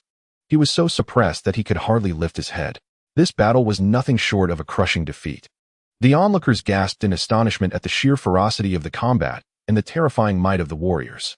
At that moment, both Su Jiyin and the heads of the four great families expressed their astonishment. The combat strength displayed far surpassed that of any of their organizations. With nothing but a single spear, they had rendered the Ghost Emperor powerless. No one could have achieved such a feat. Yet these spectral warriors had not only accomplished it, but they had done so with remarkable efficiency. However, a troubling question arose. From where had these spectral warriors emerged? Another dilemma presented itself. What of Jiang Yun and Master Zhang? As Su Jiyin pondered this, she recalled those whom they had previously overlooked. Jiang Yun and Master Zhang were still in the hospital. Now that the Ghost Emperor Jiang Yun had appeared, what of the real Jiang Yun and Master Zhang? Were they alive or dead? Realizing this, Su Jiyin, the only one present capable of normal movement, promptly set off towards the hospital. It was a prime opportunity while the Ghost Emperor Jiang Yun and the spectral warriors were engaged in battle. Director Su, where are you going? Yet, before she could take more than a few steps, an unpleasant and raspy voice echoed around her. This was not the most critical aspect. The most concerning part was that this voice was eerily familiar. How lively it is, everyone is here.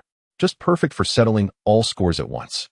Following this, another voice emerged, causing Su Jiyin to halt in her tracks, searching for the source amid the darkness.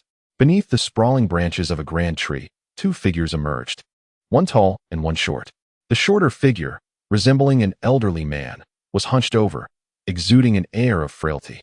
Yet, beneath the overcast sky, his gaze was piercing, akin to that of an eagle, evoking an unsettling discomfort. The taller figure, however, had completely lost any semblance of humanity, now resembling a wolf. It was the Ghost Emperor and the Ghost Master. Su Jiyin instinctively called out. Realizing that these were the very individuals they had been searching for in Nanjing, the Ghost Master and the fleeing Ghost Emperor, ergo. To her astonishment, they had arrived as well. Director Su was taken aback, feeling unexpectedly favored by the recognition. As the silhouettes drew closer, illuminated by the moonlight, the elusive Ghost Master finally revealed himself. Dressed in a flowing black robe adorned with a wide-brimmed hat that obscured his face. The depths beneath the hat appeared as an endless abyss. He, ergo, has returned. The Ghost Emperor chuckled with a sinister smile. With a resounding howl to the heavens, he transformed, his form expanding to tower 2 stories high. The surrounding atmosphere thickened with an even denser aura of malevolence. The pressure on Su Jiyin and her companions intensifying far beyond their previous encounter. It seemed that, aware of his vulnerabilities, he had taken measures to fortify himself. Now, in his wolf-like visage, ergo sported an iron protective guard, a comical addition that starkly contrasted with his fearsome appearance. Yet, this mere piece of armor instilled a profound sense of dread in Su Jiyin and those present.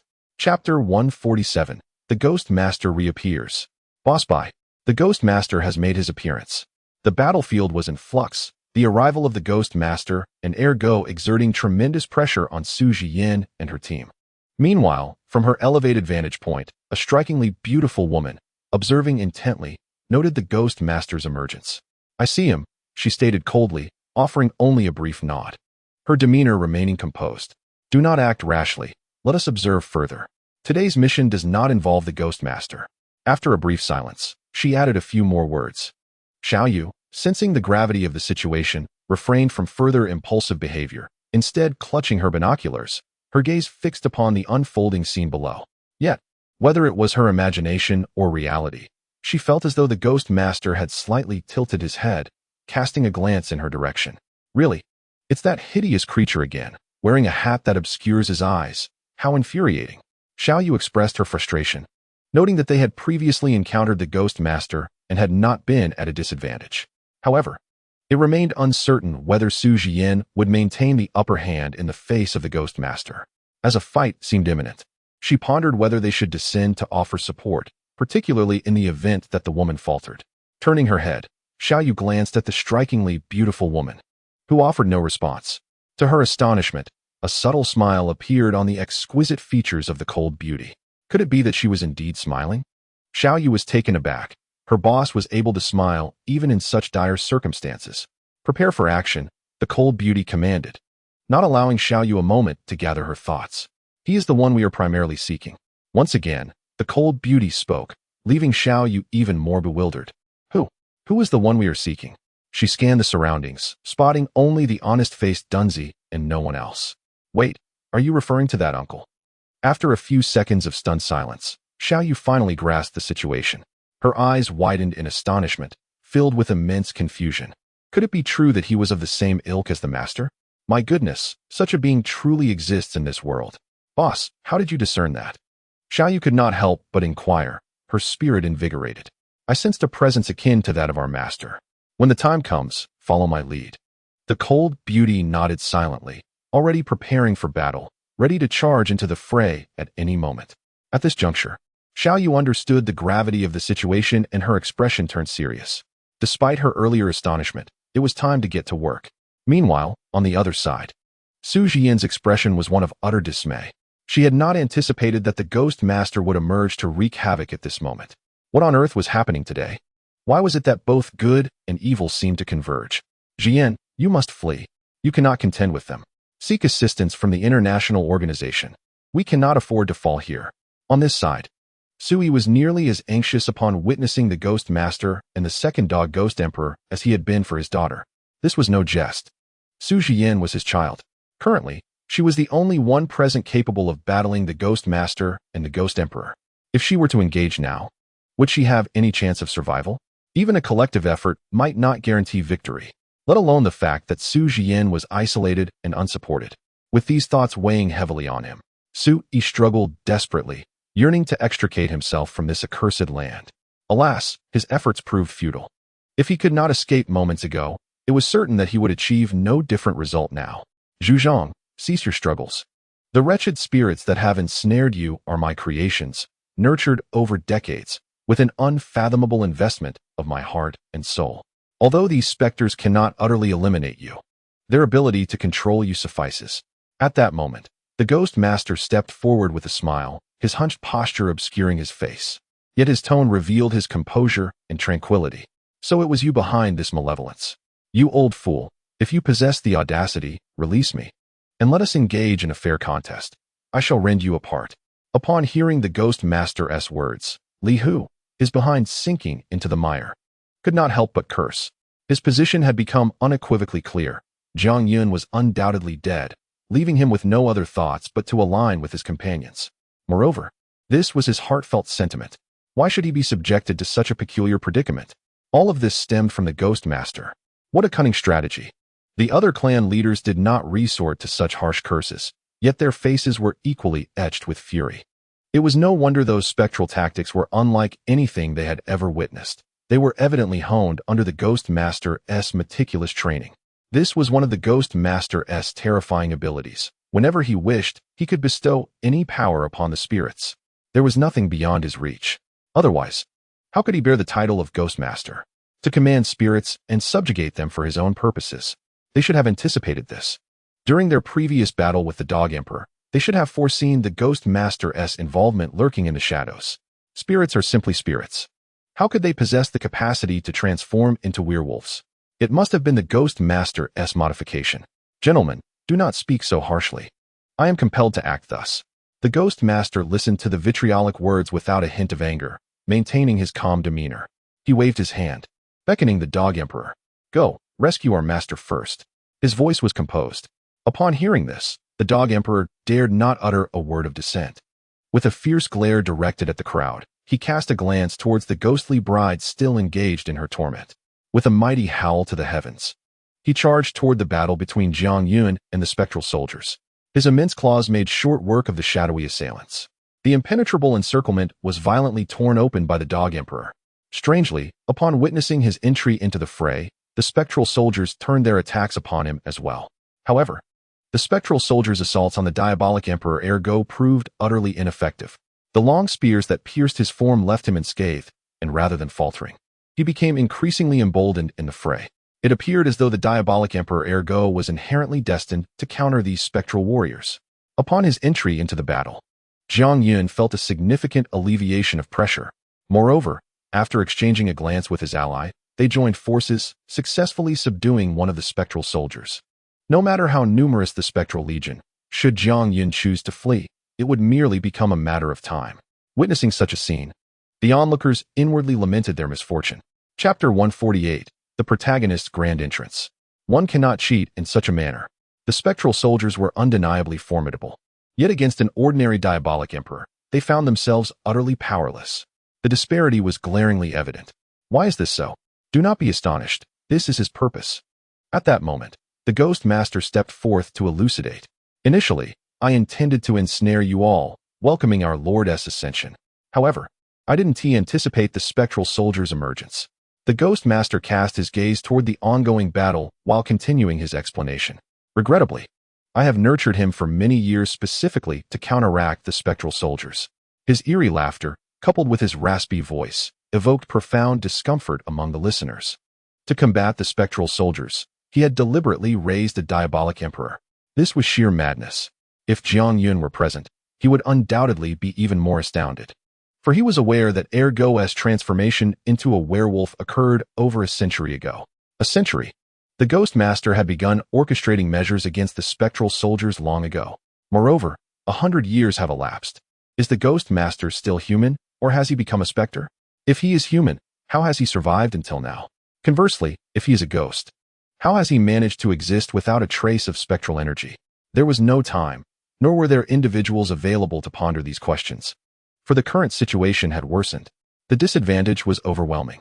The only remaining combatant was Su Jian. At this rate, should Su Jian not escape, annihilation would indeed be imminent. Lord, have you heard my call? I have come to rescue you. The Ghost Master, in a frenzied state, shouted towards Jiang Yun's direction, addressing him as Master. One could only wonder how this designation differed from that used by the cold and alluring beauty. Both were referred to as Master. The eyelids of all present twitched violently. This madman. The tension was palpable, as an immense crisis loomed over Nanjing City, one that appeared insurmountable. There is no need for you to wear such expressions of astonishment. When my lord returns to his rightful place, you will come to realize that what I have accomplished today is merely a drop in the ocean. However, it seems you shall not have the opportunity to witness my lord ascend to the pinnacle of glory.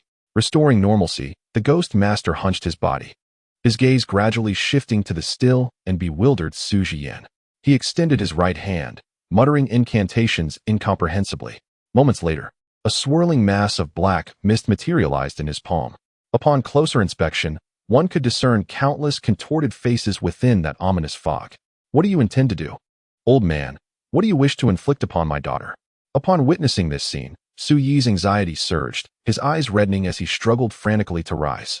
The others could no longer maintain their composure. Su Jian herself sensed a profound sense of impending doom. At that moment, from within the black mist, it was as if she glimpsed the Grim Reaper beckoning her closer. It possessed an enchanting allure, inviting her to join. Come, join us, and you shall find liberation, whispered the devil's voice, echoing in her ears. This is a delightful surprise I have prepared for humanity. Surrender your soul to me, join them, and you shall experience boundless ecstasy, the Ghost Master proclaimed, as the mass of black mist swelled larger. Not only Su Jian but also several team members nearby succumbed to the influence of the black fog, halting their struggles, their eyes fixated on the dark mass, entranced. Even the leaders of the four great families, despite their strong resolve, found themselves perspiring as they battled their inner turmoil.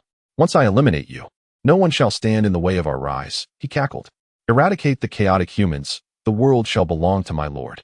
The Ghost Master's voice resonated ominously in every ear, revealing his malevolent intent. Yet, they found themselves incapable of resistance. The majority of the nation's supernatural combat forces were concentrated here.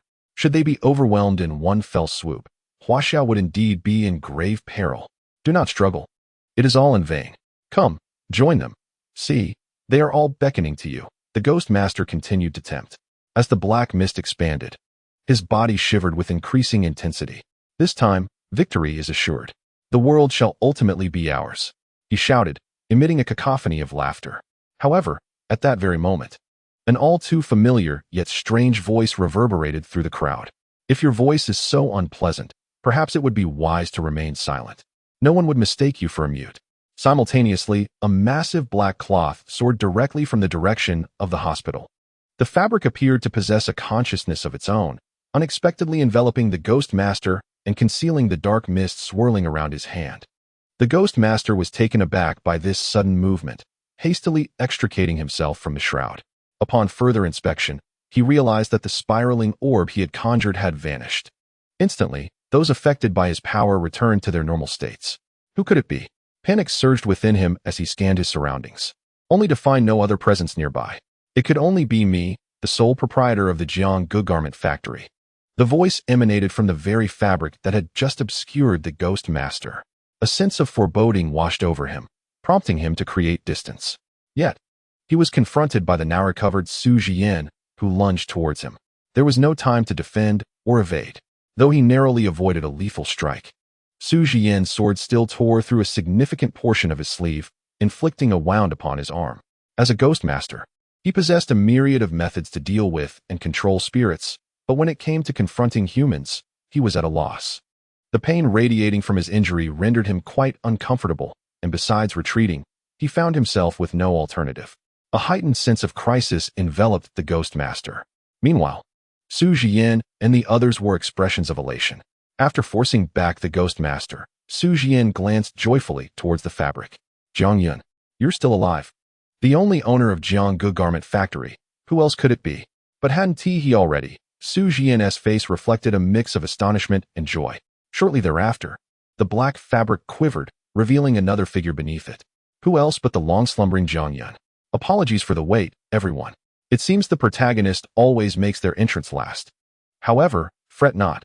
Now that I am here, I kindly ask for your continued support, and prepare to witness my prowess. Chapter 149. Truly foolish or feigned foolishness, it was indeed Jiang Yun. Upon seeing that familiar silhouette, everyone gasped in unison, their gazes darting between the real Jiang Yun and the other version of him. Am I seeing things? No, the other Jiang Yun was, after all, a ghost. Perhaps it's best to disregard that. In any case, what is the meaning of this? Why are there two Jiang Yuns? Oh, I suppose you're curious about that fellow. Jiang Yun seemed to sense the confusion within the crowd and glanced toward the other figure. He shrugged nonchalantly. In summary, the situation is quite complex and beyond explanation. Just think of him as a cunning villain. The crowd remained silent. However, after repeated confirmations, the figure standing before everyone was none other than the living embodiment of Jiang Yun, which inevitably stirred a flicker of joy, with the exception of Li Hu. Why is that wretched fellow still alive? Li Hu glared at Jiang Yun, nearly spewing fire.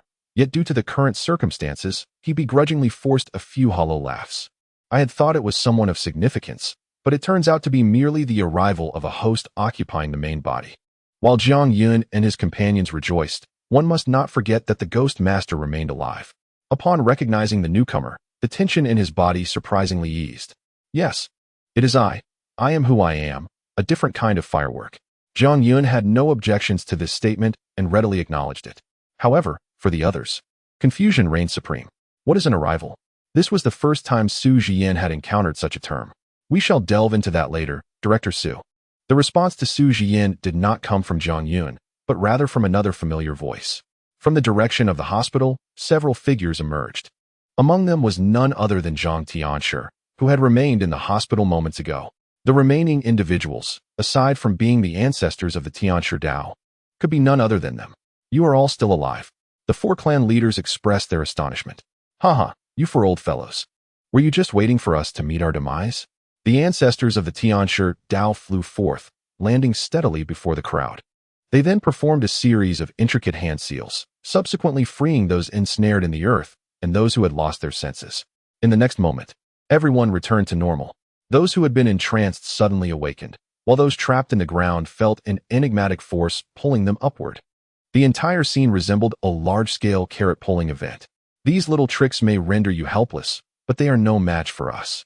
One by one, the ancestors swiftly unraveled the seals on everyone. Indeed, the ancestors have seen far more than the rest. Occupying such high positions naturally grants them broader knowledge and greater abilities. Apologies, Director Su. We discovered certain matters within, which delayed our exit. It's good to see that everyone is all right. Zhang Tianshi proceeded to undo Li Tao's seal before approaching Su Jian to report the situation. Well, I believe this can be discussed later. Just as Su Jian intended to speak, Jiang Yun preempted her. He even shot Zhang Tianshi a knowing glance, prompting the latter to immediately fall silent. This left Su Jian momentarily stunned. What on earth are these individuals up to?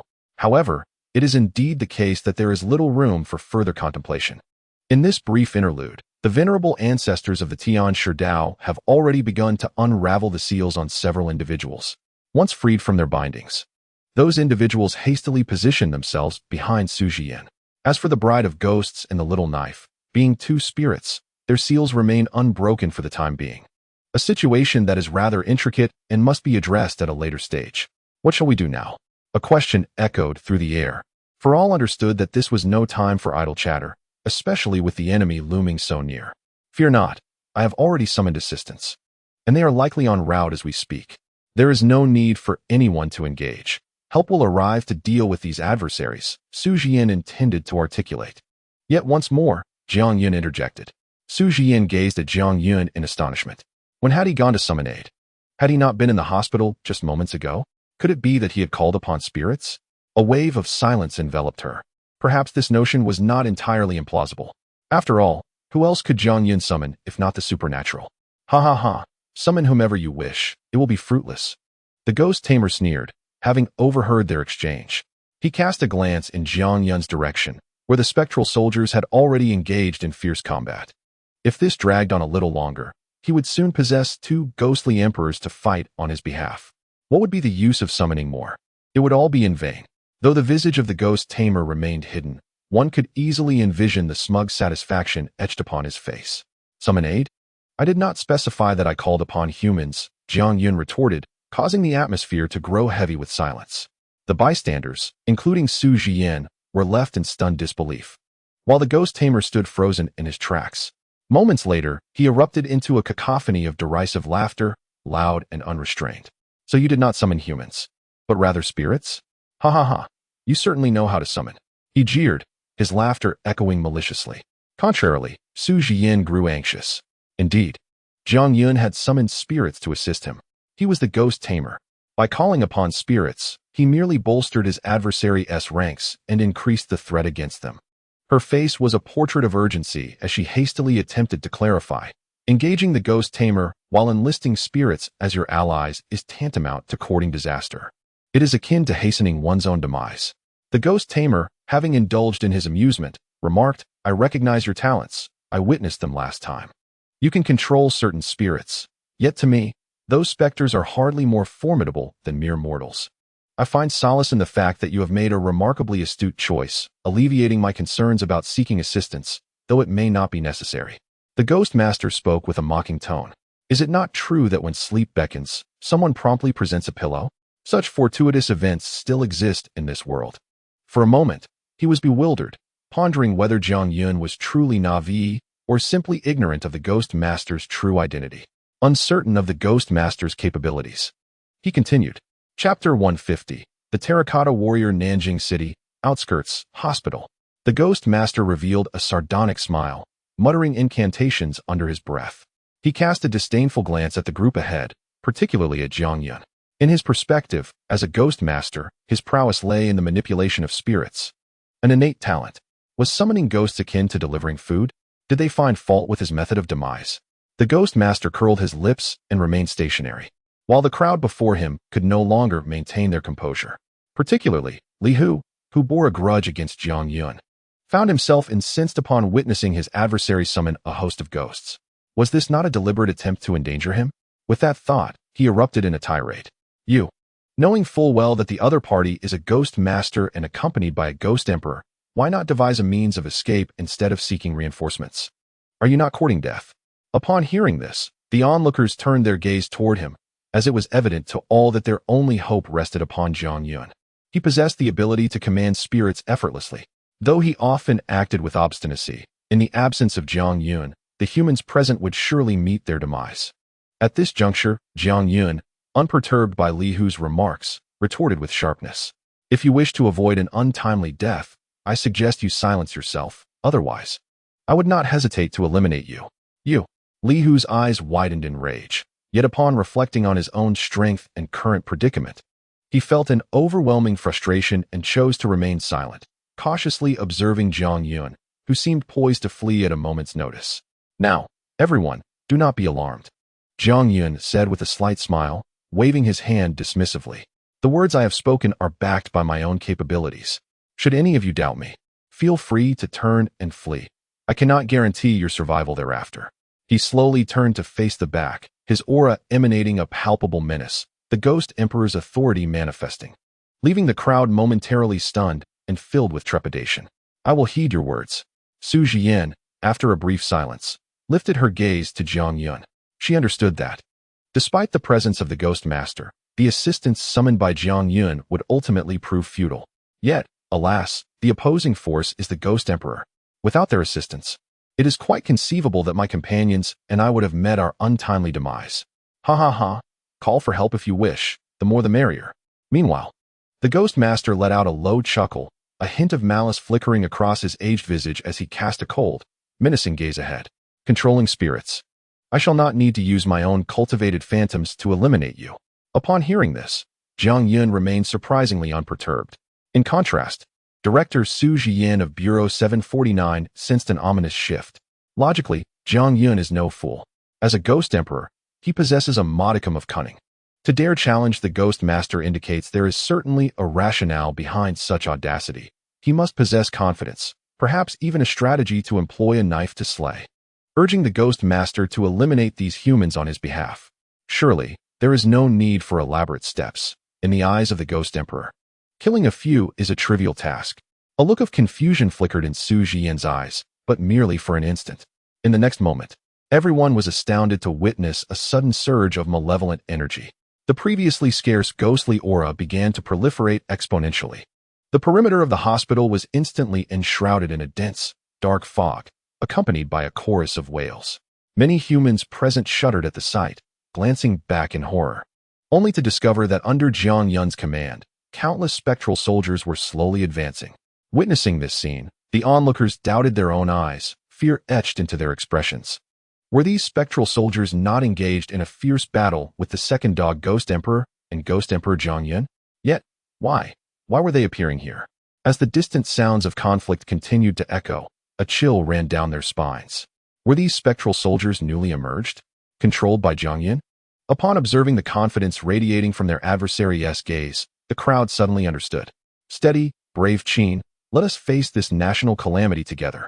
In stark contrast to the spectral soldiers being slaughtered at the hospital as periphery, this new contingent marched in perfect formation, their steps synchronized, advancing slowly yet surely.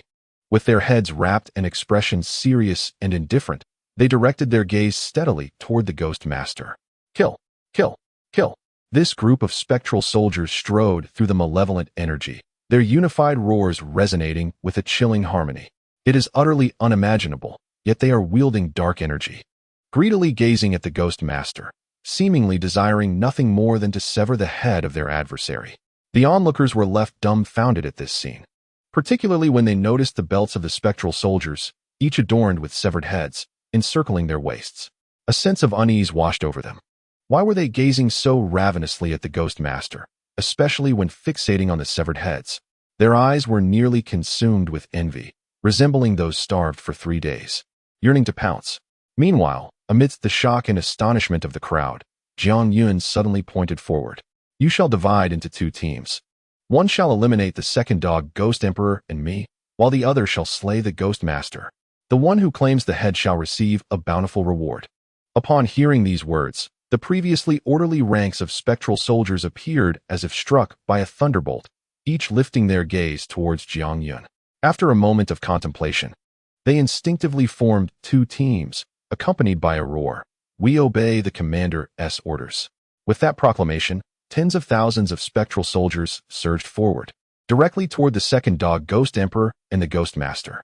The malice radiating from them was overwhelming, akin to a tsunami crashing down, instilling a profound sense of insignificance in all present. In an instant, everyone instinctively recoiled, their eyes betraying sheer terror, unable to fathom that a legion of spectral soldiers had truly been summoned. Kill! Kill!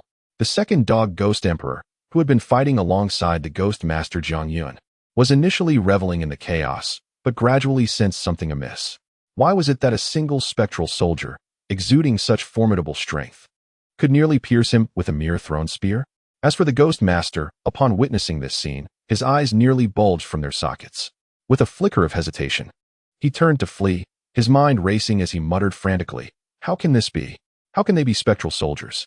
They are terracotta warriors." Chapter 151. The Might of the Terracotta Warriors. Terracotta Warriors? It is indeed the Terracotta Warriors.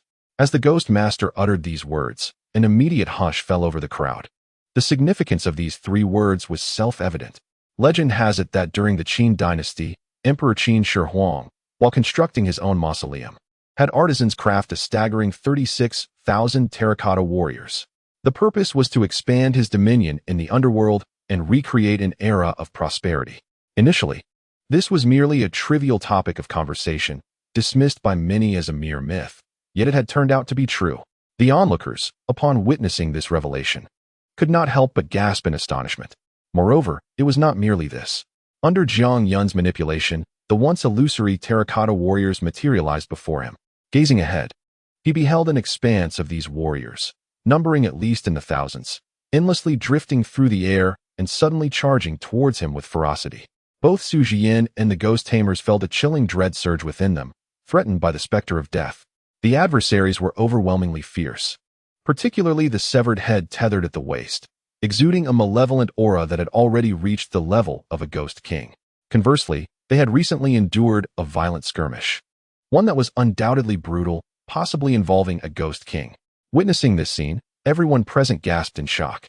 The Ghost Tamers trembled, scarcely daring to glance back, and turned to flee. Yet, in this critical moment, Jiang Yun issued a command. "Don't just stand there. Move quickly and prevent his escape." Upon hearing this, the charging terracotta warriors intensified their malevolent presence. One warrior brandished a spear that glimmered with a dark light and hurled it with ferocity. Boom!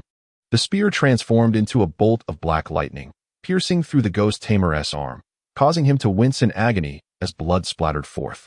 In his desperation, he severed his own arm, coldly glaring at his adversaries, preparing to forcibly control the spirits among the Qin soldiers, only to find his efforts utterly futile as they roared in defiance. Were they not spirits? Why did my methods yield no effect? The Ghost Tamer's mind raged with frustration, yet he felt utterly powerless.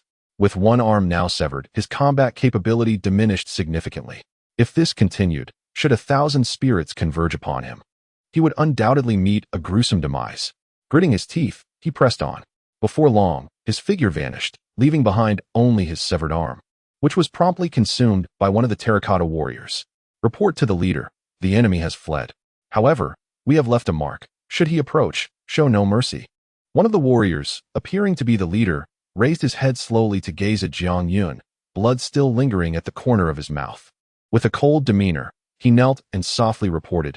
Upon hearing this, Jiang Yun nodded indifferently. "No need for further reports. I am not blind. Let's proceed to encircle those spectral soldiers and the Ghost Emperor. The rest I shall handle." Upon hearing these words, the Qin soldier leader nodded slowly, floating in the air as his gaze sharpened upon the horde of spectral soldiers. No, more accurately, the Dog Emperor. Under Jiang Yun's command, tens of thousands of Qin spectral soldiers roared incessantly, and with the Ghost Tamer's flight, they seemed to have lost their target. Some sought to forcefully slay their enemies, desiring to attach the heads of their accomplishments to their waists. Yet, under the command of the Qin general, they could only return in resignation. Now, at the sound of a command, they simultaneously lifted their gazes forward, their eyes gleaming with an eerie green light. Without a hint of hesitation, a surge of malevolent energy erupted, enveloping the area within 10 miles in a ghostly domain. Over the desolate hospital, numerous lurking spirits let out mournful wails. The Qin spectral soldiers, witnessing this scene, acted without a moment's pause, hurling their spears into the fray. Boom, boom. The sharp spears sliced through the air like lightning, causing the spirits to cry out in anguish as they perished. Moreover, the Qin spectral soldiers unflinchingly charged into the throng of spirits, shouting, "Kill! Kill!" with a ruthless disregard for mercy. The Dog Emperor, who had been managing a legion of spirits, suddenly sensed an ominous force emerging, causing his very soul to tremble. He turned to face the front, his eyes widening in shock as he beheld waves of Qin spectral soldiers materializing from thin air. His ally, the spirit master he relied upon, had mysteriously vanished, leaving behind a sea of Qin spectral soldiers. What is this? The Dog Emperor, transformed into a werewolf, let out a strange cry. Gigi, such a familiar presence. The ghost Emperor Zhang Yun, witnessing this scene, was initially struck with terror but then couldn't help but burst into laughter. The Spectral Legion was retreating in disarray. Meanwhile, the first wave of Qin spectral soldiers had completely surrounded them. "Fire!" commanded their leader with a furious shout. Thousands of Qin spectral soldiers swiftly drew their bows and released a volley of arrows. The sharp projectiles sliced through the void, producing a series of thunderous sounds. Many spirits, witnessing this, felt their own malevolent energy abruptly vanish, replaced by the sight of severed heads rolling on the ground. The Qin soldiers, filled with joy at this spectacle, tied the trophies to their waists, as if they were prized game, eagerly scrambling to claim them.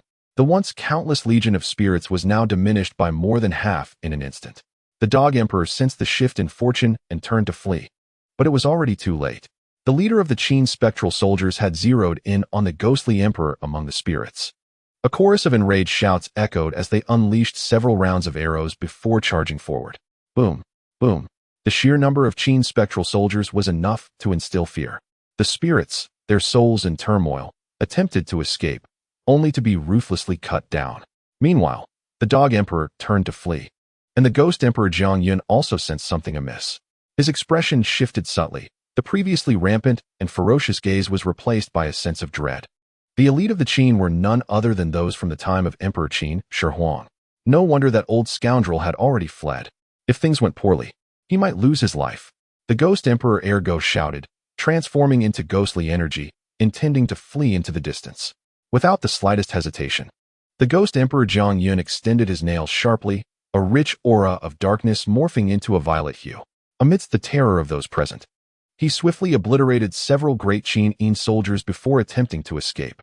Yet, in the next moment, the leader of the great Qin soldiers coldly snorted, abruptly drawing forth his gleaming blade, a flash of cold light piercing through the air.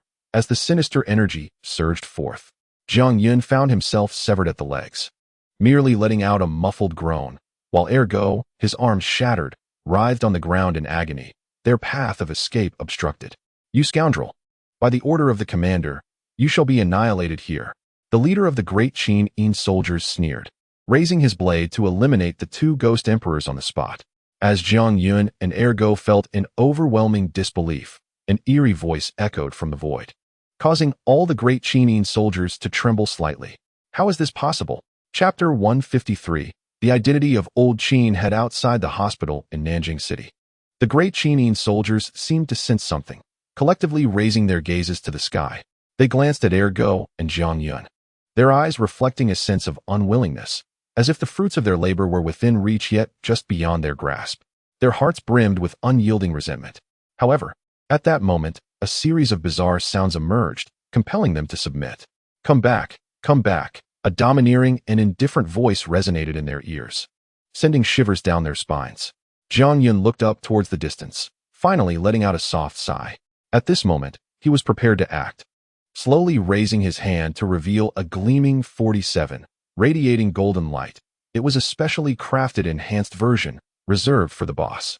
It seemed he foresaw the imminent disappearance of the great Qin soldiers. The previously panicked ergo and Zhang Yun revealed cold smiles, turning to gaze back with a bloodthirsty glint. Are these the soldiers of the great Qin? The remnants from the Qin king's tomb? Hearing the voice echoing nearby, they observed the neatly aligned, dazed great Qin soldiers before them. Su Jian finally regained her senses, looking at Zhang Yun in disbelief. To think these are the soldiers of Qin Shi Huang. How can an ordinary person summon them? Moreover, the Qin emperor's tomb has yet to be opened. Could it be? The crowd instinctively turned their gazes toward Zhang Yun, unable to suppress their inexplicable thoughts. To this, Zhang Yun lightly coughed. In truth, he too was unaware of how the great Qin soldiers had appeared. Not long ago, he had sent a few little ghosts to excavate near the Qinhuang Ridge, ultimately discovering several terracotta warriors, and coincidentally, old Qin Head was in the vicinity. The once soulless terracotta warriors suddenly stirred to life, ultimately transforming into the spectral soldiers of the Qin dynasty. A pact was forged between the two parties. Should one party locate several ghost emperors for the other, the latter would heed their commands for a time, according to the words of the other party. The reason for their obedience seemed to hinge upon the favor of the ancient Qin leader. In that moment, Jiang Yun could not help but question the identity of this old man. Could he possibly be a figure from the Qin dynasty? The thought of Qin Shi Huang was unfathomable. Perhaps even Hu Hai might be plausible, given his peculiar nature. Now, although the ghost emperors Di Go and Jiang Yun had not been entirely vanquished, it appeared that the time for the spectral soldiers of the Qin dynasty to re-emerge had arrived. This filled him with a sense of regret for not having struck down Ghost Emperor Jiang Yun decisively. He would now have to take matters into his own hands. The cursed spectral soldiers of the Qin dynasty were finally on the verge of vanishing. Furthermore, if I could eliminate those soldiers, we would have 2 ghost emperors at our disposal, sealing your fate. Ghost Emperor Jiang Yun cast a cold gaze upon the crowd, a glimmer of bloodlust flickering in his eyes, a malevolent aura enveloping him. Today, I shall unleash a bloody massacre. That old man dares to call himself a ghost master while being unable to control even a few of the Qin soldiers. What a worthless fool. It is fortunate that I, Di Go, am here to take charge, ha ha ha. Di Go, the ghost emperor, stood nearby, laughing derisively, his eyes brimming with unrestrained arrogance, itching to tear everyone present to shreds. What on earth is happening? Su Jian sensed an oddity in the situation, realizing something was amiss. She began to urge the others to retreat cautiously, keeping a vigilant watch on the remaining spectral soldiers, Di Go and Ghost Emperor Jiang Yun. It seemed the time constraint on the Qin soldiers had already elapsed. With a sudden glance at those present, she spoke slowly, suggesting that they should make every effort to capture the previous Ghost Emperor and Jiang Yun, preventing these 2 from escaping. If they were allowed to flee, it would undoubtedly spell trouble in the future. Upon hearing her words, although the crowd hesitated, they all nodded in agreement, acknowledging the truth of her assertion. After all, a ghost emperor was no laughing matter. Should these beings manage to escape, they would pose a significant threat to ordinary civilians. Moreover, they would surely retaliate against those who let them slip away. Surviving oneself would be a mere blessing, but if their descendants were caught, they would endure torment, or worse, face utter annihilation. The consequences were unimaginable. Thus, the assembled crowd exhibited no hesitation, their eyes warily fixed upon the advancing figures of Di Go and Jiang Yun. Should either show signs of fleeing, they would undoubtedly act to eliminate them. After approximately a quarter of an hour, both sides remained in a stalemate, with the Qin soldiers still immobile. Were they unable to endure any longer? The leader of the Qin's spectral soldiers murmured to himself, taking a deep breath as a look of infatuation flickered in his eyes. Your Majesty, when shall you awaken? It is time for us to expand our territories. We have awaited your return for far too long. Must we continue to languish in anticipation? He whispered softly, his form gradually fading away. The leader of the Qin's spectral soldiers then turned his gaze towards Jiang Yun, a faint smile involuntarily gracing his lips. You have indeed fulfilled your promise by bringing me 2 ghost emperors. Quite commendable. Alas, our time here is all too brief. We can only slay a few minor spirits. These 2 ghost emperors, at most, we can only inflict severe injuries upon them. The rest shall be left in your hands until His Majesty awakens. Perhaps then, you may join our ranks among the Qin's spectral soldiers. Upon hearing these words, a smile appeared on Jiang Yun's lips, though his fingers were already gripping the golden 47 tightly. After the leaders of the Qin's spectral soldiers concluded their remarks, an unparalleled aura of darkness erupted from them. While any individual soldier may not be particularly formidable, when united in formation, they could effortlessly consume an entire city. With their sudden collective might, not even an average ghost emperor would stand a chance. Even the most elite among them would perish if they dared to confront this power recklessly. Yet, the attack of the formation was regrettably rigid. Following their explosive release of dark energy, a long spear materialized in midair, plunging violently towards the ground. Boom, boom. The humans present recoiled in shock, their expressions filled with incredulity. The masters of the Tianshi Dao, in particular, could hardly comprehend how this young man could command the Qin's spectral soldiers to such an extent. Meanwhile, a deep pit, towering over 10,000 feet, had emerged on the ground.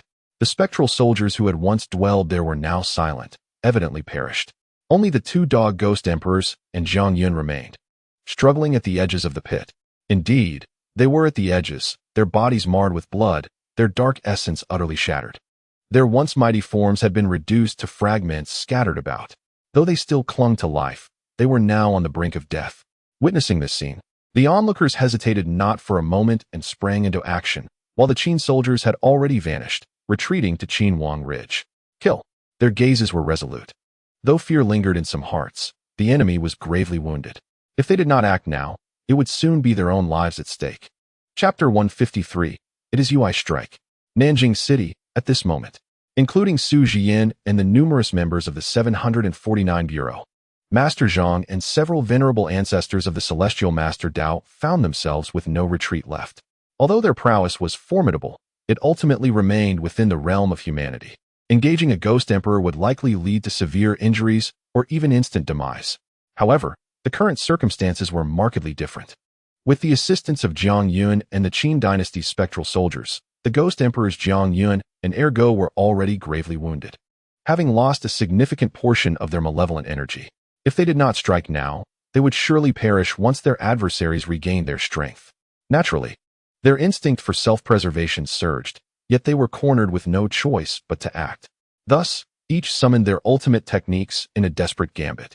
A shout pierced the air, and in the next moment, Su Jian forcefully brandished her sword, unleashing a torrent of dense sword energy directed at the Ghost Emperor Ergo. Master Zhang and the revered ancestors focused their efforts on Ergo, while Li Hu, Lu Qinyuan, Su Yi, and Wang Qingsong dealt with the lesser specters surrounding them. Indeed, the formidable deterrent posed by the Spectral Battalion and the Qin Dynasty's soldiers had once kept the minor spirits at bay, yet any that dared to appear during the battle were swiftly dispatched. However, now that the spectral soldiers had vanished and the Qin Dynasty's forces returned to Qinhuang Ridge, the smaller spirits regained their audacity to eliminate the humans before them. Therefore, the stronger fighters confronted the Ghost Emperors, while the remainder dealt with the lesser spirits. A sword cleaved into the Ghost Emperor Zhang Yun, and a thick malevolent energy manifested, wrapping itself around the blade, intent on annihilating its master. Yet, in the blink of an eye, Master Zhang intervened, casting a talisman that soared into the air, summoning a series of eerie glyphs that forcefully suppressed the Ghost Emperor Zhang Yun. With a mournful wail, the gathered malevolent energy dissipated once more. Alas, the Ghost Emperor remained a Ghost Emperor. No matter how powerful the attack, he was still bound by the limits of humanity. While it was possible to temporarily shatter the Ghost Emperor's form, time would inevitably allow him to heal. Soon, Zhang Yun and Ergo would unleash a massacre, leaving no one present with a grave to call their own. Thus, despite their grievous wounds rendering them unable to retaliate, the Ghost Emperors Zhang Yun and Ergo merely cackled, their eyes glinting with cruelty and mockery, seemingly oblivious to their own suffering. Witnessing this scene, the onlookers turned their gaze once more towards Zhang Yun. Even Li Hu, his adversary, gritted his teeth in humiliation as he cast a begrudging glance at the other party, who had just employed a formidable technique to summon celestial soldiers, compelling the two Ghost Emperors to suffer grievous injuries. There may well be additional tactics at his disposal. Should they be unleashed, the demise of the second dog Ghost Emperor and Ghost Emperor Zhang Yun would undoubtedly be a significant achievement. Su Jian, drenched in sweat, found her attire marred by mud after the fierce battle. Breathless, she turned to Zhang Yun, her exquisite visage now pale. Without a moment's hesitation, Zhang Yun slowly nodded, stating, "I possess quite an array of techniques, though their efficacy remains uncertain." Upon hearing this, the crowd voiced their thoughts in unison. Regardless of their usefulness, we must act swiftly to resolve this. Otherwise, when they regain their strength, the surrounding area will surely become a wasteland.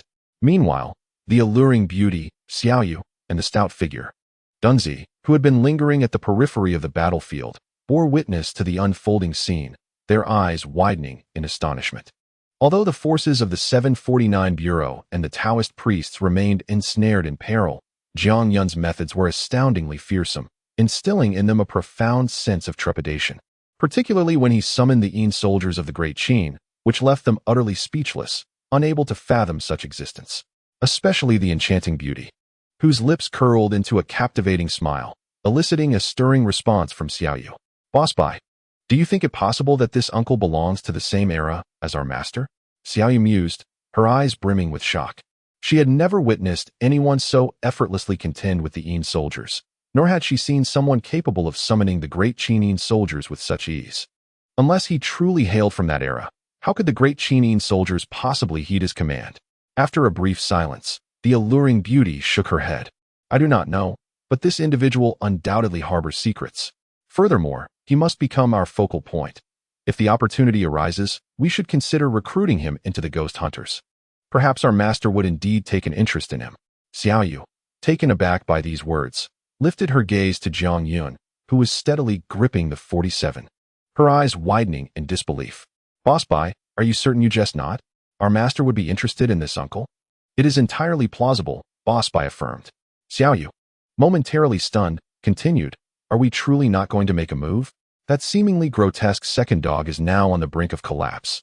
It is the opportune moment to strike. Let us not allow him to escape. As for Ghost Emperor Jiang Yun, he is indeed quite enigmatic. Should we not eliminate both of them? The enchanting beauty fell into a momentary silence before speaking slowly. A plan had already been devised, ready for action. But at the critical juncture, this individual appeared. Therefore, we can afford to delay. If they cannot handle ergo, we can strike forcefully later. Xiaoyu immediately felt disheartened, continuing to chew on her lollipop while lamenting, it's always like this. Oh, how dreadfully boring it is to linger here. I long to bombard the Ghoul Emperor. That hideous creature. Meanwhile, on the other side, as the two of them whispered in the corner, in the midst of the battlefield, the Ghoul Emperor Jiang Yun, besieged by the relentless assaults of the Qin's spectral soldiers, found his own dark energy considerably diminished, though he was still unkillable. The malevolent aura surrounding him had become less dense. Despite the incessant wails, he managed to suppress his pain, deriding the feeble humans before him. Your name is Su Jiyan, isn't it? I advise you to flee swiftly, otherwise, when the Great One regains his strength, all who remain here will meet their demise. You have witnessed my might. The fearsome spectral soldiers cannot touch me. Ergo constantly threatened, resembling a chatterbox, his broken mouth still stubbornly mocking the humans present. Ha ha ha, you are truly amusing. Weak little humans, incapable of harming me, yet you dare to resist. Jiang Yun stood by, sneering coldly, unleashing his dark energy upon the crowd.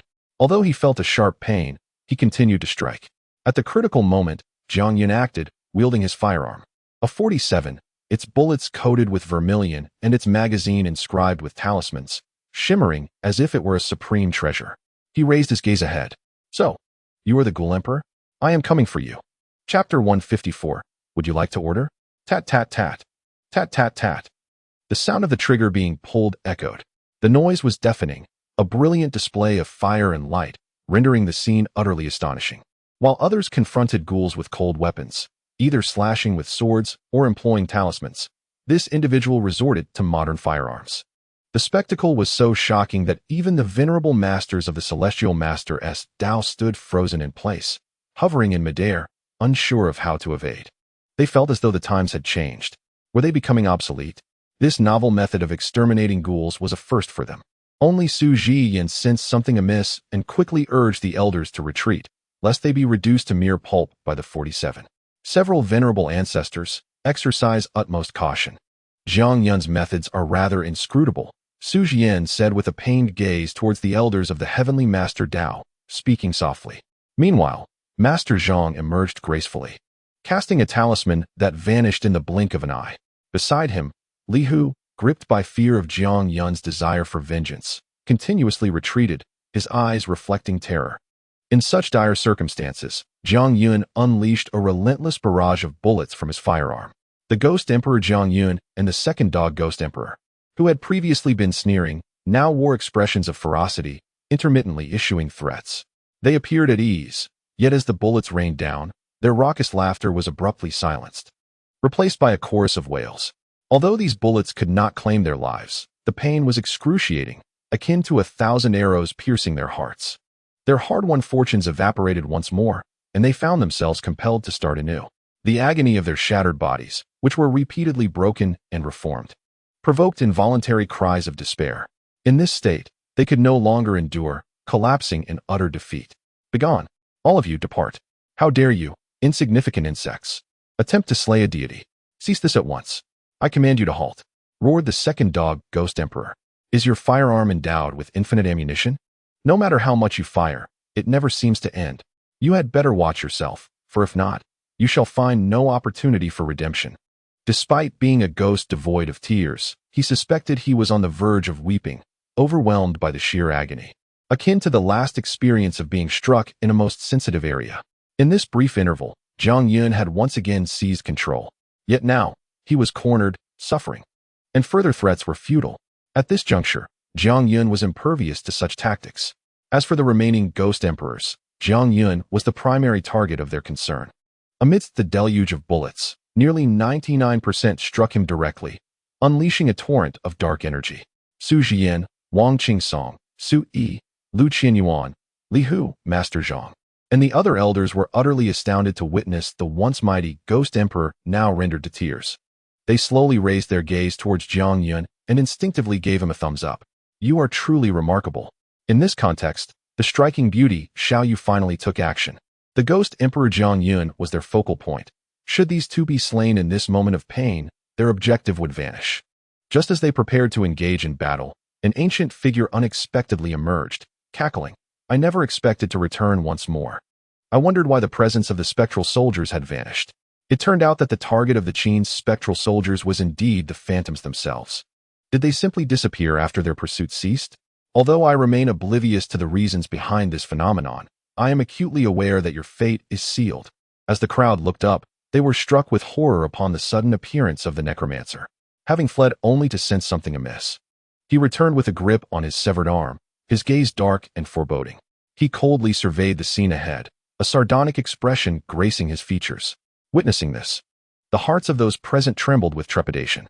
The sheer terror of the necromancer's prowess was undeniable. The two-dog Ghost Emperor was but one of his many minions, capable of effortlessly annihilating a legion of spectral soldiers. Though gravely injured, one could not discount the possibility that the necromancer still possessed hidden means. Despair washed over Su Jian and her colleagues from the 479 Bureau. Were they truly destined for doom? After enduring countless battles, was this where their journey would end? They turned their gazes to Jiang Yun, as if drawing solace from their leaderess presence. What am I to do? Jiang Yun mused. I am currently restraining 2 Ghost Emperors. Moreover, my organization is focused on production. As the owner of Zhang's garment factory, it is exhausting enough to accompany you in this chaos. Please do not place all burdens upon me. Wiping the sweat from his brow, he felt the latent power of his weapon, a modicum of satisfaction washing over him. This was merely a trial product provided by the system, a temporary solution that would cease to function after its trial period. When would he have the opportunity to utilize it again? Perhaps during the next mission. Upon achieving success, the blueprints would be in his possession, allowing him to manufacture thousands of firearms at will. At that moment, it mattered not if he faced a Ghost Emperor or even a Ghost Saint. In mere moments, they could perish at his hands. After all, 30 million bullets are indiscriminate in their trajectory. With a disdainful smirk, Jiang Yun observed the Ghost Emperor. The two-dog Ghost Emperor could no longer contain himself. Releasing a puff of smoke from his firearm, a satisfied smile curling his lips, he glanced at the frenzied necromancer and then at Su Jian, pointing to his weapon with a soft voice. This is our latest product, a unique creation yet to be mass-produced. Would your 479 Bureau be interested in a pre-order? While conventional wisdom might suggest that slaying a Ghost Emperor was futile, the potential to inflict pain upon ordinary Ghost Kings was indeed formidable, promising exquisite torment. Although the product is still undergoing inspection, you may place bulk orders and collect them later from the owner of Jianggu Garment Factory. By the way, I am not an arms dealer. I am merely a modest business owner, particularly fearful of any crackdown. Upon hearing these words, Su Jian and the others were momentarily rendered speechless. At such a critical juncture, how could one still think of promoting products? The group was left in utter disbelief at the audacity of this individual who boasted of being a factory owner. Such exaggeration was simply too much. Meanwhile, Ghost Emperor Jiang Yun and the Ghost Emperor Ergo, under the suppression of the Golden 47, were now utterly disheveled. The Ghost Master, witnessing this scene, changed his expression slightly. He continued to regard Su Jian coldly without yielding an inch, yet a flicker of fear danced in his eyes. In the next moment, his figure abruptly transformed into an illusion, malevolent energy emanating from him as he struck his own head, causing several small ghosts to leap out from behind him. lunging towards the group. He, however, darted towards Ghost Emperor Ergo. Do not let him approach. Su Jian sensed something amiss and cried out. Chapter 155. The Ghost Hunter Strikes. Outside the hospital in Nanjing City, with Su Jian's warning, the group instantly regained their combat readiness. Words aside, the Ghost Master was exceedingly cunning. Just when everyone believed he would confront Su Jian head-on, he unexpectedly appeared beside Ghost Emperor Ergo. Under the astonished gazes of the crowd, he let out a low, cold chuckle. You truly lack intelligence. It is time for you all to perish. If you were to worship my master now, I might spare your lives. Alas, you have chosen to reject my benevolence and instead have consumed the punishment wine, persistently opposing us. Having disregarded my good counsel, what value do you have left for survival? Prepare to die. The Ghost Master's arm was severed, yet he did not staunch the bleeding. Blood continued to drip from him as he cast a ferocious gaze at the barely breathing Ghost Emperor Ergo, flinging the blood from his hand into the latter's mouth to nourish him once more, to aid in his revival. However, unbeknownst to him, at that very moment, another figure was also making a move. The stunning beauty stood up slowly, a trace of a smile gracing her exquisite features as she revealed a dart in her hand. Coated with vermilion and seemingly specially crafted, adorned with numerous talismans, chilling to the core. Under Xiao Yu's astonished gaze, she abruptly hurled it forward.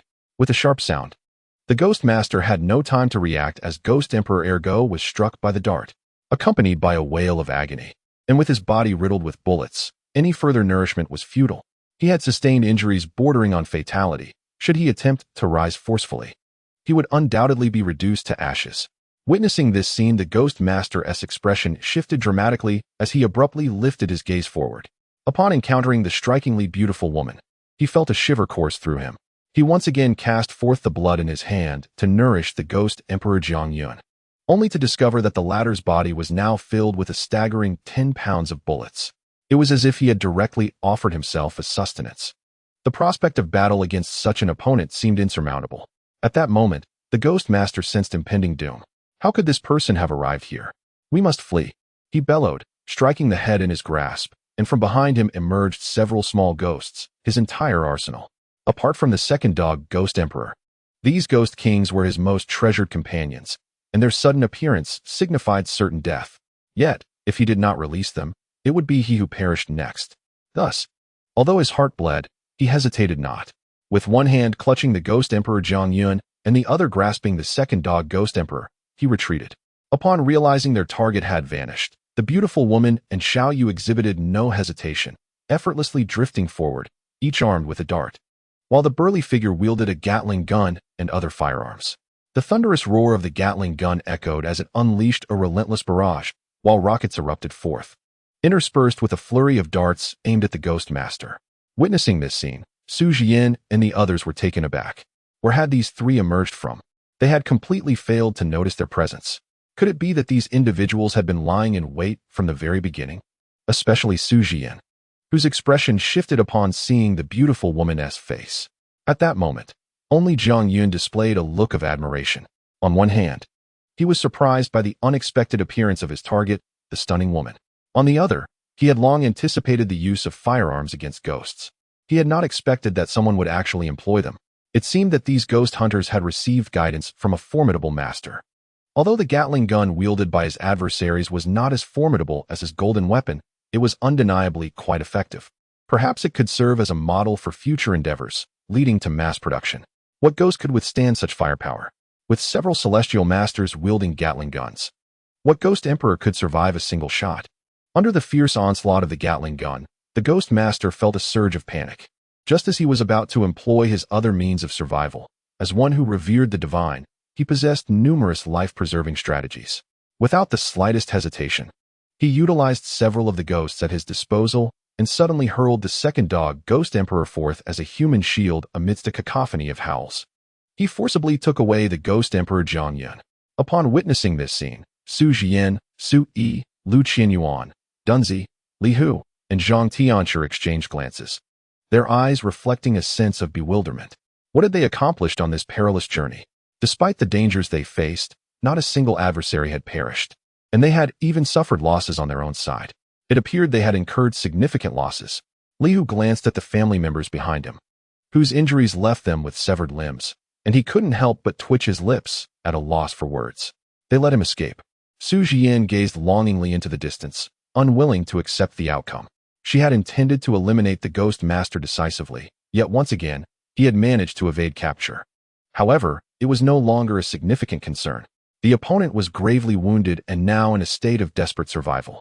Even if he were to commit further malevolence, he would be fighting a losing battle. The once mighty Ghost Emperor's powers had now diminished to that of a Ghost General. Should he reappear, they would be able to eradicate him completely next time. Zhang Tianshi sighed, his gaze shifting to the rooftop above, where a sense of vigilance emerged.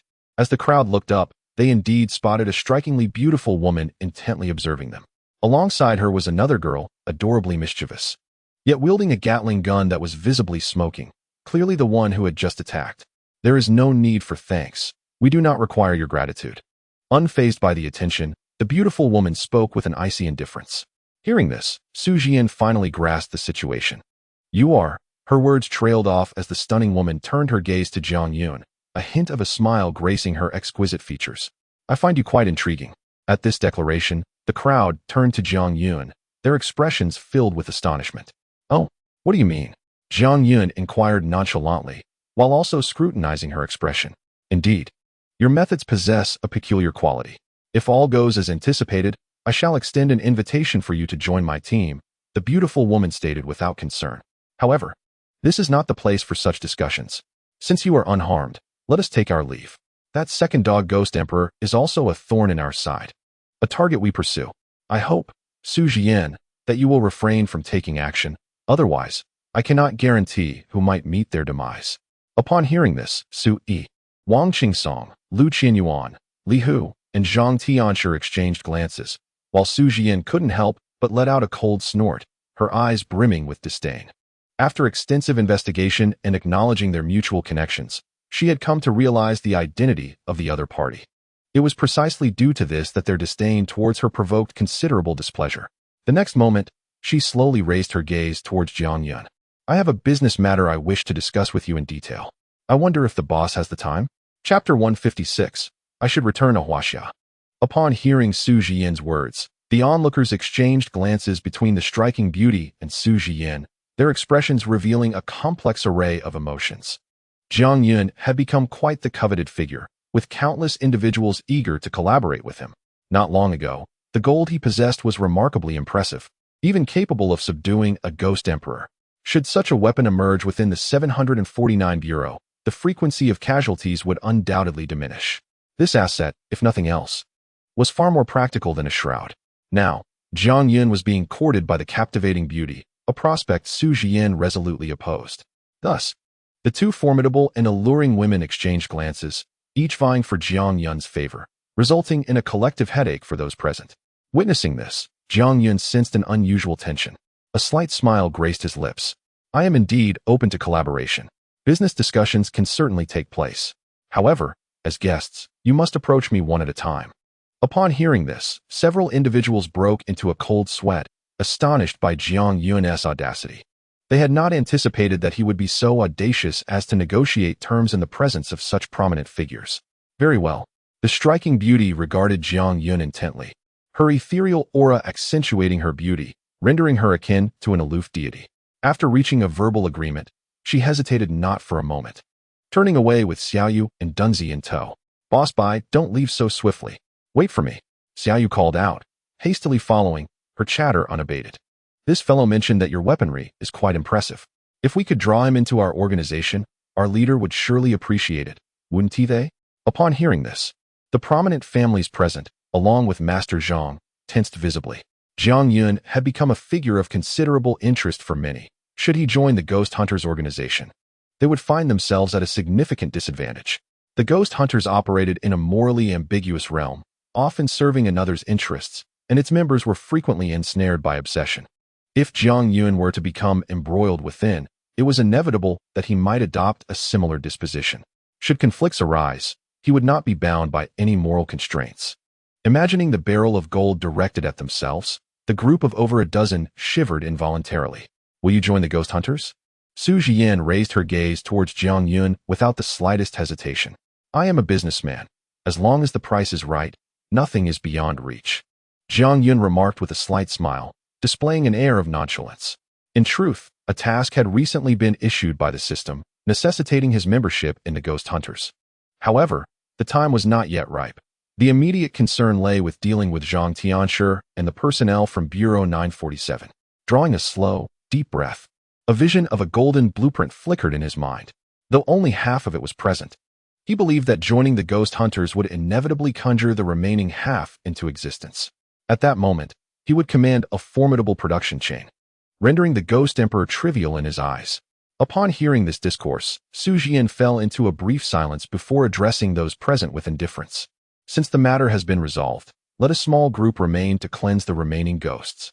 The rest shall return with me, for we have greater matters to attend to. The assembly nodded in agreement, acutely aware of the disquieting atmosphere. Should this continue, they would be the ones to suffer when conflict erupted.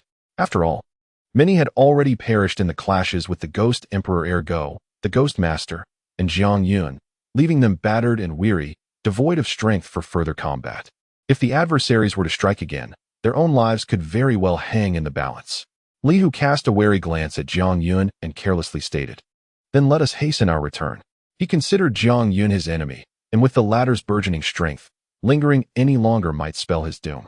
Amidst the murmurs of the crowd, Xiao Daozi, Kayako, and the ghost bride floated down from the air, slowly lifting their heads, a hint of mirth crossing their otherwise somber faces.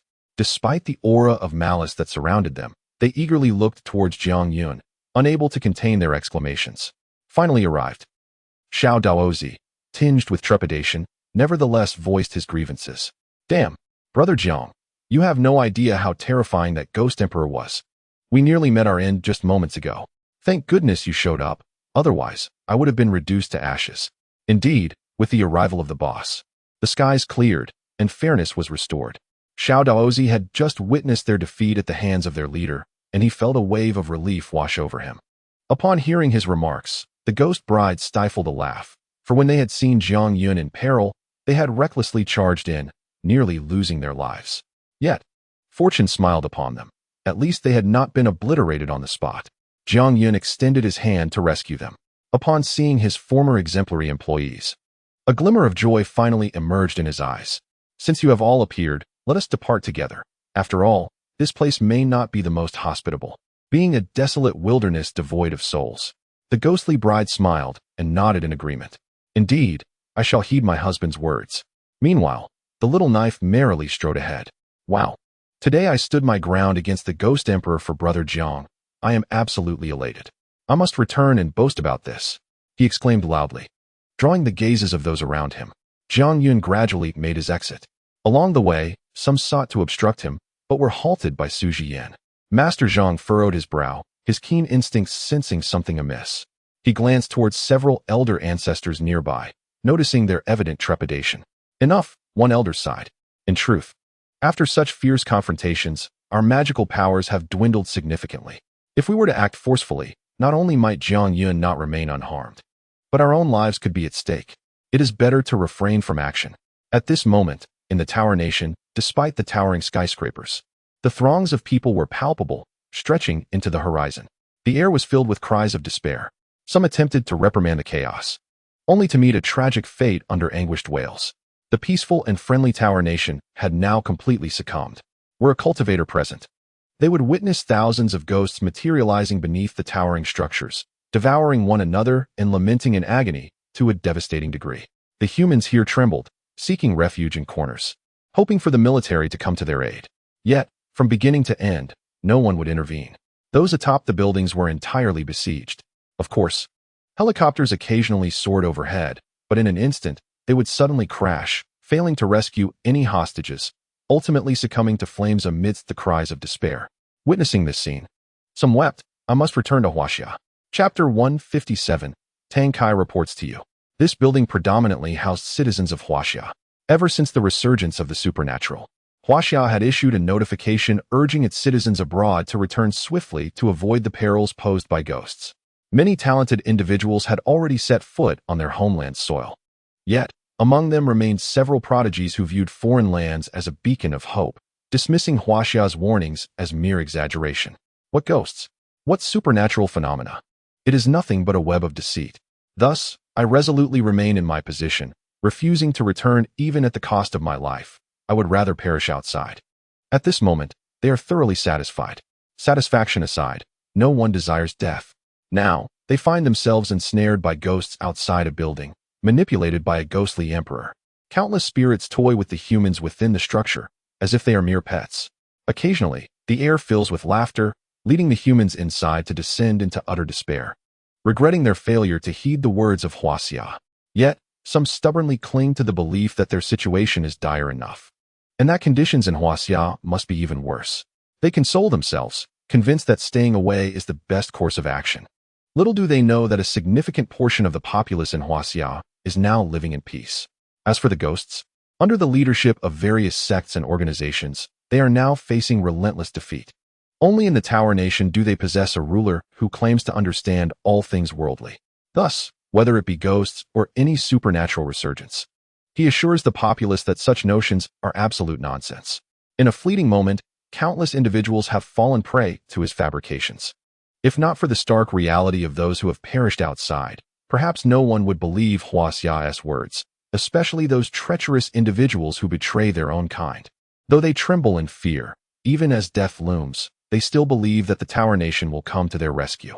After all, the Tower Nation is, ultimately, the beacon of humanity.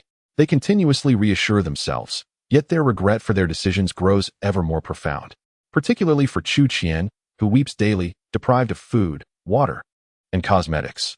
Her skin has withered to a shadow of its former self, her eyes reflecting despair. In truth, she had a chance to return to Huaxia, but had willingly relinquished it. Teng Kai, I should have listened to you. I should have gone home. I don't want to be here. Please take me away, she murmured, her voice filled with humility. It pains her to recall how this classmate had recently urged her to return to Huaxia, to be cautious, and to avoid remaining in the Tower Nation. Yet she had disregarded the advice and even insulted him. Now, he has returned alone, leaving her behind, surrounded by spirits. This has plunged her into an abyss of terror, her body trembling uncontrollably, consumed by regret. What of the Tower Nation, the bastion of humanity? Perhaps she once believed in it before the ghosts manifested, but now, not a single word rings true. She has been trapped in this place for half a month, and the number of those who have succumbed to starvation is unfathomable. Some have even become ravenous with hunger. A fierce battle for sustenance erupted on the scene, and had she not sought refuge in time, she might very well have perished. In such dire circumstances, she couldn't help but reminisce about her days in Huaxia. In summer, she would leisurely stroll through the streets, savoring ice cream, while in winter, she donned a thick cotton coat amidst the bustling cityscape. With a sigh, Chu Qian shook her head at the radio before her. Ever since the apparition had manifested, the magnetic field in this place had inexplicably faltered, rendering it incapable of receiving signals from the outside world. They were indeed trapped. Yet, unexpectedly, an unforeseen occurrence seemed to unfold. Under her astonished gaze, the once silent radio suddenly crackled to life. After several breaths of static, a series of fragmented voices emerged. Huaxia, Huaxia, Ji, Nanjing City, Nanjing City. The familiar sounds of her homeland resonated in her ears, evoking a sense of nostalgia, particularly the precise and formal tone of the broadcast, which transported her back to her childhood. Chu Qian trembled all over. Had she truly intercepted a signal from Huaxia? She was across the ocean, after all. What could be the cause? Was it the ghost? A peculiar emotion flickered within her, and simultaneously, a profound curiosity about the state of her homeland surged within her. More accurately, a deep-seated malice. Indeed, she regretted remaining in the towering kingdom. She had abandoned Teng Kai, forcing him to stay in a foreign land alone. He had urged her to leave, but she had scolded him for being a fool, insisting that she wouldn't return to the dangers of Huaxia. Although he had spoken of patriotism and the necessity of returning home in times of national peril, she had failed to grasp the meaning. All she understood now was that as long as Teng Kai was in Huaxia, he was enduring hardships akin to her own. This knowledge provided her with a twisted sense of solace. Indeed, humanity often harbored such sentiments. When one suffers, there is a tendency to wish for others to fare even worse. If others thrive, envy and resentment inevitably follow. As the radio fell silent once more, mere moments later, it appeared to have regained its signal. Under Chu Qian's incredulous gaze, the latest news was announced, and in an instant, she felt as if she had plunged into an icy abyss, her eyes reflecting a simmering resentment. Latest broadcast: the city of Nanjing will undergo a large-scale evacuation. Huaxia will initiate a comprehensive alert against the supernatural entities. Huaxia will establish designated safe zones. Residents within Huaxia are urged to remain indoors as our rescue teams are en route. Every life is precious. We shall never forsake your existence. The voice of the broadcast resonates in the air, hosted by overseas student Tang Kai. Among the most critical news, Chu Qian feels suffocated. Huaxia is executing a complete evacuation. Though casualties are unavoidable, it is not a matter of indifference. To this day, Huaxia continues its relentless rescue efforts for its citizens, even constructing new cities. Furthermore, Huaxia will implement an absolute vigilance against the supernatural, preparing to eradicate the entities within its borders or, at the very least, drive them away. The methods employed are swift and formidable, instilling fear. However, this is not the most alarming aspect. What is truly despairing is that Tang Kai has returned to Huaxia and has assumed a significant position, currently broadcasting to compatriots outside. Despite the ongoing evacuation, his life remains unharmed, and he is well provisioned. Upon hearing this news, Chu Qian is consumed by jealousy. Chapter 158, The Burden Man. In this situation, it can be said that no one had anticipated such a turn of events. Amidst chaos and turmoil outside, while Huaxia also faces the resurgence of supernatural beings, it remains remarkably orderly. Who can be held accountable for this? Under the protection of the higher-ups, numerous citizens have gathered, relocating to avoid the dangers posed by these entities. Astonishingly, they still have time to broadcast inquiries to those abroad about their return. The signals even reach across the vast ocean. Many had believed that Huaxia would be riddled with difficulties, resolutely refusing to return home and abandoning their families. Yet now, they are filled with regret. The glimmer of repentance appears in their eyes as they gaze outside at the supernatural beings that have surrounded them. The citizens of the Tower Nation find themselves unable to ensure their own safety. How could they possibly have the means to rescue themselves? Ordinary citizens have long been left to fend for themselves, and many have succumbed to despair. But what does it matter? They chose not to return home. Huaxia has promised safety upon their return, but alas, they place their trust in the Western nations instead. Ultimately, they will reap the consequences of their own decisions. Many individuals believe that their choices are correct. Returning to Huaxia inevitably leads to demise. It is only outside that one finds the truth. The propaganda from the Tower Nation is overwhelmingly potent. A significant number of people are convinced that it truly represents the light of humanity. Consequently, many have blindly placed their faith in it. Today, the disparity between the two sides has emerged. Numerous individuals are plunged into despair at this very moment, and it is a despair that has reached its nadir.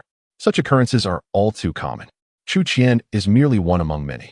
She shall not be the only one, nor the last to harbor such thoughts. Witnessing classmates whom she once disbelieved, or even scorned, return to Huaxia, not only free from existential threats, but also occupying high positions and guiding their communities through adversity, is a reality she finds utterly unacceptable. With tears in her eyes, she gazes out at the Tower Nation. Indeed, it remains a bustling realm. Though devoid of her homeland's warmth, she would rather perish here.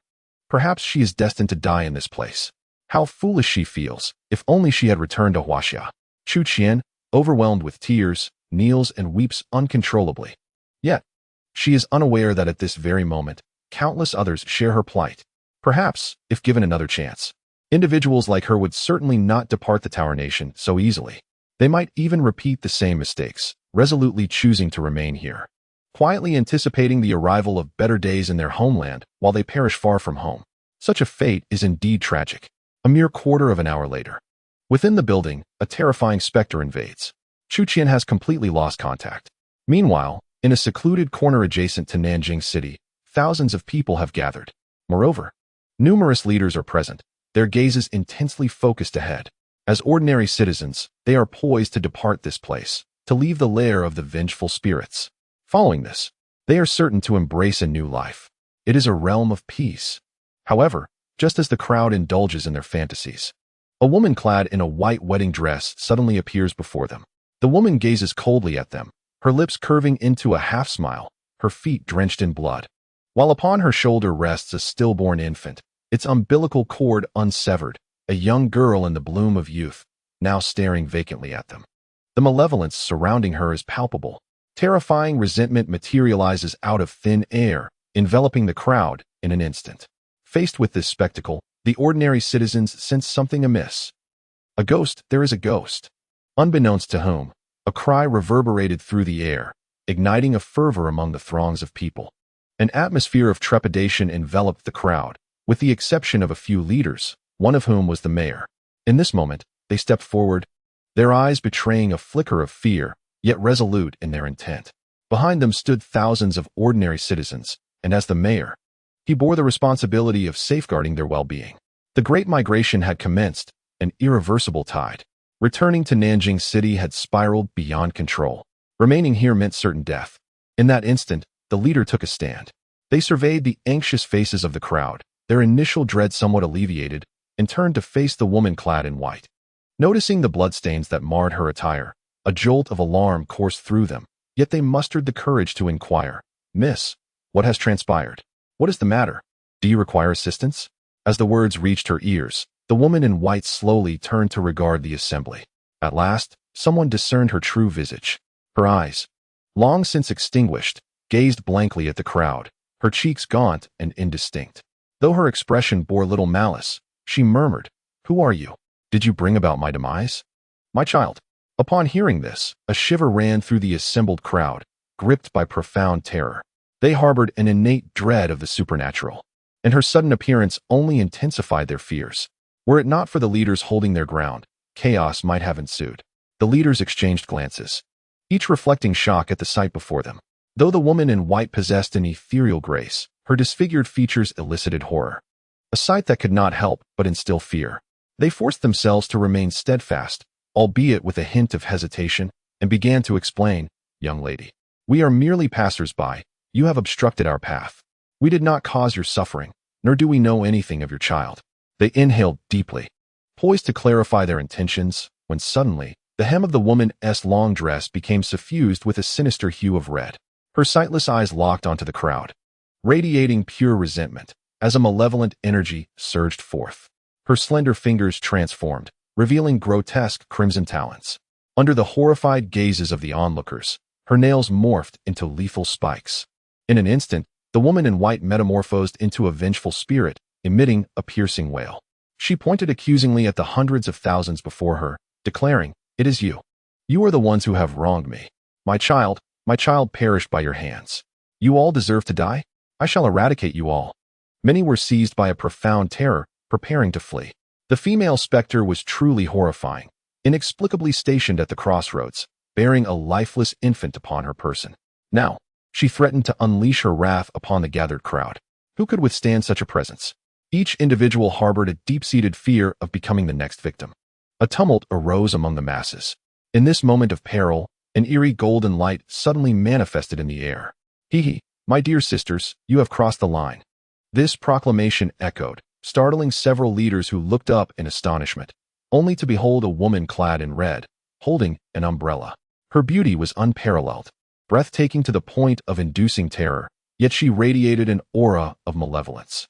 Upon her appearance, the white-clad specter let out a piercing scream, instinctively turning to flee from this terrifying entity. Alas, a man, burdened with gold, slowly emerged behind her. Chapter 159. A familiar face.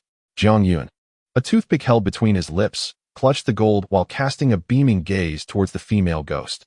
"I say, even at this juncture, you still wish to frolic about. What would you do if you encountered me?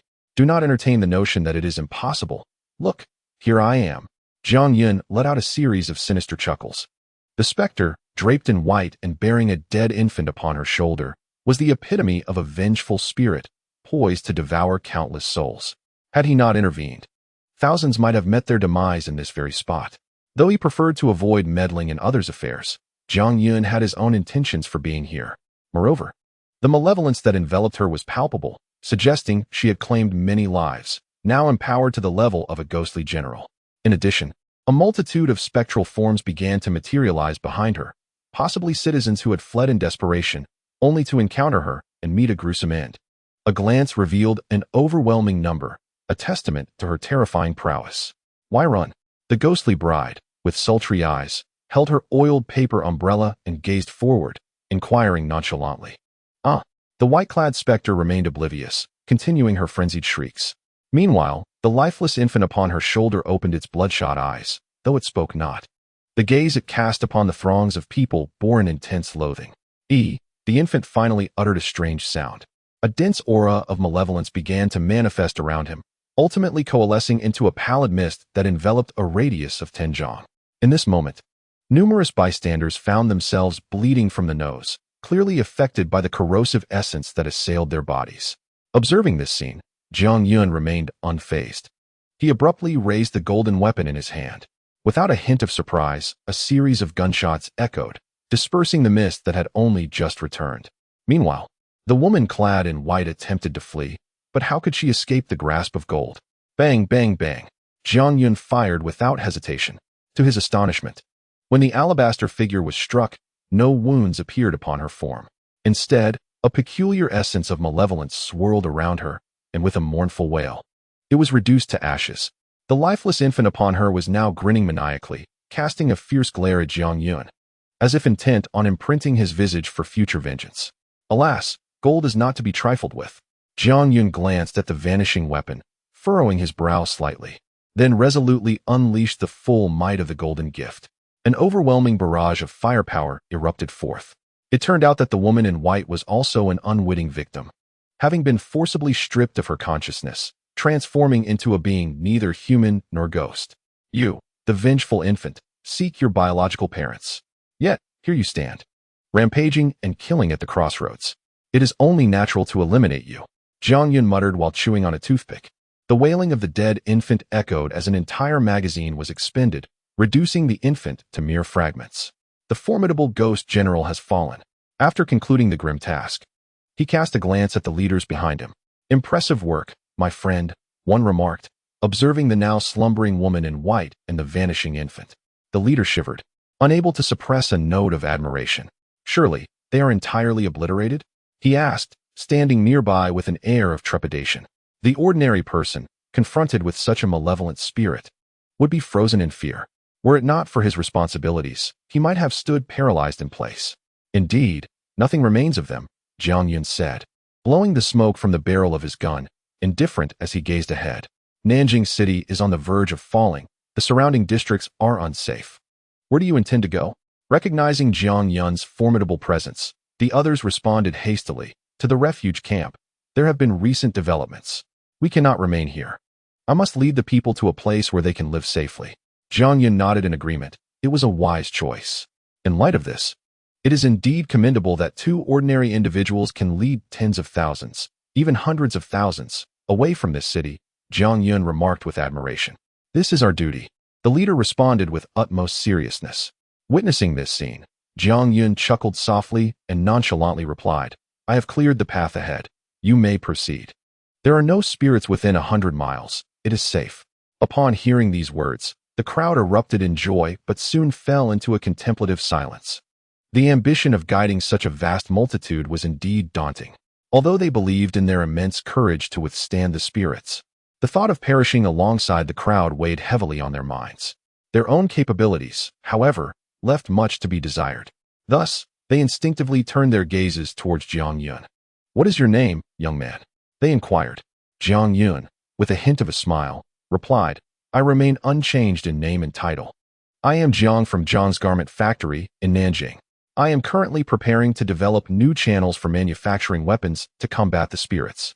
Should you be interested, feel free to send someone to procure them. Bulk orders come at favorable prices.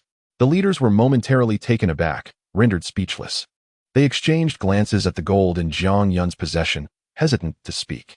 Sensing their confusion, Jiang Yun quickly clarified, this is merely a sample. The rest has yet to be approved. You may need to return in a few months to see more. Rest assured, the road is safe for now.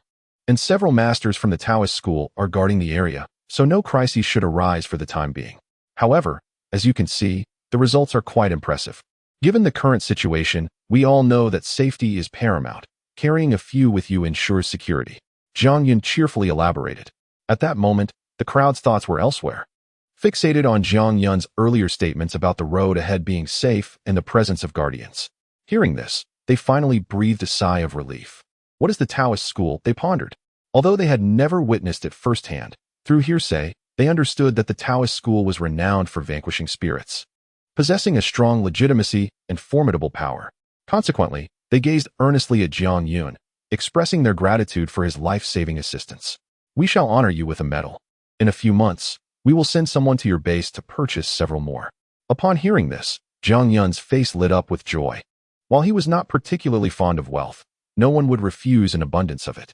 With orders now placed, he was eager to commence production. As for the blueprints and production lines required for manufacturing, indeed, he needed to join the ghost hunters. Hence, he found himself in this place. Before long, a stunningly beautiful woman emerged ahead, accompanied by a little girl. With wide, curious eyes, they gazed at Jiang Yun as if in search of something. "Excuse me, sir, have you seen a woman in white? I recall she was nearby, but she suddenly vanished. By the way, sir, would you like to join us ghost hunters? There are rewards involved." Little Yu chimed cheerfully. Upon witnessing this, Jiang Yun's expression subtly shifted. A familiar face. As he recognized the newcomers, a smile naturally appeared. Yet, he had an outstanding matter to settle with them. Nevertheless, upon hearing the little girl's words, he was somewhat taken aback, his brow arching slightly. While he had already formed a notion in his mind, he had not anticipated the other party would voice it so directly. Coincidentally, the system had mandated his inclusion in the Ghost Hunters organization, making this proposition quite timely. However, prior to this, these individuals had exhibited considerable disdain towards him, leaving him in the dark. Now, to receive an invitation to join the Ghost Hunters seemed rather abrupt. Jiang Yun slowly cast a glance at the beautiful woman before shifting his gaze to little Yu. "Your presence here surely signifies more than merely searching for me. Do you have any other plans?" Little Yu appeared momentarily stunned by this inquiry before turning to the beautiful woman. "We just received news of a significant migration nearby, and it seems there's a female ghost on this road, purportedly dressed in white, who carries a dead infant on her shoulder. Have you seen her?" The beautiful woman furrowed her delicate brows and gently inquired. Indeed, concerning Jiang Yun, the Ghost Hunters organization is eager to recruit him. However, her appearance outside Nanjing City was purely coincidental. She was not there to seek him out. The pressing matter at hand remains the search for the white-clad female ghost, who possesses the strength of a ghost general.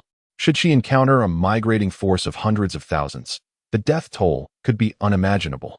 Upon hearing this, Jiang Yun shrugged and pointed toward the ashes ahead. "She's already dead. Not long ago, I encountered her while obstructing the evacuation from Nanjing City and eliminated her."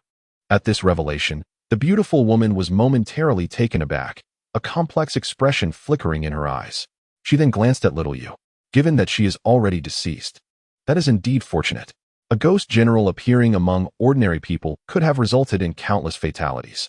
Your prowess is indeed commendable, effortlessly dispatching a ghost general. It is worth noting that when Xiaoyu and I confronted that woman in white, we could barely manage, and it required at least an hour to completely vanquish her. The primary issue was the terrifying dead infant perched upon her shoulder, an exceedingly troublesome adversary. Your triumph is undoubtedly a significant achievement." Upon hearing these words, Jiang Yun's lips curled into a faint smile. "Is there any reward for such a feat?" The strikingly beautiful woman displayed no expression. "If you were one of our ghost hunting organization members, rewards would certainly be forthcoming. However, I recall mentioning previously that I wish to discuss a business proposition.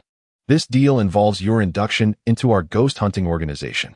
We can arrange for protection and even offer you substantial rewards." Upon hearing her words, Jiang Yun furrowed his brow slightly, preparing to negotiate assertively. "Such substantial rewards seem excessively unrealistic. I find it hard to believe in the reputation of your ghost hunting organization. Why should I join you?" The beautiful woman exchanged glances with Xiaoyu, and eventually, one of them stepped forward. "Dear sir, embracing our master is indeed a wise choice. As for our less than stellar reputation, it merely reflects the nature of our endeavors. Our internal missions are executed as per our master's demands, and such is the nature of our work. However, we can assure you that should you join our ghost hunting organization, any tasks you find undesirable can be delegated to us. We will handle them on your behalf. As long as you embrace the master, everything can be negotiated." Upon hearing this, Jiang Yun's lips curved into a slight smile. In truth, his assertiveness was merely a tactic to negotiate better terms. He had no intention of believing in the notion of embracing the master. His motivation for joining the ghost hunting organization was solely for the rewards offered by the system. Now that his objective was achieved, he remained cautious, casting a wary glance at Xiaoyu and the beautiful woman. "Is it truly that simple?" Xiaoyu nodded affirmatively. It is indeed quite simple. The little girl gazed sincerely at him as she retrieved an enormous Gatling gun from behind her, its surface marked with rust. She wiped the vermilion from it and cheerfully exclaimed, "Dear sir, take a look at my weapon. It is comparable to your golden one. It may lack your power, yet I have an abundance of bullets. In an instant, I can unleash 300 rounds. What ghost could withstand that? Should you join our ghost hunting organization? Any weapon will be at your disposal, with the exception of those we cannot produce. As long as you do not encounter 3 ghost emperors at once, your life will be assured. Would you consider this? This business proposition is exceedingly advantageous. Would you not agree, Miss Bai?" The little girl looked up at the beautiful woman, who was intently scrutinizing Zhang Yuan, as if attempting to discern some detail within his gaze. Ultimately, however, the woman merely nodded slowly, having gleaned nothing of consequence. "Indeed, such is the case. Join our ghost hunter organization, and the rewards are substantial." Upon hearing these words, Zhang Yuan felt a fleeting stir of interest. However, the system had its own agenda, urging him to join the ghost hunters. He still yearned for the golden production line, envisioning an endless stream of output. Though the gold might be counterfeit, selling it would undeniably yield considerable profit. Moreover, it could assist ordinary citizens in fending off spirits. For a moment, he found himself moved. If that were the case, he would agree to join the ghost hunter organization. The stunning beauty and Xiaoyu were taken aback by his declaration, both lifting their gazes towards Zhang Yuan with expressions of surprise. Especially Xiaoyu, who exclaimed, "Really? Is it that easy? I thought the elder would need some convincing, otherwise he wouldn't agree so readily. I was even prepared to cling to your leg, pleading for you to join us." Zhang Yuan was rendered speechless by her words, while the beautiful woman couldn't help but let a slight smile play on her lips. Her exquisite features and graceful figure, combined with an unparalleled icy demeanor, were enough to captivate anyone. Yet, alas, in this world, no one appreciated her striking attire or stunning beauty, except for Zhang Yuan, who admired her in silence. "Would you truly beg me?" Zhang Yuan mused. "Had I known that, I would have declined." He shrugged. This unexpected exchange caused both Zhang Yuan and the Ghost Emperor to lower their guard. The two parties were indeed unfamiliar with one another, and while they conversed, they had already prepared countless strategies behind the scenes. Should a disagreement arise, they would undoubtedly strike at each other without hesitation. Fortunately, the negotiations proceeded peacefully. After a moment of contemplation, Zhang Yuan returned to the matter at hand. "In that case, are there any requirements for joining the Ghost Hunter organization? Or perhaps some identifying tokens? I am quite curious about your leader." "What is there to be curious about?" Xiaoyu retorted, narrowing her eyes. Chapter 161. There are living souls inside Ding. Host successfully joined the Ghost Hunter organization. Rewards have been automatically issued. Blueprint for gold production. Host has completed a special task. The system is preparing additional rewards. The waiting time may be extended before Xiaoyu and the beautiful woman could respond. Suddenly, the voice of the system resonated within Zhang Yun's mind. He paused for a moment, quickly directing his consciousness inward. Upon sensing the system's rewards, a smile began to form at the corners of his mouth. Although he had officially joined the Ghost Hunter organization, he now possessed blueprints for creation. With that, the next step was to return to the factory and commence gold production on a large scale. At that point, it wouldn't matter who the Ghost Emperor was. What does it matter if one is a ghost saint? If one is insufficient, then 10 will suffice. If 10 are inadequate, then a myriad will do. As long as the funds are secured. Do not speak of the Ghost Emperor. Even a ghost saint would weep in despair. Under such circumstances, Zhang Yun finally straightened his back, augmenting his inventory with new products. This additional reward piqued his interest immensely.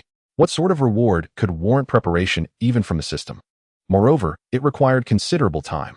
He mused expectantly, returning his focus to the present.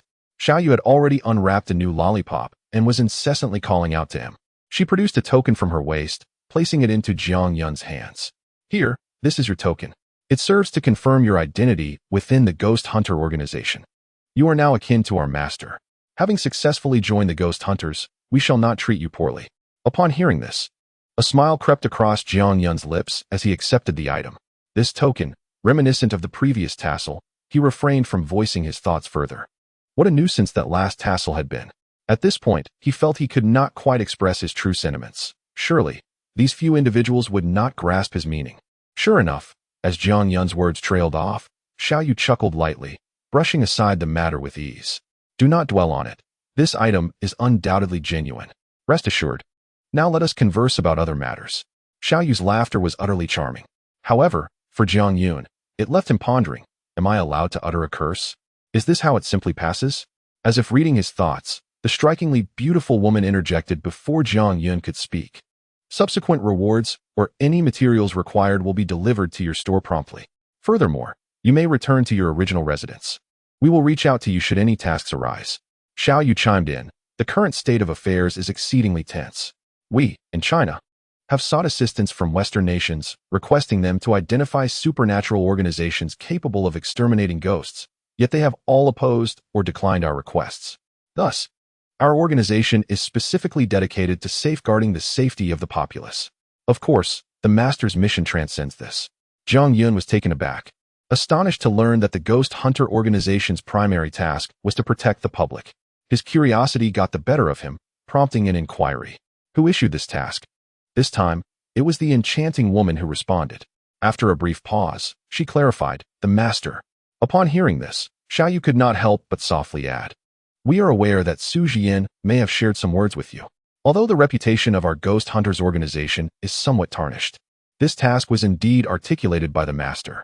Recently, a flight from the Tower Kingdom is set to land at the airport in Nanjing City. While it remains uncertain whether any living souls remain on board, we must investigate. The arrival is expected in approximately half an hour. Would you care to join me? Upon hearing these words, Jiang Yun's eyes flickered with intrigue. He then replied nonchalantly, very well. It would also be an opportunity to gain a deeper understanding of what this Ghost Hunters organization truly entails. After all, the population of Nanjing City, numbering over 100,000, is currently under the protection of the Celestial Masters and numerous cultivators, rendering the situation manageable.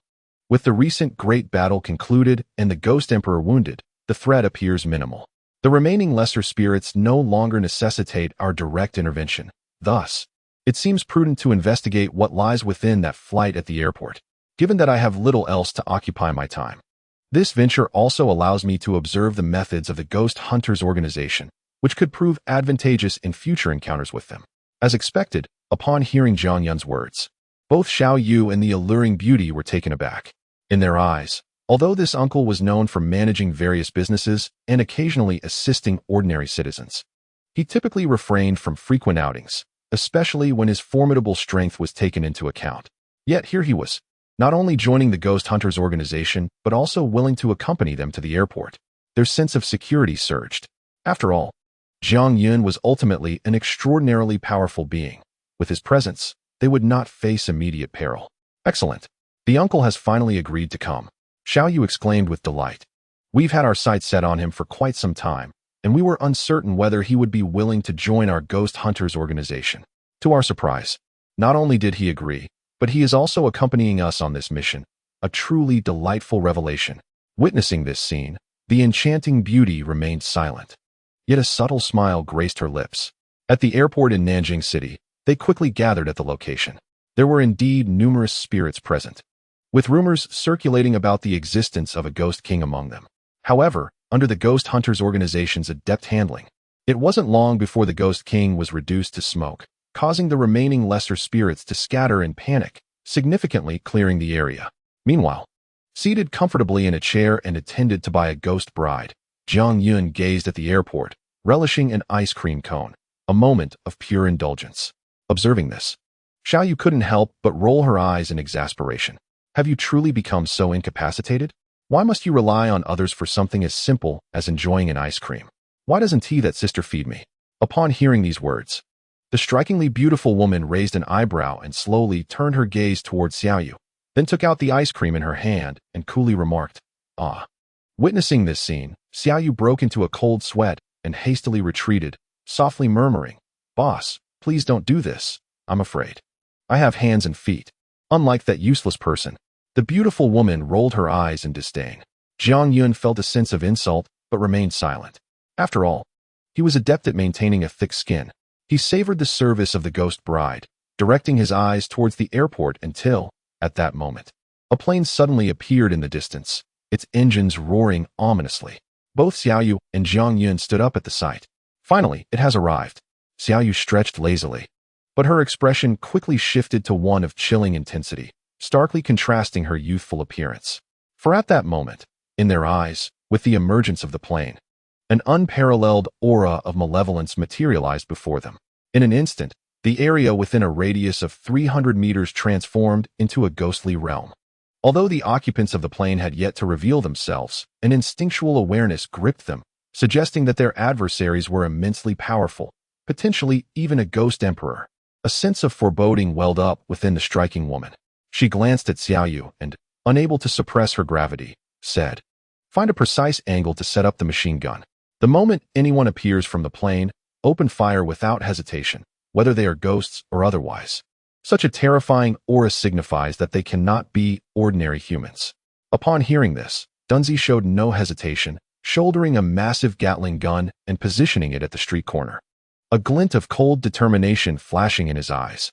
Xiaoyu also readied herself for battle, harboring an intense loathing for ghosts. After all, another person had perished aboard that plane. If she did not eradicate these specters, the future toll of lives lost would only increase. Jiang Yun approached slowly, a slight frown creasing his brow. He had sensed a trace of warmth amidst the chilling aura, which felt utterly amiss. Could it be that not everyone inside was a ghost? Contemplating this, amidst the tense atmosphere, Jiang Yun suddenly spoke. "Do you think there is a possibility that there are still living individuals aboard?" Chapter 162. If there is an unexpected turn, I'll be the first to flee living individuals? The striking woman and Xiaoyu were momentarily taken aback, their brows furrowing. Their expressions shifted from solemnity to one of surprise. Could it be that this plane truly harbored survivors? Xiaoyu licked her lollipop, casting a puzzled glance at Jiang Yun before stealing another look at the plane that was slowly descending in the distance. The malevolent aura within the aircraft seemed to surge toward my face. The intensity of this spectral energy was so profound that one could surmise the presence of a ghostly emperor. How could there possibly be any living souls under the dominion of such a being? A slight furrow formed on my brow, as it appeared unfathomable why Jiang Yun would dare to speak in such a manner. An ominous premonition grew increasingly pronounced among the gathering. Meanwhile, Jiang Yun continued to pace restlessly, surveying both the aircraft and the surrounding environment. Yet, he indeed detected a hint of vitality within the plane. As Jiang Yun wandered and pondered, Xiaoyu mimicked his movements, her cheeks bulging with an assortment of lollipops. "Did you not sense it?" Jiang Yun abruptly turned, causing Xiaoyu to collide with him, her curious eyes fixed upon him. Jiang Yun tilted his head, casting a glance at the strikingly beautiful woman and her companions. With a mere glance, he discerned that they seemed utterly oblivious. The skills of these ghost hunters appeared rather lacking. Xiaoyu, wide-eyed and with her lollipop still in her mouth, muttered incomprehensibly, "I don't know. There's nothing." Jiang Yun regarded her with an expression of sagacity, which only served to infuriate Xiaoyu further, prompting her to flail her arms in exasperation. He then took a moment to carefully attune himself to the atmosphere within the aircraft. The ghostly energy was overwhelmingly dense. Even I could sense it. The likelihood of encountering a ghostly emperor within was considerable. How, then, had others managed to survive aboard this plane? The striking beauty remained silent, merely observing Xiaoyu, seemingly in tacit agreement with her assertion that no living beings remained inside. It's hard to say what if. Jiang Yun noticed the skepticism among the group, shrugged, and chose to say no more. Standing by Jiang Yun's side, the ghostly bride was inclined to believe that if Jiang Yun claimed the presence of life, then life must exist within.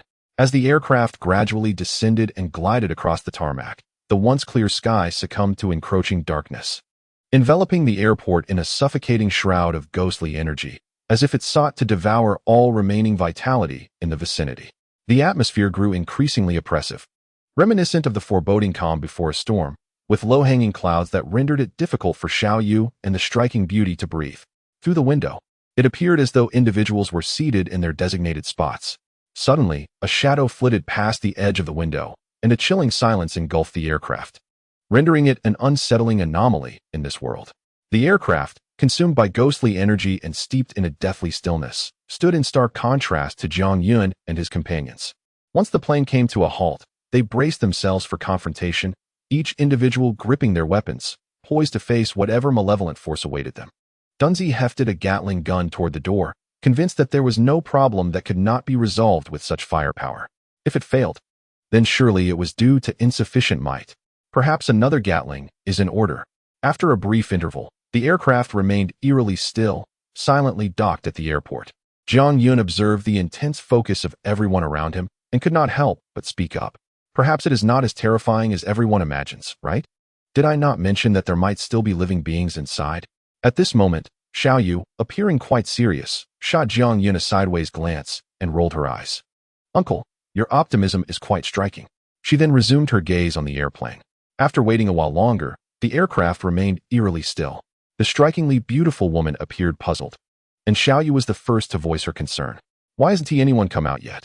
Jiang Yun shared her confusion, reasoning that if there were indeed living beings aboard, they would surely make some noise regardless of their inability to disembark. Yet, what was this peculiar silence? Xiao Yu turned to Jiang Yun. What should we do now? Just keep waiting? After pondering for a moment, Jiang Yun concluded that waiting idly was futile. Who could fathom the true nature of whatever lay within? Let us go investigate. With my gold at stake, what could the Ghost Emperor possibly threaten us with? I agree. Xiao Yu immediately replied, hastening to follow Jiang Yun. The beautiful woman remained silent. Although she believed that there were no living souls left on the flight from the Tower Kingdom to Nanjing, curiosity compelled her to explore further. Moreover, with Jiang Yun, a being of immense power, by their side, any ordinary peril seemed insignificant. If danger arose, Jiang Yun would surely come to their aid. Dunzi continued to stand guard with his Gatling gun, convinced of its superiority. Emerging from the shadows, Jiang Yun confidently took the lead. Stay close behind me, he instructed. Uncle, you truly have a magnetic charm. Xiao Yu feigned adoration, playfully expressing her admiration.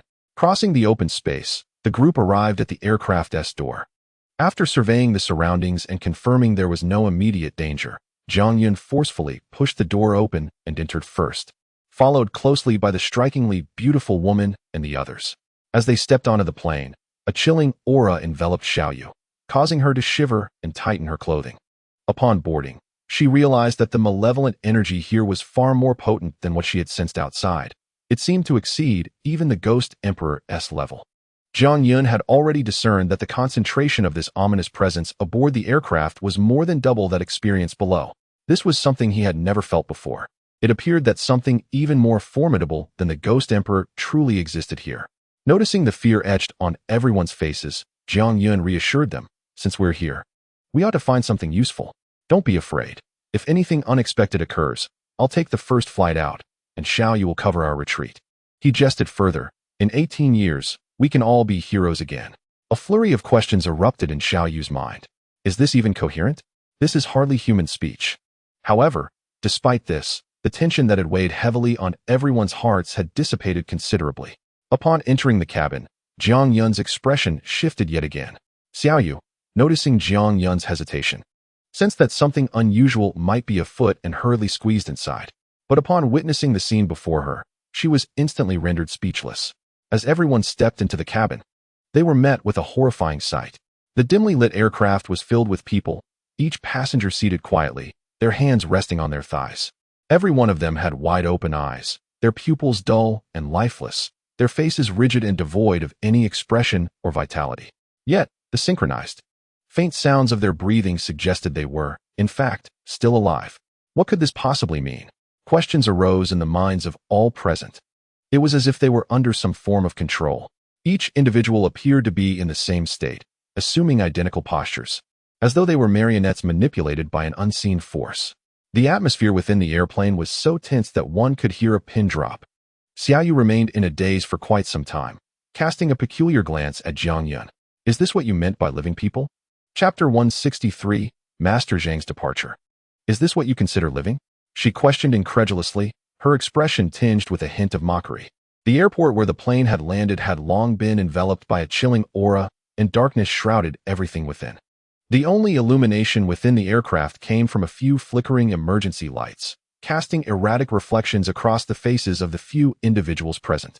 Following Xiao Yu's inquiry, Jiang Yun awkwardly scratched his head and attempted to explain, but there is still a faint breath, so they can be considered marginally alive, right? Xiao Yu rolled her eyes and chose not to dwell on the matter. Jiang Yun, meanwhile, continued to survey the cabin, his brow furrowed. To be honest, he had indeed sensed a presence of yang energy before boarding. But what was going on with these passengers? It was rather peculiar. Why had they transformed into this state? Had some unforeseen incident occurred that he was unaware of? Jiang Yun then closed his eyes, concentrating on the atmosphere within the aircraft.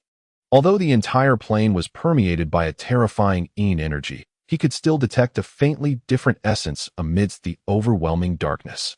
It was subtle, akin to a drowning person desperately struggling for breath, on the verge of succumbing to the depths. Jiang Yun stroked his chin, contemplating various possibilities. I have a few questions. First, if there are no living people on this plane, how did it take off and land normally?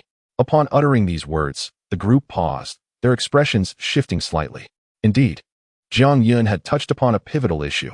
Previously, everyone was drawn to the airplane's ominous aura, completely overlooking certain aspects. This has been an overlooked point from the very beginning. As Jiang Yun remarked, if there were truly only corpses aboard, how could the aircraft operate normally? Is it conceivable that the ghostly emperor has learned to pilot an aircraft? Xiao Yu suddenly interjected, her mouth still occupied with an unfinished lollipop. Why did you hit me? Just as she finished speaking, Jiang Yun gave her a light thump on the head. I asked you to ponder the issue seriously, not to ramble nonsensically. If you keep talking rubbish, I'll give you another smack. What a joke, are ghosts flying planes now? Wouldn't that mean pigs could climb trees as well? Ridiculous. It's utterly impossible. After retracting his hand, Jiang Yun continued, secondly, if these passengers indeed met with an untimely demise, did they perish during the flight, or had they already perished before takeoff? Why is that? The strikingly beautiful woman listened intently to Jiang Yun, her chin resting thoughtfully in her hand. It is indeed worth investigating when these individuals encountered their fate. Thirdly, and perhaps most crucially, why did this airplane land in Nanjing City? Did they have a specific purpose for landing there, or was it an emergency landing due to unforeseen circumstances? As Jiang Yun articulated these questions, the group fell into deep contemplation. I believe a ghost is controlling the pilot. Xiao Yu exclaimed loudly. Look at these people. Don't they seem as if they're being manipulated? This time, Jiang Yun refrained from striking Xiao Yu again, as this hypothesis bore a semblance of rationale compared to her previous one. After all, the passengers did appear to be under some form of control. Xiao Yu's statement held a modicum of merit, albeit limited. When do you think these individuals were controlled? Jiang Yun casually inquired. I think it was during the flight. Xiao Yu quickly responded, extracting her lollipop from her mouth. Why? I don't know, it's just a guess. Jiang Yun casually brushed off Xiao Yu's response before surveying the entire aircraft once more. The peculiar nature of this airplane left us merely speculating, which serves little purpose. The previous questions require thorough investigation to yield any results. Let us delve inside the aircraft and see if we can uncover some useful clues. The strikingly beautiful woman and Xiao Yu nodded in agreement, subsequently retrieving their weapons to meticulously search the interior of the aircraft. Meanwhile, in another location, Nanjing City, at the same hospital, following the tumultuous battle, the personnel from the 749 Bureau swiftly commenced the cleanup of the scene. As the fighting subsided, a new wave of casualties continued to emerge. Choosing this location as a stronghold remains an excellent decision. Meanwhile, within the temporary office of the current director of Bureau 749, Su Jian, the matter concerning the ghost Emperor Jiang Yun has reached a temporary resolution.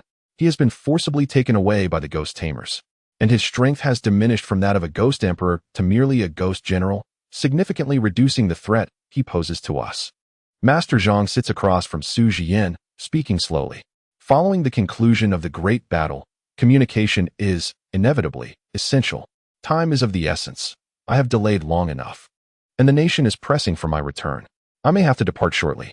This matter had been previously discussed between Master Zhang and Su Jian, who was well aware of it. Upon hearing this, Su Jian nodded in acknowledgement. The situation here is indeed dire, yet when compared to the nation's Millennium Plan, all of this seems so trivial. Nanjing City still requires individuals capable of combat, but that individual cannot be Master Zhang. Su Jian did not impede his departure. The sudden resurgence of ghostly energy caught us off guard. Fortunately, you were here to prevent the worst outcome.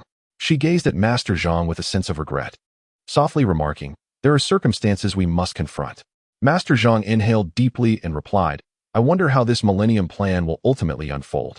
With the resurgence of ghostly energy, isolationism, and the populace pursuing immortality, can this truly be feasible? Go on. The entire situation has shifted. It is not only our nation facing challenges, but Western countries may encounter even more severe issues.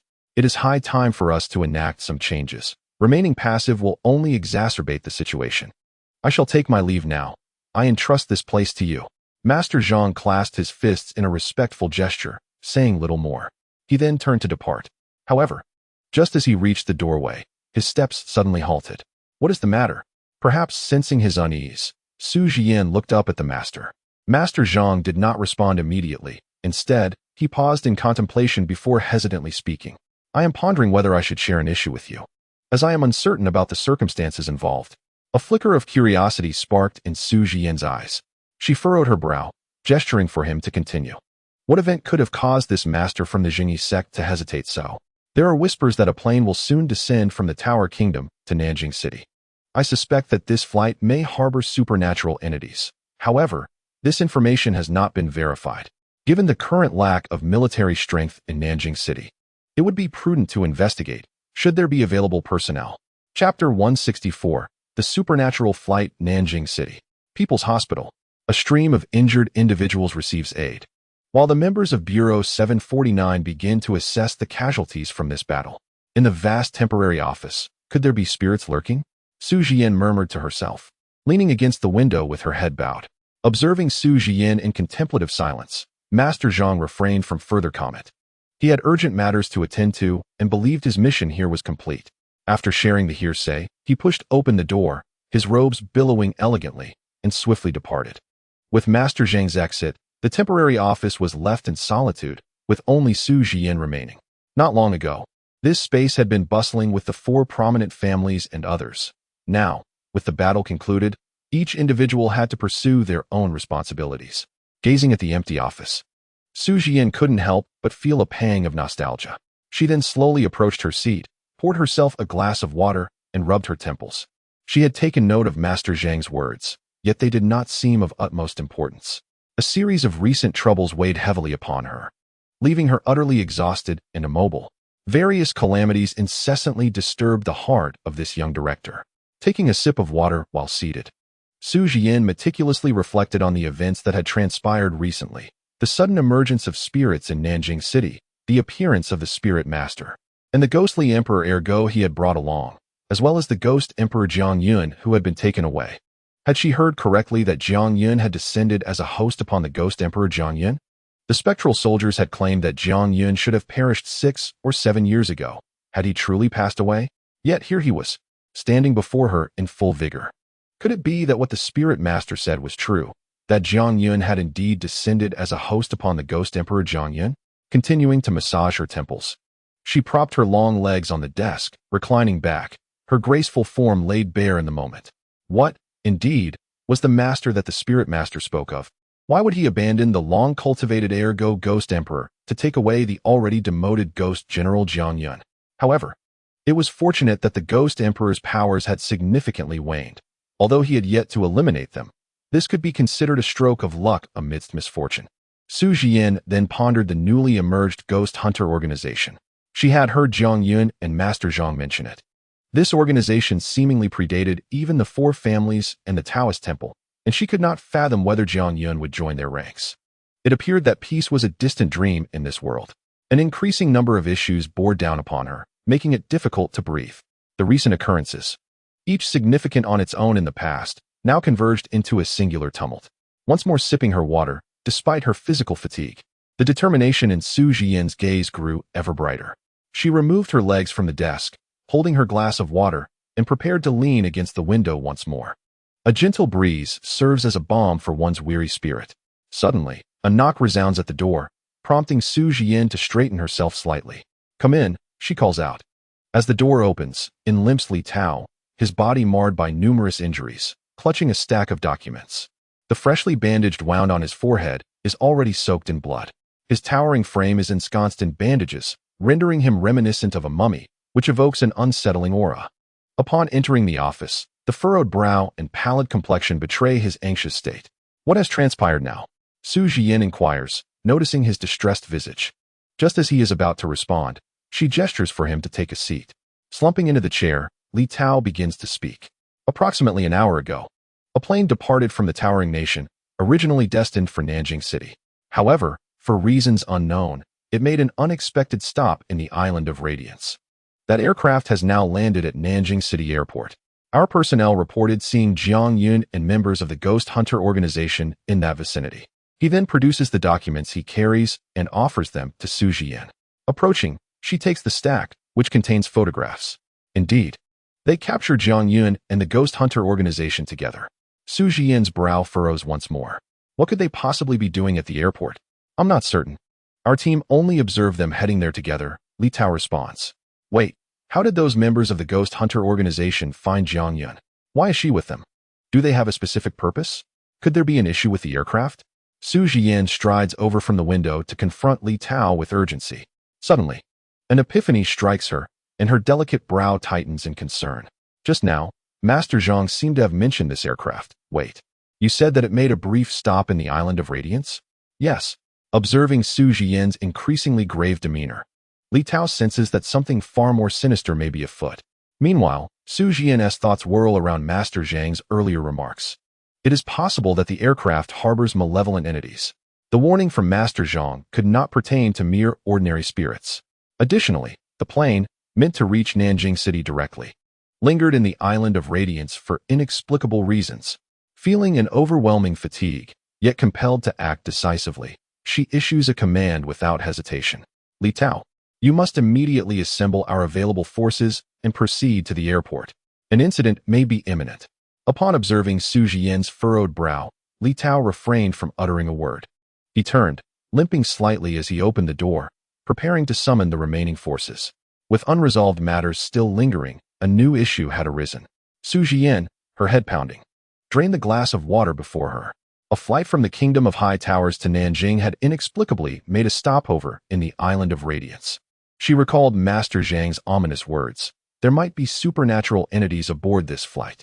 Chapter 165. Jiang Ji's funeral garments in the temporary office of the 749 Bureau in Nanjing. Su Jian listened intently to Li Tao's report. The echo of Master Zhang's earlier statement resurfaced in her mind, causing her brow to furrow slightly. The possibility of supernatural beings was alarming, especially given the unknown reasons for the flight's detour in the Island of Radiance. Why did it feel as though the incident had unfolded there? If Master Zhang's assertions were accurate, it was certain that there were entities of significant power aboard, possibly even a ghost emperor. With a weary sigh, Su Jian lamented the impending battle that would ensue. Was there no end to this turmoil? One must confront challenges as they arise. Overthinking would only lead to unnecessary distress. Shaking her head, she returned to her desk, intent on devising a new strategic plan. A gust of wind swept through, gently nudging the door open once more. Li Tao, his head still bandaged, reappeared in her line of sight. Is there something else? Su Jian inquired, lifting her gaze to the doorway. I forgot to mention, the funeral garments we ordered from Jiang Yun's garment factory have arrived, Li Tao said, scratching his head awkwardly, inadvertently brushing against his wound, which elicited a grimace of pain. They've arrived? How many? Su Jian pressed, disregarding his discomfort. We received 5,000 pieces. And the payment has just been transferred to Jiang Yun. Very well. You may leave now. There is much to attend to. Just as Li Tao was about to exit, Su Jian called out once more. By the way, since the funeral garments have arrived, please organize them and ensure every member wears one for the upcoming mission. Understood. I will arrange it immediately. With that, Li Tao strode out. The heavy sky felt oppressive, lingering with the aftermath of recent battles. The air thick with the scent of lingering smoke. In the square surrounding the hospital, cheers echoed as the unscathed members of the 749 Bureau celebrated their victory. The exhilaration of triumph starkly contrasted with the prevailing gloom. Despite the chaos, order reigned. They did not succumb to recklessness in these tumultuous times. Their synchronized movements and resounding shouts reflected the remarkable caliber of this group. Put more effort into it. Have you not eaten? Your punches are too slow. A figure resembling a general bellowed. You there? Yes, you. Do not think I cannot see you. What are you doing? Push harder. One of the squad members, who had been singled out, replied with a hint of grievance. Captain, we've just concluded battle. We can hardly endure any more. The world has transformed. Demons roam freely. And we must strive to enhance our abilities, not just for ourselves, but to safeguard our homeland. The captain of the second squad roared, his anger fueled by the loss of many comrades in the recent conflict. To pause now would only render us increasingly passive. Forward. As soon as he uttered those words, Captain Zhao spotted Li Tao in the distance, his head wrapped in bandages. As Li Tao approached, Zhao noticed several members behind him carrying boxes, the contents unknown. "Captain Li, has something happened?" Zhao inquired, observing Li Tao's solemn expression. Li Tao merely nodded in response. "Gather around." With his command, the squad leaders began to mobilize. In no time, the several hundred-strong teams swiftly assembled. This was a group brimming with vigor, fresh from the battlefield, the air thick with the essence of battle. Should a demon appear at that moment, it would likely be vanquished in an instant. Standing at the forefront, Li Tao surveyed the well-trained troops. He understood that with a mere command, they would plunge into combat without hesitation, always prepared. Then, taking his position atop a small platform brought by the members, he looked down upon the hundreds of warriors. After a moment of silence, Li Tao addressed the courageous fighters. "I know you are weary, and I understand your desire for rest. Yet, gaze upon the city behind us. Look at the hospital. There lie our loved ones, our comrades in arms, our brothers. If we falter, those demons will sweep through unimpeded, and our families, friends, and allies will meet a grim fate. We cannot retreat." Pausing to observe the unwavering resolve in the eyes of his warriors, Li Tao continued, "I may perish in battle, but I will not allow those creatures to harm my family or my comrades. I will fight with every ounce of strength against these demons. The people need us. Nanjing City needs us. Our nation needs us. You are the hope of this city. Are you prepared?" Li Tao's voice thundered across the sky, igniting a fierce response from the warriors, always prepared. Nodding in affirmation, Li Tao commanded, "All squad leaders, come forward for assembly." After the team leader arrived, Li Tao finally instructed the members behind him to open the boxes, revealing that they contained nothing but funeral garments. Zhao Wen's eyes widened in disbelief as he called for us to come and see what these funeral clothes meant. "Distribute these garments to your respective teams. For this mission, everyone is to don these outfits," Li Tao commanded. "Captain Li, you want me to go to battle against those specters? I'd consider myself defeated if I even blinked. But what does it mean for us to wear funeral garments? Before the fight has even begun, you're asking us to don these shrouds. I understand the mission may be perilous, but must we await our demise before it even starts?" Zhao Wen voiced his concerns loudly. The other captains whispered among themselves, questioning the rationale behind the funeral garments. "Funeral garments? Aren't those meant for the deceased? Have we already resigned ourselves to the worst possible outcome? This is an order from above. Do not question it. Wear them as instructed. Enough with the chatter. Hurry, distribute them. If you fail to do so in 3 minutes, you will face military punishment." Seeing the seriousness in Li Tao's demeanor, the other team leaders ceased their discussions. If they were to wear funeral garments, they might as well consider it a farewell to their own mortal coil. Once all the garments were distributed, a chorus of lamentations filled the air. "Why must we wear these? What kind of rags are these?" Various dissonant voices emerged from the ranks, yet some maintained their composure, trusting that those in charge would not engage in such irrational actions. Listening to the cacophony from within the ranks, Li Tao chose not to explain. "Perhaps, just perhaps, when the time comes for these garments to serve their purpose, you will no longer feel this way. After all, these were procured from Jiangyun." Once everything was in order, Li Tao ascended the platform once more, addressing the crowd below. "Now, for the new mission. Specters have been reported at the Nanjing airport, and it is possible that the Ghost Emperor may appear. Prepare yourselves and don the funeral garments distributed by your captains. Everyone move out."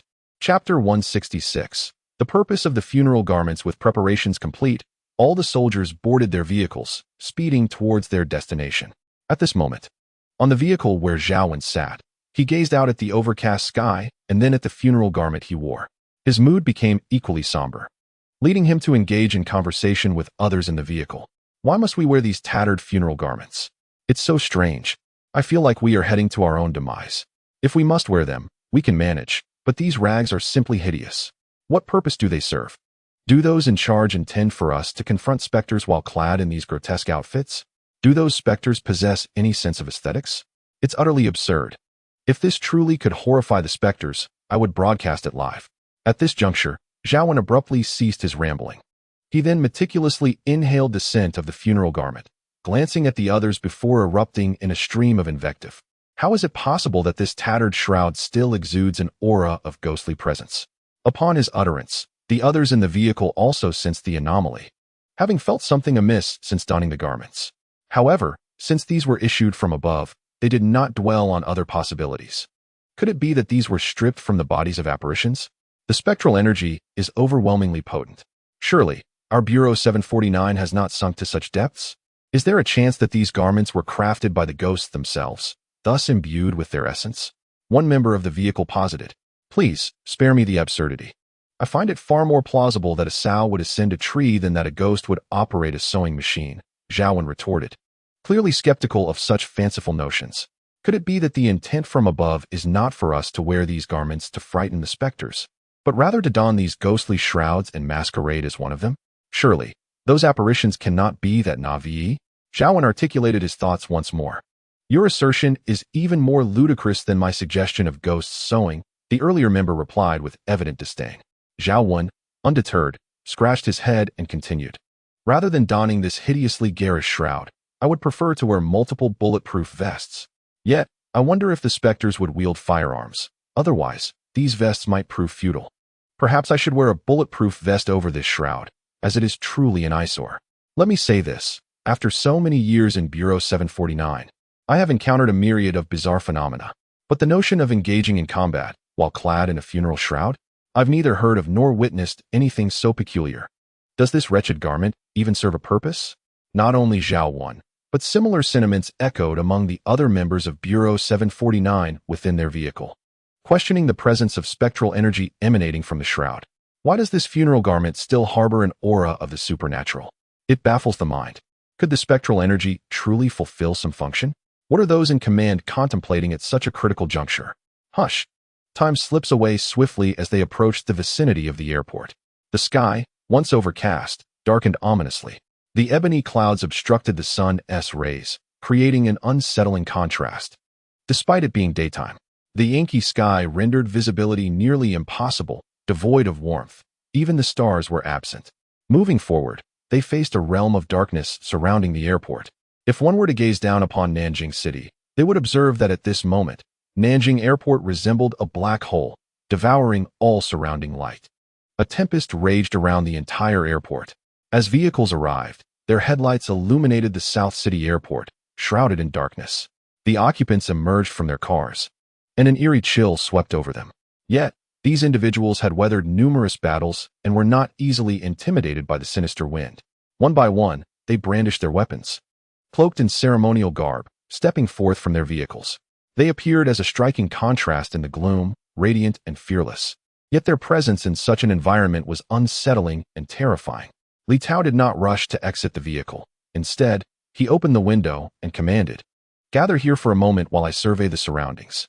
With that, he rolled up the window and drove around the perimeter of the airport. After a brief circuit, he returned to his companions. As he stepped out of the car, he immediately sensed that the malevolent aura was far more intense outside than within the confines of the vehicle. Such a degree of ominous energy suggested the potential presence of a ghostly sovereign. Frowning at the thought, Li Tao leaned against the car while casting another glance at the ceremonial attire he wore. It must be said that the garments produced by Jianyun Garment Factory were rather unappealing. However, he pondered whether these clothes would provide any protection against the possibly looming ghostly sovereign. Having only witnessed Jianyun's demonstration previously, Li Tao remained uncertain if each garment possessed the same efficacy as Jianyun's. If they proved effective, perhaps this mission would incur minimal casualties. Conversely, if they were ineffective, donning these garments would be of little consequence. Shaking his head to dispel those unhelpful thoughts, Li Tao issued a command to his team: prepare the area and conduct a thorough inspection. Report any unusual occurrences immediately. Dispatch some individuals to encircle the entire airport. He then regarded his comrades with solemnity. The atmosphere here is thick with malevolence and fraught with danger. The disciples of the celestial master Dao have already withdrawn. We have no reinforcements. Everyone, please prioritize your safety. Currently, in South City, only our Bureau 749 remains. We are all that stands here. Therefore, I urge you to complete your tasks while ensuring your own safety. If this mission concludes successfully, I hope to see every one of you present here today. Yes. The soldiers of Bureau 749 responded in unison.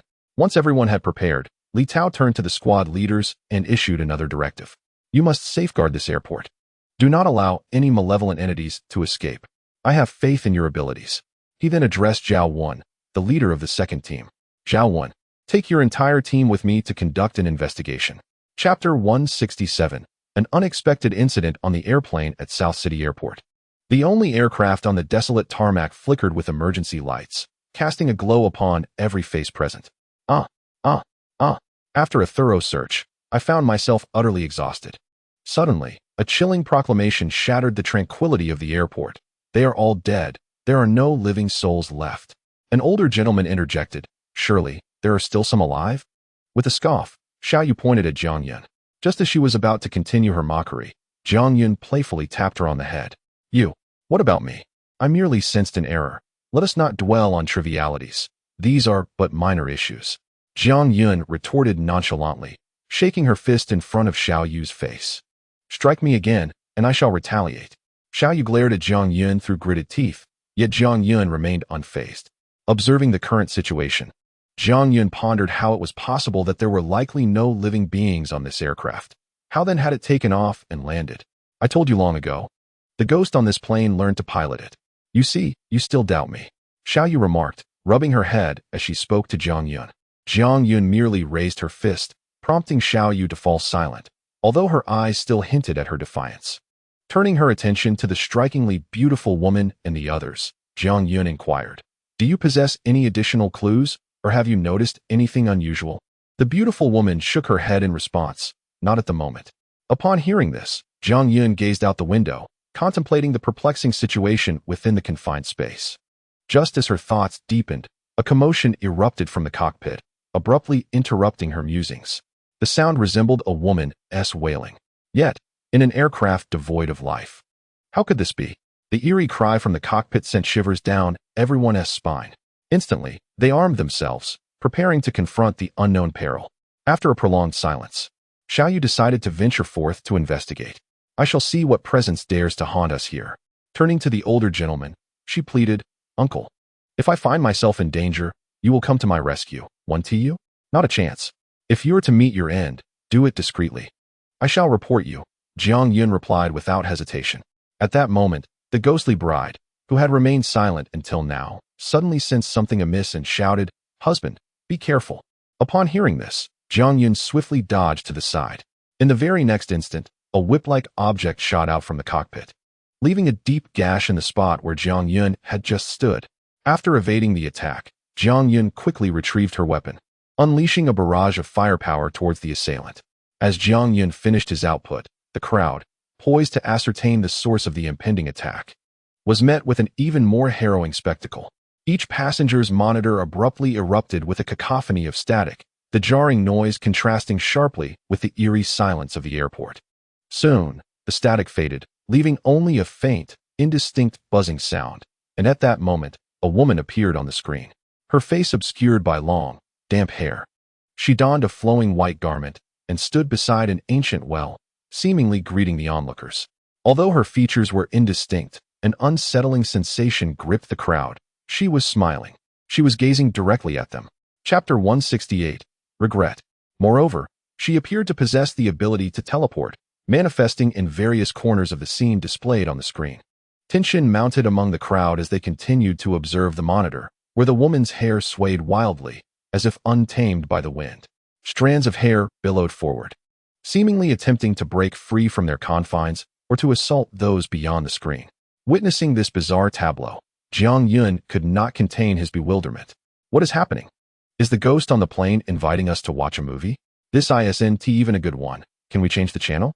At that moment, the lollipop in Xiaoyu's mouth had been reduced to a mere stick, and she mumbled, "I wanted to see that terrifying movie from the island nation.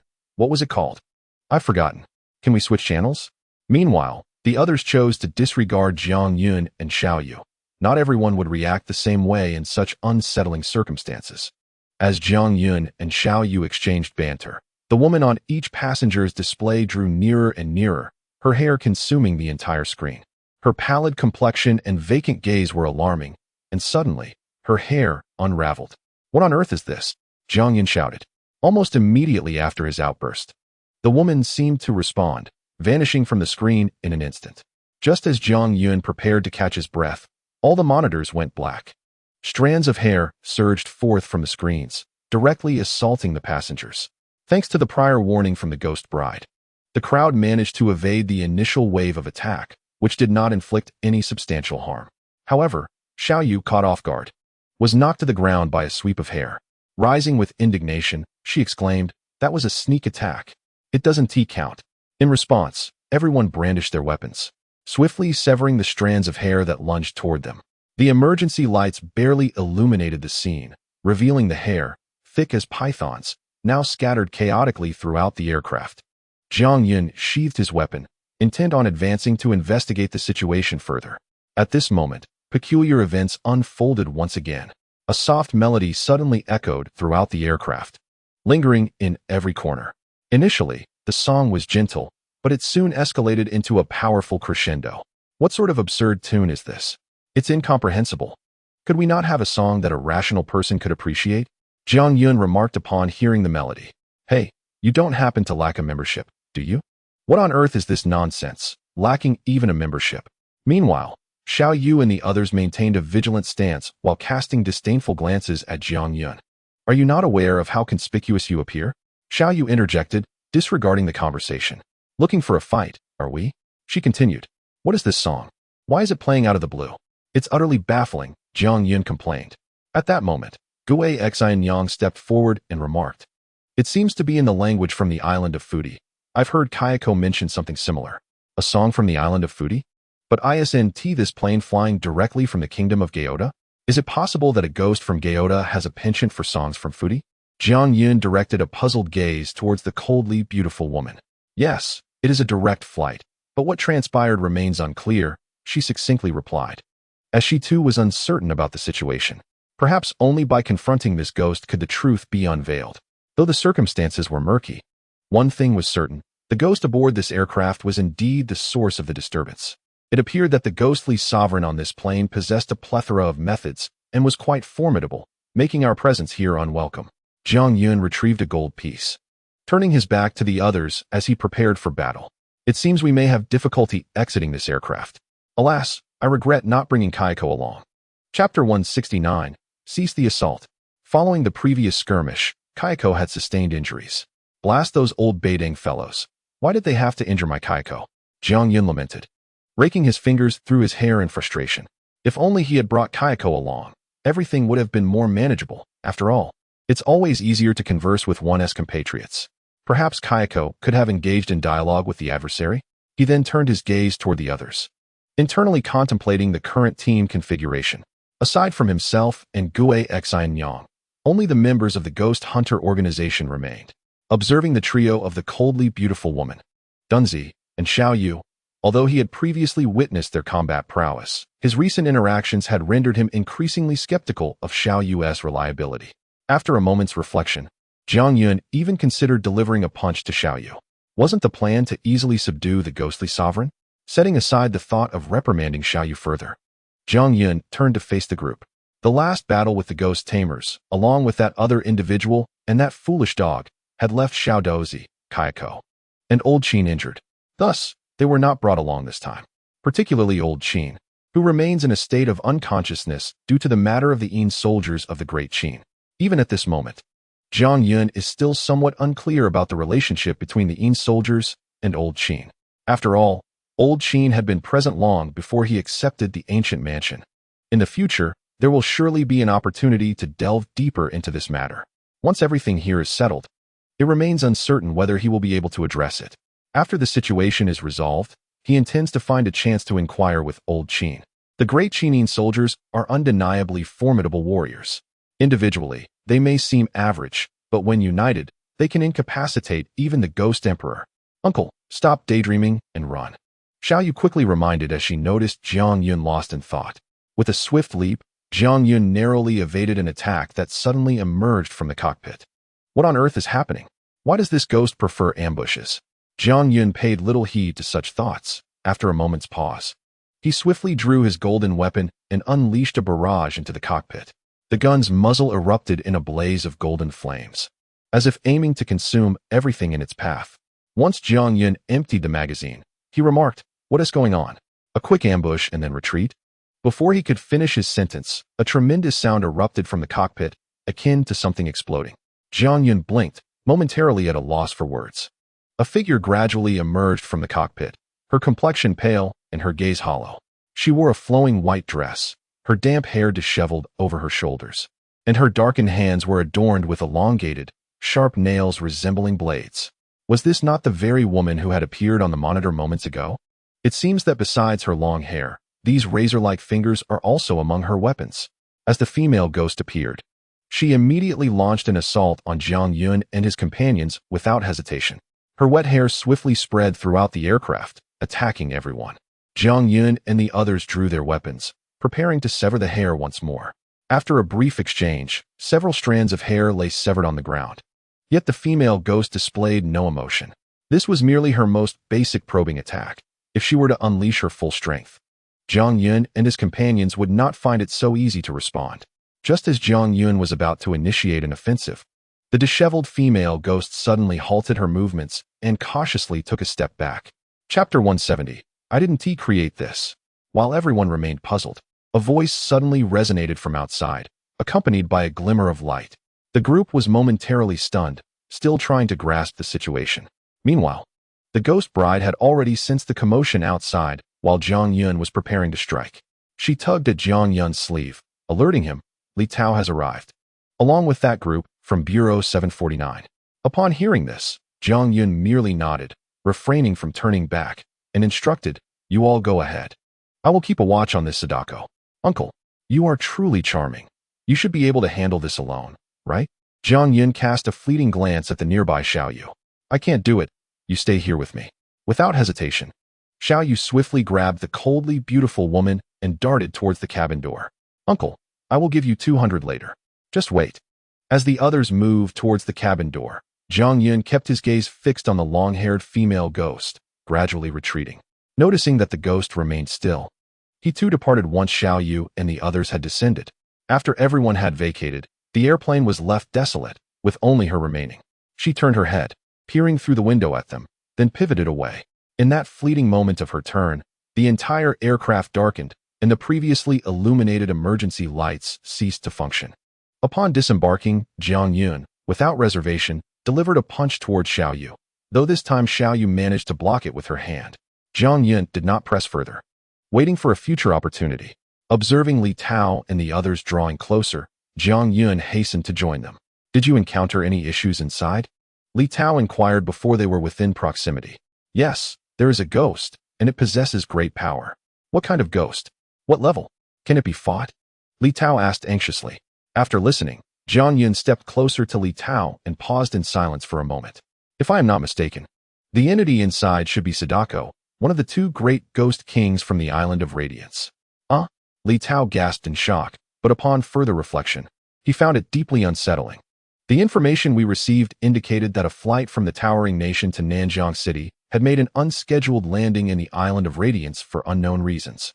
If Sadako is indeed inside, then it is most likely that this aircraft made an emergency landing there and was subsequently slaughtered by her.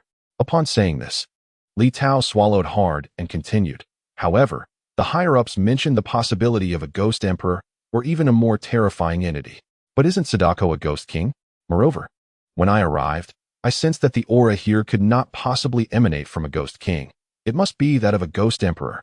Could there be an even more horrifying presence accompanying Sadako? The more Li Tao pondered, the more anxious he became. At this moment, the 749 Bureau was all that remained in Nanjiang City.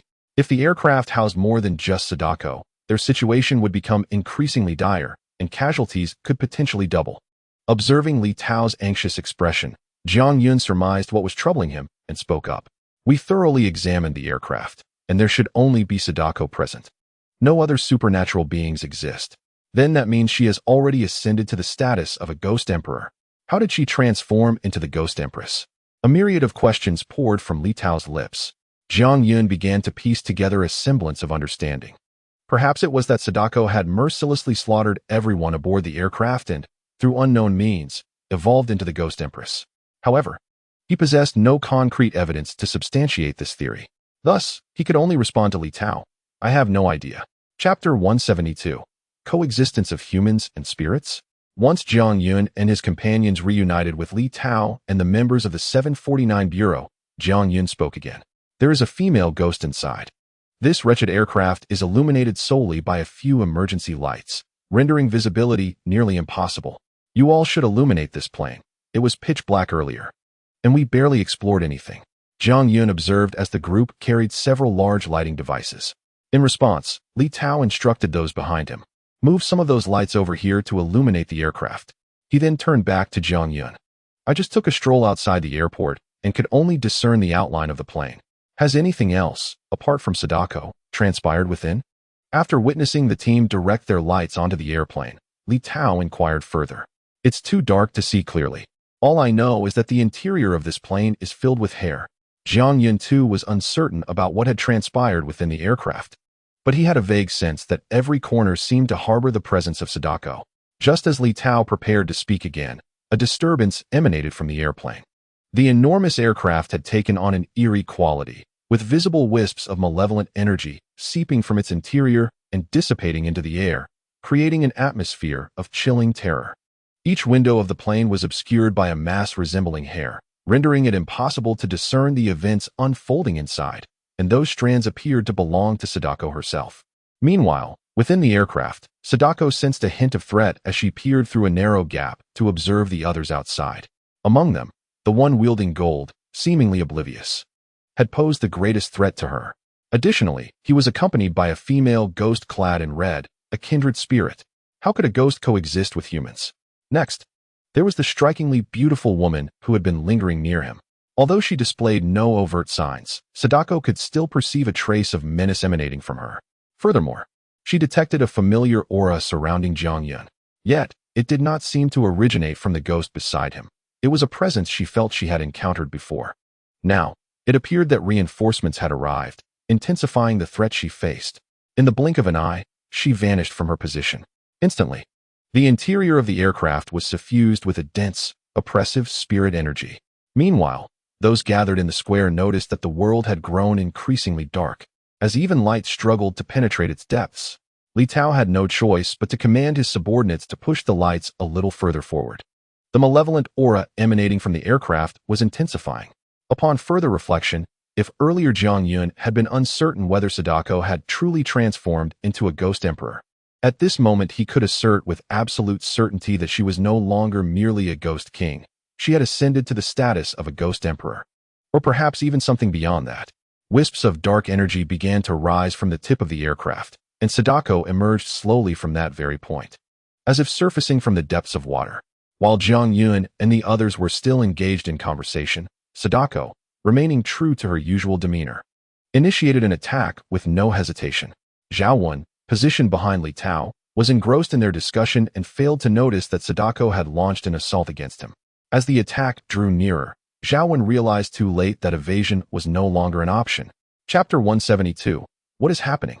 This is it. I was careless and didn't dodge. This casual strike could leave me either dead or crippled. I haven't even married yet, nor have I had children. How can it be that I, so young, am destined to perish here? What is this madness?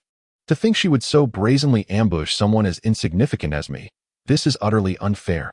It is truly distressing. The protection of Nanjing City and our people now rests upon you all. Brothers, I must take my leave. This strike from the Ghost Emperor, even if it is merely a casual one, is beyond my capacity to withstand head-on. In a daze, myriad thoughts flooded Zhao Wen's mind. In truth, I am not quite ready to meet my demise. Then, Sadako's attack struck Zhao Wen directly. A blow from the Ghost Emperor. Before anyone could react, Zhao Wen was sent flying. Just as he braced himself for death, he was unexpectedly met with a revelation. The burial garment he wore seemed to have played a role. To his astonishment, Sadako's attack was thwarted by the very garment itself. A wave of warmth enveloped him. It did not hurt. In fact, he felt no pain at all. He was unscathed. Zhao Wen's expression was one of disbelief.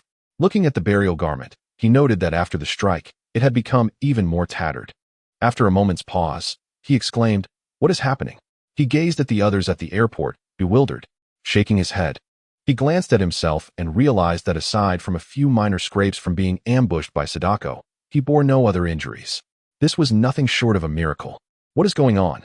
Zhao Wen was utterly flabbergasted. He then caught sight of the now ragged burial garment. Could it be that this garment could withstand a blow from the Ghost Emperor? How is that even conceivable? That is a Ghost Emperor, after all. While Zhao Wen remained in a state of shock, Jiang Yun had already rushed forward. Jiang Yun remained oblivious to the remarkable utility of the funeral garments produced by her clothing factory. Shortly thereafter, Jinzi expressed a hint of surprise. Logically, the frail human she had just attacked should have been rendered either dead or incapacitated. Yet, he sat there, seemingly unharmed. Was there some hidden advantage that had saved him? Subsequently, Jinzi unleashed several more assaults on the other members of the 749 Bureau. To her astonishment, her attacks faltered, failing to inflict any harm upon the others. The individuals struck were equally astonished to discover that this funeral garment could withstand a blow from a ghost emperor. This was nothing short of miraculous. Although it was merely a single strike, with such a garment, did it mean that no one would fear the ghost emperor any longer? If it could be worn continuously, would they not be invincible? Various expressions of shock resonated in that moment. Li team, do you have any more of these funeral garments? I need another 100. Weren't you just complaining about them? Nonsense, I never complained. You felt the same way. I knew that what the higher-ups provided us would surely be useful. Yet Jinzi remained skeptical, her hollow eye sockets filled with confusion. Did each of them possess a life-saving trump card? She continued her onslaught, intensifying her efforts, unleashing attacks more terrifying than before. Meanwhile, the remaining members of the 749 Bureau, untouched by the previous attacks, stood resolutely in defiance. Jinzi found herself repeatedly dumbfounded. Why did her methods of assault prove ineffective? A myriad of questions plagued Jinzi's mind. As the battle progressed, she realized that none of her attacks had any effect on this group. Gazing at the crowd in the square, who remained unscathed and were even conversing animatedly, Jinzi was utterly bewildered. She halted her actions, staring vacantly at these individuals. Chapter 173. The funeral garment acknowledges Jiang Guo at the airport. Even Jinzi, now a ghost emperor, was taken aback by the scene before her. She had witnessed countless storms, yet this peculiar phenomenon was unlike anything she had encountered before. What on earth was happening? Was it permissible to treat a ghost in such a manner? Of course, Jinzi was not the only one expressing sheer astonishment. The members of the 749 Bureau were equally incredulous. A funeral garment that was both hideous and possessed by ghostly energy, previously. They could never have imagined that this very garment would become their greatest source of support. They pondered whether a continuous supply of such garments might mean that the eradication of all supernatural beings was within reach. After all, they had never heard of anything capable of withstanding a strike from a ghost emperor. Identical thoughts emerged in the minds of the people in Bureau 749. The attack from Sadako struck instantaneously, and by the time the effects of her onslaught were fully realized, Li Tao had only just begun to react. He hurriedly rushed to the front of the group, simultaneously guarding against any further ambush from Sadako while observing the others behind him. Gazing at the unscathed members of Team 2, Li Tao was equally astonished, though he felt compelled to conceal his emotions. This is precisely why you were made to don the ceremonial garments. Do you still harbor any complaints? He addressed the individuals who had recently expressed disdain for the attire. Captain Li, you could have mentioned this sooner. Otherwise, we wouldn't have reacted so dramatically, nor would we have continued our complaints, Zhao Wen responded from a distance. Having regained his composure, others chimed in as well. Indeed, had we known these ceremonial garments could withstand an attack from the Ghost Emperor, we wouldn't have hesitated to wear them, even while sleeping. Li Tao refrained from elaborating further, merely arching his brows slightly. Mention it earlier? I myself found it hard to believe. What if I had told you, and the garments failed to perform as promised? You might have recklessly rushed into danger like naive fools. If all of Bureau 749 were to perish, there would be no need to defend Nanjing City. We would all ascend together. Such thoughts surged through Li Tao's mind. Looking at the team members, aside from Zhao Wen, who had been flung away, the rest appeared largely unscathed. Had it not been for the ceremonial garments, now tattered from previous assaults, one would scarcely imagine they had survived an attack from the Ghost Emperor unscathed.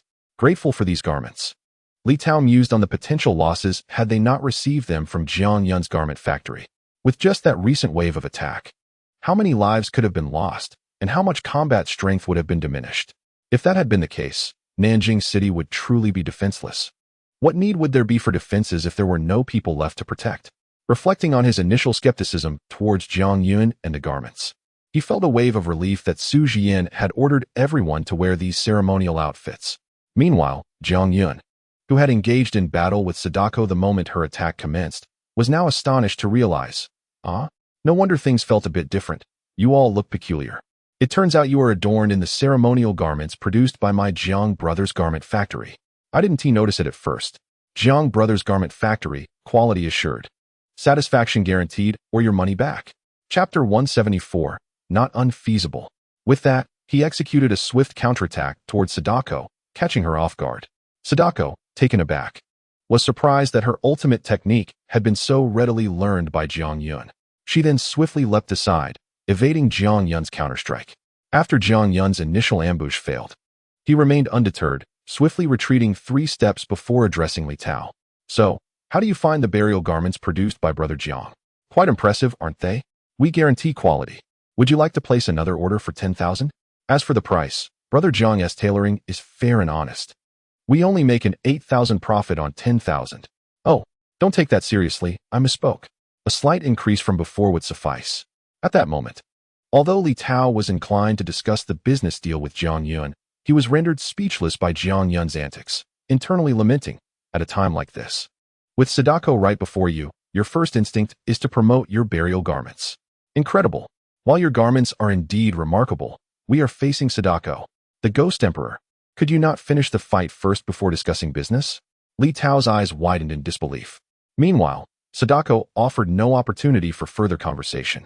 Charging forward and engaging Jiang Yun in combat, the 3 members of the Ghost Hunter organization, observing from a distance, witnessed the entirety of Sadako's assault.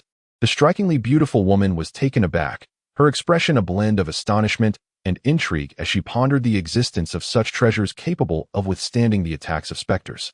Even the Ghost Emperor. Moreover, it appeared that a considerable quantity of these burial garments was present. Xiaoyu, her curiosity piqued, gazed wide-eyed at the beautiful woman. What are these garments? I heard Jiang Yun mention that the female ghost is Sadako, hailing from Japan, and apparently a Ghost Emperor. This garb, seemingly shabby and grotesque, appears to have withstood an attack from the Ghost Emperor. The beautiful woman, equally intrigued about the specifics of these garments, succinctly replied, they must be a type of treasure, and there seem to be quite a few of them. Xiaoyu continued, I just overheard the uncle talking to that person named Li Tao. It seems Jiang Yun sold them these garments, claiming they were made by his tailoring factory. Could it be that the uncle crafted them himself? Is he truly that skilled? I refuse to believe he is more capable than I am. Although the uncle did mention before that his golden creations could be mass-produced. Are these 2 made in the same place? As Xiaoyu oscillated between excitement and skepticism, a different expression finally crossed the previously calm countenance of the beautiful woman. She was astonished to discover that Jiang Yun could produce items capable of withstanding the Ghost Emperor's strikes. If it were indeed possible to mass-produce such garments, the organization's chances of combating specters would significantly increase, and their casualty rate would drastically decrease. This was undoubtedly a miraculous treasure. Moreover, it seemed he shared similarities with the master. Just how many secrets did Jiang Yun harbor? Could he truly be of the same ilk as the master? Beside her, Xiaoyu continued to chatter away, completely oblivious to the fact that the strikingly beautiful woman had already drifted off into her own thoughts. Let me tell you, if this thing was created by the uncle, can we not ask him for a few? At this moment, the beautiful woman finally returned to reality. She glanced at Xiaoyu, yet remained silent, seemingly lost in contemplation. Meanwhile, Xiaoyu felt increasingly uncomfortable under the intense gaze, believing that the beautiful woman doubted her. What kind of look is that? Do you not believe that if I simply ask, the uncle will dutifully deliver it to me? My charm is irresistible to him. Just as Xiaoyu was about to elaborate further, the beautiful woman suddenly spoke. It's not impossible. It could be worth considering. Chapter 175. We are not to be provoked, Humph. My charm, given the uncle's demeanor, is a simple matter to leverage. Observing Xiaoyu's comical expression, the beautiful woman feigned ignorance of her antics and continued pondering. What is the relationship between Jiang Yun and the master? Could they be cut from the same cloth? Previously, the master suggested it would be best to bring him into the organization. Just as Xiaoyu was preparing to speak again, the beautiful woman preemptively responded, All right, you may go. She cast a dismissive glance at Xiaoyu, not taking her earlier words seriously. She was well aware that if Xiaoyu truly said such things to Jiang Yun, she would undoubtedly receive a punch in return. And she wouldn't feel embarrassed at all. Noticing the disdainful look from the beautiful woman, Xiaoyu finally snapped back to reality, pouting in indignation. You never intended to believe I could pull it off. In that moment, Xiaoyu realized that the beautiful woman viewed her as a source of amusement. Her suggestion of considering was certainly not an invitation for Xiao Yu to charm Jiang Yun, although Xiao Yu still believed in her own allure. She understood that the beautiful woman was likely contemplating alternative methods to achieve their aim. Just as Xiao Yu was about to voice her thoughts, members of the 749 Bureau swiftly surrounded the entire aircraft. In front of the plane, the members of the 749 Bureau, with Li Tao grabbing a megaphone from a nearby vehicle, prepared to address the figure on the aircraft. You are surrounded. Do not resist futilely. Lower your weapon immediately. Pausing, he glanced at the figure of Sadako standing atop the plane, noting that her weapon seemed beyond her ability to relinquish. Thus, Li Tao continued, surrender is your only option. Raise your hands quickly. With so many of us, you stand no chance against a single ghost. Even if you are now the Ghost Emperor, resistance is futile. Sadako merely cast a glance at this man, who appeared as dazed as the one previously seen with a lollipop, and chose to ignore him. Instead, she turned to Jiang Yun, and that familiar aura enveloped her once more. At this moment, Sadako suddenly realized that the aura she had sensed from Jiang Yun earlier was identical to the one she sought in Huaxia, the essence of the ghost she had come to find. Why do you bear Kaiko's aura? Have you taken Kaiko away? What have you done to her? It is you. You have taken Kaiko. No wonder you managed to abduct her effortlessly while I remained oblivious. I have now ascended to the status of Ghost Emperor. Yet I still find myself unable to subdue you. What is your true power? Enraged, Sadako exclaimed once more, where have you taken Kaiko? With that, she let her hair cascade down, a sinister veil that obscured the light, and charged towards Jiang Yun. However, Jiang Yun was not one to be trifled with. After all, you have been talking to yourself for so long without allowing me a chance to speak. What more is there to discuss? If it comes to blows, do you truly believe I fear a mere Sadako? I have vanquished more than 100 Ghost Emperors.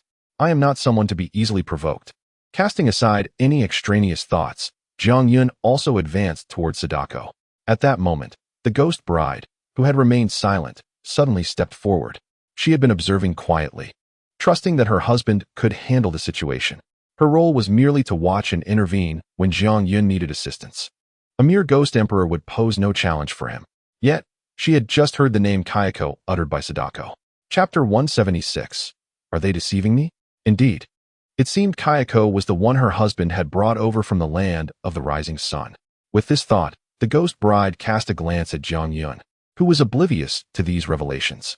Sadako appeared to know Kaiko. Moreover, it seemed her journey from the land of the rising sun to Huaxiao was driven by a desire to rescue Kaiko, before Sadako could offer any explanations. And as they were on the verge of combat, the Ghost Bride interjected, I know where Sister Kaiko is. Though her voice was soft, it reached Sadako's ears clearly. With a swift motion, Sadako evaded Jiang Yun's attack. The Ghost Bride then addressed Jiang Yun, my husband, you should step back. There may be a misunderstanding between us and her.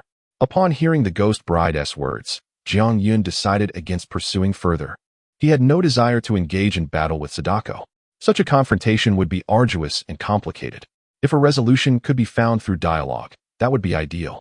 Yet, it seemed there was no misunderstanding after all. He had indeed brought Kaiko from the land of the rising sun regardless, he thought. As long as a fight could be avoided, all would be well. If not, he would be sure to show Sadako the full extent of his golden prowess. Gold is not to be trifled with. Such thoughts suddenly surfaced in Jiang Yun's mind. What did you say? Do you know where Kaiko is? Where is she? How do you know? Without further contemplation, Sadako, after evading Jiang Yun's assault, eagerly inquired of the Bride of the Ghost. Just as the Bride of the Ghost was about to respond, Sadako interjected, you are a ghost as well. Why are you with this man? What has become of my Kaiko? Has this man slain her? If Kaiko is dead, you all shall perish, every last one of you. I will not spare any of you. With that, she pointed an accusing finger at Jiang Yun. What have you done? Is she also under your control? Jiang Yun, initially believing that words could resolve the matter, was now utterly perplexed. Wasn't it supposed to be a verbal confrontation? Why was she suddenly being accused? However, Jiang Yun was not one to be easily intimidated. Having been directly pointed at, she was ready to engage Sadako in a prolonged battle. At that moment, the Bride of the Ghost interceded, holding Jiang Yun back. She then softly addressed Sadako. He has not controlled me. I chose to follow him. Furthermore, Kaiko is quite well on our side. It was only then that Sadako fully comprehended the Bride of the Ghost's words. Sister? Kaiko? Upon seeing the certainty in the bride's eyes, Sadako hesitated, still somewhat incredulous. She did not launch another attack on Jiang Yun, merely maintaining a defensive posture and stepping back slightly. Did you just say Kayako is your sister? Do you know where she is? You are close with her? The bride's claim that Kayako was her sister left Sadako bewildered. After all, Kayako had been taken from the Island of Radiance. How could it suddenly be that she was now the bride's sister? What was truly happening here? Sadako was engulfed in confusion, struggling to grasp the situation. This was entirely contrary to the information she had received. Were they merely deceiving her? Did they not fear exposure? A torrent of doubts surged within Sadako, and she sensed something was amiss. With a hint of vulnerability, she tentatively asked, "Are you friends with Kayako?" Chapter 178. I can do it too at this moment. Sadako bore a countenance of disbelief, grappling with the current state of affairs. The Kayako she had come to retrieve from the Island of Radiance had inexplicably transformed into their sister? No, perhaps they were merely deceiving themselves. Sadako knew Kayako's temperament well. She was not someone to be easily subdued. How could she have become their sister? Observing the confusion on Sadako's face, the bride of the ghost clarified. Kayako was brought back by my husband from the Island of Radiance. Before she could finish, Sadako interrupted, "I knew it. You all deserve to die." It was claimed that Kayako was not taken by him, as if some crucial clue had been uncovered. Sadako pointed an accusatory finger at Jiang Yun, her eyes blazing with fury. The bride ghost once again restrained the advancing Jiang Yun, addressing Sadako, "You may listen to my explanation first. If you still harbor doubts or dissatisfaction afterward, you may take action then." Upon hearing this, Sadako calmed slightly and gestured for the bride ghost to continue. The bride ghost resumed, "When Kayako was first brought back by my husband, she was indeed quite reluctant. However, she eventually became friends with us, and not long ago, she even joined us in battling other ghost emperors. She is injured, which is why you do not see her now." At this moment, Sadako was even more perplexed. Why have I heard that this man is a scoundrel who fled from Huaxiao to the Island of Radiance merely to deceive Kayako? He is also quite the charmer. Sadako signaled the bride ghost to look at Jiang Yun and inquired. The bride ghost felt a hint of uncertainty as well. Initially, it had been agreed that her only sweetheart was herself. How could another sweetheart emerge after a trip to the Island of Radiance? A twinge of jealousy stirred within the bride ghost, yet she defended Jiang Yun, albeit her gaze frequently darted towards him.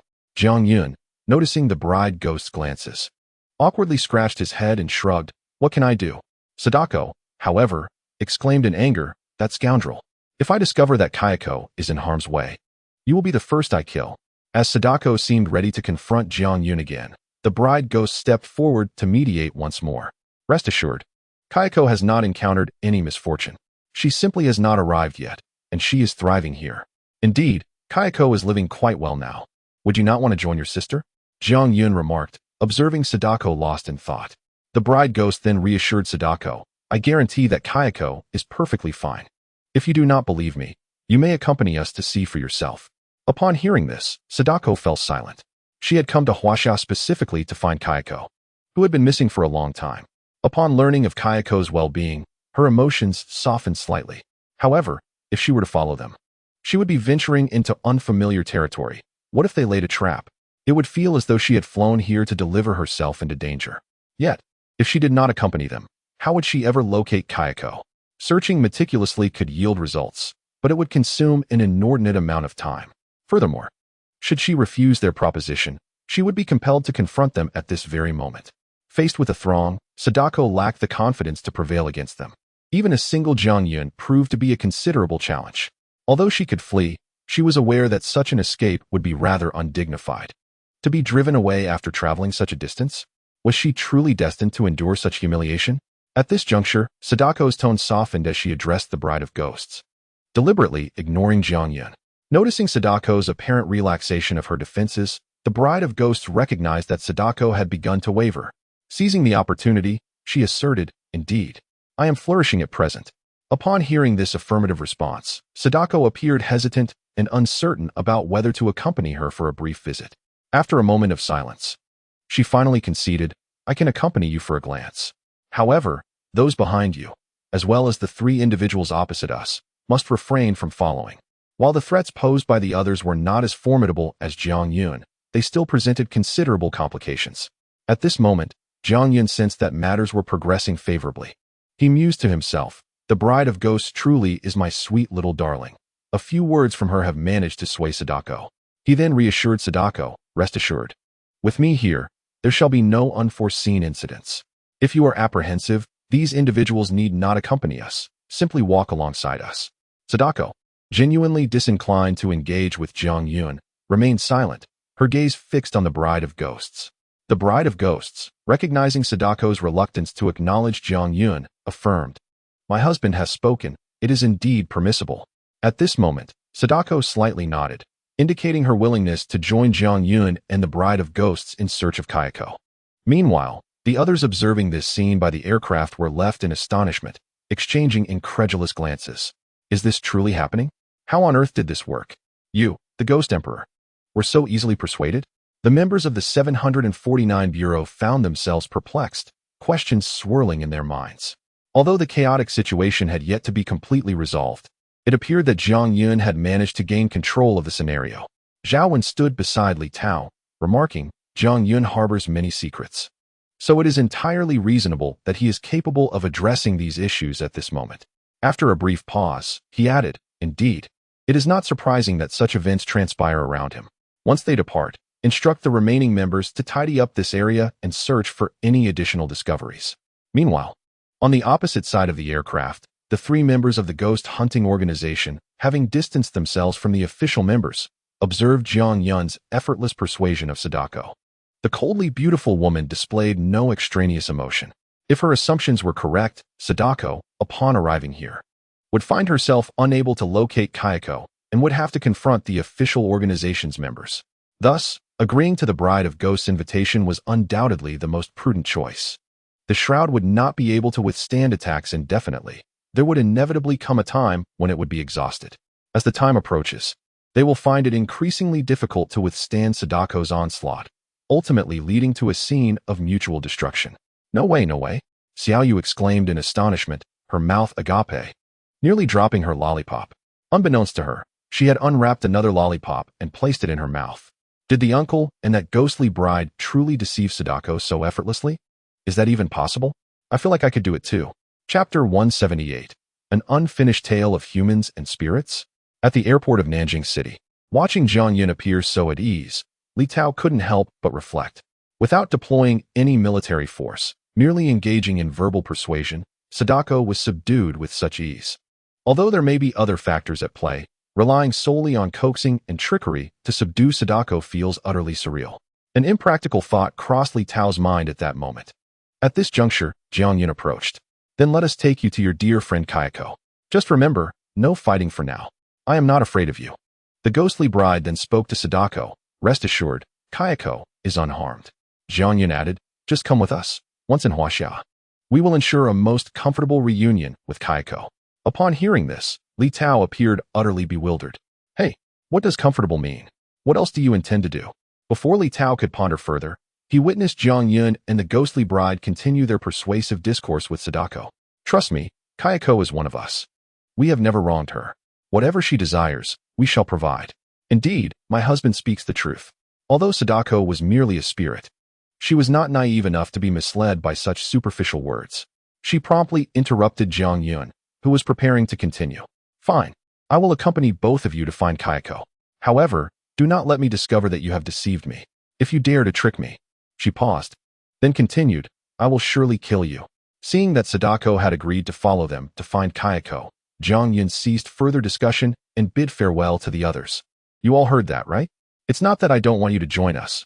I would love to take you along, but she won't allow it. Li Tao, if you have any other leads, please let me know. Also, regarding the funeral attire, we will discuss it once this matter is settled. A price increase is reasonable. You have seen the results, and the quality is assured.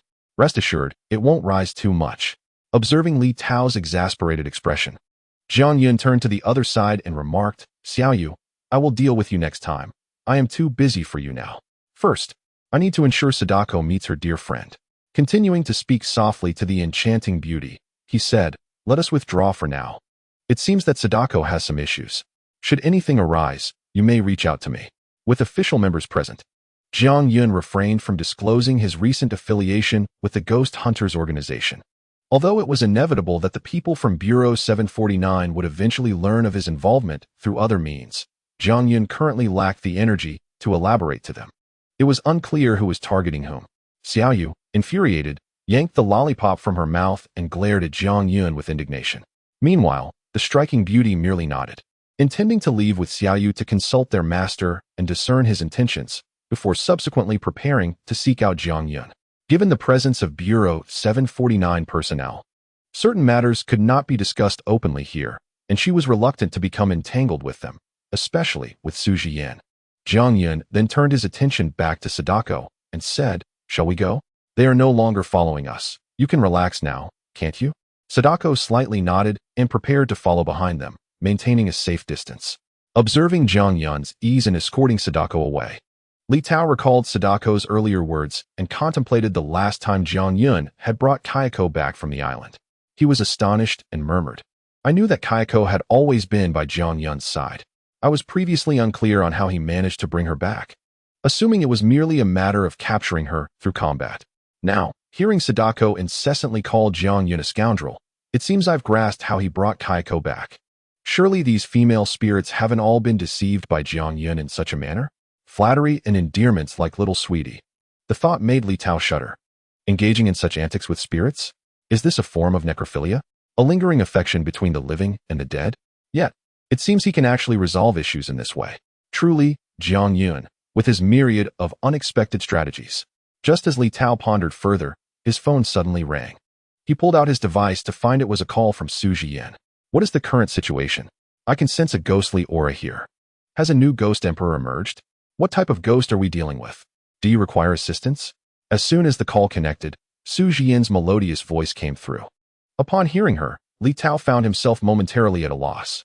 He gazed at Jiang Yun and the ghostly bride leading Sadako away, momentarily stunned. His emotions were quite complex, unsure whether assistance was truly necessary. It appeared that this support could be useful, yet perhaps it was not. Therefore, he could only respond slowly, "Director Su. Perhaps it would be best if you came to the scene yourself to assess the situation." In the temporary office constructed beside the hospital, Su Jian was engulfed in confusion as she glanced at her phone, confirming that she had dialed the correct number. How could Li Tao, typically so reliable, suddenly utter such cryptic words without providing clarity? Furrowing her brow in contemplation, she pondered whether he had encountered some unforeseen peril. "What is the situation on your end? Has something unexpected occurred?" she inquired briskly. Li Tao, on the other end, felt a sense of helplessness at Su Jian's persistent questioning. Unsure of how to elucidate the circumstances, he finally replied, "It would be best for you to come and see for yourself. For now, I can only assure you that there is no immediate danger." However, Su Jian's perplexity deepened. What could have transpired to render Li Tao so enigmatic? Chapter 179. This is the base camp Nanjing City. As she journeyed from the airport to the Jianggu garment factory, Jinzi's heart fluttered with unease. Especially as she neared the vicinity of the factory, she became acutely aware of an overwhelming presence of malevolent spirits. Even she, the Ghost Emperor, could not exude such a potent aura, and the energy was chaotic. Clearly, there were not just one or two spirits, but many, and they were formidable. Jinzi was instantly taken aback. How many spirits were lurking in this area? She began to suspect that Jiang Yun had deliberately lured her into a trap. Contemplating this, her expression darkened, and her aura turned even more frigid. Yet, her gaze towards Jiang Yun grew increasingly sinister. Jinzi fell into a deep reverie, contemplating her odds should she decide to ambush Jiang Yun at this moment. Unbeknownst to Jiang Yun, who was blissfully unaware of Jinzi's internal turmoil, he reveled in the triumph of having ensnared another employee. Oh, not yet his employee, but soon to be. A smirk crept across Jiang Yun's face as he raised an eyebrow in amusement. How delightful, a Ghost Emperor acquiring yet another formidable ally. With Kayako and Old Qin present, they should be able to keep her in check. When he opened the factory's grand doors, Jinzi had already prepared herself for an ambush. However, what greeted her was a row of sewing machines, each operated by a diligent ghost laboring intently. Their movements were so adept that it resembled an assembly line of robots tirelessly at work. Some merely cast a fleeting glance at the newcomer before returning their focus to their tasks, cautiously tending to the fabric. Jinzi stood in stunned silence, unable to comprehend the scene before her. What was the meaning of this? Where was she? Why were there so many spirits present? She gasped aloud, her astonishment palpable. She even witnessed one ghost, tears of blood streaming down its face, meticulously avoiding letting a drop fall on the fabric as it operated the sewing machine. The sight was absurdly comical, yet Jinzi found no amusement in it whatsoever. For indeed, these are all her fellow spirits. Even if the enslaved souls are not her own, she can still feel the suffocating weight of capitalist exploitation. It is akin to a living hell. How can one be condemned to an existence as a ghost yet remain ensnared in labor? Is this your factory? With a swift movement, Sadako shifted her gaze to Jiang Yun, who stood beside her. This must be abduction. It is coercion. Jiang Yun is certainly no good person. However, it was not Jiang Yun who first responded. Instead, it was the ghost bride nearby who spoke up. Noticing Sadako's stunned silence and sensing her confusion, the ghost bride flashed a smile and explained, "This is our stronghold, Jiang Good Garment Factory. Look how fulfilled and joyous everyone is. If you stay with my husband, you will surely enjoy a life of abundance." Since Sadako is a ghost emperor, her presence would undoubtedly bolster Jiang Yun's endeavors, especially in these tumultuous times. Having a ghost emperor by one's side is ultimately a boon. With this thought, the ghost bride's smile deepened. At that moment, Jiang Yun nodded proudly, declaring, "See, my enterprise is truly magnificent. Look at these diligent and earnest workers.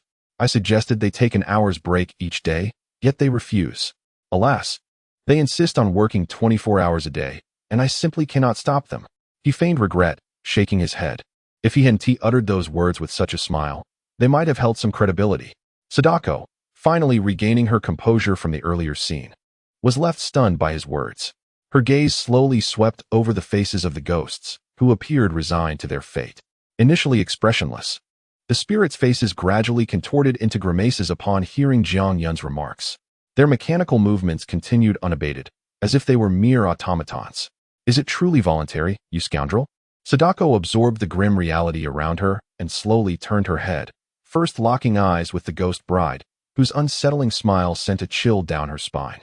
Although she sensed she might not be a match for her in a confrontation, an inexplicable unease crept over her. Glancing back at Jiang Yun, she noted his face wore a look of satisfaction. Sadako was profoundly shocked. They genuinely appeared to believe that these employees were content. Could it be? Would you care to listen to the absurdity of your own words? This is nothing but sheer exploitation of ghostly labor. What fulfillment and joy are you speaking of? I see that they wish to abandon their ghostly forms altogether, yearning for annihilation instead. Just as she was speaking, a familiar aura suddenly enveloped her. She quickly sought the source of this sensation. Rows of sewing machines came into view until her gaze landed on a particular machine in the corner. A pair of pallid hands pressed against the fabric, gradually pushing it forward. It was Kayako. Sadako's expression faltered momentarily. Simultaneously, Kayako sensed her presence. As if in disbelief, she slowly turned her head, the entire scene unfolding in slow motion. The two demons locked eyes. In that instant, a peculiar atmosphere enveloped the entire garment factory. Suddenly, a stream of blood tears traced down Kayako's face. "Sadako." That voice evoked tears from listeners and sorrow in onlookers. "Kayako." Sadako replied in kind. In the blink of an eye, before Jiang Yun and the other spirits could comprehend the situation, Kayako and Sadako embraced each other fervently. "I now find myself filled with deep regret, genuine remorse. I should not have lost myself amidst the whispers of sweet nothings." Upon encountering a familiar face, Kayako, overwhelmed with grief, confided in Sadako about the steps that led her to her current plight. This only made Sadako's gaze towards Jiang Yun increasingly peculiar. After finally expressing her sorrows, Kayako remembered to inquire about Sadako's situation. "Aren't you still in the land of the rising sun? How did you end up here? Did that scoundrel bring you?" The latter turned to glance at Jiang Yun, indicating with her eyes. "He brought me to find you." Kayako's brow furrowed instantly. "You deceitful scoundrel. Is it not enough to have tricked me into coming here? You even have to deceive my sister. How shameless can you be? How many sweethearts do you have?" "Exactly." The more she spoke, the angrier she became, her long hair beginning to grow wildly, dancing in the air. Her eyes turned crimson as she raised her hand, ready to strike Jiang Yun directly. Jiang Yun, bewildered, turned and fled. "Wait, what does this have to do with me? She chose to come here on her own. This time, I am truly not to blame. Goodness, how can one change so suddenly?" Fortunately, although Sadako was a spirit, she retained a sense of propriety. Despite her desire to strike Jiang Yun, she would not unjustly accuse him of actions he did not commit. Thus, She quickly interjected to clarify. It was indeed my decision to come here. Upon arriving in Huaxia, I encountered him. I learned of your whereabouts through him, which is why I asked him to bring me. At her words, Kayako paused, gradually regaining her composure and retracting her previous demeanor. So, you were doing well in the land of the rising sun. What prompted your sudden arrival in Huaxia? Sadako's brow knitted. I came to find you. A more formidable spirit has emerged in the land of the rising sun. Chapter 180. So frustrated, I wished to crush him. Everyone was taken aback by Sadako's words. Both Sadako and Kayako were already the two great demon queens of the land of the rising sun. There had been no prior mention of any being more powerful than they. Moreover, Sadako was no longer merely a demon queen, but a demon emperor. If she expressed such concern, could it be that this entity was even more formidable than her? This presents quite a dilemma. Although not situated in Huaxia, the two nations are relatively close. Jiang Yun's expression turned grave as he sank into contemplation. At present, the world is beset by a surge of supernatural occurrences, with increasingly powerful specters manifesting. Nations have descended into chaos and unease. The escalating frequency of these events has led to a gradual loss of control over public order. Despite the implementation of various measures, their efficacy remains rather limited. The activities of malevolent spirits have become ever more rampant. Furrowing his brow slightly, Jiang Yun sighed softly. The world is indeed in turmoil. Just as he was about to continue his thoughts, a brazen voice floated in from outside. Jiang Gu, little knife, clutching his phone, drifted in, evidently eager to convey something. Wow, Jiang Gu, impressive. You've brought back a stunning beauty. Where did you pick her up? Upon seeing Sadako, the lad seemed to forget his original purpose. He floated before her, scrutinizing her with unwelcome intensity. Sadako felt utterly uncomfortable under his gaze, wishing she could deliver a sharp slap. Though he appeared to be merely a lowly spirit, she had never encountered a malevolent ghost who dared to gaze upon her so disrespectfully. Hey, she doesn't look like one of our Huaxia girls. Jiang Gu, your taste is certainly unique. Why do you always bring back foreign beauties? Little Knife not only failed to restrain himself, but grew even bolder. Sadako's expression darkened instantly. For the sake of Kayako, she could overlook the lascivious scrutiny, but this insolent spirit dared to speak so disrespectfully. Having ruled as a ghost king for so long, she had never encountered a spirit so audacious in her presence, which she perceived as a grave insult. Her eyes began to glow crimson. Her nails elongated dangerously as she prepared to retaliate. Sensing the impending confrontation, Jiang Yun swiftly delivered a sharp slap to Little Knife's head. The latter, feeling wronged, rubbed his head. Jiang Gu, why did you hit me again? Though I cannot feel pain, I still possess dignity. I am a proud spirit. Jiang Yun, upon hearing this, couldn't he help but twitch his eye in disbelief. Dignity? Pride? If he had any semblance of such qualities, he wouldn't behave so crassly.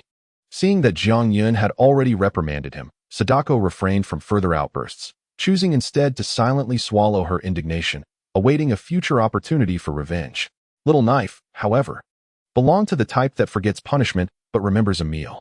After a brief moment of restraint, he once again drifted closer, glancing back and forth between Jiang Yun and Sadako, his eyebrows raised in mischief. Ah, how protective you are of her. Is it true, brother Jiang, that you are enamored by her beauty? Alas, the ghost bride is on the verge of tears. As soon as the words left his lips, the surrounding atmosphere seemed to solidify. Jiang Yun could hardly contain his desire to send the Little Knife away. He glanced at the ghost bride, who, as expected, wore a terrifyingly sullen expression. A chilling wind began to swirl around them once more. He sighed deeply. Husband, is what you said true? Is having me not enough for you? The ghost bride began to wipe away her tears. Seeing the sorrowful and accusatory look in her eyes, Jiang Yun hurriedly reassured her. No, that's not it. You know well that the Little Knife is just a mouthy ghost. He speaks nonsense. Just then, the Little Knife, seemingly oblivious to the tension, dared to tease Sadako directly. This sister brought back by brother Jiang is truly stunning. Sister, let me embrace you to see if you are in good health. Upon hearing this, Sadako's anger surged, and she suddenly radiated a formidable aura. It appeared she was on the verge of transforming. Noticing her impending fury, the Little Knife quickly jumped aside, yet his smile remained unfazed. Oh dear sister, why are you still angry? I was merely complimenting your beauty. Jiang Yun felt a throbbing in his temples, unable to endure any longer. If he allowed the Little Knife to continue, his clothing factory would surely be demolished by Sadako and the ghost bride. This mischievous child would never learn to keep quiet unless he was dealt with harshly. Raising his hand, he delivered a firm slap to the back of the little knife's head, sending him tumbling away. Goodness! Is being a ghost so dull that you wish to embrace a ghost emperor? Are you tired of existing as a ghost? Sadako had already transformed into her unsettling form once again. Jiang Yun, noticing this, quickly sought to explain to her on behalf of the little knife. Calm down, calm down. The child at home is simply unaware of his actions. He is still young, not yet of age. Please, as an adult, show some magnanimity and do not take offense. He then turned to the ghost bride, saying, You witnessed everything when I encountered her. How could you believe the little knife's absurd ramblings? The ghost bride paused in surprise. Indeed, Sadako had returned with them. Gradually, the chilling winds subsided. While the situation seemed to have eased, Sadako was no longer receptive. Her gaze fixed with fury upon the little knife. Her eyes narrowed, her expression resembling that of someone ready to rend him asunder. She felt utterly humiliated.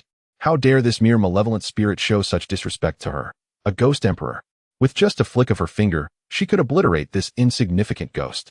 Resolving to enact her vengeance, she slowly raised her hand. Ko, realizing her genuine anger, knew that if she acted, not only would the little knife suffer, but the very doors of the clothing factory would be shattered. She hastily pressed her hand down.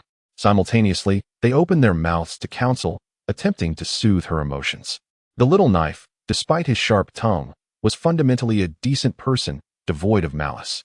Kayako's words caused Sadako to hesitate slightly in her actions, yet her anger remained unabated. Observing this, the little knife displayed no fear. As long as he clung to Jiang's leg, even the ghost emperor would be unable to obliterate him today. He swiftly darted behind Jiang Yun, peering out and declaring, Of course, I am Jiang's right-hand man, a capable general. No need for further elaboration. He is exceedingly good. Oh wait, I am a good ghost. His expression of pride instantly intensified Sadako's fury. Initially, Kayako's advice had led her to consider sparing him, but upon witnessing his demeanor, she could no longer restrain herself. She truly wished to crush him. Jiang Yun, on the other hand, was exasperated. The little knife indeed validated the saying, If you don't act recklessly, you one team meet your demise. He swiftly turned and delivered a flying kick, sending the little knife soaring once more. You talk too much. Finally, it was somewhat quieter. He then turned to Sadako. All right, disregard him. Children can be quite mischievous. Let us discuss the matter you mentioned earlier. Please elaborate on the formidable ghost from the cursed island you referred to. Chapter 182. Yamada no Orochi. Upon hearing Jiang Yun mention the ghostly entity, Sadako momentarily paused, then cast a warning glance at the little knife before ignoring him and suppressing her own malevolent aura. After a brief silence, she reflected on where to begin. I previously wandered across the cursed island. One day, I suddenly sensed an extraordinarily potent ghostly presence. As she spoke, Sadako's expression shifted. The entire cursed island was engulfed in that dense aura. I happened to encounter members of the Sakura group exterminating ghosts and overheard them discussing this matter. She paused, her expression grave. Before continuing, they suggested that perhaps Yamada no Orochi has awakened. Instantly, Kayako's expression changed. Yamada no Orochi was a being from folklore, reputed to possess 8 heads, each capable of spewing toxic venom with extreme corrosiveness. Yamada no Orochi? Are you certain? Sadako slowly nodded. I fear so. The aura bears a striking resemblance. Moreover, the members of the Sakura group have engaged with it, and I have heard that none of the dispatch teams survived. Jiang Yun was momentarily taken aback. The members of the Sakura group were not particularly strong, yet they usually had a chance to escape when confronting ordinary spirits. He had only heard of Yamada no Orochi during his previous time on the cursed island and was not fully aware of the specifics. It was prudent to gather more information in preparation. Thus, he inquired of Sadako, You claim it is stronger than you. What is the basis for this assertion? As far as I know, you and Kayako have reached the pinnacle among the spirits of the cursed islands. Previously, I have not sensed a presence more formidable than yours in the cursed lands. Upon hearing this, Sadako slightly furrowed her brow and shook her head. Indeed, I had never felt a more potent aura than ours in the cursed islands. When I first encountered his presence, his strength was comparable to mine. However, after some time, his aura underwent a sudden transformation. He has become stronger. Simultaneously, it has been reported that countless spirits have mysteriously vanished, precisely from the locations he has traversed. Not a single spirit remains. At this juncture, A trace of terror surfaced on Sadako's face. His power has escalated too rapidly. Currently, I find myself unable to contend with him. Furthermore, I can sense that he is drawing ever closer to me. Jiang Yun, upon hearing this, also knitted his brows. The last time he ventured to the Cursed Islands was ostensibly to capture. No, to subdue Kayako. At that time, he did not perceive such a potent spirit energy. This implies that the entity resembling Yamada no Orochi has rapidly evolved within this brief span. Sadako paused before continuing. Previously, he dispatched a doppelganger to assault me. And at that moment, his aura was already chaotic and his form exceedingly bizarre. Thus, I could not definitively ascertain whether it was indeed Yamada no Orochi. Yet, I am certain that he surpasses me by a substantial margin, transcending the realm of the Demon Emperor. Jiang Yun's brow furrowed further at this revelation.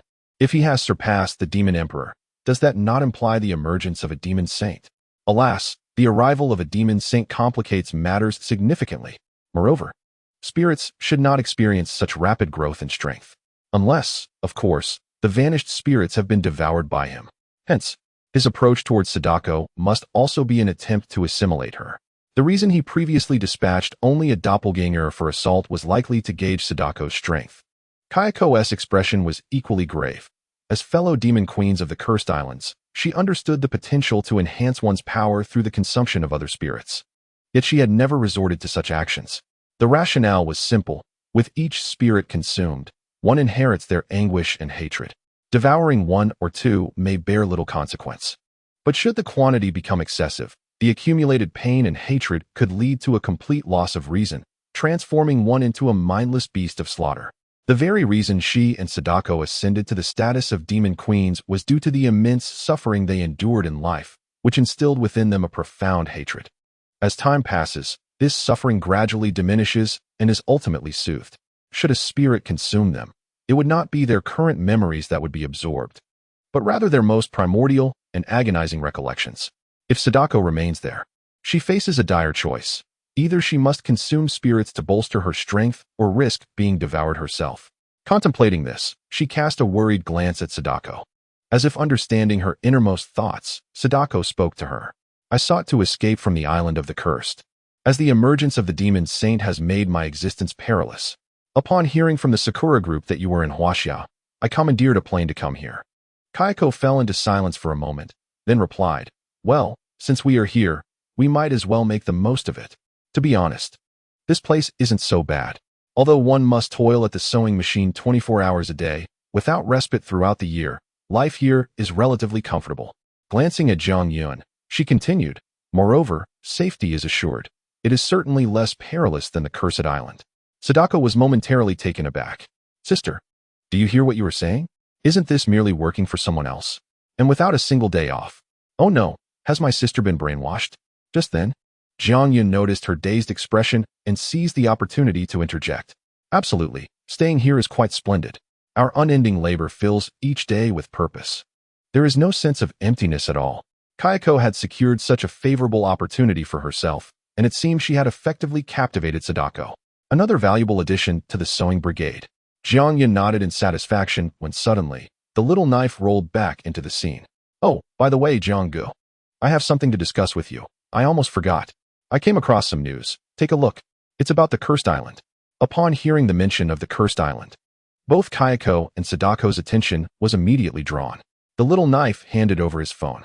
Jiang Yun was slightly taken aback as he picked it up. The little knife continued to explain, Jianggu, look. The little bastards are coming. I was confused earlier. Didn't we hear that Su Jiyin called them to Huaxia for assistance? Yet they were unwilling to come, and now they are rushing over. But after listening to your conversation, I understand. Those little bastards. When we needed their help, they were evasive, and now that they require assistance, they shamelessly come seeking it. Surely they will claim it as mutual aid between our two nations. Delighted with his own cleverness, the little knife beamed, Jianggu. Having me as your ally is truly a blessing. Look, I even thought of this for you. Initially, Jiang Yun found some merit in the little knife's analysis. But for reasons unknown, his words always instigated a desire to strike him. Just then, a familiar voice resonated from the entrance. The little knife was indeed correct. The Sakura group had plans in motion. Chapter 182, The Emergence of the Demon Saint. Jianggu's Garment Factory. The once industrious spirits diligently operating sewing machines have now considerably slowed their pace, straining to overhear the conversation between Jiang Yun and his companions. The atmosphere, initially weighed down by the mention of the formidable ghost saint by Sadako, lightened somewhat with the interjection of Little Knife. Although the topic was far from lighthearted, Little Knife possessed an innate ability to inject humor into even the gravest discussions. Meanwhile, outside the factory, Su Jian had just arrived at the entrance of Jianggu Garment Factory when she heard Little Knife discussing matters concerning the Island of Radiance. Though his expressions were somewhat convoluted, his analysis bore a semblance of truth. Just as their conversation came to a close, she interjected. The sound of her voice startled everyone. Turning around, they were astonished to see Su Jian, clad in her uniform. She exuded an air of authority that belied her youth, a distinct demeanor reserved for those in positions of power. This busy individual rarely missed significant events. Her visit was indeed urgent, as the Island of Radiance had already contacted Huaxia, and she had received notification. The members of the Sakura group had also set out long ago, which explained her presence at the Jianggu Garment Factory. Recall the mocking attitude they had displayed when Huaxia sought their assistance. Now, faced with a crisis, they were eager to return to Huaxia for mutual support. A cold smile escaped Su Jian's lips. The authenticity of this so-called mutual assistance was difficult to ascertain. Yet her instincts warned her that the Island of Radiance would not be so benevolent. They might very well seek to exploit the situation to their advantage. However, with the situation in Huaxia growing increasingly dire, they had no choice but to accept the help from the Island of Radiance. Approaching Jiang Yun, she nodded to the group before cutting straight to the chase. Since you are already aware of the situation regarding the Island of Radiance, I shall be frank. Their intentions align with what Little Knife articulated. They claim to offer us a degree of assistance. Yet we must subsequently travel to their nation to aid them in vanquishing the Ghost Saint. The members of the Sakura group are already en route. Upon hearing this, a flicker of surprise crossed Jiang Yun's eyes, his brows raising slightly. The little rascals were quite swift in their actions, seemingly eager to ensure Huaxia's acceptance. Their calculation was astute, likely having assessed the challenges facing Huaxia. They were dispatching aid to resolve the Ghost Emperor issue, while Huaxia was expected to assist them with the Ghost Saint. Such audacity was almost laughable. Su Jian's brows instinctively furrowed. Despite her reluctance to engage with them after their previous refusal for assistance, the current crisis left Huaxia without sufficient confidence to tackle the challenges alone. The previous encounters had made them acutely aware of their disparities, especially considering the significant losses sustained in their last battle. Their strength had diminished even further in comparison to before. Under such circumstances, it would have been manageable if their adversary were merely a Ghost Emperor. However, they were confronted by a coordinated group. The Tower Nation had now succumbed, and nations were rife with trepidation. Although their own situation in Huaxia was markedly more stable than that of other countries, the Ghost Emperor Jiang Yun and the Ghost Master were formidable threats not to be underestimated. They found themselves unable to refuse assistance, as the troubles facing Huaxia were grave and necessitated external aid for resolution. Jiang Yun nodded in agreement, deep in thought. Indeed, without the support of other nations, the fall of Huaxia would merely be a matter of time. Their adversaries had grown stronger since their previous confrontations, while Huaxia had suffered considerable losses. The disparity in strength had widened. No matter how powerful Jiang Yun was, he remained but a single individual. Moreover, given his current capabilities, confronting the Ghost Saint would prove exceedingly challenging. The circumstances across various nations were peculiar. Some remarkably powerful apparitions had emerged, previously unheard of, as if summoned from thin air. This was reminiscent of the Ghost Emperor who had suddenly appeared in Huaxia, alongside the eight-headed serpent from the Island of Radiance. For reasons unknown, Jiang Yun felt an unsettling sense that an invisible hand was orchestrating these events. As these thoughts coalesced, a chill ran down his spine. If there truly was a person or entity behind this elaborate scheme, the implications were profoundly disturbing. However, ruminating on such matters was futile. They needed to address the immediate challenges at hand, particularly the intentions of the Ghost Emperor Jiang Yun. Just as he contemplated this, Su Jian seemed to read his thoughts and spoke. Our informants report that the Ghost Emperor Jiang Yun has been spotted in the outskirts of Nanjing. In such a short span, his strength has surged significantly. It is inconceivable that normal cultivation could yield such rapid growth. She paused, her expression growing more severe. We suspect he is devouring other stray apparitions. Otherwise, it is inexplicable how his power has escalated so dramatically in such a brief time. If this continues, confronting the Ghost Emperor has already exacted a heavy toll.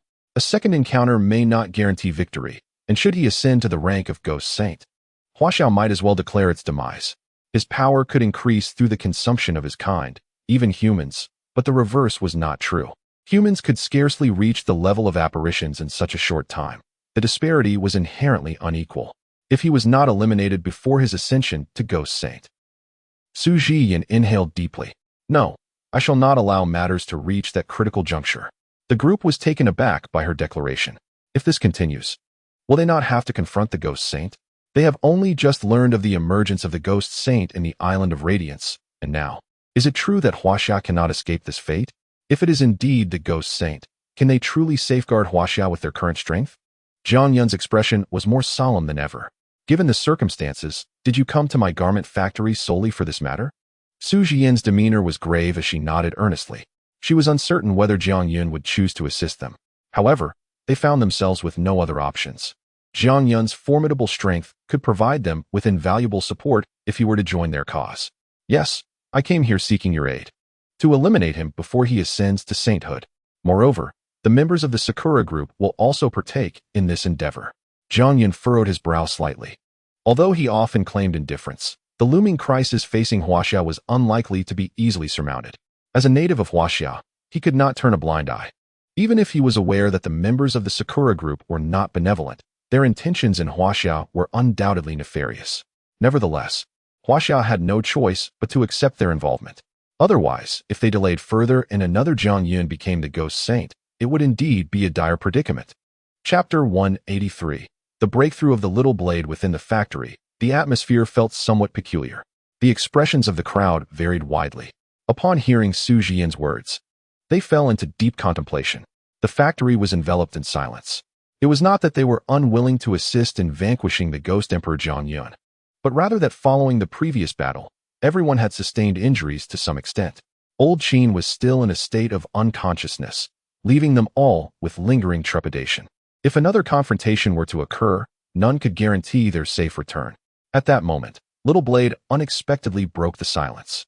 Brother Jiang, this time, I must confront that Ghost Emperor Zhang Yun. I have broken through. His desire for vengeance ignited as he recalled their last encounter. This grudge would indeed be avenged. The others were momentarily taken aback by Little Blade's bold declaration, turning to face him. Upon discerning his aura, they realized that Little Blade had somehow attained the strength of a Ghost King. It was surprising that no one had noticed this before, especially considering how many were present. Perhaps it was due to Little Blade's recent breakthrough that his aura was still somewhat unstable, leading even Sadako to initially perceive him as merely a powerful, vengeful spirit. Zhang Yun was equally astonished, raising an eyebrow in disbelief. You have actually broken through to the Ghost King? I did not sense any significant fluctuations. Little Blade, upon hearing this inquiry, instantly wore a proud expression, as if he had been anticipating this question for quite some time. It was Old Qin's guidance that enhanced my strength. Yet ultimately, it is my own efforts that have led to this achievement. Fortunately, my innate intelligence has allowed me to swiftly ascend to the rank of Ghost King. Alas, there is no need for you all to envy my rapid progress. Though I am on the verge of catching up, rest assured, it will be a while before I surpass you. The little knife was filled with pride, reveling in his own prowess. Fear not, my friends. Your own efforts will be essential. Should I exceed you, do not despair. With diligence, you too can attain similar heights. The gathered spirits were rendered speechless. How egotistical this ghost was, lacking any self-awareness. Each of those present had faced countless battles. Zhenzi, having reluctantly spared him, now regretted not having silenced him for good. How could he be so buoyant? Zhang Yun could hardly bear his self-satisfied demeanor and rolled his eyes in exasperation. Nevertheless, his ascension to Ghost King was, in the end, a positive development. He was genuinely pleased for the little knife, as this would significantly bolster their collective combat prowess. Moreover, even in the face of adversity, they would at least possess the means for self-preservation. With this thought, he chose not to dwell on the matter further, allowing the child to revel in his joy. However, the mention of Old Qin stirred a sense of concern within Zhang Yun. Old Qin, has he yet to awaken? He murmured to himself. Ever since his last bout of unconsciousness, he had not roused. Initially, Jiang Yun had anticipated a swift recovery, yet days passed without any sign of movement. This contemplation darkened his mood. Old Qin had always been a source of support for him, and the absence of his presence felt unsettling. Their prolonged companionship had fostered a familial bond among these spirits. For reasons unknown, an ominous premonition nagged at him. Yet, dwelling on such thoughts proved futile. He took a deep breath, resolving to set aside these concerns for the time being. There were matters at hand that required his attention. Once his emotions settled, he glanced at Su Jiyan, who was expressionlessly engrossed in her phone. As if sensing his gaze, she set her phone aside and looked up at him, stating, "The members of the Sakura team have arrived. They are currently waiting at the hospital in Nanjing City. Would you care to accompany me to meet them?" The others exchanged glances of surprise at the swiftness of their arrival. Jiang Yun pondered for a moment before addressing Kayako and the others. "Jinzi has only just arrived. Let her remain here with Kayako and the other spirits to safeguard our base. The little knife and the ghost bride shall accompany me. If any unforeseen circumstances arise, maintain communication at all times." Everyone nodded in agreement, save for Jinzi, who vividly recalled her initial moments within the factory. In the dimly lit workshop, the pale hands wept blood-like tears from the eyes of various specters. "If I were to remain here, would I not be subjected to the same exploitation as they? No. I am the Ghost Emperor. Why should I stay here? You clearly intend for me to toil for you. As a dignified Ghost Emperor, serving a mere human would be a matter of disgrace." Before Jiang Yun could utter a word, Kayako hastily began to dissuade Sadako. "Look, they were all heading to meet the Sakura group, and those individuals have long sought our annihilation. While they may not be our match, if a confrontation were to arise, we might very well find ourselves unable to remain here. I have resolved to stay. If you are unwilling, where else can you go? The Radiant Nation is no longer an option, and other countries may not offer a safe haven either. Instead of this, it would be better for us to remain here. The work is not arduous. A daily routine of operating a sewing machine is quite manageable, perhaps even comfortable." Kayako spoke rapidly, successfully bewildering Sadako. After a moment's hesitation, Sadako acquiesced. After all, leaving this place would indeed leave her with nowhere to go. Her sister was right. She had initially come to this side, seeking her sister's refuge.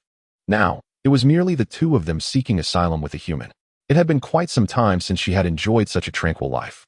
Trying out a new way of living might not be such a bad idea. "Very well, I shall stay with my sister," Sadako replied, her tone still tinged with reluctance. Jiang Yun felt a surge of relief upon witnessing this. Kayako promptly arranged a workstation for Sadako. They intended to meet the members of the Sakura group together. Perhaps some familiar faces awaited them. "It is time to set out," Su Jiyan declared solemnly, leading the way. However, just as they exited the factory, a letter suddenly descended from the sky, landing perfectly in Jiang Yun's hands. Curiously, he opened it to find it was from the alluring beauty and Xiaoyu. It bore a succinct message, likely from the captivating woman. "The master has instructed us to return. You should remain in Nanjing City for now." Jiang Yun was taken aback. What was the Ghost Hunter organization up to, always shrouded in mystery? Su Jiyan inquired upon noticing his expression. "Is this from the Ghost Hunter organization?" He nodded, feeling perplexed. Their eccentric master had summoned them back, but it mattered little. He had not placed much expectation on them anyway. "Let us head to the hospital in Nanjing City first." Chapter 184.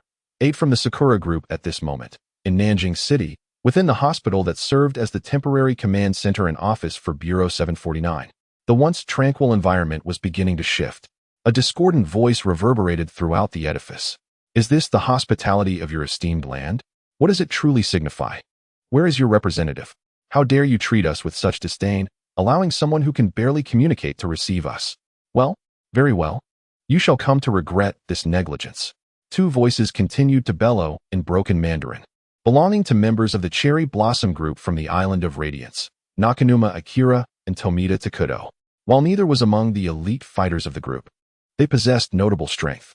Accustomed to being the center of attention, they had spent some time in this land, yet since being brought to their temporary headquarters by Li Tao, they had been kept waiting. The absence of the responsible party left them feeling undervalued and embarrassed. "We, from the Island of Radiance, have come to assist you. You ought to feel honored," Nakanuma Akira proclaimed, deeply dissatisfied with the reception. In his eyes, their willingness to help should have been met with grand appreciation. Perhaps even a ceremonial welcome.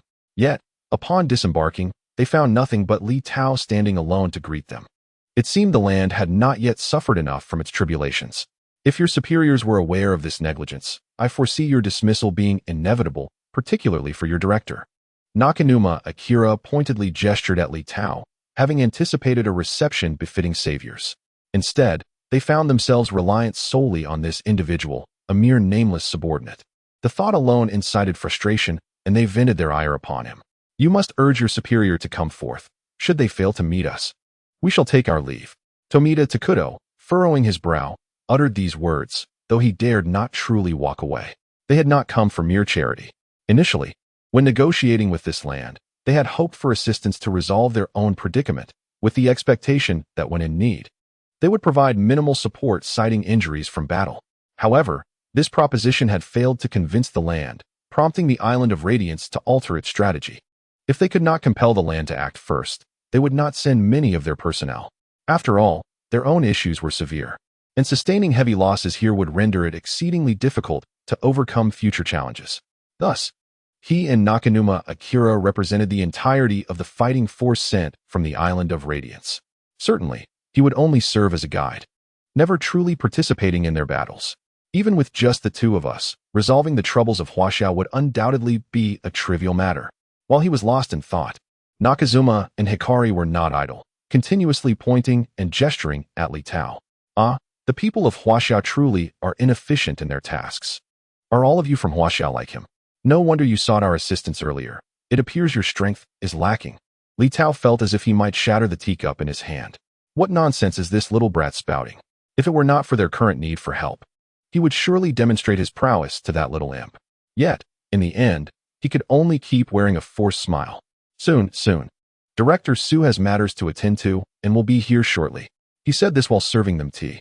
Still, he was incessantly criticized by these two little brats. One moment, they complained the tea was cold.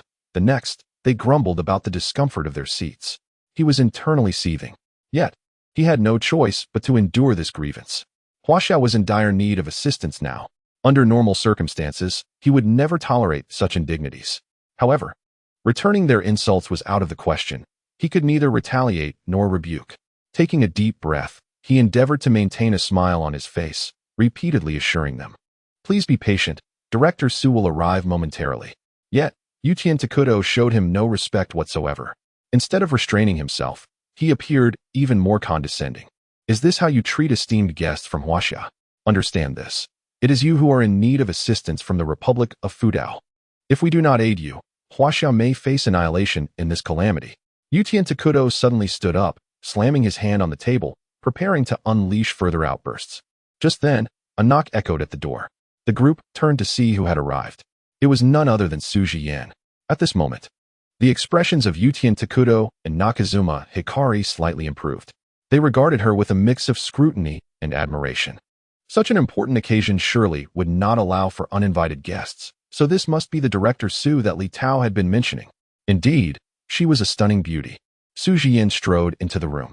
Despite harboring disdain for their gazes, she revealed nothing on her face, merely offering them a faint greeting. At this point, the two members of the Sakura group ceased their raucous behavior, yet they remained distinctly displeased. Even if she was a beauty, she had no right to keep them waiting. They still intended to assert their dominance. Director Su truly wields considerable authority. Uchien Takudo remarked pointedly. Yes, but it certainly made us wait. If we are unable to wait any longer, we may have to depart first, unable to assist Huaxia in resolving its current troubles. Zhong Zhou and Hui promptly echoed this sentiment. Although Su Jian was aware of their dissatisfaction, she could not muster a pleasant demeanor towards them and merely stated, "I apologize for my tardiness. I had prior matters to attend to." Without affording them an opportunity to respond, she directly transitioned to the main topic. "I have understood the purpose of your visit. Thus, I shall first elucidate our situation. Huaxia currently possesses 2 ghost emperors, both of formidable strength." Upon hearing the mention of 2 ghost emperors, Zhong Zhou and Hui laughed derisively, their expressions one of disdain. 2 ghost emperors are hardly a cause for concern, they remarked, having already been aware that Huaxia only had ghost emperors, which did not trouble them in the least. Compared to the ghost saints of their own country, the challenge posed by Huaxia was significantly lesser. Furthermore, they held great confidence in their own abilities. No matter how powerful the ghost emperors might be, It was impossible for them to annihilate everyone instantaneously. As long as they remained cautious of the Ghost Emperor's ghostly aura and spatial domain, the rest was not particularly daunting. Observing their unwavering confidence, Su Jian inquired with curiosity, "In your esteemed opinions, what strategies should we employ to deal with these two Ghost Emperors?" Chapter 185. When the nation is absent, what becomes of the home? Meanwhile, outside the door, Jiang Yun, the Ghost Bride, and Xiao Daozi awaited Su Jian. Given the nature of discussions between two nations, he felt it inappropriate to enter. The hospital's soundproofing was quite effective. However, the individuals from the island nation spoke without a hint of restraint. Jiang Yun listened to the entire pretentious exchange from outside, struggling to contain his laughter. Unable to hold back any longer, he pushed the door open and entered, casting a bemused glance at the two. "The Ghost Emperors are of no concern to you? Where have the two great Ghost Kings of your island nation gone? Have they been defeated by you?" he remarked, a smirk playing on his lips as he focused on the two members of the Sakura group. "Do you know which nation it was that implored me to take Kayako away, fearing I might have a change of heart?" While they were on a mission outside when Jiang Yun subdued Kayako, they were aware of the incident where she was taken away in a suitcase. They never expected it to be this very individual before them. A cautious glance at the gun in his hand made beads of sweat form on their foreheads. Considering his remarkable achievements, a chill crept down their spines. Kayako was indeed one of the two great Ghost Kings of their island nation. Previously, members of the Sakura group had engaged her multiple times without success, and they had even gone as a group. Yet this young man had single-handedly ventured into their island nation and subdued Kayako. To speak frankly, even now, the notion of having a single individual subdue the Demon King and carry him away is sheer fantasy. To illustrate, while one might assemble a group to confront him, this person has single-handedly triumphed. This demonstrates that he possesses an extraordinary strength, one that they cannot hope to match. The foundation of this assertion lies in the fact that this individual is indeed the one who once took away Kayako. At his utterance, both individuals were momentarily taken aback. However, they were not entirely convinced, for the aura emanating from him was not particularly potent. Although inwardly resentful, they could only feign humility. Jiang Yun cast a meaningful smile at them, choosing to remain silent thereafter. Yet, the two members of the Sakura group felt an overwhelming pressure. "Do not be so anxious. Do continue sharing your plans," he casually remarked, taking a seat directly opposite them. Their dialogue persisted for 3 to 4 hours, the content of which remained a mystery to all. Upon their emergence, Su Jian promptly organized the gathering of their comrades. At this moment, outside the Nanjing City Hospital, a vast expanse was filled with thousands of individuals, all clad in funeral garments. A closer inspection would reveal that many bore wounds, though they did not appear severe. Yet, their sheer numbers were staggering. Yutian Takudo surveyed the crowd, musing to himself, "Indeed, the Chinese are lacking." In his thoughts, he failed to recall the glorious feats of his own nation, where none survived in encounters with the demon saint. After relishing in his moment of pride, he inquired of Su Jian, "Have all your people arrived?" She nodded slightly, affirming that everyone capable of fighting was present. Not only were there members from the 749 Bureau, but also from the 4 prominent families. She was uncertain whether this endeavor would succeed, yet she felt compelled to try. Standing atop a height, Su Jian gazed upon those who had bravely stepped forward to protect their homeland. Just recently, they had engaged in battle with the Demon Emperor, and many had yet to fully recover from their injuries. Now, they were to face yet another confrontation. She dared not contemplate the ramifications of failure this time. All she knew was that the longer this battle was delayed, the graver the situation became.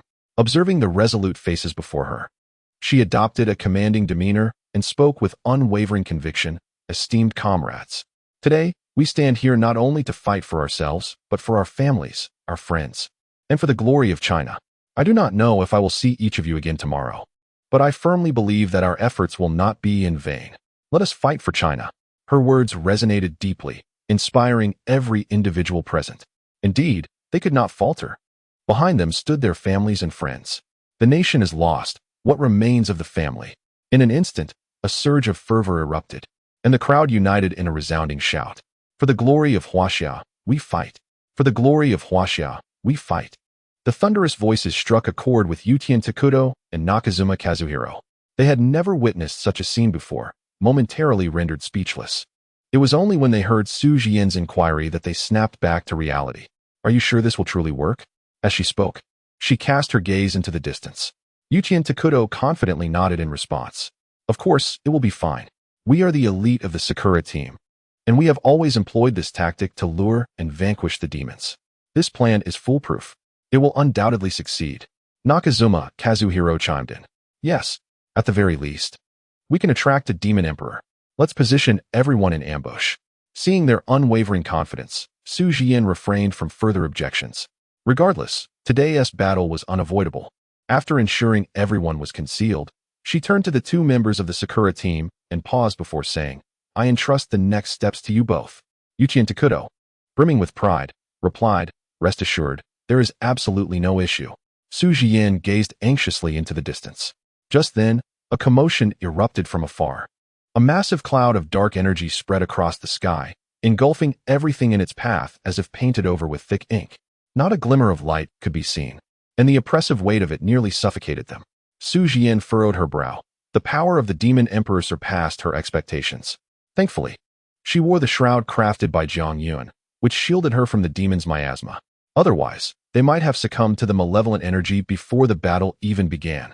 Meanwhile, a colossal figure slowly materialized before them, accompanied by a tremendous howl that sent tremors through the earth. Su Jian immediately sprang into action, commanding, All prepare for battle. In the next moment, the two-dog demon emperor descended from the heavens. No one understood how the demon emperor had appeared before them with such precision. There was no time to ponder the matter. As they watched the demon emperor approach the trap, a collective breath was held in anticipation. However, oddly, the two-dog demon emperor did not proceed directly into the trap as the Sakura team had anticipated. Instead, it veered around and circled behind Nakazuma Kazuhiro and Yuchien Takuto. Raising its hand, it launched an attack. The two were taken completely off guard, their faces pale with shock. They did not possess the shroud provided by Jiang Yuan. Seeing others donning it, they had assumed it was a unique combat attire of Huaxia. If the two-dog demon emperor struck them, they could very well meet their demise on the spot. While they were not the top-tier fighters of the Sakura team, their capabilities were not to be underestimated. Yet, they had never truly faced a demon emperor before. At that moment, they realized that the disparity between the Ghost Emperor and the Ghost King was not trivial. Faced with the Ghost Emperor, they were utterly devoid of any rebellious thoughts. They shouted, Quick! Stop them! However, to their astonishment, not only did they fail to intervene, but they instinctively stepped aside for the Ghost Emperor. At this juncture, Yuchien Takuto was frantically fleeing, engulfed by a wave of despair. Chapter 186, The Power of the Ghost Emperor. Outside a hospital in Nanjing City, the sky turned hazy, as if foreshadowing an impending calamity. The crowd lay in ambush in hidden corners, awaiting the Ghost Emperor's arrival. To their dismay, the Ghost Emperor did not fall into the trap they had meticulously set, as Yuchien Takuto had anticipated. Instead, he circumnavigated and positioned himself behind the two members of the Sakura group, poised to launch an assault. The Ghost Emperor exuded an immense pressure. Though others donned ceremonial garments from Jiang Ji's tailoring factory and did not feel overly uncomfortable, the weight of this oppressive aura instilled profound fear and helplessness in Yuchien Takuto and Nakazuma Kazuaki. Indeed, it was a sense of powerlessness. They had never encountered the Ghost Emperor before. Previously, the most formidable apparitions from the Island of Radiance were Kayako and Sadako. Both had ventured to Huaxia, and the Island of Radiance possessed a ghost saint, yet they had never crossed paths with him. Otherwise, they would have long ceased to exist. They could not fathom why the Ghost Emperor targeted them specifically, while a cloud of despair enveloped their hearts. Unbeknownst to them, alongside the Ghost Emperor was a shadowy figure. Cloaked in a black robe, with his entire face obscured by a loose, wide-brimmed hat. It was the Ghost Tamer. Upon his arrival, he quickly sensed something amiss. Have they called for reinforcements, or are they from the Island of Radiance? He murmured, narrowing his eyes at the two individuals from the Island of Radiance, a sneer of mockery dancing in his gaze. He was astonished that the people of Huaxia had fallen so low, not only seeking external assistance, but even turning to the Island of Radiance. What was the Island of Radiance but a mere speck of land? Truly, they had brought shame upon their ancestors. I have always harbored a deep disdain for the people of the Island of Radiance. Let me show you the true power of the Ghost Emperor. With a cold laugh, he instructed the Ghost Emperor to attack the individuals from the Island of Radiance first. Simultaneously, he summoned numerous specters to assault the two members of the Sakura group. It was at this moment that the crowd became aware of his presence. Disregarding any notions of ambush, They surged forth to join the fray. In an instant, the Ghost Emperor's visage was shrouded in a silver-gray fur. His eyes blazed crimson, radiating intensity. Suddenly, his muscles tensed and began to swell, his form expanding dramatically. With a wolfish howl, he took a mighty step forward, causing the very ground beneath him to tremble violently. Concurrently, an overwhelming tide of ghostly energy surged outward in all directions. He effortlessly circumvented the trap, disdain swirling within him. He was ergo not a fool. Did they think they could ensnare him with mere traps? In an instant, he teleported behind the two Japanese men. With a swift motion, he struck at Takuto Yutian, a thick, dark aura enveloping his hand and trailing behind as he swung. Although the latter lacked the capability to defeat him, his reflexes were commendable. He rolled away, narrowly evading ergo the Demon Emperor's assault. After dodging, he immediately fled, sprinting like the wind. Ergo, however, made no effort to pursue. After all, he wouldn't escape far. He was not alone. Accompanying him was a ghost master. Indeed, Takuto Yutian had barely taken a few steps before being ensnared by other apparitions. Ergo promptly shifted his focus and began his onslaught against Nakazuma and Hikari. Yet they were as slippery as eels, eluding his grasp with ease. Frustration brewed within him. Why cower? So many were watching. Did Ergo care for his reputation? These two Japanese lacked skill, but were remarkably swift in their escape. In that moment, his fury ignited, and he abandoned any thoughts of toying with them. Launching a direct attack. All right, you prefer to run, do you? Let us see who is swifter, you or I. A howl echoed through the sky. Ergo spoke in a grave tone, and with that, he teleported before them. The overwhelming aura of malevolence and pressure was nearly unbearable. Nakazuma, Hikari, and Takuto Yutian could only awkwardly dodge left and right, attempting to evade the Demon Emperor's strikes. However, evading the Demon Emperor's attacks was no simple task. Nanny, what the heck? Nakazuma and Hikari exclaimed in a frantic mix of Japanese. Ergo's strikes grew increasingly ferocious, as if he intended to rend them apart. With each of his blows, the air split with a resounding crack. Despite their continuous evasion, they were still injured by the Demon Emperor's malevolent aura. Dasakido, Heiaku, Takuto cried out in fear, forgetting that they were in China. Few could understand his frantic words. As for resisting, they couldn't even muster the thought. The oppressive aura of Ergo the Demon Emperor was far too formidable. Were it not for their instinct for survival taking precedence, they would have likely crumbled to their knees before him. A deep dread enveloped them. Heiaku, quickly stop him. Don't let him come any closer. Takuto finally regained his composure and began to call for help in Chinese. The two were truly in dire straits, fleeing in every direction. They also did not forget to plead for assistance from the Chinese team, hoping they could help subdue the Demon Emperor. Having come to China, they naturally wished to resolve the issues here swiftly. Only then could they return with China's combat strength to tackle the problems back in Japan. Who could have anticipated such a scenario? They had no intention of entering the fray themselves. Hurry! Someone stop him! Zhong Zhao and Hui shouted in terror. This dog Demon Emperor seemed to harbor some grudge against them. Even with others nearby, they preferred to evade and focus solely on their own attacks. Strangely, none of the Chinese present took it upon themselves to assist in restraining the Demon Emperor, and a flicker of resentment stirred within him. Meanwhile, Su Jian gracefully wielded her soft sword. Rather than striking down demons, her movements resembled a dance, captivating and enchanting. Yet, at that moment, no one had the heart to appreciate such beauty. They were preoccupied with confronting the demons commanded by the Demon Master, all the while not forgetting to strike at the dog demon a few times. Gradually, they realized that these demons were not actively attacking them. Their targets were, in fact, Yutian Takuto and Zhong Zhao Hui. If they did not initiate an attack, the demons would not even spare them a glance, instead bypassing them to assail those from the Sakura group. As they observed the two endure the assault, an inexplicable sense of satisfaction welled up within them. Nevertheless, they did not forget their purpose. They relentlessly attacked both the dog demon and the other demons. Most of the demons were newly summoned by the Demon Master, and while numerous, their strength was mediocre, allowing the group to fend them off with relative ease. Su Jian's eyes glimmered with cold resolve as the clang of her sword echoed through the continuous exchanges. She discerned that the dog Demon Emperor and the Demon Master had indeed grown stronger. A deep sense of foreboding settled within her. This battle would be formidable. Yet, even if she were to perish here, she was determined to eliminate this considerable nuisance. Seizing the moment while the attention of the Demon Emperor and the Demon Master was directed toward the Sakura group, everyone exerted themselves to strike back. The number of demons visibly diminished, yet the Dog Demon Emperor appeared unfazed.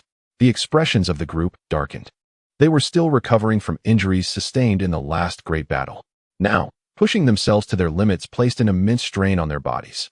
Moreover, witnessing that their attacks seemed to inflict little damage on the Dog Demon Emperor only intensified their sense of helplessness. If they could not even wound the already injured Dog Demon Emperor after exhausting all their strength, what was the purpose of their current efforts? Su Jian keenly sensed the shift in her comrades' morale. Frowning, she raised her voice. Everyone, we have no retreat in this battle. Even if we can only wound him, it will alleviate our burden. The group paused, reflecting on her words. Indeed, they had no alternative. Even if they could not slay the Demon Emperor, at the very least, they could injure him. This would afford them an opportunity. If one attack was insufficient, then they would unleash 10. With this realization, their spirits were rekindled once more. They charged forward recklessly, while the Cherry Blossom group, benefiting from the distraction caused by the attacks on Ergo, finally managed to escape. As soon as they evaded Ergo's onslaught, they wasted no time in fleeing. If they hadn't fled, they would surely have met their demise in a foreign land today. At that moment, they cared little for the matters of Huaxia or the Radiant Islands. Their sole desire was to preserve their lives. Su Jian furrowed her brow upon witnessing this, but quickly regained her composure. She had long known that the two were unreliable, and thus felt little disappointment now. Chapter 187. The Return of the Shadow Soldiers. The sky grew increasingly dim. Outside the hospital in Nanjing City, the atmosphere thickened with an oppressive weight, and everyone felt a profound gloom settling within them. The members of the Cherry Blossom group fled rapidly, showing no regard for the lives of the Huaxia people. The Ghost Master, observing their retreat, chose not to pursue, but instead scoffed internally. Was this the external aid they had summoned? They fled without putting up a fight. It was utterly ridiculous. How could these two from the Radiant Islands dare to summon them? They clearly lacked awareness of their own insignificance. Turning his gaze to Su Jian, he sneered. It appears your so-called reinforcements are not very formidable after all. His expression dripped with disdain as he regarded the crowd, finding their resistance laughable. You all witnessed it previously. You were no match for us, and now you stand even less chance of defeating us, even without my master's presence. You little ones would meet your end here today. What significance does this futile resistance hold? His tone was condescending, as if the people before him were of no consequence. Surrender your struggle. You are but a swarm of ants. As he spoke, his eyes became increasingly wild, as if possessed. The crowd could not see his expression, but they could hear the madness in his voice. It was uncertain whether he was addressing them or merely speaking to himself. Your era has passed. The great master has awakened. This world belongs to us. He then erupted into a cacophony of piercing laughter. Su Jian listened to his frenzied words with an impassive expression, coldly retorting, "Do not dream. Even if it comes down to a battle where I stand alone, I shall never allow you to succeed. From the day I became the director, I placed life and death aside. I am willing to sacrifice my life to defend my homeland, even if I perish. The billions of compatriots in Huaxia will not cease their resistance. There will always be someone to defeat you." Upon hearing her declaration, the Ghost Master laughed instead of becoming angry. "Ah, you are quite the interesting young lady. Though young, your bravado is remarkable." His words were abruptly interrupted by a voice. "If it's a fight you want, then let us fight. Enough with the idle chatter." A member of the 749 Bureau shouted defiantly, "Come and fight." Others echoed in unison, their voices resounding like thunder. The Ghost Tamer remained unfazed, merely sneering as he declared, "If that is the case, let us see what you are capable of." With that, he commanded the Dog Emperor to change direction and commence its assault on Su Jian. A monumental battle was on the verge of erupting. Although the crowd felt fatigued, they dared not cease their onslaught. Deep down, they understood that any pause in their restraint against the Dog Emperor would result in a counterattack that none could withstand. They could only mechanically unleash their full arsenal of attacks. The members of the four great families were already utterly exhausted, yet still strained to maintain the grand formation to ensnare the Dog Emperor. As time wore on, their strength waned further. Within the formation, a torrent of ghostly energy surged towards them, but to their relief, it yielded no effect. One could not deny the prowess of Jiang Yun's funeral attire. Were it not for this garment, they likely would not have lasted this long. The four great families had exhausted all their resources. Logically, The Dog Emperor should have been too formidable to be restrained. Yet, after their previous encounter, he bore considerable wounds. Even with his supernatural recovery abilities, he could not fully heal in such a brief span. Although the group was thoroughly fatigued, they had not sustained any grave injuries. Primarily because the focus of the Dog Emperor and the Ghost Tamer's attacks had been on those two from the Radiant Isles. Their abilities were simply not as potent as the Ghost Emperor Jiang Yun's. Two fists could not contend with four palms. Though the Dog Emperor was not grievously injured, he had indeed been hindered in his movements. Su Jian, a formidable force as the head of the 749 Bureau, relentlessly targeted the Dog Emperor. Yet, as the battle dragged on, her stamina began to wane. At that moment, her complexion had turned ashen, and her once rosy lips lost all color. Nevertheless, she persisted in her attacks. Suddenly, from the distance, a series of thunderous roars pierced the air. It resembled the rumble of thunder or the beating of war drums. The sound invoked an inexplicable dread among the crowd. Instantly, every action came to a halt. The Ghost Tamer, too, faltered, turning to discern the source of the sound. It bore a hint of familiarity. Could it be? The Ghost Tamer froze, his face obscured, yet his body betrayed a palpable sense of alarm. At that moment, a massive cloud of darkness materialized before them, leaving nothing in its wake. It was even more formidable than the Dog Emperor's ghostly aura. In every regard, it surpassed all expectations. Amidst the inky specter of malevolence, tendrils of black smoke billowed forth, revealing an array of grotesquely contorted phantoms. The dark mist darted chaotically through the air, dispersing only to coalesce once more. Before long, armored warriors wielding silver spears emerged from the shadows. A dense formation of soldiers stood in perfect unison, their movements synchronized with precision. The formidable procession advanced, each step reverberating heavily against the ground, sending tremors through the earth with each stride. The scene was nothing short of breathtaking, leaving the onlookers momentarily awestruck. Most present had participated in the previous encounter and were acutely aware that these were the spectral soldiers of the Qin dynasty.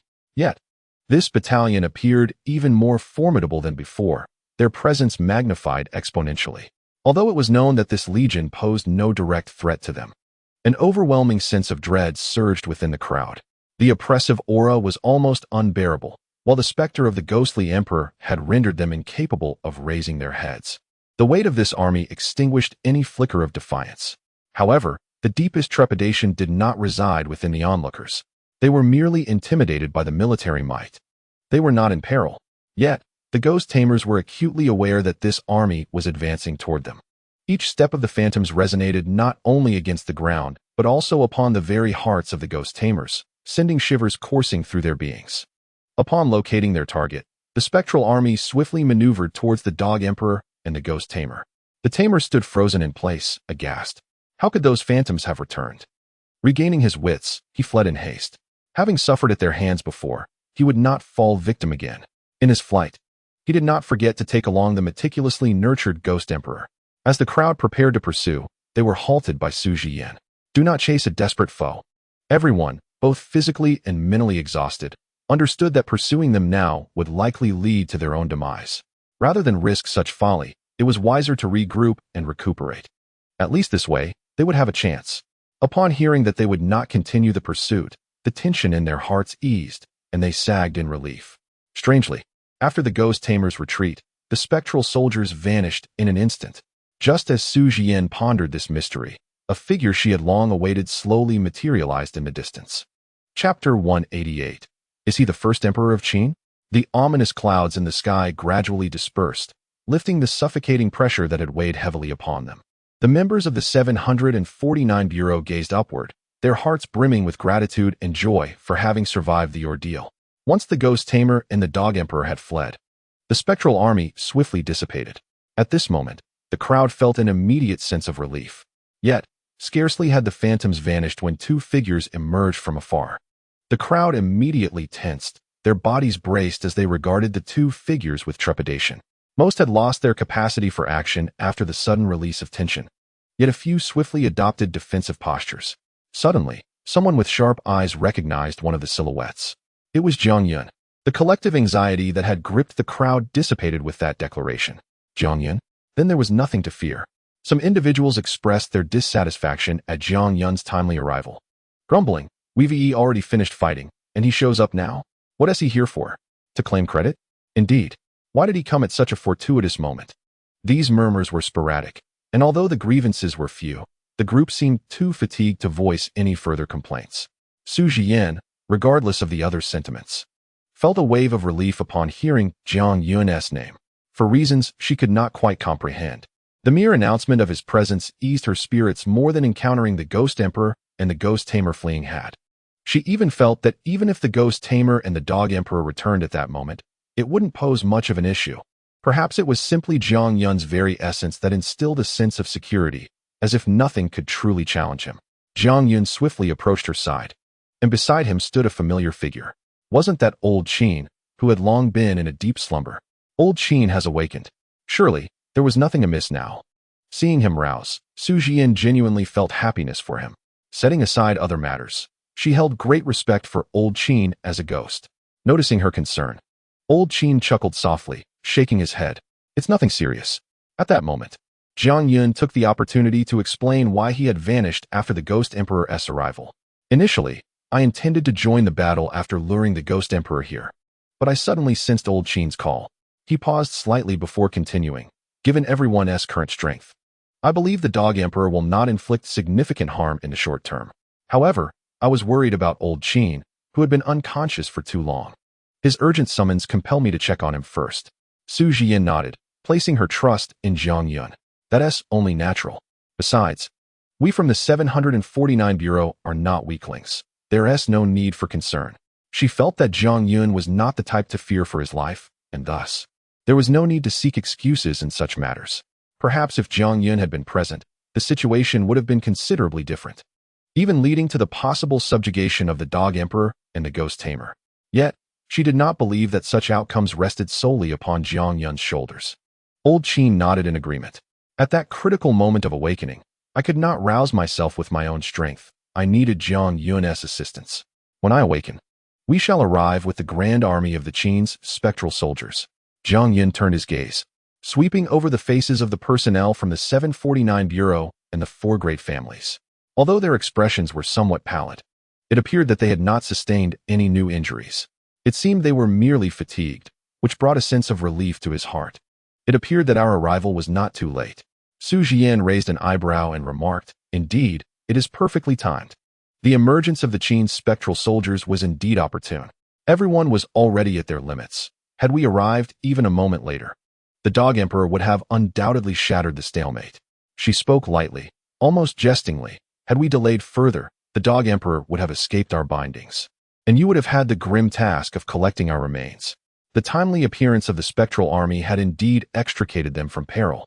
Suddenly, as if struck by a thought, her expression grew contemplative. The might of the Qin's spectral soldiers was well known to all present, their oppressive aura rivaling that of the Dog Emperor. In fact, one could say they were specifically designed to counter him. Thus, why were such formidable spectral soldiers under the command of Jiang Yun and his companions? She gazed at Jiang Yun, posing the question that had long perplexed her. What exactly is the nature of this spectral army? Jiang Yun was not surprised by her inquiry, yet he knew this was not his doing. He merely raised an eyebrow at old Qin, indicating that perhaps he should elucidate the matter. Su Jian's curious gaze shifted to old Qin. The latter cleared his throat theatrically before speaking. In truth, I am the first emperor of Qin. Observing Su Jian's reaction, he noted her impassive expression, which left him feeling somewhat disheartened. Was he truly so obscure? That could not be. He continued, until recently, I had no memories of my past life. But following my last fainting spell, I unexpectedly began to awaken. He paused and added, however, I have only recalled fragments. My true power has yet to fully manifest. Su Jian nodded, deep in thought. This was quite reasonable. The lack of awakening might have been due to insufficient conditions. Ironically, this bout of unconsciousness had spurred the awakening. No wonder she had always felt that old Qin's dark aura was unlike that of other specters. Ordinary ghostly energy merely emanated a bone-chilling cold, while old Qin's was imbued with a powerful righteousness and authority. Other spirits would be affected by the Dog Emperor's influence. Yet he not only remained unaffected, but could even assist others in evading such interference. At that moment, she had sensed that old Qin was certainly extraordinary. Wait, what had he just said? He is the first emperor of Qin. Her pupils constricted, then widened in astonishment. She looked at old Qin, whose typically expressionless face now displayed a look of shock. You are indeed the embodiment of Qin Shi Huang. Chapter 189. The Identity of the Old Qin. In the open space outside the hospital in Nanjing City, the crowd, who had previously been immobilized, suddenly lifted their heads. A collective gaze fixed upon the old Qin, creating an eerily surreal scene juxtaposed with the expressions of terror on their faces. Having just emerged from a fierce battle, they were already exhausted. Yet, just as they began to recover, they were confronted with the astonishing revelation that the old Qin, who had been by Jiang Yun's side, was none other than Qin Shi Huang. This news exceeded their comprehension, leaving them momentarily dumbfounded. Upon hearing this explosive revelation, the leaders of the four great families were momentarily taken aback, their expressions frozen. Soon after, their faces revealed a myriad of emotions. The nearby leaders began to engage in hushed discussions, astonished that Jiang Yun could command even Qin Shi Huang. It seemed they had underestimated Jiang Yun previously. However, I suspect that Qin Shi Huang was not subjugated by him. Rather, it must be the ancestral spirits that were suppressed beneath his ancestral home. Regardless of whether he had subdued him or not, the outcome remained the same. Qin Shi Huang was indeed following his orders. As the three leaders continued their quiet discourse, they noticed that Li Hu was not participating. Instead, he was intently fixated on Jiang Yun, as if he wished to bore holes into him with his gaze. The three leaders could empathize with his demeanor. Although his grievances with Jiang Yun had been veiled, as members of the four great families, they were all too aware of his actions and recognized that he was likely the most unwilling among them to see Jiang Yun grow stronger. Exchanging glances, the three leaders subtly shook their heads and ceased their discussion. Meanwhile, Li Hu appeared oblivious to the unfolding events. The shock of this news was too immense for him to process, leaving him pale and weary. The revelation was anything but favorable for him, plunging him into despair. The presence of such a figure as Qin Shi Huang by Jiang Yun's side was a bitter pill to swallow. If that were the case, had his son died in vain? This was Qin Shi Huang. How could he possibly avenge himself now? The losses within the Li family were insurmountable.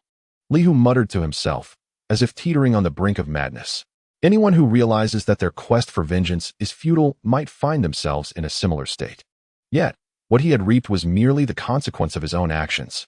Even if he now regretted opposing Jiang Yun, it was far too late. How had it come to this? No longer fixating on Jiang Yun, his gaze seemed to drift, losing focus. Suddenly, he was overcome by a sense of powerlessness. All his efforts had been aimed at elevating his son to the position of director of the 749 Bureau. However, at this moment, one cannot merely dismiss the power of the 749th director. Should Jiang Yun decide to take action against them, they may find themselves unaware of their impending demise. While one might have previously acknowledged his strength, it did not instill a sense of insurmountable defeat. Yet, upon learning that Qin Shi Huang is willing to serve him, Li Hu comprehended the futility of opposing him. Simultaneously, Li Zixing's expression mirrored that of his father, as he was left utterly stunned by the revelation. He had always regarded Jiang Yun as his arch-nemesis, only to realize that this adversary far surpassed him in capability. Even his subordinates were remarkably formidable. Qin Shi Huang is a legendary figure, a sovereign of unparalleled renown. The fact that such an eminent person would willingly serve Jiang Yun was alarming. Suddenly, Li Zixing grasped the implications. Should Jiang Yun wish to eliminate him, it would be an effortless task. This realization ignited a sense of fear within him, causing his body to tremble uncontrollably. Zixing, what is wrong? You look unwell, a friend of Li Zixing inquired, noticing his pallor and shaking form. The latter merely shook his head, feigning composure as he replied, "It's nothing." His gaze then shifted to Jiang Yun, revealing profound trepidation. This man is truly terrifying. So many formidable entities are eager to serve him, including Qin Shi Huang. What if he chooses to pursue the matters of the past? Where could he possibly flee to evade such a threat? Despair enveloped his thoughts. The ardent glances shared between the Li father and son did not escape Jiang Yun's attention. Yet he was preoccupied with his own contemplations, offering them no notice. However, there was a matter he deemed necessary to address in advance. Earlier, on his way here, old Qin had informed him that he would require some time to awaken his powers. This period would likely incite a significant stir within the nation. After a brief pause, he continued, "I wanted to forewarn you, so do not be alarmed when the time comes." Su Jian, upon hearing this, appeared perplexed. Alarmed? What could possibly be so extraordinary?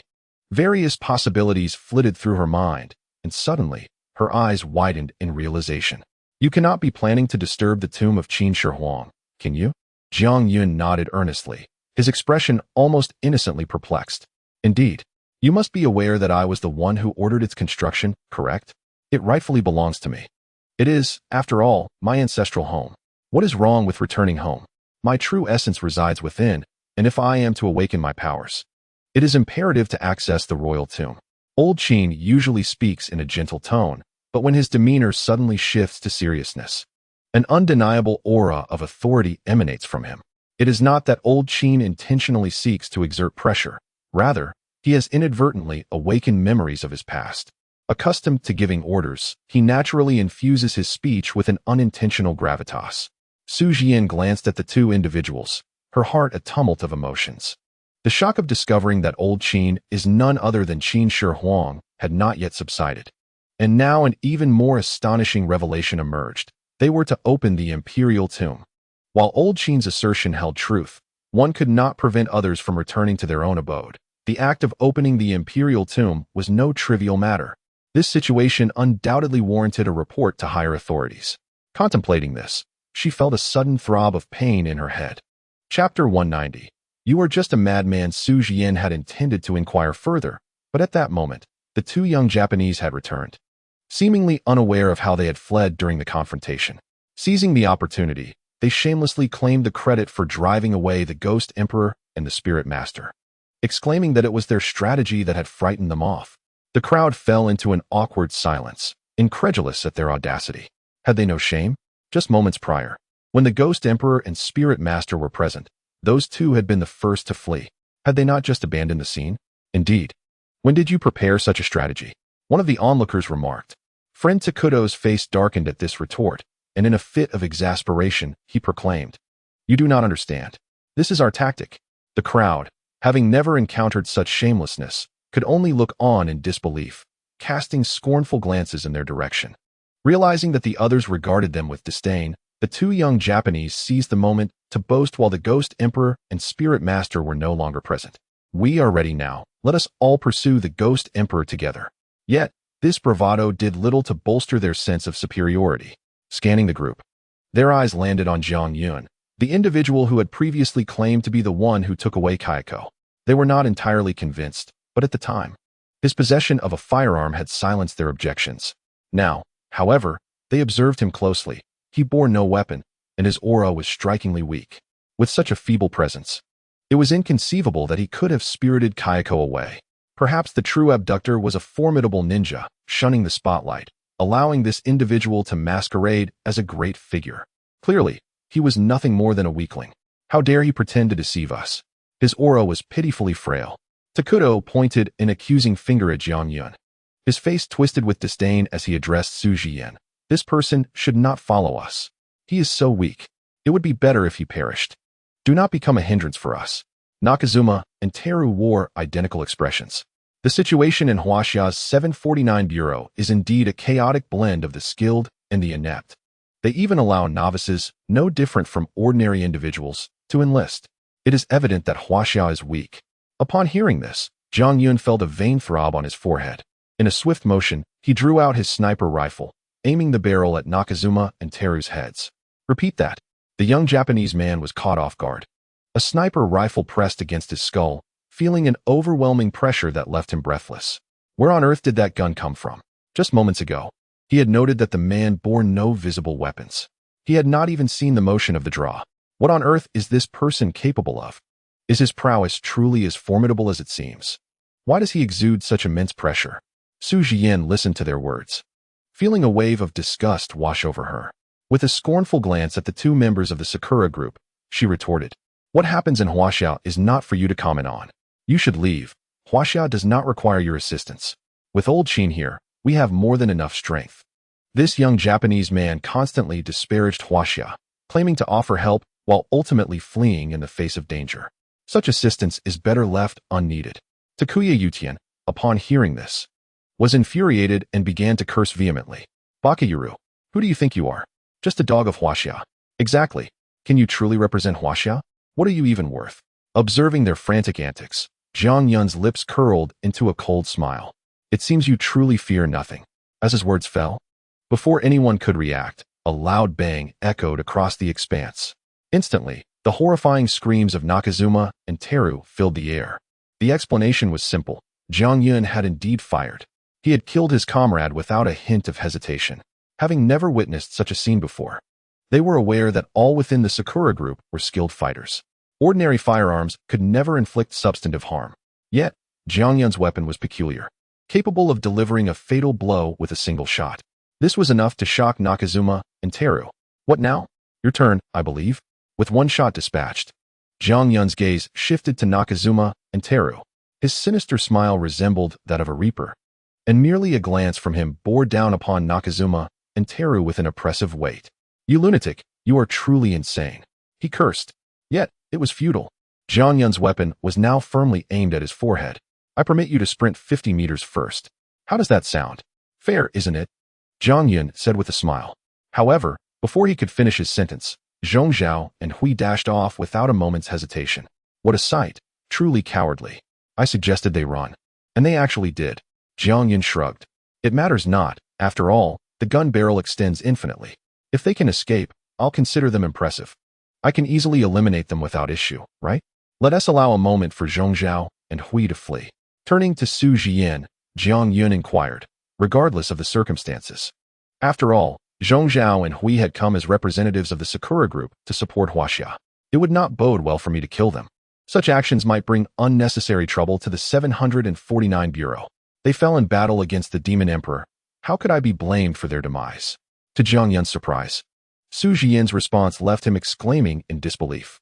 Ah, they died in battle against the Demon Emperor. This answer was utterly satisfactory. With that in mind, he felt reassured.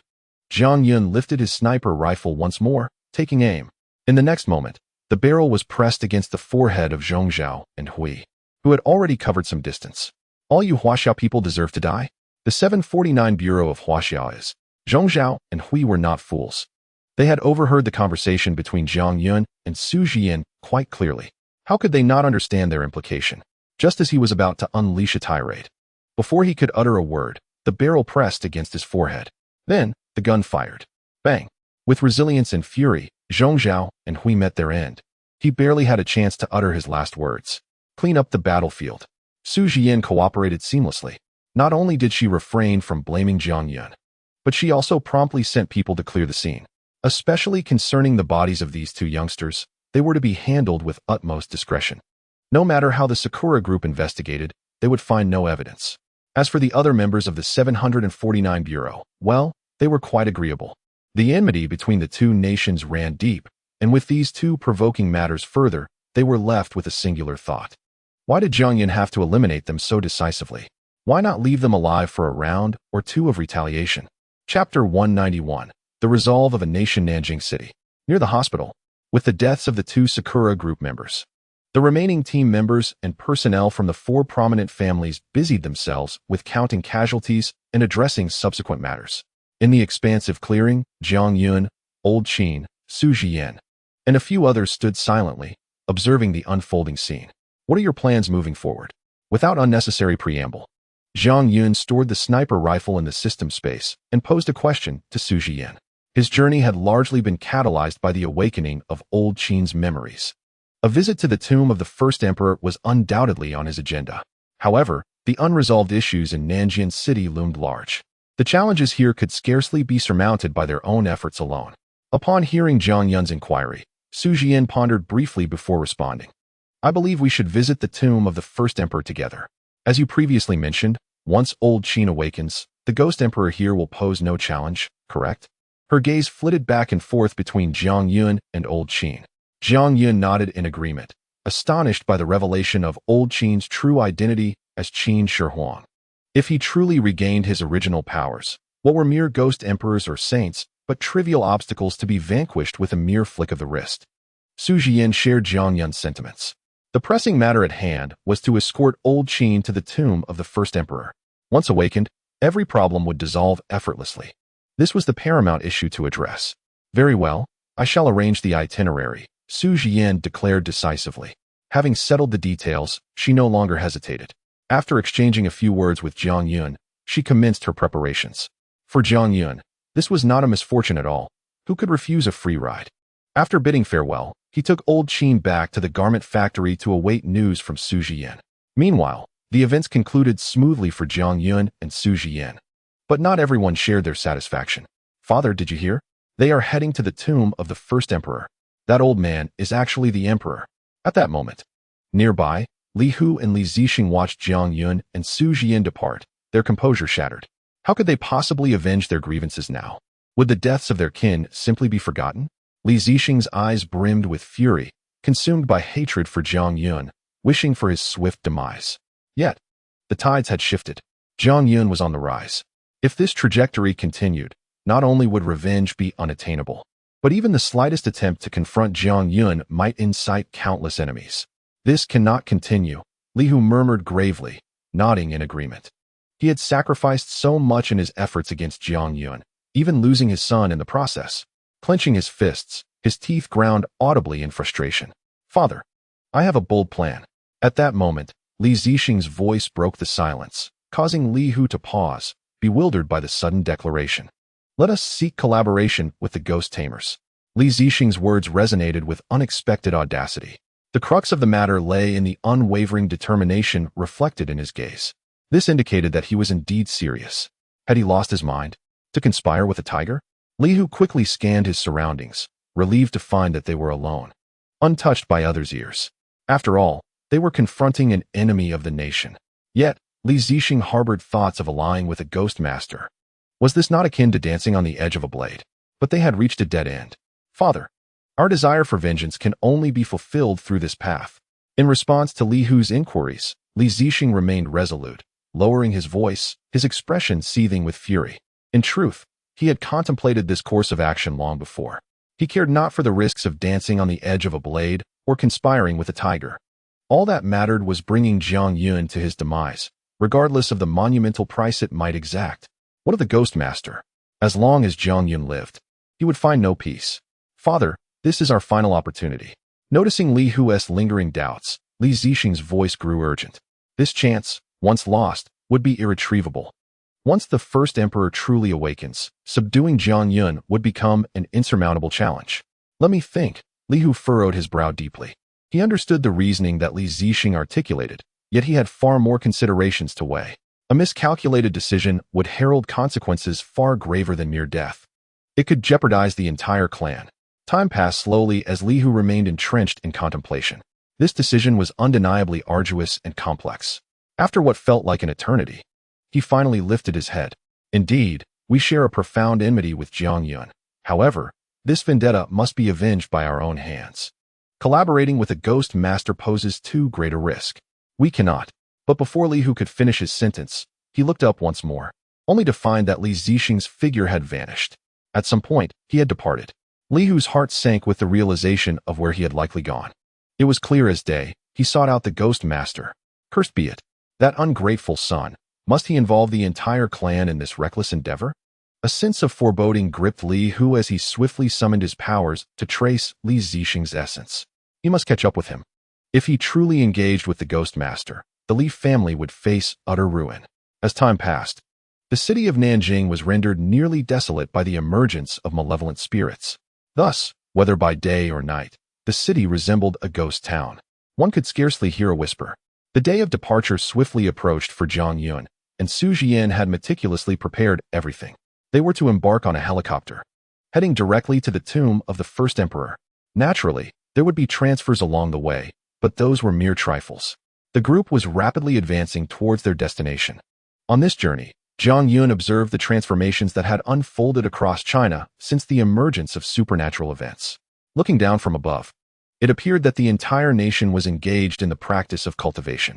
From the heights, Jiang Yun beheld countless individuals practicing their arts in the streets and other open spaces.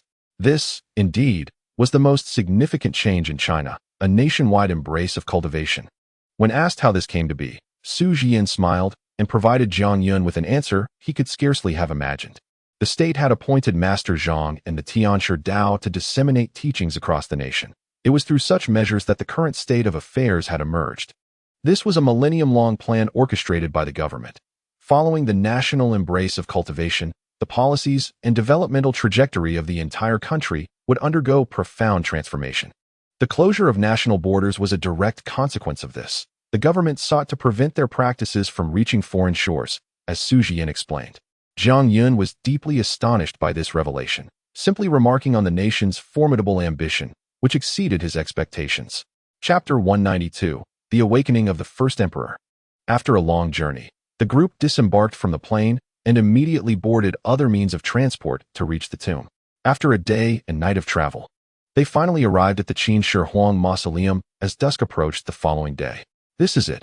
I can feel my body calling out to me," Jiang Yun exclaimed. Stepping out of the vehicle, Old Qin rushed ahead of the group, his expression brimming with excitement.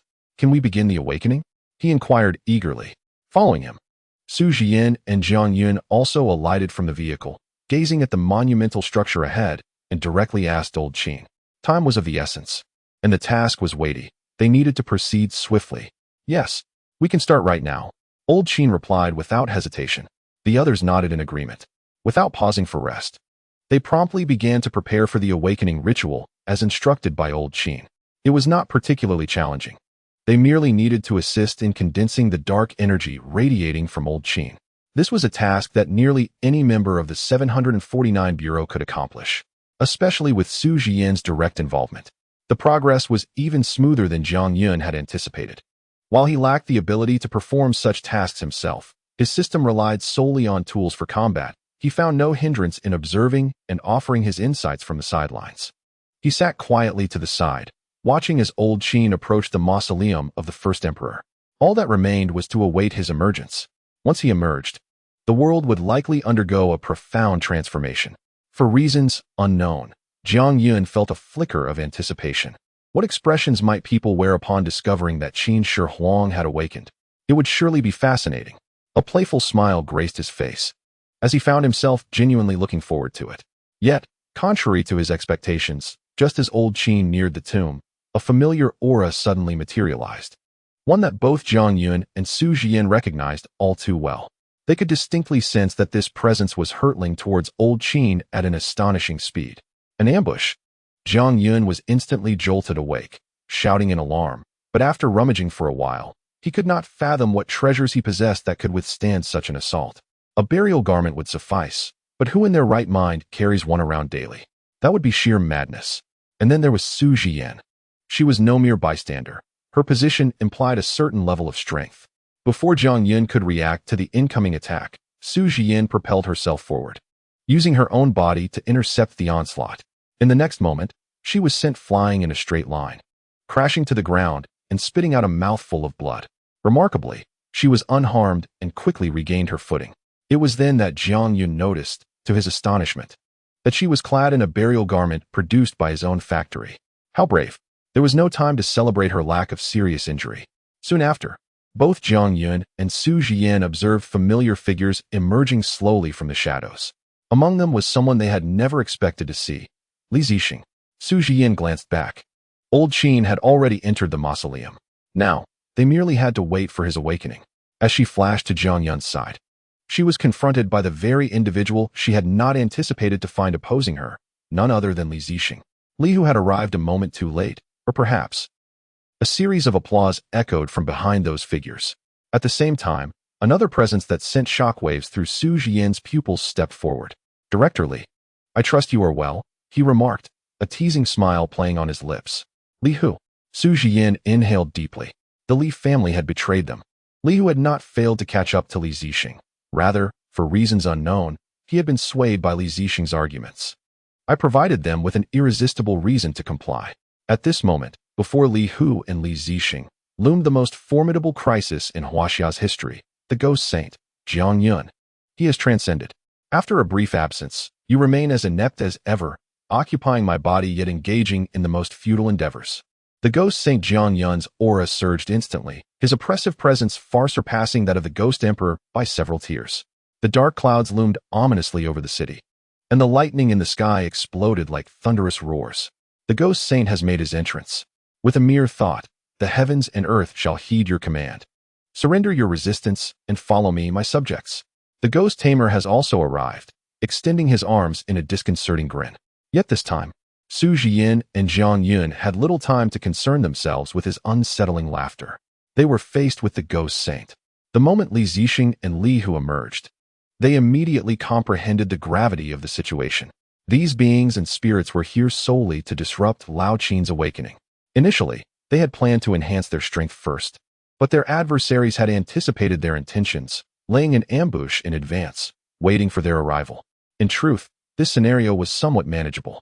What truly instilled a sense of dread in Zhang Yun and Su Jian was the ghost saint. The sheer suppression of power left them with no opportunity for victory. The prospect of triumph was utterly non-existent. Even a ghost emperor would suffice to overwhelm them. Seeking external aid was imperative. What then could they hope to achieve against the far more potent ghost saint? That individual had entered, and they needed to prevent him from awakening. At this moment, the ghost saint spoke again, pointing toward the direction of the mausoleum of the first emperor. Upon hearing the command, the ghost tamer acted without hesitation, leading the ghost emperor ergo and summoning a multitude of minor spirits. They rushed headlong toward the mausoleum. This is bad. We must stop them. His awakening cannot be interrupted. Su Jian furrowed her brow and shouted urgently. Immediately, she took the initiative, drawing her sword, ready to charge forth. However, from afar, the ghost Saint Zhang Yun waved his long sleeves. In an instant, a bolt of lightning descended from the heavens, aimed directly at Su Jian. Zhang Yun's eyelids twitched violently. If that struck her, would it not mean instant demise? Yet, what means did he possess to counter such a force? The system had not provided him with any tools to withstand lightning. To kill upon my territory, have you sought my consent? Just as the situation grew dire, an ethereal voice unexpectedly resonated from an unknown source. Subsequently, the bolt of lightning, which seemed destined to strike Su Jian, took an exaggerated turn and ultimately landed harmlessly on a nearby patch of ground. Chapter 193, A Person from 1,000 Years Ago. This is easy. The lightning struck the earth. The earth suddenly stirred, unleashing a torrent of soil, while the sky was engulfed in a swirling mass of yellow dust, a cacophony that was deafening. Su Jian narrowly evaded a fatal strike, yet was still propelled several meters back by the formidable shockwave. Her life was preserved, it seemed. This unforeseen upheaval left all present momentarily stunned. Even the ghost saint displayed a glimmer of surprise. "Hello, uncle. We have arrived." Zhang Yun, caught in a moment of bewilderment, soon heard the mischievous voice of Xiaoyu. It appeared that I had not arrived too late. Almost immediately, the elusive voice from before resurfaced. Zhang Yun turned towards the source of the sound and was taken aback by the scene that unfolded before him. At the forefront stood an unfamiliar man, seemingly youthful, accompanied by the stunning beauty Xiaoyu and Duanzi. But that was not all. Behind this ensemble loomed countless soldiers of the Great Qin, their numbers so dense that one could scarcely count them. They seemed to have materialized out of thin air, without any prior warning. A multitude that had gone unnoticed until now. I have guarded the imperial tomb for 1,000 years. At last, my master has arrived. How could I allow you to disturb this moment? The man at the forefront, with an expression devoid of emotion, exuded a chilling calmness. He waved his hand, and in an instant, the Great Qin soldiers encircled the ghost tamer and the ergo ghost emperor, their strength vastly superior to what had been encountered before. The adversaries had no time to call for help. They were effortlessly subdued in a matter of moments. My sincerest apologies. Earlier, I mistakenly perceived you as one of my kind due to the aura of my master surrounding you. However, I am immensely grateful for your role in bringing my master here. With ease, the ghost tamer and the ergo ghost emperor were dealt with. The man teleported directly to Zhang Yun's side, smiling at him. "This gentleman is our master," Xiaoyu interjected, stepping forward to elaborate. With a cheerful grin, she explained the organization of ghost hunters. It turned out that the ghost hunters were a special team established by none other than Qin Shi Huang himself over a millennium ago. Hidden from the eyes of the world, dedicated to undertaking the emperor's clandestine endeavors. For instance, the elixir of immortality that the world knows the emperor sought throughout his life. The truth is, such an elixir did exist, but the emperor never lived to witness its completion, the man elucidated. This team, personally organized by the emperor, was engaged in the secret development of the elixir of immortality. However, he himself did not live to see the day it was fully realized. Following the emperor's death, this man before them sealed the emperor's soul, allowing him to exist as a ghostly entity for millennia. The price, however, was the erasure of his memories. Only after thousands of years will memories gradually awaken. The man standing before Jiang Yun, in anticipation of the first emperor's revival, has ingested the elixir of immortality crafted by Yan and has drastically reduced the organization's numbers, renaming it the Ghost Hunters. Their objective is to locate the first emperor, who has transformed into a ghostly entity. At this moment, they have finally arrived at their goal. It is evident that the emperor places great trust in you, the man remarked, casting a glance at Jiang Yun. Yet, at this instant, Jiang Yun remained bewildered. So this is the entirety of the Ghost Hunter's information. It was utterly unexpected. Suddenly, he comprehended the magnitude of the revelation. Wait, does this mean you have lived for over 1,000 years? After a moment of daze, Jiang Yun suddenly realized something. The elixir of immortality. The man before him had consumed it. This could only mean that he had lived for millennia. Indeed. My mission is to await the awakening of the first emperor, the man confirmed with a nod. His every action belied the notion of someone who had existed for a millennium. Jiang Yun swallowed hard. The elixir of immortality not only grants endless life, but also preserves youth. Strangely, Jiang Yun's first thought was that if this were to be sold, young women would surely go mad over it. Well, that concludes the introduction. At this moment, the stunning beauty returned, helping the bewildered Su Jian back to her feet. The man redirected his gaze to the furious ghost saint, Jiang Yun. It has been quite some time since I encountered a ghost saint, he spoke softly. Yet his words carried an immense weight. Jiang Yun contemplated retreating. A battle of this caliber was beyond his capacity. However, to his surprise, the man grasped his arm. The man glanced at the direction of the emperor's tomb, surveying the surroundings with a sigh. Though he yearned to engage with the ghost saint again, alas, the emperor is on the verge of awakening. Jiang Yun was taken aback.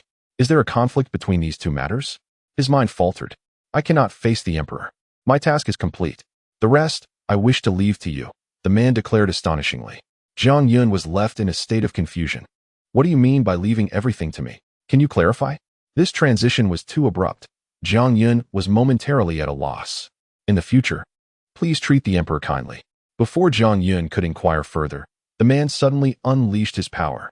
Unbeknownst to him, wisps of dark energy began to emanate from his being, all precisely drifting towards Jiang Yun. The energy surged into Jiang Yun's body with reckless abandon. The coldly beautiful woman and Xiao Yu observed the unfolding scene with an air of calmness, in stark contrast to Su Jian, who was visibly agitated. What on earth are you doing? She exclaimed, attempting to break free.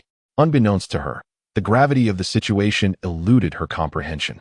As a result, already gravely injured, she found herself further restrained by the cold beauty, leaving her no opportunity to intervene.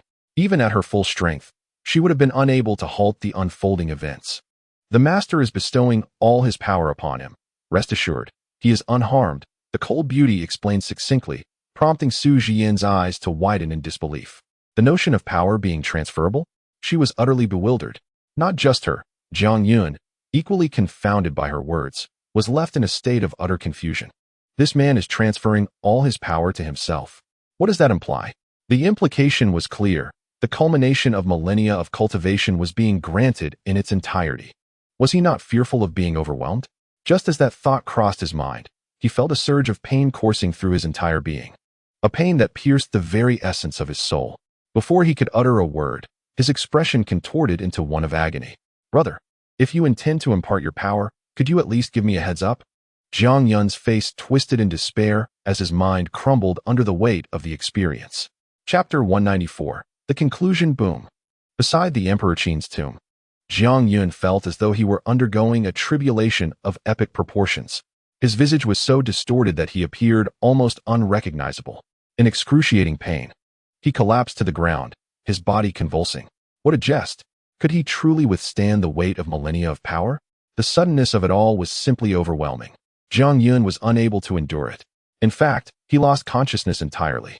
Seeing this, Su Jian panicked, yet the cold beauty reassured her, stating that it was a normal phenomenon and he would awaken shortly. Meanwhile, Ghost Saint Jiang Yun was not idle. The others dismissed him entirely, seizing the opportunity to launch a surprise attack. The cold beauty ceased her attempts to comfort Su Jian and instead took the offensive. However, given her strength, alongside Dunzi and Xiao Yu, their efforts proved futile. The Ghost Saint was far too formidable, and even with the assistance of other Yin soldiers from the Great Qin, They could only engage in defense, unable to inflict any harm upon the ghost saint whatsoever. Nevertheless, that was sufficient. Their aim was merely to buy time. The true force required to subdue the ghost saint was not solely theirs. They could not allow her to approach Jiang Yun and the master. With a commanding shout, the cold beauty rallied the thousands of great Qin Yin soldiers to attack, creating a scene of great tumult and vigor. Meanwhile, on Jiang Yun's side, he felt as though he had entered a unique realm once more.